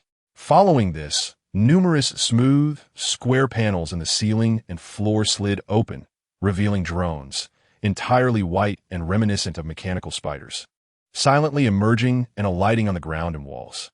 Despite their modest size, akin to that of a basketball, they exhibited remarkable agility. 8 sharp metallic appendages supported their rounded bodies, and a singular blue lens, akin to an eye, ignited, locking onto the trio of unwelcome guests in the corridor. Damn it! Talos muttered under his breath, reacting with lightning speed. Almost simultaneously with the drone's emergence, he drew a uniquely designed Skrull energy pistol from his waist, aiming it forward as he crouched slightly, adopting a standard combat stance. As a general seasoned in interstellar warfare, he was all too familiar with such automated defense systems. Carol was equally quick to respond. Her hands became enveloped in golden cosmic energy, crackling with intensity. The temperature of the air began to rise, and a formidable wave of energy radiated outward from her core. She was poised to unleash 2 energy shock waves, ready to reduce these bothersome metallic intruders to molten metal. Only Chu Hai remained stationary, his posture unchanged. With his hands casually tucked into his pockets, he surveyed the drones with an air of ennui, his gaze devoid of any tension, instead imbued with a hint of curiosity, as though he were wandering through a technological museum. The energy output was stable. The joints were agile, and the weaponry system featured standardized pulse beams, all designed quite elegantly. He even found himself in a position to critique, noting that Dr. Lawson possessed considerable talent in weapon design. This is not the time for such musings, Carol interjected sharply, sensing that the drones were charging up, poised to launch an attack at any moment. Patience. Chu Hai raised a hand languidly, dismissively gesturing to her and Taros, indicating that there was no need for alarm. Almost simultaneously with his words, the drone's singular blue lenses flared to life, and a myriad of high-energy pulse beams converged into a lethal web, encircling the trio from all directions, sealing off any chance of evasion. Taros's pupils constricted sharply, instinctively seeking cover, while the golden aura surrounding Carol surged to its zenith, bracing for impact. Yet, Chu Hai merely lifted his hand nonchalantly, facing forward, and gently clenched his fingers. An inexplicable and surreal spectacle unfolded before him. The seemingly vacant space transformed into a pliable veil, as if an unseen hand yanked it inward, creating a small, continuously swirling depression. The dozens of pulse beams, potent enough to melt through the armor of a spacecraft, entered this area without causing a ripple, vanishing into silence as if they had plunged into a bottomless abyss. In the next moment, a similar distortion appeared behind the drones. The vanished pulse beams re-emerged from the distortion, striking back with the same velocity that had carried them forth, precisely hitting their own rear. Boom, boom, boom. A cacophony of explosions erupted, flames and arcs of electricity flickering wildly in the corridor. In less than a second, the once formidable defensive drones lay transformed into a smoldering heap of scrap metal, scattered across the ground. The entire sequence was executed with a clean precision, imbued with an absurd sense of artistry. Taros stood frozen, gun in hand, his mouth slightly agape, unable to close it for what felt like an eternity. He had fought countless battles, encountered a variety of formidable warriors, some capable of tearing apart warships with their bare hands, others who could manipulate energy storms. Yet he had never witnessed such an uncanny and irrational method of attack. This was not mere strength or energy. It felt as though a deity were rewriting the very rules of reality. He sensed that his hard-earned combat experience was rendered a mere jest in the presence of this man. Carol, too, lowered her hands, which still flickered with golden flames. Her gaze complex as she regarded Chu Hai's silhouette. She recognized his formidable prowess, yet each demonstration of his strength continually redefined her understanding. He seemed to possess an infinite potential. All clear now, Chu Hai remarked, as if he had merely accomplished a trivial task, brushing off his hands and resuming his forward stride.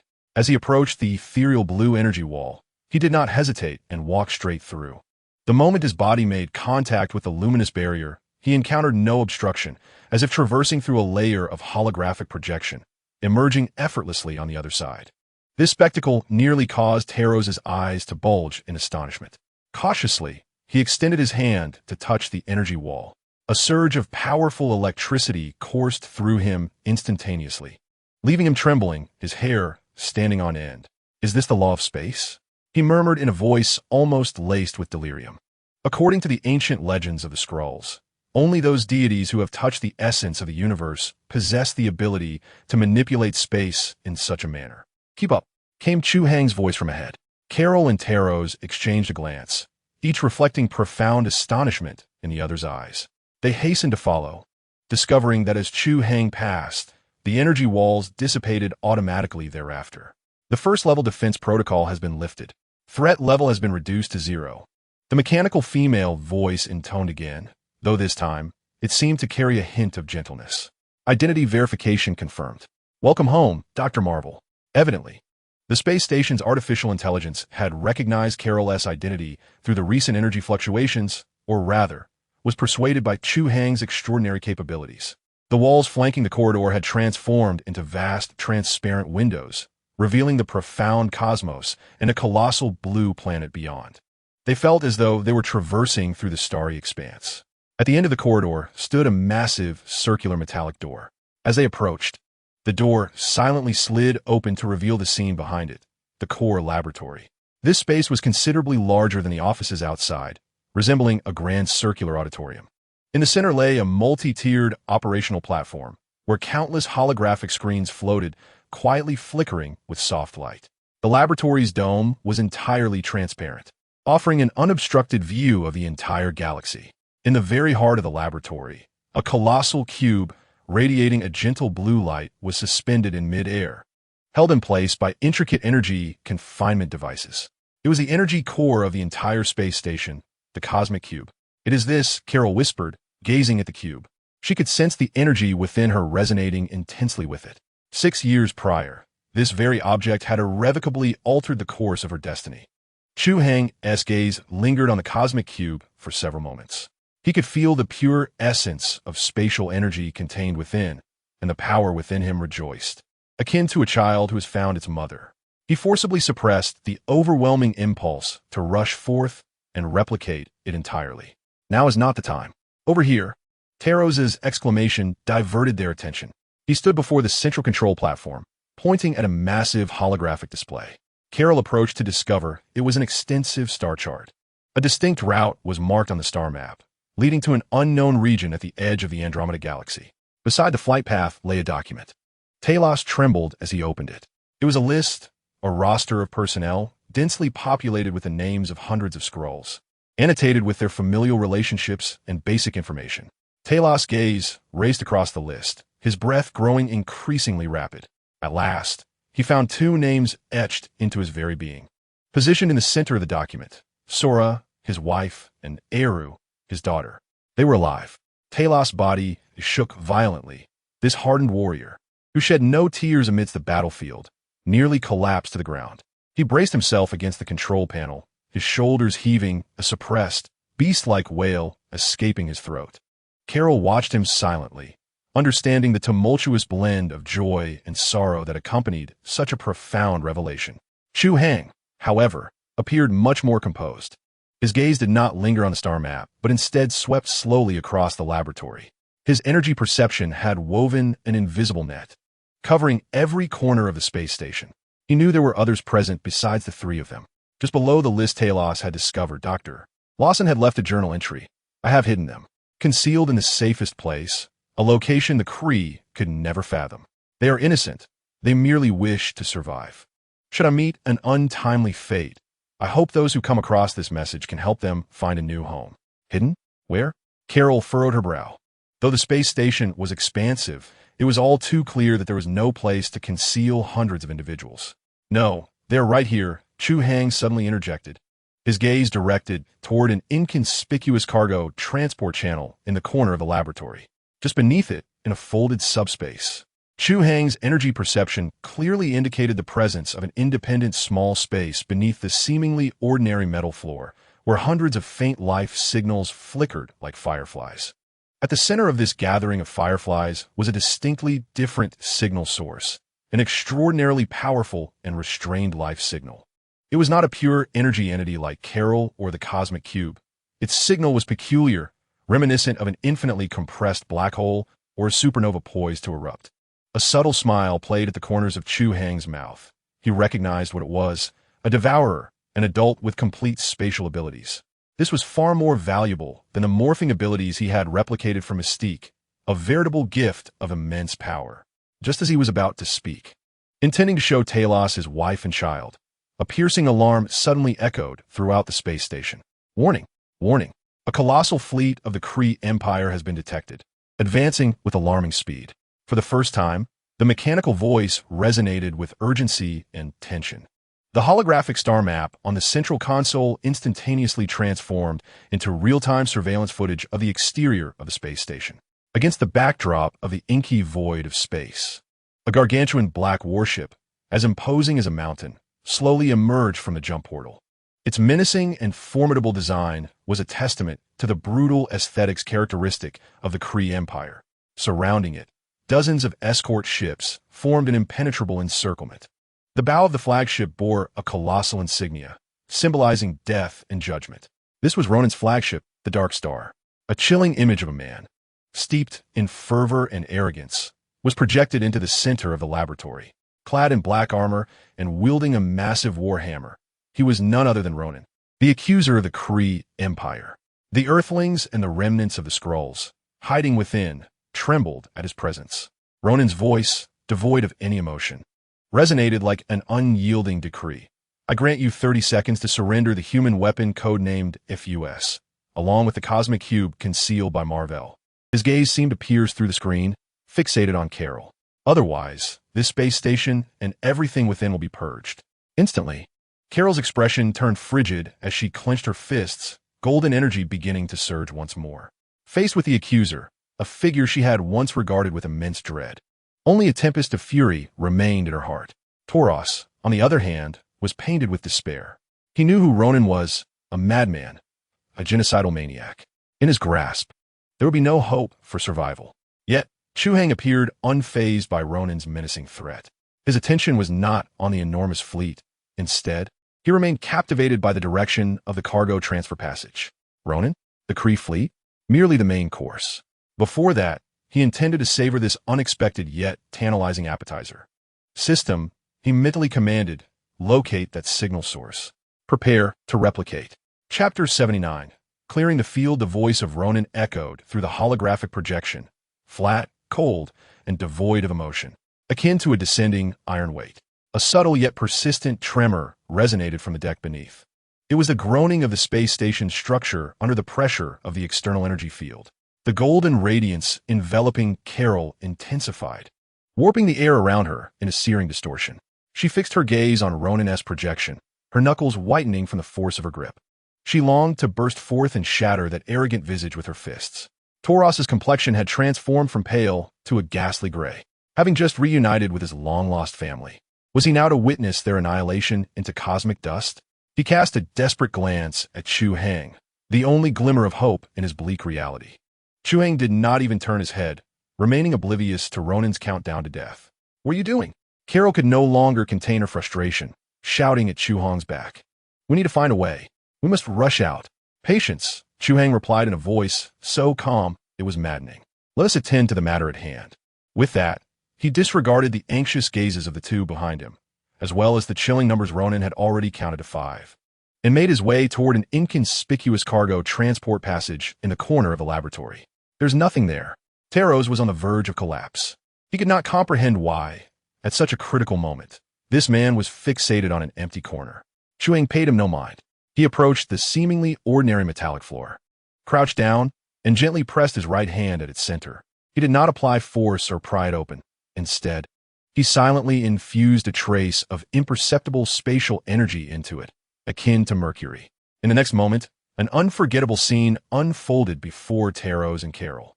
The superalloy floor was gripped by an invisible hand, folding smoothly at its center, the edges bending with an uncanny defiance of physical laws. Beneath the folded floor, a softly glowing, pulsating portal revealed itself, an entryway to the subspace. Taros was utterly speechless. Before he could recover from his shock, the portal emitted a cacophony of sounds, terrified whispers, suppressed sobs, and the faint cries of an infant overwhelmed with fear. Then, faces appeared from the portal, green, filled with terror, hundreds of Skrulls, young and old, packed tightly like sardines in that small, luminous subspace. They gazed up at the unfamiliar world outside, their eyes brimming with confusion and dread. Sola. Taros's body jolted, fixating intently on a woman in the crowd holding a child, his voice trembling uncontrollably. Upon hearing her name, the woman looked up in disbelief. When she saw Taros, she froze, tears streaming down her face. Taros, father. The little girl, around 7 or 8 years old, in her arms also spotted Taros and let out a joyful scream. Taros could no longer contain himself. He rushed toward the portal, reaching out to touch his longed-for family. Amidst this chaotic and emotional reunion, Chu Hai's gaze, however, drifted past them, honing in on something in the little girl's embrace. There, a lazy orange cat yawned, appearing to be the most ordinary house cat from Earth, its fur glossy and plump, eyes reflecting a unique feline languor and disdain. Chu Hai slowly rose to his feet and approached the little girl, causing the recently reunited family to tense up in an instant. Sora instinctively shielded her daughter, Eru, behind her, blocking Chu Hai's gaze with her own body, her eyes filled with caution as she regarded this unfathomable man. "Do not be afraid," Chu Hai said, his face adopting a smile as benign as he could manage. "I merely wish to observe your pet. It is quite adorable." Eru, feeling a twinge of fear, clutched the orange cat in her arms even tighter. The cat, sensing the tension in the air, ceased its languor, its round eyes now alertly fixed on Chu Hai, emitting a low growl that vibrated through the surrounding atmosphere. Without pausing, Chu Hai approached the little girl, disregarding her mother's anxious stare, and slowly extended his hand towards the orange cat's head. The countdown from Ronan continued unabated, echoing like a drumbeat in the hearts of all present. Just as Chu Hai's fingers were about to make contact with the cat, it suddenly erupted in fur. It opened its mouth wide, revealing not ordinary teeth and tongue, but an abyss that seemed to connect to another dimension, filled with countless slick tendrils and razor-sharp fangs. A powerful force of spatial repulsion emanated from the creature, attempting to push Chu Hai away, a force instinctual and pure, akin to the repulsion of like poles of a magnet, devoid of reason. How intriguing, Chu Hai chuckled softly. His palm was enveloped by an almost imperceptible, continuously warping spatial barrier that effortlessly countered the repulsive force. His hand showed no hesitation, advancing steadily until it rested firmly on the fluffy head of the orange cat. A torrent of vast and intricate information surged into his mind, presenting a novel comprehension of space. If his previous mastery over space involved the brute force of distortion and tearing, akin to a barbaric demolition crew, now he had learned to weave space, to fold one realm into another. This was a skill, a gift, an innate instinct. He sensed a part of his being establishing a marvelous connection with an invisible, intangible, independent dimension. With a mere thought, he could open or close the gateway to that dimension, a perfect pocket space. The countdown from Ronan reached its conclusion. Purification begins. His cold voice resonated as the flagship, the Dark Star, resembling a mountain, revealed hundreds of launch ports along its hull. No energy beams, no laser cannons. Instead, immense, destructive warheads were propelled forth. These were the kinetic impact projectiles of the Empire's standard weapon, the Arbiter. The projectiles hurtled towards the Marvel space station at sublight speed. The station's energy shield flared to life, enveloping it in a massive blue bubble. The first wave of impactors struck the shield, generating violent ripples of energy. The shield held for less than half a second before shattering with a piercing wail. Boom! The deafening explosion instantaneously engulfed everything. The entire space station trembled violently, as if on the brink of disintegration. Enormous spiderweb-like cracks appeared on the laboratory's dome, and countless shards of metal and equipment plummeted from the ceiling. The Skrull refugees emitted desperate screams, and chaos erupted in an instant.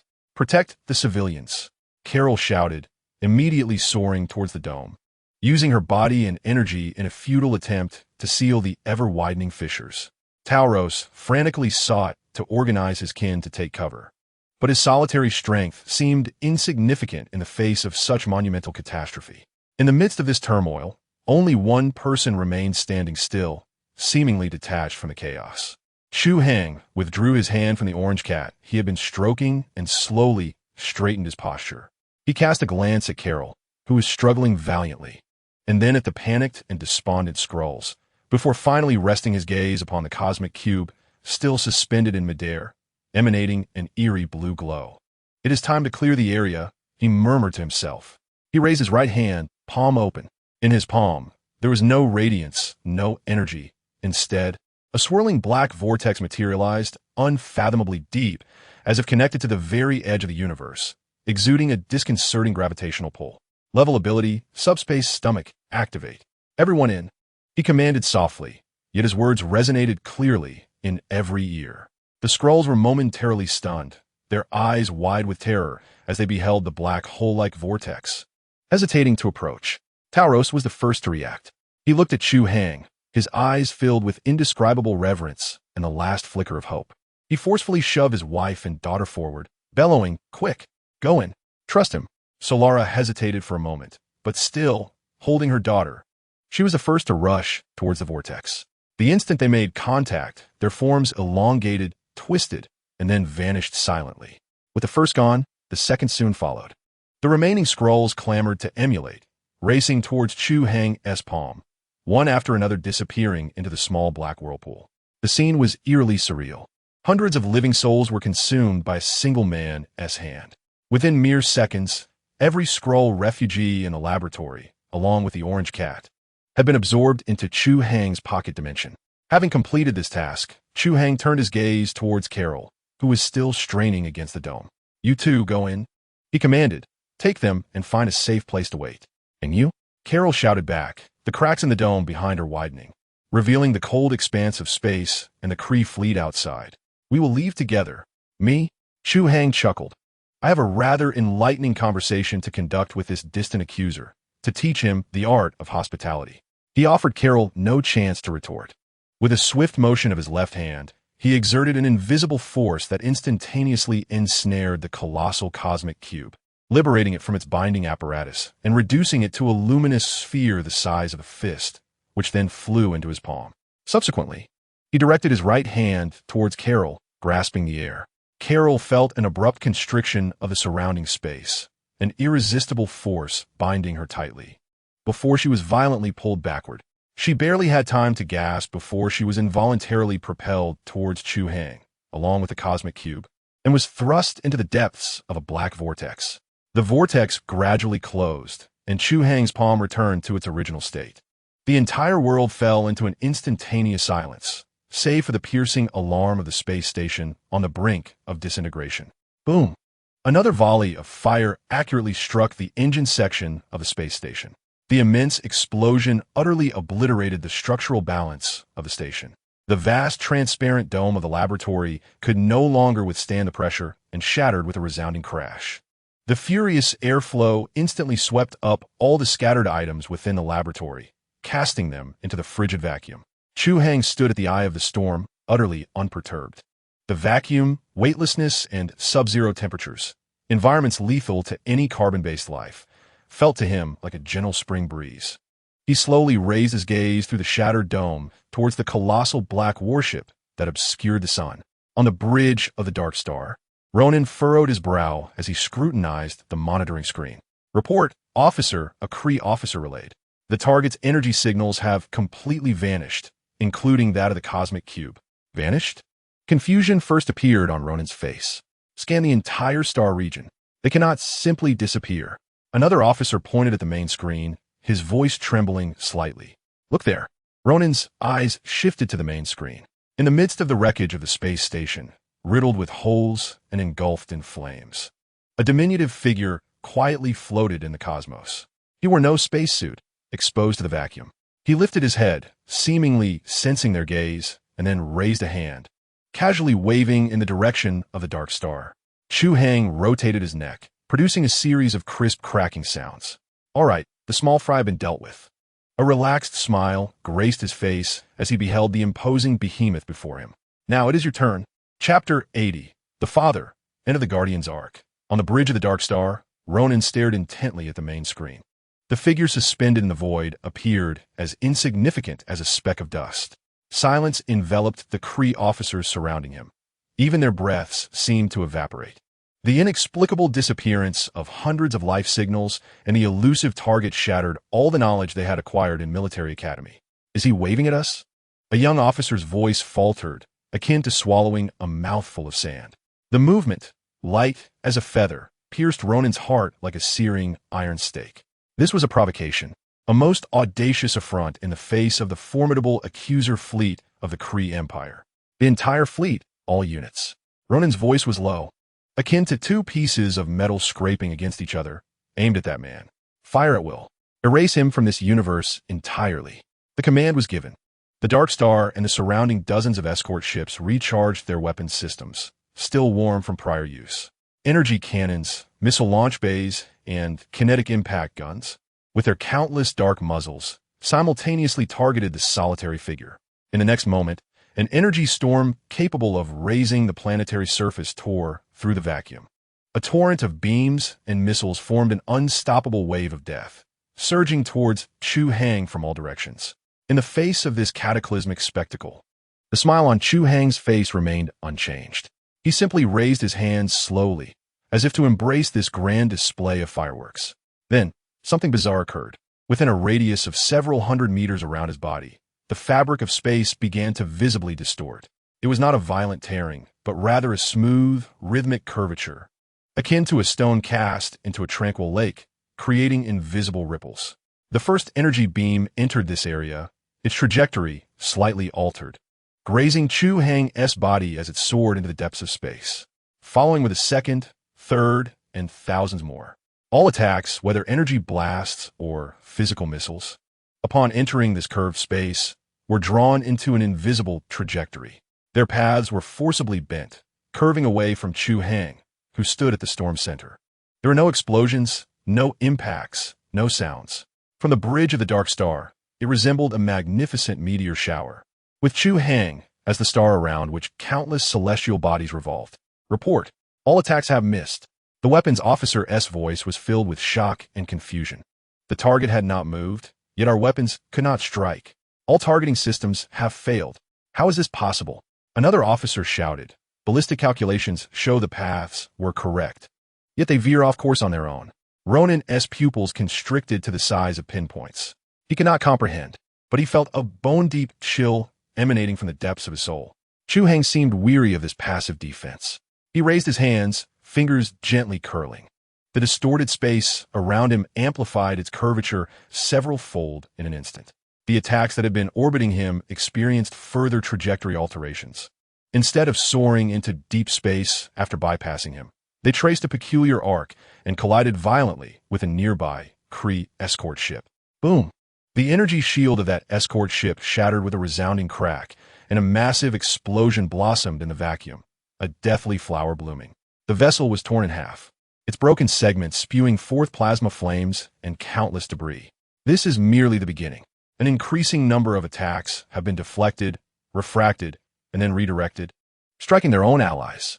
The Emperor's sword has been hit. The engines are incapacitated. The Guardian of the Temple has overloaded its shields, requesting support. Evade. Quickly evade. That is our own torpedo. In an instant, the formation of the Kree fleet was thrown into disarray. Explosions erupted in rapid succession. They were not attacking the enemy, but rather engaging in fratricide. Cease fire. Quickly, cease fire. Ronan finally realized the gravity of the situation and issued a frantic roar. But it was too late.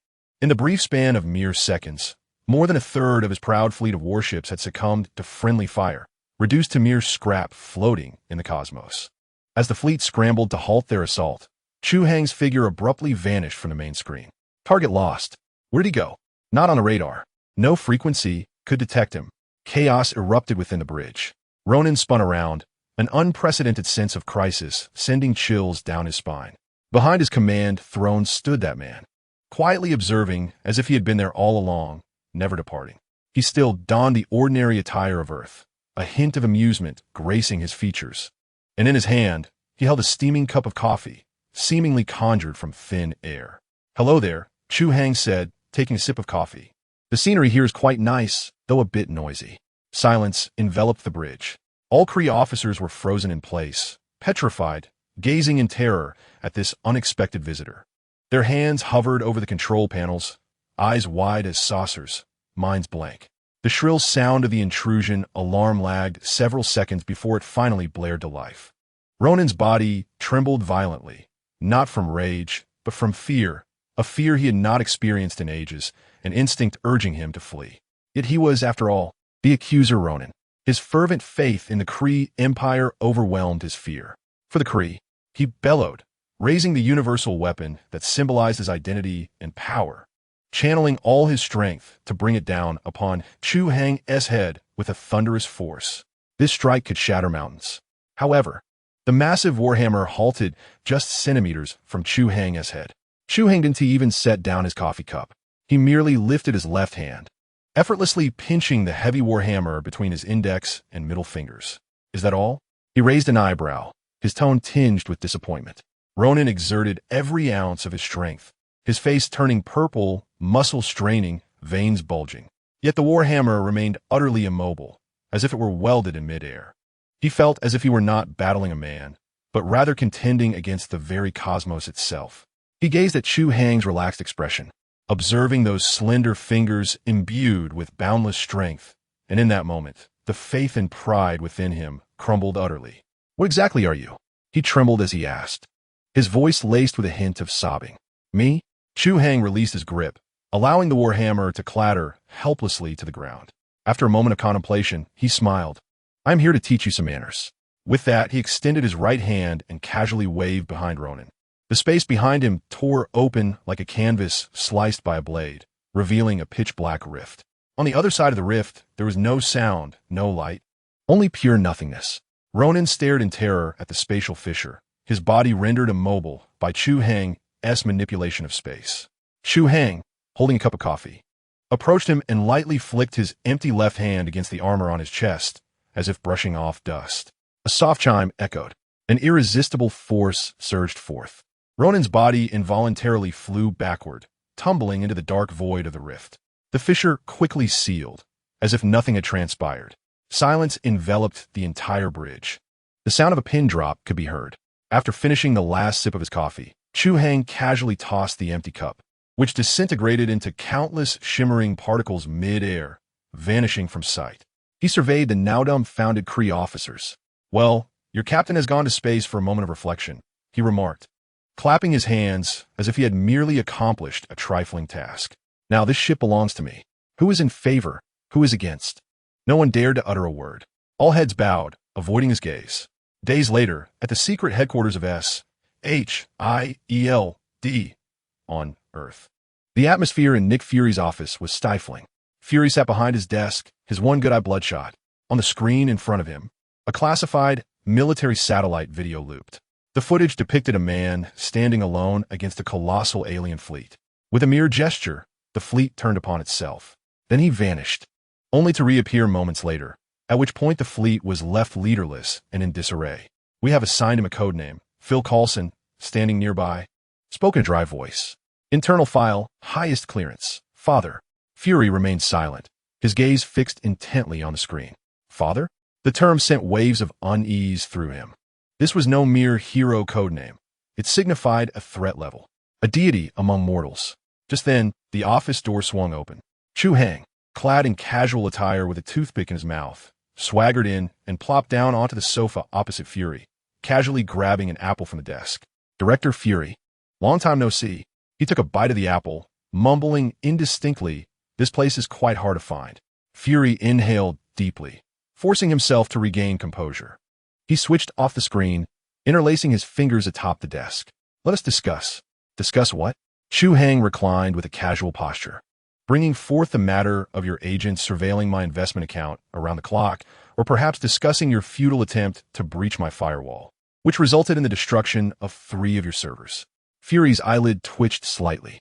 "We are not adversaries, Mr. Chun, or shall I say, Mr. Chu," Fury intoned gravely.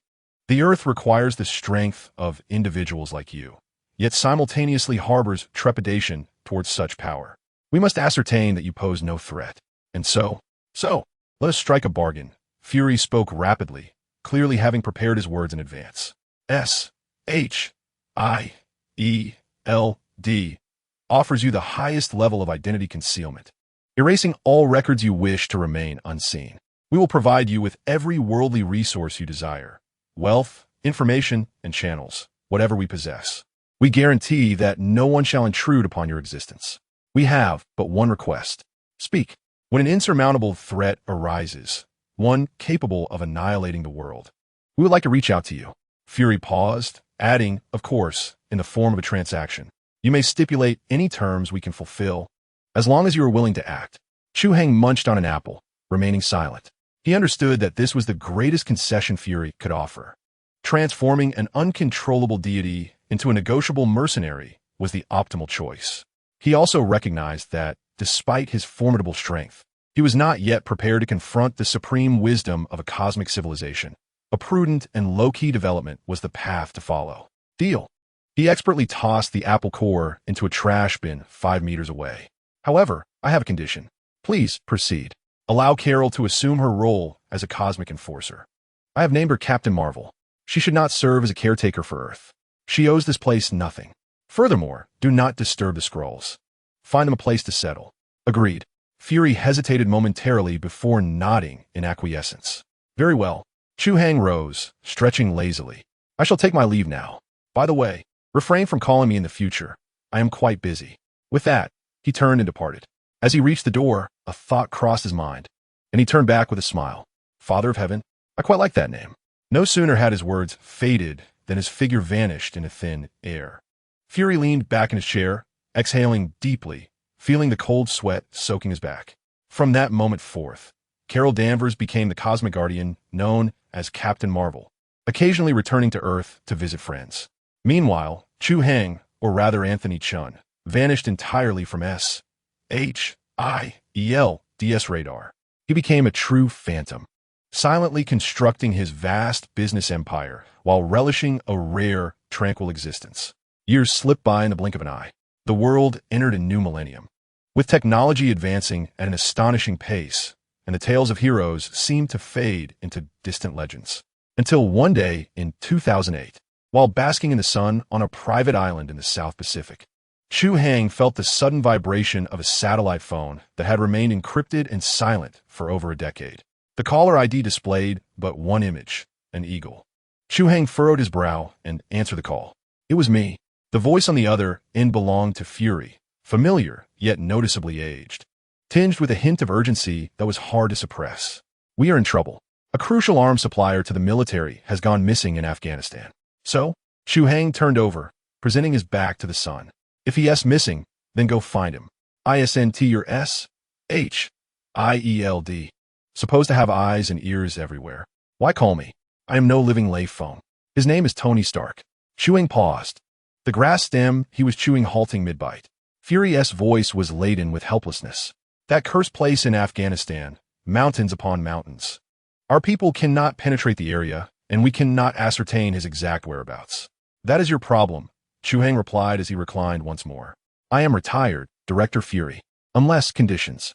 Fury interjected quickly, understanding the rules. Howard Stark's complete research notes. Chu Hai's tone was flat, akin to ordering a cup of coffee. I want an unaltered copy, untouched in any way, including all his research on the Tesseract. There was a silence on the line for a full 5 seconds. Deal. Fury's voice emerged as if squeezed through clenched teeth. Coordinates. Upon finishing his sentence, Chu Hai hung up. He rose from the beach chair, stretching lazily, bones cracking like dry twigs. After years of not engaging in serious work, he wondered if his skills had dulled. Once a job is accepted, it must be done. Before getting to work, he habitually checked his inventory. He closed his eyes, delving into his consciousness to inspect his superhuman abilities. Superpower inventory, self-regeneration factor, derived from Wolverine, super soldier serum, originating from Captain America, Tesseract energy source, power of the space gem, subspace stomach, acquired from the Devourer, a perfect pocket dimension capable of holding living beings or functioning as a trash bin, typically used for chilling beer with remarkable efficacy. Spatial curvature barrier, conventional defense that enables bullets to curve, and essential for home and travel. Life reversion, automatically repairs all damage and converts it into energy. Spatial manipulation, beginner, basic interference with small-scale space. Point-to-point teleportation, instantaneous travel, a miraculous tool for commuting. Spatial cutting, ideal for slicing steak. More effective than the sharpest knife. Binary star form, a humanoid mobile nuclear reactor akin to Carol Danvers, when in a foul mood. Unleashing its power in the depths of the sea can create towering splashes, serving as a significant stress reliever. Will barrier, copied from the Kree commander, Ronan. It can block mental attacks and allow him to maintain absolute calm, even when counting money to the point of cramping his hands. Beginner atmosphere control, derived from Storm.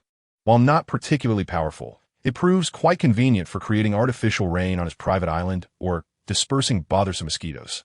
Kinetic injection, originating from the Kingpin. Infusing kinetic energy into playing cards and then hurling them to catch fish constitutes one of the few amusements he indulges in. Superhuman senses and physical abilities, a gift from the Blue Beast. Although his physical capabilities have long surpassed normal limits, this device bestows him with animalistic intuition and dynamic vision, allowing him to discern 13 distinct vintages of red wine in a mere second. Morphological mimicry, a skill akin to Mystique's, an extraordinary talent.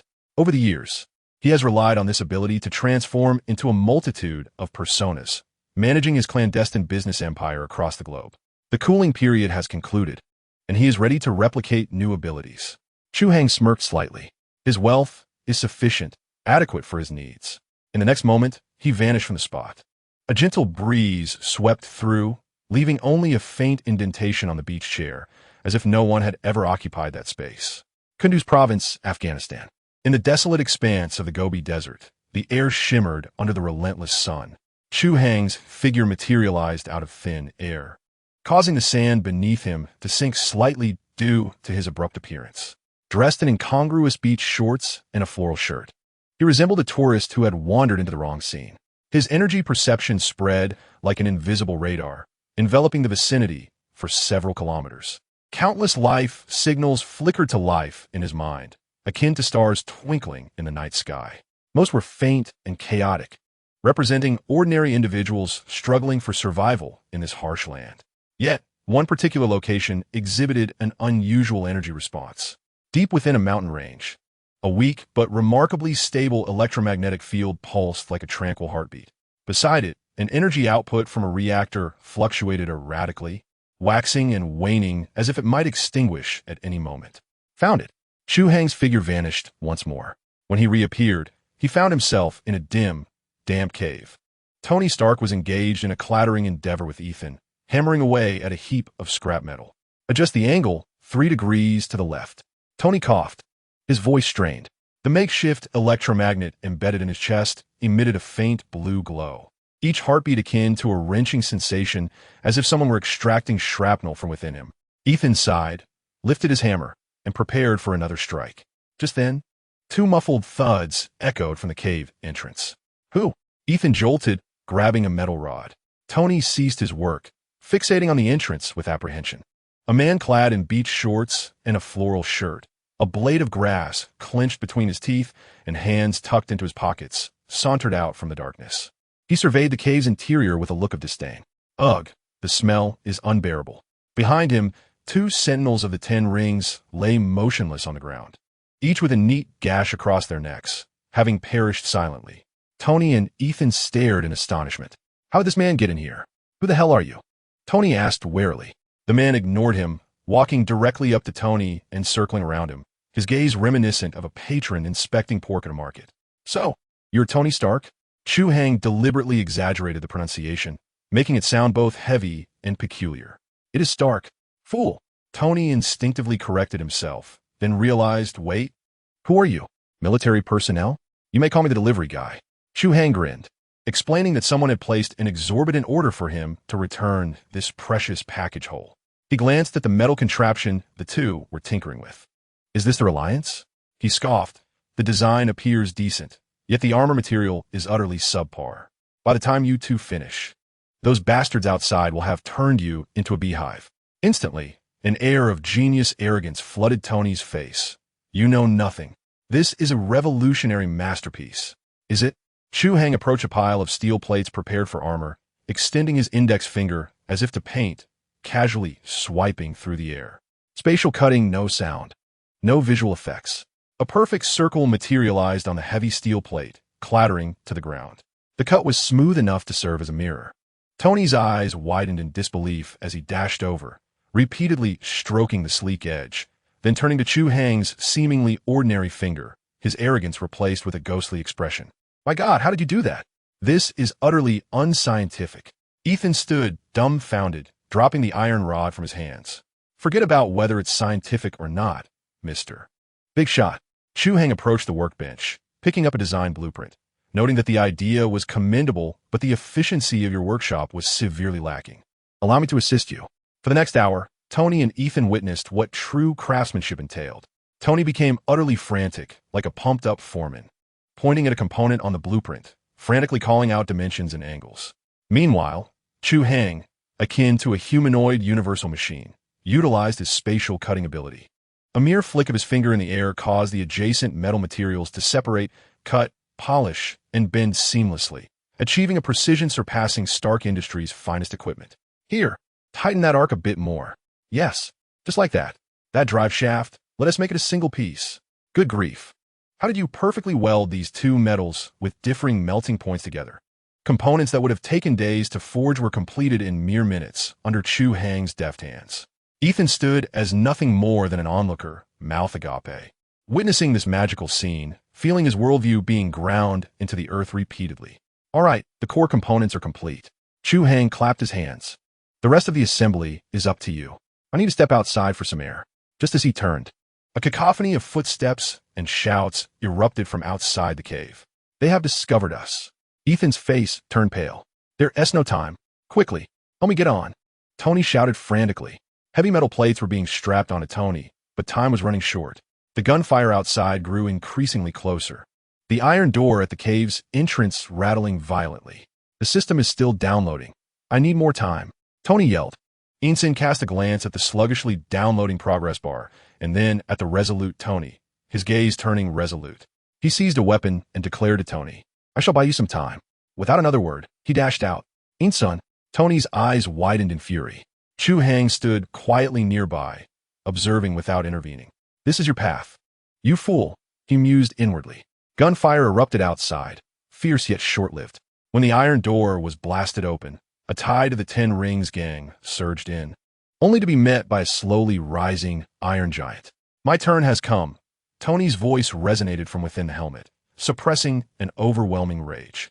He raised his arm, and two fiery dragons roared forth from the arm-mounted thrusters, instantly incinerating the hapless front-runners into charred remains. The cave was filled with anguished cries. Tony strode forth with heavy steps, akin to a released steel behemoth, charging out of the cave. Chu Hai followed leisurely behind him. Occasionally, stray bullets whizzed toward him but were deflected by an invisible spatial barrier, veering off to unknown destinations. Model 1, unsightly yet effective, he thought. The flamethrower combined with a shotgun was a decisive advantage against this band of terrorists. Tony carved a path through the encampment, obliterating the mountain of Stark Industries weaponry at the entrance before activating the makeshift thrusters on his back, wobbling precariously into the sky. After flying a few kilometers, the battered contraption succumbed to its burdens, disintegrating mid-air and crashing heavily into the desert. Struggling out of the wreckage of his ruined helmet, Tony gasped for breath only to find Chu Hai standing before him, casually holding a chilled bottle of mineral water. Need a hand, Mr. Fool? Tony looked at him, Then at a distant black speck in the sky, the U.S. military rescue helicopter. "Who are you, really?"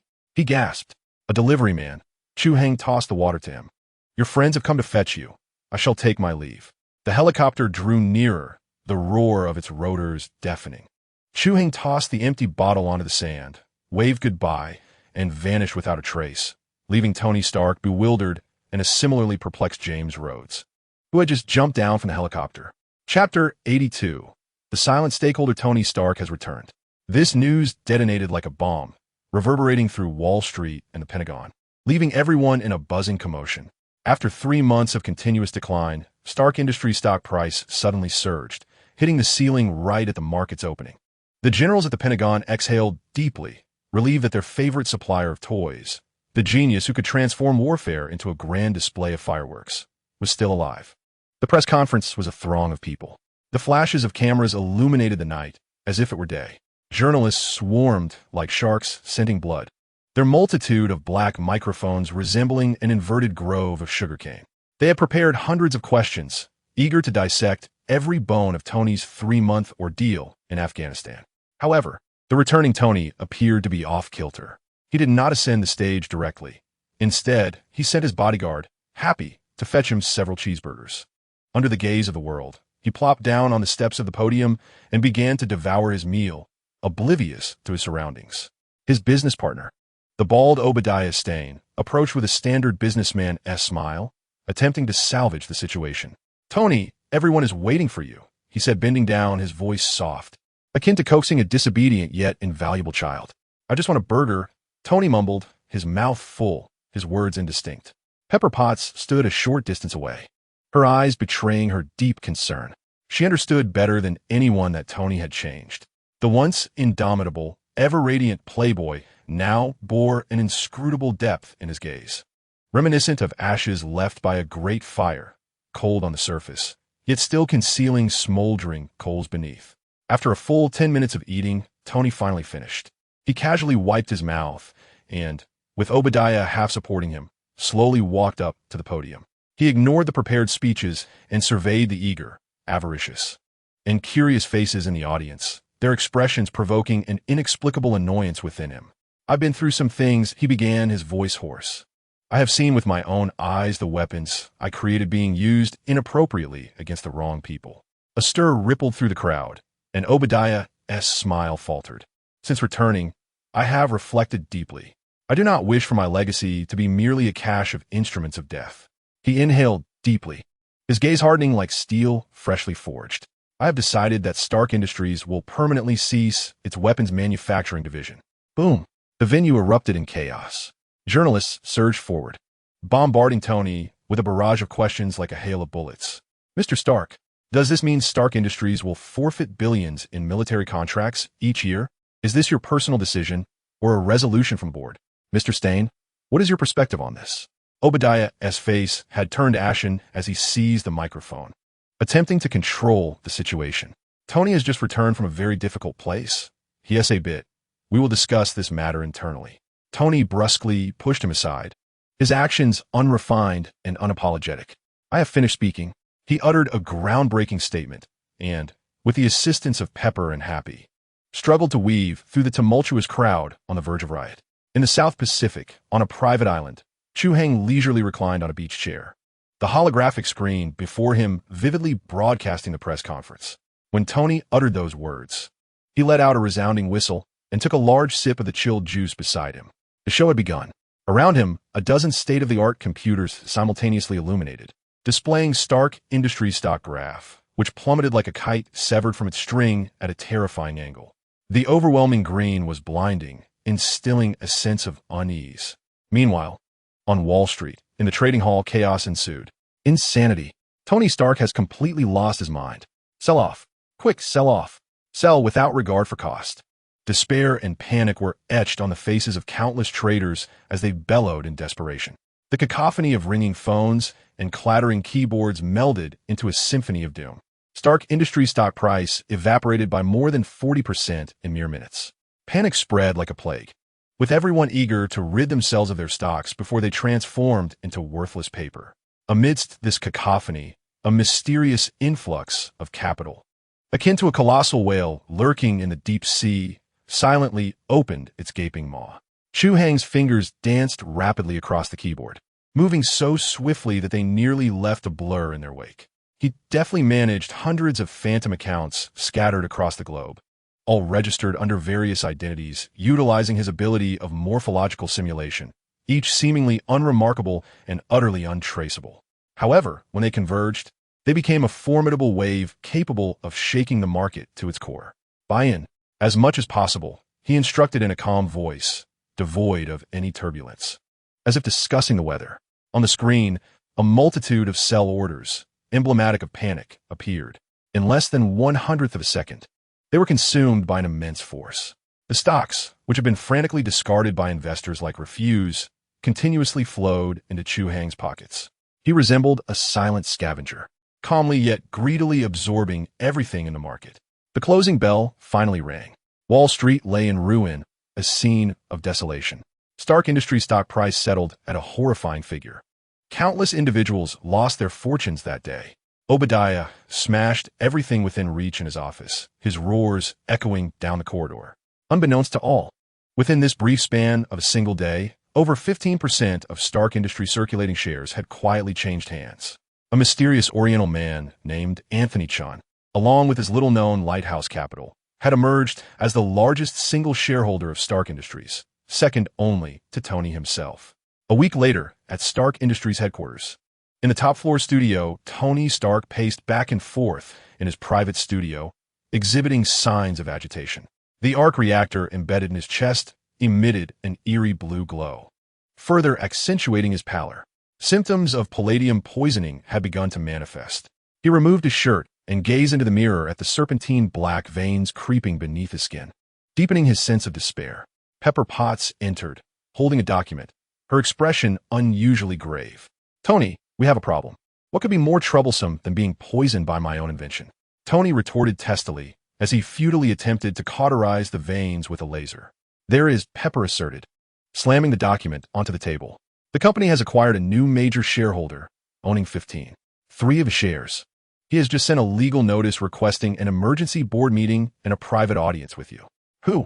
Tony furrowed his brow, halting his futile attempts. "Anthony Chun, a mysterious individual with no verifiable background," Pepper stated gravely.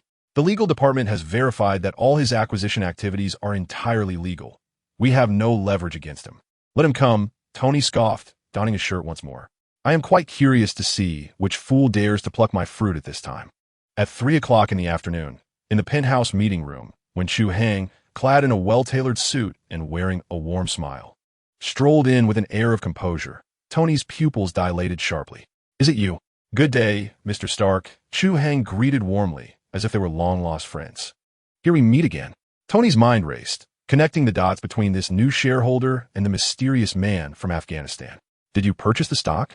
"To be precise, I salvaged it," Chu Hai replied nonchalantly, pouring himself a glass of water and settling into the sofa opposite Tony.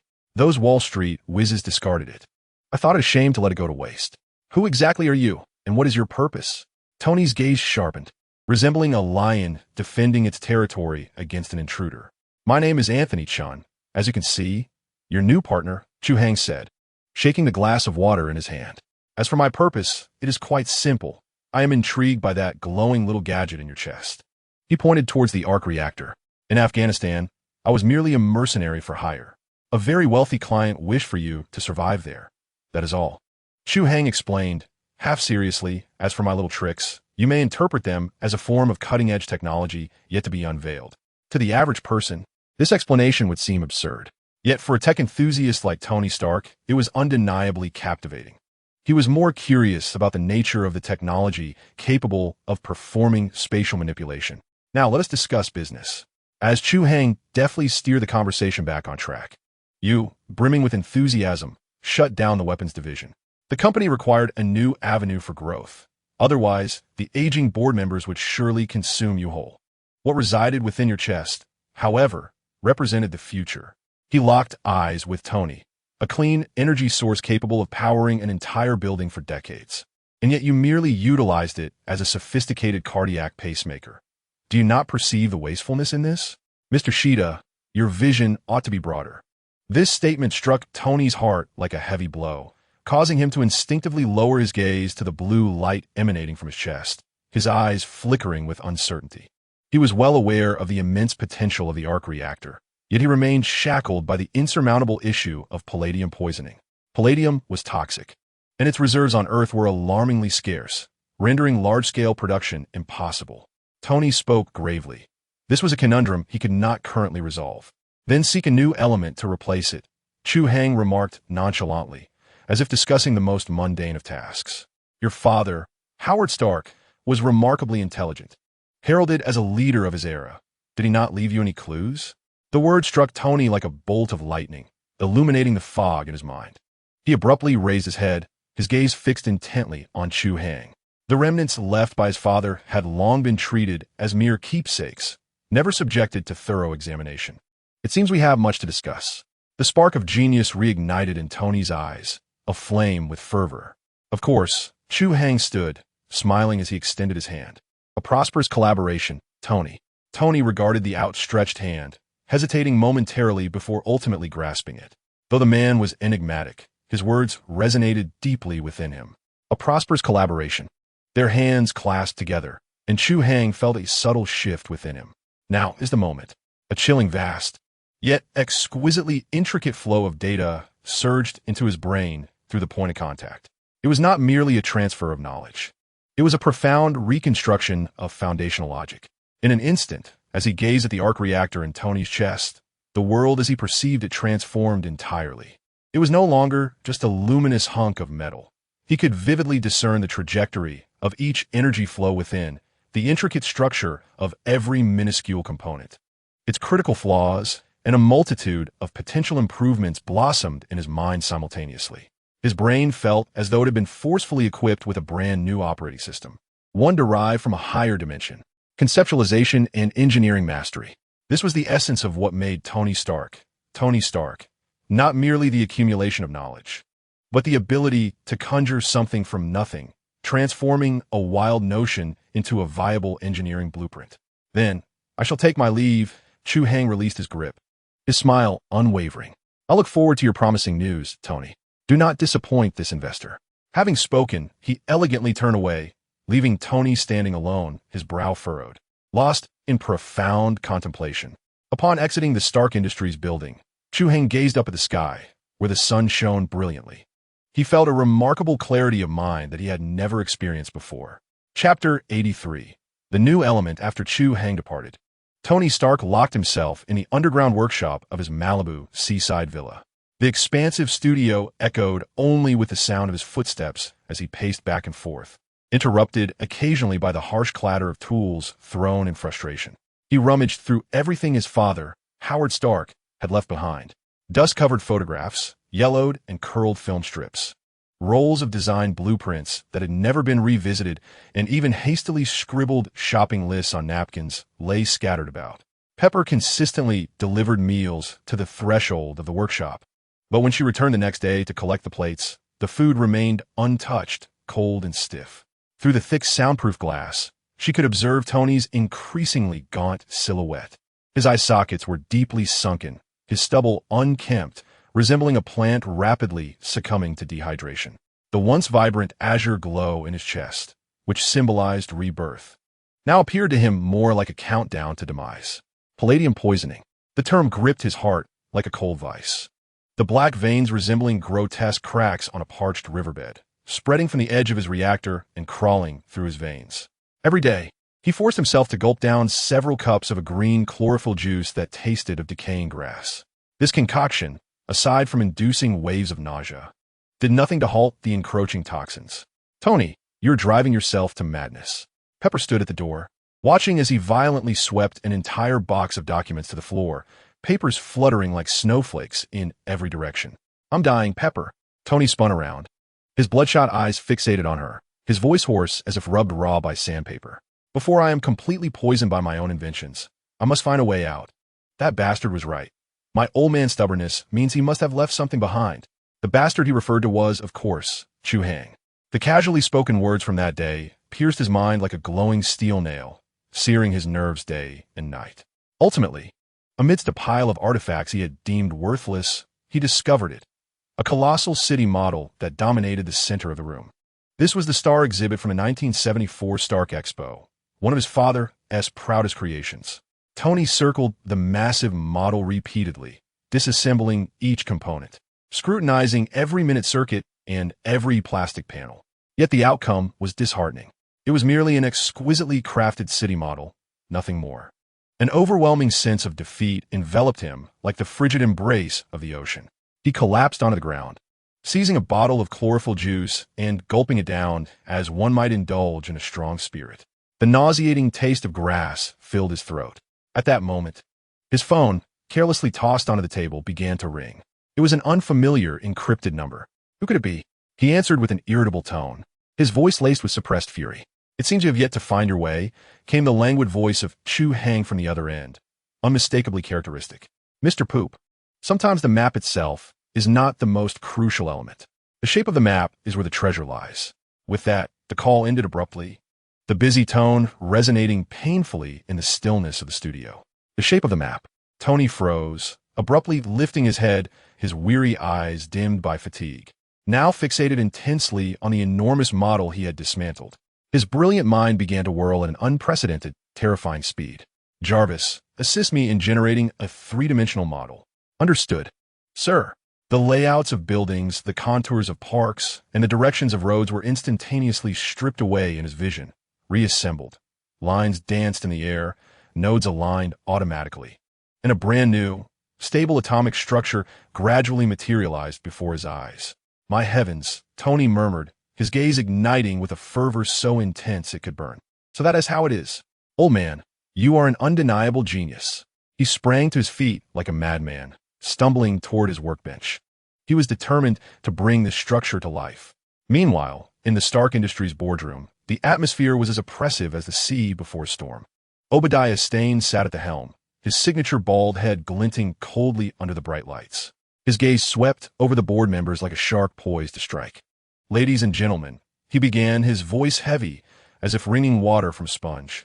I believe you have all witnessed the catastrophic decline in our stock price since Tony made that foolish decision. Now, an unknown individual has emerged, taking advantage of the situation to become our major shareholder. If we do not act swiftly, Stark Industries will be doomed. A corpulent board member immediately chimed in. Obadiah is right. We must remove Tony from his position and reinstate the weapons department. That is our foundation. Military contracts are the real money. That fellow, Anthony Chun, must be expelled. Who knows what his intentions are? The boardroom erupted into chaos, all eyes turning towards the absent Tony and the enigmatic Chu Hai. At that moment, the heavy doors of the conference room were silently pushed open. Chu Hai entered, clad in a perfectly tailored suit, a disarmingly benign smile gracing his face. As he strolled in leisurely, he entered unaccompanied, devoid of any assistants or lawyers, exuding an air of tranquility as if he were attending a leisurely afternoon tea. Greetings, everyone. I am Anthony. It appears I have missed quite an engaging opening statement. He proceeded directly to the seat beside Obadiah, pulled out an empty chair, and seated himself with nonchalance, his calm gaze sweeping across the room. Everyone seems rather agitated. Anthony Chun. Obadiah slammed his palm on the table, producing a dull thud. You're not welcome here. Mr. Obadiah, please remain composed. Chu Hai's fingers lightly tapped the smooth surface of the table, creating a series of crisp sounds that, though subtle, miraculously quelled the cacophony within the conference room. I am the second largest shareholder of this company, and, according to the company bylaws, I possess the right to attend any board meeting. Or would you prefer my legal team to discuss corporate law with you? Obadiah was momentarily rendered speechless, his face turning a deep shade of crimson, and could only glare at him menacingly. I understand the concerns weighing on everyone's minds, Chu Hai remarked, surveying the assembly with a tone that was unflinchingly authoritative. Concerns about stock prices, profits, and the future of Stark Industries. Indeed, shutting down the weapons division is a precarious gamble. However, my esteemed colleagues, times have changed. He snapped his fingers. The projection screen at the far end of the conference room illuminated silently, revealing the title of a document, The Art Project. For the next hour, Chu Hai unveiled to these men, whose thoughts revolved solely around arms, orders, and profit margins, a magnificent future they had never dared to envision. An hour later, He set down his water glass and rose slowly. Very well. Since there are no objections, the art project is hereby officially launched. I will personally oversee this initiative. Meeting adjourned. With that, he cast not a single glance at Obadiah as he exited the conference room. Days later, in the basement of the Malibu villa, a violent tremor preceded a column of blue energy, more robust and pure than ever before, soaring into the sky and piercing through the specially designed ceiling of the studio. Tony Stark stood before the makeshift particle accelerator, carefully cradling a brand-new triangular reactor emitting a radiant blue glow. He had succeeded. He dashed to the mirror and tore open his shirt.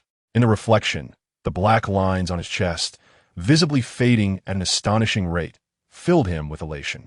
He could distinctly feel a surge of power, more vigorous and stable than ever before, coursing through him. Unable to contain his joy, he erupted into laughter, a sound brimming with the exhilaration of survival and the pride of rebirth. I am back. The studio door swung open, and Chu Hai entered, carrying a bottle of 1982 Roman Iconi, as if he had timed his arrival perfectly. Congratulations, Tony, he said, shaking the bottle. It seems you have discovered the legacy your father left behind. You knew all along, didn't you? Tony gazed at him, his expression a complex tapestry of emotions. This man seemed perpetually a step ahead of him. I only know that a tiger begets no dog. Chu Hai skillfully extracted the cork, pouring 2 glasses, toasting to a great father and a newly reborn genius. The two clinked their glasses and drank heartily. The fiery liquid slid down their throats, ushering in a wave of comforting warmth. How does it feel? Chu Hai inquired. Unprecedentedly splendid, Tony replied, stretching his body, feeling the surging energy bestowed by the new element. An uncontainable excitement illuminating his face. I have already designed the Mark IV, an entirely new energy core composed of novel materials and systems. It will be perfect. Then allow me to extend my early congratulations. At that moment, a uniquely designed satellite phone in his pocket suddenly rang. It was the direct line he had left for Nick Fury. Its ringing signified a major event. Chu Hai answered the call. Anthony. Fury's voice was unusually grave and urgent. There's been an incident. A significant problem, a green problem. It may soon escalate to 2. In the background, a cacophony of roars and explosions reverberated, the signal faltering amidst a static-laden noise. Location? Chu Hai's voice turned icy. Harlem, near Culver University. Understood. Chu Hai hung up, casting a glance back at Tony, who wore a puzzled expression. It seems your new armor will soon have the opportunity for a real-world test. He smiled broadly, revealing a set of pearly whites, yet, this time, the opponent might be somewhat beyond the standard. Chapter 84. The indomitable Hulk. Tony was left bewildered by Chu Hai's words. Without turning back, Chu Hai waved his hand dismissively while walking toward the door, speaking in a tone that bordered on nonchalant. Literally speaking, a temperamental green behemoth, along with an even more irascible red giant with bones protruding from the outside. They are currently wreaking havoc in downtown New York City. He swung open the studio door, his silhouette disappearing, leaving only a lingering remark. You'd best hasten your new armor, Tony. Otherwise, next time, such delightful escapades may not include you. As his words faded, he vanished from sight. Tony stood frozen in place, staring at the empty doorway, then glanced down at the masterpiece in his hand, symbolizing the pinnacle of human energy technology. His brow furrowing deeply. A green behemoth?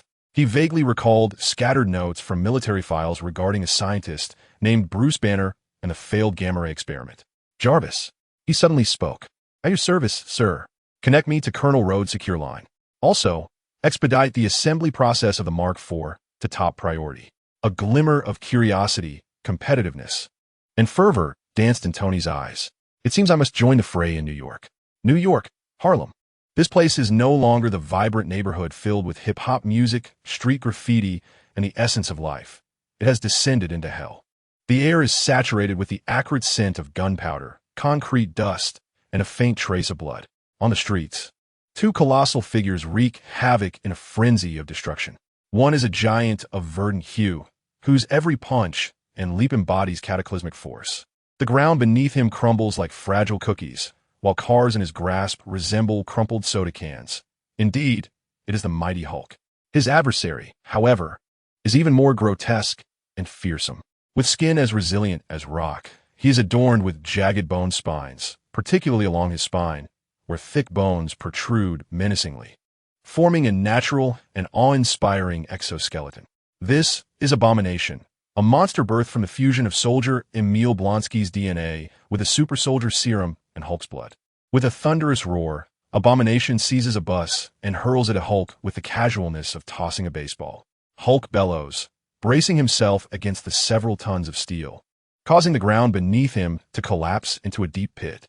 Above, armed helicopters circle ominously, unleashing torrents of bullets from their mounted miniguns upon the two Titans. Yet, these rounds, capable of shredding armored vehicles, merely spark harmlessly against their forms, failing to pierce their skin. The target remains unscathed. Repeat, the target is impervious to weaponry. Fire. Continue firing. Do not let him near the residential area. From within the helicopter, General Ross's voice booms through the radio, resonating across the battlefield. His eyes blaze crimson, fixated on the green figure on the screen, utterly oblivious to the greater devastation wrought by Abomination. In his eyes, Hulk is the quarry he has pursued his entire life. A military asset he must reclaim. At that moment, the pilot of one helicopter suddenly emitted a terrified scream. What is that? In the night sky, a figure materialized beside them in a manner defying all laws of physics. Standing seemingly in midair, the figure donned a casual suit, with not a strand of hair disturbed by the high-altitude winds. It was Chu Hai. He surveyed the infernal city below and then glanced at the helicopter, relentlessly firing a Hulk, shaking his head gently. It's too noisy. He extended a single finger towards the helicopter's rotor and lightly tapped it. There was no sound, no visual effects. Yet, the pilot and General Ross witnessed an unforgettable spectacle on their screens. The rapidly spinning rotor, capable of reducing flesh to pulp, appeared to be ensnared by an invisible hand, distorting the surrounding space in an eerie manner. The propeller's rotation abruptly ceased, and the entire helicopter plummeted like a stone, devoid of all power, directly downward. The pilot emitted a cry of desperation. With a snap of his fingers, Chu Hai summoned an invisible force that caught the falling helicopter mere meters from the ground, gently and steadily placing it onto a relatively intact street. After executing this feat, Chu Hai's figure vanished into thin air, only to reappear in the midst of the battlefield between Hulk and Abomination. He landed precisely between the two Titans, within 20 meters of both. "Hello, gentlemen," he said, brushing off non-existent dust from his attire, gazing up at the monstrous beings momentarily halted by his sudden arrival. A benevolent smile gracing his face. "Pardon the interruption, but may I borrow a moment of your time?" Hulk's furious green eyes flickered with a hint of confusion. In stark contrast, Abomination's gaze, laden with cruelty and intelligence, was filled solely with disdain and malice for this audacious intruder. Another insect come to meet its demise. Abomination roared, his colossal arm swinging down toward Chu Hai with lethal intent. That single punch could reduce a building to rubble. Yet, Chu Hai remained rooted in place, utterly unmoving. Just as the massive fist was about to descend upon him, an almost imperceptible, translucent ripple of spatial distortion flashed above his head. Spatial curvature barrier. Abomination's fist seemed to plunge into an unseen, viscous jelly. The terrifying force that could shatter mountains was bizarrely twisted, folded, and subsequently dissipated upon, making contact with the ripple. The cruel smile on Abomination's face froze, replaced by an expression of incredulity. He felt as if he had exerted all his power against a mound of cotton, his strength utterly neutralized. "Impressive strength," Chu Hai remarked, extending his hand to unleash energy in a starburst form, sending Abomination hurtling away. He then instantly teleported beside Hulk, his senses keenly attuned to the raging gamma energy within Hulk, akin to a volcano on the verge of eruption. This energy was fueled by a pure, unadulterated rage, precisely what he sought. "System, lock onto the target and prepare for replication," Chu Hai silently commanded. "Target, the Incredible Hulk, Bruce Banner. Ability replication list. Level 1 Infinite Fury. Transforms anger into pure physical power, with no limits to rage or strength. Note, this ability is optimized by the system, allowing the host to maintain rationality during the transformation. Level 2 Gamma Radiation Physique. Completely immune to all gamma rays and most strong radiation, with bodily tissues exhibiting exceptional regenerative capabilities and adaptability. In the realm of extraordinary leaps, Chu Hang's gaze resolutely fixed upon the first option. The prospect of maintaining a rational yet boundless fury seemed tailor-made for him. Thus, his decision was made. The Hulk appeared to sense an impending threat, emitting a low, restless growl as his colossal fist rose high. At that moment, from the distant building that had been pierced by the abomination, a violent tremor reverberated. That terrifying creature staggeringly rose to its feet once more, though it appeared disheveled. Its wounds visibly healed at an astonishing rate. "I shall eliminate you, insect!" The abomination's roar was laden with insatiable malice. Spotting Chu Hai standing defiantly before the Hulk, a glint of cunning flickered in his eyes. Instead of charging directly at Chu Hai, he seized the remains of a military helicopter nearby and hurled it with all his might towards the Hulk. His intention was clear: to use the Hulk as a shield, inciting a fratricidal clash between these seemingly allied foes. The helicopter wreckage traced a lethal arc through the air, hurtling towards the Hulk. The Hulk seemed momentarily stunned, staring blankly at the approaching metallic menace. What a troublesome adversary! Chu Hai sighed, his form vanishing in an instant. In the next heartbeat, he materialized beside the Hulk, extending his right hand just as the helicopter debris was about to collide with him. Space was banished. The massive remnants of the helicopter, upon contact with his palm, disintegrated silently into the ether, as if a soap bubble had been punctured, cast into an unknown subspace. Having completed this feat, Chu Hai patted the Hulk's broad shoulder, as solid as greenstone. "Stop dawdling, big guy." Ding. Contact successful. Beginning replication of ability level. Infinite Fury. Replication successful. Ability commencing fusion with host. A wondrous sensation surged within Chu Hai. He felt as though his emotions were intricately connected to a newfound amplifier. He could distinctly sense the suppressed discontent, irritations, and even anger deep within his core, magnified infinitely at that moment, then forcibly refined and compressed by a stronger rationality, ultimately transforming into a pure power that could be summoned at will, coursing through his limbs. Experiencing this, Chu Hai clenched his fists, feeling the volatile energy stirring within him. A subtle smile creeping upon his lips. This was exhilarating. He turned to face the abomination, who was rushing towards him, astonished. "All right, warm-up completed." With a slight crouch, the asphalt beneath his feet cracked like a spider's web, radiating outward from his center. "Now allow me to demonstrate what true power is." Without invoking any spatial abilities, he unleashed his right fist towards the abomination. Infinite Fury, boom! The air shattered under the force of that punch. A visible, pure, white shockwave, created solely by physical power, fanned outwards. Wherever the shockwave passed, the ground was plowed into a deep chasm several meters wide, and the glass of every building lining the streets was instantly reduced to dust. The creature known as Abomination had no time to react before being struck directly by this irresistible and terrifying force. His once proud, bulletproof skin and armored bones crumbled before this single blow, as fragile as mere paper. The armor on his chest shattered inch by inch, and his massive form was sent hurtling backwards like a kite severed from its string, tracing a long parabolic arc through the air before crashing heavily onto a square hundreds of meters away, falling silent forever. Just one punch. Hulk stared in shock at this scene, then glanced at the diminutive human beside him, confusion evident in his green eyes. A low growl escaped his throat, and his massive body instinctively took 2 steps back. In the distance, General Ross, having just emerged from a helicopter, witnessed this apocalyptic punch through binoculars, standing frozen as if struck by lightning. His cigar fell to the ground, and his mouth gaped wide enough to hold an egg. Mission accomplished. Chu Hai retracted his fist and shook his hand as if he had merely swatted a fly. He turned to Hulk. Noticing that the anger radiating from this giant was rapidly dissipating, the green skin beginning to fade and the massive form slowly diminishing, Bruce Banner was about to revert. Chu Hai approached him, removing his suit jacket, preparing to drape it over him once he transformed back. At that moment, the deafening roar of engines grew closer. Dozens of military Humvees and armored vehicles surrounded the area. General Ross, accompanied by a cadre of heavily armed soldiers, leapt from the vehicles, their weapons trained squarely on the transforming Banner. "Don't move.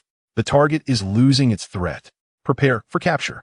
General Ross roared, his eyes gleaming with greed. Chu Hai sighed and stepped forward positioning himself between Banner and the military. General Ross, is it? He regarded the old man, whose face was etched with obsession and madness. His tone calm. I suggest you instruct your men to lower their weapons. Who are you? Leave immediately.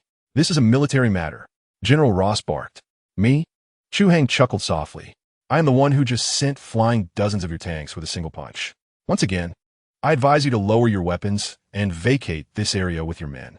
You are obstructing a military operation. I have the authority to execute you on the spot. General Ross, incensed by Chu Hai's contemptuous demeanor, drew his pistol. You may attempt that. Chu Hai's gaze turned icy, but I assure you, before you pull the trigger, all weapons in your possession and that of your subordinates will be reduced to mere scrap metal. At this moment of palpable tension, several black Chevrolet vehicles sped onto the scene, abruptly halting between the military forces and Chu Hai. The doors swung open, and Phil Coulson, accompanied by a cadre of S.H.I.E.L.D. agents, emerged. General Ross, with a smile gracing his face, presented a document asserting that, by the highest directive of the Department of Homeland Strategic Defense, Attack, and Logistic Support, this operation was now under their jurisdiction, including Dr. Bruce Banner. Upon glimpsing the glaring emblem and signature on the document, General Ross's expression darkened, becoming more forbidding than the bottom of a pot. This is my operation, he exclaimed. Coulson replied, his smile unwavering, yet his tone resolute. Observing this exchange, Chu Hai nodded in satisfaction. Approaching Coulson, he whispered, Tell Fury he owes me one. Banner requires a tranquil environment, not a military prison. Should the military trouble him further, I shall personally pay General Ross a visit for tea. Coulson stiffened slightly, nodding gravely. I will convey your message. He then directed his team to carefully place the now fully human and unconscious Banner onto a specialized stretcher and load him into the vehicle. A familiar figure, Betty Ross, dashed from one of the cars, her brow furrowed with concern as she gazed at Banner on the stretcher. Watching the departing convoy and the furious General Ross, trembling with indignation over the lost credit, Chu Hai stretched lazily. The night breeze of New York felt refreshing against his skin. He pulled out his phone and dialed Tony's number. Hey, Tony, guess what I just witnessed? A gigantic figure treating a helicopter like a baseball. When will your new toy be airborne? Chapter 85, S.H.I.E.L.D. Special Advisor. On the other end of the line, Tony Stark fell silent for a full 5 seconds. Chu Hai could almost envision his expression, an intricate blend of disbelief, irritation, and intense curiosity. Treating a helicopter like a baseball? Are you certain you aren't watching a live broadcast of a monster movie? Tony's voice emerged, strained and incredulous. Far more exhilarating, Chu Hai chuckled softly. By the way, I sent another colossal figure flying hundreds of meters with a single punch. He should still be stuck in some building. Well, I must attend to some matters now. Remember, if your new toy doesn't make an appearance soon, you may find yourself without an invitation to such gatherings in the future. With that, Chu Hai terminated the call. In the underground workshop of his Malibu villa, Tony Stark stood rooted, his expression a tempest of emotions as he gripped his phone. He had just witnessed, via the satellite feed connected through WWII, the devastation in Harlem, resembling a scene struck by a meteor, along with the blurred images of the two giants rampaging through the area. He knew Chu Hai was not fabricating tales. A single punch, sending someone hundreds of meters? This sheer, violent, unimaginable physical power struck a profound chord within Tony's prideful heart. He could soar, unleash energy blasts, and calculate with precision. However, the primal beauty of such singular strength surpassing tenfold is something his steel armor currently lacks. Jarvis. He suddenly pivoted, his eyes ablaze with fierce combat spirit, demanding, simplify all testing processes for Unit 4. I care not what methods you employ. I wish to see it soar within 24 hours. Sir, that contravenes safety protocols. Then rewrite the protocols. Tony brusquely interrupted Jarvis. Now, immediately, at once. 3 days later, in New York, atop a private club not open to the public. This establishment was one of the many properties acquired by Chu Hai under the guise of Anthony Chun. Outside the expansive floor-to-ceiling windows lay the vibrant nightscape of Manhattan, the footfalls below illuminated by a ceaseless flow of lights. The room was dimly lit by only 2 floor lamps, the atmosphere tinged with a sense of oppression. Nick Fury sat alone on the sofa, his signature black trench coat cast aside, clad solely in a simple black turtleneck.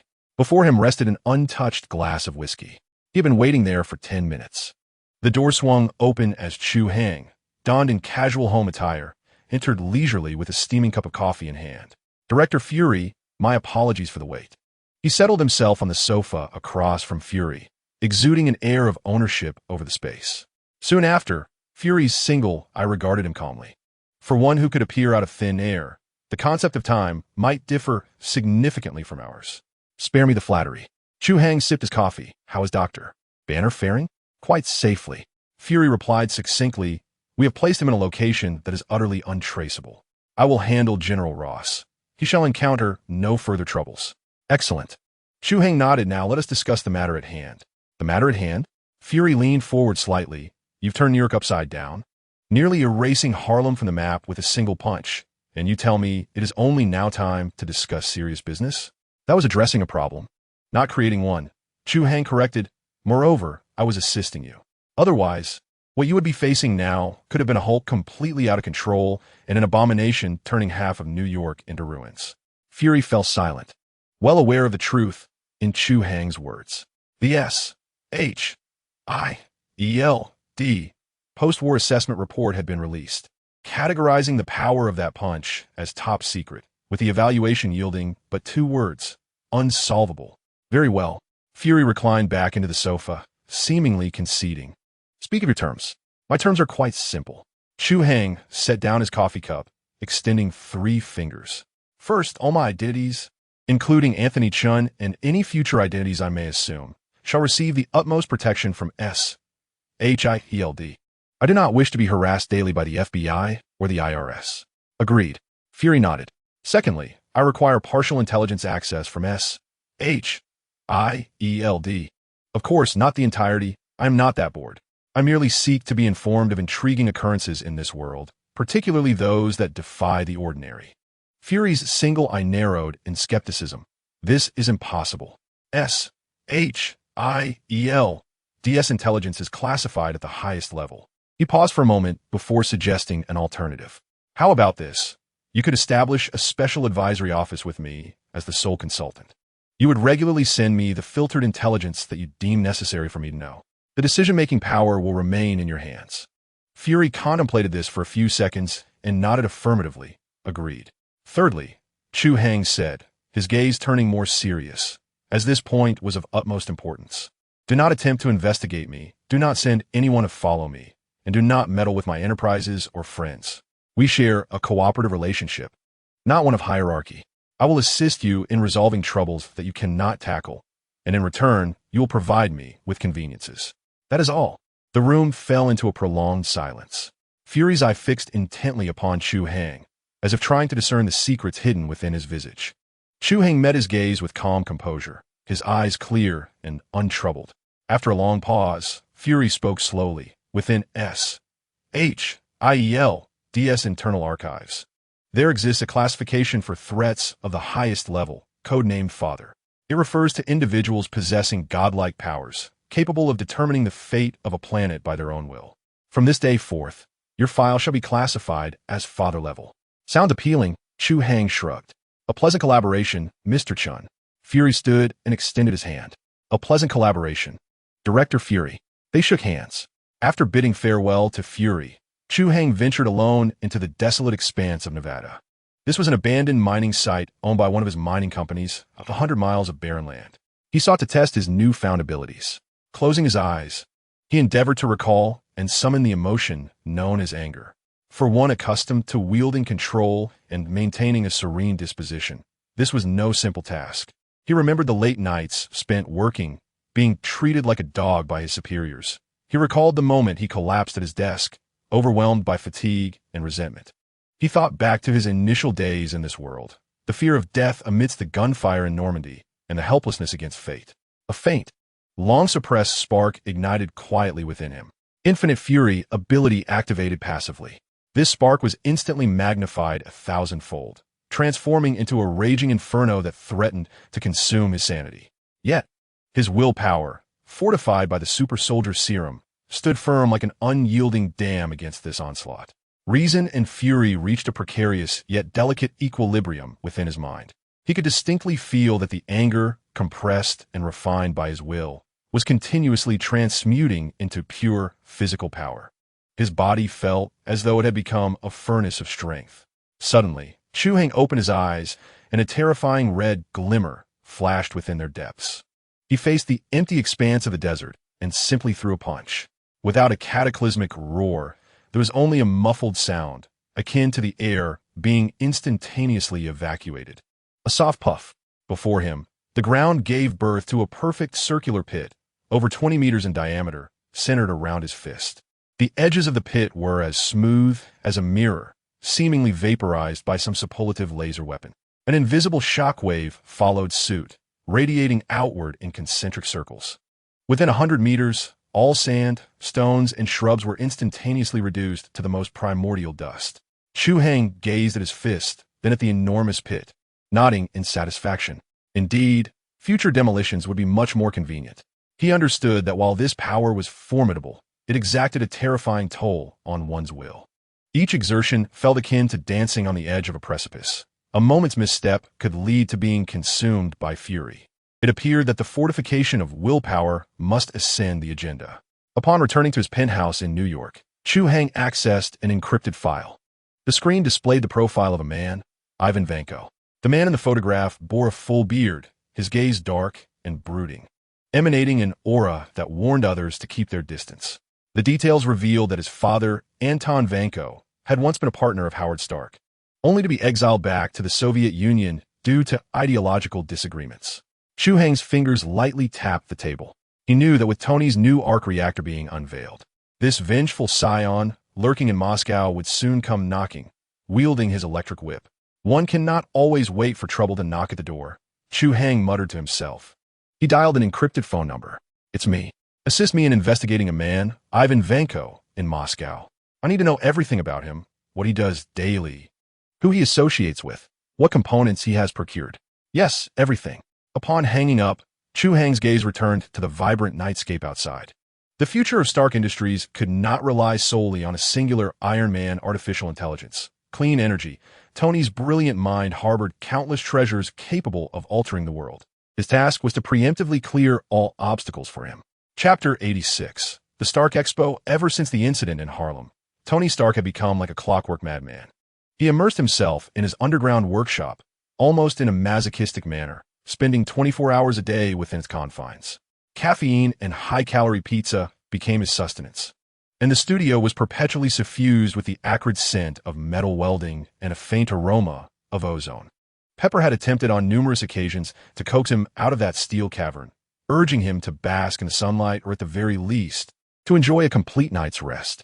Yet each time, she was met with the sight of Tony sporting two enormous dark circles under his eyes, yet with a fervent light flickering in his gaze. I'm fine, Pepper. I'm doing splendidly. As he meticulously calibrated the miniature missile launcher on his arm, he spoke to her without turning his head, stating, I have merely discovered some new inspiration. Pepper gazed at the brand new suit of armor behind him and let out a resigned sigh.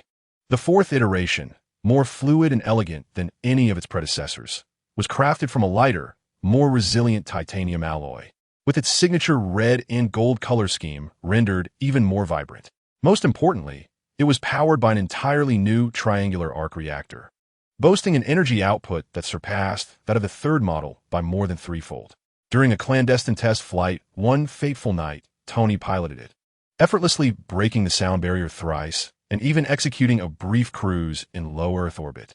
The exhilarating sensation of unparalleled speed and power had ensnared him completely.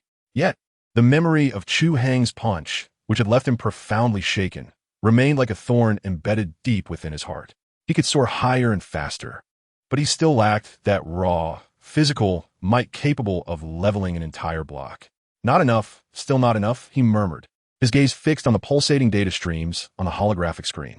Days later, during a board meeting, Tony Stark unexpectedly announced a decision that left everyone, including Pepper, utterly astounded. I have resolved to restart the Stark Expo. Standing at the head of the conference room, he surveyed the board members with his signature, imperious smile. Next month, at the site of my father's former expos in Flushing Meadows Corona Park, the room erupted in chaos. Tony, have you lost your mind? Pepper was the first to voice her opposition. We have just stabilized the stock price, and the ARC initiative has only just begun. This is hardly the time for such an expensive exposition. No, Pepper, now, is the perfect moment. Tony's gaze swept over her, imbued with an unassailable conviction. The world must witness the future of Stark Industries, not through the sale of those damned weapons, but through this. He gestured towards the triangular reactor embedded in his chest. I aim to proclaim to the world that the era of clean energy has arrived, and Stark Industries will be at the forefront of this new age. His words resonated with idealistic fervor, yet the elderly members of the board remained unmoved, singularly focused on the numbers on their reports. Tony, this is too risky, protested a newly appointed board member, frowning. Our energy division is still in the integration phase. The technology is not yet mature. It's far too early to announce it. The maturity of the technology is for me to determine, Tony interjected decisively. As for the issue of funding, he turned his gaze towards Chu Hai, who had remained silent throughout, casually spinning a pen in the corner. I believe our company as second-largest shareholder, Mr. Anthony Chun, will support my decision, won't you? Instantly, all eyes were drawn to Chu Hai. He paused, lifting his head with a gentle smile gracing his face. Of course I support it. Indeed, I find this idea absolutely splendid. I am willing to personally shoulder half of the exhibition's budget. Tony raised an eyebrow at him, revealing a look that seemed to say he was being perceptive. Pepper, observing the two most powerful men in the company engaging in their banter, could only sit down resignedly. She understood that this matter was now beyond her control. Just as Tony was overwhelmed with preparations for his exhibition, a top-secret document, classified at the highest level, was delivered to Chu Hai's computer. Within the document were comprehensive details about Ivan Vanko, seated on the sofa of his penthouse. Chu Hai leisurely sipped his coffee while perusing the files. The photograph of Ivan Vanko depicted him living in a squalid, dilapidated apartment in Moscow, with yellowing newspapers plastered on the walls, his only companion seemingly a small white parrot. The intelligence provided by SHIELD was disturbingly meticulous. Every expenditure, every outing, every internet search by Ivan Vanko over the last 3 months was meticulously documented. High-intensity plasma conduits, military-grade capacitors, graphene fibers, and tickets to the Monaco Grand Prix? Chu Hai's finger halted at the last line. He swiftly pieced together these seemingly unrelated details with his memories of the unfolding narrative. A clear plan began to take shape in his mind. Ivan Vanko harbored a grudge against Howard Stark, transferring the blame to Tony. He was utilizing his father's legacy concerning the early arc reactor technology to fabricate a weapon, a plasma whip. The stage he had chosen for his unveiling was none other than the forthcoming Stark Expo, or potentially the Monaco Grand Prix, an event Tony was likely to attend during the exhibition. He intended to shatter the invincible myth of Iron Man before the eyes of the world. Intriguing. Chu Hai closed the document and leaned back into the plush sofa. He began to ponder a question. What capabilities did Ivan Vanko possess that were worthy of replication? Engineering genius? He already had the premium version from Tony. Ivan's would merely be a rough, modified version, lacking in value. The control of plasma energy? Chu Hai recalled the scene from the film where Ivan wielded 2 electric whips, slicing through a race car as if it were tofu. That technique of constraining high energy into weapon form seemed to hold some merit. Although he could achieve similar results using his spatial abilities, having an additional means of attack would not be detrimental. Perhaps it was worth exploring, he mused. He picked up his phone and dialed Tony's number. The phone rang for a long time before being answered, met with loud music and various chaotic sounds. Hello, who is this? Don't you know I'm busy? Tony's voice sounded impatient. It's me, Chu Hai replied succinctly. Oh, it's you. The noise on Tony's end diminished somewhat, as if he had moved to a quieter spot. What's the matter? If you wish to invest further, I'm always open to it. Matters of investment are easily discussed. Chu Hai's tone was casual, yet I felt compelled to remind you that your expo is garnering tremendous attention, with the eyes of the world upon you. Some individuals, however, may not appreciate witnessing the Stark name regain its former brilliance. Are you suggesting that someone intends to trouble me? Tony scoffed, inviting them to come forth.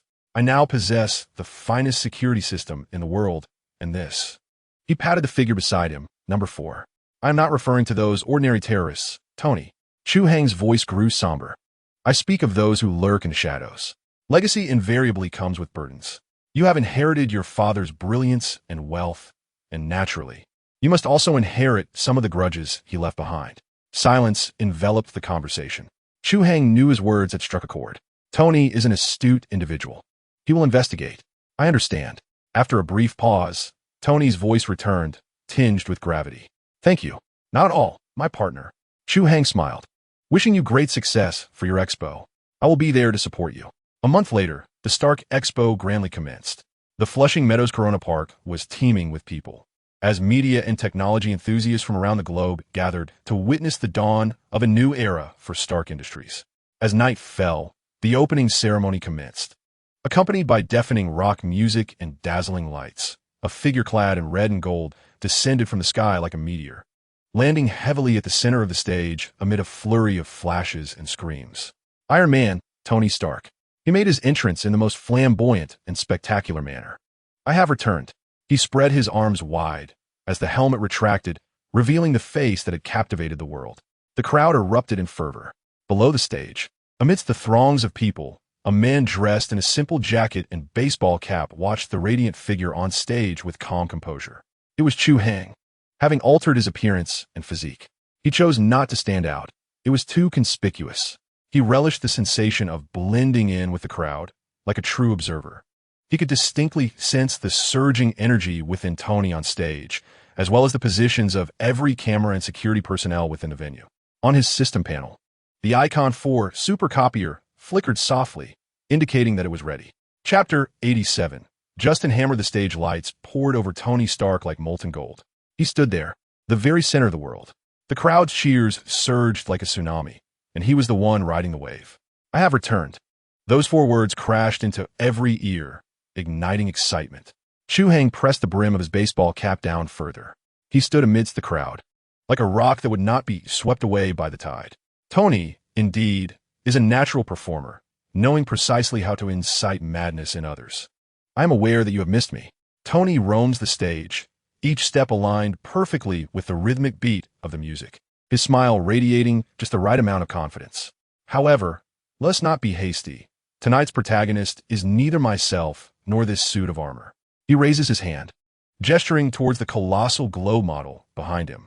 The model rotates slowly, illuminated by a blue glow, resembling a tame star. This is the dream left behind by his father. Howard Stark, over 50 years ago. My father, Howard, once stood here, revealing to the world what the future holds. Tony's voice resonates through the speakers, taking on a somber tone imbued with a deliberately crafted gravity. He sowed a seed, yet regrettably, he was not able to witness its blossoming. He pauses, placing his palm upon the triangular arc reactor embedded in his chest, which emits a similar light.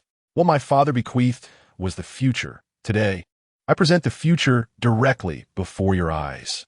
His voice suddenly ascends, piercing the night sky like a sharpened blade. Many claim that the foundation of Stark Industries lies in weaponry. They are mistaken. The cornerstone of Stark Industries is creation. It is the resolve to transform the world. And the wellspring of all this is energy.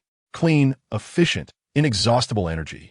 As his words linger in the air, countless blue light strips on the globe model illuminate instantaneously, spreading across the globe like veins. With the flow of energy, light and darkness interchange, akin to the rhythm of breathing. Behold, Tony points at the shimmering globe, reminiscent of a child unveiling a new toy. This is the future. The arc reactor powered by a new element will energize our cities. It will utterly eradicate the energy crisis and consign to oblivion the wars and conflicts ignited by the scramble for oil. The crowd's emotions erupt in a frenzy. People scream and cheer, driven wild by the prospect of such a splendid future. Chu Hai observes this spectacle, his expression inscrutable. He understands that the more extravagant the build-up, the louder the crash when it inevitably falls. The show is about to commence. Just as Tony opens his arms, ready to declare the exposition officially launched, calamity strikes. Above the stage, a row of enormous spotlights flickers twice before extinguishing with a sharp crack. Immediately, a jarring electric static erupts from the speakers, akin to hundreds of steel needles scraping against glass, so piercing it sends chills down one's spine. The globe model, a symbol of the future, begins to flicker erratically, its blue light surging chaotically, reminiscent of a heart patient in a final spasm. Strange, crackling sounds emanate from within the model, releasing wisps of acrid black smoke. Mere moments ago, the fervent crowd falls into an eerie silence. The stark contrast thickens the air with tension, confusion, astonishment, and ultimately a tinge of panic spread like a virus among the audience. What's happening? Has there been a power outage? The sound is unbearable. My ears. Is that sphere about to explode? A girl shrieks. On stage, Tony's smile falters. He furrows his brow, his immediate response pointing to a typical technical malfunction. Yet within the helmet, Jarvis's urgent electronic voice immediately alerted him to the gravity of the situation. Sir, the main control system has been breached. The intruder is attempting to seize control of the energy core. The firewall has been circumvented. Intrusion? Tony's gaze turned icy. Among the crowd, Chu Hai's expression remained unchanged. His energy perception had detected the anomaly a second earlier than Jarvis. To him, the entire energy system of the expo appeared as a smoothly flowing energy field. However, just moments ago, a signal attempted to corrupt the entire energy network, targeting the Earth model at its core. A remote hacker, Chu Hai swiftly deduced. His perception extended like an invisible net, radiating from the expo's center. Soon, he pinpointed the source of the signal to an unremarkable apartment in Queens, several kilometers away. The energy fluctuations emanating from that source bore the crude characteristics of an archaic arc reactor, reminiscent of a poorly crafted imitation. Ivan Vanko, Chu Hai silently mused. This individual was even more impatient than depicted in the films, making his move during the opening ceremony. Nevertheless, such a level of attack amounted to little more than an appetizer for Tony. Chu Hai decided to hold back for the moment.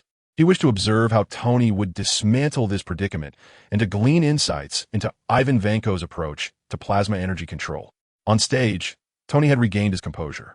Far from being flustered, a provocative smirk curled at the corners of his mouth. The one thing he feared least in life was a technical challenge.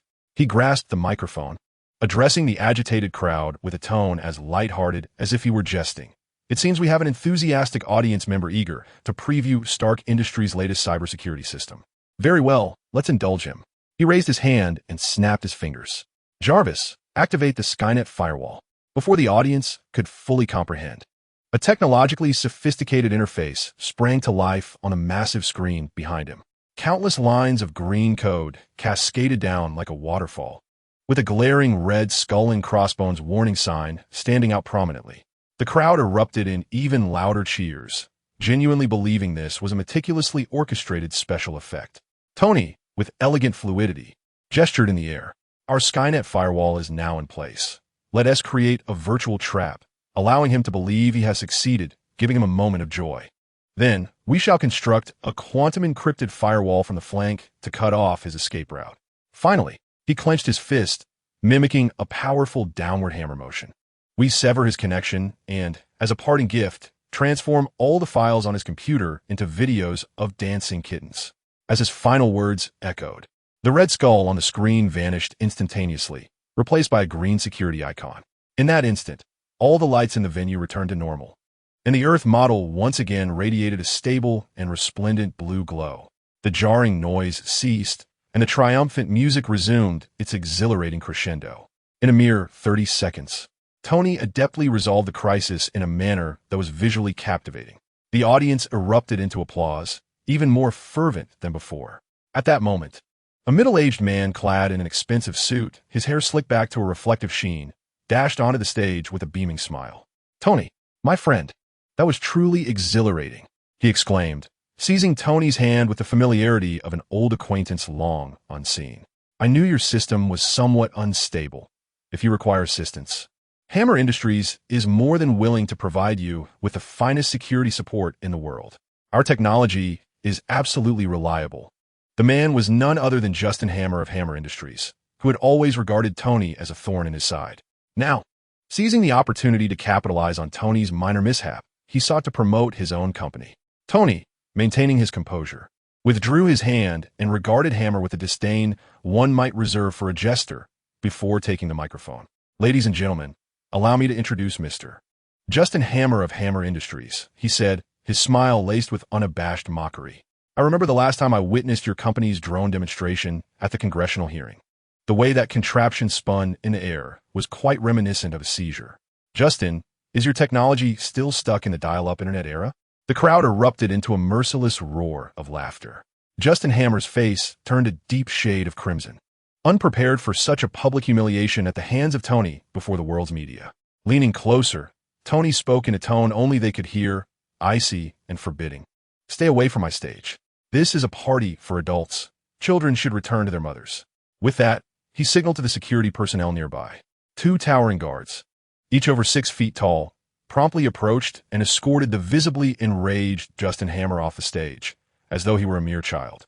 Humiliated in front of the crowd, Hammer trembled with rage. He retreated to a secluded corner beneath the stage, pulled out his phone, and dialed a number with a contorted expression of fury, cursing vehemently and spitting as he spoke. All of this was witnessed by Chu Hai from a distance, who wore a knowing smile. A technology fanatic eager for revenge, and a disgraced arms dealer desperate to prove himself. How splendid. The 2 pivotal characters had finally intersected. Now, all that remained was the commencement of the Monaco Grand Prix, the true stage where their fates would unfold. Chapter 88. Iron Man Whipped the Air in Monaco was both salty and humid, mingling with the acrid scent of burnt rubber and the unmistakable aroma of wealth. The roar of engines reverberated in a series of thunderous bursts, causing hearts to race. The Grand Prix was a playground for the affluent. Chu Hai occupied the most luxurious box, overlooking the sun-baked racetrack. Dressed in a stylish casual suit, he assumed the identity of Anthony Chun, the second-largest shareholder of Stark Industries. He held a glass of champagne, the bubbles within rising and bursting. He harbored no interest in racing, nor in the extravagant spectacle that squandered money. His presence here was solely for one purpose, to acquire a trophy. The atmosphere in the VIP box was far from his leisurely demeanor. "Tony, you cannot do this," Pepper Potts exclaimed, frantic, clad in a smart business suit, desperately attempting to pull Tony away from the racing gear, deeming it far too perilous. "What danger?" Tony shrugged nonchalantly while donning a fireproof suit. "This is my team, my car. I simply wish to take a couple of laps and provide some enjoyment for the audience." Is that too much to ask? He had just been conversing with the team manager and, in a moment of inspiration, decided to take the wheel himself. This decision threw the entire team into disarray. "This is serious." Pepper's temples throbbed with frustration. "You're not a race car driver. Relax, Pepper." Tony zipped up his suit and winked at her. "My piloting skills surpass those of most aviators. It's merely driving, a trivial affair." Standing nearby was Happy Hogan, the ever-loyal bodyguard, wearing an expression of exasperation. He wished to intervene, but he knew his words would fall on deaf ears. Resigned, he picked up a helmet and examined it meticulously. Chu Hai watched the unfolding scene with keen interest. This was Tony Stark forever basking in the limelight, relishing the thrill of adrenaline. His inherent spirit of adventure was both his greatest allure and his most significant vulnerability. "Let it be, Miss Potts," Chu Hai stated, setting down his glass. His tone was even, devoid of emotion. Once he made a decision, no one could alter it. All they could do was trust him. Pepper glanced back at Chu Hai. This man always seemed detached, as if nothing concerned him. With a sigh, she relinquished her efforts, recognizing the truth in his words. Tony flashed a thumbs up at Chu Hai, donned his helmet, and strode toward the red Stark Industries branded race car. The roar of the engine surged forth, akin to a beast roused from slumber. The race commenced. Dozens of cars shot forward like bullets. Tony's skills were indeed commendable. Though his start was sluggish, he quickly climbed to 5th place, propelled by the vehicle's superior performance and his audacious driving style. The atmosphere in the VIP box reached a fever pitch.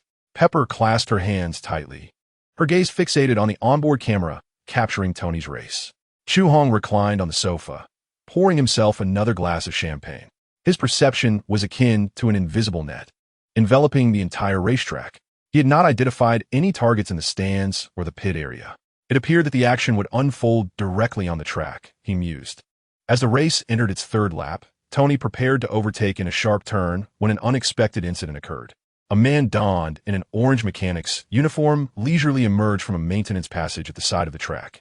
He walked with a steady gait, completely oblivious to the racing cars whizzing by at speeds exceeding 300 kilometers per hour. Who is that? A madman?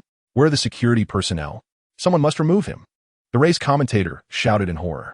A commotion erupted in the audience. Everyone believed this to be the act of a lunatic craving fame. However, Chu Hai's gaze sharpened instantaneously.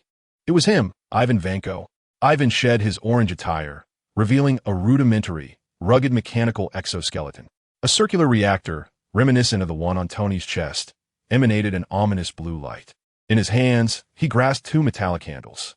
He pressed the switch. With a crackle, two blinding arcs of electricity surged forth, manifesting as elongated electric whips that sliced through the air.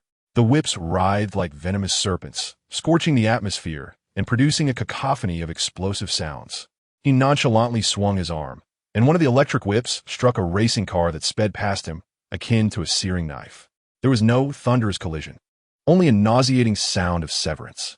The million-dollar vehicle was sliced cleanly in half, as effortlessly as butter yields to a hot knife. The metal at the cut instantaneously melted, glowing a fierce red before erupting into a fireball. The racetrack transformed into a hellish landscape, filled with screams, alarms, and the sounds of crashing cars, all merging into chaos. The spectators, gripped by terror, leapt from their seats, scattering like headless flies. In the VIP box, Pepper emitted a short, startled cry, her face drained of color. Yet, for the first time, a look of intrigue flickered across Chu Hai's face. Fascinating. He observed the two dancing plasma whips in Ivan Vanko's grasp. As a systematic analysis panel unfurled in his mind. Target locked. Ivan Vanko. Ability detection in progress. Detected ability level. Plasma energy constriction and shaping. Rough version. Would you like to copy? A rough version. Chu Hai stroked his chin. The level was not high, and the assessment was poor. However, the concept of shaping energy into a cold weapon form presented a valuable addition to his repertoire. His own cosmic energy and spatial abilities were either expansive attacks or precise point strikes, lacking this medium-range versatility. Copy, he silently commanded. Copy initiated. Ability template construction in progress. Copy complete. Acquired ability level. Plasma energy constriction and shaping. A torrent of intricate information flooded into Chu Hai's mind. Instructions on constructing a miniature magnetic field bottle, adjusting magnetic field frequencies to alter the plasma's form and hardness, and efficiently channeling energy. All the technical nuances regarding the plasma whips became as clear as if he had spent a decade researching them himself. Rough, yet functional. Chu Hai immediately conceived numerous methods for enhancement. For instance, employing spatial curvature to aid in constriction could reduce energy leakage to nearly zero, or infusing cosmic energy to create attacks capable of transforming in form at will. On the racetrack, Ivan Vanko was steadily advancing toward Tony's immobilized vehicle, now a wreck. His countenance was suffused with the exhilarating thrill of vengeance. "Hurry! Drive!" Pepper screamed, seizing a crimson suitcase and rushing out of the compartment. Happy, quick to react, immediately ignited the engine of the Rolls-Royce parked nearby, recklessly veering onto the racetrack with Pepper aboard. He pressed the accelerator to the floor, hurtling towards Ivan Vanko with unbridled ferocity. Ivan was flung aside upon impact, yet his exoskeleton shielded him. He swiftly regained his footing, furiously wielding an electric whip that shredded the front of the Rolls-Royce to shreds. Seizing the moment, Happy tossed the crimson suitcase to Tony, who had just crawled from the racing car. Finally, he arrived. Tony wiped the grime from his face, planted his foot firmly on the center of the suitcase, and yanked it forcefully. Click, click, crack. A cacophony of mechanical interlocks resonated. The suitcase transformed like a mechanical marvel, rapidly unfolding. Countless minute components swiftly adhered to Tony's limbs and body, assembling and locking into place. In a mere 7 seconds, a sleek, red and silver suit of lightweight steel armor enveloped Tony completely. Suit number 5, he noted. The electric whip from Ivan Vanko sliced through the air. Just as Tony completed his donning, he raised his arm, deftly blocking the strike.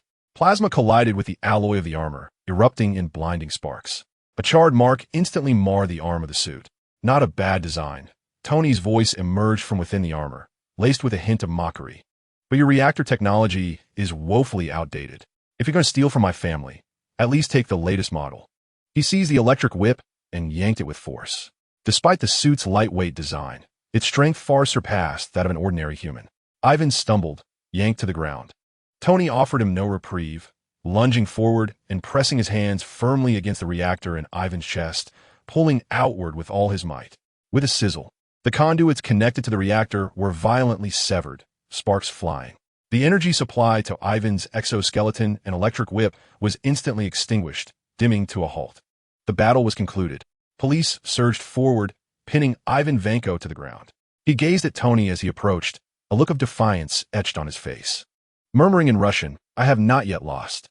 Tony furrowed his brow, unable to comprehend. Inside the compartment, Chu Hai drained the last sip of champagne from his glass. Observing the chaos below and the arrest of Ivan Vanko, a satisfied smile graced his features. He knew that it would not be long before Justin Hammer would leverage his connections to extricate Ivan from imprisonment. The prologue to a grand spectacle had just begun. Chapter 89. New Skill, Whip of Dimensions. In the chamber of the congressional hearing, the atmosphere was stifling and humid. Rows of suit-clad politicians and military magnates wore somber expressions, akin to those attending a funeral. The flashbulbs incessantly illuminated the witness stand occupied by Tony Stark. "Mr. Stark," Senator Stern's voice was dry and harsh, and the events that transpired in Monaco were witnessed by the entire world. A terrorist, employing technology akin to that which resides in your chest, instigated tremendous chaos. This serves as evidence that your so-called Iron Man is, at its core, a superweapon capable of replication and misuse. He slammed his hand on the table, causing the water glasses to tremble. "We can no longer permit such an uncontrollable weapon to remain in private hands. On behalf of the United States government, I once again demand that you transfer the technology of the Iron Man suit to the military." Tony languidly reclined his chair, chewing gum, a smirk adorning his face that invited annoyance. He cast a glance at Justin Hammer, who sat behind Senator Stern, grinning with a look of schadenfreude. "Senator," Tony elongated his English pronunciation, dripping with sarcasm. "Firstly, that thing is not a weapon. I prefer to call it a high-tech prosthesis. Secondly, I am Iron Man. The suit and I are one. You can't possibly expect me to surrender myself, can you?" That sounds rather peculiar and ergonomically unsound. A suppressed wave of laughter rippled through the room. Stern's face darkened like the bottom of a pot. "Mr. Stark, this is not a time for jest." "I am not joking," Tony replied, his smile fading slightly as he adopted a more serious demeanor. "The truth is, other nations, including some of our competitors, are desperately attempting to replicate my technology, but they have all failed. Why? Because they do not possess me. That individual who emerged in Monaco. His technology is at best a half-baked prototype from 2 decades ago. You wish for me to relinquish my technology so that this half-baked endeavor can be refined, resulting in a world populated by armored lunatics? We have the capability to control it." Senator Stern raised his voice. "We have the foremost experts. Mr. Hammer." Justin Hammer immediately stood up, puffing out his chest like a peacock, adjusting his tie with meticulous care. "Yes, Senator." Hammer cleared his throat and addressed the microphone. "Hammer Industries possesses the confidence and capability to safely and efficiently replicate and mass-produce this system under military supervision. We will transform it into a robust shield for our nation, rather than a billionaire's private plaything." He spoke passionately, as if he were the savior himself. Chu Hai sat not far behind Tony, holding the position of the second-largest shareholder in Stark Industries, granting him the right to attend. He observed Hammer's face, replete with hypocrisy and ambition, finding it somewhat amusing. He sensed Tony's body tense with indignation. Tony's patience was wearing thin. Chu Hai took out his phone, quickly typed a message, and then turned the screen towards Tony. It read, "Ask him which sounds more fitting for today's hearing, the legal appropriation of private intellectual property or forced technology transfer. Remind him that Stark Industries' legal department is not to be trifled with." Tony caught a glimpse of the message and paused momentarily. Then the curve of his lips became even more mocking. He disregarded Hammer and directly addressed Senator Stern. "Senator, I must remind you that all the technology within the Iron Man suit belongs to Stark Industries and is protected as a trade secret and intellectual property under the law. What you are demanding here today, in front of the global media, is tantamount to what? Robbery? Or does the U.S. Congress intend to set a precedent where all core technologies of tech companies can be seized by the government at will?" As soon as these words were uttered, a wave of murmurs swept through the room. Representatives from other tech companies in the audience visibly shifted in their seats, realizing that this was not merely an attack on Stark Industries, but a threat to all of them. Senator Stern was clearly taken aback by Tony's unexpected counterattack and found himself momentarily speechless. Seizing the opportunity, Tony turned to Justin Hammer with a bright smile. As for Mr. Hammer's confidence, Jarvis, could you play an entertaining video for us? The one from the last drone demonstration Hammer Industries conducted for the military. At your service, sir, came Jarvis's reply. On the large screen at the hearing, the scene shifted to a video showcasing Hammer Industries drones losing control on the test field, flailing about like headless flies before ultimately crashing into the ground. The video was accompanied by Hammer's frantic exclamations. The audience erupted in laughter. This time, no one held back. Justin Hammer's face transformed from a shade of deep crimson to a ghostly pallor. He felt as though he had been stripped bare and exposed before the world. Enough! Shut it off! Senator Stern bellowed. Tony raised his hands in feigned innocence. Look, this is the top expert you've chosen. Senator, if I hand over the technology to him, will you be able to sleep at night? I suggest you wait patiently for 5 or 10 years. Perhaps by then, Hammer Industries might manage to produce a decent toaster. The hearing concluded in farce, with the government's demands indefinitely shelved, marking a resounding victory for Tony. As he stepped out of the hearing building, he let out a long sigh of relief. Thanks, Anthony, he said to Chu Hai beside him. Your message came at just the right moment. It was a mere gesture, Chu Hai replied nonchalantly. I was merely safeguarding my investment. Stark Industries stock cannot endure such turbulence. The two walked to the parking lot and settled into Tony's Audi. What is the status on that fellow Ivan Vanko? Chu Hai casually inquired. He is dead, Tony replied, starting the car with a somber tone. The official story is that he committed suicide in prison, but I can't shake the feeling that there's more to it. Oh, Chu Hai glanced out at the retreating streets. A man who went to such lengths to seek revenge in front of the world just gave up so easily in prison? That seems rather implausible, doesn't it? Tony frowned. I feel that luck has favored someone a bit too much in this situation. Chu Hai's voice was soft, almost contemplative. Who? Justin Hammer. Upon the utterance of that name by Chu Hai, one cannot help but ponder. The emergence of Ivan Vanko has perfectly orchestrated a state of panic regarding the leak of Iron Man's technology. Subsequently, Hammer Industries has been thrust into the limelight as the proposed solution. Had you not withstood the pressure today, you might have already secured a multi-billion-dollar contract from the Department of Defense. Is it not a tad too coincidental? Tony's grip on the steering wheel tightened abruptly, the vehicle emitting a sharp screech from the tires. He was no fool. The moment Chu Hai hinted at it, he instantly grasped the crux of the matter. Are you implying that I said nothing? Tony retorted. Chu Hai interrupted. I am merely a businessman, accustomed to analyzing issues from a perspective of profit. Ivan Vanko is deceased. Who stands to gain the most? The answer is rather evident, is it not? By the way, I have heard that the private security firm responsible for transporting Ivan Vanko has some murky equity ties with Hammer Industries. An eerie silence fell within the car. Tony's expression darkened ominously. He realized that he had become the target of a venomous serpent. I know what I must do. He finally spoke after a lengthy pause. Chu Hai smiled, choosing not to respond further. He was aware that his objective had been achieved. That evening, Chu Hai returned to his seaside villa in Los Angeles. Standing before the expansive floor-to-ceiling windows, he gazed out upon the pitch-black ocean. He extended his right hand, palm facing upward. A small orb of blue and white plasma materialized in his palm, resembling an unstable flame, flickering and emitting a faint crackling sound. This was the result of his studies in plasma confinement and shaping techniques. Too crude, Chu Hai mused, shaking his head. The energy confinement was exceedingly unstable, dissipating in the form of light and heat inefficiently. Furthermore, the shaping ability was inadequate, barely maintaining the form of a whip. An upgrade was in order. Closing his eyes, he allowed the cosmic energy within him to begin a gentle flow.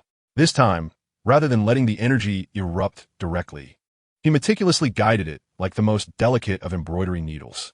First came the energy source. He abandoned the plasma simulated from the arc reactor, opting instead for the purest cosmic energy. The arc reactor, at its core, was merely an application of electrical energy, a tier too low. His cosmic energy, however, constituted one of the fundamental building blocks of reality, purer and considerably more perilous. Next came the confinement. Ivan Vanko had employed a rudimentary magnetic field confinement, akin to using a fishing net to scoop water, which would inevitably leak. Chu Hai's aim was to create a perfect vessel, a vessel composed of space itself. With a subtle shift of his intention, a strand of space energy, finer than a hair, began to weave rapidly above his palm, constructing an absolutely smooth conduit. This was an energy channel formed from the very fabric of space. He then carefully injected a small amount of cosmic energy into this spatial conduit, akin to chambering a bullet in a gun. There was no blinding light, no explosive sound. The ferocious cosmic energy, upon entering the spatial conduit, was exquisitely constrained within that slender realm, its energy density compressed to an astonishing degree, revealing the most unadulterated destructive force. Chu Hai opened his eyes, gazing at the masterpiece in his hands. It was a whip, nearly transparent, only revealing a barely perceptible distortion in the air when viewed from a specific angle. It was as silent as if it were non-existent, devoid of any sound or warmth. Yet, Chu Hai understood that the edges of this whip were pure spatial rifts. It no longer relied on extreme heat to liquefy objects, but severed the connection of matter directly from the dimensional plane. With a casual flick of his wrist, he silently swept it across a table crafted from solid titanium alloy. Nothing occurred. The table remained intact and scathed. Chu Hai retracted the whip and extended a finger, gently touching the table surface. The remarkably sturdy titanium alloy table, as if composed of sand, silently cleaved along an impeccably smooth incision, splitting into two halves that slid to the ground. The cut was as polished as a mirror, even reflecting the amused countenance of Chu Hai. He deemed this technique the whip of dimensions with a sense of satisfaction. Chapter 90. The arrival of the Black Widow in the Underground Research and Development Center of Hammer Industries. The lights shone a ghastly white, bright as an operating room. Justin Hammer, clad in an expensive tailored suit, his hair slicked back with an oily sheen, was animatedly presenting his creation to Ivan Vanko. "Look at this, Ivan. Look," he exclaimed, pointing at rows of neatly aligned drones, like a child boasting about a new toy. Entirely titanium alloy exterior, the most advanced targeting systems, each equipped with a Gatling gun and miniature missiles. This is the future of warfare. Ivan Vanko, dressed in a gray prison jumpsuit, with his hands shoved into his pockets, regarded the drones with a stoic expression, his gaze akin to observing a pile of scrap metal. Just last night, Hammer had extricated him from a highly fortified prison, a private jet having airdropped him directly here. "What about the software?" Ivan finally spoke, his voice hoarse and heavily accented. The software." Hammer's smile faltered slightly. "Is still being debugged. But not to worry. The hardware is flawless. Once we resolve the software issues, they will fly, they will fight. Your team is incompetent," Ivan interjected bluntly. He approached a control terminal and casually typed a few commands. Not far away, a robotic arm assembling a drone suddenly convulsed, its movements going awry, bending a freshly installed Gatling barrel, sparks flying. "This junk," Ivan continued without turning back, "is inferior even to the toys Tony Stark had a decade ago." Hammer's face twitched, yet he forced a smile. "That is precisely why I need you, my friend. You are the only genius capable of rivaling Stark. Just help me refine these drones, and I can provide you with money, women, whatever you desire. I have no interest in mending this rubbish." Ivan turned to face Hammer, locking eyes with him. "I desire my own studio, my own materials. I wish to create my own inventions." Of course. Hammer immediately nodded eagerly, terrified that this sole lifeline might slip away. "You can have whatever you want, but you must also assist me in resolving the software for these drones. On the day of the Expo's closing ceremony, I want the world to witness that Hammer Industries Drone Legion is 100 times superior to Stark's tin cans. I will provide you with a functional software suite." A cold smile curled at the corners of Ivan's mouth. "However, I intend to forge my own soldiers. I want Tony Stark to witness how everything he has created will tear him apart." Hammer shivered at the unabashed hatred reflected in Ivan's eyes, but he was indifferent. All he sought were results. With this knife, he aimed to eliminate Tony Stark. Then, he would destroy the knife as well. Meanwhile, on the top floor of Stark Industries, Tony Stark was idly throwing darts at a photograph of Justin Hammer pinned to the wall, the image now resembling a beehive. The office door swung open, and Pepper Potts entered, her high heels clicking against the floor, accompanied by a tall woman with striking red hair. "Tony, stop playing around," Pepper said exasperatedly.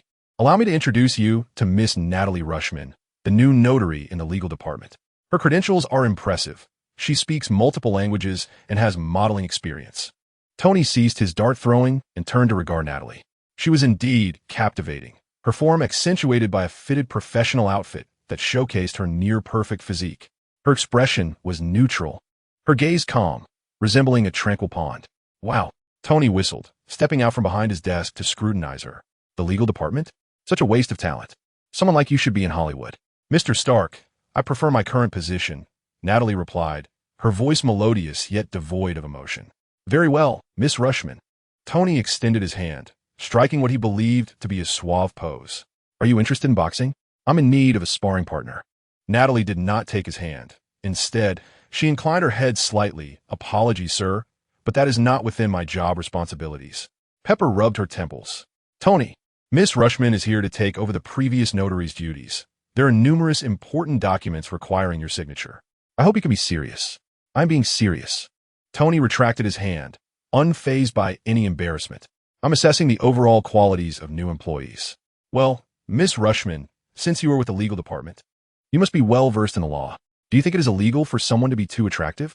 A barely perceptible smile graced Natalie's lips. Not illegal, sir. However, if it disrupts public order, a warning may be issued. Fascinating. Tony stroked his chin. This woman was intriguing. At that moment, the door to the office swung open once more. Chu Hai entered, stating bluntly, Tony, I've reviewed your promotional proposal for the art project, and it is utterly disastrous. He tossed a document onto Tony's desk. Are you certain this is intended for investors, rather than your fan club? Hey, you know nothing of an artist's endeavors, Tony retorted. But as his thoughts shifted, a spark of inspiration ignited within him. He glanced at Chu Hai and then at Natalia, who stood nearby, a sly smile creeping across his face. Anthony, my dear partner, Tony exclaimed with enthusiasm, wrapping an arm around Chu Hai's shoulder. Your timing is impeccable. As the second largest shareholder in this company, you seem to vanish like a phantom, and there isn't even a secretary to handle documents for you. Is that reasonable? Chu Hai furrowed his brow. What are you suggesting? I have found you the perfect assistant, Tony declared, pointing at Natalia. Miss Rashman, a doctor of law, fluent in 8 languages, and has graced magazine covers. Most importantly, she is exceedingly efficient. I believe her talents are squandered by my side. I thrive in a free-spirited, creative environment. While Miss Rashman is far too meticulous for my liking, our energies simply do not align. Pepper's eyes widened in disbelief. Tony, what on earth are you thinking? Miss Rashman is part of the legal department. And what of it? Tony countered defiantly. Anthony, as a shareholder, is entitled to the finest legal support. This is a perfect match, is it not? It's settled then. He intended to pass this perplexing hot potato on to Chu Hai, eager to witness the chemistry that would unfold between these two enigmatic individuals. Chu Hai regarded Natalia, who was also looking at him, her gaze revealing a flicker of surprise. This turn of events had exceeded her expectations. Chu Hai's mind was as clear as crystal. Black Widow, Natasha Romanoff, dispatched by Nick Fury. Intriguing. Was Fury distrustful of himself? Of Tony, or perhaps both? All right, Chu Hai nodded, surprising everyone in the room. He approached Natalia and extended his hand. Hello, Miss Rashman. I am Anthony Chun. Henceforth, you shall be my personal executive assistant, tasked with managing all legal and commercial documents pertaining to Stark Industries under my name. Your salary will triple from its current amount. Natasha hesitated momentarily. She quickly regained her composure, donning a professional smile as she shook Chu Hai's hand. It is an honor to work for you, Mr. Chun. Their hands parted swiftly. Chu Hai sensed the softness of her palm, yet noticed the discreet calluses at her knuckles and between her fingers, indicators of years spent in intense combat training. Natasha perceived the warmth and dryness of his hand, reminiscent of a privileged magnate. Tony, you truly are a genius. Pepper stood nearby, rendered speechless by her anger. Thank you for the compliment, Tony replied with a wink, his mood buoyant after successfully casting aside a potential troublemaker. All right, Miss Rushman. Chu Hai disregarded the playful banter and shifted directly into work mode. Since you're my assistant, we shall commence our tasks now. He picked up the rejected ARC initiative proposal from the table. This is your first assignment, he stated, handing the document to Natasha. I require a comprehensive report on Hammer Industries' publicly available financial statements from the past 5 years, significant contracts, and an analysis of the equity structure of all subsidiaries. I want to know precisely where every cent is allocated and which offshore companies are involved in financial transactions. Have on my desk by 8 tomorrow morning. As Natasha accepted the document, Her pupils momentarily contracted. The magnitude of this task was beyond what an ordinary assistant could accomplish. Even a week might not suffice. This transcended the realm of business analysis. It was akin to conducting intelligence work. He is testing me, Natasha realized instantly. Understood, Mr. Chun, she replied calmly, concealing any sign of difficulty. You will see it by 8 tomorrow morning. Excellent. Chu Hai nodded, seemingly pleased. He produced a black, unmarked magnetic card from his pocket and placed it on the desk. Your office is on the 88th floor, where you will be alone. Use this card to access the private elevator from the underground parking lot. The Star Tower officially claims its highest floor is the 87th. Natasha gazed at the card, a tumult of thoughts swirling within her. As Chu Hai turned to leave, he paused at the door and said over his shoulder, "Welcome to the team, Miss Rushman. I hope you can keep pace with my rhythm." With that, he exited the office. Natasha watched his retreating figure, then glanced at the nearly insurmountable task in her hands. Her expression growing serious for the first time. She recognized that this assignment was likely to be far more complex and perilous than she had anticipated. Who exactly is this man, Anthony Chun? Chapter 91. The arrival of War Machine. Under Chu Hai's intervention, Tony prematurely resolved his palladium poisoning issue. Once the threat of death dissipated, he felt utterly liberated. Convinced of his invincibility, he believed his technology was at least 50 years ahead of the world, and nothing could threaten him any longer. Yet, when one lacks a target, a sense of emptiness can easily ensue. To fill this void, Tony indulged in excess. The cliffside mansion in Malibu had been anything but tranquil for several weeks. Music reverberated for miles, causing the glass to hum. Expensive champagne flowed like water, splattering everywhere. The vast infinity pool was teeming with voluptuous bikini models, their laughter and splashes merging into a cacophony of revelry. On the verdant lawn, the world's foremost DJs donned headphones, rhythmically nodding their heads in sync with the pulsating beats, while a throng of men and women swayed wildly in rapture. Yet, the true centerpiece of the soiree, he was neither a celebrity nor a luminary. It was Tony Stark, adorned in his ostentatious crimson and gold Mark IV armor. He stood awkwardly by the stage, resembling a misplaced metallic fool, clumsily swaying to the music. He reveled in the attention, basking in the limelight. Raising his right hand, the repulsor beam emitted a faint glow, skillfully igniting a cigar that a blonde girl had delicately pinched between her fingers. Her exaggerated shriek elicited a chorus of cheers and whistles from the surrounding crowd. Tony proudly lifted his metallic chin, extending his hand toward the pool. A beam of low-temperature light swept across the water-esque surface, instantly forming a thin layer of ice that encased several floating bottles of beer. Someone jubilantly leapt over, shattering the ice to seize a chilled beer, downing it in one go. The Iron Man armor, which was intended to be the ultimate weapon for peacekeeping, had transformed into a mere party prop for his ostentation. He immersed himself in this vanity, numbing his senses. At that moment, a thunderous roar approached, overpowering the raucous music. A gray military helicopter hovered above a nearby helipad, the gusts it generated causing women on the lawn to squeal as they clutched their skirts.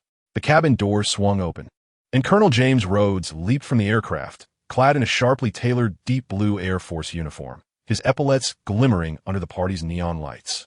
Observing the scene of debauchery and chaos before him, his brow furrowed in disapproval. The air was thick with a mingled sense of alcohol, perfume, and hormones, inducing a wave of physiological discomfort. As he navigated through the throng of revelers, the intoxicated guests instinctively parted ways upon seeing his military attire. He approached the stage, positioning himself directly before Tony. "Tony," Rhodes' voice, though not loud, struck the cacophony like a hammer. "What on earth are you doing?" Tony turned his crimson and gold helmet, the faceplate rising with a mechanical click to reveal a face slightly puffy from drink and sleepless nights. "Hey, Rhodey," he exclaimed, breaking into a wide grin, his words slurred. "My old buddy, you finally made it. Hurry, go change into your swim trunks. The ladies here are eager to meet the real Air Force colonel." "I didn't come to your damned party," Rhodes retorted, his face a mask of anger as he controlled his fury, enunciating each word with precision. "Those politicians in Congress are circling like flies. Hammer Industries is scheming behind your back, and terrorists worldwide covet your technology. And you." He pointed a finger sharply at the arc reactor embedded in Tony's chest, his voice brimming with disappointment and rage. "You're here, dressed like this, playing the fool. Have you forgotten how Ethan died? Have you forgotten the reason you created that armor in the first place? Upon the mention of the name Ethan, a smile froze upon Tony's face. A flicker of pain and guilt flashed in his eyes, but it was swiftly suppressed by an exaggerated arrogance and hubris. Let's not dwell on such dreary matters, Colonel, Tony remarked, shaking his metallic finger with a flippant tone. I am thriving better than ever before. I have resolved all my issues. I am invincible. It is time for me to relish life and celebrate my victories. You are far too serious. Rhodey, lighten up. Lighten up? Rhodey was exasperated, laughing in disbelief. Wait until the day you wake up from a hangover to find Stark Industries has been devoured by that despicable hammer, and your technology has been seized by terrorists to slaughter innocents. Then we shall see how you manage to relax. And so what? Tony shrugged nonchalantly. When that time comes, I shall soar over and take care of them. After all, no one is my match, is there? This profound confidence had morphed into a pathological arrogance. Rhodey gazed at him, the last remnants of hope extinguished. He understood that reasoning with a drunken egotist was futile. Tony, you are a tremendous disappointment, Rhodey sighed. Shaking his head, choosing to say no more, he turned and strode towards the underground workshop of the villa. Hey, where are you going? Tony called after him, but Rhodey did not look back. He entered the workshop, a space once brimming with sparks of creativity and passion, now desolate. With only a few mechanical arms listlessly maintaining the equipment, a faint scent of machine oil and dust lingered in the air. His gaze fell upon the central figure in the workshop, the silver-hued armor, Prototype 2. Tony's second prototype, a pure flight test platform, devoid of any weaponry. Yet its structural design, flight capabilities, and defense were nearly identical to Tony's own Prototype 4. A wild and resolute thought emerged in Rhodey's mind. If reason would not suffice, he would awaken Tony with force. The party upstairs continued unabated. As Tony noticed Rhodey had not returned for some time, a sense of unease crept over him.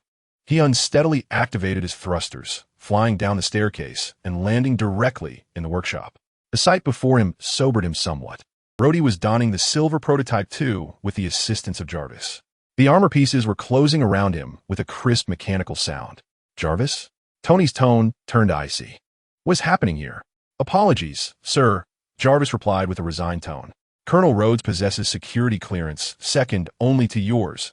I cannot deny his commands. What are you doing? Rhodey? Tony's gaze darkened as he observed his friend clad in identical metallic armor. The helmet of Prototype 2 clicked shut, and Rhodey's cold voice resonated from within. Imbued with a metallic echo, Tony, you no longer deserve this armor. I shall take it and entrust it to someone who understands responsibility. Tony seemed to have heard the most hilarious joke of the century. You haven't even glanced at the manual. Before he could finish his sentence, he raised his hand and unleashed a blast of repulsor energy. Although it was Roddy's first time wearing the suit, he was, after all, a top-notch pilot, and his reflexes were far superior to those of ordinary people. He instinctively sidestepped, narrowly avoiding the beam that grazed his metallic shoulder, leaving a gaping hole the size of a basin in the wall behind him, with concrete debris scattering everywhere.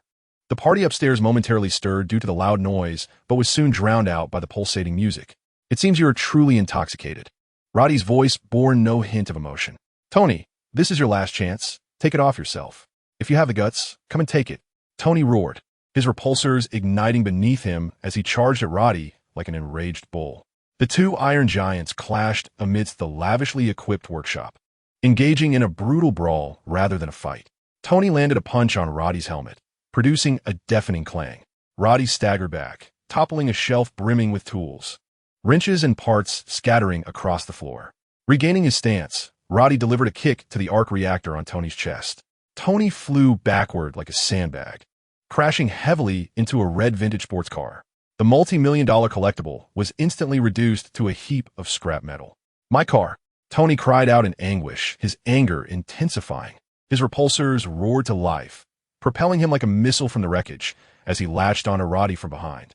They lost their balance, crashing through the workshop wall and into the villa's grand hall. The partygoers, witnessing two iron men burst through the wall, were struck with terror, screaming and fleeing in all directions. Get out of my way, Tony shouted at the panicked crowd.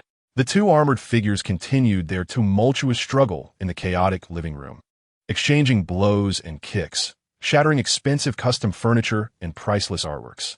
They grappled from the living room into the yard, then crashed into the swimming pool, sending massive splashes of water into the air. Ultimately, the two ascended into the sky, suspended above the villa, neither able to overpower the other. The high-temperature airflow from their thrusters distorted the air below. "Enough, Roddy," Tony gasped, alarms blaring from his suit systems. "Don't force me to get serious." "You think I'm afraid of you?" Roddy retorted defiantly, assuming an aggressive stance. Just as they prepared to charge at each other once more, a calm yet overly composed voice resonated from below. "Gentlemen, have you had your fun?" Tony and Roddy simultaneously glanced down. Chu Hai, or rather, Anthony Chun, stood casually dressed in simple attire, holding a glass of red wine, surveying the pockmarked lawn beneath them with an amused expression. He wore a polite smile upon his face, as if he were appreciating a tedious fireworks display. "When did he arrive?" "Anthony?" Tony was taken aback. "How could you be here? Get away quickly. It's dangerous." Chu Hai shook his head, the smile vanishing, replaced by an unmistakable expression of disappointment. How utterly unsightly. No sooner had he spoken than his left hand, holding the wine glass, remained still, while his right hand nonchalantly waved upwards. Energy absorption. This ability was recently acquired when he encountered a young mutant girl. In midair, both Tony and Rhodey suddenly perceived the internal alarm systems of their suits blaring with a deafening shriek. Then, all thrusters, hydraulic joints, and energy conduits ceased to function simultaneously. The two hulking iron forms, each weighing several hundred kilograms, plummeted from dozens of meters high like toys deprived of their batteries, crashing down.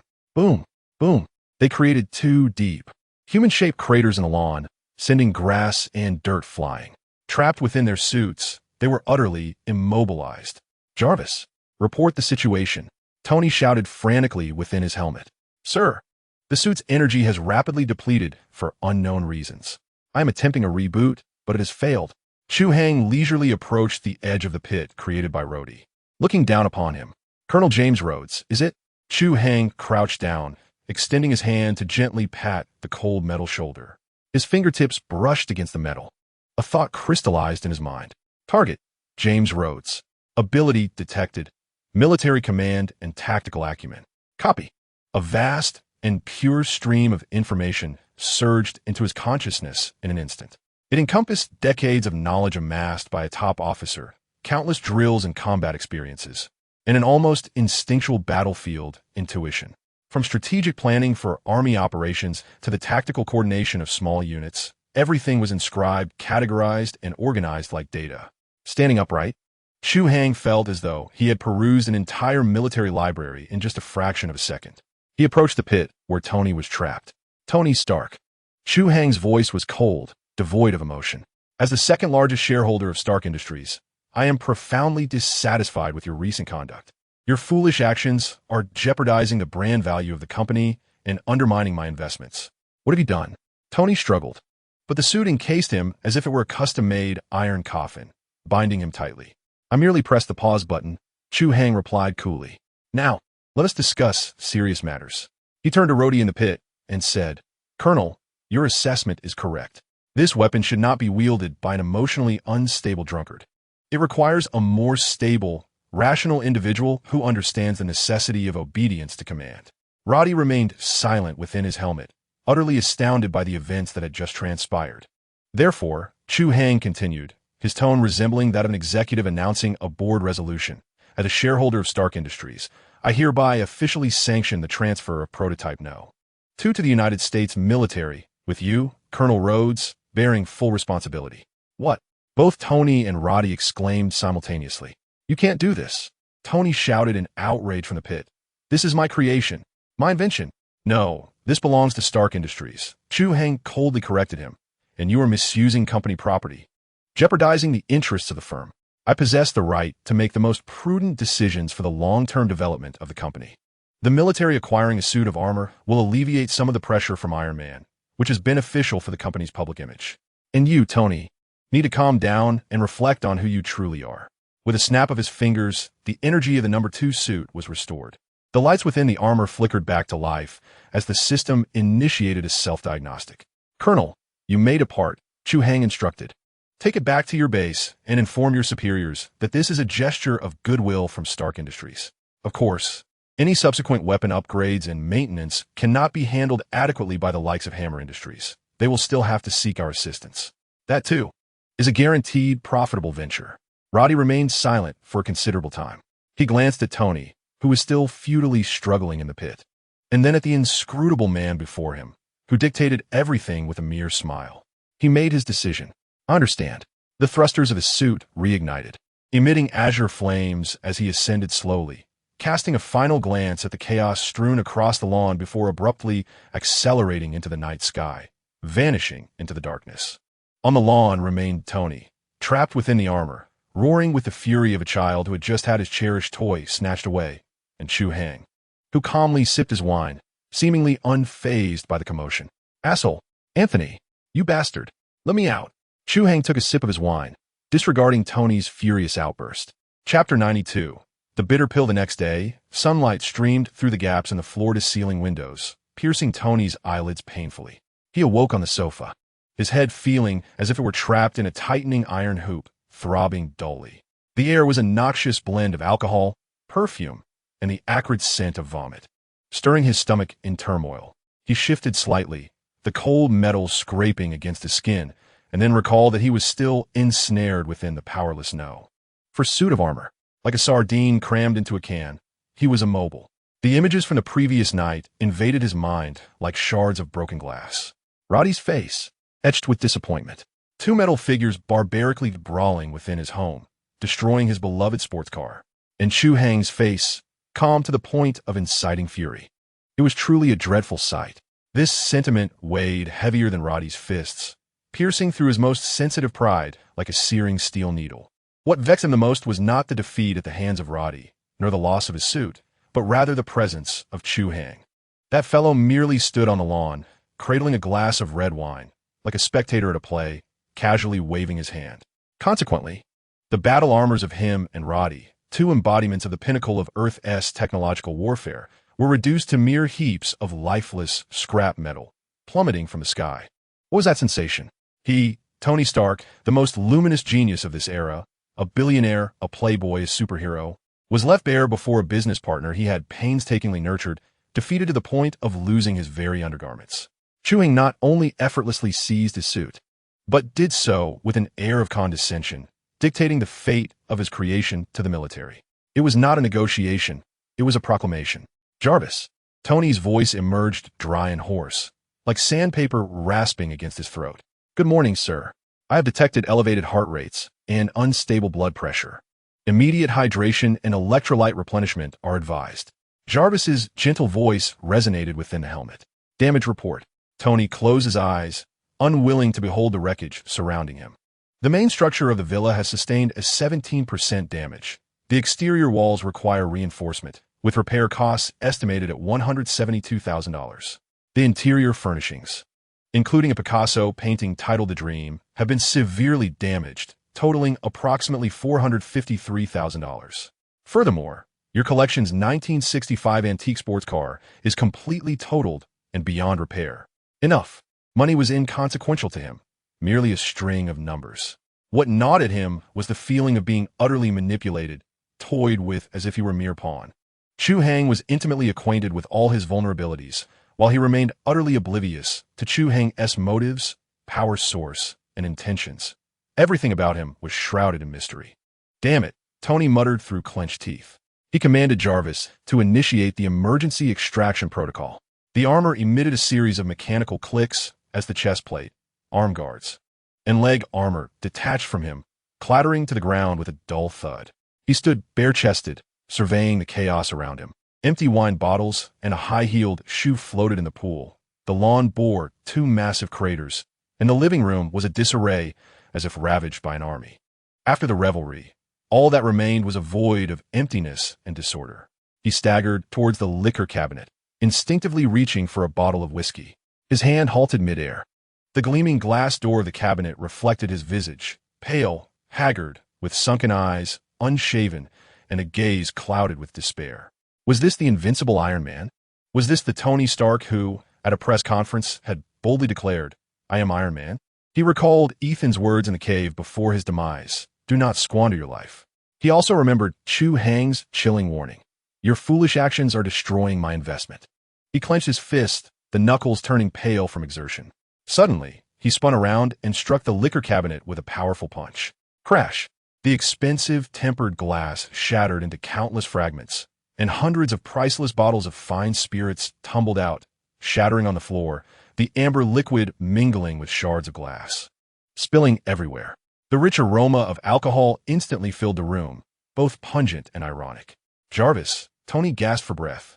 A shard of glass cutting into the back of his hand, blood oozing out.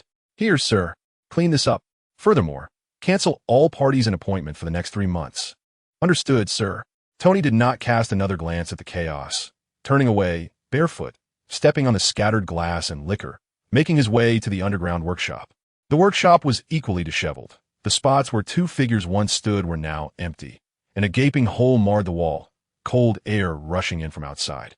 He approached the central console, inhaling deeply, and summoned the design schematics for his Mark IV. The holographic projection unfurled in the air, showcasing the crimson and gold armor he once took pride in, yet now it appeared riddled with flaws. For the first time, he found his masterpiece so unappealing. The energy system was too fragile. What kind of Iron Man was this? Merely a tin toy. He needed something faster, stronger, more agile. He required an entirely new energy system, one capable of withstanding unknown assaults. With a swift motion, he slashed his hand through the air. The design schematics for Mark IV were brutally shoved aside, transforming into a chaotic jumble of pixels. A renewed light ignited in his eyes, a fervent, obsessive flame, one that belonged solely to a genius. He was determined to create an entirely new suit of armor, one that would silence all detractors. He intended to demonstrate to Chu Hai who truly possessed the intellect in this world. Technology was the true power. Meanwhile, in the Stark Industries building on the top floor, the 88th floor, the ambience was strikingly different from the floors below. There were no open-plan offices, no cacophonous phone calls, or the clatter of keyboards. Instead, a long corridor lined with deep gray, sound-absorbing carpet offered a tranquility that allowed one to hear their own heartbeat. At the end of the corridor stood a black alloy door devoid of any markings. At precisely 7:59 and 55 seconds, Natasha Romanoff's figure appeared at the entrance of the corridor. She wore a tailored black suit that accentuated her near-perfect physique. Her signature red hair was styled into a neat bun at the back of her head, and her face bore a professional light makeup, revealing no trace of emotion. She approached the door and came to a halt. A sensor on the door emitted a barely perceptible blue light, silently scanning her iris and palm print. At 8 o'clock sharp, the heavy alloy door slid open inward. Inside the office, Chu Hai stood with his back to the door, gazing out from the massive floor-to-ceiling windows, overlooking a New York that had just awakened. "Good morning, Mr. Chun," Natasha spoke, her voice breaking the serene silence. "You are quite punctual, Miss Rushman." Chu Hai turned around, a subtle smile gracing his features. "Here is the report you requested." Natasha approached the table, gently placing a black disc, the thickness of a card, upon its surface. Chu Hai picked up the disc and effortlessly inserted it into a slot on the table. Instantly, a cascade of blue three-dimensional data unfurled before him, resembling a virtual waterfall. Complex graphs, interwoven financial flows, and an extensive corporate structure were all presented in a strikingly visual manner. The depth of the report far exceeded the capabilities of an ordinary assistant, even surpassing the expertise of elite corporate spies.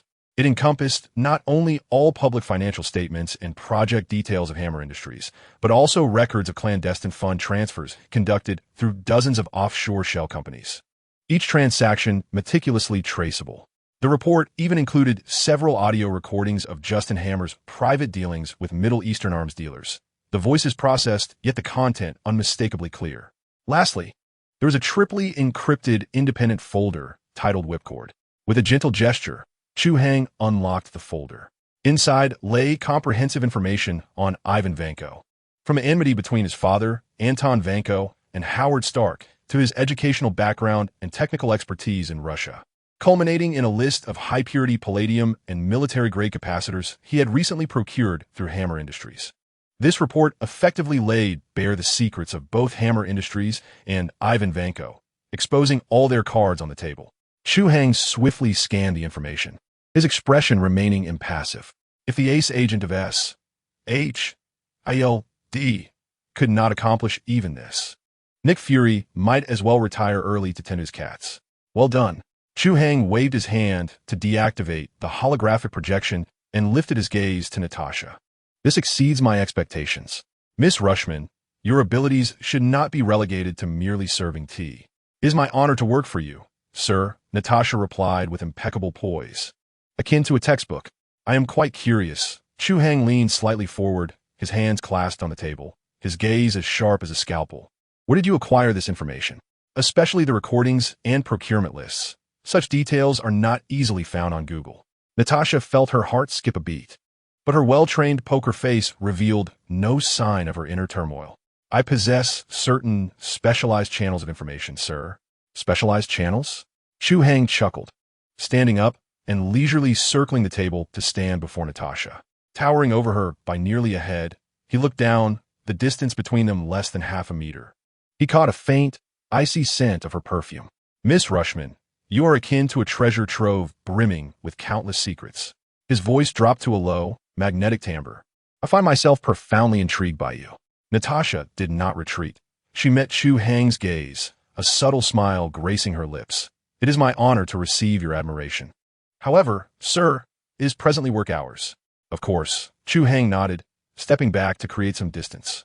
Just as this delicate tension enveloped the atmosphere, the office door was abruptly flung open with a loud bang.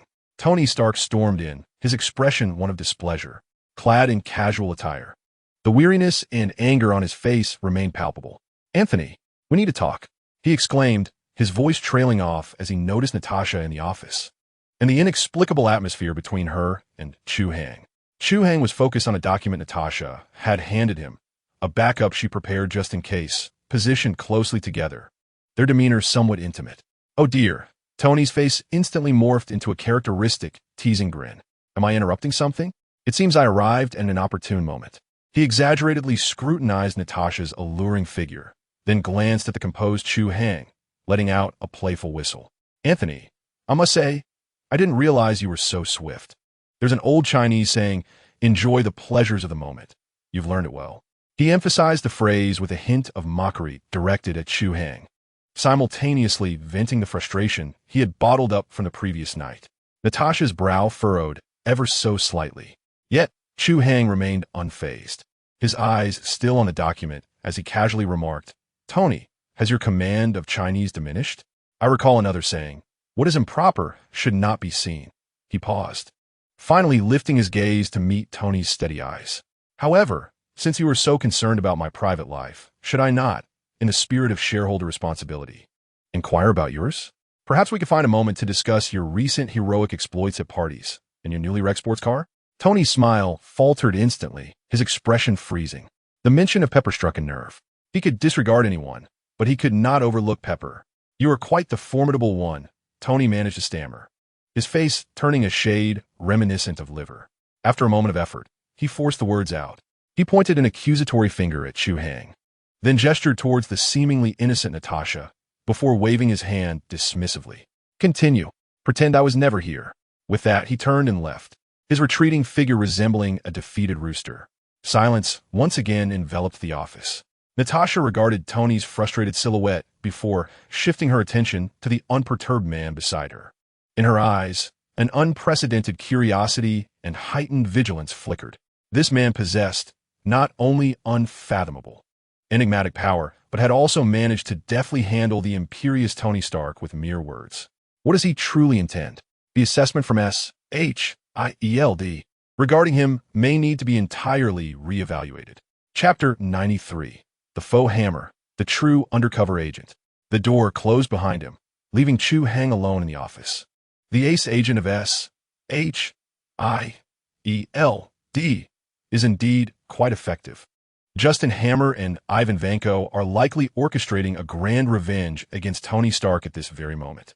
A legion of drones, a modified war machine, ultimately, their goal is to shatter Tony, along with his reputation, into fragments during the closing ceremony of the Stark Expo. According to the script, Tony would make a last-minute comeback, saving the day while the villains are carted off to prison. A classic tale. Yet, Chu Hai is not merely a spectator. He is the second-largest shareholder of Stark Industries. A terrorist attack unfolding at his doorstep, irrespective of the outcome, would inevitably plummet the company's stock prices. He has just pulled Tony back from the brink of self-destruction and has no desire for his assets to diminish due to a preventable debacle. He abhors tidying up messes. He prefers to extinguish sparks before they ignite into flames or to guide the fire along a predetermined path. A singular thought crystallized in his mind. He rose, walked into the office's lounge, and locked the door. Before the mirror, he closed his eyes. The oily yet neurotic visage of Justin Hammer surfaced in his mind. Morphological simulation. A series of faint, unsettling sounds emanated from within his body. Bones contracted, muscles reconfigured. His height diminished slightly, and his one straight back became subtly hunched, exuding an air of long-standing pressure-induced insecurity. The contours of his face seemed to be molded by an invisible hand, rapidly transforming. Moments later, he opened his eyes. The reflection in the mirror was no longer Chu Hai, but a rather comical middle-aged man clad in an upscale suit. A receding hairline, meticulously trimmed goatee, and a gaze infused with arrogance, anxiety, and an undeniable hint of sleaze, Justin Hammer. Chu Hai smiled at his reflection, contorting his mouth to reveal Hammer's trademark. Self-assured yet greasy grin. Perfect, he spoke, his voice mirroring Hammer's with a sharp nasal tone. He retrieved a spare Armani suit from the wardrobe and donned a pair of gold-rimmed glasses from the drawer. The lenses of these glasses displayed real-time information he required. When performing, one must commit fully. He exited the office, informing the secretary at the door that the afternoon meetings were all canceled before striding directly into the private elevator. In Queens, an abandoned canning factory stood. The walls were plastered with graffiti, while a few feral cats rummaged through the trash cans. The air was thick with the mingled scent of decay and rust. A black Cadillac halted at the factory entrance. The car door opened, and Justin Hammer emerged. He irritably tugged at his tie and waved at the security chief at the door. "Boss." The security chief paused, clearly taken aback by his unexpected visit. "Why the delay?" Hammer impatiently interrupted. "Where is my guest? Has he made any damned requests? More money? Or does he wish for some Russian caviar again?" This commanding, capricious demeanor was quintessentially Justin Hammer. The security chief dared not inquire further and quickly led the way. Passing through several heavy blast doors, they entered a realm apart. The vast factory had been transformed into a modern laboratory, or rather, a chaotic junkyard.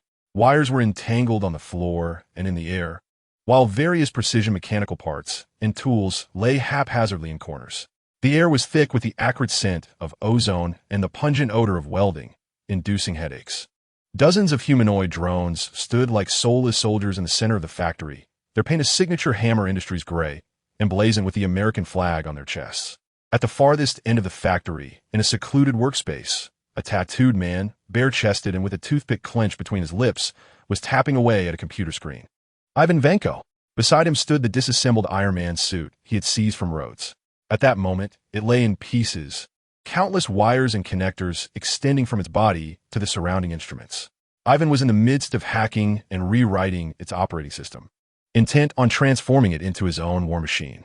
Hammer waved the security chief away, striding forward alone. "My genius, how's the progress?" he inquired with exaggerated, insincere enthusiasm, arms outstretched as if to embrace his masterpiece. Ivan didn't even glance up. He merely snorted dismissively and continued to focus on the screen. He reached out, caressing the cold thigh armor of the suit as one might tenderly touch a lover. "Don't touch my things," Hammer shouted, perfectly mirroring his possessiveness and insecurity. "I brought you here to write the software, not dismantle my toys." "Your toys?" Ivan finally turned his head, casting a scornful glance in Hammer's direction. "Without me, they're merely a pile of scrap metal. Soon enough, you will only need to press a button on stage, and they will soar, dance, and showcase your greatness to the world." Hammer rubbed his hands together, excitedly spinning in place before his gaze fell upon the disassembled suit. "And what about this one? How do you intend to handle it?" "Colonel Rhodes is eager to don it and be the star at the expo." "Of course," Ivan grinned, revealing a set of yellowed teeth stained by tobacco. "I will make it the true centerpiece." Hammer moved closer to Ivan, feigning curiosity as he peered at the computer screen before him. On the screen lay intricate diagrams of internal structures and operating system codes, interspersed with Russian annotations, which appeared to him as an indecipherable script. He extended his hand and firmly patted Ivan on the shoulder. "Well done, Ivan. You are truly a genius. I knew I had made the right choice." The moment his palm made contact with Ivan's skin, a switch seemed to silently flip within Chu Hai's consciousness. Target: Ivan Vanko. Detection capability: level, mechanical engineering, and weapon design, Whip Chain School. Replication: there was no torrent of knowledge, no sudden enlightenment. Yet in the next millisecond, as he glanced back at the screen, the previously chaotic codes suddenly aligned into clarity. He comprehended it. He grasped Ivan's design philosophy, which was steeped in a brutal aesthetic and pragmatism. If Tony's designs were intricate, elegant works of art, then Ivan's creations were crude, direct instruments of destruction. There were no superfluous decorations, no extravagant functions. Each component, each line of code, served solely one purpose: annihilation. He instantly understood the principles governing plasma energy constraints, recognized an alternative construction method for the arc reactor, and comprehended how Ivan forcefully integrated his unique operating system into Stark's armor. He even envisioned the design schematics for the ultimate whip chain armor Ivan had prepared for himself. Everything became crystal clear. However, Chu Hai, or rather Hammer, withdrew his hand, revealing the cunning and distrust characteristic of a businessman. "Ivan, how can I be certain that these creations will heed my commands rather than yours?" "You need not be certain," Ivan coldly replied. "You simply need to pay." No, I require assurance." Hammer shook his finger, moving to the console and pointing at a segment of code regarding remote control protocols. "Right here, at a backdoor for me. A backdoor with the highest permissions. Accessible only by me." He began to pace anxiously around the workshop, perfectly embodying the role of a suspicious employer. "I need an emergency stop switch. In case, in case, the military idiots decide to deploy my drones to an inappropriate location, like bombing some oil field in the Middle East, which would affect my stocks. I must be able to halt them all with a single command. This is my property, and I must retain ultimate control." His words precisely struck at Justin Hammer's paranoid, selfish nature, which craved dominion over all. Ivan furrowed his brow, evidently annoyed by this amateur's meddling. Yet, upon reflection, he realized this did not impede his plans for vengeance. Providing this fool with a false sense of security to silence him seemed advantageous. "Very well," Ivan impatiently acquiesced. "A simple logic bomb can accomplish that. What kind of trigger password do you desire?" Hammer pretended to contemplate for a moment, tapping his chin with his finger, and then his eyes lit up as he suggested. "Use my ex-wife's name." In the film, Natasha utilizes a crucial password to reclaim control over the war machine. What Chu Hai must now do is place this key into the lock in advance. Ivan scoffed, evidently amused by how aptly this term suited Hammer's taste. He deftly tapped a few keys on the keyboard, implanting the backdoor program with ease. He was even too apathetic to encrypt it, simply embedding it in an inconspicuous corner of the main control program. To him, such a fool as Hammer would remain oblivious, even if provided with the source code. "All right, your insurance. Splendid. Marvelous," Hammer exclaimed, clapping his hands in excitement. "Keep going, my genius. After the expo, I shall purchase you an island for bird keeping." He hummed a tune, striding away from the chaotic laboratory with a buoyant gait. Yet, the moment he settled into his car and closed the door, the smile vanished from his face, replaced by a profound and tranquil gaze. His objectives had been achieved. Not only had he acquired Ivan Vanko's core technologies and capabilities, but he had also planted a pivotal time bomb within his grand scheme of revenge. Now, he awaited Tony Stark to unwittingly step onto the stage prepared for him. All he needed to do was sit in the highest seat of the audience, relishing this exquisite performance. Returning to the Stark Tower office, Chu Hai's mind brimmed with Ivan Vanko's designs, all steeped in a violent aesthetic. This technology was born purely for destruction, raw, direct, yet undeniably innovative in certain aspects. Particularly, his methods of constraining and shaping plasma energy sparked new inspiration within Chu Hai. He entered the lounge and activated the office's highest security mode. The heavy alloy door glided down silently, isolating him from the outside world. He extended his hand, palm facing upwards. A miniature, nebula-like cosmic energy slowly materialized, emanating a gentle blue glow. Next, his other hand rose, the fingertips dancing with minute, nearly imperceptible silver arcs of electricity. This represented the plasma energy constraint and shaping ability he had just copied from Ivan, now transformed into a more advanced form through his own energy. He required neither keyboard nor control panel. His mind served as the most powerful processor, and his hands were the most precise tools. The energy system of 5 is far too fragile, he murmured to himself. Tony's design concept was flawless. Yet in its pursuit of compactness and aesthetic appeal within the energy conduction pathways, it resulted in unstable bottlenecks when pushed to extreme outputs. He closed his eyes, envisioning the complete three-dimensional structure of 5. Subsequently, his hand began to dance through the air. Under his command, the cosmic energy stretched, twisted, and wove itself into countless strands of energy, finer than a single hair. The silver arcs resembled the most precise welding torch, reassembling the strands of energy at angles and structures that defied imagination. Moments later, Chu Hai ceased his actions. Before him floated a complex structure composed entirely of pure energy. Emanating a soft glow, he nodded in satisfaction, sketching several structural diagrams based on the formation. Completing this task felt as effortless as brewing a cup of coffee. His motivation was not born from altruism. Tony Stark represented his most significant investment and a crucial pawn in the impending battle against cosmic threats. An Iron Man whose armor was flawed and potentially doomed to failure was not in his best interest. He required a stronger, more stable Iron Man. In the underground workshop of his Malibu seaside villa, the space had transformed into Tony Stark's personal hell. The floor was littered with empty coffee cups and energy drink cans, while the workbench was strewn with various tools and charred circuit boards. Damn it! Tony irritably hurled the wrench in his hand, the tool crashing against the wall with a deafening clang before bouncing back to the ground. He had not had a proper night's sleep in 3 days. Ever since he had been thoroughly taught a lesson by Rhodey and Chu Hai, he had sequestered himself within these walls. He had upgraded the armor's materials, optimized the flight stabilization system, and even added a few new gadgets. Yet, the most fundamental issue remained unresolved: energy. Jarvis, once more. Simulation number 8. Power output adjusted to 120%.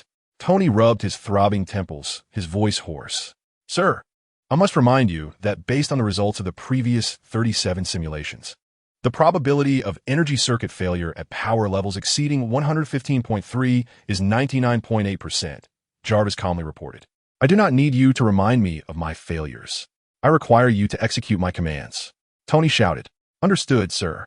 In the workshop, a brand new armor, sleek and robust in red and gold, illuminated its highlights. It was the Mark V. The triangular reactor in its chest emitted a brilliant blue light, and the energy readings soared on the holographic screen.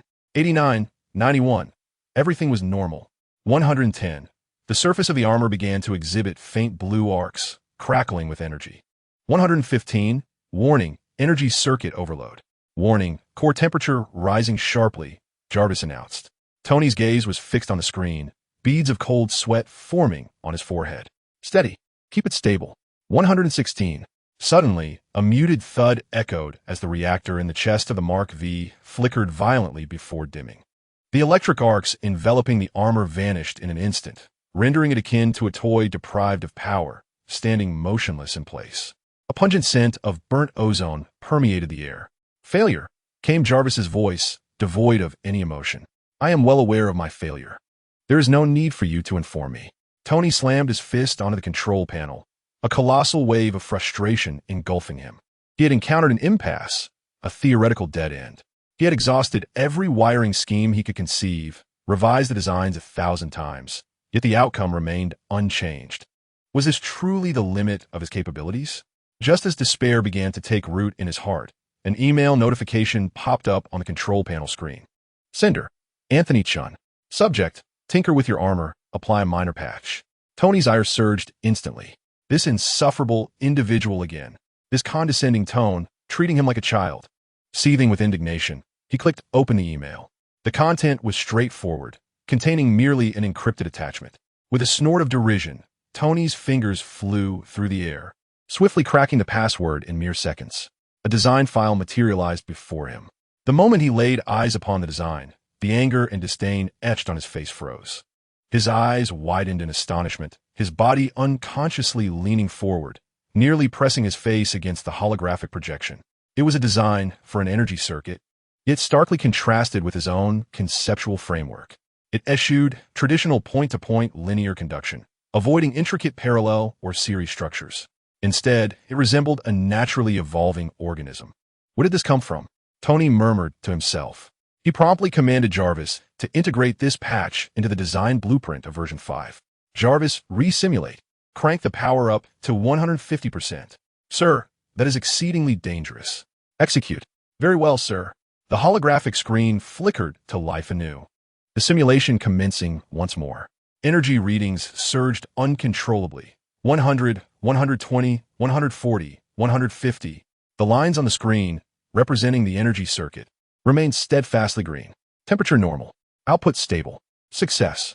Tony stared blankly at the green display for a full half-minute, then suddenly leaped up, exuberantly shouting in the workshop like a child. He had succeeded. He had transcended the barrier. Without hesitation, he instructed the robotic arms to commence modifications on version 5 according to the new design. Several hours later, a brand new suit of armor stood silently in the center of the workshop. It retained the red and gold livery of version 5, but the arc reactor on its chest had transformed into a more stable triangular shape, and its overall lines appeared more robust and powerful due to alterations in its internal structure. Welcome back, buddy. Tony caressed the cold armor, a genuine smile gracing his face. From this day forth, you shall be known as version 6. He picked up his phone and dialed Chu Hai's number. Anthony, you bastard. Tony shouted as soon as the call connected. If you are here to express gratitude, your method is rather unique, came Chu Hai's calm voice. Thank you? Why on earth would I thank you? Tony retorted defiantly. I merely wish to inform you that I have resolved that little inconvenience. I handled it myself. Is that so? Well, that's good to hear. However, Tony's tone softened as he continued. All right, I concede. Your little patch did prove somewhat useful. I owe you a favor. He paused, and then reverted to his usual charming tone. How about this? As a token of appreciation, I shall be sure to invite you next time I go out. Provided you promise not to inform Pepper. Just as he finished speaking, the studio door swung open. Pepper Potts entered, holding a cup of coffee, her expression tinged with concern. Tony, you've been absent for 3 days. Her words faltered as she clearly heard Tony's last remark on the phone. Don't tell Pepper. The worry on Pepper's face evaporated instantly, replaced by a cold, professional smile. Tony felt the hairs on the back of his neck stand on end. He stiffly turned to find Pepper smiling at him. Pepper's voice was gentle, and it sounded like a delightful name. Is she a new acquaintance? Blonde or redhead? No. Pepper, let me explain. Tony's cold sweat broke out immediately. He hurriedly ended the call, frantically gesturing to Pepper. It's a place. Yes, a place. A newly opened, jazz bar. Very upscale. Members only. I went there for a business meeting. Yes, a business meeting. The smile on Pepper's face grew even more gentle as she forcefully placed the coffee on the table, causing a loud thud. Is that so? Then next time, do take me along for the discussion. With that, she turned on her heels, her high heels clicking as she left without a backward glance. Tony Stark, the superhero who had just resolved the greatest technical challenge of his armor, now stood frozen, like a child caught in wrongdoing, wanting to weep but unable to. He felt as though he had just unraveled a conundrum in physics, only to crash headlong into another quagmire of metaphysics.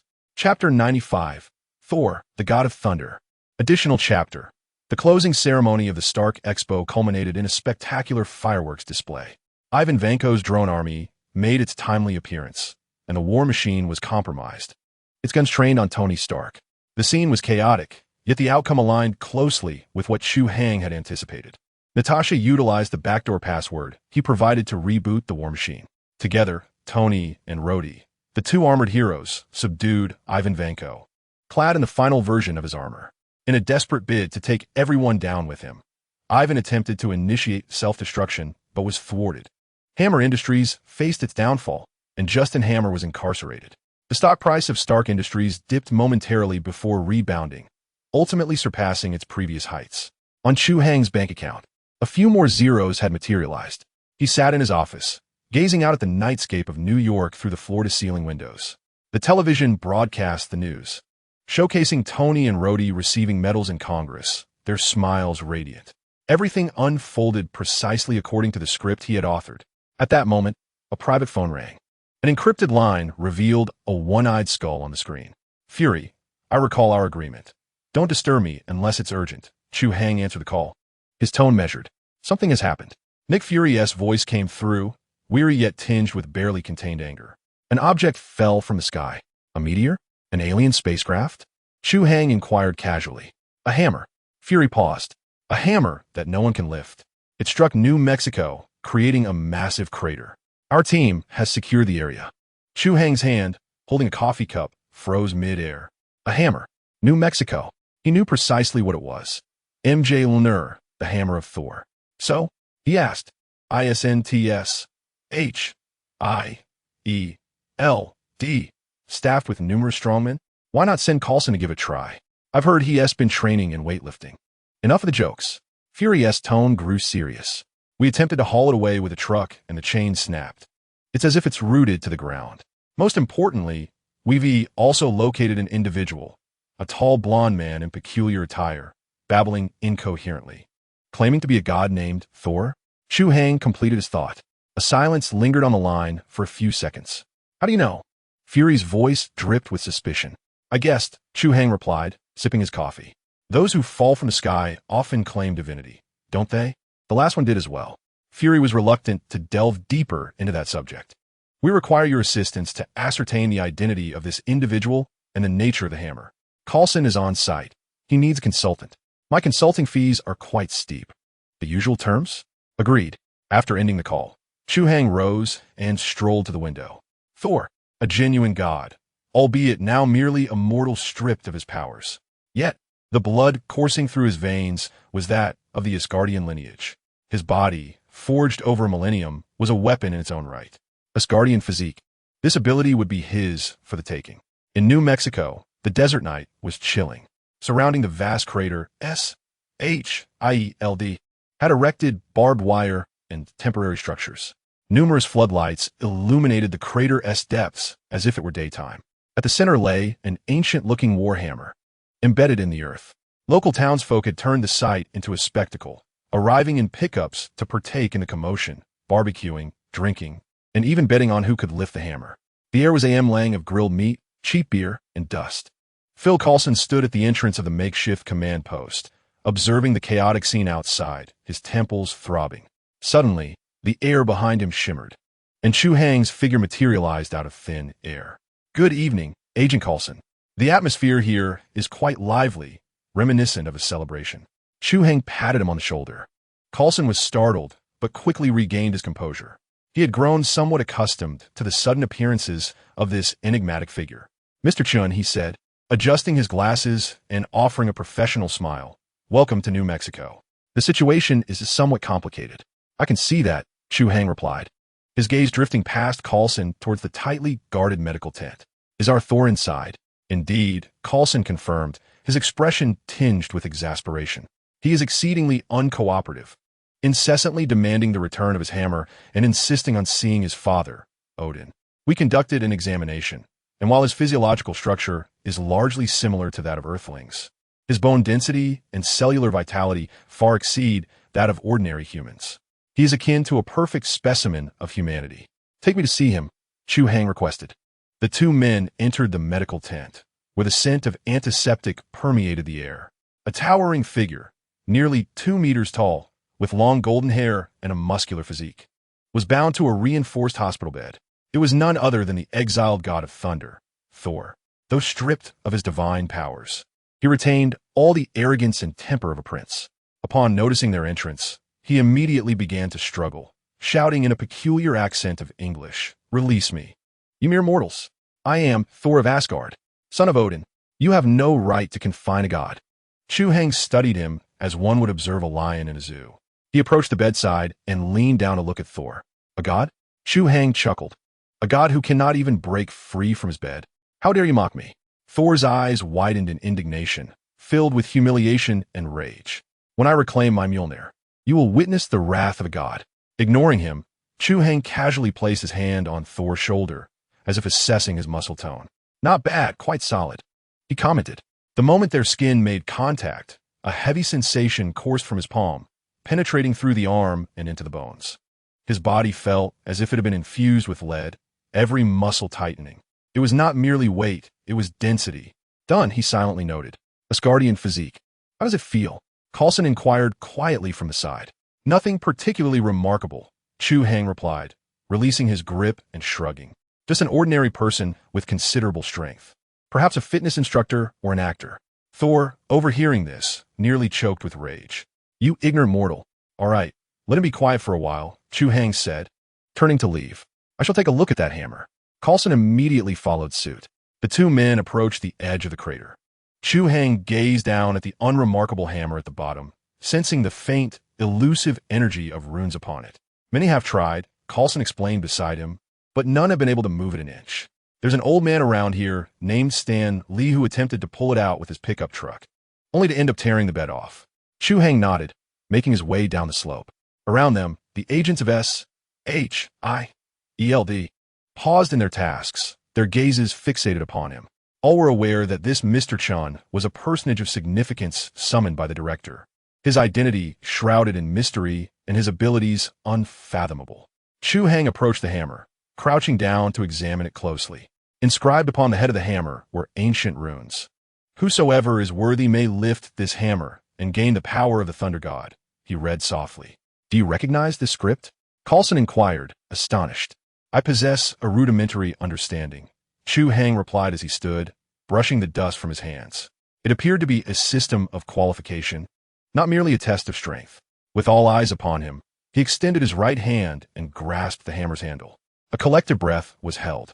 Coulson's eyes remained fixed, unblinking. Within the medical tent, Thor too watched intently through the surveillance screen, his expression replete with disdain and mockery. It was his hammer. Aside from him and his father Odin, none could wield it. As Chu Hai gripped the hammer, its cold, weighty presence was palpable. He sensed a formidable will attempting to repel him, Odin's enchantment. Yet in the next moment, the divine blood coursing through him, alongside the spatial energy from the Tesseract, resonated with the hammer. Odin's magic seemed to waver, recognizing the kindred power within Chu Hai. Without resorting to brute force, he merely lifted it gently. The hammer, which had humiliated countless strong men and rendered heavy trucks powerless, was effortlessly raised from the earth as if it were an ordinary stone. The entire camp fell into a state of paralysis. Those grilling forgot to turn their food, those drinking neglected their toasts, and all mouths hung agape, staring at the man at the bottom of the pit. Coulson's professional smile froze, transforming into pure astonishment. In the medical tent, Thor's derision morphed into disbelief and shock as he watched the ignorant mortal hoist Mjolnir, which he regarded as part of his very essence. This realization was more devastating than his own inability to lift it. It signified not only his loss of worthiness, but also that Odin had found new, more deserving heir. Chu Hai weighed the hammer in his hands. Its heft was just right. A surge of power flowed through the handle into his being, harmonizing with the energy within him. He could sense that should he desire, he could summon thunder from the heavens. Yet he refrained from doing so, merely toying with it before gently returning the hammer to its place. A fine toy, he remarked. Then, turning, he walked out of the meteorite crater, leaving all in a state of stunned bewilderment. Mr. Chun, Coulson stammered, it's merely a souvenir, nothing of great significance. Chu Hai interrupted him now. Let's discuss how to deal with that deity. He cast a glance towards the medical tent. Keeping him confined here was hardly a solution. I do have a suggestion. Please go ahead. I've heard there's an astrophysicist nearby named Jane Foster. Perhaps we can entrust this Mr. Thor to her for examination. Consider it a unique astronomical observation specimen. Coulson paused momentarily, then comprehended Chu Hai's intent. This would not only placate Thor, but also keep him out of SHIELD's purview, while simultaneously allowing insights into him through Jane Foster's team. A trifecta of advantages. I understand, Coulson nodded. I will make the arrangements. Excellent. Chu Hai replied with a satisfied smile. Then my work here is complete. Remember, whether urgent or trivial, do not contact me. With that, his figure vanished into thin air once more. Chapter 96. Divine Physique. Upon returning to the top floor office of Stark Tower, Chu Hai shed his coat and casually tossed it onto the sofa. A fervent energy burned within him, not a fever, but a deeper restlessness. The marrow of his bones itched, and every muscle fiber felt as though it were taut like a coiled steel cable, straining against his skin. He even experienced the illusion that his skeletal frame was somewhat too diminutive for this body. Approaching the bar, he poured himself a glass of ice water and downed it in one go. The icy liquid slid down his throat into his stomach. Yet it could not extinguish that inner blaze. This was a hunger, not a craving for sustenance, but a cellular yearning. They sought energy, a release, a means to vent this nascent power. He closed his eyes, his senses magnified to an infinite degree. This sensation was 100-fold more potent than the enhancements bestowed by the super soldier serum. The influx of information was overwhelming and chaotic, akin to countless needles piercing his mind. I cannot remain here. In an instant, he vanished from the office, reappearing in his private training room 300 meters below ground. This sanctuary had been specially designed by Tony for him. The walls were composed of a composite material of lead and vibranium, capable of thwarting any prying eyes. At the center of the room stood an enormous punching bag. This was no ordinary bag. Its shell was crafted from a specialized alloy that Tony boasted could withstand armor-piercing rounds, while its interior was filled with high-density polymers, weighing over 10 tons. Previously, without utilizing infinite rage, he could only leave a shallow imprint when exerting his full strength upon it. Now, he sensed a transformation within himself. He approached the punching bag, took his stance, and inhaled deeply. The air surged into his lungs, igniting a furnace within. Without adopting any combat stance, he nonchalantly swung his fist forward. His fist sliced through the air without a whisper sound. Thud! A muffled sound echoed. His fist plunged effortlessly into the alloy punching bag, his entire forearm submerging within. There was no jarring impact. It felt more akin to a hot knife gliding through butter, smooth beyond belief. He withdrew his hand, leaving behind a sleek, profound cavity in the bag. The alloy surrounding the aperture did not tear, but rather collapsed inward, as if subjected to extreme pressure, becoming denser by several magnitudes. Its surface exhibited a sheen reminiscent of obsidian, cold and unyielding to the touch. Chu Hai gazed at his fist, unscathed, not even a hint of redness on his skin. His strength had not merely surged to an exaggerated degree. Instead, it had undergone a qualitative transformation. If his fist had once been akin to a battering ram, it now resembled a neutron star, compressed to its utmost limits. No longer was it a simple kinetic impact. It now bore the weight and density of a crushing force. He recalled the Hulk, whose might stemmed from unbridled rage, limitless in its scope. Yet he now possessed an absurdly high and constant baseline of power. Should they meet again, he might stand and allow a few punches to land, curious to see whether his healing capacity or the Hulk's punches prove superior. He rolled his neck, the joints cracking with a series of sharp pops. His lifespan had also transformed. He sensed the pace of his life's passage slowing, nearly at a standstill. This was not the longevity bestowed by healing factors, nor the age-slowing effects of super soldier serum, but rather a metamorphosis of his very essence. Much like Odin, akin to the Asgardian deities who had thrived for millennia, time for them was no longer a deadly poison, but rather a vintage wine that matured with strength. The older they grew, the stronger they became. As he absorbed the changes within his body, a low rumble of thunder resonated from outside. A sudden tempest engulfed New York, the clouds hanging low, casting a twilight gloom. Large raindrops pelted the reinforced glass of Stark Tower with a rhythmic patter. Chu Hai felt a stirring within. He sensed the charged particles in the air becoming unusually animated, as if celebrating, rejoicing, greeting him. He vanished once more, reappearing atop the skyscraper. The fierce winds and torrential rain instantly drenched him. The icy droplets striking his face brought an exhilarating sense of freedom. Above, bolts of lightning cleaved the sky like silver serpents, illuminating the silhouette of the city's steel jungle. A potent scent of ozone filled the air. He spread his arms wide and tilted his head back, allowing the elements to cleanse him. An instinct rooted in his very blood compelled him to reach toward the sky, toward the roiling thunderclouds, extending his right hand as if in supplication. With a resounding crash, a bolt of lightning, thicker than all previous strikes combined, seemed to respond to his call, roaring down from the heavens. Its target was not the lightning rod atop the building, but rather Chu Hai's outstretched hand. In the instant the lightning struck him, time appeared to slow. He felt no pain, only an overwhelming rush of ecstasy, akin to a parched riverbed being inundated by floodwaters, or a city restored to power after a blackout. Countless violent arcs of electricity surged through his body, yet they wrought no destruction, Instead, they were tamed like docile lambs, absorbed by a mightier force within him. The Asgardian power within him boiled over, having consumed this pure, natural lightning. The super soldier serum has magnified its potential, while the spatial energy of the Tesseract has provided a solid foundation. Now, the natural thunder serves as the final catalyst. He feels his genetic chain being rewritten. Every cell within his body undergoes a metamorphosis, exulting in its transformation. This is no longer merely the physique of Asgard. Asgard is but a template of a race. Under the fusion of numerous supreme powers, he has shattered this mold. He has become a purer, more primordial existence, unbound and liberated. The system's cold notification chimes precisely in his mind, summarizing this transformation. Asgardian physique advances to divine physique. Chu Hai suddenly opens his eyes. A fleeting glimpse of golden lightning flickers within their depths. His limits are no longer defined by Odin. His potential is infinite. The storm ceases abruptly. The clouds disperse, and moonlight cascades anew. Chu Hai gazes down at his hands, where tiny arcs of electricity still dance across his skin, crackling gently.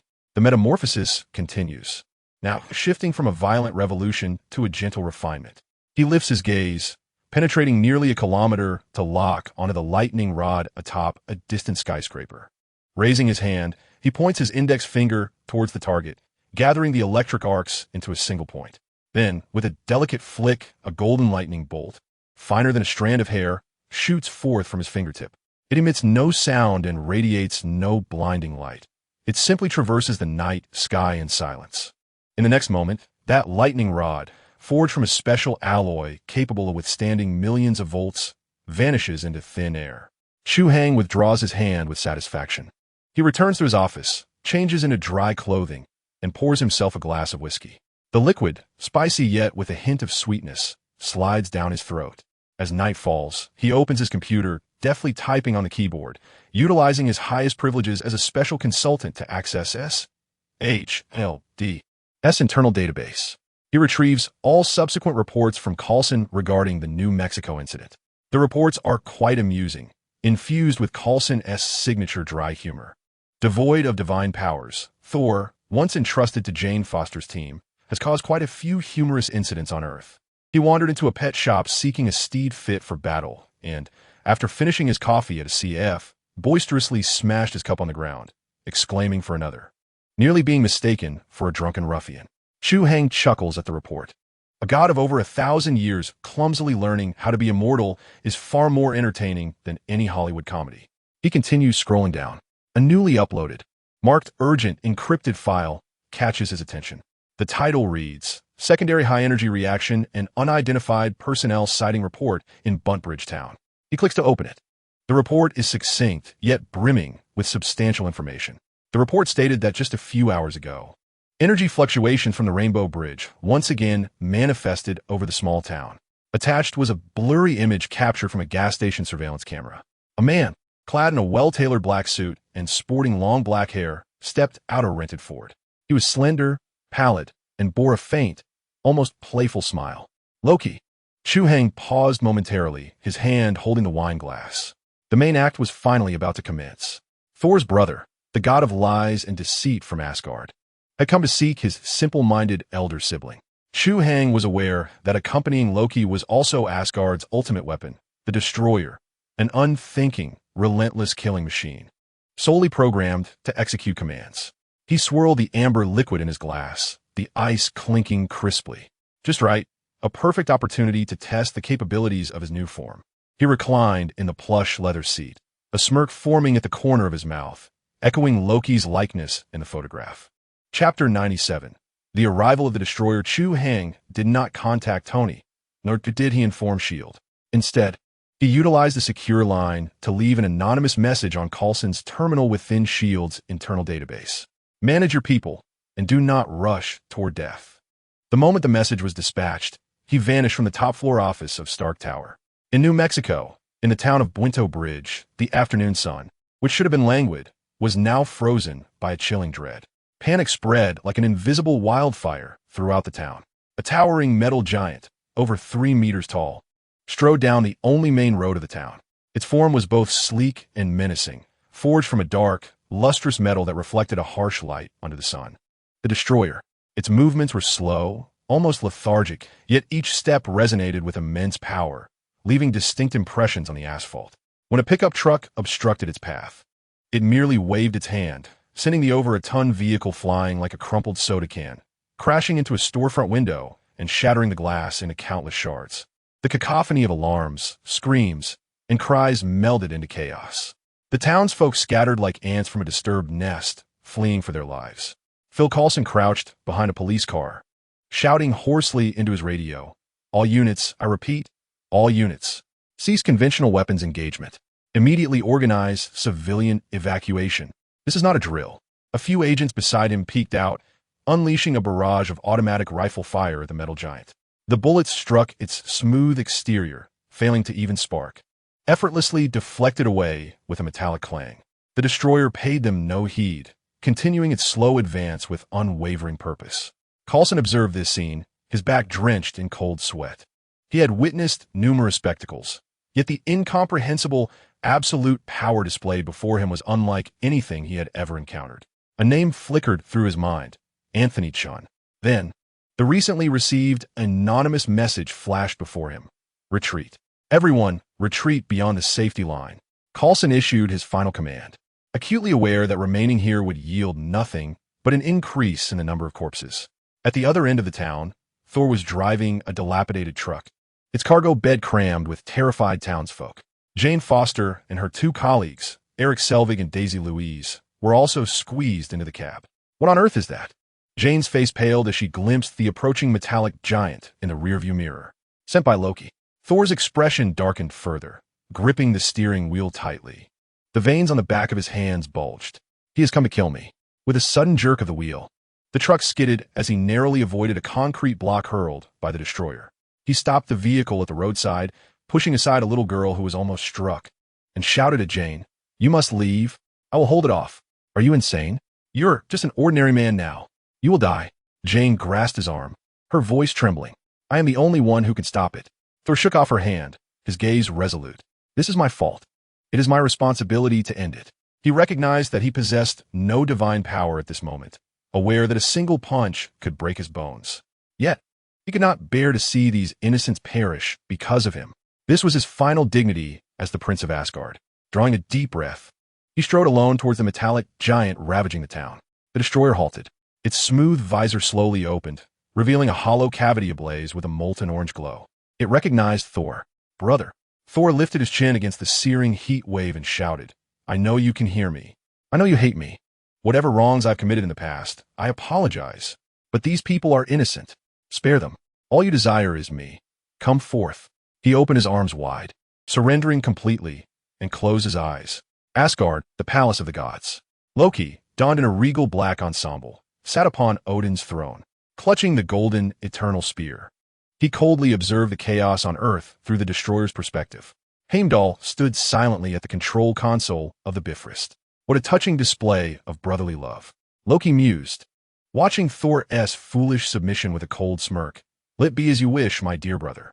He raised the eternal spear, issuing commands into the void. Earth. The light behind the destroyer's visor flared brilliantly, energy condensing in an instant. A searing beam of energy, imbued with the essence of annihilation, shot forth from the abyss, aimed directly at Thor's heart. "No!" Jane screamed in despair. Coulson, unable to bear it, shut his eyes. Just as the beam was about to strike Thor, a figure materialized out of thin air, standing in front of him. It was Chu Hai. He extended a hand, fingers splayed wide. The spatial curvature barrier activated, and a beam capable of melting tank armor halted abruptly less than 10 centimeters from his palm. Like a viper colliding with an invisible glass wall, it writhed frantically, hissing, yet could advance no further. The surrounding air shimmered from the intense heat, emitting a sizzling sound. Time seemed to suspend in that moment. Everyone stood transfixed. Coulson and his agents gaped, their mouths agape, forgetting to lower their weapons. Jane and Eric stared blankly at the suddenly appeared man, their minds a complete void. Thor abruptly opened his eyes, gazing at the not particularly tall, yet undeniably reliable figure before him, momentarily oblivious to his surroundings. "Long time no see, Mr. Thor." Chu Hai did not turn around, His voice was calm and resonated clearly in every ear. It seems your life on Earth has been less than peaceful. He gently closed his hand.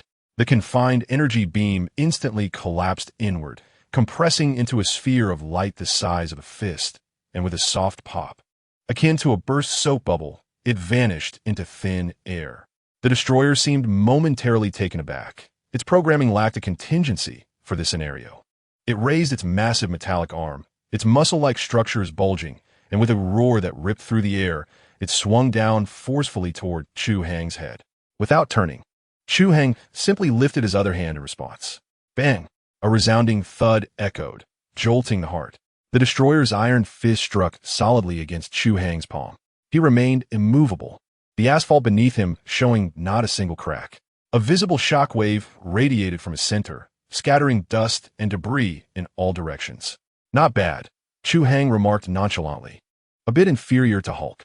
The moment his palm made contact with the destroyer's shell, new information flooded his mind. Ability level, adaptive armor. Ability description, capable of absorbing external attack energy, analyzing attack patterns, and swiftly generating targeted high-intensity defensive structures. Intriguing, Chu Hang mused, I'll take it. The destroyer, now enraged, determined through its core programming that the target before it posed the highest level of threat. It retracted its fist, its arm's armor contorting with a grating metallic sound, reconfiguring to reveal a dense array of hive-like cannons. Boom, boom, boom, boom. In the next instant, countless beams of energy surged forth like a torrential downpour, overwhelming the space directed at Chu Hang. Yet he remained steadfast, not moving an inch.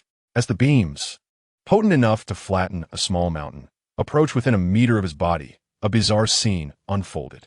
The space around him began to warp and fold like rippling water. The energy beams penetrated this area, some refracting into the heavens, exploding like resplendent fireworks amidst the clouds, others rebounding to the ground, creating colossal craters on the streets, while still others vanished into thin air, their whereabouts unknown, perhaps relocated to another dimension. Not a single one grazed his hem. Has the performance concluded? A hint of impatience tinged Chu Hang's voice. It is now my turn. He stepped forward, his figure evaporating from sight. In the next moment, he appeared like a wraith above the destroyer. Clenching his right fist, golden sparks crackled and coalesced into a blinding orb of light. Then, he struck down upon the destroyer's smooth cranium with a mighty blow. With a resounding crack, the sharp sound eclipsed all chaos. A distinct fissure appeared on the destroyer's helmet, reputedly forged from URU, impervious to wear. Swiftly, the crack spread like a spider's web, visibly extending across its neck, chest, and limbs. The massive frame of the destroyer froze. A torrent of orange core energy erupted uncontrollably from the numerous crevices, reminiscent of a statue on the brink of collapse. Chu Hang gracefully descended, standing firmly beside Thor. The destroyer fell to its knees behind him, its upper body, along with its head, disintegrating into countless fragments of varying sizes in a muffled explosion strewn across the ground. Only the lower half, still emitting wisps of smoke, remained in a kneeling posture, reduced to a heap of scrap metal. The entire town fell into a profound silence. Chu Hang approached the remnants, casually picking up a relatively intact fragment of the helmet. He stepped before the still-dazed Thor, presenting the helmet before his eyes. Take a good look, Chu Hang instructed. In Asgard, this would be considered a premier weapon. Wouldn't he it? Thor swallowed hard, instinctively nodding. Yet possesses no will, no soul, merely a hollow shell obeying commands. Therefore, it is exceedingly fragile. As he spoke, Chu Hang gradually exerted pressure with his fingers. With a crunch, that metal helmet, capable of withstanding bullets, was effortlessly twisted into a tangled mass of scrap in his grasp. He tossed the mangled metal onto the ground with a clang. Once wielded a strength 100-fold greater than this. Yet you treated it as a mere tool for display, a means for battle. What then is the difference between you and it? Thor's body trembled violently. Chu Hang's words fell like an invisible hammer upon his heart, shattering his last remnants of pride. He gazed at the ravaged town, at the fearful civilians displaced by his actions, at the tear-streaked face of Jane, and then at the grotesque heap of scrap metal on the ground. An unprecedented wave of shame and regret surged within him, overwhelming him like a flood breaking through its dam. He finally understood his father's intentions. He was not stripped of his divine power. Rather, he was unworthy of possessing it. At the very moment of his profound realization, in the distance, within the meteorite crater sealed by S.H.A.L.D., the long silent hammer of the god of thunder suddenly emitted a resounding hum. With a swift whoosh, the hammer transformed into a silver streak of light, soaring into the sky, cutting through the air as it made its way towards the small town. Its velocity surpassed the speed of sound, leaving behind a lengthy white wake. Thor sensed something amiss, abruptly lifting his head to behold the radiant light approaching him. Instinctively extending his right hand, the hammer traced a flawless arc before landing precisely in his palm. The familiar, weighty sensation enveloped him, as if a lost fragment of his being had finally returned. With a thunderous roar, a colossal bolt of lightning, tearing through the heavens, descended with precision, striking Thor directly. In a blinding brilliance, his humble shirt and jeans were instantaneously vaporized by the raging energy. In their stead, he was adorned in a form-fitting armor comprised of countless silver scales, his crimson cape billowing behind him, unfurling without a breeze. The god of thunder had returned. Chu Hai observed this spectacle, nodding in satisfaction. His efforts had not been in vain. The youth was indeed teachable. He turned to leave. "Wait," Thor called out to him. Hammer in hand, he regarded Chu Hai's retreating figure, his eyes devoid of the arrogance of the past, replaced instead with pure reverence and gratitude. "Who are you, truly?" Chu Hai smiled without turning back. "Just a passerby," he replied. With that, his figure gradually faded from view until he vanished entirely. Only Thor remained, standing still, gazing skyward. He understood that he owed this man a significant debt of gratitude. His next objective was to return to Asgard and confront his dear brother to settle this score.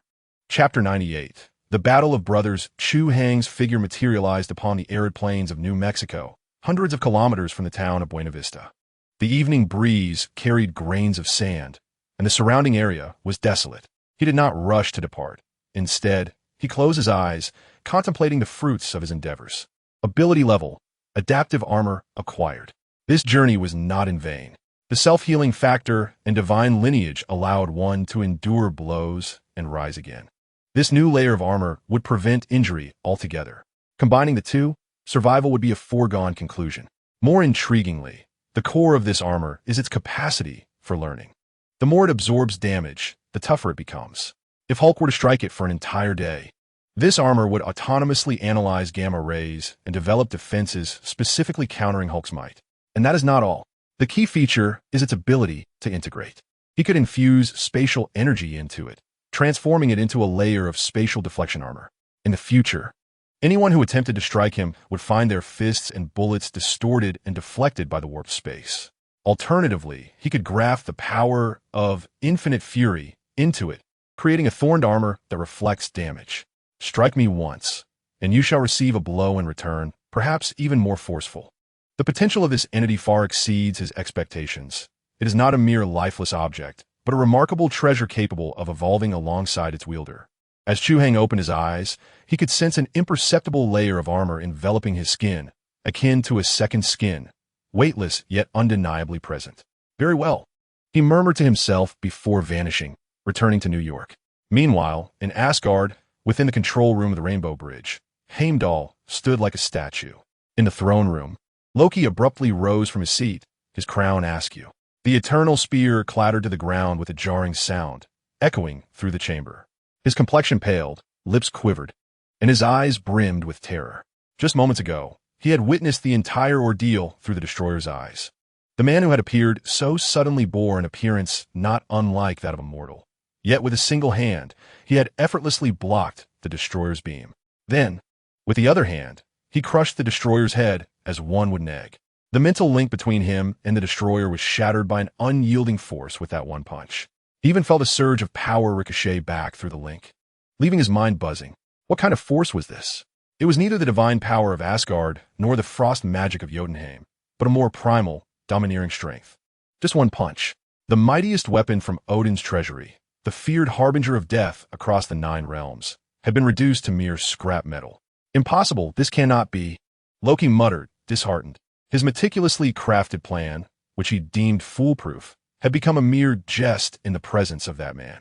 He had intended to use the Destroyer to eliminate Thor and then, under the pretext of avenging his brother, to destroy Jotunheim with the Rainbow Bridge, thereby proving to Odin that he was the rightful heir.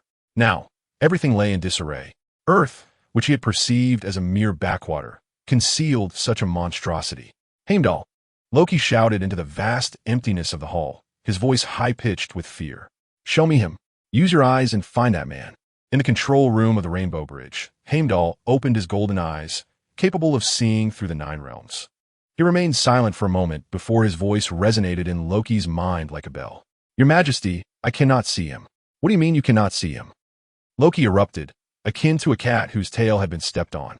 You are the guardian of the 9 realms. Nothing escapes your gaze. But he is an exception.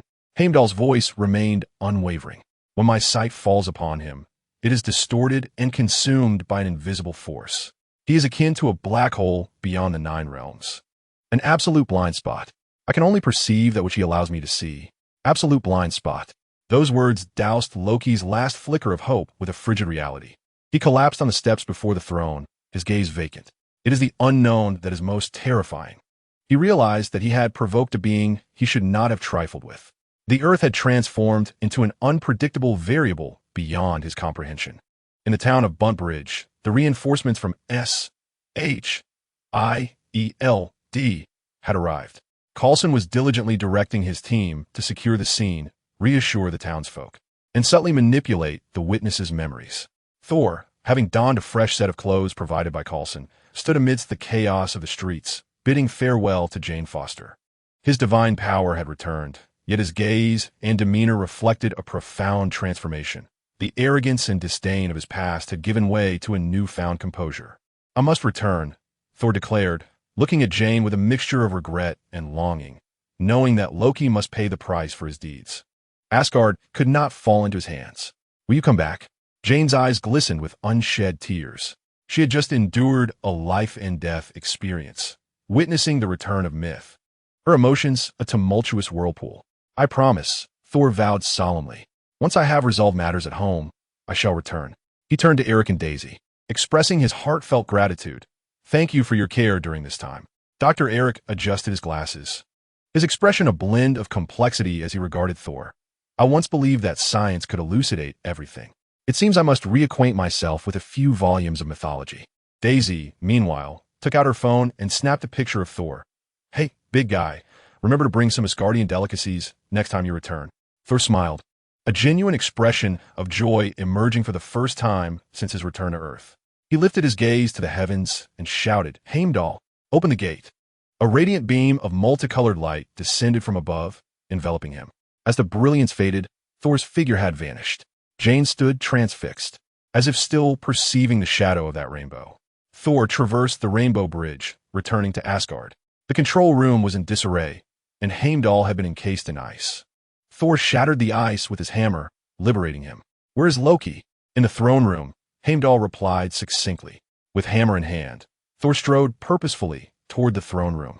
There, Loki stood before the activation console of the Rainbow Bridge, thrusting the eternal spear into the apparatus. A colossal surge of energy coursed through the bridge, transforming into a beam of annihilation aimed at the distant icy realm of Jotunheim. What are you doing? Thor bellowed. I am completing the endeavor you initiated. Loki spun around, a maniacal grin plastered across his face. I will obliterate Jotunheim, eradicate those monsters. Father will be proud of me. You are insane. This is slaughter. I am safeguarding Asgard. I am proving that I am more worthy of this throne than you. Loki roared, raising his staff to conjure a dozen identical phantoms that surged towards Thor from all directions. Thor closed his eyes, dismissing the need to see. He forcefully slammed his hammer down, unleashing a tempest of lightning that instantaneously shattered all the illusions into fragments. The true Loki was struck by the electric force, staggering back. Your tricks are futile against me, brother, Thor declared, advancing step by step. Loki gazed at the approaching Thor, the madness in his eyes transforming into despair. He drew the eternal spear, unleashing a golden beam of energy towards Thor. Thor swung his hammer, conjuring a gust of wind that deflected the energy beam. He charged towards Loki, and the two engaged in a fierce battle upon the narrow Rainbow Bridge. Each clash of hammer against spear erupted in blinding light, shaking the entire bridge. Though Thor possessed greater strength and skill, Loki was resolute in his intent to activate the Rainbow Bridge, avoiding a direct confrontation. I cannot stop it. Heimdall shouted from a distance. The energy is out of control. Thor, observing the impending beam of destruction capable of annihilating a world, glanced at the struggling Loki. A flicker of determination crossing his eyes. He made a decision. No longer would he strike at Loki. Instead, he raised his hammer high, channeling all his divine power, and struck the Rainbow Bridge with tremendous force. "What are you doing?" Loki exclaimed in horror. "If you destroy it, you will never see your mortal girl again." Boom! Ignoring Loki's protests, Thor swung the hammer once more. The crystalline Rainbow Bridge emitted a mournful cry as massive cracks spread from beneath his feet. With a third strike, the entire bridge shattered into oblivion. A colossal explosion of energy hurled both combatants into the void. The bridge's surface crumbled, revealing an abyss of starry cosmic depths below. As he plummeted, Thor was caught by a beam of golden light. It was Odin, just awakened, who arrived in time to grasp Thor's foot. Meanwhile, Thor clutched tightly to the shaft of the eternal spear, the other end connected to Loki, who was also descending. "I could have done it, father." Loki hung precariously over the abyss, tears and resentment staining his face as he looked towards Odin on his throne. "I could have done it. For you. For all of us." Odin regarded him with a complex gaze, slowly uttering a single phrase. "No, Loki." Those two words became the final straw that broke Loki. The light in his eyes extinguished completely. He cast one last, profound glance at Thor before releasing his grip. "No." Thor let out a desperate roar, helplessly watching Loki's figure vanish into the endless darkness, consumed by the sea of stars. Chapter 99. Steve, welcome to the 21st century. Chu Hai returned to the top-floor office of Stark Tower. Night had fallen. He poured himself a glass of water and stood before the floor-to-ceiling window.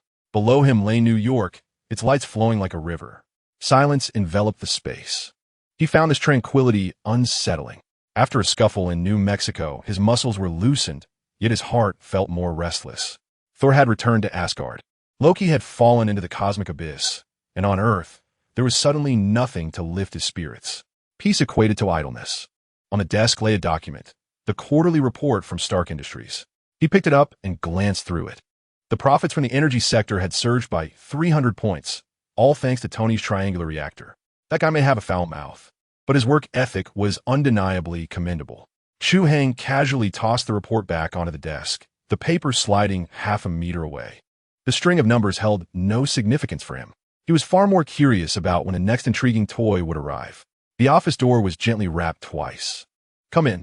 Natasha Romanoff entered, clad in a professional suit and holding a tablet. Her expression was neutral, revealing nothing of her thoughts. "Mr. Chun, here is the exploration report for the Polaris project." She extended the tablet toward him.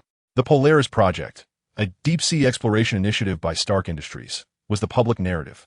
The true objective, however, was known only to Chu Hai and a select few. The search for the Valkyrie, the aircraft that had plunged into the Arctic Ocean 70 years prior. This was his directive. He sought Steve. "Is there any progress?" Chu Hai took the tablet, the cold glow of the screen illuminating his face. "Yes," Natasha replied evenly. "The exploration team in the Greenland Sea, at coordinates 75-72, has detected a significant metal signal. Sonar scans indicate it to be a World War II bomber. The model matches." Chu Hai's fingers glided across the screen, studying the green, indistinct sonar images. A heap of scrap metal, resting several thousand meters beneath the surface. "What about inside?" "There are anomalies in the life signs." Natasha paused, as if searching for the right term. "There is one signal, extremely weak but remarkably stable. The team suspects it may be some deep-sea organism parasitizing the aircraft wreckage." A smirk flickered at the corner of Chu Hai's mouth. "Unknown life forms?" "No. That is the super soldier serum, having reduced a person's metabolism to nearly zero in the icy depths, an induced state of death." He returned the tablet to Natasha. "Notify Nick Fury. Tell him I have found what he has sought for decades. Have his team retrieve it. Use Stark Industries' encrypted channel and leave no written record." "Understood." Natasha nodded, without a single question. She was acutely aware of her role. As she turned to leave, he called after her. "Wait." Natasha halted and glanced back at him. What would a man, who has slept for 70 years, wish to see first upon waking? Chu Hai's question was unexpected. Natasha paused for half a second, then quickly responded. A familiar face. Clever. Chu Hai acknowledged. Off you go. Natasha departed, and the office fell silent once more. Chu Hai approached the liquor cabinet, pouring himself a glass of whiskey with a cube of ice. The amber liquid clinked gently against the ice, producing a crisp sound. The reflection in the glass revealed his unchanged visage. 70 years, a lifetime for an ordinary person, felt to him like a mere nap. Names surfaced in his mind: Dugan, Fallsworth. Those raucous members of the Howling Commandos, likely all gone, reduced to names on gravestones. Peggy Carter, now probably an elderly woman, her hair white, seated in a wheelchair. Only he, Logan, and the soon-to-awaken Steve Rogers remained. They had been forgotten by time. Old friends. The word lingered in his mind, somewhat unfamiliar, yet undeniably tangible. He retrieved a black satellite phone and dialed Nick Fury's number. The phone rang once before being answered. "It's me," Chu Hai stated. "I know," Fury replied, his voice weary and tinged with caution. "Natasha contacted me. Thank you, Mr. Chun. Not thanks, but investment. I am reclaiming my assets." Chu Hai's tone was flat. "When does the retrieval commence?" "It has already begun. The SHIELD icebreaker and salvage platform are en route. In as little as 48 hours. We can return to New York." "Excellent," Chu Hai remarked. "I wish to meet him." Silence enveloped the call.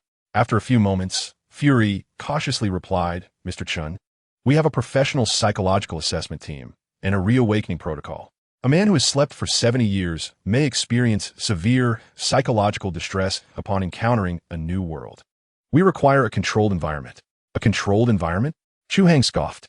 "You mean to lock him in a faux hospital room, paint the walls in 1940s hues, hire an actress to pose as a nurse, and play old baseball broadcasts to deceive him into believing he has merely been unconscious for a few weeks?" Fury fell silent again, perplexed by how Chu Hai knew of such top-secret protocols. "Do not play childish games, Fury." Chu Hai's tone grew cold. "He is not an ordinary man.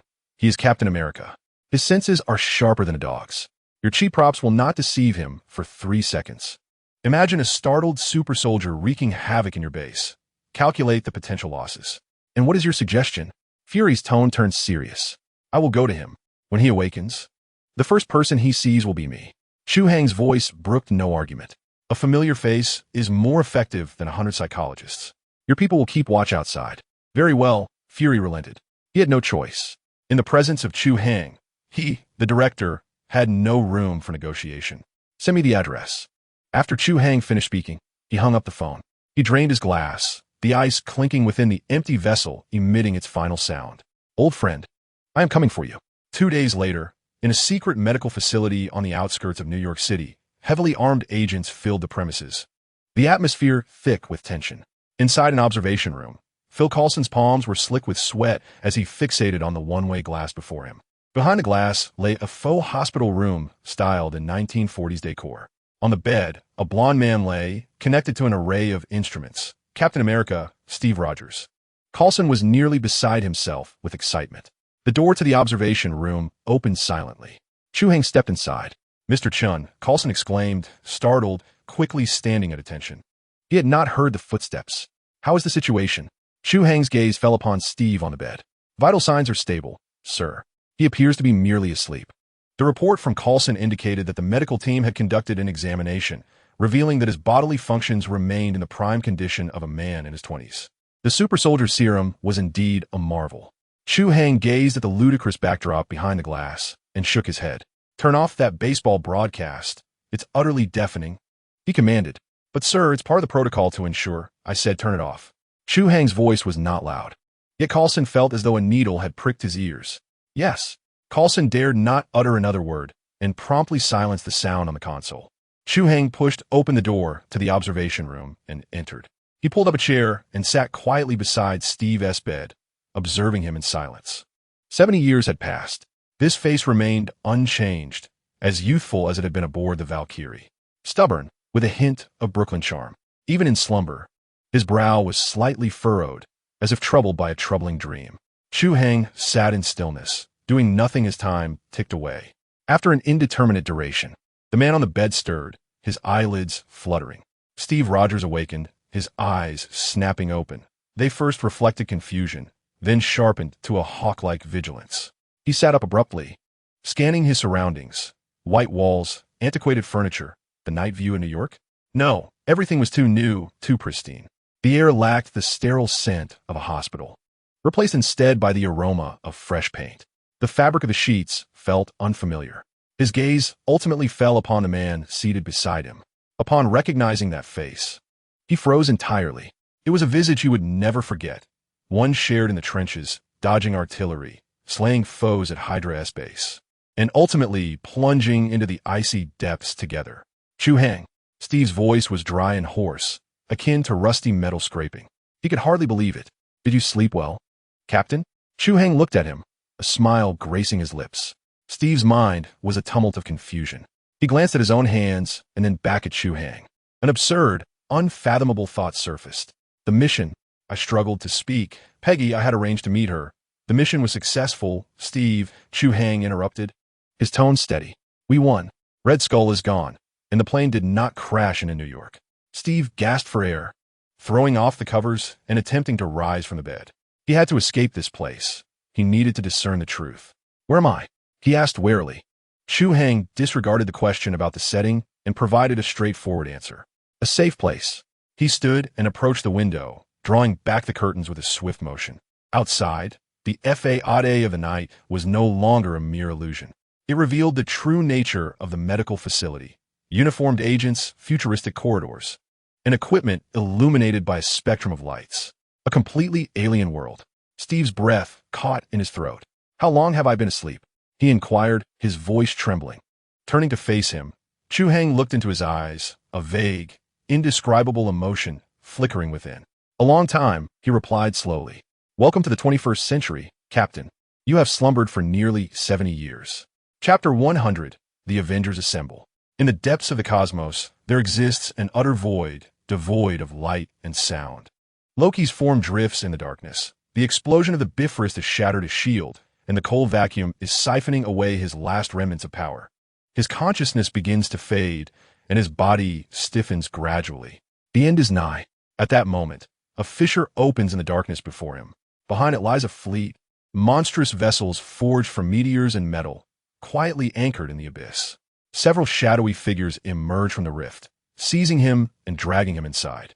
He is cast before a throne, composed of black stone, where looms an immense shadow, resembling a mountain. Merely gazing upon this figure renders Loki breathless. A gaunt alien approaches, its voice dry and raspy. Prince of Asgard, it intones, you desire the throne. Loki struggles to lift his gaze, his eyes ablaze with hatred. I should be king. We sense your animosity, your resentment, the voice tempts. My master is willing to offer you an opportunity. The alien extends a three-fingered hand, gesturing to the side where a scepter hovers, its apex aglow with blue light. This scepter will bestow upon you power, and an army, the Chitauri. They shall pave the way for you, obeying your every command. Loki's breath quickens. What is the cost? He is not so foolish. Quite simple. The alien's face contorts into an unpleasant grin. On Earth, there exists an object known as the Tesseract. Your father concealed it there. Retrieve it, and in return, Earth shall be yours. You shall become a god of a kingdom. Loki gazes at the scepter, recalling Thor, remembering Odin's words. No, Loki. Hatred and ambition ignite within him. He extends his hand, grasping the scepter. A chilling energy surges through his body, mending his wounds and infiltrating his mind. I accept, he whispers. The shadow upon the throne seems to shift. Meanwhile, at SHIELD medical facilities, Steve Rogers sits at the edge of his bed. Clad in a gray tracksuit provided by SHIELD, he stares vacantly out the window. 70 years have altered the world. Towering structures display enormous glowing screens, showcasing advertisements he cannot comprehend. Everything feels like an unreal dream. Suddenly, the door swings open, and Chuang strides in, followed closely by Nick Fury. Captain, Fury approaches, extending his hand. Steve glances at him, then at Chuang, before finally accepting the handshake, a brief but firm connection. Nick Fury, director of SHIELD, Fury states. SHIELD was formerly known as the Strategic Scientific Reserve. Peggy Carter was one of the founders. At the mention of Peggy's name, Steve's shoulders tense. Is she well? She is alive, Fury remarked, but she has aged, Steve. We have all aged. Steve remained silent. I did not seek you merely for nostalgia, Fury declared, sliding a folder across the table towards him. The cover bore a prominent letter. The world has transformed, Captain. The threats we now face are no longer those posed by gun-wielding Nazis. Some dangers emerge from realms we scarcely comprehend. He cast a glance at Chuang. We need soldiers, Fury stated bluntly. A leader. I initiated a project known as the Avengers Initiative, aiming to assemble a cadre of extraordinary individuals to combat battles we cannot win. The world requires you, Captain. Steve opened the folder. Inside were documents pertaining to the Tesseract, along with reports of Thor's disturbances in New Mexico, and information on a green creature known as the Hulk. A headache began to form as he absorbed the contents. These matters seemed more absurd than Hydra's energy weapons. He was a soldier, yet his war had concluded. He belonged to a bygone era, a time defined by stark contrasts. This vibrant and intricate new world seemed devoid of a place for him. He closed the folder and turned his gaze towards Chuang, his eyes pleading for assistance. Chuang approached and patted Fury on the shoulder. All right, Director, I'll handle the rest. Fury nodded and stepped out, leaving just the two of them in the room. Don T listened to his grandiose notions, Chuang casually remarked as he took a seat. To put it simply, aliens are coming to seize resources S-H-I-E-L-D, can't withstand the pressure, and they want you to serve as a human shield. Steve felt somewhat bewildered by Chuang's bluntness. Much has transpired over these 70 years, Chuang continued, observing him closely. We triumphed in World War II, then faced off against the Soviets for decades without actual conflict. Then came computers, the internet, and now everyone carries a device called a smartphone, capable of connecting with the entire globe. He paused, lowering his voice. Howard is gone, a victim of a car accident. Duggan and the others have also passed away from old age. Peggy married and started her own family. Most of those we knew have vanished. Steve's hands, resting beneath the table, formed fists. So it's just us now, he asked, and Logan. That fellow is still alive, though his mind is not quite right, Chuang replied. Yes, it's just us relics of the past. He looked earnestly into Steve's eyes. I understand you feel abandoned by the world. Indeed, that is the case. But so what? You're a soldier, Steve. A soldier's duty is to obey orders and defend the nation. Now, it is time to protect this planet.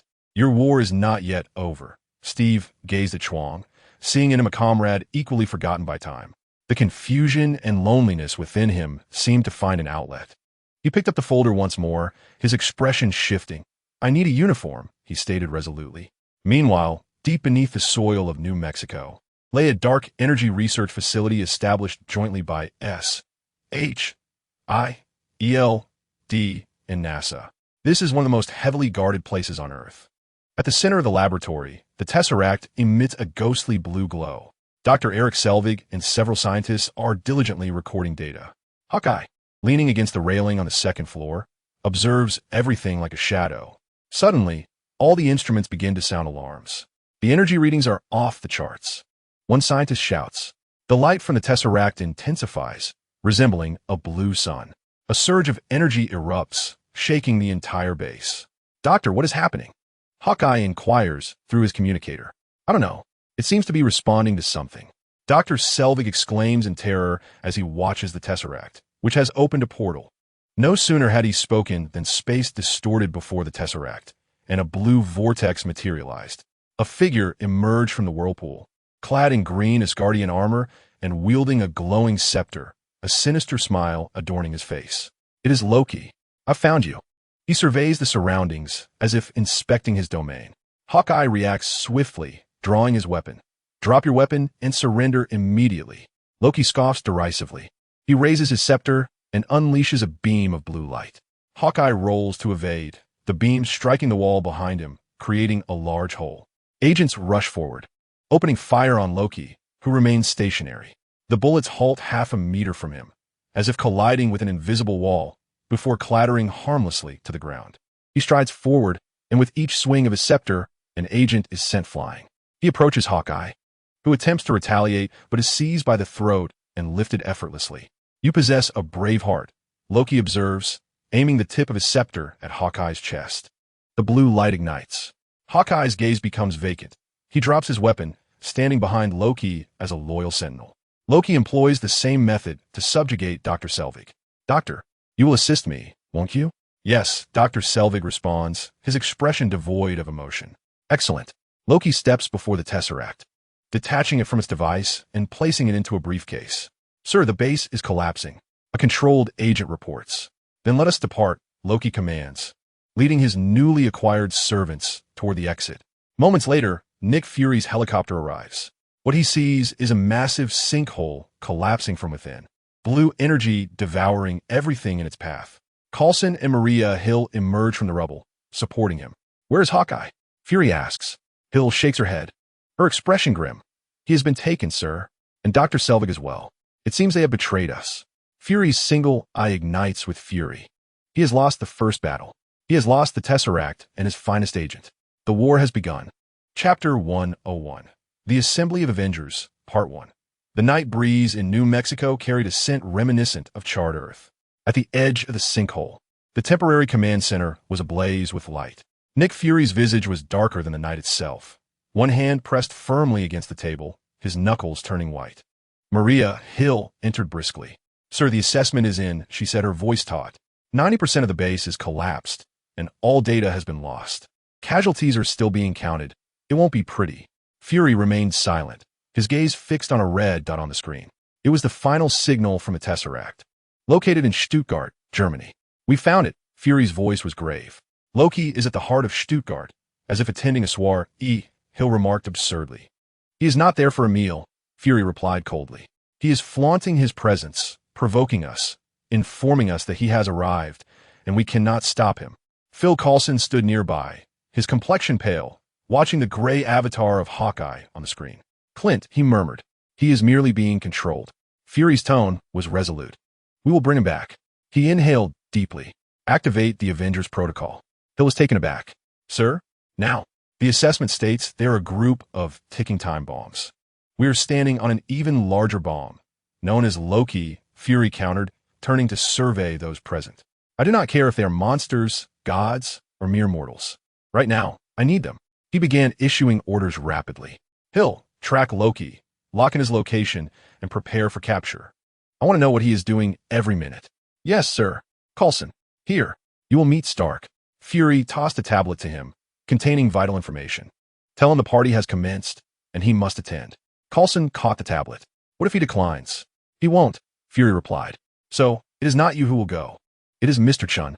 Coulson and Hill simultaneously glanced at the corner, where Chu Hai had appeared at some point, leaning against the wall, idly toying with a charred metal fragment. That bastard Stark only understands fists, Fury remarked. However, Mr. Chen's fists are harder than his metal contraptions. Inform him that this is an advisory command. Chu Hai tossed the fragment onto the table with a resounding clink. A trivial matter, he stated, but I have a condition. Speak. Let it be on credit for now. I have nothing I desire at the moment. Fury's eye twitched. Deal, he gritted through clenched teeth. Chu Hai smiled, his form fading into the ether. Coulson and Hill had grown accustomed to such occurrences. Additionally, Fury's voice resonated once more. Natasha has already departed to locate Banner. As for our captain, he requires a bit of motivation. In New York, atop Stark Tower, the expansive view of Manhattan sprawled beyond the floor-to-ceiling windows. Tony Stark held a glass of champagne, gesturing to Pepper Potts. Do you see this, Pepper? This building operates on 100% clean energy. It generates its own electricity and can power the entire neighborhood. This is the future. Pepper smiled at him. The man only appeared childlike when discussing his inventions. Indeed, Tony, it is remarkable, she remarked, but do you truly wish to have your name displayed so prominently? It seems rather ostentatious. Ostentatious? No, that is branding, Tony replied, taking a sip of his drink. I am Brand. A voice resonated from behind them. The brand is on the verge of bankruptcy if you continue to sip champagne here. Tony and Pepper turned abruptly. Chu Hai stood not far away, clad in casual attire, as if he had materialized from the air. Jarvis? Tony furrowed his brow. His security system was renowned worldwide. Sir, I have no records of any intrusions. Jarvis's voice echoed from the ceiling with a hint of confusion. Mr. Chun has just appeared here. Tony's expression darkened.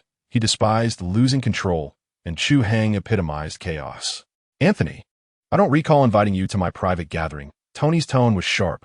This is not a gathering. Chu Hai countered, stepping forward, seizing the glass of champagne, draining it, and placing the empty vessel on the table. This is a conscription notice. He tossed the tablet given to him by Coulson to Tony. Tony caught it and glanced down. The screen displayed Loki's dossier, energy fluctuation graphs from the Tesseract, and photos of the base's collapse. The Prince of Asgard, wielding a glowing blue stick, has stolen S.H.I.E.L.D.'s treasure. He is now preparing to breach Earth and summon his extraterrestrial allies. Chu Hai recounted as if telling a joke. Fury, that one-eyed dragon, couldn't handle it. So now it's your turn. Iron Man Tony rapidly flipped through the documents. The relaxed expression on his face gradually dissipating. Gamma rays, spatial distortions. This energy model is unscientific. His mind raced. He flung the tablet back onto the table. It sounds like S.H.I.E.L.D.'s problem, not mine, he stated. They have armies, aircraft carriers. I'm a consultant, not a combatant. Their best combatant, Hawkeye, is now an enemy, Chu Hai remarked. That makes it worse. Tony spread his hands. Why would I join an organization that cannot even control its own? I have no desire to wake up one day with unwelcome thoughts in my head. He approached his suit display, caressing the helmet of Mark 6. I can provide technical support, weapon analysis, energy tracking, even lend them a few drones. Tony turned to Chu Hai, his gaze reflecting the shrewdness of a businessman and the arrogance of a genius. But as for me, I will not participate. I'm not a soldier. I do not take orders. Pepper watched them anxiously from the side. Tony, she attempted to interject. Did you hear that? Tony addressed Chu Hai. This is my company, my building, my life. I operate by my own rules. You agents should keep your distance. Chu Hai regarded him silently, his gaze calm, almost unsettling to Tony. Have you finished? Chu Hai inquired. I have. You may leave. The door is over there. Tony gestured toward the elevator. Chu Hai smiled. Stark, do you know what I despise most about you? He said, you always believe that you have a choice. No sooner had he spoken than the entire Stark Tower was plunged into darkness. The floor-to-ceiling windows transformed into black mirrors, reflecting only the faint blue glow emanating from Tony's chest. The voice of Jarvis vanished. The hum of the air conditioning ceased. Everything fell silent. Jarvis? Report. Tony shouted, a heavy weight settling in his heart. There was no response. Pepper gasped, clutching Tony's arm. What about the backup power? The emergency power system? Tony yelled into the void. Still, there was no answer. Then he felt it, the core that sustained his life, the new element reactor he took such pride in, dimmed momentarily. Just for an instant, like a candle flickering in the wind. Tony felt as if a cold hand had gripped his heart. It was no mere metaphor. It was real. The reactor's energy flow interrupted for a fraction of a second, and his circulatory system faltered in response. The sensation of death loomed, painfully tangible. His blood turned cold. Instinctively, he clutched his chest, genuine fear etched upon his face for the first time. The lights flickered back to life. Jarvis's voice returned. Sir, the power system is restored. The entire building's electricity abruptly vanished, and Tony did not heed Jarvis's words. He was fixated on Chu Hai, his breath quickening. What did you do? His voice trembled. Chu Hai remained unmoved, standing firm. I merely wish to impart one truth to you. Chu Hai's tone was flat. Yet each word struck Tony's heart like a hammer. Personal power is limited. Even I dare not claim invincibility. He stepped forward. I am not negotiating with you, Stark. I am informing you. Now, don your armor and follow me. We have many others to meet. Tony regarded him, his lips moving but unable to utter a single word. He glanced at Pepper, whose face was pale with fear. Finally, he inhaled deeply, as if summoning every ounce of strength within him. Jarvis, he said. Yes, sir. Prepare the suit. We are embarking on a journey. Chapter 102. The Avengers Assemble, Part 2. A sleek black Quinjet sliced through the night sky. The cabin was stifling. Tony Stark sat in a corner, arms crossed, his expression darker than the stock he had just purchased. The blue glow of the reactor at his chest remained steady. Yet his mood was anything but. Jarvis, he mentally called out. Yes, sir. Analyze the power outage again. Sir, the energy systems, including all physically isolated backup lines, were simultaneously severed within the same plank time. There are no signs of intrusion, no energy sources, no physical contact. The conclusion is inexplicable. Inexplicable, Tony echoed silently, feeling his teeth clench. He is a scientist, a firm believer in the notion that everything can be measured and explained. Yet, the man named Anthony Chun remains an enigma, an inexplicable phenomenon. Is it some form of high-frequency electromagnetic pulse? Or perhaps a more outrageous form of spatial technology? He finds it utterly perplexing, more so than the resolution of palladium poisoning. Across from him sits Coulson, rubbing his hands together, his face alight with the excitement of meeting a revered idol. Mr. Stark, it is truly an honor to meet you. I have collected the complete set of your father's invention briefs, as well as all the newspaper clippings from the moment you publicly revealed your identity. Tony cast a sidelong glance at him, remaining silent. Unperturbed, Coulson continued, "We all have high hopes for you. So, does the captain. Oh, by the way, I also possess a first edition collection of Captain America trading cards, in pristine condition. Just missing his autograph. Is that so?" Tony's tone was sharp. "Then you ought to seek him out instead of bothering me. Perhaps he could even sign your little shield." Coulson's smile faltered momentarily. Chu Hai leaned against the cabin wall, eyes closed as if in slumber. Suddenly, he spoke. "Coulson, disregard him. He is merely sulking after I startled him." Tony's face darkened. "I am not sulking. You are," Chu Hai retorted without opening his eyes. "Your mind is now filled with questions, eager to discern the principles behind my abilities, wondering why your JRVs cannot analyze them. Am I correct?" Tony fell silent. "That's not scientific," he managed to utter after a pause. "When you can elucidate the workings of Asgard's Rainbow Bridge, then we can discuss science." With that, Chu Hai ceased to engage further. The aircraft pierced through the clouds, revealing a colossal aircraft carrier below. "Is this it?" Tony gazed out the window, curling his lip. "I expected something more impressive from SHIELD. Instead, it's just a larger ship." Coulson smiled enigmatically. "Just wait and see." The Quinjet landed smoothly on the deck. The moment Tony stepped out of the cockpit, he felt a low, resonant hum emanating from the deck beneath his feet. The entire aircraft carrier began to tremble slightly. He observed 4 massive turbine fans slowly rising from either side of the ship's hull, their blades whirling, stirring the mist over the sea into a frenzy. The salty sea breeze transformed into a scorching airflow. The vessel took to the skies, slowly ascending like a colossal steel beast awakening from slumber, disappearing into the clouds. Tony tilted his head back, his previous sarcasm replaced by an unmistakable astonishment. "Well," he murmured into the communicator to Pepper, "it seems their toys are not entirely worthless." In India, Kolkata, at the edge of the city, a slum, filthy and crowded. The air was thick with a mingled sense of sweat, curry, and inferior spices. Natasha Romanoff, clad in unremarkable attire, seamlessly blended into the surroundings, navigating through the chaotic streets. A little girl with braids led the way, skillfully avoiding the puddles and outstretched hands of beggars. They entered a dilapidated house. In a dimly lit room, a bespectacled man gently wiped the forehead of a feverish patient, his movements tender and focused. This was Dr. Bruce Banner, who had long sensed the presence of intruders. "You should have sent someone to clear the area in advance," he remarked softly, without lifting his gaze. Natasha glanced out the window, aware that at least 3 sniper positions had been established on the rooftops across the street. "We merely wish to converse with you," she stated. "The last individual I spoke with nearly demolished Harlem," Banner replied as he tucked a blanket around the patient, rising to meet her eyes.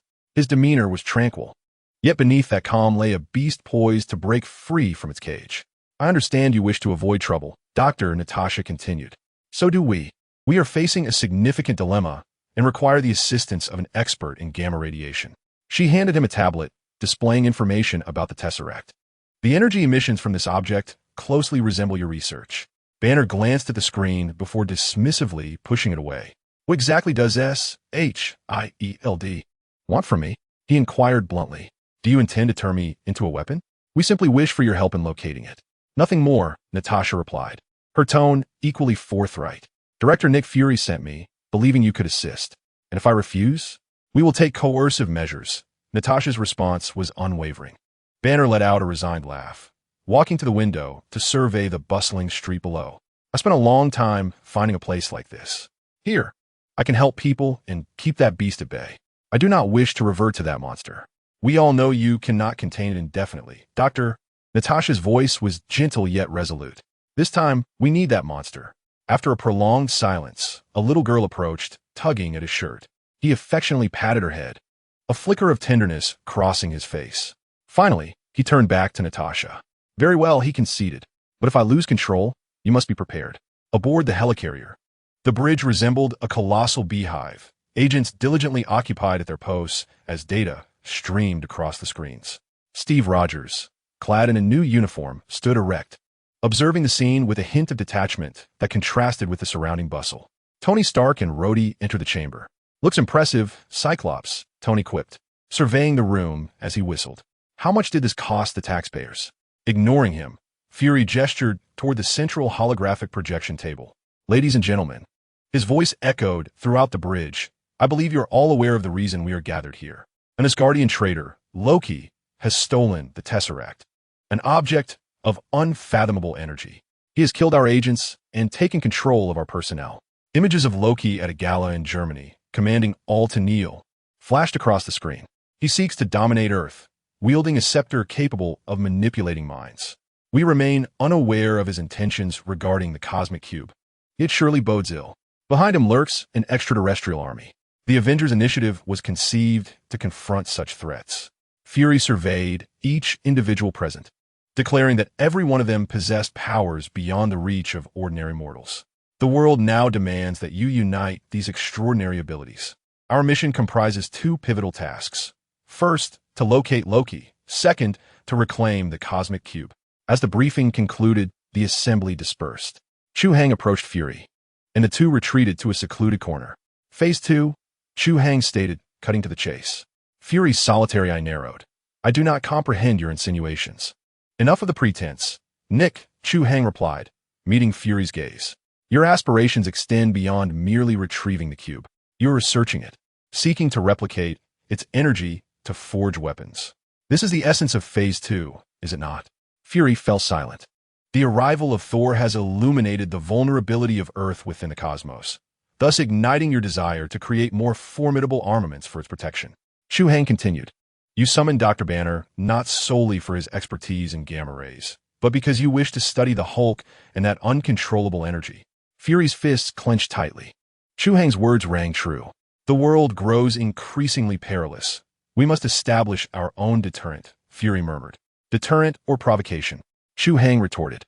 "You clutch the nuclear button, perpetually searching for an opportunity to press it. Tread carefully, Nick. Do not play with fire lest you be consumed by it." With that, Chu Hai turned and departed, leaving Fury to stand alone in the shadows. At that moment, Dr. Banner, guided by Coulson, entered the command bridge. Dressed in a somewhat ill-fitting suit, he appeared uneasy, akin to a college professor who had stumbled into a party. Steve approached him politely, extending his hand. "Doctor, it is a pleasure to meet you." Banner shook his hand, looking somewhat bewildered. However, Tony, like a child discovering a new toy, brightened up and strode over. "Dr. Bruce Banner," he exclaimed, enthusiastically patting Banner on the shoulder. "I am your greatest admirer. Your paper on antimatter collisions is nothing short of genius. How did you conceive of employing the Dirac model to elucidate gamma-ray bursts? Goodness, you are an artist." Banner was taken aback by his fervor. Thank you." "Don't mention it," Tony continued, circling around him as if admiring a masterpiece. "So, Fury has summoned you, our esteemed expert on gamma rays. Honestly, how do you manage to avoid exploding at any moment? I am quite curious about your body's energy conversion rate." "Tony," Steve interjected, frowning at Tony's impoliteness. "Relax, Captain. This is merely a dialogue between scientists," Tony dismissed, winking at Banner. "We are all cursed beings, are we not? I have this contraption in my chest, and you house that formidable entity within you. Though I must say, mine is rather more aesthetically pleasing." For the first time, a smile graced Banner's face. He had not anticipated that this reputedly arrogant billionaire would greet him in such an amiable manner. He did not perceive him as a monster, but rather as a scientific phenomenon worthy of study. This thought alleviated some of his burdens. "Chun, it is a pleasure to see you again," Banner remarked, noticing Chu Hai nearby. "I owe you a debt of gratitude. Thanks to you, the military has finally ceased their disturbances." Chu Hai smiled faintly. "No need for thanks, Doctor. I have always disapproved of the military's actions." "Come with me, Doctor," Tony said, draping an arm around his shoulder and guiding him to a device. "Observe the energy signals left by the Tesseract. I find its radiation model quite unstable. What do you think?" Banner gazed at the data displayed on the screen, instantly captivated. It was indeed emitting neutron radiation, yet did not conform to standard decay. Thus, the two brilliant scientists engaged in a discussion, oblivious to their surroundings. Steve watched them, shaking his head in confusion, unable to comprehend their conversation. He felt an invisible barrier had formed between him and this era. Chapter 103. The Supreme Sorcerer of the Nine Realms in Stuttgart, Germany. Outside the banquet hall, a crowd adorned in elegant attire reveled in a pleasant evening. Classical music flowed from within the hall, mingling with the effervescent sounds of champagne. Suddenly, the music ceased. A black Quinjet glided silently across the night sky, slicing through the air like a razor through velvet. Moments later, a figure descended from the heavens, landing heavily atop the sculpture in the center of the square. He wore an exaggerated golden-horned helmet, draped in a green cloak, and the tip of his scepter pulsed with a sinister blue light, resembling an evil eye. It was Loki. The murmurs in the square hushed. Dozens of eyes turned towards him, filled with confusion and a hint of trepidation. In the next moment, panic ignited like a fuse, exploding throughout the crowd. Loki reveled in this transformation. He delighted in watching elegant smiles freeze into expressions of terror. With a subtle flick of his scepter, a beam of energy struck a police car parked at the roadside. Boom! Blinding flames engulfed the vehicle, and the shockwave sent several slow runners tumbling. The screams escalated into hysteria as the crowd, akin to a disturbed anthill, surged and scattered in frantic flight. Kneel! Loki's voice, amplified by magic, resonated with undeniable authority, overpowering the cacophony. He descended gracefully from the sculpture, as if stepping down from his throne. Surrounding him, a dozen identical phantoms materialized, encircling the remaining terrified individuals. "You were born to crave subjugation," Loki proclaimed, striding forward with an air of condescension. "You pursue power, yet fear true freedom. Kneel. Kneel before me. This is your true nature." Most could no longer withstand the pressure. Their legs buckled, trembling as they sank to the cold ground. Only one elderly German man, his hair white as snow, remained standing. Though frail and trembling uncontrollably, his gaze held no fear, only indignation. "We shall not kneel before the likes of you." The elderly man spoke in German, his voice soft yet distinctly clear. The smile on Loki's face vanished. He halted, raising his staff, directing a beam of azure light towards the old man's chest. "Brave old fellow," he murmured, as if delivering a verdict. Energy was on the verge of being unleashed. A shadow, intertwined with blue, white, and red, descended from the heavens, accompanied by the sound of rushing wind. Bang! A dull thud echoed as Steve Rogers, utilizing his vibranium shield, steadfastly blocked the lethal beam. The force propelled him back a half-step, causing cracks to spiderweb across the stone beneath his feet. He straightened, the shield held protectively before him, resembling a mountain, standing guard between the old man and Loki. "The last time I was in Germany, I encountered a fellow who aspired to tower over everyone." Steve's voice remained steady, yet each word resonated with an icy undertone. "We ended that encounter quite unpleasantly." Chu Hai followed, brushing off the dust from his attire. "He speaks the truth," he remarked, scrutinizing Loki and shaking his head. "Your attire is outdated.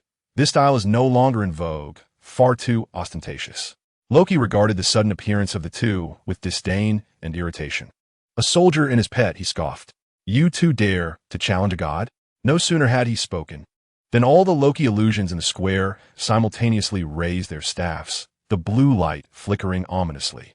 Steve immediately lowered his center of gravity, shielding his front, scanning warily for any potential attack. However, Chu Hai frowned. Within his energy perception, these illusions were mere hollow shells of energy, devoid of substance or core. "Steve, they're illusions. Do not be deceived." Just as he uttered those words, the true Loki struck. Rather than attacking them directly, he lightly tapped the backs of several kneeling civilians with the tip of his staff. Instantly, the eyes of those individuals became vacant, and they rose like soulless puppets, turning a lunge at Steve and Chu Hai. "Do not harm them," Steve shouted, unable to use excessive force, resorting only to blocking and pushing with his shield, momentarily entangled by several ordinary individuals. Chu Hai had a clear objective: to resolve the source of the chaos. He locked onto the nearest Loki, preparing to incapacitate him with his spatial abilities. Yet, as his thoughts shifted, that Loki transformed into a wisp of green light and vanished. Simultaneously, another Loki appeared silently behind him, the staff lunging like a venomous serpent aimed directly at his back. Chu Hai retaliated with a punch. His fist passed through the Loki's form as though striking nothing but air. The physical assault proved ineffective. He attempted to lock on again, but his spatial abilities found no tangible entity to attach to. For the first time, Chu Hai felt challenged. All his powers, regeneration, strength, spatial control, were grounded in solid physical laws. Whereas Loki wielded magic, a realm he had never encountered before. Your power is quite peculiar, mortal. The true Loki stood not far away, leisurely observing him, akin to a cat toying with a mouse. Yet, before the authentic magic of the divine realm, one appeared as a primitive savage wielding a stone axe, ridiculous and ignorant. As his words fell, the surroundings abruptly transformed. Skyscrapers vanished, replaced by towering, twisted ancient trees. The ground was no longer hard stone, but a slowly flowing river of crimson magma. Countless serpents, as thick as water barrels, emerged from the magma, their gaping maws roaring as they lunged at the two. Illusion, Steve shouted in warning. He understood it was a fabrication, yet his senses were thoroughly deceived, causing his instinctive reactions to falter. Chu Hai, of course, was aware of the ruse as well. However, his skin felt the searing heat, and his nostrils were filled with the acrid stench of sulfur. This was no mere visual trickery. It was a direct assault on both mind and senses. His will barrier enabled him to maintain clarity, aware that all of this was illusory, yet it could not dispel the enchantment. He felt akin to an audience who had discerned every trick of the magician, yet remained ensnared upon the stage, unable to escape. This sense of powerlessness left him quite vexed. No, he had to acquire his abilities. At that moment, a thunderous rock melody descended from the heavens. The guitar wailing like a chainsaw, violently shredding the terrifying atmosphere crafted by the illusion. A figure, resplendent in red and gold, descended from the sky, trailing a long tail of fire. Tony Stark. He hovered mid-air, the weapon bays of his suit opening. A multitude of launch ports aimed at Loki below. Everyone step aside. The party is over. Tony's voice boomed through the loudspeakers. Bambi, I advise you to surrender. My patience is quite limited. He paid no heed to the serpents or the magma. Jarvis had locked onto the strongest energy signature, Loki's true form. Bang, bang, bang. A barrage of energy cannons and miniature missiles descended, instantly transforming the ground where Loki stood into a sea of flames. The illusion shattered as the square reverted to its original state. Loki clumsily rolled out from the cloud of smoke created by the explosion, his cloak singed in several places, and his helmet askew. Mortal tin toy, he roared, raising his scepter to unleash a violent beam of energy toward the airborne Tony. Tony deftly sidestepped, his shoulder-mounted rapid-fire machine guns roaring to life, bullets cascading like rain, forcing Loki to block with his scepter, unable to lift his head. Now was the moment. Chu Hai's eyes brightened. Captain, cover me. Steve, without hesitation or doubt, hurled his shield with great force. The vibranium shield traced an astonishing arc through the crowd, accurately ricocheting to strike the back of the necks of the controlled individuals. They groaned and collapsed to the ground, devoid of life-threatening injuries. Seizing the opportunity while Loki's full attention was diverted to Tony, Chu Hai moved. His body propelled forward like an arrow released from a bow, instantly crossing dozens of meters as he charged straight toward Loki. Loki sensed the danger from the side and let out a furious roar as he turned, sweeping his staff horizontally. Chu Hai did not flinch or evade. He allowed the staff, infused with the energy of the Mind Stone, to strike heavily against his chest. The surface of his adaptive armor flickered with a blue light, instantaneously recording the energy pattern and attack data of the Mind Staff. A tremendous force surged through him, yet he remained utterly immovable, gripping Loki's wrist with unwavering steadiness. Cold and firm, a stream of data flashed through his mind. Target locked, Loki Laufeyson, Asgardian Frost Giant Hybrid. Ability replication list. 1 Frost Giant bloodline, level acquire the physique and icy powers of a Frost Giant. 2 Mind Staff manipulation, level requires possession of the Mind Staff, capable of controlling the minds of others. 3 Gifted Supreme Mage of the 9 Realms, level attain the highest magical talent of the Asgardian Divine Realm, possessing an extraordinary understanding and learning ability regarding all forms of energy, runes, dimensions, and mental force. It was the ability to replicate, Supreme Mage of the 9 Realms. An indescribable torrent of vast information flooded into Chu Hai's mind in an instant. This was not a collection of specific spells or knowledge, but rather the foundational logic concerning energy, runes, dimensions, and mental force. In that fleeting moment, it felt as though he had been forcibly imbued with an entirely new cosmic language, mastering all its syntax and rules. The world transformed entirely before his eyes. The entire process lasted less than a second. Loki, whose wrist he had seized, was about to summon magical energy to cast him aside when he suddenly felt Chu Hai release his grip and step back. "The game is over, little prince," Chu Hai stated calmly, gazing at him. A flicker of confusion crossed Loki's face, swiftly morphing into a cold smirk. He unleashed his magic once more, surrounding Chu Hai with a dozen illusions. Yet, to Chu Hai, these once seamless phantoms now appeared as crude outlines sketched by a child, riddled with flaws. He could distinctly see slender green energy lines extending from Loki's true form, resembling the strings of a marionette, forming the framework and movements of each illusion. He even discerned that while the weaving of these energy lines was intricate, several nodes were disordered due to the caster's unrest.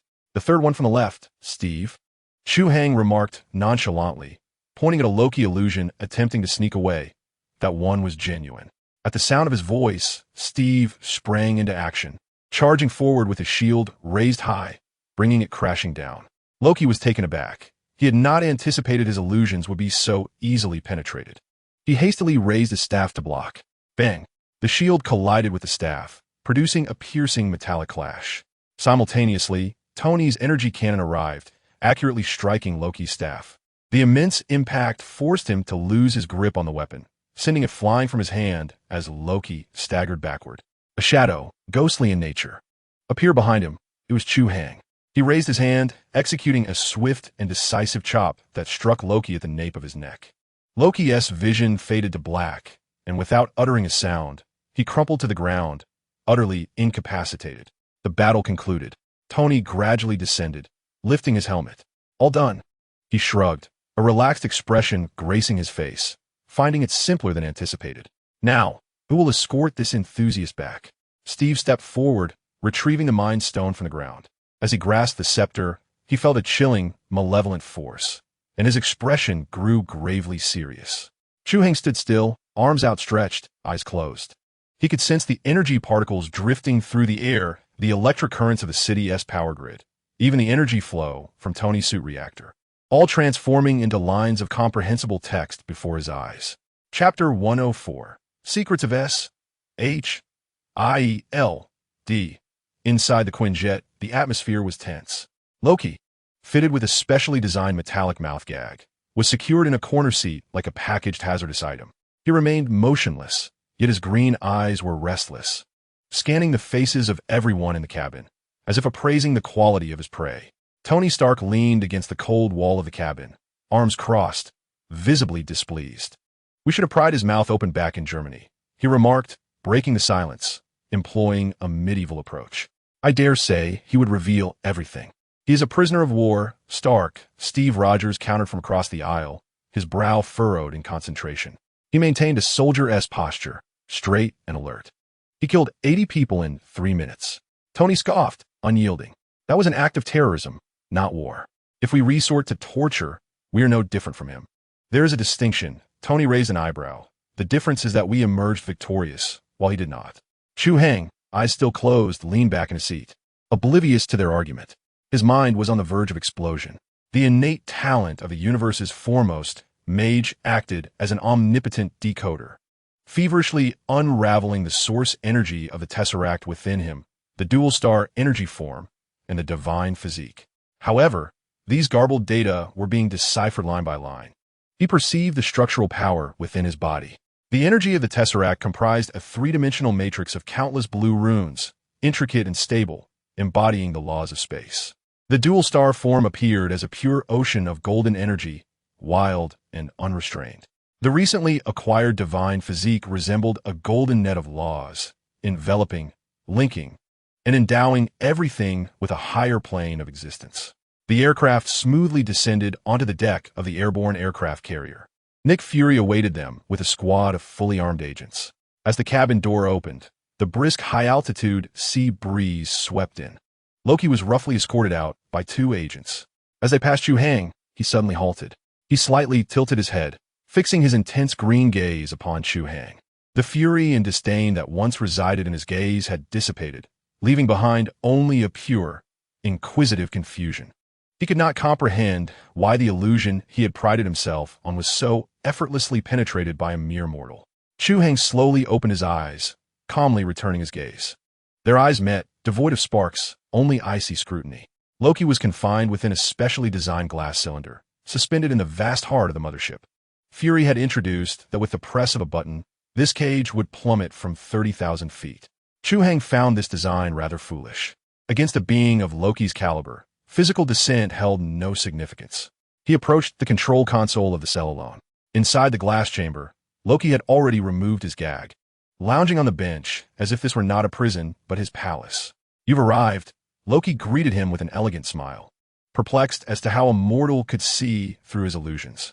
"I came to ascertain whether you are truly so foolish as to willingly be captured," Chu Hai replied, his tone flat and devoid of emotion.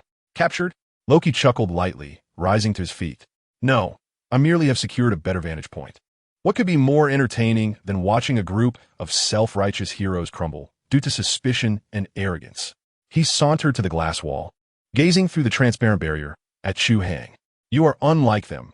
Loki's voice dropped to a low, beguiling whisper akin to a serpent's hiss. "You possess the essence of a seeker, yearning for truth, longing to touch the very essence of the world." He extended his hand, his pale palm gently pressed against the glass. "Join me. I can teach you the true magic of Asgard, revealing vistas forever beyond mortal reach. What do you desire? Power? Immortality? The mysteries of the universe? I can grant you all." Chu Hai regarded him quietly, akin to a spectator watching a jester perform. With the gift of the greatest mage of the 9 realms, Loki's trivial mental manipulations seemed transparently absurd in his eyes.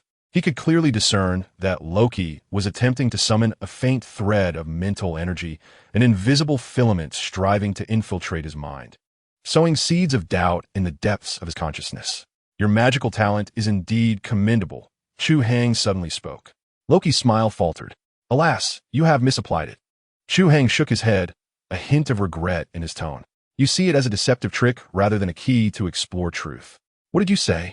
"You ought to devote more time to studying the intrinsic structures of runes, rather than indulging in frightening those ordinary folk with illusions," Chu Hai continued. He raised his right hand, fingers slowly splaying. A small fragment of space began to twist, compress, and fold within his palm. The surrounding light was drawn inward, ultimately transforming into a singularity smaller than a marble, radiating an ethereal blue glow. This represents the most fundamental application of the cosmic cube's energy, a pure manifestation of spatial laws. Loki's pupils suddenly constricted to a pinprick. He comprehended it. He understood what it was. It was the epitome of pure spatial laws, a realm that he, Odin, and all the gods of Asgard had dreamt of touching. Yet, this mere mortal before him could wield it with such ease. This utterly shattered his perceptions. For the first time, Loki's voice betrayed an unmistakable confusion. "Who are you, exactly?" "A passing collector," Chu Hai replied nonchalantly, closing his fingers, causing the blue singularity to vanish silently. He turned to leave, leaving Loki standing alone behind the glass wall, his arrogance and elegance utterly stripped away. Returning to the room assigned to him, Chu Hai shut the door and sat cross-legged on the floor. He needed a moment of tranquility to digest the new knowledge swirling within his mind. He drew forth a strand of pure cosmic cube energy from within himself and let it spiral around his fingertips. In the past, this energy had behaved like a wild inferno in his hands. He could only hurl it violently, creating craters. Now, he could perceive its interior. It was an extraordinarily intricate three-dimensional matrix composed of countless tiny blue runes, each representing an aspect of spatial laws. Meanwhile, aboard the celestial mother ship, Fury was interrogating Loki, who was ensnared in a stalemate. "Who is behind you? What do they want?" Loki merely wore his signature smile, remaining silent. On a side screen, Natasha's visage appeared. "Director, he is stalling for time." Black Widow's voice was calm and professional. "He is observing us, analyzing each of us, searching for our weaknesses." Fury's single eye glimmered with a hint of coldness. In the lower laboratory of the mother ship, Tony and Dr. Banner were tracing the gamma-ray signals from the cosmic cube. The radiation pattern is quite peculiar, Banner noted, pointing to a segment of rhythmic pulse waves on the screen. It doesn't resemble natural decay. It appears to be a design signal. Indeed, Tony replied, his fingers dancing across the virtual keyboard, bringing up another encrypted window. Moreover, SHIELD has been secretly downloading its data. Look at this folder named Phase 2. He unhesitatingly clicked on the folder, revealing blueprints for weapons, handheld energy guns, directed energy cannons, and even a super bomb centered around the cosmic cube. Damn it, Tony muttered under his breath, suddenly enlightened. Fury had summoned them not to assemble the Avengers, but to exploit them to reclaim the cube, thereby continuing his clandestine weapons research. He intended to use the cube's energy to manufacture weapons of mass destruction. Tony turned to Banner, his tone laced with sarcasm. Just then, the lab door opened, and Steve walked in. Manufacturing weapons? Steve's expression darkened instantly. Stark, what are you saying? Tony, disinterested in elaboration, redirected the main screen towards him. See for yourself, Captain. He pointed to the grotesque weapon designs displayed, revealing Fury's clandestine endeavors. He wishes to revive Hydra's old ambitions, albeit under a different guise. Steve's gaze fell upon the screen. The familiar blueprints of energy weapons transporting him back to the battlefield of 70 years past. Memories of the Red Skull emerged, alongside recollections of comrades reduced to ashes by those very energy weapons. His demeanor turned frigid. Chapter 105. Hulk Rampage in Chu Hai's chamber. The energy runes in the air began to swirl chaotically. He opened his eyes and looked up. A surge of energy pierced the atmosphere. The Bifrost was here. Thor had arrived. His wrist communicator buzzed. It was Natasha. Mr. Chun, we have a situation. Her voice remained steady. Radar has detected intense temporal fluctuations, reminiscent of the incident in New Mexico. Fury requests your assistance. Understood. Chu Hai ended the communication and rose to his feet. He opened the door, colliding with Tony and Banner as they exited the lab, both bearing grim expressions. What is it? Chu Hai inquired. Fury is deceiving us, Tony replied. He intends to use the Tesseract to create weapons. I know. Chu Hai's response left Tony momentarily stunned. You know, why do you think I am aboard this ship? To serve as a mascot? Chu Hai patted his shoulder. Enjoy the spectacle. The captain has already gone to confront him. With that, he strode purposefully towards the deck. Bridge Command Center. Steve Rogers slammed a black metal case onto the central holographic projection table with a resounding thud. The sound drew everyone's attention. He opened the case to reveal an energy rifle, adorned with the vivid red Hydra insignia. Phase 2. Steve's voice was as cold as ice. This is your plan, isn't it? He fixed his gaze upon Nick Fury's singular eye. Fury's expression soured. Captain Rogers, this is not your concern. Why shouldn't it be? Steve stepped forward, exuding authority. SHIELD exists to protect the world, not to threaten it with the weapons of our enemies. At that moment, Tony and Dr. Banner entered the room. I'll answer that for him. Tony interjected, hands in his pockets, circling the table with a sardonic expression. He never trusted us. He merely seeks to exploit Dr. Banner's gamma radiation expertise to stabilize the Tesseract for mass production of these lethal toys. Banner adjusted his glasses, paling as he gazed at the Hydra weapon, his breathing becoming rapid. Fury, you deceived me. His voice trembled. I did not deceive you. Fury's gaze swept across each individual. I simply did not divulge everything. Loki's emergence confirms that we are not the only intelligent life in the universe, and we are woefully vulnerable. We require deterrence. We need weaponry.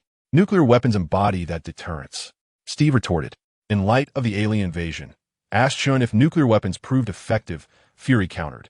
The volume of their quarrel escalated. The atmosphere on the bridge taut as a string drawn to its limits.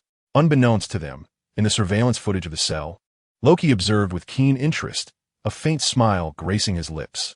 Moreover, no one noticed the blue gem of the mind scepter on the table, flickering softly. An insidious malice, like a catalyst, amplified the suspicions and anger simmering within each individual. Dr. Banner's forehead glistened with cold sweat. His heartbeat quickened, blood coursing through him like fire. The world before him began to warp, the arguments fading into the distance. Doctor? Natasha sensed his distress. I'm fine. Banner gripped the edge of the table, his knuckles turning white. He struggled for control, Yet the green monster within him roared, yearning to break free. All of you are like beasts trapped in cages. Loki's voice reverberated through the bridge's intercom, and I am merely here to unlock your cage. Banner suddenly lifted his gaze, a green light flickering in his eyes. Banner, calm down, Steve shouted. It was too late. A roar, not of this world, erupted from Banner's throat. His body swelled like a balloon, his shirt torn asunder by bulging muscles, his skin rapidly turning green. Hulk! He smashed his fist into the control panel, sparks flying. Then, he turned and swatted Natasha away as she attempted to approach. A piercing alarm blared throughout the entire aircraft carrier. On the deck, Chu Hai had just emerged when he witnessed a radiant beam of multicolored light descending from the heavens, striking the deck's center. As the brilliance faded, Thor stood there, wielding Mjolnir. "Where's Loki?" he inquired directly, spotting Chu Hai. "Don't worry, he won't escape. Your brother seems to have gotten into a bit of trouble." Chu Hai gestured toward the bridge. Just as those words left his lips, a tremendous crash resonated from below the bridge. The formidable alloy deck was violently torn open, and a massive green figure leaped forth. It was Hulk. Upon seeing Thor on the deck, his furious gaze locked onto the target. "Another god?" Hulk growled, his voice rumbling like thunder. "You, big fellow, need to calm down." Thor twirled his hammer confidently, ready to confront him. "Thor, don't."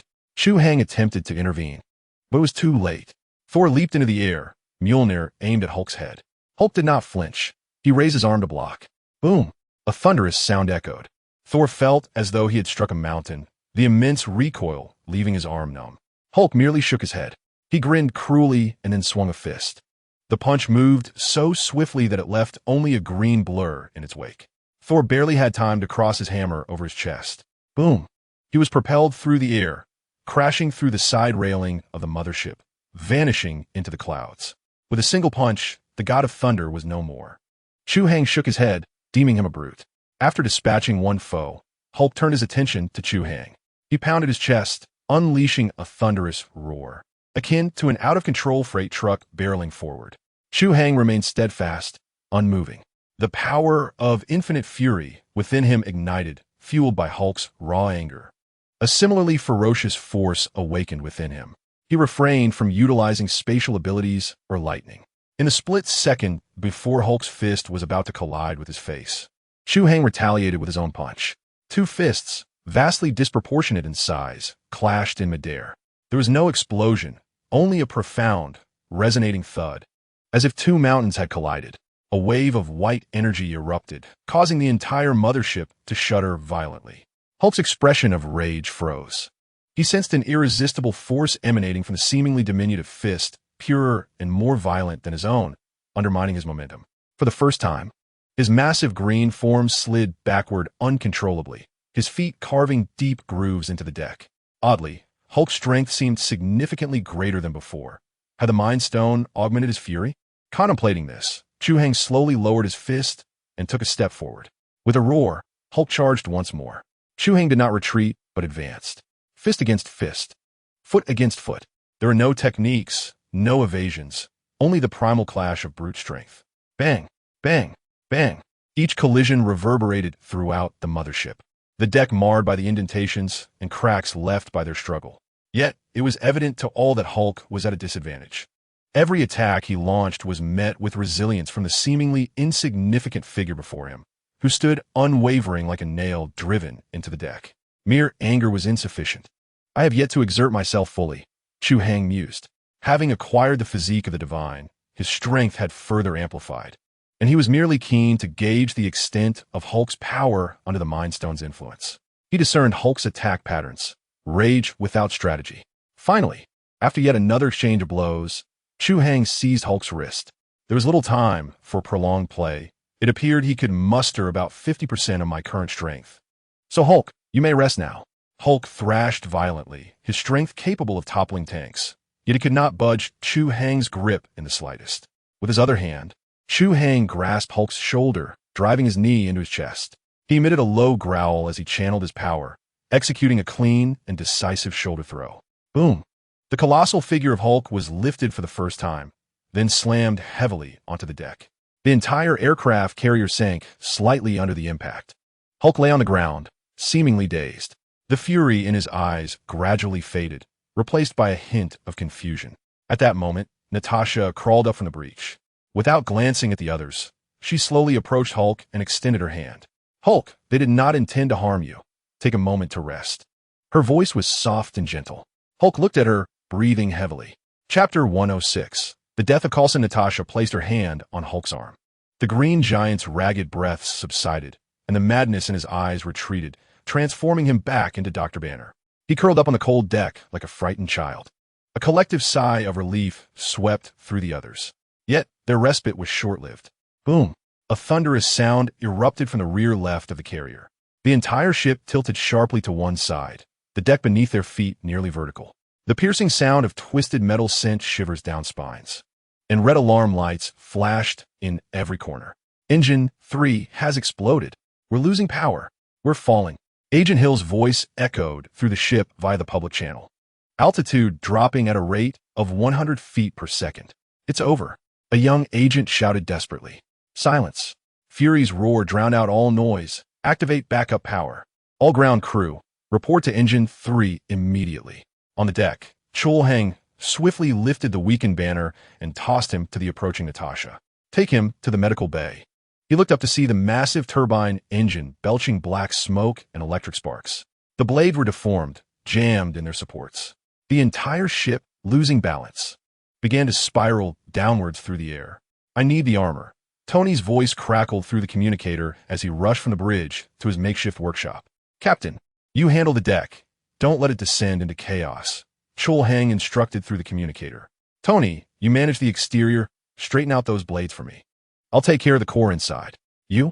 Fix the engine? Tony's voice brimmed with skepticism. Do you have any idea how intricate that structure is? It's not much simpler than your tin can. Chu Hai interrupted him. Just do as I say. No sooner had he spoken than a sonic boom resonated from the direction of Tony's workshop.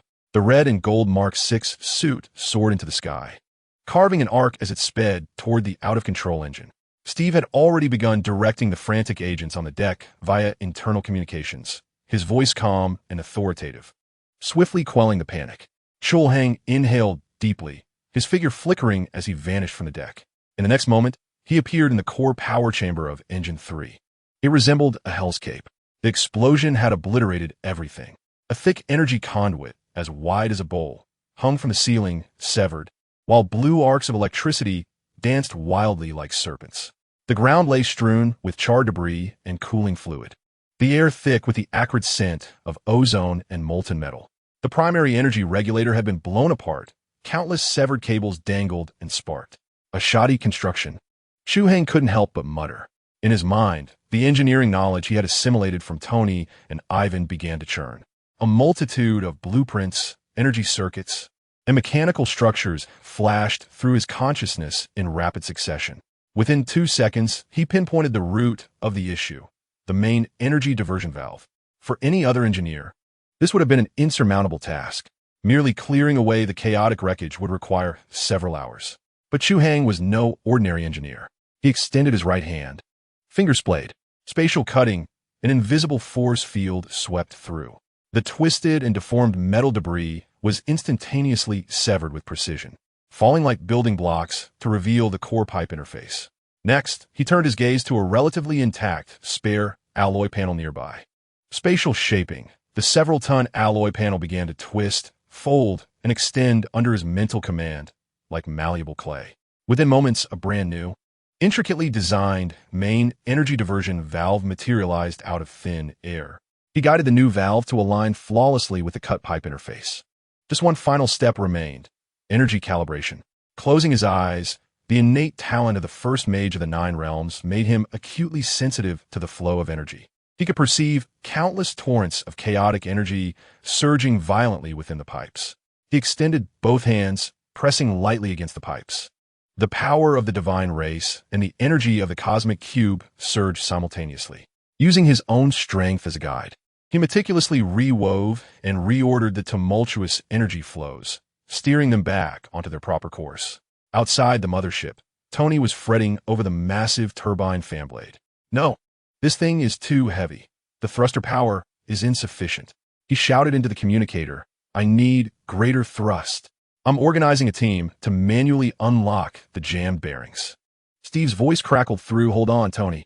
Gritting his teeth, Tony maximized the energy output of his armor, straining with all his might against the metallic fan blade, attempting to push it back into position. The suit emitted a warning alarm, overwhelmed by the load. Just as he felt he could no longer hold on, the enormous turbine fan blade suddenly trembled. A deep rumble resonated from within the engine. Soon after, the jammed blade began to rotate slowly, inch by inch. Although sluggish, it was indeed moving. He had succeeded. Tony felt a surge of astonishment and joy. As the engine reignited, a tremendous thrust began to manifest, halting the mothership's descent. With the ship's incline being stabilized by the cooperation of the other three engines, the crisis was averted. Within the core power chamber, Chu Hai released his hands and exhaled deeply. He gazed at the engine, now operating smoothly, his expression remaining inscrutable. At that moment, he suddenly sensed a familiar surge of energy. It was the Mind Stone. The energy flickered and vanished. Its direction pointed towards Loki's cell. A sense of dread enveloped Chu Hai as he vanished once more. When he materialized on the floor housing the cell, it was too late. Loki's glass enclosure lay empty, leaving behind only an illusion that bore his likeness, smiling at the surveillance camera. At the end of the corridor, Phil Coulson lay in a pool of blood, his chest pierced by a staff, Loki's weapon. Loki's figure had already slipped away through an activated teleportation device. Coulson. Chu Hai flashed to his side, kneeling down. Coulson's life was swiftly ebbing away. He caught sight of Chu Hai, a smile painfully stretching across his face. You want to go to Star Tower? Coulson coughed blood, struggling to speak. He says the view is best there. He wants to open a door for his army to come through. Stop talking. Chu Hai wished to stabilize his injuries with energy, but the Mind Stone's power was ruthlessly ravaging his vitality, rendering his efforts futile. Tell the captain my card hasn't been signed yet. Coulson's gaze began to dull, and don't let fury use my death to inspire them. That is so klitsch. His hand fell weakly to the side. Chu Hai stood silently, watching the life fade from Coulson's eyes. He slowly rose, clenching his fists. A cold fury surged from the depths of his heart. He was not grieving for Coulson's death. They were not that close. His anger was directed at Loki, that scoundrel, who had toyed with him right under his nose. Just then, a gust of wind swept overhead. Thor crashed through the ceiling, landing awkwardly beside him. I saw you take him down, Thor remarked, his expression grim as he surveyed Coulson's lifeless body. Where is Loki? He fled. Chu Hai's voice was icy. He has gone to New York, preparing to open a portal atop Star Tower for an alien invasion. Tony and Steve dashed in from another direction, halting in shock at the sight of Coulson's body. He killed Coulson. Steve's voice trembled with suppressed rage. He will pay for this. Tony stared at his friend's remains. Removing his helmet, his gaze frigid, the four stood in silence beside Coulson's body, the weight of loss heavy in the air. Chapter 107. The Battle of New York, Part 1. The medical bay of the helicarrier was eerily quiet. Coulson lay on the bed, covered by a white sheet. Steve, Tony, Thor, and Natasha surrounded him, each lost in their thoughts. Nick Fury entered, his footsteps heavy with gravity. He approached the bedside, standing for a moment before retrieving a stack of cards from his pocket and tossing them onto the adjacent table. The cards bore dried blood, a dark crimson hue. Phil's collectibles. Fury's voice was hoarse. Captain America's sign card. He always carried it. Hoping to get your signature, Steve. Steve's eyes flickered, his lips pressed into a thin line. He believed in heroes. Fury's voice was not loud, yet each word struck like a nail. He believed in you. He trusted that when the crisis arose, you would stand in front of the common people. He paused for a moment, his gaze sweeping over each individual. He held this conviction until his dying breath. Loki triumphed. He sowed discord among us, instigated suspicion, and turned the Avengers into a mere jest.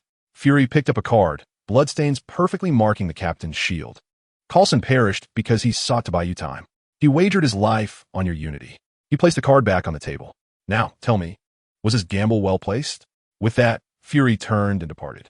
The medical room fell into a deathly silence. The mockery faded from Tony's face, leaving only coldness. Steve clenched his fists, his nails digging into his flesh.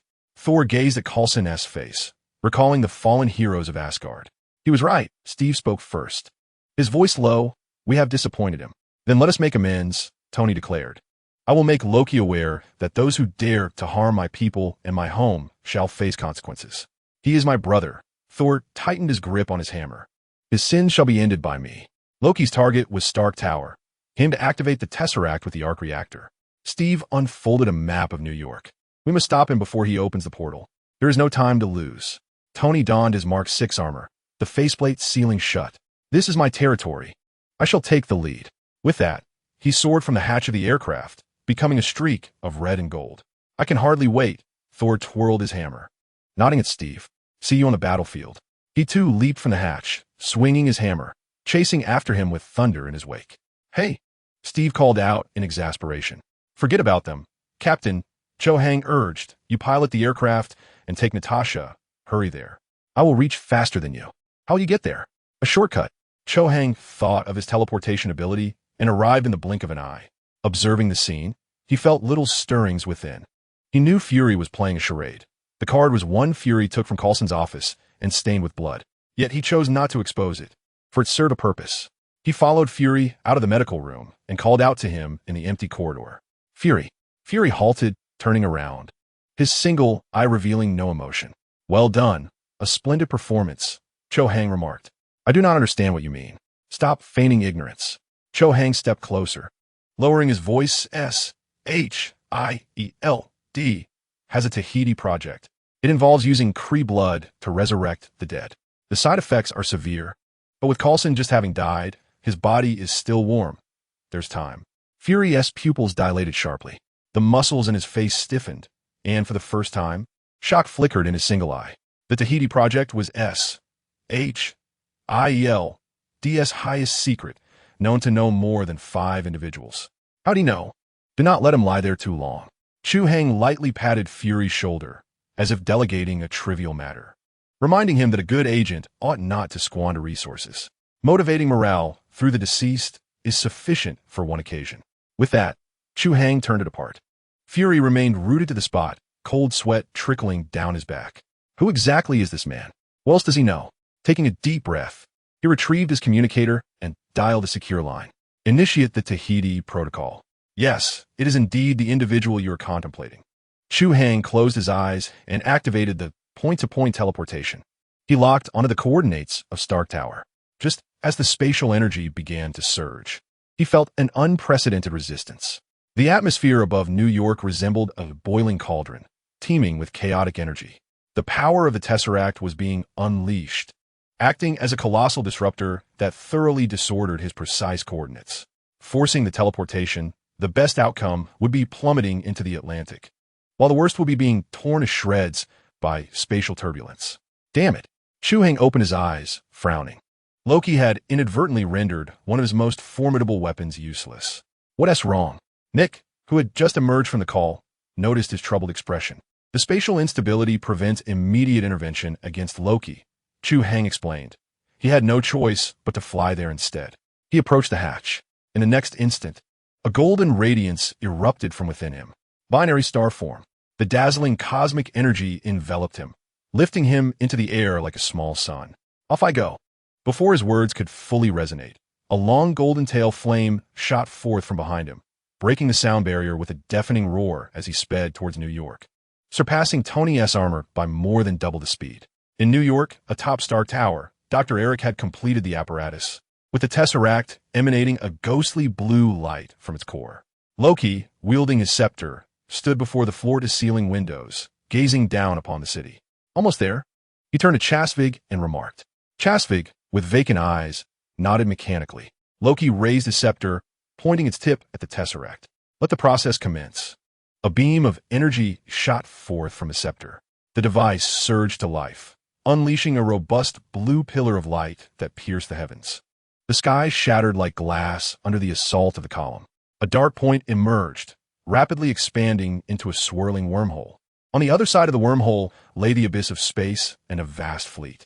People on the streets halted in their tracks, gazing upwards at the celestial phenomenon, their faces etched with confusion and fear. At that moment, a red-gold figure streaked through the air, landing on the terrace of Stark Tower. It was Iron Man. He strode into the hall, spotting Loki leisurely holding a glass of wine, watching him with amusement. After you, Loki gestured. Thanks, Tony replied, making his way to the bar to pour himself a drink. With such a commotion, are you not concerned about being discovered? I intend to be discovered, Loki smiled. For I bring peace. Your freedom is the greatest shackles. I have caught sight of your army. Tony took a sip of his drink and pointed to the wormhole in the sky. Chitauri? Not familiar. However, I suspect they are not here for sightseeing. I shall be the king of this planet. Very well. Tony set down his glass, but you must first get past us. We are the Avengers. As he spoke, he discreetly donned a wrist-mounted device.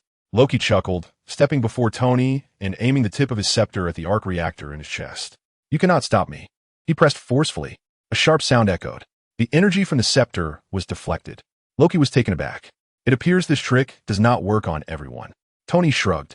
Loki's expression darkened as he seized Tony by the throat, lifting him and then hurling him out of the window. Tony plummeted through the air. The device on his wrist emitted a red light. In the distance, the Mark VI armor disassembled autonomously, resembling a flock of crimson and gold birds. Swiftly assembling around in midair, the engines ignited, and with a deft maneuver, Tony soared back towards Stark Tower. Suspended in the air, he raised his hands, readying the energy cannon aimed at Loki. One more thing. Just as he prepared to fire, a figure descended from the sky, colliding forcefully with him. It was Thor. Do not harm him. He is my brother, Thor shouted, crashing Tony back into the tower. I was just about to teach him a lesson. Tony was disoriented from the impact. Two Avengers grappled before Loki. Observing them, Loki wore a triumphant smile. He turned to survey the sky. From the vast wormhole, the first wave of Chitauri emerged. Great warships, akin to metallic whales, accompanied by countless soldiers riding flying motorcycles, unleashed a cacophony of piercing screams and gunfire upon Manhattan. Chapter 108, The Battle of New York, Part 2, At the pinnacle of Stark Tower, chaos reigned. Tony and Thor clashed like two raging bulls. The flashes from the energy cannons and Thor's hammer illuminated the surroundings, shattering walls and furniture alike. Outside, Manhattan had transformed into an inferno. The Chitauri's bombardment rained down, merging screams and explosions into a singular cacophony. Loki stood nearby, a glass in hand, an unhealthy smile adorning his face as he reveled in his creation. At that moment, a resounding boom silenced the tumult of the battlefield. A golden light shattered the remaining floor-to-ceiling windows, hovering majestically in the center of the hall. As the brilliance faded, it revealed Chu Hai, enveloped in a flowing golden energy, his eyes gleaming with intensity. He surveyed the hellish cityscape outside and then glanced at the two brawling figures on the ground, his brow furrowing. You two fools, have you had your fun? His voice was not loud, yet both Tony and Thor ceased their struggle. They lifted their heads to behold Chu Hai, suspended in midair, an aura of authority emanating from him that instinctively instilled pressure within them. Outside, a battle raged on, while they were here wrestling. Chu Hai's voice dripped with disdain. Is this how the Asgardians train their heirs? Or is it merely a Stark family tradition to engage in internal strife? Tony's face flushed with embarrassment as he rose from the ground, brushing off the dust from his clothes. Thor also stood, gripping his hammer, his expression tinged with awkwardness. He wished to explain, but Chu Hai interrupted him, turning his gaze toward Loki. The smile had vanished from Loki's face. This man had obliterated the Destroyer with a single punch in New Mexico. From Chu Hai, he sensed an aura reminiscent of Odin. Mortal, Loki instinctively wanted to speak. Chu Hai, however, offered him no opportunity. He raised his right hand towards Loki and gently clenched it. Spatial Cage, after acquiring the foremost mage talent in the Nine Realms. Chu Hai's mastery of spatial control had matured, evolving into a myriad of techniques. The space surrounding Loki twisted instantaneously, the air rippling like water before solidifying. A transparent cube materialized out of thin air, enclosing him tightly. Loki's expression changed drastically as he raised the scepter and struck the transparent wall. Clang! The scepter was repelled by an invisible force, numbing his grip. He unleashed his magical energy and illusions. Yet the cube functioned as an absolute prison, severing all connection. All his power felt as if it were striking against cotton. What is this? Loki shouted in terror. Merely a cage, Chu Hai replied, slowly descending and approaching the cube, observing Loki as he thrashed about like a cornered beast. Aren't you a god? In this cage, you resemble a mere pet. He extended a finger, gently tapping the outer wall of the cube. It swiftly shrank, transforming into a palm-sized cube, suspended in midair. Inside, Loki's figure was compressed into a blurred dot, still futilely struggling. With a casual flick of his wrist, the small cube flew to a corner, adhering to the wall, motionless. There, the fly has been dealt with. He turned to face Tony and Thor. Tony opened his mouth, intending to inquire about the nature of the technology, but the expression on Chu Hai's face, which clearly conveyed a desire for solitude, stifled his question. Thor bore a complex expression, feeling a twinge of pity for Loki's fate while being awestruck by Chu Hai's power. "My brother!" At that moment, a Quinjet roared into view, hovering outside the building. The hatch opened, and Steve Rogers was the first to leap out, shield in hand. Natasha followed closely, armed with firearms in both hands. Lastly came Clint Barton, known as Hawkeye, his quiver slung over his shoulder, his gaze sharp, having freed himself from Loki's influence. "What is the situation?" Steve surveyed the ravaged hall and the relentless bombardment outside, his voice grave. "It is dire," Tony replied. "The portal has opened, and the alien army is pouring in. We must find a way to close it." "What about Loki?" Natasha inquired. Chu Hai pointed to the small cube affixed to the wall. Everyone turned to look, bewildered. "He's quite tranquil now. However, all was well." Chu Hai cast a glance at Thor, the god of thunder, and succinctly instructed, "Hawkeye, find a vantage point. You need a clear line of sight." "Understood." Barton replied without hesitation, turning swiftly to ascend the building. "Natasha, you and the captain will manage the ground, evacuate civilians, and establish a defensive line." Chu Hai continued to issue orders. "Tony, your armor is agile. Provide aerial support and eliminate the minor foes. Thor, your strength is formidable. Follow the captain and smash wherever needed." He had assigned roles with clarity. Steve nodded at him and added, "Everyone listen closely. Our primary objective is to hold the line and protect the civilians. Until we find a way to close the portal, we must not allow them to breach Fifth Avenue." He turned to Chu Hai. "And you?" Chu Hai lifted his gaze to the sky, where the Chitauri Leviathan loomed, weaving between the buildings like a colossal whale. "I will handle the cleanup," and he pointed to the wormhole above, "find a way to close that gateway." "Very well," Steve responded without further inquiry. "Everyone move out." The Avengers dispersed immediately. Steve and Natasha dashed downstairs. The streets had descended into chaos. Cars lay crumpled together, and people screamed as they fled in all directions. Chitauri soldiers rode flying motorcycles, firing energy weapons into the crowd as if hunting prey. Steve leaped atop a bus, hurling his shield, which struck down 3 flying motorcycles in one blow. "Hold this position. Cover the civilians' retreat," he shouted to the approaching police officers. Natasha slid into cover, firing her dual pistols with precision, taking down several Chitauri soldiers who were about to open fire on a family. Thor summoned lightning, leaping from a building to smash a group of enemies, then charged to the other side to relieve pressure on Steve. Tony soared from the building, unleashing energy cannons and missiles upon the flying craft, igniting trails of fire across the sky. In the hall, only Chu Hai remained. He inhaled deeply, his golden aura surging once more. In the next moment, he shot into the sky like a cannonball, racing towards the rampaging Leviathan. The beast noticed him, opening its massive metallic jaws and letting out a deafening roar. Powering up its cannons on either side, it unleashed a barrage of energy beams toward Chu Hai. Yet, his speed did not falter. The space around him warped slightly as all the beams zipped past, striking the buildings behind him and creating immense craters. He faced the colossal creature, tracing a straight golden path through the air. Just as they were about to collide, he raised his right hand, fingers splayed outward, and with a swift downward motion, he executed a space cut.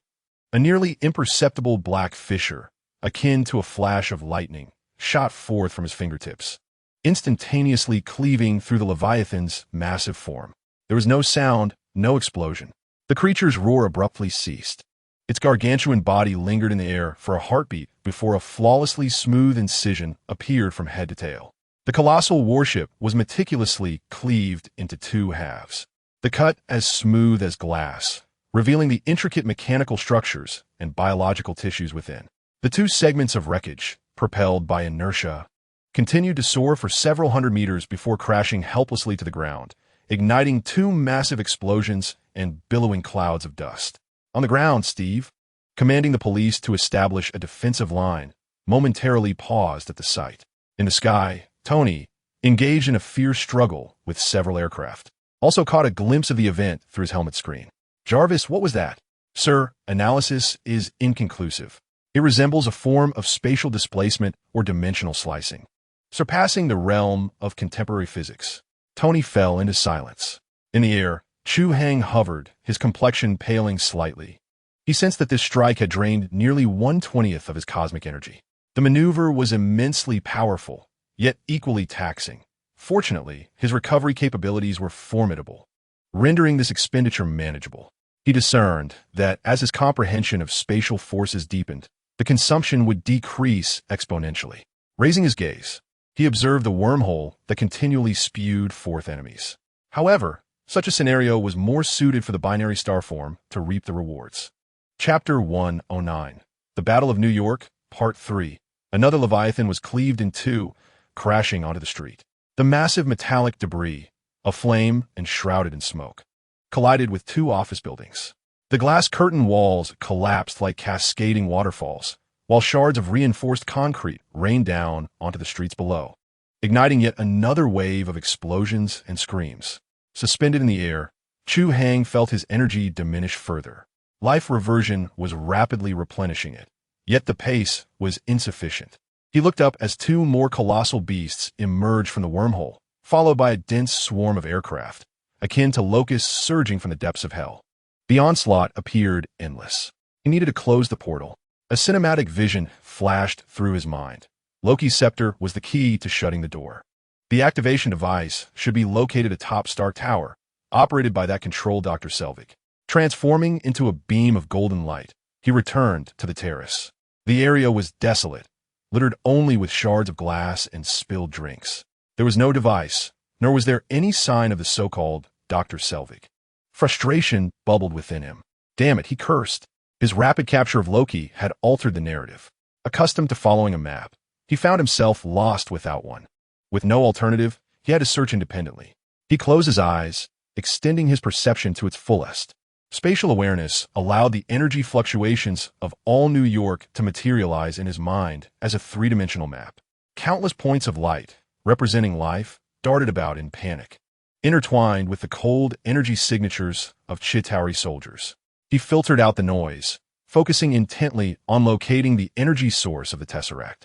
As a result, his mind was shrouded in chaos.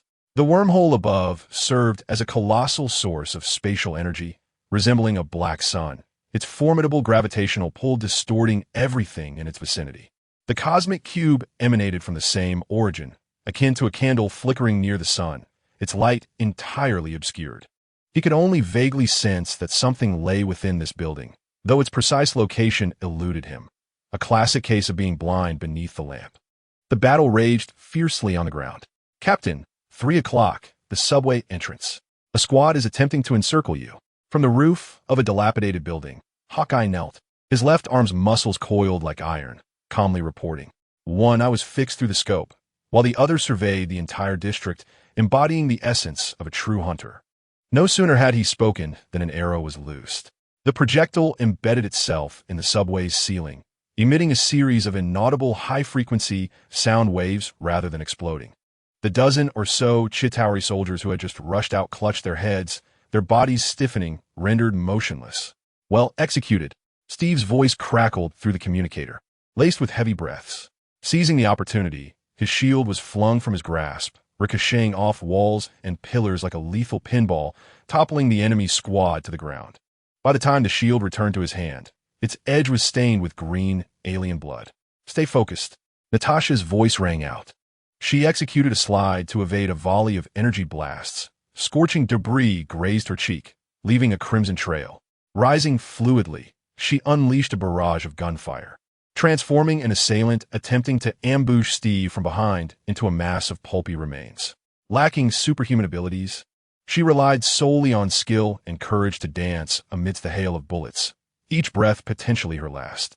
The ammunition in her magazine dwindled rapidly, and she was uncertain how much longer she could endure. Meanwhile, Thor was a living bolt of lightning. He summoned thunder, electrifying a recently landed Leviathan until its body smoked, its armored exterior charred black. He then soared forward, delivering a hammer blow that shattered its skull, green ichor and shattered metal splattering everywhere. There are too many of them. Thor bellowed into the communicator. Just as he dispatched one foe, two more descended from the wormhole above. His hammer could clear a swath, yet in the next heartbeat, more adversaries poured forth to fill the void, an endless tide. He felt his arms growing weary. Each swing of the hammer became heavier than the last. My missiles are running low, too. Tony's voice came through, breathless. I've never had this many guests in my party. He piloted his armor through the urban landscape. A dozen aircraft in hot pursuit, laser beams grazing his armor and leaving searing marks. Sir, the right thruster is damaged by 30%. Energy reserves are at 22%. I recommend retreat and resupply. Jarvis coolly reported the grim news. Shut up, Jarvis. Now is not the time. Tony snapped, executing a sharp turn to evade a barrage of energy blasts, then retaliating with a repulsor blast that obliterated one of his pursuers. He felt akin to a canister being relentlessly pursued by a pack of dogs, its shell gradually gnawed away. The battlefield resembled a meat grinder. Even the most valiant Avengers began to feel the weight of exhaustion. Listening intently to the voices on the communication channel, Chu Hai realized that waiting was no longer an option. He connected to Thor's frequency. Thor, cease your destruction. Return to Stark Tower. What? Thor exclaimed. As he smashed an enemy into the wall, half of the foe's body embedded within. Now, the ground is on the brink of collapse. I command you to return. Chu Hai's voice left no room for dissent. Your brother is confined in a cube on the top floor, pinned against the wall. Go retrieve him and interrogate him about the whereabouts of the Tesseract. Use any means necessary to pry it from him. I understand. Thor ceased his chatter and acquiesced. He cast a glance at the struggling Steve, let out a mighty roar, and soared toward Stark Tower, hammer in hand. Having arranged for Thor, Chu Hai hovered in the air, gazing at the vast wormhole. By the time Thor extracted information, locating the device and closing the portal would be too slow. How many more lives would be lost in New York in the interim? A swifter solution was imperative. He rummaged through his recollections. Those cinematic fragments he had perused before crossing over, flashing through his mind like a rapid slideshow. Iron Man, Captain America, Thor, the Avengers, the Guardians of the Galaxy. A long-forgotten image surfaced. A raccoon-like creature wielding a weapon larger than itself, delivering a barrage of sarcastic remarks. Those Atari fools, relying on a single mothership to command their entire army. If we obliterate their mothership, all their soldiers will cease to function. Mothership? Yes, the mothership. Chu Hai's eyes sparkled with revelation. This was the crux of the matter. Merely shutting the portal was a temporary fix. Eliminating the source of the problem was the true solution. He raised his gaze towards the unfathomable wormhole. On the other side lay the Zatari fleet, their mothership. The plan was audacious. One individual, charging into the heart of the enemy stronghold. Yet he was the only one capable of executing it.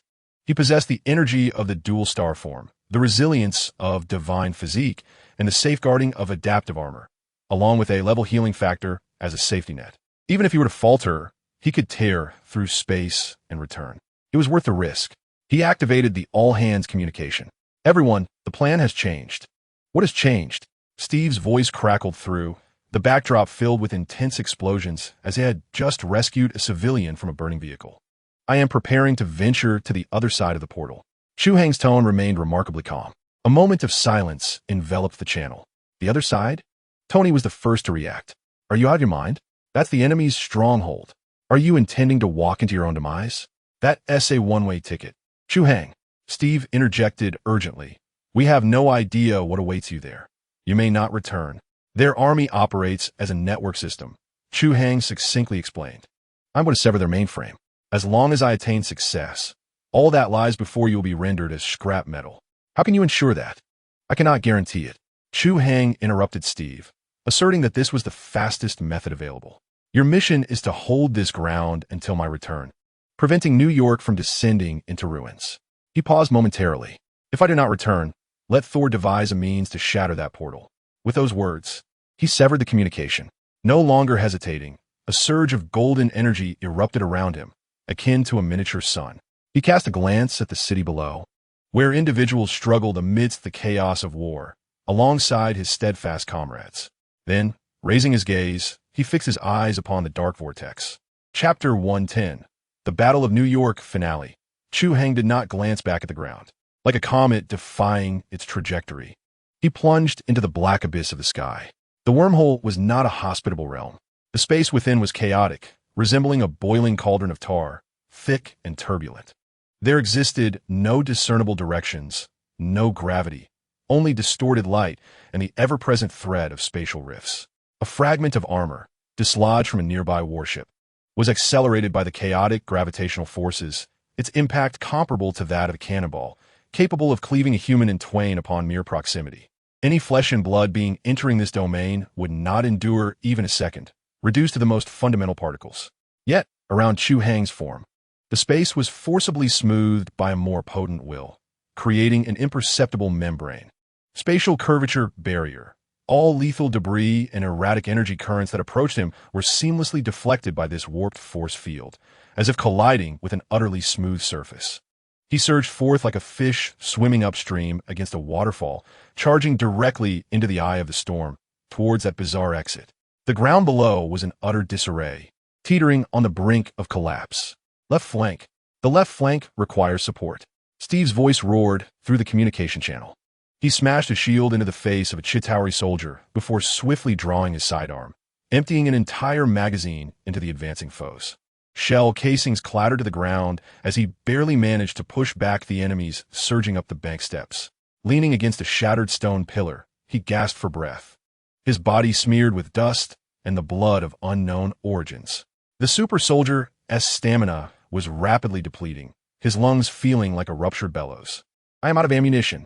Natasha, sheltered behind a skeletal police car, discarded 2 spent Glock handguns onto the ground and drew her final weapon, a dagger, from its sheath at her thigh. Peering out, she beheld a tide of enemies surging forth, blue energy beams striking her cover, sending sparks flying. She realized she could withstand this for no more than a minute. "Jarvis, how much energy remains?" Tony piloted his armor through the urban landscape, frantically maneuvering as a swarm of pursuing aircraft relentlessly clung to his trail. 17%, sir. The missile system on the right arm is offline, and the left leg's thruster is severely damaged. Engaging in high-intensity maneuvers is inadvisable. Acknowledged. Tony gritted his teeth, executing a perilous near-stall dive, narrowly evading a barrage of cannon fire, and retaliated with a palm cannon blast. The energy beam was noticeably thinner than before, its power diminished. He gazed at the incessantly flashing red alerts on the armor's retinal interface, feeling an unfamiliar sense of uncertainty. Was that fellow named Chun truly capable? Was he merely boasting? Chu Hai emerged from the wormhole. Before him lay the cold, desolate expanse of the universe, overshadowed by a fleet so vast it instilled despair. Countless warships, resembling a swarm of metallic locusts, densely encircled the wormhole's exit. Their hulls glimmered with a chilling dark purple sheen under the distant starlight. At the core of the fleet loomed an extraordinarily grotesque mothership, massive as a mountain. It served as the nest for these locusts, the nucleus of the entire command network. Chu Hai's arrival was akin to a single drop of cold water falling into a pot of boiling oil. The entire fleet was instantly activated. The cannon muzzles of all warships began to slowly pivot, and the ethereal blue energy converged at their tips, all aimed at him, the insignificant intruder. The piercing alarm of energy fluctuations detonated sharply within Chu Hai's perception. He remained motionless, silently suspended in the void, resembling a golden statue. The adaptive armor swiftly analyzed the energy frequencies in the surrounding space, generating an invisible layer of armor upon his surface, adjusting and optimizing specifically against the energy weapons of the Chitauri. In the next moment, the Chitauri fleet opened fire. Thousands of ethereal blue energy beams surged from all directions, forming an impenetrable net of death, intent on evaporating him entirely. Chu Hai slowly raised his hand. Golden energy gathered in his palm, compressed to a pinpoint of light. Rather than casting the energy away, he gently pressed forward. The light expanded silently before him, transforming into a massive, slowly rotating golden vortex. The vortex's center was as profound as night, seemingly capable of devouring all. With a spatial deflection, that net of death, potent enough to annihilate a small planet, plunged into the golden vortex, vanishing without a trace. Not even a ripple stirred. Almost immediately, Another identical golden vortex materialized behind the entire Chitauri fleet. It resembled a gaping maw, regurgitating the thousands of energy beams intact, crashing down upon the unprepared warships. In an instant, the rear half of the Chitauri fleet descended into chaos. Countless warships were struck by friendly fire, explosions illuminating the silent cosmos like a series of ignited firecrackers. Within the mothership, the commander emitted a silent yet furious roar. The fleet of warships ahead began to frantically change formations, preparing for a second, more ferocious barrage. Chu Hai did not grant them another opportunity. His gaze was firmly fixed on the beetle-like mothership. He slowly raised both hands, palms facing one another. This time, the cosmic energy within him did not radiate outward, but collapsed inward at a terrifying speed, condensing.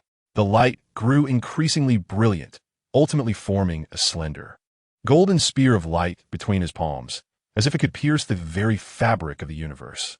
With a fierce thrust of his hands, he propelled the spear forward. It shot forth silently, tearing the space it traversed, leaving behind a narrow, black fissure, evidence that even space itself could not withstand the energy it bore. A Chitauri cruiser that stood in the path of the spear was pierced through as if it were made of paper. There was no explosion, no flames. It simply began to disintegrate rapidly from the point of penetration, transforming into the most basic cosmic dust within mere seconds. The spear maintained its velocity, unerringly directed towards the distant mothership. The massive energy shield of the mothership flared to life, attempting to withstand this lethal strike. It was futile. The spear sliced through the shield as effortlessly as a heated knife through butter, embedding itself deep within the colossal hull of the mothership. A second of silence ensued. Then, at the center of the mothership, a tremendous, pure white light burst forth. The light expanded at a speed exceeding that of light itself, consuming everything in its vicinity. There was no sound, no shockwave, only a sheer, destructive white that could erase all color and existence. The vast body of the mothership was vaporized from within, exploding into countless burning fragments that scattered outward. The chain reaction commenced. The invisible command network connecting all soldiers and warships severed. In New York, a Chitauri soldier poised to strike suddenly froze mid-motion. The flowing blue light surrounding it extinguished instantaneously, like a puppet with severed strings, toppling forward. Then came the second, the third. It was as if a master switch had been pressed. All remaining Chitauri soldiers on the streets simultaneously lost their signs of life, collapsing en masse. In the sky, the aircraft that continued to hover and fire suddenly ceased all engine activity, plummeting to the ground like rain. The Leviathan beast, which had been poised to bite Thor, lost all power and, succumbing to inertia, crashed helplessly between two towering buildings, wedged in place, becoming a twisted metallic grave. In mere seconds, the battlefield transformed from a hell of relentless gunfire into a graveyard of profound silence. "Is it over?" Natasha murmured, leaning against a charred police car, her eyes wide in disbelief at the surreal scene. Steve raised his gaze to the slowly rotating black vortex in the sky. He had done it. In a voice only he could hear, he murmured. High above, within his armor, the calm voice of Jarvis resonated. "Sir, all hostile life signals have vanished." Tony gazed at the falling aircraft, akin to flies plummeting from the sky, and stood in stunned silence for a few seconds. That madman, he whispered to himself. He truly accomplished it. Without hesitation, he altered his course, racing towards the wormhole, hovering in the air, waiting. 1 second, 2 seconds, 10 seconds. Within the wormhole, there was nothing. That golden figure had not emerged. "Hey, Chun, if you're done, hurry up and come out," Tony shouted into the communicator, a hint of unrecognized urgency lacing his voice. His heart began to sink gradually. On the rooftop terrace of Stark Tower, in a corner, Dr. Eric Selvig suddenly trembled, his murky gaze snapping into clarity. Loki had been imprisoned in a spatial cell by Chuang, and the influence of the Mind Stone had dissipated. He stared out at the city, now a wasteland of ruins and thick smoke, his face a mask of profound fear and regret. "What have I done?" He suddenly recalled something, scrambling towards the still humming device.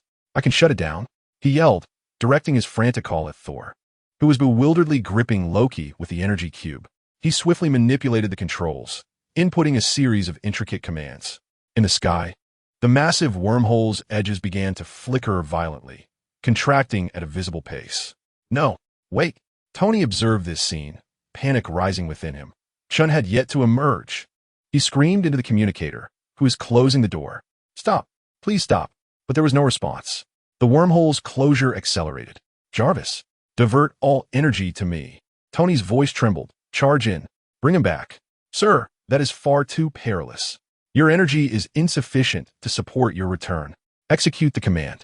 The propulsion system of the Mark VI armor ignited with a brilliant tail flame, shooting forth like an arrow towards the impending closure of the entrance. Chun, you bastard. Come back. Tony howled within the cockpit. On the other side of the wormhole, Chuang felt the spatial channel weakening dramatically the moment the mothership exploded. He glanced back, witnessing the distant blue aperture swiftly diminishing. A weight settled in his heart. He pushed the dual star form to its limits, transforming into a golden comet that tore through the darkness, racing towards the exit at the utmost speed he could muster. He saw it. He glimpsed the blue sky beyond the aperture. He saw that red and gold armored figure charging recklessly towards him. He even heard Tony's final roar over the communication channel. He extended his hand, as if just a fraction faster would allow him to grasp that sky. So close, just a heartbeat away. Chapter 111, Aftermath of War. End of this volume. The cosmos is frigid, an absolute chill capable of freezing the very soul. Chu Hai drifts in the dark, surrounded by the metallic remnants left in the wake of the mothership's explosion, resembling a silent graveyard. He has been adrift here for an indeterminate duration, with time having lost all significance. He is not dead. The surface of his adaptive armor automatically transitioned to a biological form at the moment the wormhole closed, enveloping him like a layer of skin, shielding him from the vacuum and the lethal cosmic rays. The energy of his binary form serves as his sole source of warmth, akin to an unquenchable furnace, continuously providing heat to maintain his body temperature. He is merely trapped. He attempts to sense the direction of Earth, but it is too distant. In the vastness of the cosmos, Earth is but an inconspicuous speck among billions of stars. No matter how expansive his spatial perception, it cannot encompass such great distances. To fly back directly? That is a jest. Even if he could travel at the speed of light, reaching the nearest star system would take years. Not to mention finding the Milky Way, then the solar system, and ultimately Earth. By the time he returns, the inhabitants of Earth would likely have changed multiple generations. Damn it. Chu Hai curses inwardly. This is the first time since his journey began that he feels a genuine sense of powerlessness. It is not that he cannot fight, but rather that there is no place to engage. He is not an omnipotent deity. He is merely an ordinary man endowed with formidable power. And now, he finds himself cast into an unfamiliar realm devoid of maps. He forces himself to regain composure. Panic resolves nothing. He closes his eyes, immersing all his senses into an understanding of space. Since he cannot return by conventional means, he must seek a shortcut. Space manipulation. His consciousness extends like an invisible net, infinitely reaching out to perceive the texture of this cosmic expanse. Most of the space is smooth and resilient, akin to a taut canvas. To tear open a rift in such an environment and return to Earth would require astronomical energy, which would instantaneously deplete him. Yet, he knows that not all areas of the cosmic canvas possess the same strength. In certain regions, due to the gravitational pull of colossal celestial bodies or remnants of ancient wars, the fabric of space becomes fragile, producing creases akin to the marks left on crumpled paper. These creases serve as natural shortcuts, the highways of the universe. His task is to locate the nearest crease and leap into it. As for where that path may lead, it is a gamble of fate. He retracts all outward energy, transforming into an ordinary piece of space rock, silently floating, pouring all his concentration into spatial perception, like the most patient fisherman awaiting the unseen fish to bite. New York. Star Tower, top floor. Tony Stark pilots his armor, resembling a statue, hovering at the point where the wormhole vanished. The energy alarms of the suit blare incessantly, yet he remains oblivious. His gaze was fixated on the vast, empty sky, as if in the next moment that golden figure would burst forth, smiling and greeting him with a casual, "Hey, big guy, I'm back." Yet, nothing emerged. Is he never returning? Natasha's voice pierced through the communication channel, laced with uncertainty. No one replied. All heads were tilted upwards, eyes locked on the heavens. Silence enveloped them. No. Tony's voice was hoarse, as though it had been rasped by sandpaper. He will return. With that declaration, he abruptly changed direction, his armor crashing down upon the littered street like a meteor, causing the ground to tremble. He lifted his faceplate, revealing a pallid complexion, his eyes swirling with a tumult of anger, regret, and confusion. Steve Rogers approached, his uniform riddled with tears, his face covered in dust. "Tony, we don't talk to me." Tony interrupted brusquely, staggering out of his armor, nearly losing his footing. He surveyed the ground strewn with Chitauri corpses and burning wreckage, a heavy weight pressing against his chest. That bastard, the one who always called him big guy, that insufferable, arrogant fool, was he truly gone? All for a world he never even cared about. "This is not your fault." Steve's voice was steady, assuming Tony was burdened by guilt. "My fault?" Tony scoffed, as if he had heard the most ludicrous joke. He turned to Steve, locking eyes with him. "Of course it's not my fault. I was ready to charge in. It was you. It was SHIELD. Who shut that door?" His voice crescendoed into a roar. He could have come back. Steve fell silent, unsure how to respond. From a tactical standpoint, closing the door had been the right choice, a measure taken to protect the Earth. Yet, he could not utter such cold words to a man who had just lost a comrade. He was a hero, Steve eventually ventured. A hero? Tony's scoff was laced with derision. "Don't use that word. You don't deserve it, and neither do I." He certainly doesn't. He was a madman, a being of immense power, utterly clueless about how to wield it, a walking nuclear weapon. He had no understanding of what it meant to be part of a team. "He saved us all." Steve's brow furrowed. He disapproved of Tony's rhetoric. "Yes, he saved us with his own life. But what then? We lost our greatest asset, a trump card capable of turning the tide. What if next time it isn't mere cannon fodder that a mothership can handle? What if next time the threat requires him to be here on Earth to confront it? Who will take responsibility? You, Captain? He is a soldier. Tony." Steve's tone grew serious. "On the battlefield, there will always be sacrifices. It is our duty." Utter nonsense. Tony pointed at the sky. "He was never one of us. He never cared about any of this. He was merely an observer, an outsider. He was merely engaging in a game he found intriguing. Yet now he has lost control. You are mistaken." Steve gazed at Tony with unwavering determination. He cared. If he did not care, he would not have rushed in. "He is unlike you, Tony. You are perpetually fixated on controlling everything, whereas he ultimately chose to place his trust in us." Trust? Tony found this notion increasingly ludicrous. Did he truly believe we could safeguard the Earth in his absence? Or that we would rescue him? And what was the outcome? We left him outside. This is what you refer to as the consequence of trust. The argument between the two intensified the atmosphere, which had only just begun to ease. Natasha and Hawkeye exchanged a glance, both recognizing the helplessness reflected in each other's eyes. Hawkeye silently assessed the dwindling arrows in his quiver, while Natasha began to warily scan their surroundings, gauging the political ramifications. At that moment, several black Quinjet aircraft descended nearby, and a group of men clad in dark suits and sunglasses disembarked, led by a stern council member. The sound of his polished shoes crunching on the gravel felt utterly discordant with the surrounding tension. "Mr. Stark, Captain Rogers," the man approached them directly, his tone formal, as if delivering a cold report. "This area is now under the jurisdiction of the World Security Council. We appreciate your efforts, but the mission of the Avengers has come to an end." They began to cordon off the area, dispersing the crowd and managing the scene, as if it were not a battlefield, but rather an accident site in need of cleanup.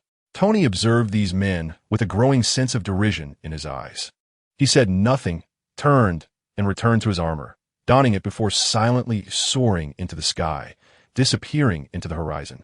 Steve watched his departing figure, then glanced at the suited men taking charge, ultimately directing his gaze to the rubble strewn across the ground and the grieving civilians.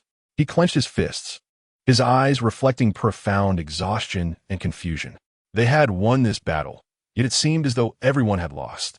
Asgard, the radiance of the Bifrost faded, and Thor appeared before Heimdall, firmly gripping Loki, bound tightly with runic chains, while holding a metal box containing the Tesseract.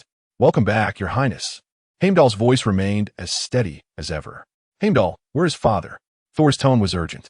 He entrusted Loki and the Tesseract to the guards and hastened towards the Golden Palace. The palace gleamed with its usual splendor, Yet Thor's steps felt unusually heavy, the scent of smoke from New York still lingering in his nostrils. Upon the throne sat Odin in silence, as though he was already aware of everything. Thor knelt on one knee, recounting the events on Earth, from Loki's invasion to the assembly of the Avengers, culminating in the fierce battle in New York, finally mentioning Chala. He had entered the wormhole alone, destroying the enemy's mothership. Yet he did not return. Thor's voice was deep, imbued with respect and sorrow. Father, he is a true warrior. Odin remained silent for a long while before he slowly spoke. A mortal, yet he wields a power that even the gods find unfamiliar.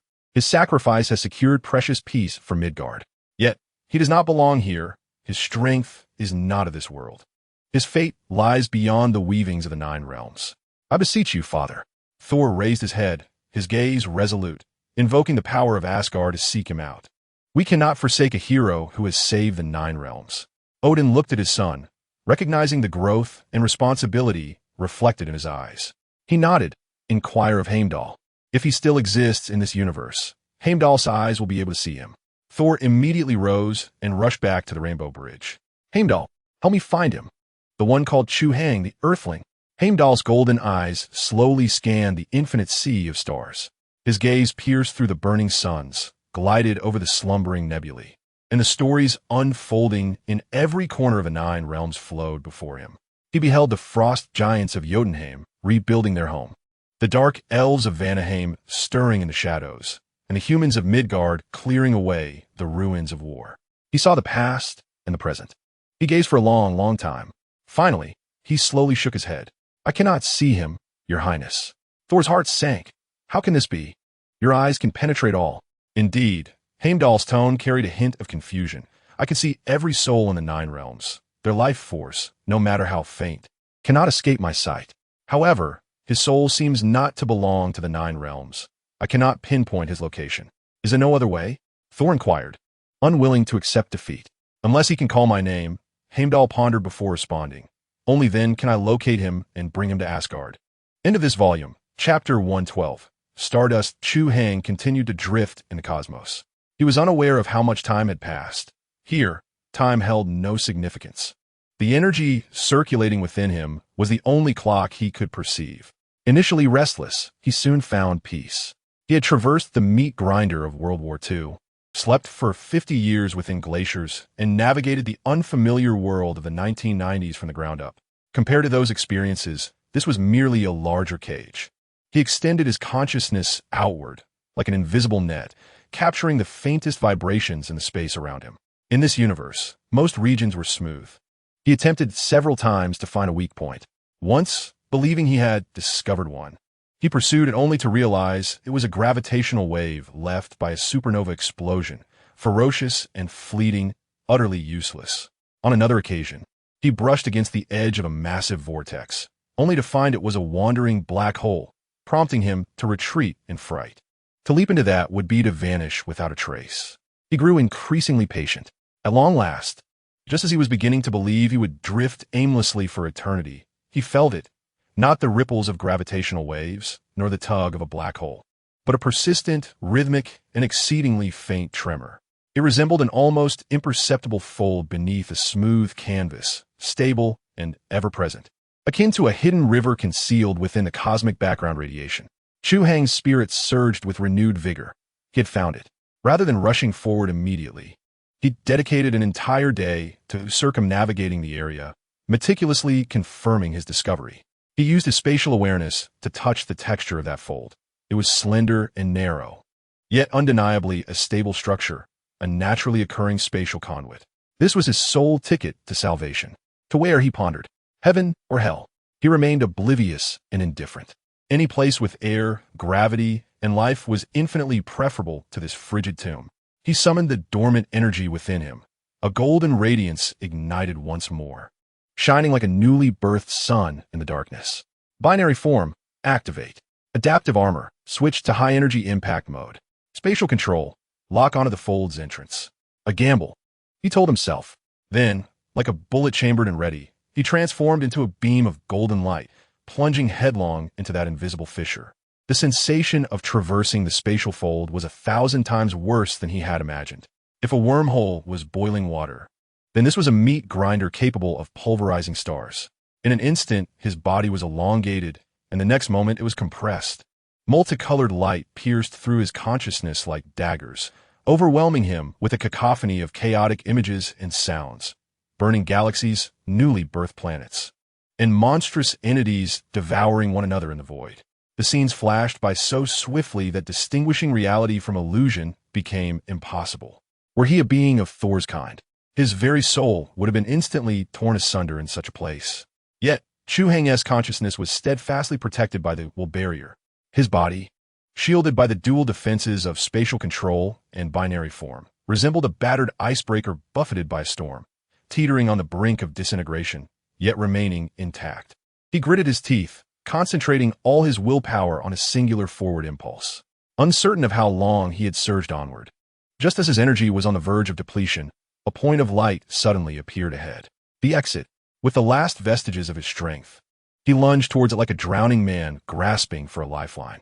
Boom! A golden fireball streaked across the azure sky of a distant planet, leaving a luminous tail in its wake. The violent sonic boom erupted in the air, causing a momentary commotion among the myriad flying vehicles in a futuristic city below. Countless individuals lifted their gazes, astonished by the blazing spectacle. A meteor? Look, it's slowing down.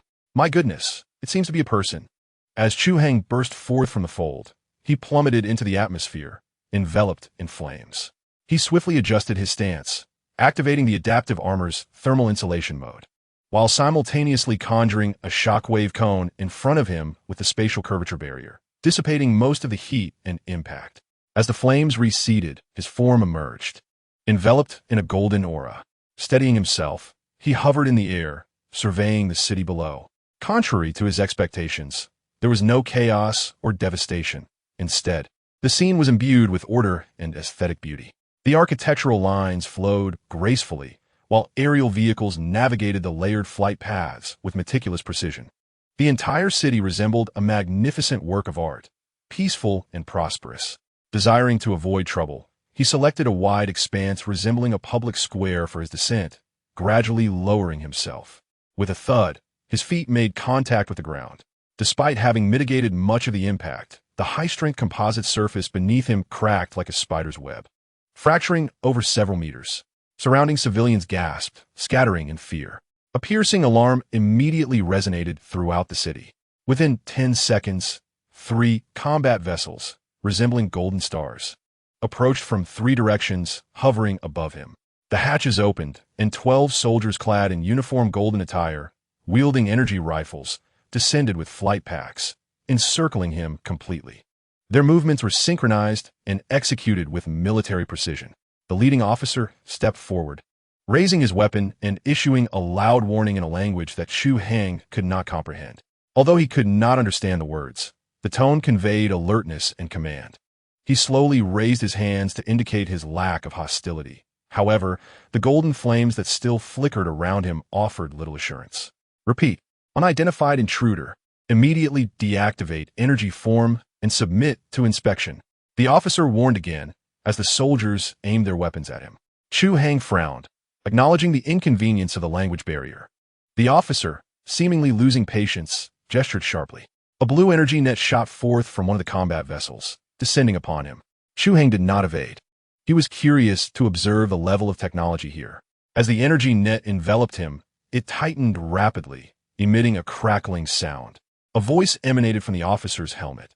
Target has been captured, energy intensity, etc. What is he doing? Chu Hai simply shrugged lightly, his golden aura surging dramatically. With a resounding pop, the energy net burst apart as if it were a mere fishing net, transforming into specks of blue light that dissipated into the air. The soldiers stood dumbfounded. Fire. Use level 2 paralysis beams. The officer commanded immediately. A dozen yellow energy beams shot toward Chu Hai simultaneously. Growing somewhat impatient, he noticed the space before him subtly distort. The beams, akin to arrows entering water, altered their trajectories, all striking the adjacent ground, leaving behind scorched craters. Enough, Chu Hai murmured. His figure vanished from sight. In the next instant, he reappeared behind the officer, gently resting a hand upon his shoulder. The officer's body was prickling with sweat. He attempted to turn around, only to find himself immobilized, as if a great mountain were pressing down upon him. "Do not panic," came Chu Hai's voice, echoing in his ear. As he spoke, he deftly removed a device resembling a watch from the officer's wrist, affixing it to his own and pressing several buttons. A luminous screen projected forth, displaying incomprehensible text. He casually tapped an icon that resembled settings, scrolled through the language options, and soon discovered the universal language. The device emitted a soft mechanical whir, followed by a gentle electronic voice. Universal language switch completed. "All right."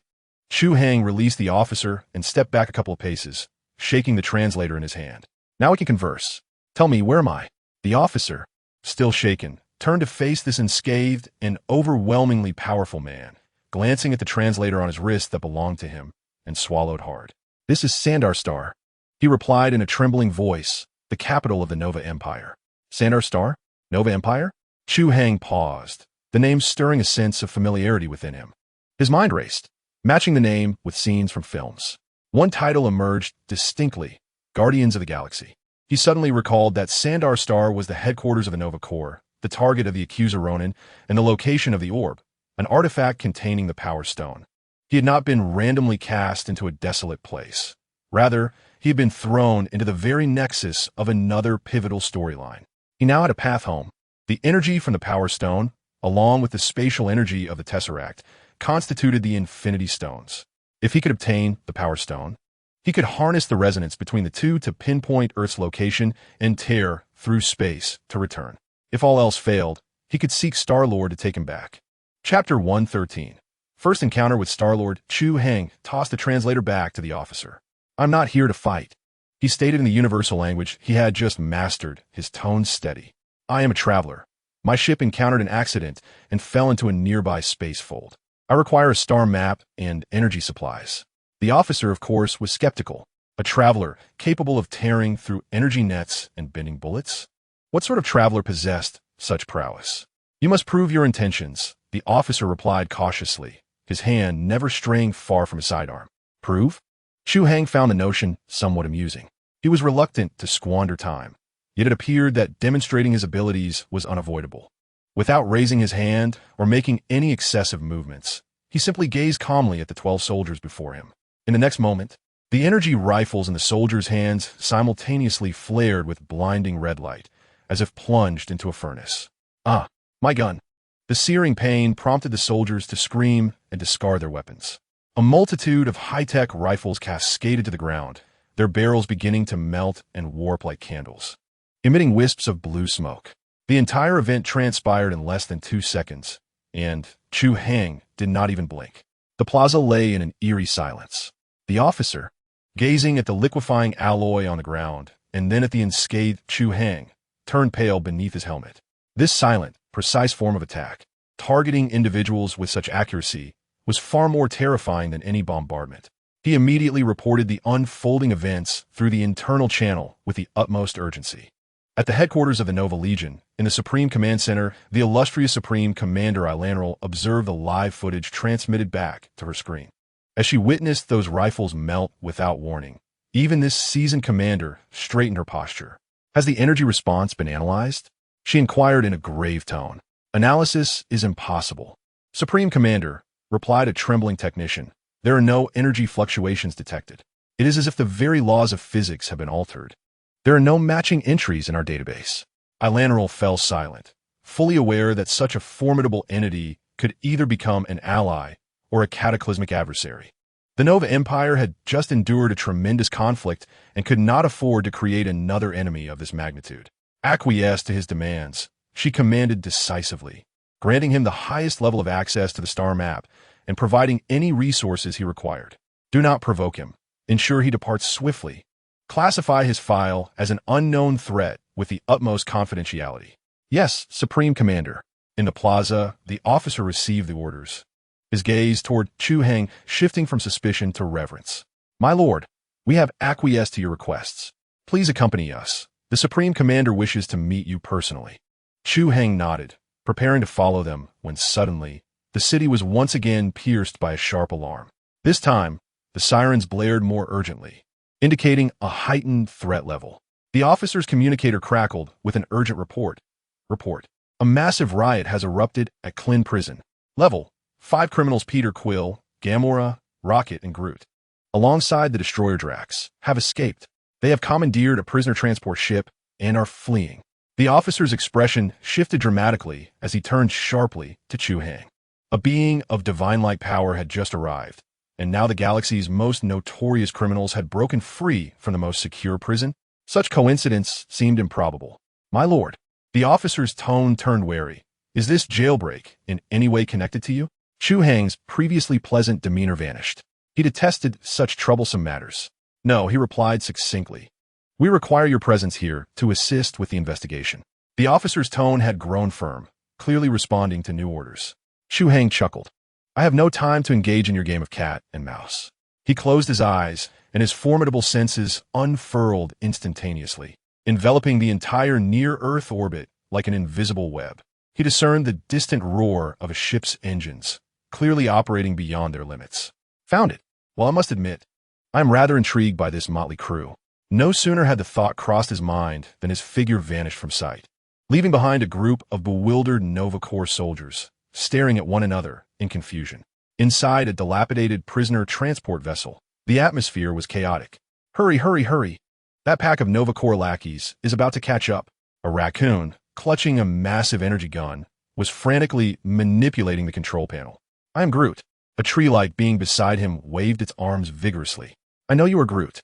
Shut up. The raccoon shouted. In the pilot's seat, a man clad in a red leather jacket, wearing headphones, was simultaneously piloting the ship and tapping his leg to an old tune. Hey, everyone relax a bit. We're out, aren't we? That's what truly matters. Quill, a woman with emerald skin, Gamora, glared at him with icy disdain. If you don't accelerate this rust bucket, we'll be captured again. Shut up, you fools, bellowed a muscular man with a bare torso adorned with red tattoos, Drax. Ronan is still alive. I will slay him. At that moment, the ship jolted violently. It wasn't a hit. It felt as if they had collided with an invisible wall. And everyone was thrown by the sudden inertia. What's happening? Rocket screamed. WWII stopped. Quill gazed out at the stars, speeding away, astonished to find the ship suspended in space in a peculiar manner. A voice, unannounced, resonated within the cockpit. You're quite loud. Everyone turned abruptly. A man dressed in Earth-style casual wear had mysteriously appeared behind them. Who are you? Rocket was the first to react, raising his weapon. Drax charged forward with a roar. The man merely lifted an eyelid.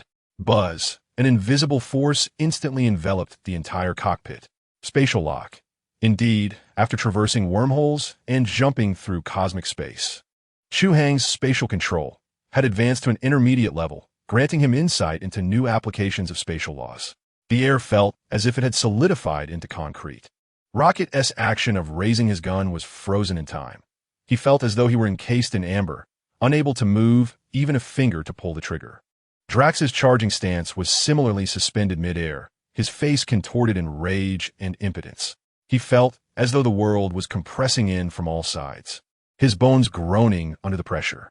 Gamora attempted to draw her blade, but found her arm weighed down as if it bore the weight of 1,000 pounds. Quill was firmly pinned in the pilot's seat. Even the slightest movement of his eyes became an arduous task. Only the music from his headphones persisted in echoing through the air. Chu Hai, seemingly unfazed, sauntered towards Quill in this frozen expanse, surveying him intently. The style of the 80s. Are you from Earth? Quill's pupils constricted sharply. I have no interest in where you intend to go or whom you plan to kill. Chu Hai interjected, his tone flat yet imbued with an undeniable sense of authority. I am here solely to convey a message. Do not trouble me. The fools of the Nova Corps mistakenly believed I had come to assist you. He cast a glance around at the others, immobilized in place. I merely wish to return home, while savoring the diverse civilizations of various planets. I shall not interfere with your activities, and shortly, I will be back on Earth. He had come to realize that rather than squabble with those so-called government officials on Earth, it would be far more advantageous to evolve amidst the cosmos. He extended a finger, lightly touching the control panel. With a sharp hiss, the sturdy alloy console yielded to his touch, parting like tofu to reveal a deep, smooth incision, sparks still flickering from its edge. This was a demonstration of his prowess. Do you understand? Quill nodded slowly, apprehension evident in his expression. Chu Hai retracted his power, and the atmosphere returned to normal. Instantly, everyone regained their freedom.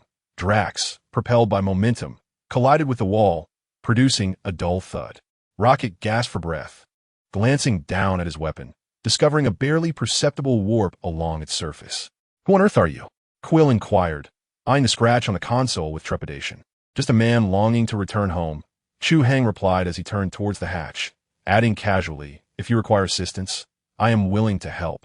Of course. For a price." With that, his figure vanished once more.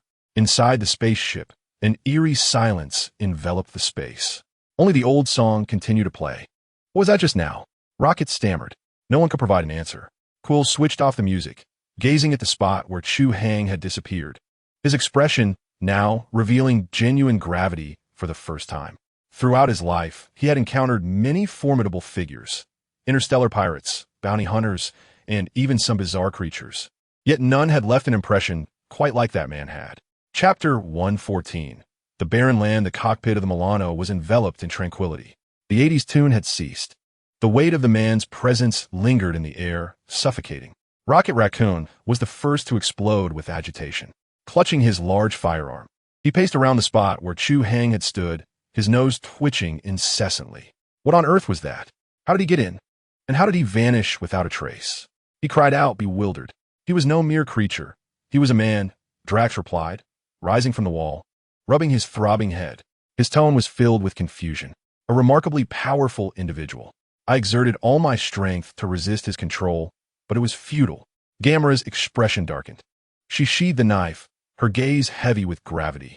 He possesses the ability to freeze time and space, a power I had only heard of in legends. He is no ordinary earthling. "Hey, everyone, relax." Peter Quill leaned back in the pilot's seat, whistling, yet his trembling fingers betrayed his anxiety. Hadn't he said it? He, like me, was also from Earth. We were merely two ships passing in the night. How could one dismiss this as trivial? Rocket leapt onto the control panel, pointing at the sleek incision above. Reinforced titanium alloy. He traced that with his finger. His finger.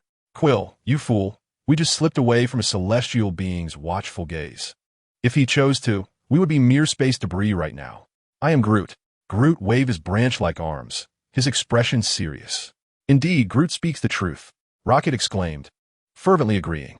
"We must jettison this damned orb at once, as far from that creature as possible." "Absolutely not," Gamora immediately countered. "We must deliver the orb of the cosmos to the buyer. 400 million. With that kind of money, we can finally be free." She cast a glance at Quill, adding, "Besides, that individual stated he is only interested in a paid arrangement, suggesting he does not wish to resort to direct theft. He has his own principles." Quill nodded.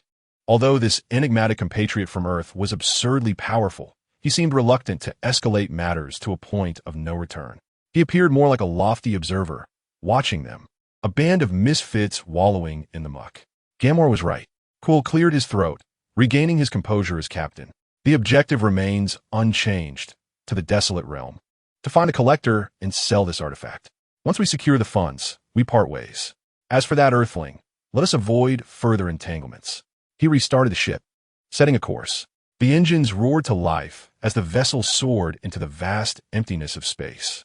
The desolate realm was not a planet, but the colossal skull of a celestial being long deceased.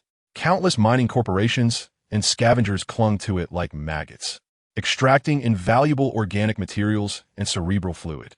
Here, laws were non-existent. Order was a mere illusion. Only money and violence reigned supreme. It was the most chaotic and liberating place in the entire galaxy. The Milano navigated cautiously through the dense throng of mining ships and vessels, landing on a filthy landing pad. As the 5 of them disembarked, they were taken aback by the sights before them. The air was thick with the stench of machine oil, alcohol, and various biological odors. In the streets, grotesque aliens mingled, gambling, brawling, and engaging in unsavory transactions. A 3-eyed creature was shoving a bag of glowing powder into the hands of a scaled reptilian. Not far off, 2 burly men were brawling over a chip, bloodied and battered, while onlookers cheered and placed bets. "I love this place," Rocket exclaimed, rubbing his paws together with excitement. Under Gamora's guidance, they traversed the chaotic streets and entered a structure resembling a museum. Inside, the collector, Tannelier Tyven, reclined on an opulent chair, stroking a creature that appeared to be a cross between a dog and a bird.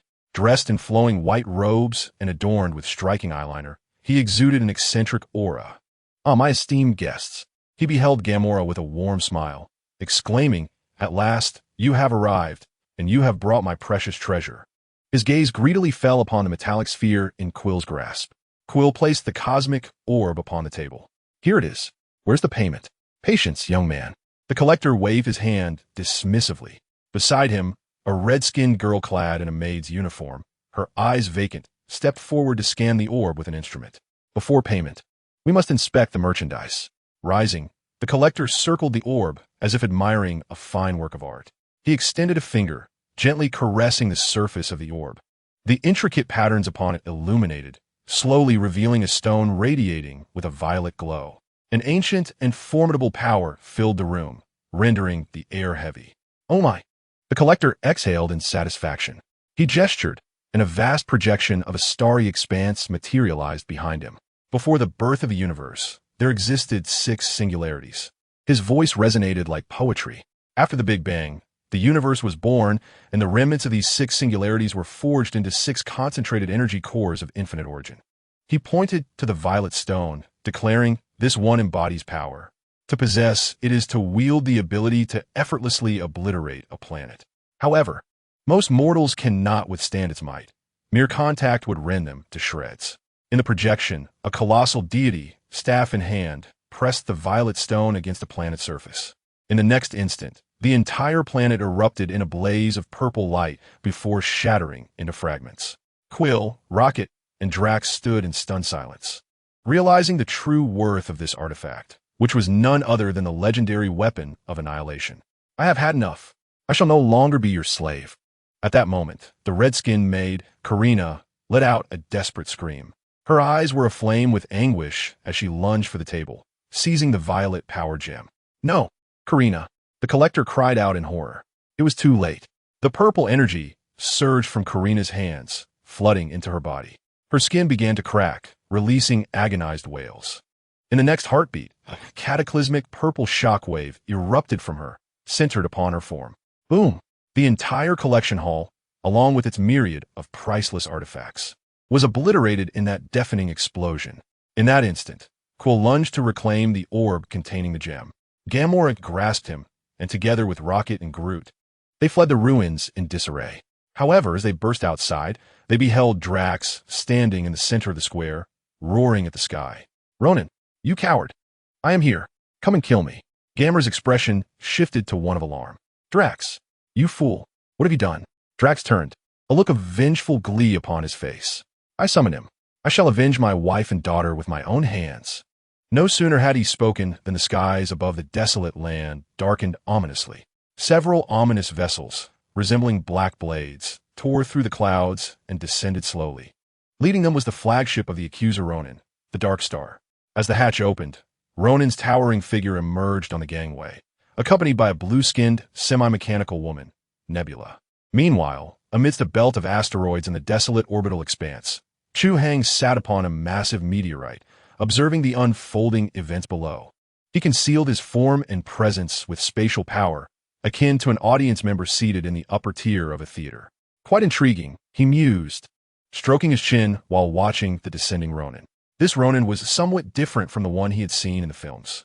In the 90s, he had cast Ronan into a spatial rift. The fact that the man had survived and thrived suggested he had encountered his own share of adventures. At that moment, the energy emanating from Ronan was denser, darker, and imbued with a profound aura of death that did not belong to the Kree.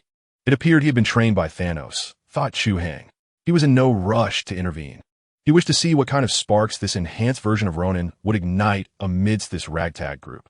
On the ground, Drax roared as he charged toward Ronan. "Ronan!" Yet, Ronan did not even cast a glance his way, standing disdainfully in place. Drax's powerful punch was effortlessly caught by Ronan's palm. "I do not remember you." Ronan's voice was frigid, and with a flick of his wrist, Drax's arm cracked audibly. Following that, Ronan delivered a kick to Drax's chest, sending him flying like a rag doll, crashing into a wall, lifeless. "Give me the orb." Ronan's gaze shifted to Quill and Gamora, who were attempting to flee in a mining craft.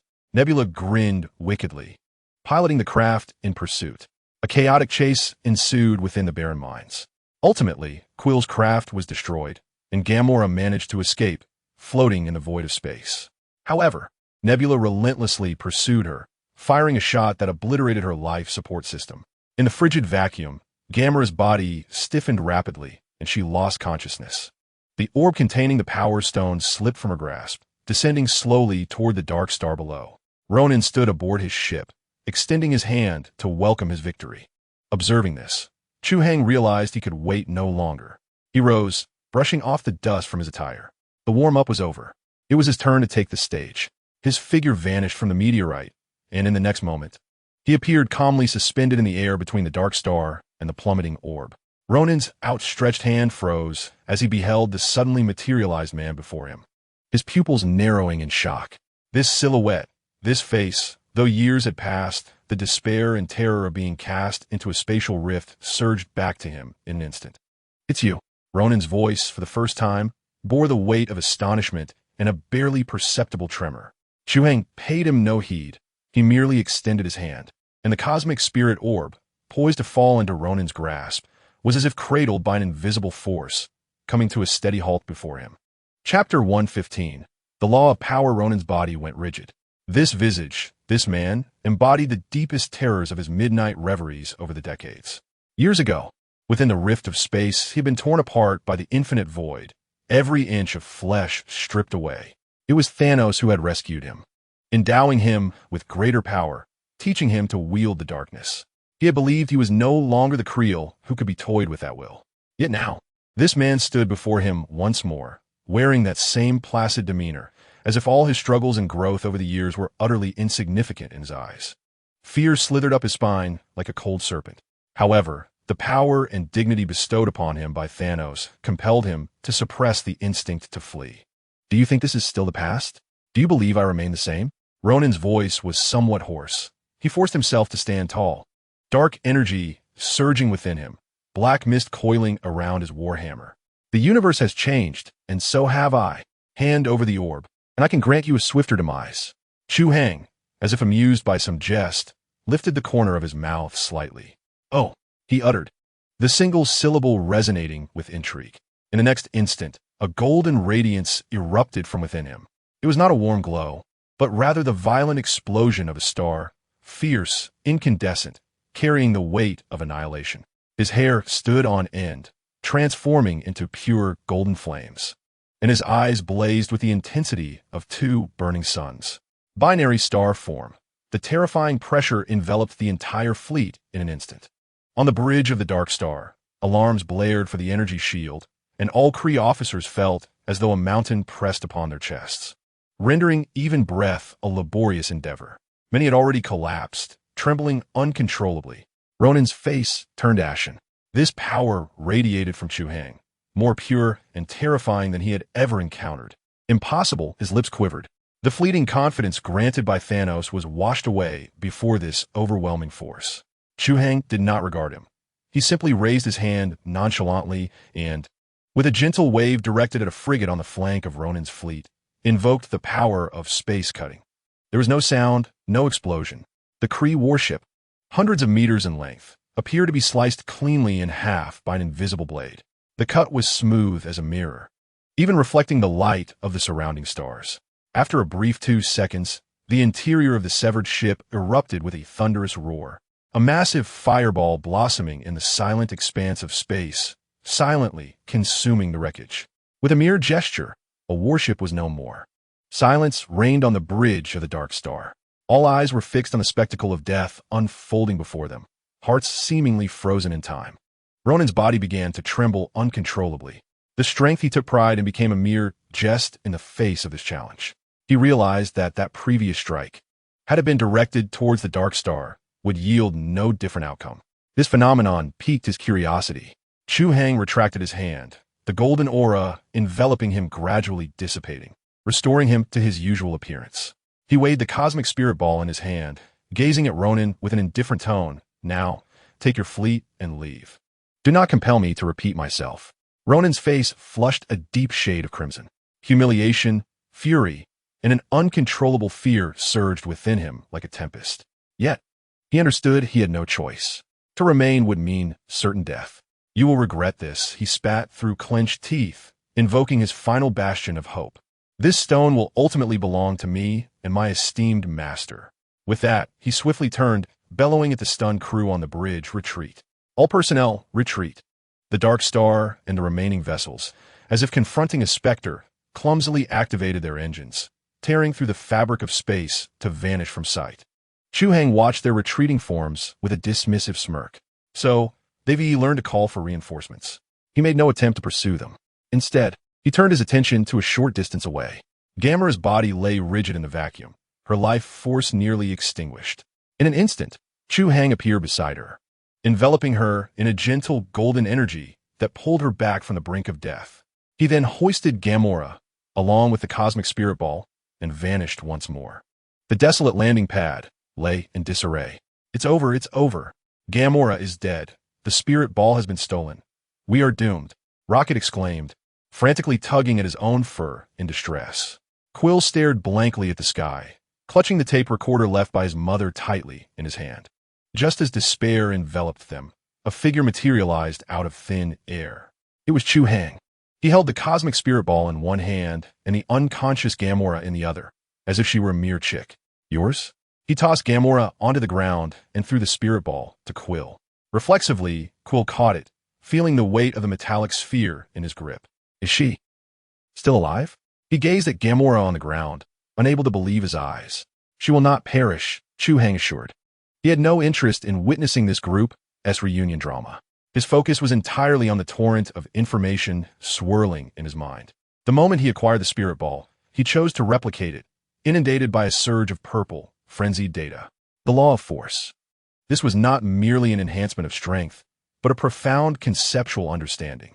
Gravity, repulsion, strong and weak nuclear forces, the four fundamental forces that sustain existence and motion within the universe, transformed from abstract formulas into tangible, manipulable tools within his mind. In that instant, he comprehended the very essence of these principles. The power gem was the embodiment of these physical rules. To master, it was to gain dominion over the laws of physics themselves. Thus, Chu Hai closed his eyes, savoring the sensation. Previously, he had relied on physical strength to strike others, harnessing kinetic energy.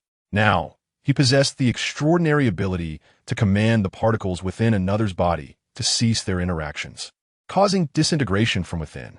In days gone by, moving a stone required considerable force. Now, he could merely alter the gravitational constant between the stone and the planet, allowing it to levitate effortlessly.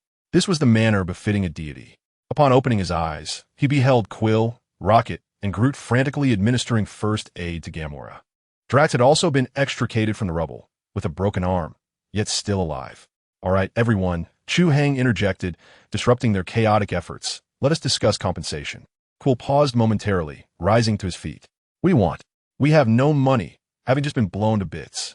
I saved all your lives and retrieved this hot potato, Chu Hai remarked, gesturing towards the orb in Quill's grasp. I'm not in need of money. What I require is your assistance with a task. What task? Gamera, now conscious and leaning against the container, inquired weakly. Chu Hai's gaze fell upon Quill, his smile taking on an odd quality. Once you finish dealing with this stone, you, Peter Quill, shall accompany me back to Earth. Back to Earth? Quill exclaimed, bewildered. Why? I have no desire to return. To meet your grandfather. My grandfather? Quill was even more perplexed. He has been dead for ages. I am not referring to that one. Chu Hai replied, shaking his head. He recalled the time during World War II when Steve toured the nation, surrounded by a bevy of cheerleaders clad in scant attire. One of them bore an uncanny resemblance to Quill's mother. How amusing it would be if that old relic, Steve, were to discover he had a grandson pilfering through the cosmos. One of your ancestors, also a veteran, Chu Hai implied without stating it outright, as he longed for family. I wish to take you to meet him, fulfilling a personal wish. Quill regarded him with a mix of skepticism and intrigue, sensing an air of the uncanny about the proposition. Is it really that simple? Indeed, it is that simple, Chu Hai affirmed with a nod. Until then, I shall not interfere with your affairs. Coincidentally, I too wish to explore the cosmos. Of course, his intention was not merely to admire the scenery. Having just acquired the law of force and gained newfound insights into the law of space, he found that being in the cosmos, free from the constraints of planetary gravity, would greatly facilitate his practice of these divine abilities. Quill and Gamora exchanged glances. The arrangement was peculiar, yet they had little choice. The man before them had the power to frighten Ronan with but a word, to retrieve individuals from the depths of space. Whatever he desired, none could thwart him. Very well, Quill finally consented. It is a deal. Once we have dealt with this matter, I shall accompany you.